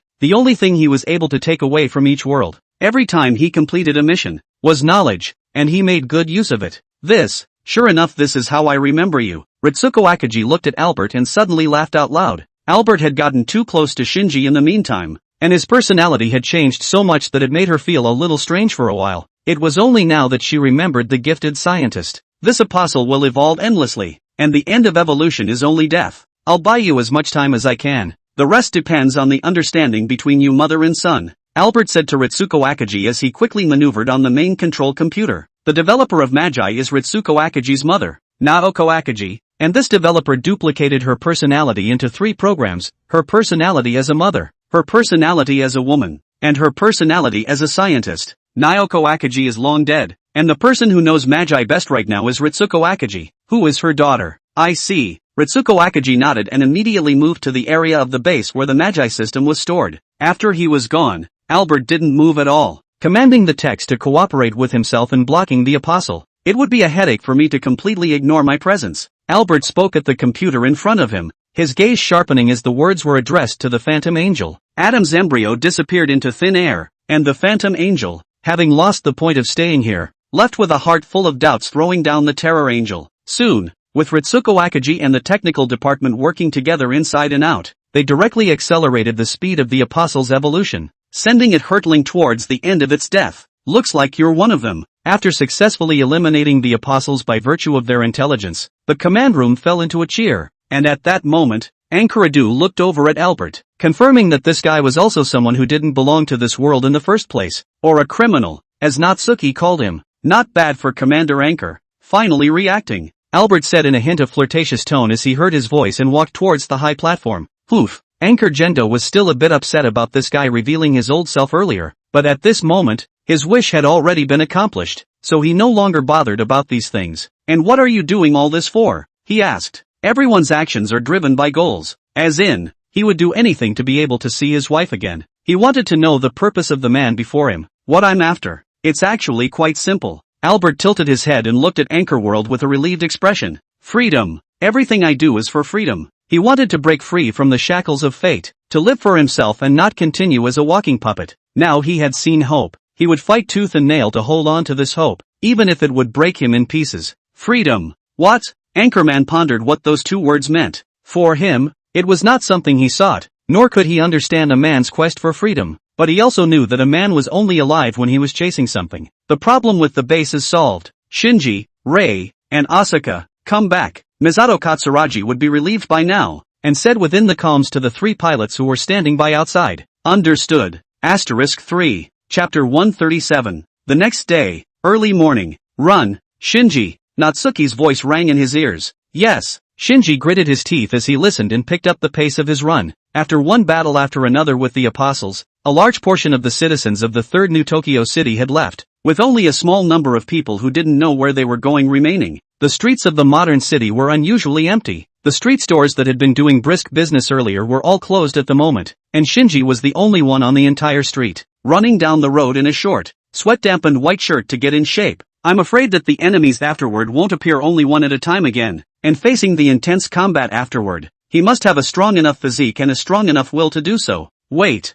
that guy, running to an intersection. Shinji suddenly noticed a teenager standing in the center of the intersection wearing a short white shirt just like him, silver gray hair, red pupils of the eyes similar to Ayakari's, handsome appearance, thin body looks a bit thin, but stands very straight, giving a mysterious aura. Kaorujuku, 5th fittest, 17th apostle, angel of freedom. The first moment he saw this person, for some reason, Shinji felt something familiar. It was as if he had seen the other party somewhere. But a teenager with such a special hair color should have left a deep impression if he had seen it. It's weird that Shinji continued to run towards the intersection, ready to say hello, but the other party's figure disappeared the moment he blinked. It's like a hallucination. It's gone. Am I hallucinating from being so tired? Shinji said suspiciously as he stopped and wiped the sweat from his forehead, looking around the streets of the intersection. Don't worry, you won't hallucinate even if you're tired. Natsuki's cross-legged figure floated beside him, holding his arms as he said, look in a certain direction afterward. Thwarting his chin, he said, playing games in front of me, looking like you really don't know Ginger. Shinji, after him. Natsuki pointed him in the right direction, and Shinji immediately nodded and looked to the rooftop of an apartment building. Otter Olden granted him vision. Shinji took a big step towards the block of apartments. Climbing up the outer stairs bit by bit was obviously too slow, so he stomped on the abandoned van on the side of the street and leapt straight upwards.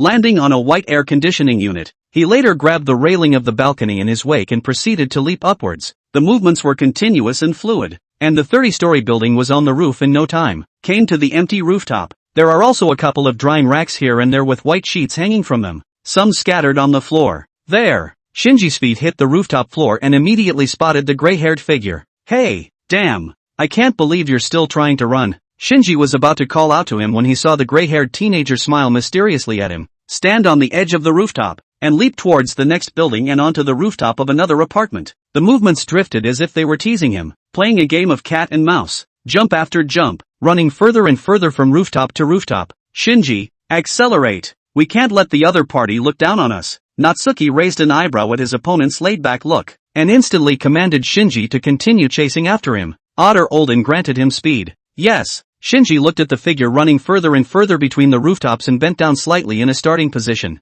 The legs and feet gradually gained strength. Boo! A shallow crater appeared in place, and Shinji's figure scurried out like a bullet, the wind pressure from his high-speed movement directly blowing the sheets that had been left behind on the rooftop. The sight of the city flew before his eyes as Shinji caught up with the gray-haired teenager at breakneck speed. The opponent was jumping from rooftop to rooftop, and Shinji it wasn't even that different from flying in a straight line. Gotcha! On the rooftop of a shopping mall, Shinji grabbed the gray-haired teen by the scruff of his neck. Slowly, he raised his head and saw the mysterious smile on the other man's face. Caught in the act. Sure enough, you're good. The gray-haired teenager complimented Shinji with a smile. Hearing the gray-haired teen say that, Shinji let go of his coat, a little surprised. This guy seems pretty well spoken for. Thanks. Shinji smiled and nodded before offering him his hand. I don't know why, but I always feel like I've seen you somewhere before. I'm Shinji. And you? The gray-haired teen seemed a little uncomfortable with Shinji's enthusiasm, but smiled and shook his hand. Yuka, like you, it's an EVA pilot. May I call you Shinji? Whether it's the appearance or the voice, after contact with Yuka Kaoru, you can feel a feeling like a spring breeze. This is a gentle person. Sure, Shinji nodded, his expression not the least bit embarrassed, but happy to have made a new friend. EVA pilot, you're the one who came over from the American branch, the pilot of the third machine? After that, he reacted to his opponent's identity. They had discussed about the teenager in front of them earlier on the office floor of the headquarters. Yuka nodded with a smile. Just as he was about to say something, he was suddenly hardened in place by the words Shinji uttered afterward. So, are you the 17th apostle? The angel of freedom? Shinji asked tentatively. Artificial apostle with a human form and partly Adam's soul. The angel of freedom. Yuka Kaoru froze for a moment, looking a little surprised. This identity, he had originally wanted to hide it from the other party, but I didn't expect to be poked and prodded straight away. His expression quickly recovered from surprise. Right, just as you guessed. You really have changed a lot, Shinji, Yuka said in a mysterious voice. He seems to be in possession of more things that are not known. Did this gentleman tell you that? He asked, looking up at Natsuki, who was sitting cross-legged on Shinji's head, a smile still on his lips. Natsuki, hiss, this guy can actually see himself. He drifted off to the side in silence, straightening the collar of his flowered shirt and forcing a serious expression. Said, sort of, but we have special access to information. As Yuka Kaoru looked at Natsuki, he quickly realized that this being before him was one that no being in the entire universe could compare to in terms of the level of life. Afterward he glanced at the third New Tokyo city, where some of the buildings were still being rebuilt. The Blue Water, Misato Katsuragi, who had just woken up in her apartment, Akane, who was asleep, and Anchor Gendo and Anchor Vi, who were snuggled up together in another apartment. What an unexpected world this time, he said. Finally, he laid his eyes on Shinji, looking at the teenager who had become searingly hot inside. But, it's good. Yuka smiled happily, hearing his words of uncertain significance. Natsuki gradually frowned. This guy's behavior, why was it a bit like a traveler? Chapter 138, The Truth About the World, plus, you're saying what? Shinji listened in confusion. The gray-haired teenager in front of him was truly mysterious in every way. It was clear that he had guessed the identity of the other party, but he still couldn't see through them. Nothing. It's just, I'm happy. I'm really happy that Shinji was able to find his happiness. Yuka smiled sincerely, happy for Shinji from the bottom of her heart. The more he said that, the more puzzled Shinji became. They definitely hadn't met before this. Why? Would someone you met for the first time say something like that to yourself? Can I ask you a question? Shinji hesitated for a second and asked at him. Of course, I'll answer any questions you have, Yuka said with a smile. Shinji looked at him and asked the question that was more on his mind. Are you a human, or an apostle? If it's a human, then it's one's own protection, but if it is an apostle, then it could be an enemy. Faced with this question, Yuka Kaoru didn't answer at first. Instead, in a rhetorical way, he said, a yes or no option is not going to explain this. If you want to know the answer, then think about this. Are you human, or Ultraman? Human or Ultraman? Shinji froze for a moment. It was the first time he had ever thought about it. Before meeting Mr. Natsuki, he himself was no doubt just a somewhat cowardly human being, but now, both. Shinji gave the answer he had in mind. He is a human who wants to protect others, but also an Ultraman with such power.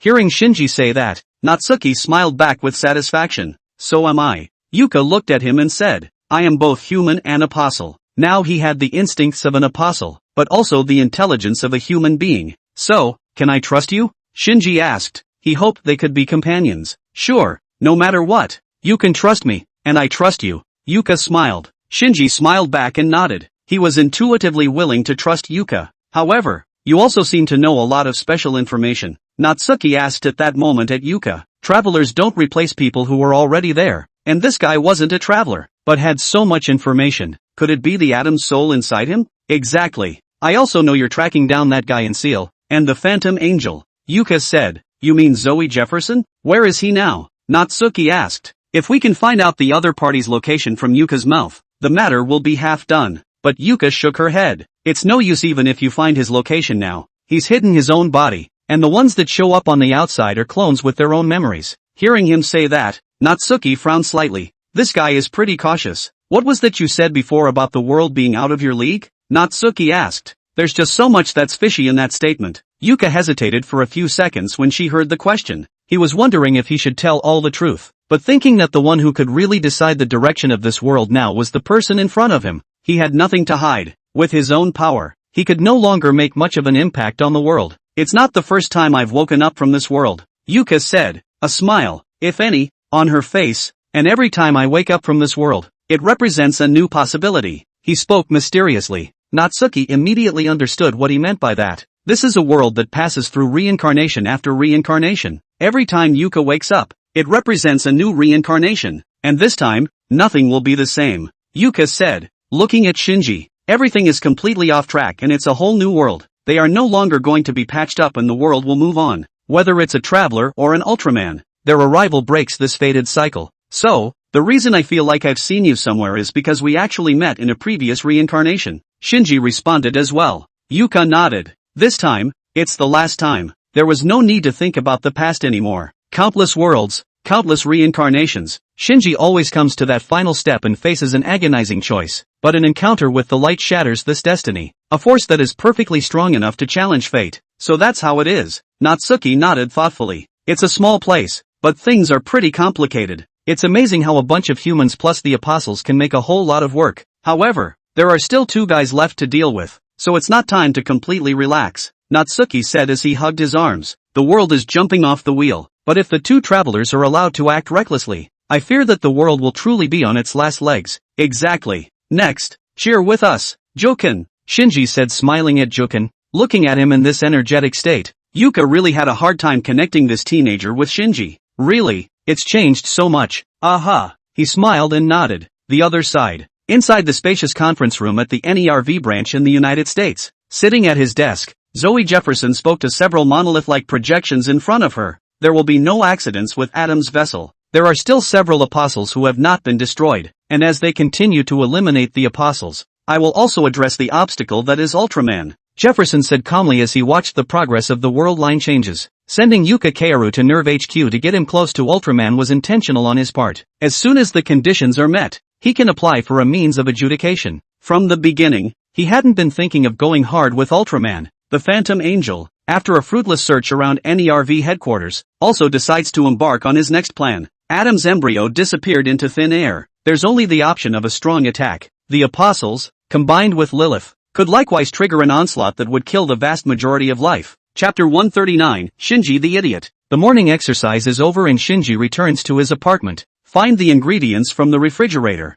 tie on the apron and prepare today's bento. He had basically never been to school except for the day of his transfer. When apostle after apostle hit him and overwhelmed him, he hadn't really wanted to go today, but after hearing Mr. Natsuki say that every piece of scenery in his youth was worth cherishing, he decided to go anyway. You're cooking? Hearing the commotion in the living room kitchen, a sleepy-eyed Akane in her pajamas pulled open the door to her room and stepped out, looking at Shinji's busy back and asking, "Yeah, breakfast and lunchtime bento." Shinji turned around. "What energy? Don't you find all this a pain in the ass?" Akane pulled out the living room chair and sat down, plopping down on the table and looking sideways at Shinji. "No, I find all these things fulfilling." Shinji skillfully lowered the starch-coated meat into the pan, the oil temperature perfectly controlled, the aroma of frying wafting out. Compared to his previous life, his current life is something that really makes him happy. After his mother was reunited with his father, he was even asked to go over and live with them. But Shinji didn't live there considering his mother's current situation needed to be kept a secret from the public. and continued to stay over, visiting in his free time. "Can you eat all that by yourself?" Akane asked curiously as she watched Shinji prepare 3 lunchboxes. Though Shinji's recent workouts had made him a bit beefier, he was still on the skinny side and didn't look like he could eat much. "Not mine alone," Shinji said as he placed the finished dishes into the lunchbox in order. "And from Akane and Lingbo-san." Hearing that there was still a portion for herself, Akane's delicate cheeks tinted with a hint of red and tilted her head to the other side, no longer looking at Shinji. This idiot. Originally, when she came to Japan, she was ready to make her mark, to satisfy her inner pride by becoming Nerve's ace as the best pilot. No matter what, she likes to compete for first place. She couldn't accept that she was weaker than others because she was afraid. Fear of losing one's value, fear of losing the feeling of being needed by others, fear of being abandoned by others, like a father abandoning his mother, and a mother abandoning herself like that. One has to be number one or else one will lose the meaning of one's existence. That's what she originally thought. But after coming to Japan and meeting Shinji, she realized that her excellence was nothing in front of her opponent. This teenager has strength beyond her imagination, even beyond reality, is outgoing and popular, understands others, doesn't give up on his teammates, and always steps up when she needs him. Compared to him, Akane realized that she was nothing more than an arrogant and brash young lady. Originally, her heart would have crumbled. She would have questioned the meaning of her existence. But this fool didn't care about her clumsiness, didn't care about the barbed words she uttered to preserve her dignity. She was caught in a self-contradiction. Obviously one would be devastated by the other's excellence. But now, instead, he or she feels a sense of security that can be relied on because the other person is too good. At that time, under the deep waters, in the dark abyss that was about to be devoured by the sixth apostle, in the most desperate of times, he gave himself absolute security. She had mixed feelings. On the one hand, he hates Shinji because he's good, and on the other hand, he likes Shinji because he's good. Every EVA pilot has a variety of psychological problems, but none of them wanted this for themselves. There just hasn't been anyone to bring them redemption. Now a light saves the teens, and the teens, who also radiate light under the guidance of the light, will bring them salvation. Stupid Shinji. Asuka still had her back to Shinji, looking out the window at the blue sky. "Just prepare the bento for me alone." "Why? You need to prepare another one." Young girls at this age always have all sorts of things on their minds. "Then let's go out." After breakfast and getting cleaned up, Akane tugged Shinji over to the foyer and rushed Misato Katsushiro, who had gotten up a little later than them in the living room. "Okay, take care on the road." Misato Katsushiro echoed as she pulled a can of beer out of the fridge. Dressed in school uniforms, the two walked from their apartment to the station, catch a bus with only a driver, and end up at the school. The school, once full of vigor and youthfulness, is now exceptionally cold, with almost no one to be seen at the school entrance and not a single person on the playground. Step into the 2-year A class. "Good morning, Shinji." "Good morning." After a brief greeting to the class, he sat down in his seat. Look around the class. Looking at the class that originally had more than 40 students, there were now only a dozen left. Gotta fix this and protect everyone to do it. Shinji clenched his hand on the desk into a fist, determined. From this small class, one can also infer what the world is like now.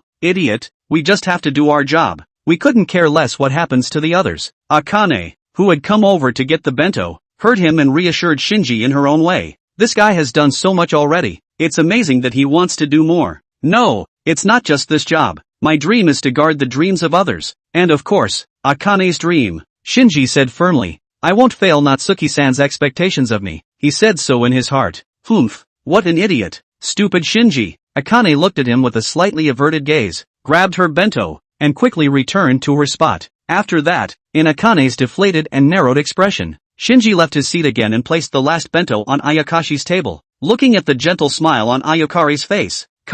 The pen Akane had just pulled out of her book bag was instantly snapped. "That idiot," she said through clenched teeth. Humph. She turned back to that side of the room and stopped paying attention. She decided that she wouldn't say a word to that idiot all day today. One day. Half a day. Chapter 140, Brave Boys. The last class of the morning was a sleepy math class. All of the class had fallen asleep except for Shinji and Ayakari, who were taking careful notes. Akane had learned all this long ago and had even graduated from college in Germany, so she slept the best. Just when Shinji thought it was going to be an uneventful day. "Shinji, emergency assembly. The apostle has appeared." A message suddenly popped up on the computer used for class. There's no mistaking it. It's right above us. At that moment, Natsuki also signaled Shinji to look out the window. Through special vision, a huge figure could be seen as a black circular core. Its stance distorting the light so that satellite observations were black, while to Natsuki and Shinji's eyes, it could be seen as a colored sphere. The height from the ground is roughly 40,000 meters, and if it smashes into the ground with a net stance from this distance, this city including the surrounding area will be flattened in an instant. Natsuki roughly judged the danger of this apostle. Hearing Natsuki say that, Shinji instantly widened his eyes. Is it actually this powerful? Should we transform and destroy it now? No. Natsuki shook his head. This apostle is probably just a vanguard that guy sent out. There should be a tougher enemy than this waiting for us back there. The last two appearances of the apostle had not shown up alone, and he surmised that there were other enemies behind them, and years of combat experience were telling him that this time, the other side was going to get real. Gather at the headquarters first. It would be best if this apostle could be eliminated by virtue of conventional means, Natsuki said to Shinji. Okay. Shinji also felt reasonable. After that, get up from your seat. What's wrong, Shinji-san? The teacher, who was in the middle of class, asked suspiciously when he saw Shinji suddenly stand up. There is a mission, Shinji said directly, his gaze serious. Ah, that can't be delayed, so get going. This middle-aged math teacher also understood the current situation, and knowing Shinji's status and their status, it was impossible to let them continue to stay for the lesson at this point in time. A student in a classroom is going to skip class to save the world.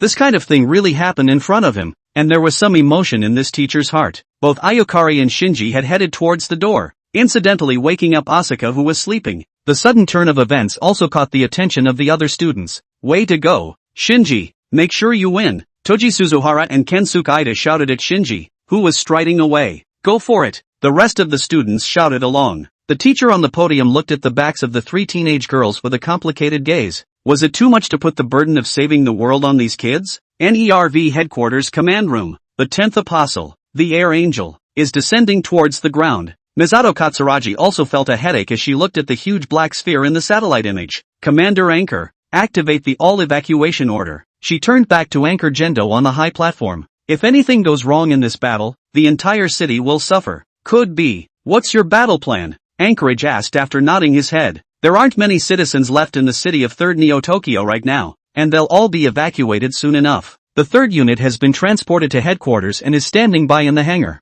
Misato Katsushiro replied. I'm going to have all 4 EVAs deployed to use the IT stance to counteract the impact caused by the opponent before the apostle completely lands on the ground. The primary piloted by Shinji has the power to go right through the IT stance, so as long as the other 3 bodies are on top of it in the first place, it'll be fine. Have EVA catch the apostle with his bare hands and then destroy him. It's a plan that sounds more or less unorthodox. What's the success rate? Anchorman asked. Success rate, only 1%. Ritsuko Akagi said as she pulled up the prediction given by the supercomputer Magi. Much like that battle with the Thunder Angels, it's a task that simply cannot be accomplished by common sense judgment. It's a bit risky, but it's worth a try. Anchorage nodded and gave permission for the battle. For them, having a 1% success rate in combat with the apostles was already considered high. After all, they were all unreasonable creatures, and they were creating miracles in every battle with the apostles. And, right now, they have the absolute bottom of the barrel. A bottom card that is even more unreasonable than the enemy. Just not appropriate to use until the critical moment.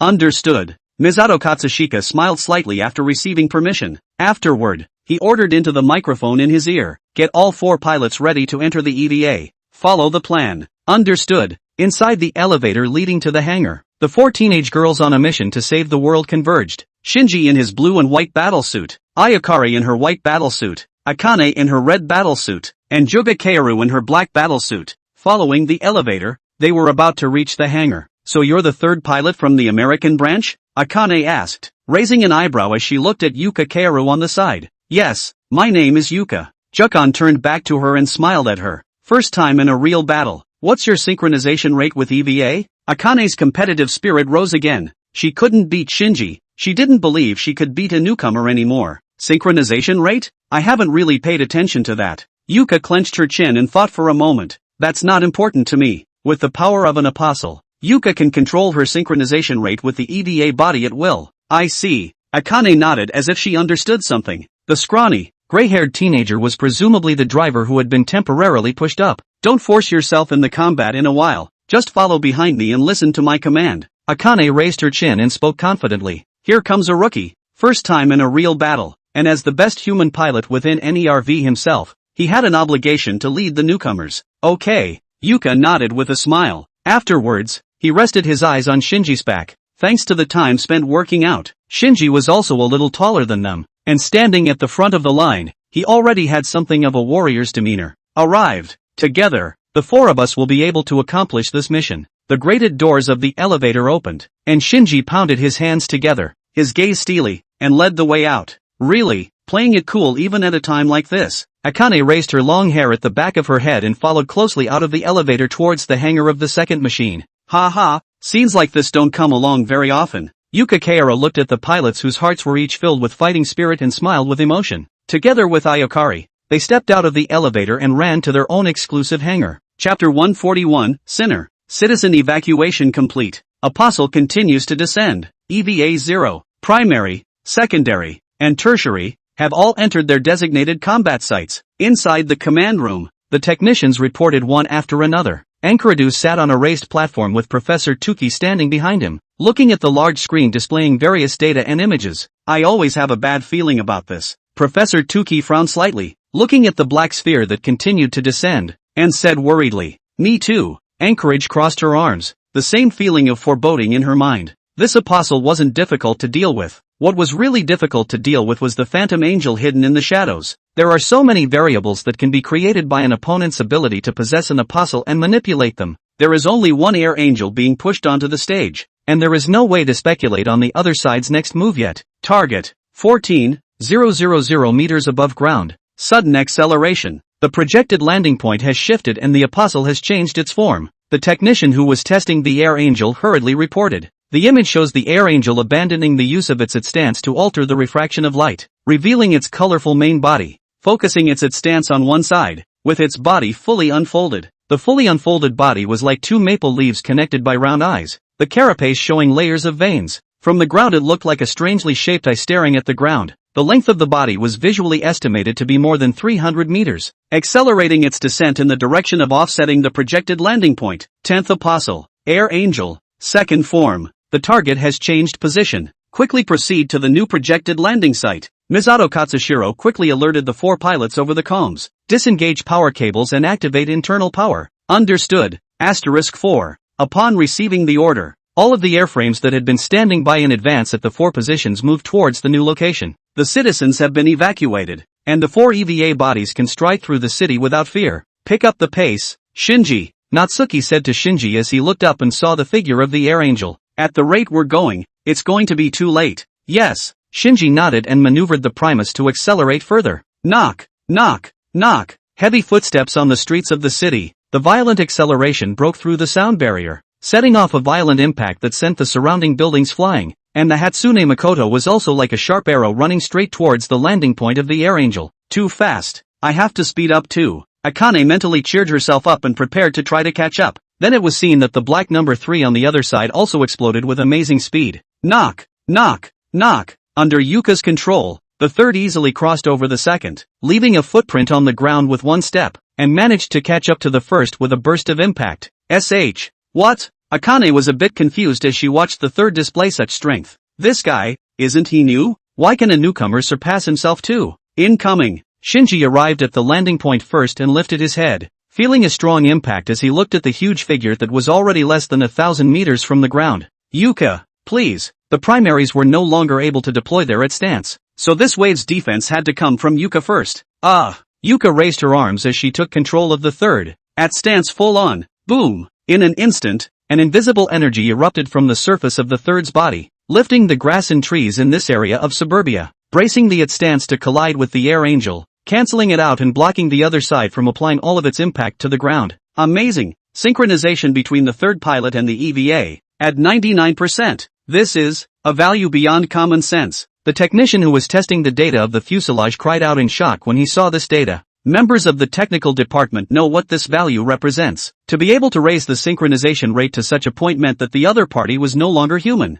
Either way, as long as we can stop the apostle, Misato Katsushiro said with a smile as she watched the speed of the air angels landing in the picture slow down extremely fast. The second and 0 then arrived, also bracing their at stances and intercepting the air angel directly in midair. The mission, halfway there. While we're at it, Shinji, Natsuki warned at Shinji. Understood. Shinji decisively unsheathed his highly vibrating particle blade inside his shoulder armor. Dang! Maneuvering the Primus in a single leap, he quickly came to midair and grabbed the air angel's at stance, ripping it apart. Then, stabbing the highly vibrating particle blade in his hand with vigor into its core. "Give it to me and disappear," Shinji roared, pouring all of his power into the blow, piercing the core of the air angel before it could put up a fight. Ka! The core of the air angel shattered completely, and just at the moment when everyone thought the combat was a success. Wait! Apostle response in satellite orbit again. The technician in the command room suddenly shouted. What? Misato Katsuragi looked at the screen and saw a glowing object that emitted light, like thunder and like a bird.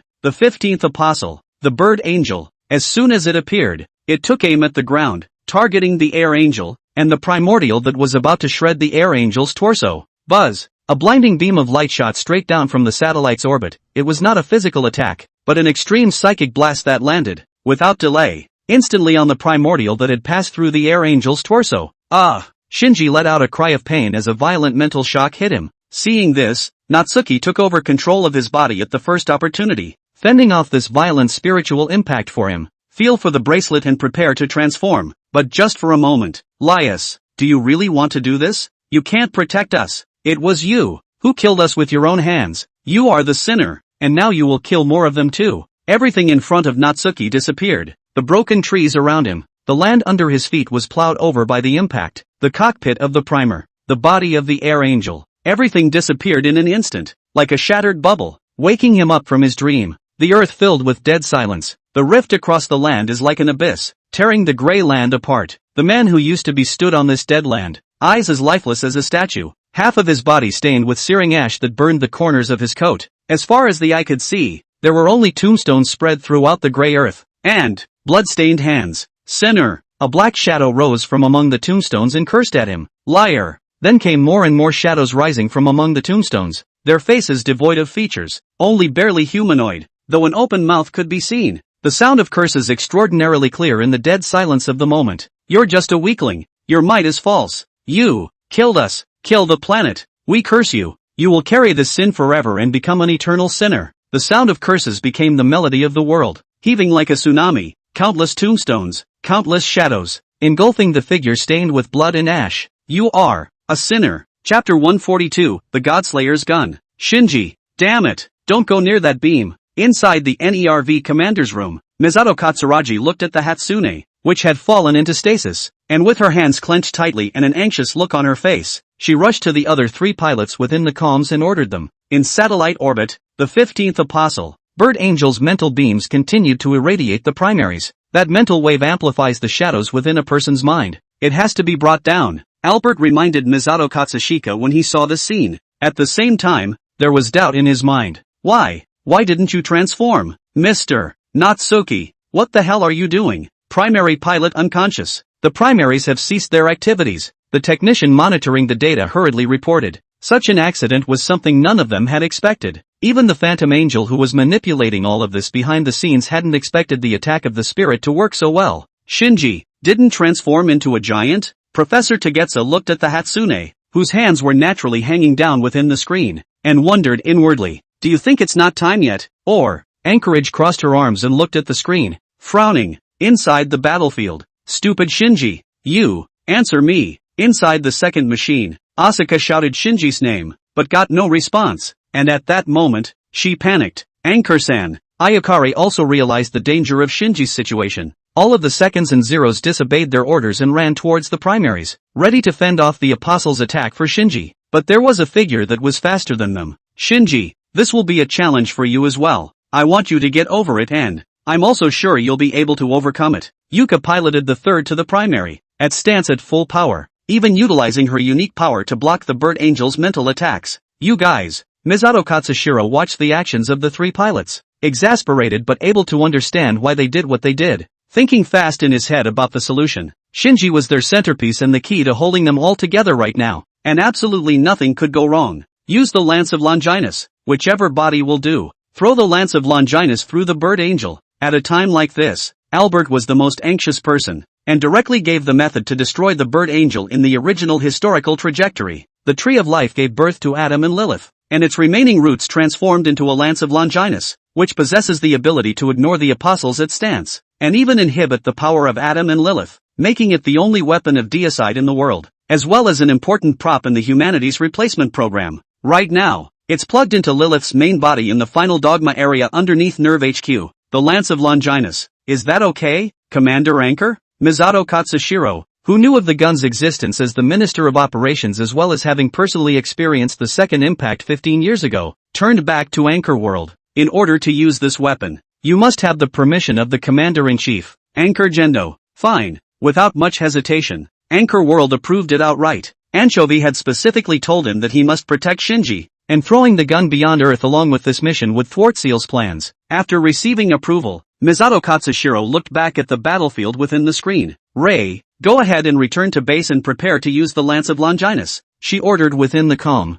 Understood, Ayokari replied. Before maneuvering Zero to the nearest base entrance, Akane looked at the third that had stopped the Apostle's attack, the departing Zero, and the primer that had broken away from the attack but remained motionless. Why don't you let me go? Akane asked within the calm as she bit her lip, her eyes always falling on the pre-march. Because I need you to cover Zero's movements later, Misato Katsura said with a serious expression. There was no way she could shut down Akane's emotions at a time like this. I know, Akane said as she silently lowered her head. Yeah, cool judgment. It's all a no-brainer. Right, it's all a no-brainer. Rei, go straight down the vertical walkway. We have to hurry, Misato Katsushiro said over the comms as Zero entered the NERV base. Understood. The so-called vertical access is the removal of the elevator shaft, allowing Zero to jump straight down the shaft. Dang! Without any hesitation, Ayokari simply did as she was told, grabbing the surrounding walls and slowing down before she was about to reach the lowest level. It ended up in the lowest level of NERV headquarters,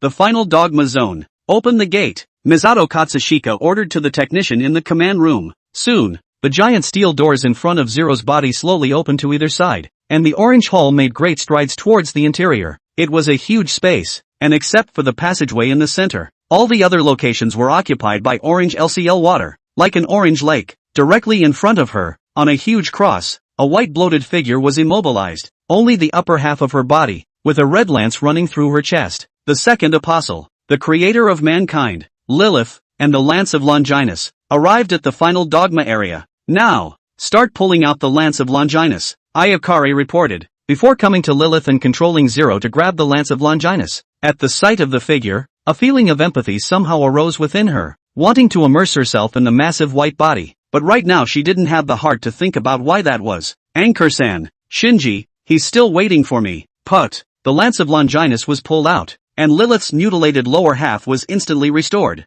her thick legs landing with a thud within the lake of LCL liquid below. The Lance of Longinus has been removed. Now return to the battlefield. Ayokari took control of Zero and grabbed the Lance of Longinus, turned around, no longer looking at Lilith, and headed for the exit. Lilith's body was back in one piece, but it still hadn't woken up. She was just a shell. Her soul was no longer inside. Chapter 143, The Thick Wall of the Mind, plus. No, I, for one, don't want that. The figure, stained with blood and ash, allowed itself to be drowned in black shadows and curses, the flames of sin burning through its body and incinerating the mind. Once Natsuki stood on the ground filled with dead silence. His eyes were lifeless, and he murmured. It was then that fragmented snippets of memories appeared in his mind entangled with dark shadows. Thank you, Laius. You have saved this planet. Allow me to express my sincerest gratitude to you on behalf of the nation. It's okay, it's my duty. Inside the White Palace, the figure that had been blurred to the point of not being able to see his face, holding his scepter, rose to acknowledge himself. All he remembers is that at that moment, he was proud.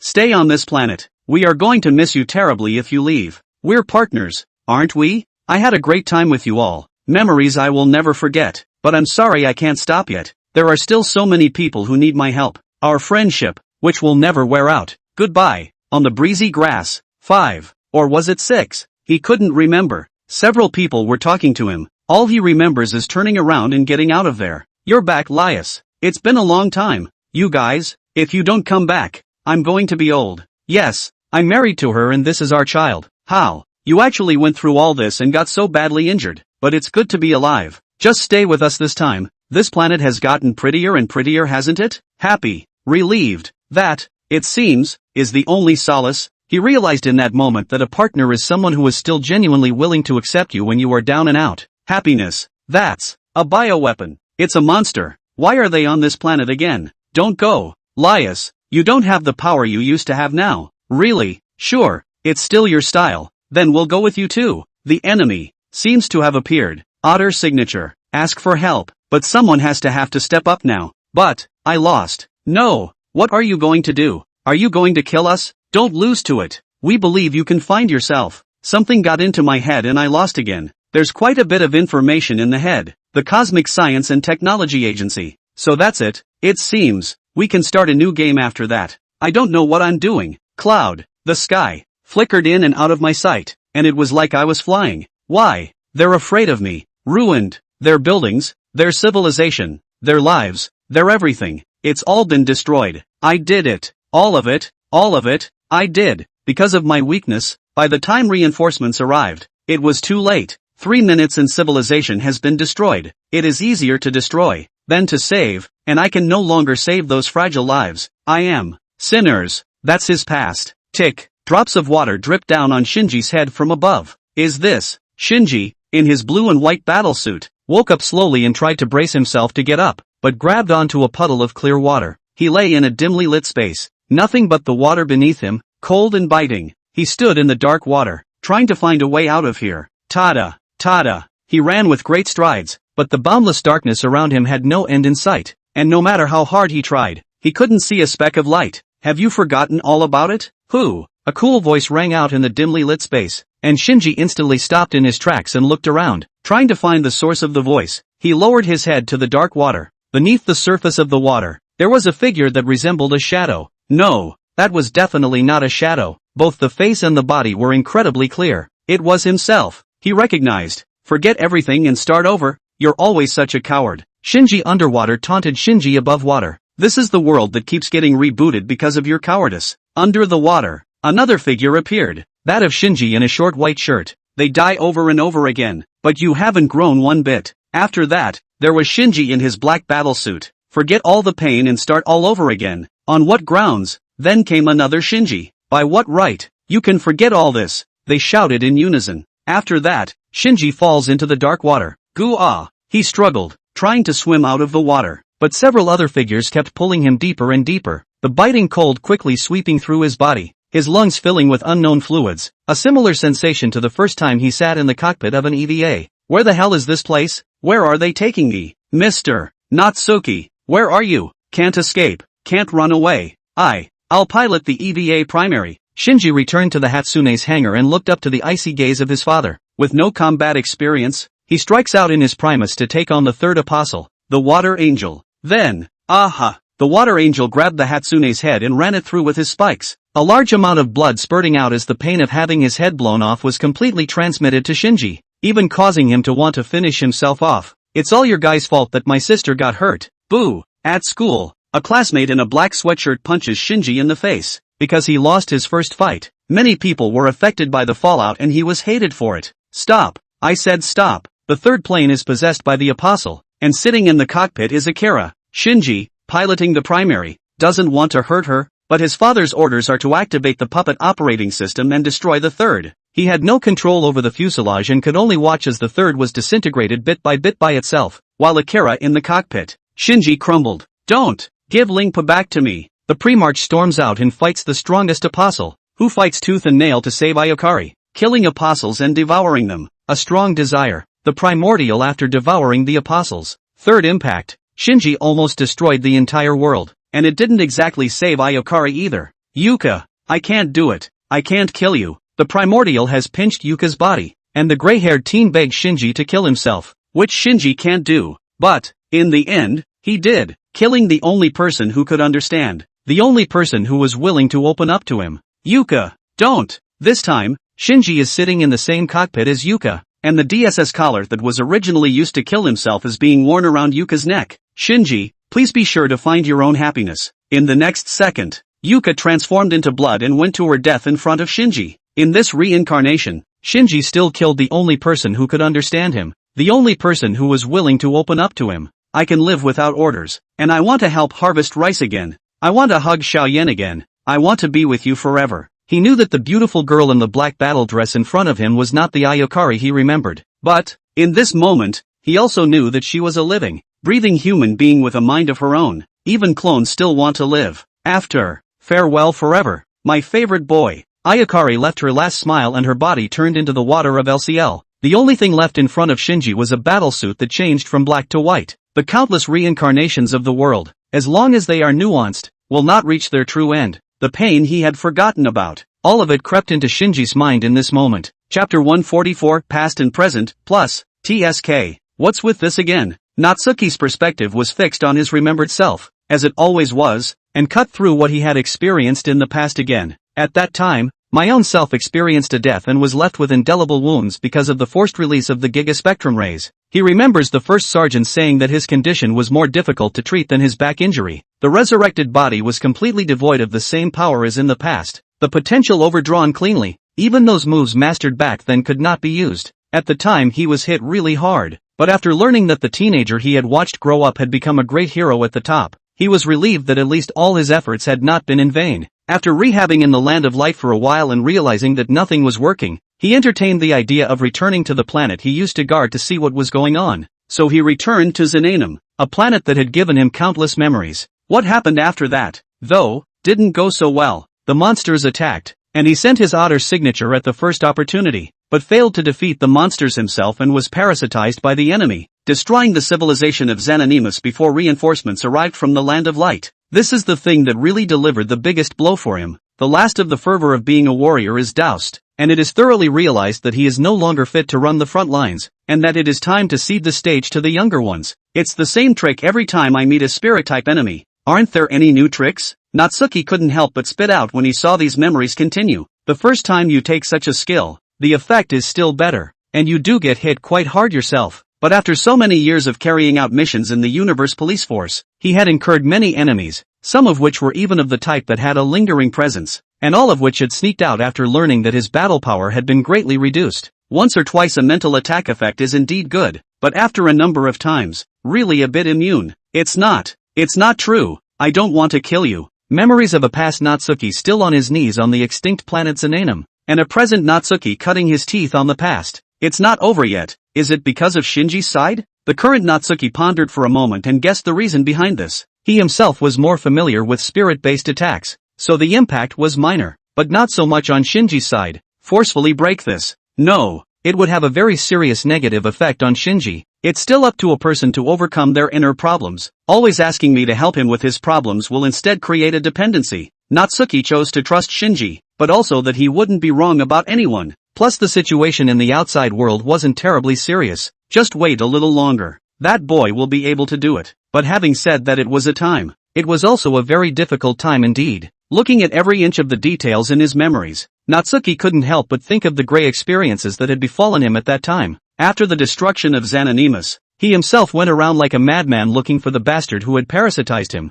vowing to chop the other into bashful pieces. But that guy was so cunning that he chose to escape at the first opportunity after destroying Xanaduum Star, and dug a lot of information out of his own head. It was too difficult to catch this kind of enemy with parasitic ability, and Natsuki hadn't been able to find the other party. At that time, one's mind was hit so hard that one fell into depression for a while. His fellow members of the Cosmic Vigilantes had come to comfort him, but the fact that he had killed someone he held dear with his own hands was a fact that could not be changed. It took him a long time to come out of it, and he hasn't had a dream since. He gave up the name Laius and took the name Summer Tree for himself because the trees on Xananum grow only in the summer. He loved the trees on Xananum, and the first word of the planet's name was also summer. He'd never forget that day, but he also knew that the people he held dear wouldn't want him to just sulk. So he began to face life with a very different attitude than he had before, ceding the stage to the youngsters and taking on easier assignments of his own, performing these inconsequential tasks while searching for the asshole that had parasitized him. From Laius to Natsuki, he had thought his life might be over, but fate always likes to play tricks on people. Hikari had gotten the bracelet from somewhere, and it had actually been able to repair her body and restore her potential so that she could move on again.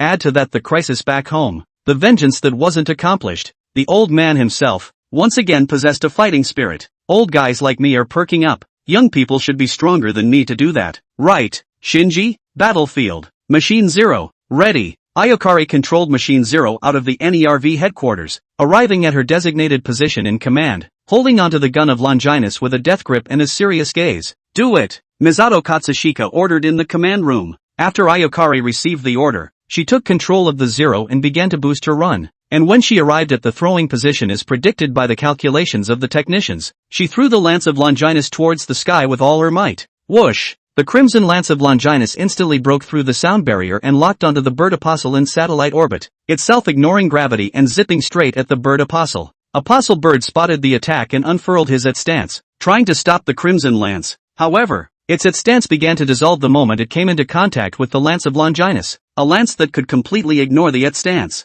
The root of the tree of life. Ow! The core of the bird apostle was instantly penetrated, emitting a silent howl. Apostle destroyed. The Lance of Longinus continues to advance, lodged in the surface of the moon. The technician watching the scene via satellite reported. The battle plan. It worked. They destroyed the air angel and the bird angel in quick succession. As per the previous situation of two apostles appearing at a time, they could take a break for a while. However, apostolic response again. Location. At the foot of the primer. Chapter 145, The Strongest Apostle. Damn. Isn't the attack over yet? Misato Katsuragi looked worried as she heard the technician's report. In the battlefield on the outskirts of 3rd Neo-Tokyo City, where mountains and trees were crumbling from the impact of the Atstance's full power, a black shadow appeared at the feet of the stationary Hatsune Makoto in the chaos and expanded at breakneck speed. It's a reversed at position, trying to swallow Shinji up. The bird angel was killed by the Longinus gun, and Yuka stopped her original at stance at full blast and turned back to see something strange at the Hatsune's feet. Inside the command room,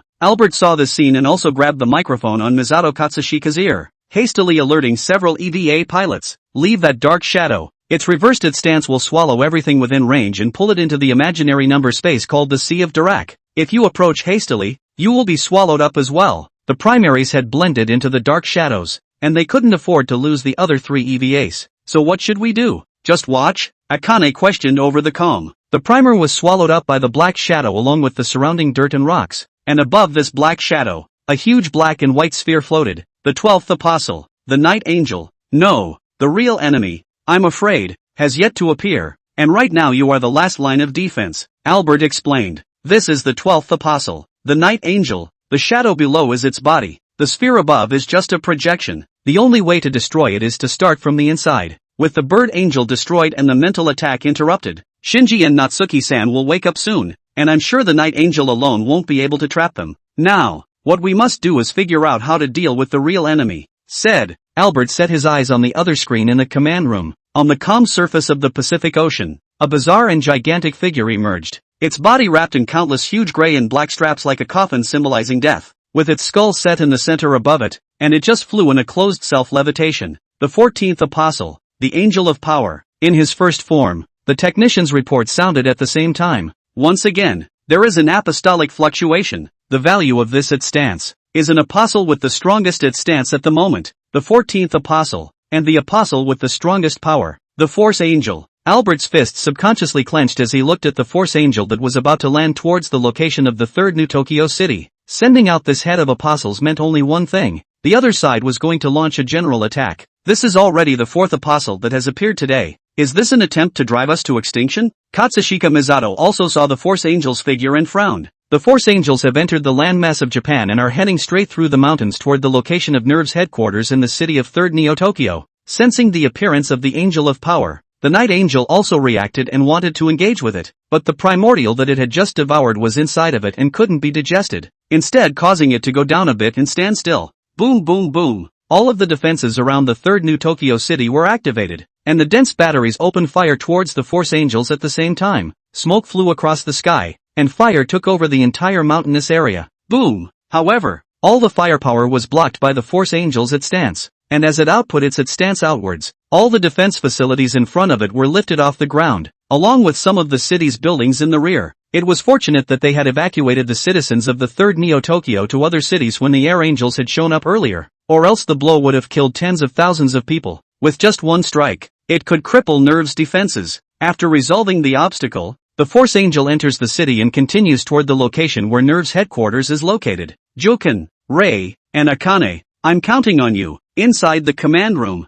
Katsushimi said to the 3 pilots who were running to a new battlefield. EVA-0, EVA-2, and EVA-3, stopped in front of the Force Angel, became their last line of defense. Shinji, can you really give up your weakness? Every time someone dies in front of you, you choose to run away, and they die because of your weakness. Can the world reboot and pretend nothing ever happened? The fate of the world changes, Burglars from beyond the world erode the very essence of the world. Everything is destabilized, and cracks appear in dusty memories. Shinji sank beneath the surface of the water, memories of one reincarnation coming back like a tidal wave. He had ridden the primordial again and again, witnessed the deaths of his companions around him again and again, and escaped again and again. As he was thrust into the position of God at every turn, he chose to refuse to patch things up and let it all start over. He consistently rejects the world. The fact that the world reboots over and over again is proof of your failure. His own voice rang in his ears. Each reincarnation is a life. With the sea of memories washing over him, Shinji could no longer recognize which one was his true self. Countless selves, countless voices, were active in his mind. Which one is the real me?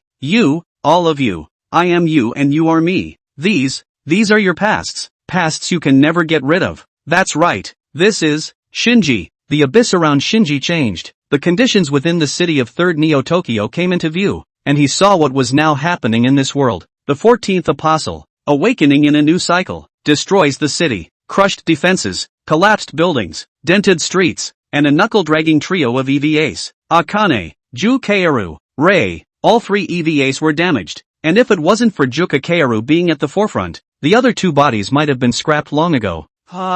Akane controlled the second machine with a high-vibration particle blade and rushed towards the Force Angel, swinging the blade at the opponents at stance. But the moment of contact, the high-vibration particle blade had already broken, and the subsequent impact had sent her flying hundreds of meters. This apostle's at stance, so strong, it skidded its way through the rubble-filled streets, smashing through multiple buildings before coming to a scant stop. 47% damage to number 2. The power cables have been cut. The internal power supply will last for another 5 minutes. The technician testing the status of the second machine reported. With near-tearing pain coming from her body, Akane braced herself so she didn't pass out and tried to get up from the ground. Dang! The orange body was also sent flying and landed next to the second machine. Zero is 50% damaged. Pilot unconscious. The technician testing the Zero reported. On the field, only Yuka Kaoru's number 3 was left holding up. Chapter 146, The Beast. What is your purpose? Is death so pleasurable to you? Yuka braced herself in her at stance and stopped in front of the Angel of Power, questioning the being possessing it. He couldn't understand the other man's behavior.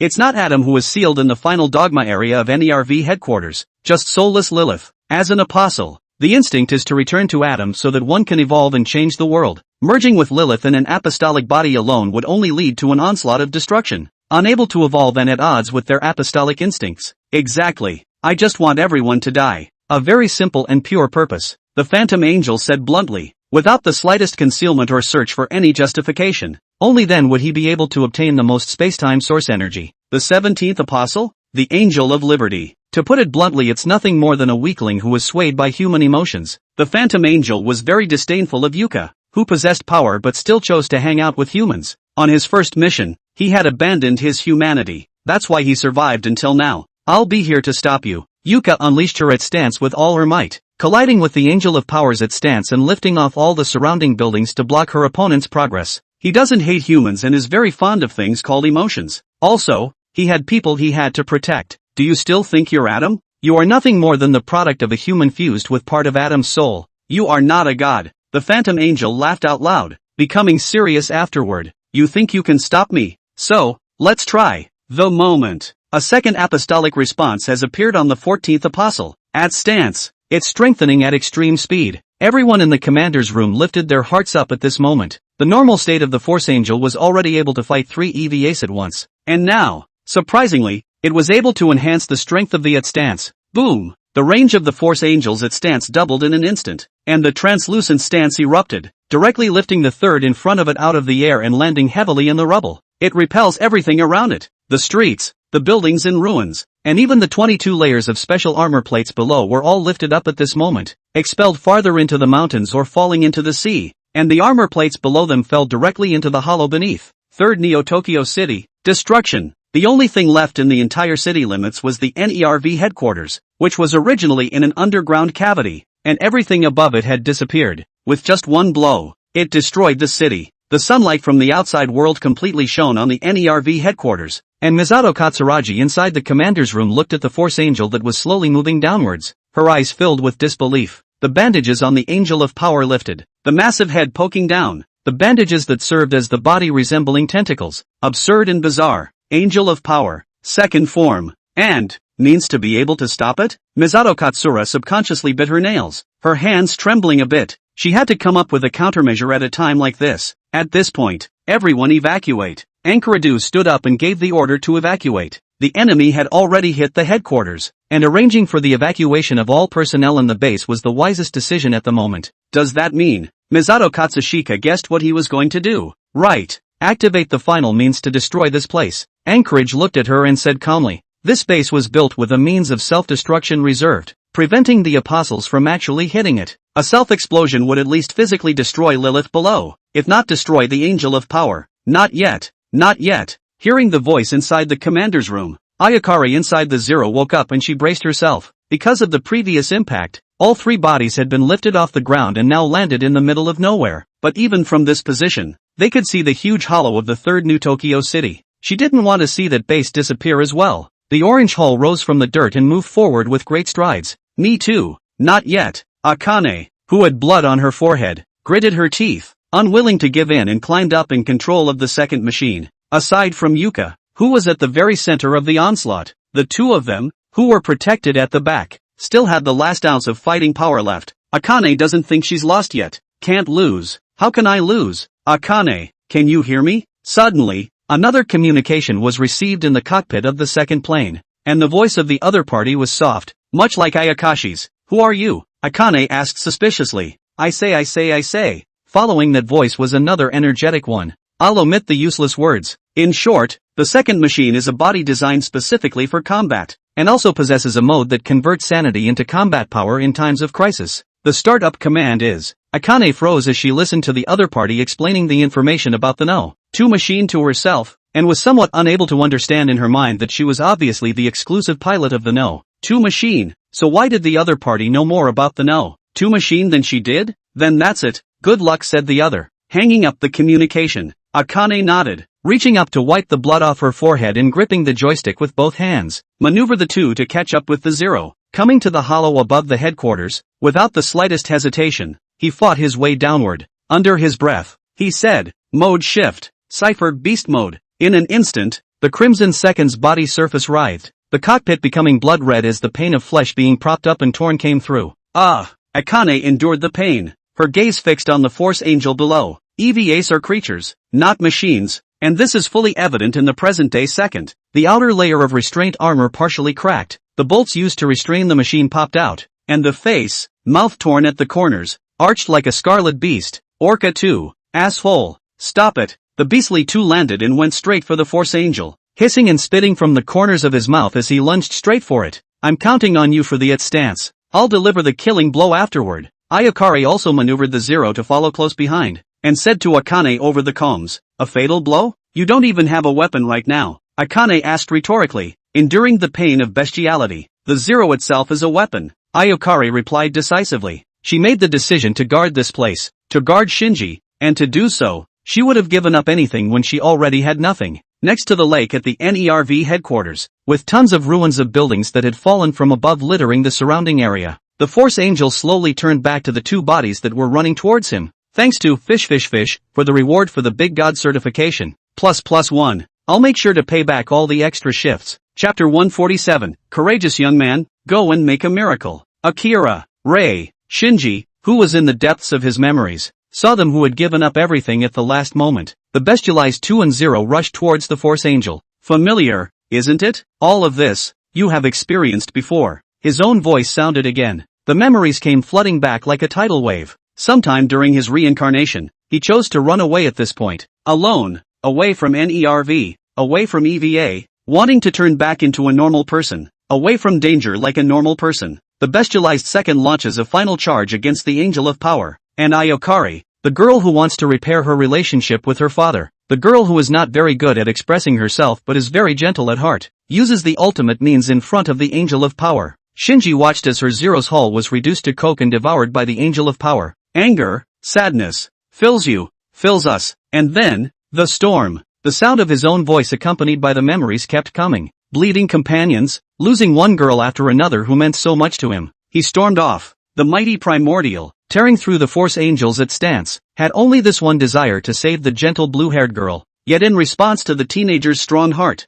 there was an irreversible shock. and he became a disaster, failing to save the girl he loves, failing to protect anyone, and instead leading the world to its end. That's it. Whenever you want to do something, whenever you want to move towards upliftment, the world gives you back malice. Every time. It's like this. Countless figures appeared behind Shinji, the self from countless reincarnations, the being named Shinji. In any reincarnation, every time he tries to open his closed heart, reality slams it shut hard. It's exhausting, isn't it? Again and again. Loss, pain, grief. Stop. You can't save anyone, and every time you have thoughts like that, someone gets hurt because of you. That's what the world does to you. Malice towards us. These were his own voices, and these were the memories he had personally experienced. At the center of a swirling vortex of destiny, remembering well every bit of malice the world had conveyed to him, now the memories of all the reincarnations came rushing back to him all at once, like the waters of the whole earth rushing back to a single sailboat. What, exactly, is what one really thinks? Just which reincarnation of yourself is the real you?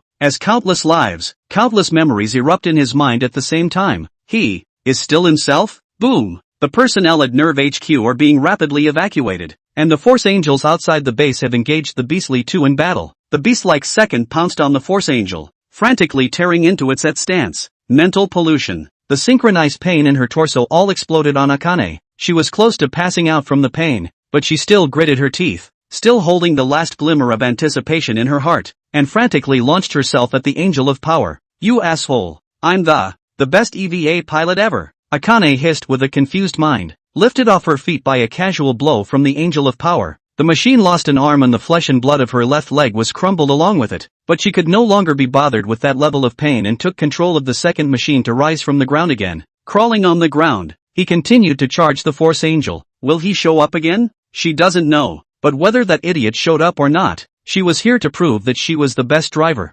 Absolutely. We'll protect this place. Get on me. Akane lunged at the Angel of Power in one fell swoop, using her mouth, her left arm, and her right leg to tear into her opponents at stance, clearing a path for Zero. The Force Angel's at stance was so thick that she could only tear through the thin layers in front of it. For the rest, it's up to Zero. Farewell, Shinji-kun. Ayanami piloted the Zero in stride over the at stance that the second had torn apart and into the depths, approaching the Force Angel without a hint of regret in her gaze. A blinding white light emerged from the orange hull, peeking through the cracks in the armor plates, and the hull began to expand in milliseconds. This instant, no! Shinji let out a hysterical cry. Located in the middle of the abyss, a glimmer of light surfaced in his eyes. Do you still want to start a disaster by saving her like you did in the past? The price of saving others is that more people suffer. His own voice kept coming, admonishing himself of the malice of the world. No, even so, I must fight. I promised her that I would protect her, and guard her dreams. Shinji clenched his fists and turned to face his countless selves, a constant glow emerging from within his eyes. And I also promised that person that I would overcome my destiny and become the person I want to be. In his mind, the figure that had been encouraging him became clearer and clearer,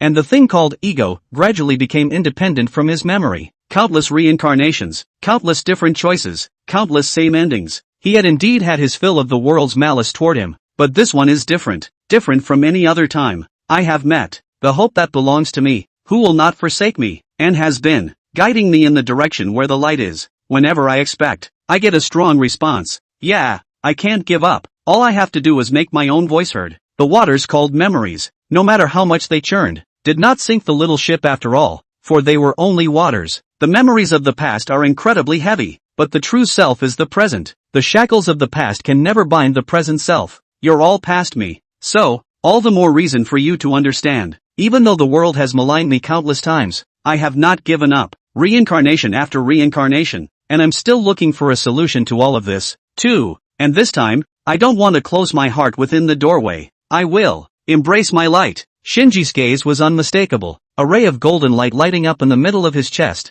illuminating his determined face. The light that fills the abyss so that the darkness has no place to hide. All the selves in front of him became thin, which meant that he broke the chains of the past, and they would eventually disappear. But before they disappeared, smiles appeared on their faces, because now he is able to break the cycle of reincarnation and challenge his own destiny. It really lived up to my expectations. Let's go, Shinji. Yes, Mr. Natsuki. Within the light, the two figures clashed their fists together. Chapter 148. Use the spectrum rays on him. Ray, what are you doing? Inside the NERV command room, Misato Katsushiro, who had stayed behind for the final evacuation, saw Zero's movements and stared, not wanting such a fact to happen before her eyes. The girl, despite being very emotionally retarded, would only honestly follow orders as if she were a beautiful puppet, but inwardly she cares a great deal about what others think. She just doesn't know how to respond, and she always treats the world, which is strange to her in every way, with gentleness. Ray. There was a moment of silence even as Anchorwoman watched Ayakari make her choice. Boom! The Zero rushed in front of the Force Angel and the hull's self-destruct program kicked in, intense fire taking over their entire screen. Zero, self-destructed. The Apostle's stance wasn't completely broken. She knew there was no way to destroy the Apostle with such an attack and was just stalling for us. Let's go. We can't waste this precious time. Professor Togetsu looked at the screen with a complex face and said to Ankaradu beside him. They were the last to evacuate, and when they did as well, this base would be ready to initiate the self-destruct process. But, as the technicians in the command room had left their seats and were preparing to evacuate, 12th Apostle, Night Angel's vital signs have disappeared. The last technician spotted the anomaly. What? It seems, we don't have to evacuate, Albert said as the corners of his mouth lifted slightly at the news and pushed up his glasses. They all saw it too. The giant that stood in the middle of the battlefield after the fire from Zero's self-destruct cleared. Sorry, Ling Patong. No, Ray, I'm late. In the giant's hands lay a figure in a white combat suit.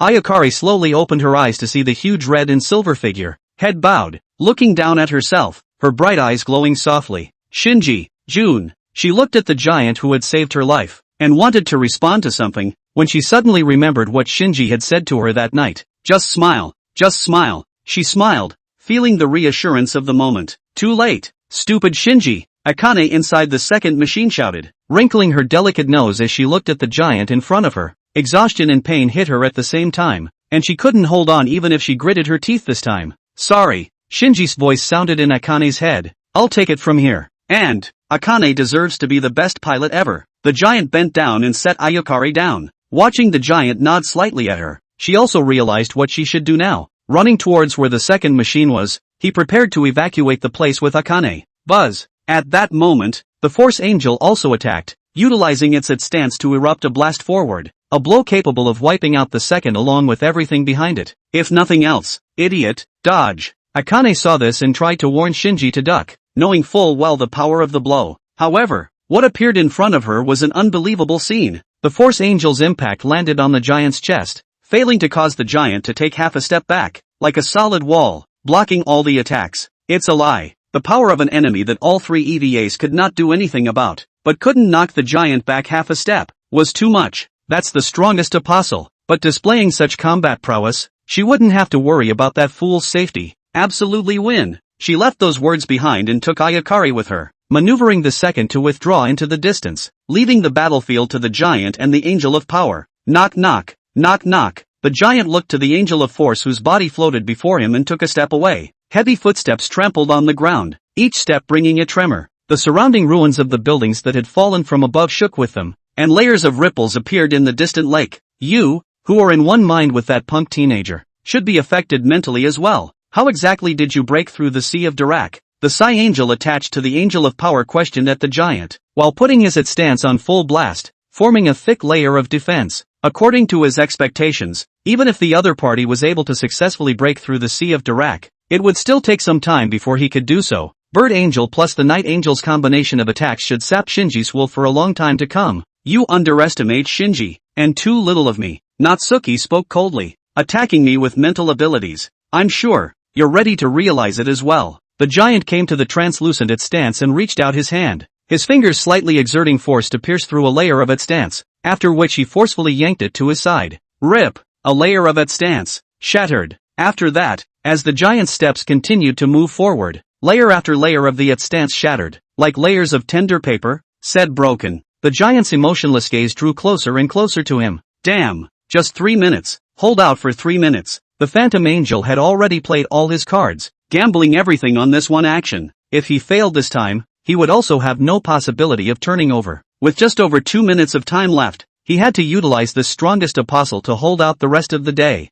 You think that you can last 3 minutes in my hands? The giant's fists clenched section by section, and an icy voice reached his mind through the 3 remaining layers of the it stance. The words fell. Boom! The giant took a step forward and swung his fist heavily, moving as fast as a stump. shattering the remaining its stance with a single blow, smashing into the Force Angel's defense stacked by layers of bandages. Whoosh! The figure of the second form of the Force Angel instantly disappeared. The sonic boom generated when he swung his fist, as well as the impact generated by the contact between the two sides, crushed and lifted up the ruins under his feet, and the lake on the side also set off a huge wave. Thud! The figure of the Angel of Power had arrived at the wall of this huge cavity in the blink of an eye, embedding itself deeply, creating a spider web of cracks around the point of landing, shattering like the ground after being struck by a meteorite. Ahem! The Phantom Angel attached to the Angel of Power felt the pain in synchronization. Sight forward. Suddenly, the giant standing among the ruins was seen to raise an arm. Chapter 149 Killed on the Spot, or Cosmic Prison, Extra. No good. The Phantom Angel instantly realized what the other party was trying to do. Hastily, he unleashed all of his own at stance as well as the Force Angel's at stance, forming countless layers of defense against the upcoming attack. And before the attack comes, the giant with one arm up, his back to the sun, gave him an ultimatum. Killed on the spot, or Cosmic Prison. A voice like a judgment erupted in his mind. He had to make a choice in this moment. At this moment, all of his cards had been exhausted. The remaining two apostles could not play any role at all even if they were awakened again, and this wave of attack was already his desperate attempt. Is this the place to end your journey? Or, a prisoner in a never-never prison? Trying to lock me up in a never-never cell? Who do you think you are? The Phantom Angel, who had been on many missions and destroyed civilization after civilization, was used to this fate of dominating lowly natives, and even if he was working for the system, he relished it. After roaring out hysterically, the stance was unleashed, forming an extremely strong impact that blasted towards the giant in front. The land swept by the impact formed an indentation, carrying an extremely strong vibration and power that was about to engulf the giant with erected arms. Then the giant snapped his other arm over the upright one. Buzz! The blue light erupted in an instant, like a straight line, and the moment it appeared, an even stronger impact lifted up. The stirring energy ionized the air, and the powerful thermal energy set off a violent heat wave that cut through the enemy's attack. Click, click, click. Buildings crumbled around them, lakes boiled from the heat. The impact of the stance collapsed before it could reach the giant, and the defenses in front of the Force Angel shattered completely in mere milliseconds, a crisp sound resounding throughout the massive hollow. The spectrum rays blasted at the Angel of Power with the destructive precision of 500,000 horsepower, tearing its body apart and scorching its surface. Its proud stance completely crushed in front of the spectrum energy. Boom boom boom. The rock wall in which the Force Angel was embedded created a giant hole 150 meters in diameter as a result of the spectrum light, and ran backwards as the light's output continued,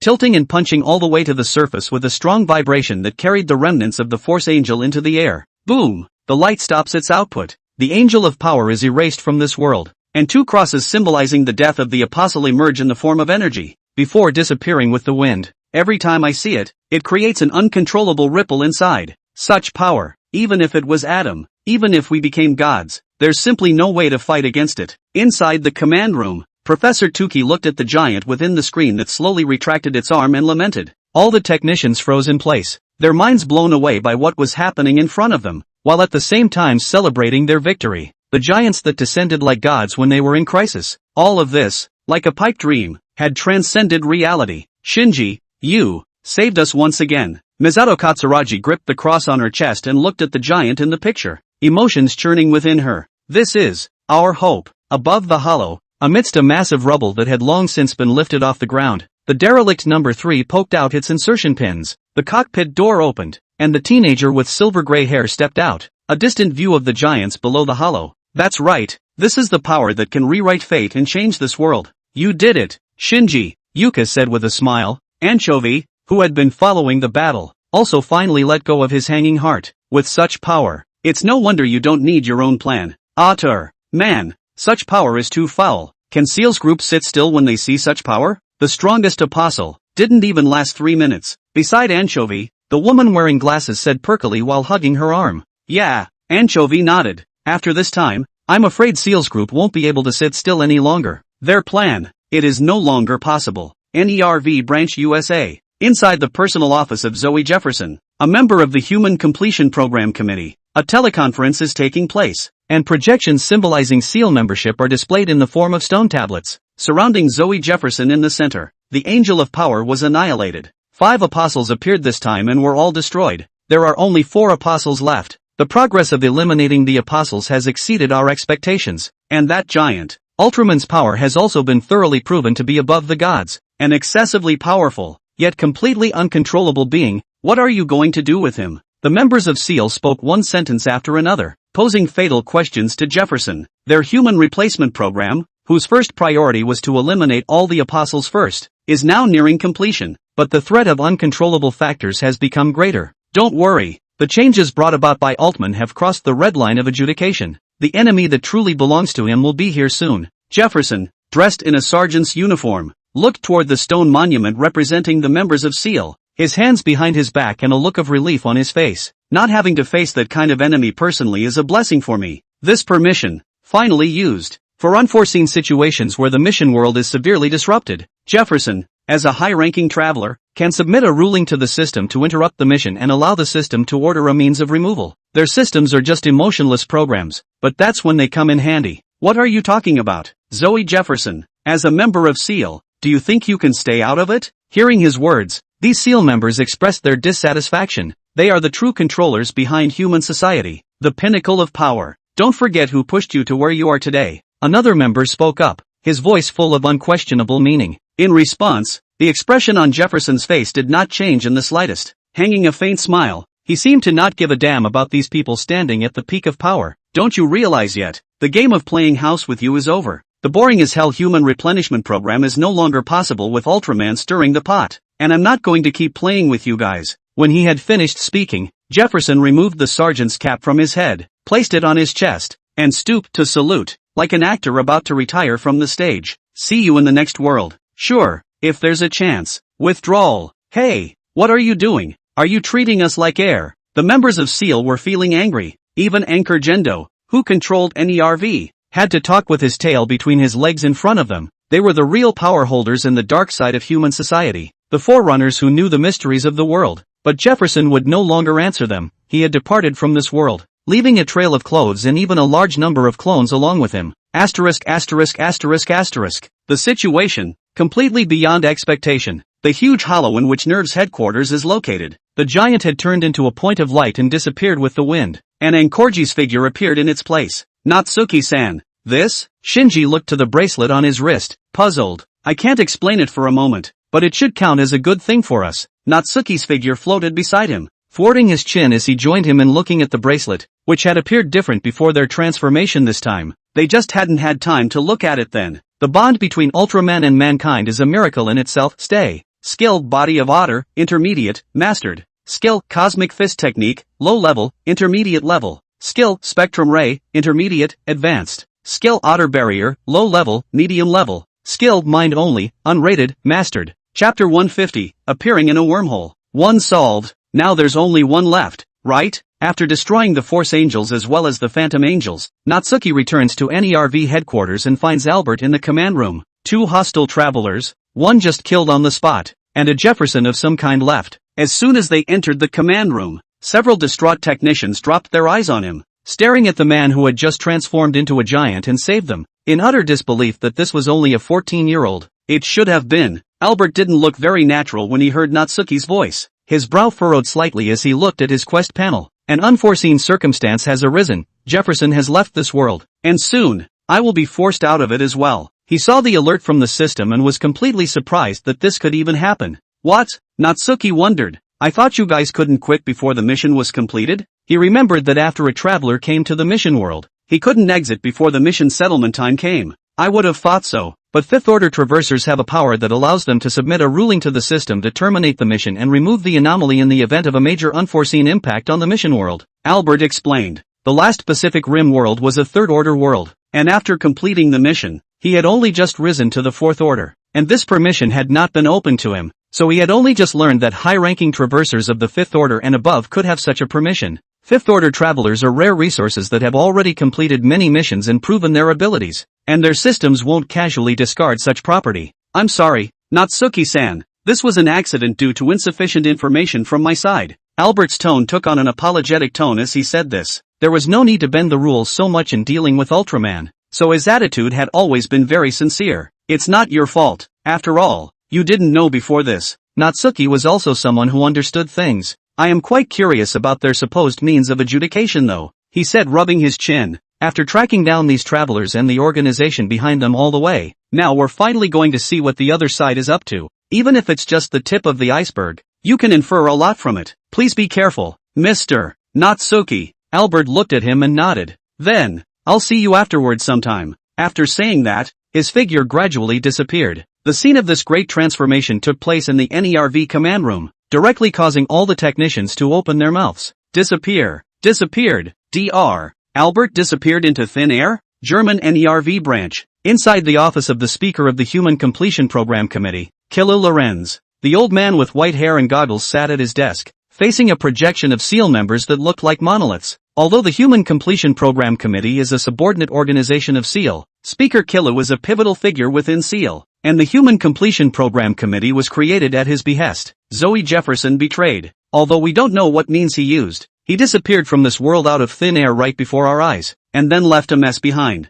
The old man spoke in a tone tinged with authority. Initially I thought the man was not to be trusted, and the results were not beyond my expectations. His gaze sharpened as he looked to the projections of 3 of the SEAL members, the same 3 who had suggested Jefferson be pushed up in the first place. There's no point in discussing this now. The important thing is still how to proceed with the human replacement program. One of the members of the group picked the conversation. It was the program that mattered most to them. Speaker Kilo crossed his arms, his mind pondering, putting the present in order. He said, the remaining apostles are the 9th apostle, the Rain Angel, the 13th apostle, the Shrapnel Angel, the 16th apostle, the Angel of the Womb, and the 17th apostle, Angel of Freedom. With the Freedom Angels under our control, it won't be hard to destroy the remaining apostles. But the spare body and mass-produced machine used to replace the primer have not yet been built, and the gun of Longinus has been thrown to the moon by NERV, plus an uncontrollable Ultraman. Our script is out of control. Now, it's time to take over NERV. Ankarato's repeated refusals to our meetings, coupled with this act of throwing the gun of Longinus at the moon, has proven his dissent. Speaker Kuroku said in an unquestionable tone, the third New Tokyo City has been destroyed, and the United Nations military is now being sent to intervene forcibly to bring all members of NERV under control, and those who disobey will be killed. As soon as his words fell, the rest of the SEAL members knew it was time to take a stand.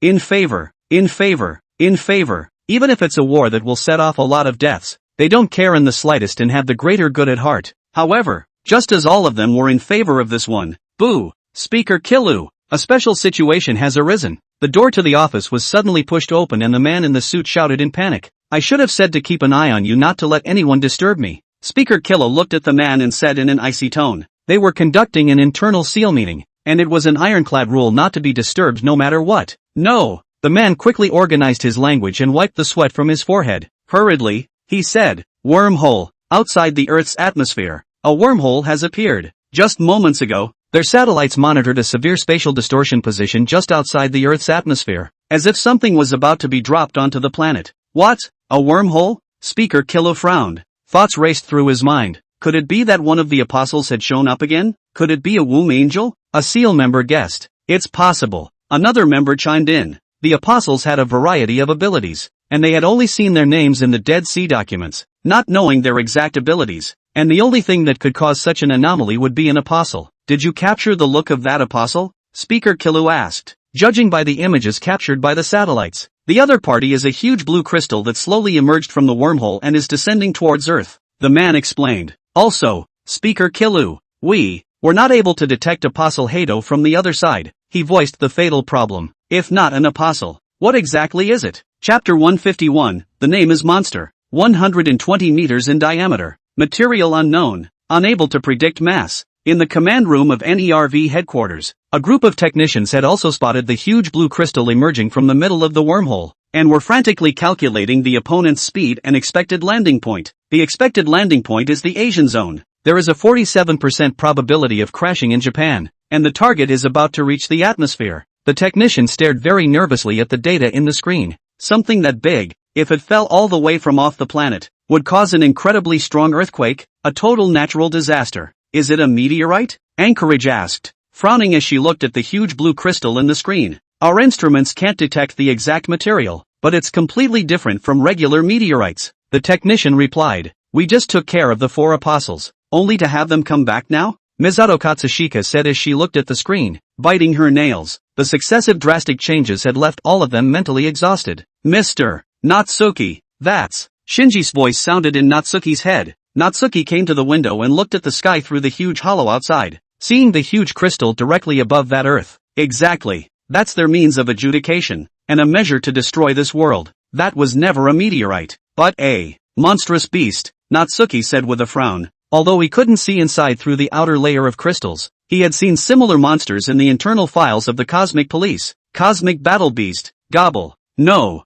judging by the size, it's not ordinary gob. I'm afraid, it's super gob. The enemy, is it a root break recruitment body? Natsuki thought back to the internal information of the Cosmic Police Force and guessed the true nature of the enemy. Hikari was helped by many fighters in the creation of the Ultramarine Medallion, including an Ultramarine warrior named Gaia, and the roots-breaking recruiting body was an enemy Gaia had faced. According to the information in the archives, the scene back then when Gaia was facing the monster for the first time was very similar to the present. But, the Super Gob should be a special individual created from accidentally absorbing wormhole energy, and this smooth wormhole shouldn't have provided it with such energy to do so. Natsuki looked at the sky and thought rapidly. Add to that the fact that the root-breaking invocation body has been crushed by warriors named Gaia and Aguju, the enemy's ability. Could it be the ability to summon monsters from the past? Or, they can create monsters out of thin air? The information at hand was still not enough to analyze the true nature of the enemy, but it was at least certain that the other party had the ability to control monsters. Not just a frill like in Pacific Rim world, but a real rival to Ultraman. A monster terrifying enough to destroy the world. Commander Anchor, Mr. Kuroku from the German branch has sent an urgent contact. Suddenly, a technician turned around and shouted at Anchor World. Anchorage stared at the huge blue crystal in the screen, hesitated for a second, and finally nodded. Connect. Subsequently, Kilo Lorenz appears on the big screen. How are you going to deal with the enemy this time? Speaker Kilo asked directly. He who had earlier said that he would violently take over NERV. This would be as if he had acted as if nothing had happened, and had not chosen to turn the tables on Anchoradu. Dealing with emergencies is what Anchoradu does best, and he's going to make use of it again. Who knows? This thing isn't an apostle, and it's not under my jurisdiction. The corners of Anchor's mouth lifted slightly upwards, knowing the other man was getting antsy. One could even guess that the other side is preparing to take over NERV violently, but the other side is not destined to succeed. The cause of all the current situation is Seal's recklessness, and as long as Anchor Gendo secretly announces Seal's plan to the top brass of each country, it will surely produce a major bloodshed operation. Not everyone wants to lose themselves into a hole. Only the old Seal guys would think so. As soon as the human replenishment program is announced, they will soon lose their grip on the UN. After all, there is never a shortage of capable people amongst the human community. He also pinched Seal. This huge crystal that emerged from the wormhole instead accelerated the process and would make the top levels of each country's government suspicious of Seal. Anchorage, do you think EVA is the only thing that can deal with this thing? I'll show you what the effect of our weapons will be when they are launched against the enemy at any cost. Speaker Kuroku's expression was a bit exasperated before he hung up the communication. The communication breaks down and Anchorage removes his sunglasses. Keep looking at the screen. Our bottom card isn't EVA either. However, if you play all your cards, you won't be able to destroy the enemy, but instead, it will put you in an awkward situation. Anchor Gendo crossed his arms, not surprised by Speaker Kuroku's reaction. He doesn't need to execute the human replacement program right now. It's Seal that's in a hurry, and the more anxious they are, the easier it will be for the higher echelons of various governments to suspect them. What do you think we should do? Anchorage asked as he stepped off the high platform and came over to Shinji. He was seeking Natsuki's opinion. He knew Seal wouldn't make it, and that in the end they would be the ones to deal with the things in the sky. Evacuate the people at the expected landing site, the faster the better. Natsuki looked at the sky and gave his answer. Could be. What are your chances of winning? Anchorman asked. I don't know, Natsuki replied. It's been a while since he's fought a proper monster. The monsters of the last world, he was too embarrassed to admit that they were monsters, and neither the people of the last world nor the people of this world knew what kind of existence monsters really were. Something like an apostle is also completely unworthy of mention in the presence of a true monster. But this time, all of them will see the fight. What would be the scale of Ultraman fighting a real monster? Luckily, the one that came wasn't a 5 Emperor King, just a super gobbler. Natsuki's frowning brows gradually stretched. If he was in his pre-mission state, it would be completely unbeatable to take on an Ultra Gobbler. That thing alone weighed twice as much as he did, and possessed a means of long-range attack. Now that he had regained some of his strength, he still had a chance to win,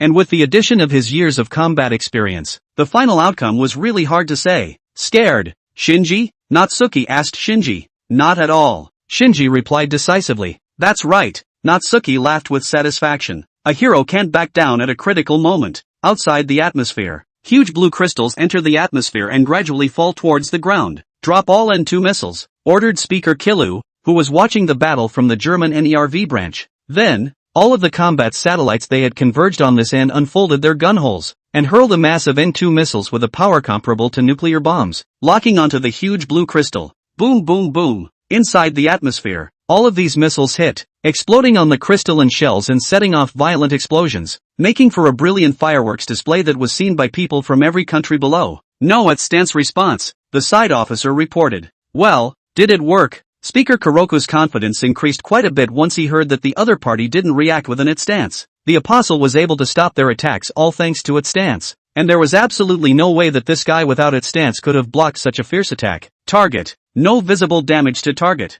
In the satellite image, the fire cleared and the huge blue crystal still shone. It was true that the other side did not have an it stance, but their attacks were still useless. Chapter 152 Warrior of Light. What's that? Is it a shooting star? Wait, it's getting bigger. It's falling towards us. In the second New Tokyo City, a large number of cell phone-carrying citizens stood on the noisy streets, stopping where they were and looking up at the sky, watching the huge blue crystal that was falling downward like a meteorite. At the same time, evacuation announcements rang out from the corners of the streets. The city of Second New Tokyo is in a state of emergency evacuation. Please follow the instructions and evacuate in an orderly manner. I repeat, Second New Tokyo City. Located in the Second New Tokyo City at the moment are not only the original citizens, but also those who have just evacuated and fled from the Third New Tokyo City. The highway was crowded with vehicles, and police officers from the police department were ordered to move out quickly to direct the evacuation of citizens at the scene toward other cities. According to the prediction, the thing in the sky was likely to crash land in the strip not far from the Second New Tokyo City, and the impact caused by the descent would be fatal for them. Everyone please calm down and be careful not to have a stampede.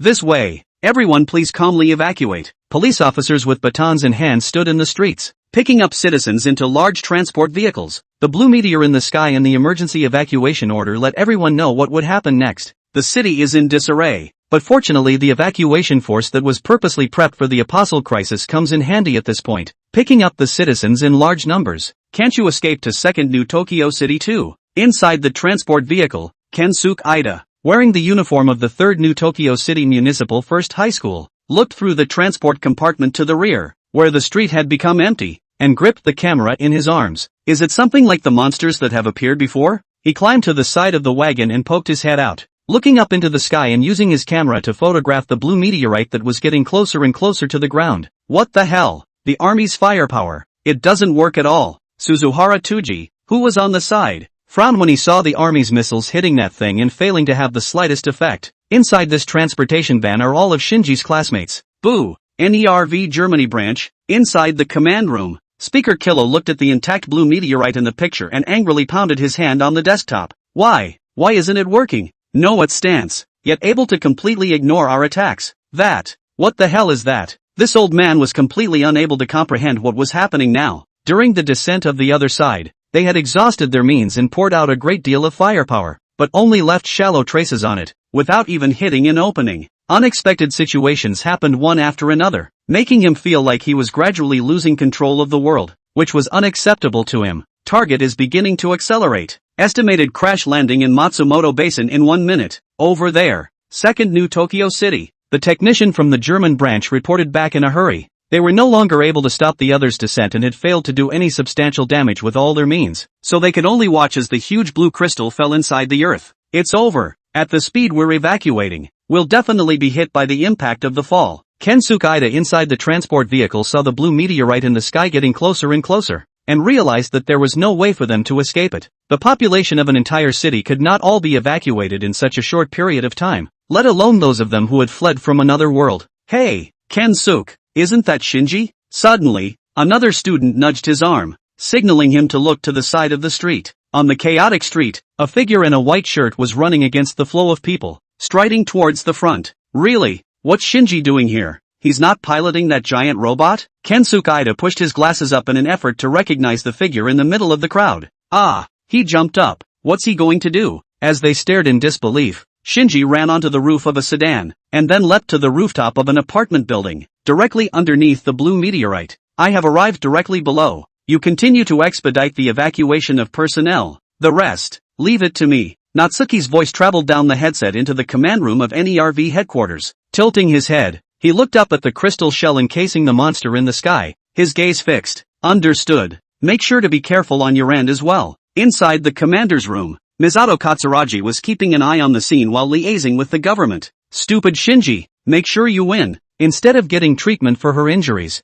Akane ran over and grabbed Misato Katsushika's microphone. Listen to the voice coming out of the headphones. Hear that, Shinji? We can never lose. Natsuki smiled, before saying to Shinji in his head, I understand. Shinji said firmly, I won't let them get hurt again. So, let's begin. Our first battle against a monster, Natsuki said, looking upwards and fighting his way up from the rooftop in a single leap, a deep crater appearing where he had been standing. The bracelet flashed with a dazzling light. Look over there. What's that? That seems to be circulated on the internet before but then deleted. Giant? As the blue meteorite was about to fall, a huge figure appeared amidst the dazzling light, its red and silver body clearly visible to their eyes, flying into the air and catching the meteorite that was about to deal a destructive blow to them, stopping it from crashing down towards the ground, and keeping the impact of the contact between the two sides harmless. Use all your strength and lift it upwards. Many people in the chaotic crowd were attracted to this amazing scene, and the order that was about to collapse was actually restored a little at this moment because they stopped. That's Shinji.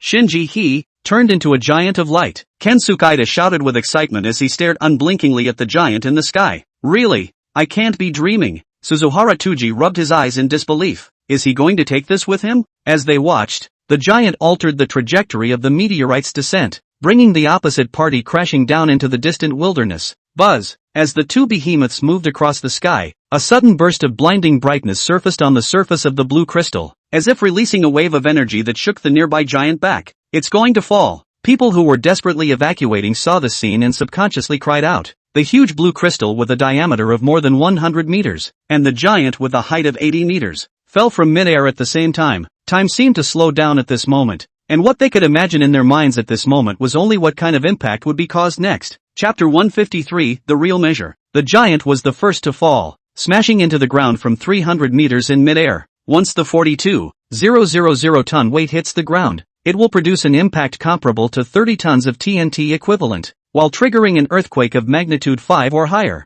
This is the middle of nowhere, 10 kilometers from the city, but the impact of an outbreak here would affect the city just as much. The outer nimbus was instantly released downward, slowing its own fall. Thud! The giant lay and smashed down on the ground, contacting the ground for a split second and setting off an impact. Along with the ground shaking, a crater appeared in the land below, and the strong astral wind cut off the trees in the distance. It looked like the crystals encasing the monster were about to fall to the ground as well. Don't even think about it. Natsuki propped himself up on the ground in a half-crouch, releasing his auto ninjutsu with all his might while stretching his hands out in front of him and spreading a huge translucent barrier, used solely to protect against impacts, reducing defensive performance and increasing area. An orc barrier stretched hundreds of kilometers wide against the coming onslaught. The opponent's internal monstrosity alone weighed 100,000 tons, and counting the thick crystalline shell, the overall weight went straight to the number of 200,000 tons. Thud! The outer nimbus still couldn't stop the other side's fall, the blue crystal shell setting off an even stronger shock the moment it made contact with the ground. The earth cracked, all the trees in the nearby mountains were uprooted in the violent impact. The mountains formed landslides in the violent trembling, and the surrounding factories were directly crushed and collapsed. The landscape of the area has been altered, with factories in the suburbs reduced to rubble and attractions on the hills directly submerged by earth and rocks. Everyone, grab hold and stand still. Inside the second New Tokyo City, police officers who had been warned quickly shouted at the evacuating citizens. The shock was enough to be stopped by the barrier, but the tremor spread into the city and all citizens felt a lurch. All of the goods in the department store building fell to the floor, and the cups in the office slid off the desk and hit the ground with the computers. Clunk! The transporter shook. What? A monster of this level is too terrifying. The students inside the car felt the vibration, and the fear of facing a natural disaster rose within them, grasping the fixed bars of the car, not daring to act rashly. This is monster. Inside the command room of NERV headquarters, the technician who tallied the data of the monster felt a dryness in his throat as he looked at the huge, terrifying figure that emerged from the shattered crystal shell, amidst the smoky, ruined outskirts of the city. Hiss-ow! A pair of reddish-yellow eyes opened, accompanied by an earth-shattering hiss, and a huge black and gold body gradually emerged from the smoke and dust. The arms were like sharp scythes. The abdomen of the upright body showed 3 irregular blue cores. The muscles of the legs bulged like rocks, golden patterns all over the body. Huge sharp horns started from the neck and extended upwards. The hideous head was embedded in it, and the thick tail covered in scales and armor was flung behind it. Filled with the desire for violence and destruction, Cosmic Battle Beast Super Gobbler, 85 meters tall and weighing 100,000 tons. Super Gob. The smoke dispersed in the impact of the other's hiss, and Natsuki got a good look at the other's full face, confirming that this was the same enemy that Gaia had once fought. One absolutely formidable foe. Dang. Eyes locked on the giant in front of him. The 85-meter-tall Super Gobble took a step on his heavy legs, each step creating a deep crater in the thick earth while triggering a small-scale earthquake. A ferocious gaze came along with that huge body, bringing about an extremely strong oppression. 239, it's going up. Yes, without the slightest fear, the giant took the same heavy steps and stomped on the ground, charging forward against the monster. The entire land trembled with this battle of 10,000 tons. No, even the battle of 100,000 tons or more trembled. Super Gobu possessed the purest destructive instincts, and when the giant stomped on the earth and splattered dirt and rocks and ran in front of him, the sides of his arms were already adjusted at a good angle, and swung forward with a strong air-braking sound. Boom! The giant reacted to the opponent's attack in the first time, although his body could not quite keep up with it, but still by virtue of the clever angle, he narrowly avoided the attack by bending backward and then sidestepping again, and the right fist which had been stored up for a good time seized the opponent's movement in the open, and blasted at the side waist of the Super Gobu. The fist had formed a sonic boom the moment it was swung out, smashing into the surface of the opponent's skin, creating a slight indentation, the force of the impact spreading downwards, causing a crack to appear in the ground beneath them, and earth and rocks rushing into the sky. The blow had an effect, but it was so weak that it didn't even break the defense, and the giant knew this very well, so there was no intention of retracting his fist at all, and the energy in his body passed down his arm to his fist. Boom boom boom boom. Light bullets after light bullets erupted from the tip of his fist, continuously bombarding the same location like a continuous gunshot. 234, hiss ow. Ultra Gobble let out a roar as he felt the pain. The sides in both arms had retracted and were once again powered up in an attempt to use the curved blades to cut through the plaster giant from both sides. Ka-ching! The first thing the scythe cut through was a transparent barrier. At the first moment he noticed Super Gob's movements. The giant had already used the otter barrier to form a layer of defense around his body ahead of time, and after the defense shattered,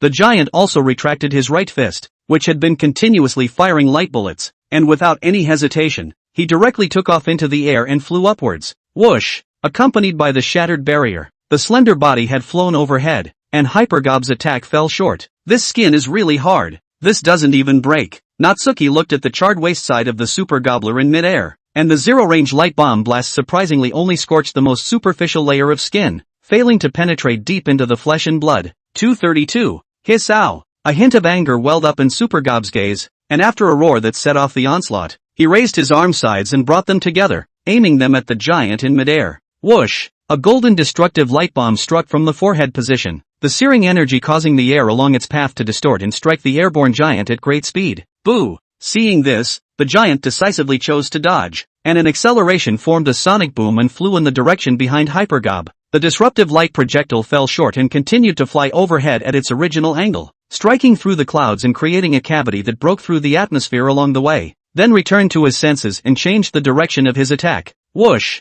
Another destructive light bomb hit, aimed at the giant, but once again it was dodged by the giant and landed on the mountain behind it. Boom! The moment the golden destructive light bullets landed on the mountain, the trees that had long been broken scorched, the violet energy exploded in the middle of the mountain, causing the hundreds of meters high mountain to directly crumble, and the earth and rocks mixed with smoke and dust rushed up to the sky, completely changing the landscape of the place. When the smoke and dust dispersed to a corner, only then could one see that the original mountain and even the surrounding earth slopes had disappeared, and even the ground appeared to have a deep pit that went straight into the ground. 223, Chapter 154, The Apostle Strikes Again. Did that giant show up again? It's amazing that two guys with no stance can both possess such power. This world. What's going on in this world? NERV Germany branch. Speaker Kuroko looked at the scene of the landslide in the screen when Ultraman fought with the monsters, an old face full of disbelief. He holds the secrets of the world and knows that the most powerful beings in the world would be the gods like Adam and Lilith, and if all goes well,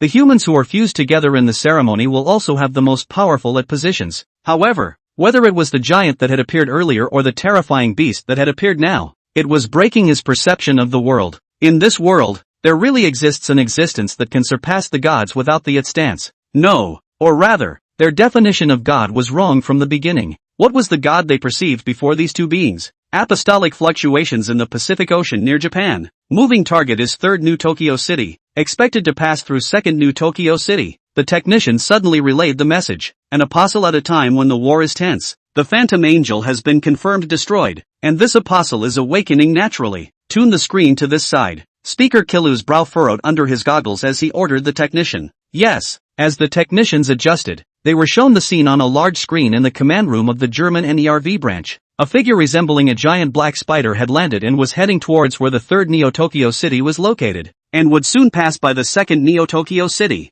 9th Apostle, Rain Angel. The 9th Apostle, the Rain Angel? Speaker Killu guessed the identity of the apostle. As the apostle advances, the ground it passes through is corroded by a strong, intense acid, and it looks like it's a corrosive type apostle. The other side. At a time like this, there's even an apostle out to stir things up? Misato Katsushiro heard the technician's report and looked at the Rain Angel's figure in the screen, pondering a countermeasure. 0 self-destructed. Machines 2 and 3 were both severely damaged. The few bodies they had in their hands simply couldn't be brought back into the fight to provide support over there. But, do you really need our support? At that moment, Yuka, who had returned to the command room, spoke up. He watched the battle within the screen on the other side, his expression as casual as ever. With Rain Angel's ability, if he gets involved in this battle, he uttered half a sentence, leaving the second half to the imagination of the people in the command room. What happens when an apostle breaks into a battle between an Ultraman and a monster? I guess. As well. Misato Katsushiro looked at the landscape that had been completely changed in the screen and imagined it for a little while,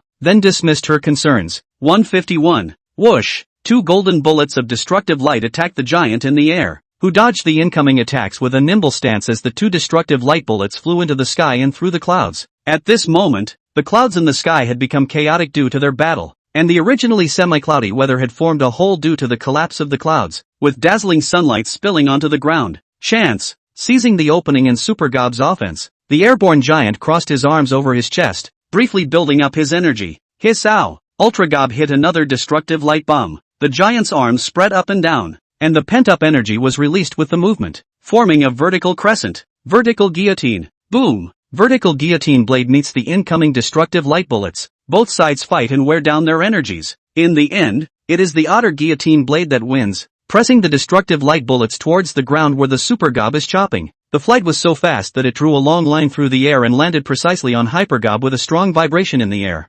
Hiss-ow! The energy of the destructive light bullets and the otter guillotine erupted simultaneously on the Super Gobbler, and even though it raised the sides of its arms to fend them off, it took some damage, and its heavy, massive body took a step backward. 145. Write it out. Yes, after an otter guillotine, without a moment's pause, the arms that had been used to unleash the otter guillotine spread up and down immediately formed a cross, aiming at Super Gob's head. Buzz! Specium rays! The blue ray of light erupted in mid-air, instantly setting off an impact, and the giant's figure flew backwards slightly, and in just the blink of an eye the ray of light had already struck Ultra Gobbler. Hiss-ow! Super Gob raised the sides of his arms and crossed them, fending them off with the hardest part of his body. The searing heat and massive energy continued to build up, and the air was plasmized while also creating a heat wave that lashed out at the surrounding pothole-covered ground. This attack was unable to directly break through the Super Gob's defense, but under the effect of this massive heat energy, the dirt and rocks under its feet were melted by the extremely high temperature and turned into lava, slowly descending. The air within a diameter of 3 kilometers was ionized in the center, and the rest of it was distorted by the powerful heat, like a searing inferno. No living thing could survive such extreme conditions, and even the air and the earth were constantly mutating.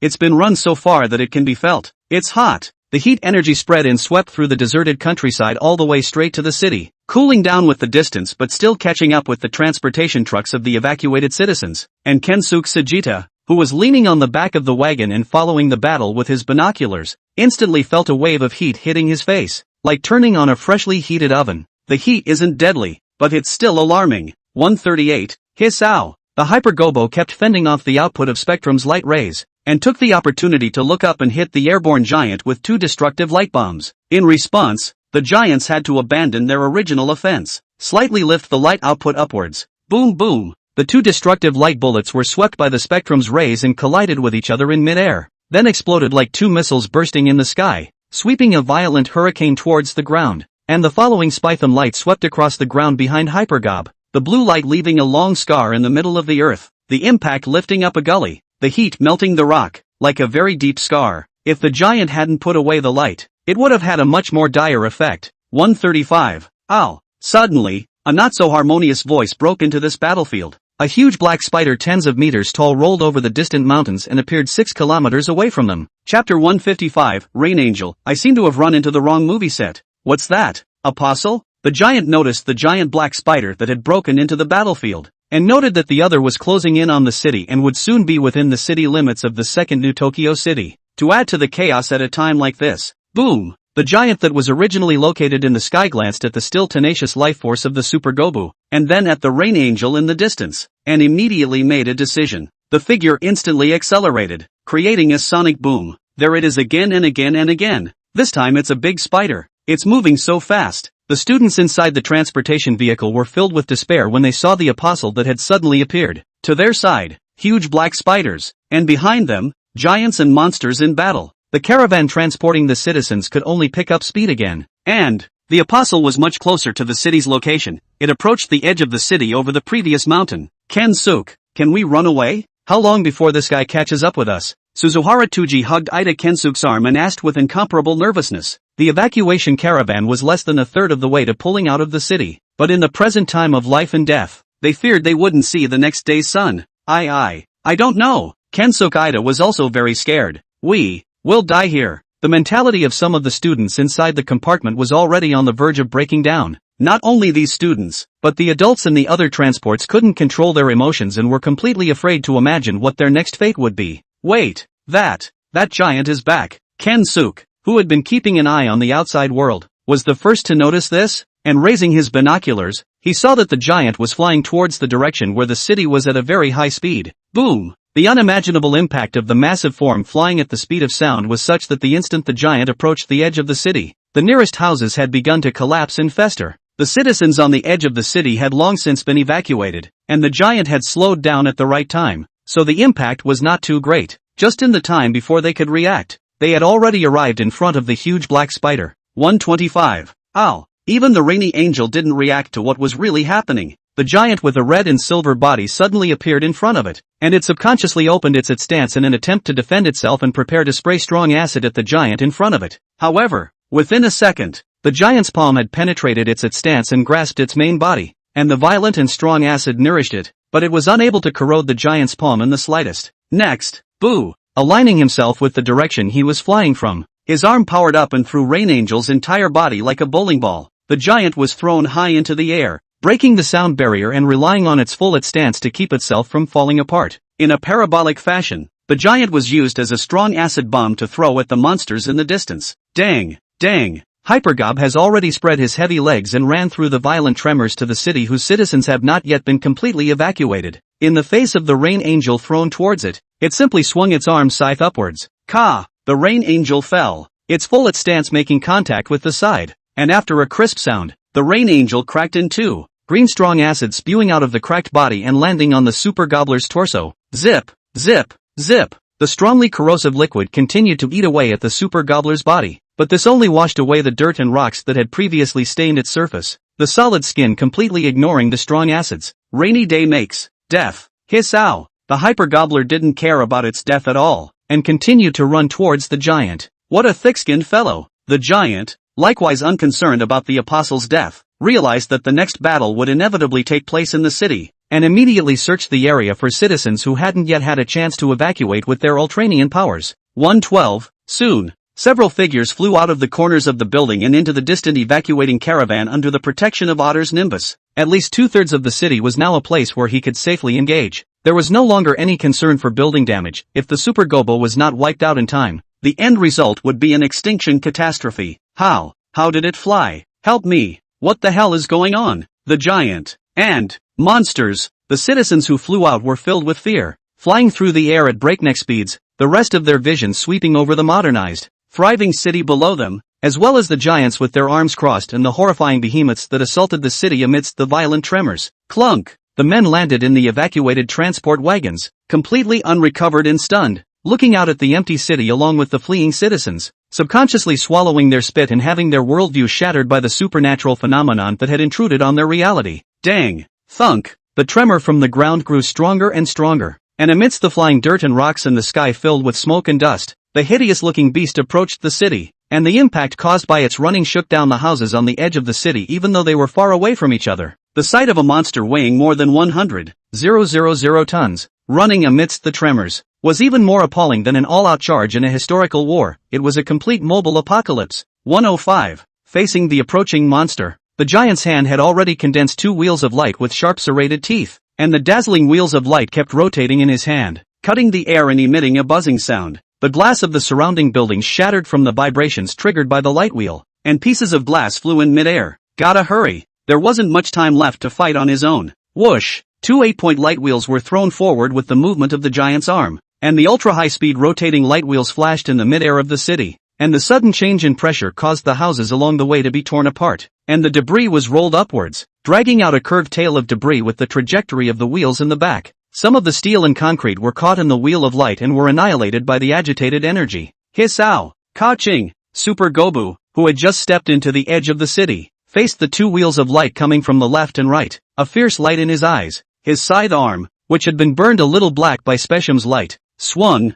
and in a deafening sound of breaking wind, he cleaved one of the wheels of light to pieces, and the other bounced off and fell into the city. Click, click, click. The bounced wheel of light landed on a city street, cutting through the highway in an instant, and the sudden change in pressure swept the surrounding buildings up and deep into the ground with it, destroying an entire street. The Happening's light wheel, which possesses such power, is still unable to break through the defense of the Hyper Gobbler, which is Cosmic Battle Beast. 1 o'clock. Tinkerbell. Tinkerbell. Chapter 156. Unleash your imagination. Extra. Last minute. The giant's gaze locked onto the beast in front of him. The colorful timer crystal on his chest had begun to flash red, and his hand movements did not stop in the slightest. Whoosh, whoosh, whoosh. The arms that had been storing up power were violently spread out. Dazzling energy converged around his body to form a cross-shaped blade, and 4 multiple guillotine knives instantly flew towards the Super Gobbler. Each blade created a sonic boom of impact as it sliced through the air, and under the control of Otter's Nimbus, it stabbed at Ultra Gobbler's torso from 4 angles at breakneck speed. At the same time,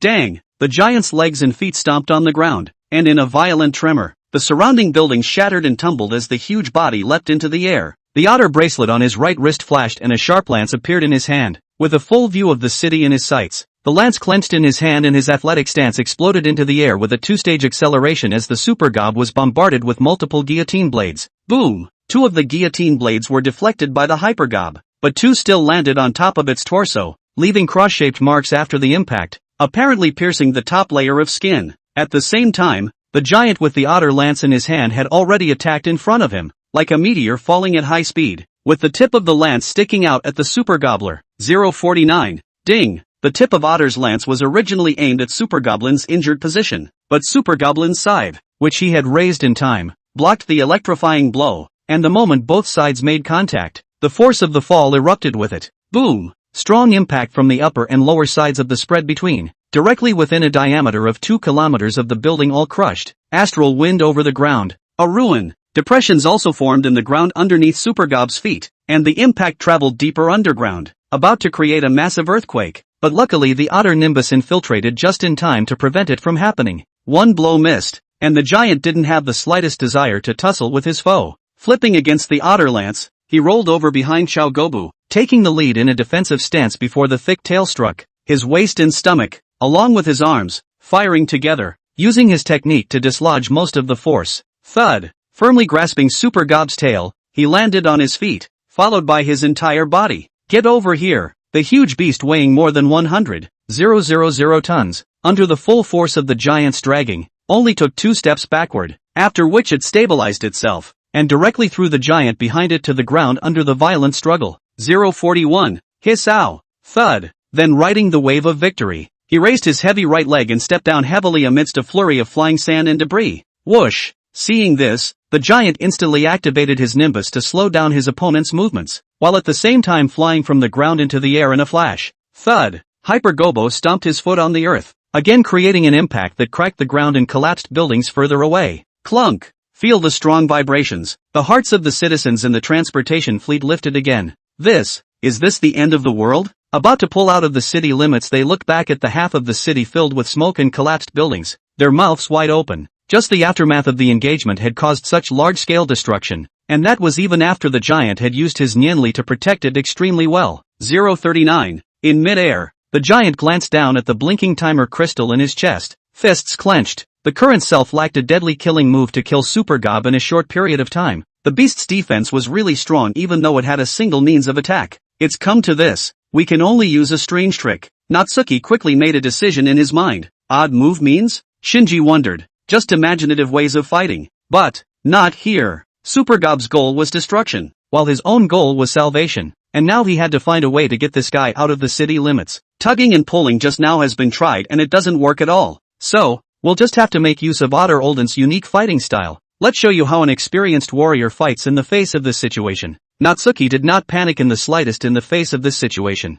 and calmly analyzed the most suitable fighting style for the moment. Shinji was still very puzzled and couldn't imagine how Natsuki-san was going to break out of this situation in the face of such certain defeat. 038. Can't yank it out of the city, so sink it into the ground. Two dazzling wheels of light quickly coalesced in the giant's hands, darting to avoid the destructive light bullets struck by Hyper Gob, then flinging the octagonal wheel of light downward. Whoosh! Hiss-ow! Facing the incoming light wheels again, Chaogobu prepared his defense and wielded his scythe in an attempt to cleave both light wheels in their entirety. However, these two wheels of light suddenly changed their trajectory under the control of the Nimbus as they approached its body, blasted directly at the ground beneath its feet. Click, click, click. The street had long since turned into bare dirt and rock. The two 8-minute light wheels rotated and cut the ground around Chaogobu's body, the agitated energy obliterating the rock and penetrating all the way down, and in the blink of an eye had caused Chaogobu's figure to sink downward by a fraction of an inch. Hiss-ow! When Super Gob reacted, he tried to lift his foot to step out of the pit,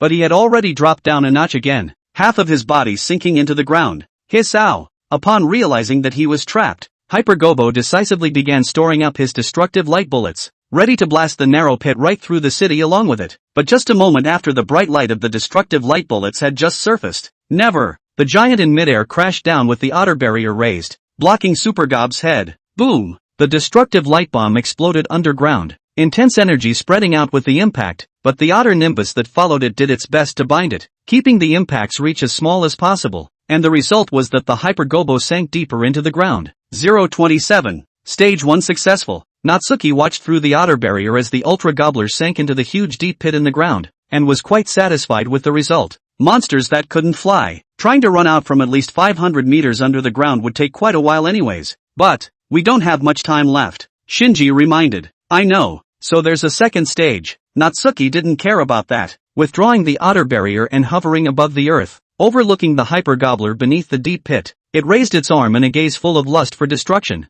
Buzz! A spectrum ray erupted from the side of the giant's hand, striking vertically at Hyper Gob. Hiss-ow! Hyper Gobo still blocked with his strong body, while hitting destructive light bullets in an attempt to bring the giant down. However, it soon realized the anomaly. After releasing the light, the giant's figure became smaller and smaller. It wasn't that the giant had shrunk in size, but that he was using the recoil of the light to fly backwards all the way towards the outer atmosphere. Boo! The speed broke the sound barrier, sustaining the light output at the last possible moment, causing the Hyper Gobo to sink deeper into the ground while flying farther into the sky itself. The clouds flashed by in the afterglow of the vision, breaking through the atmosphere all the way to space, with the Azure Planet in full view. 005, 003, 002. The blazing sun was right behind them. The timer still flashed red, but the time limit for the event, gone.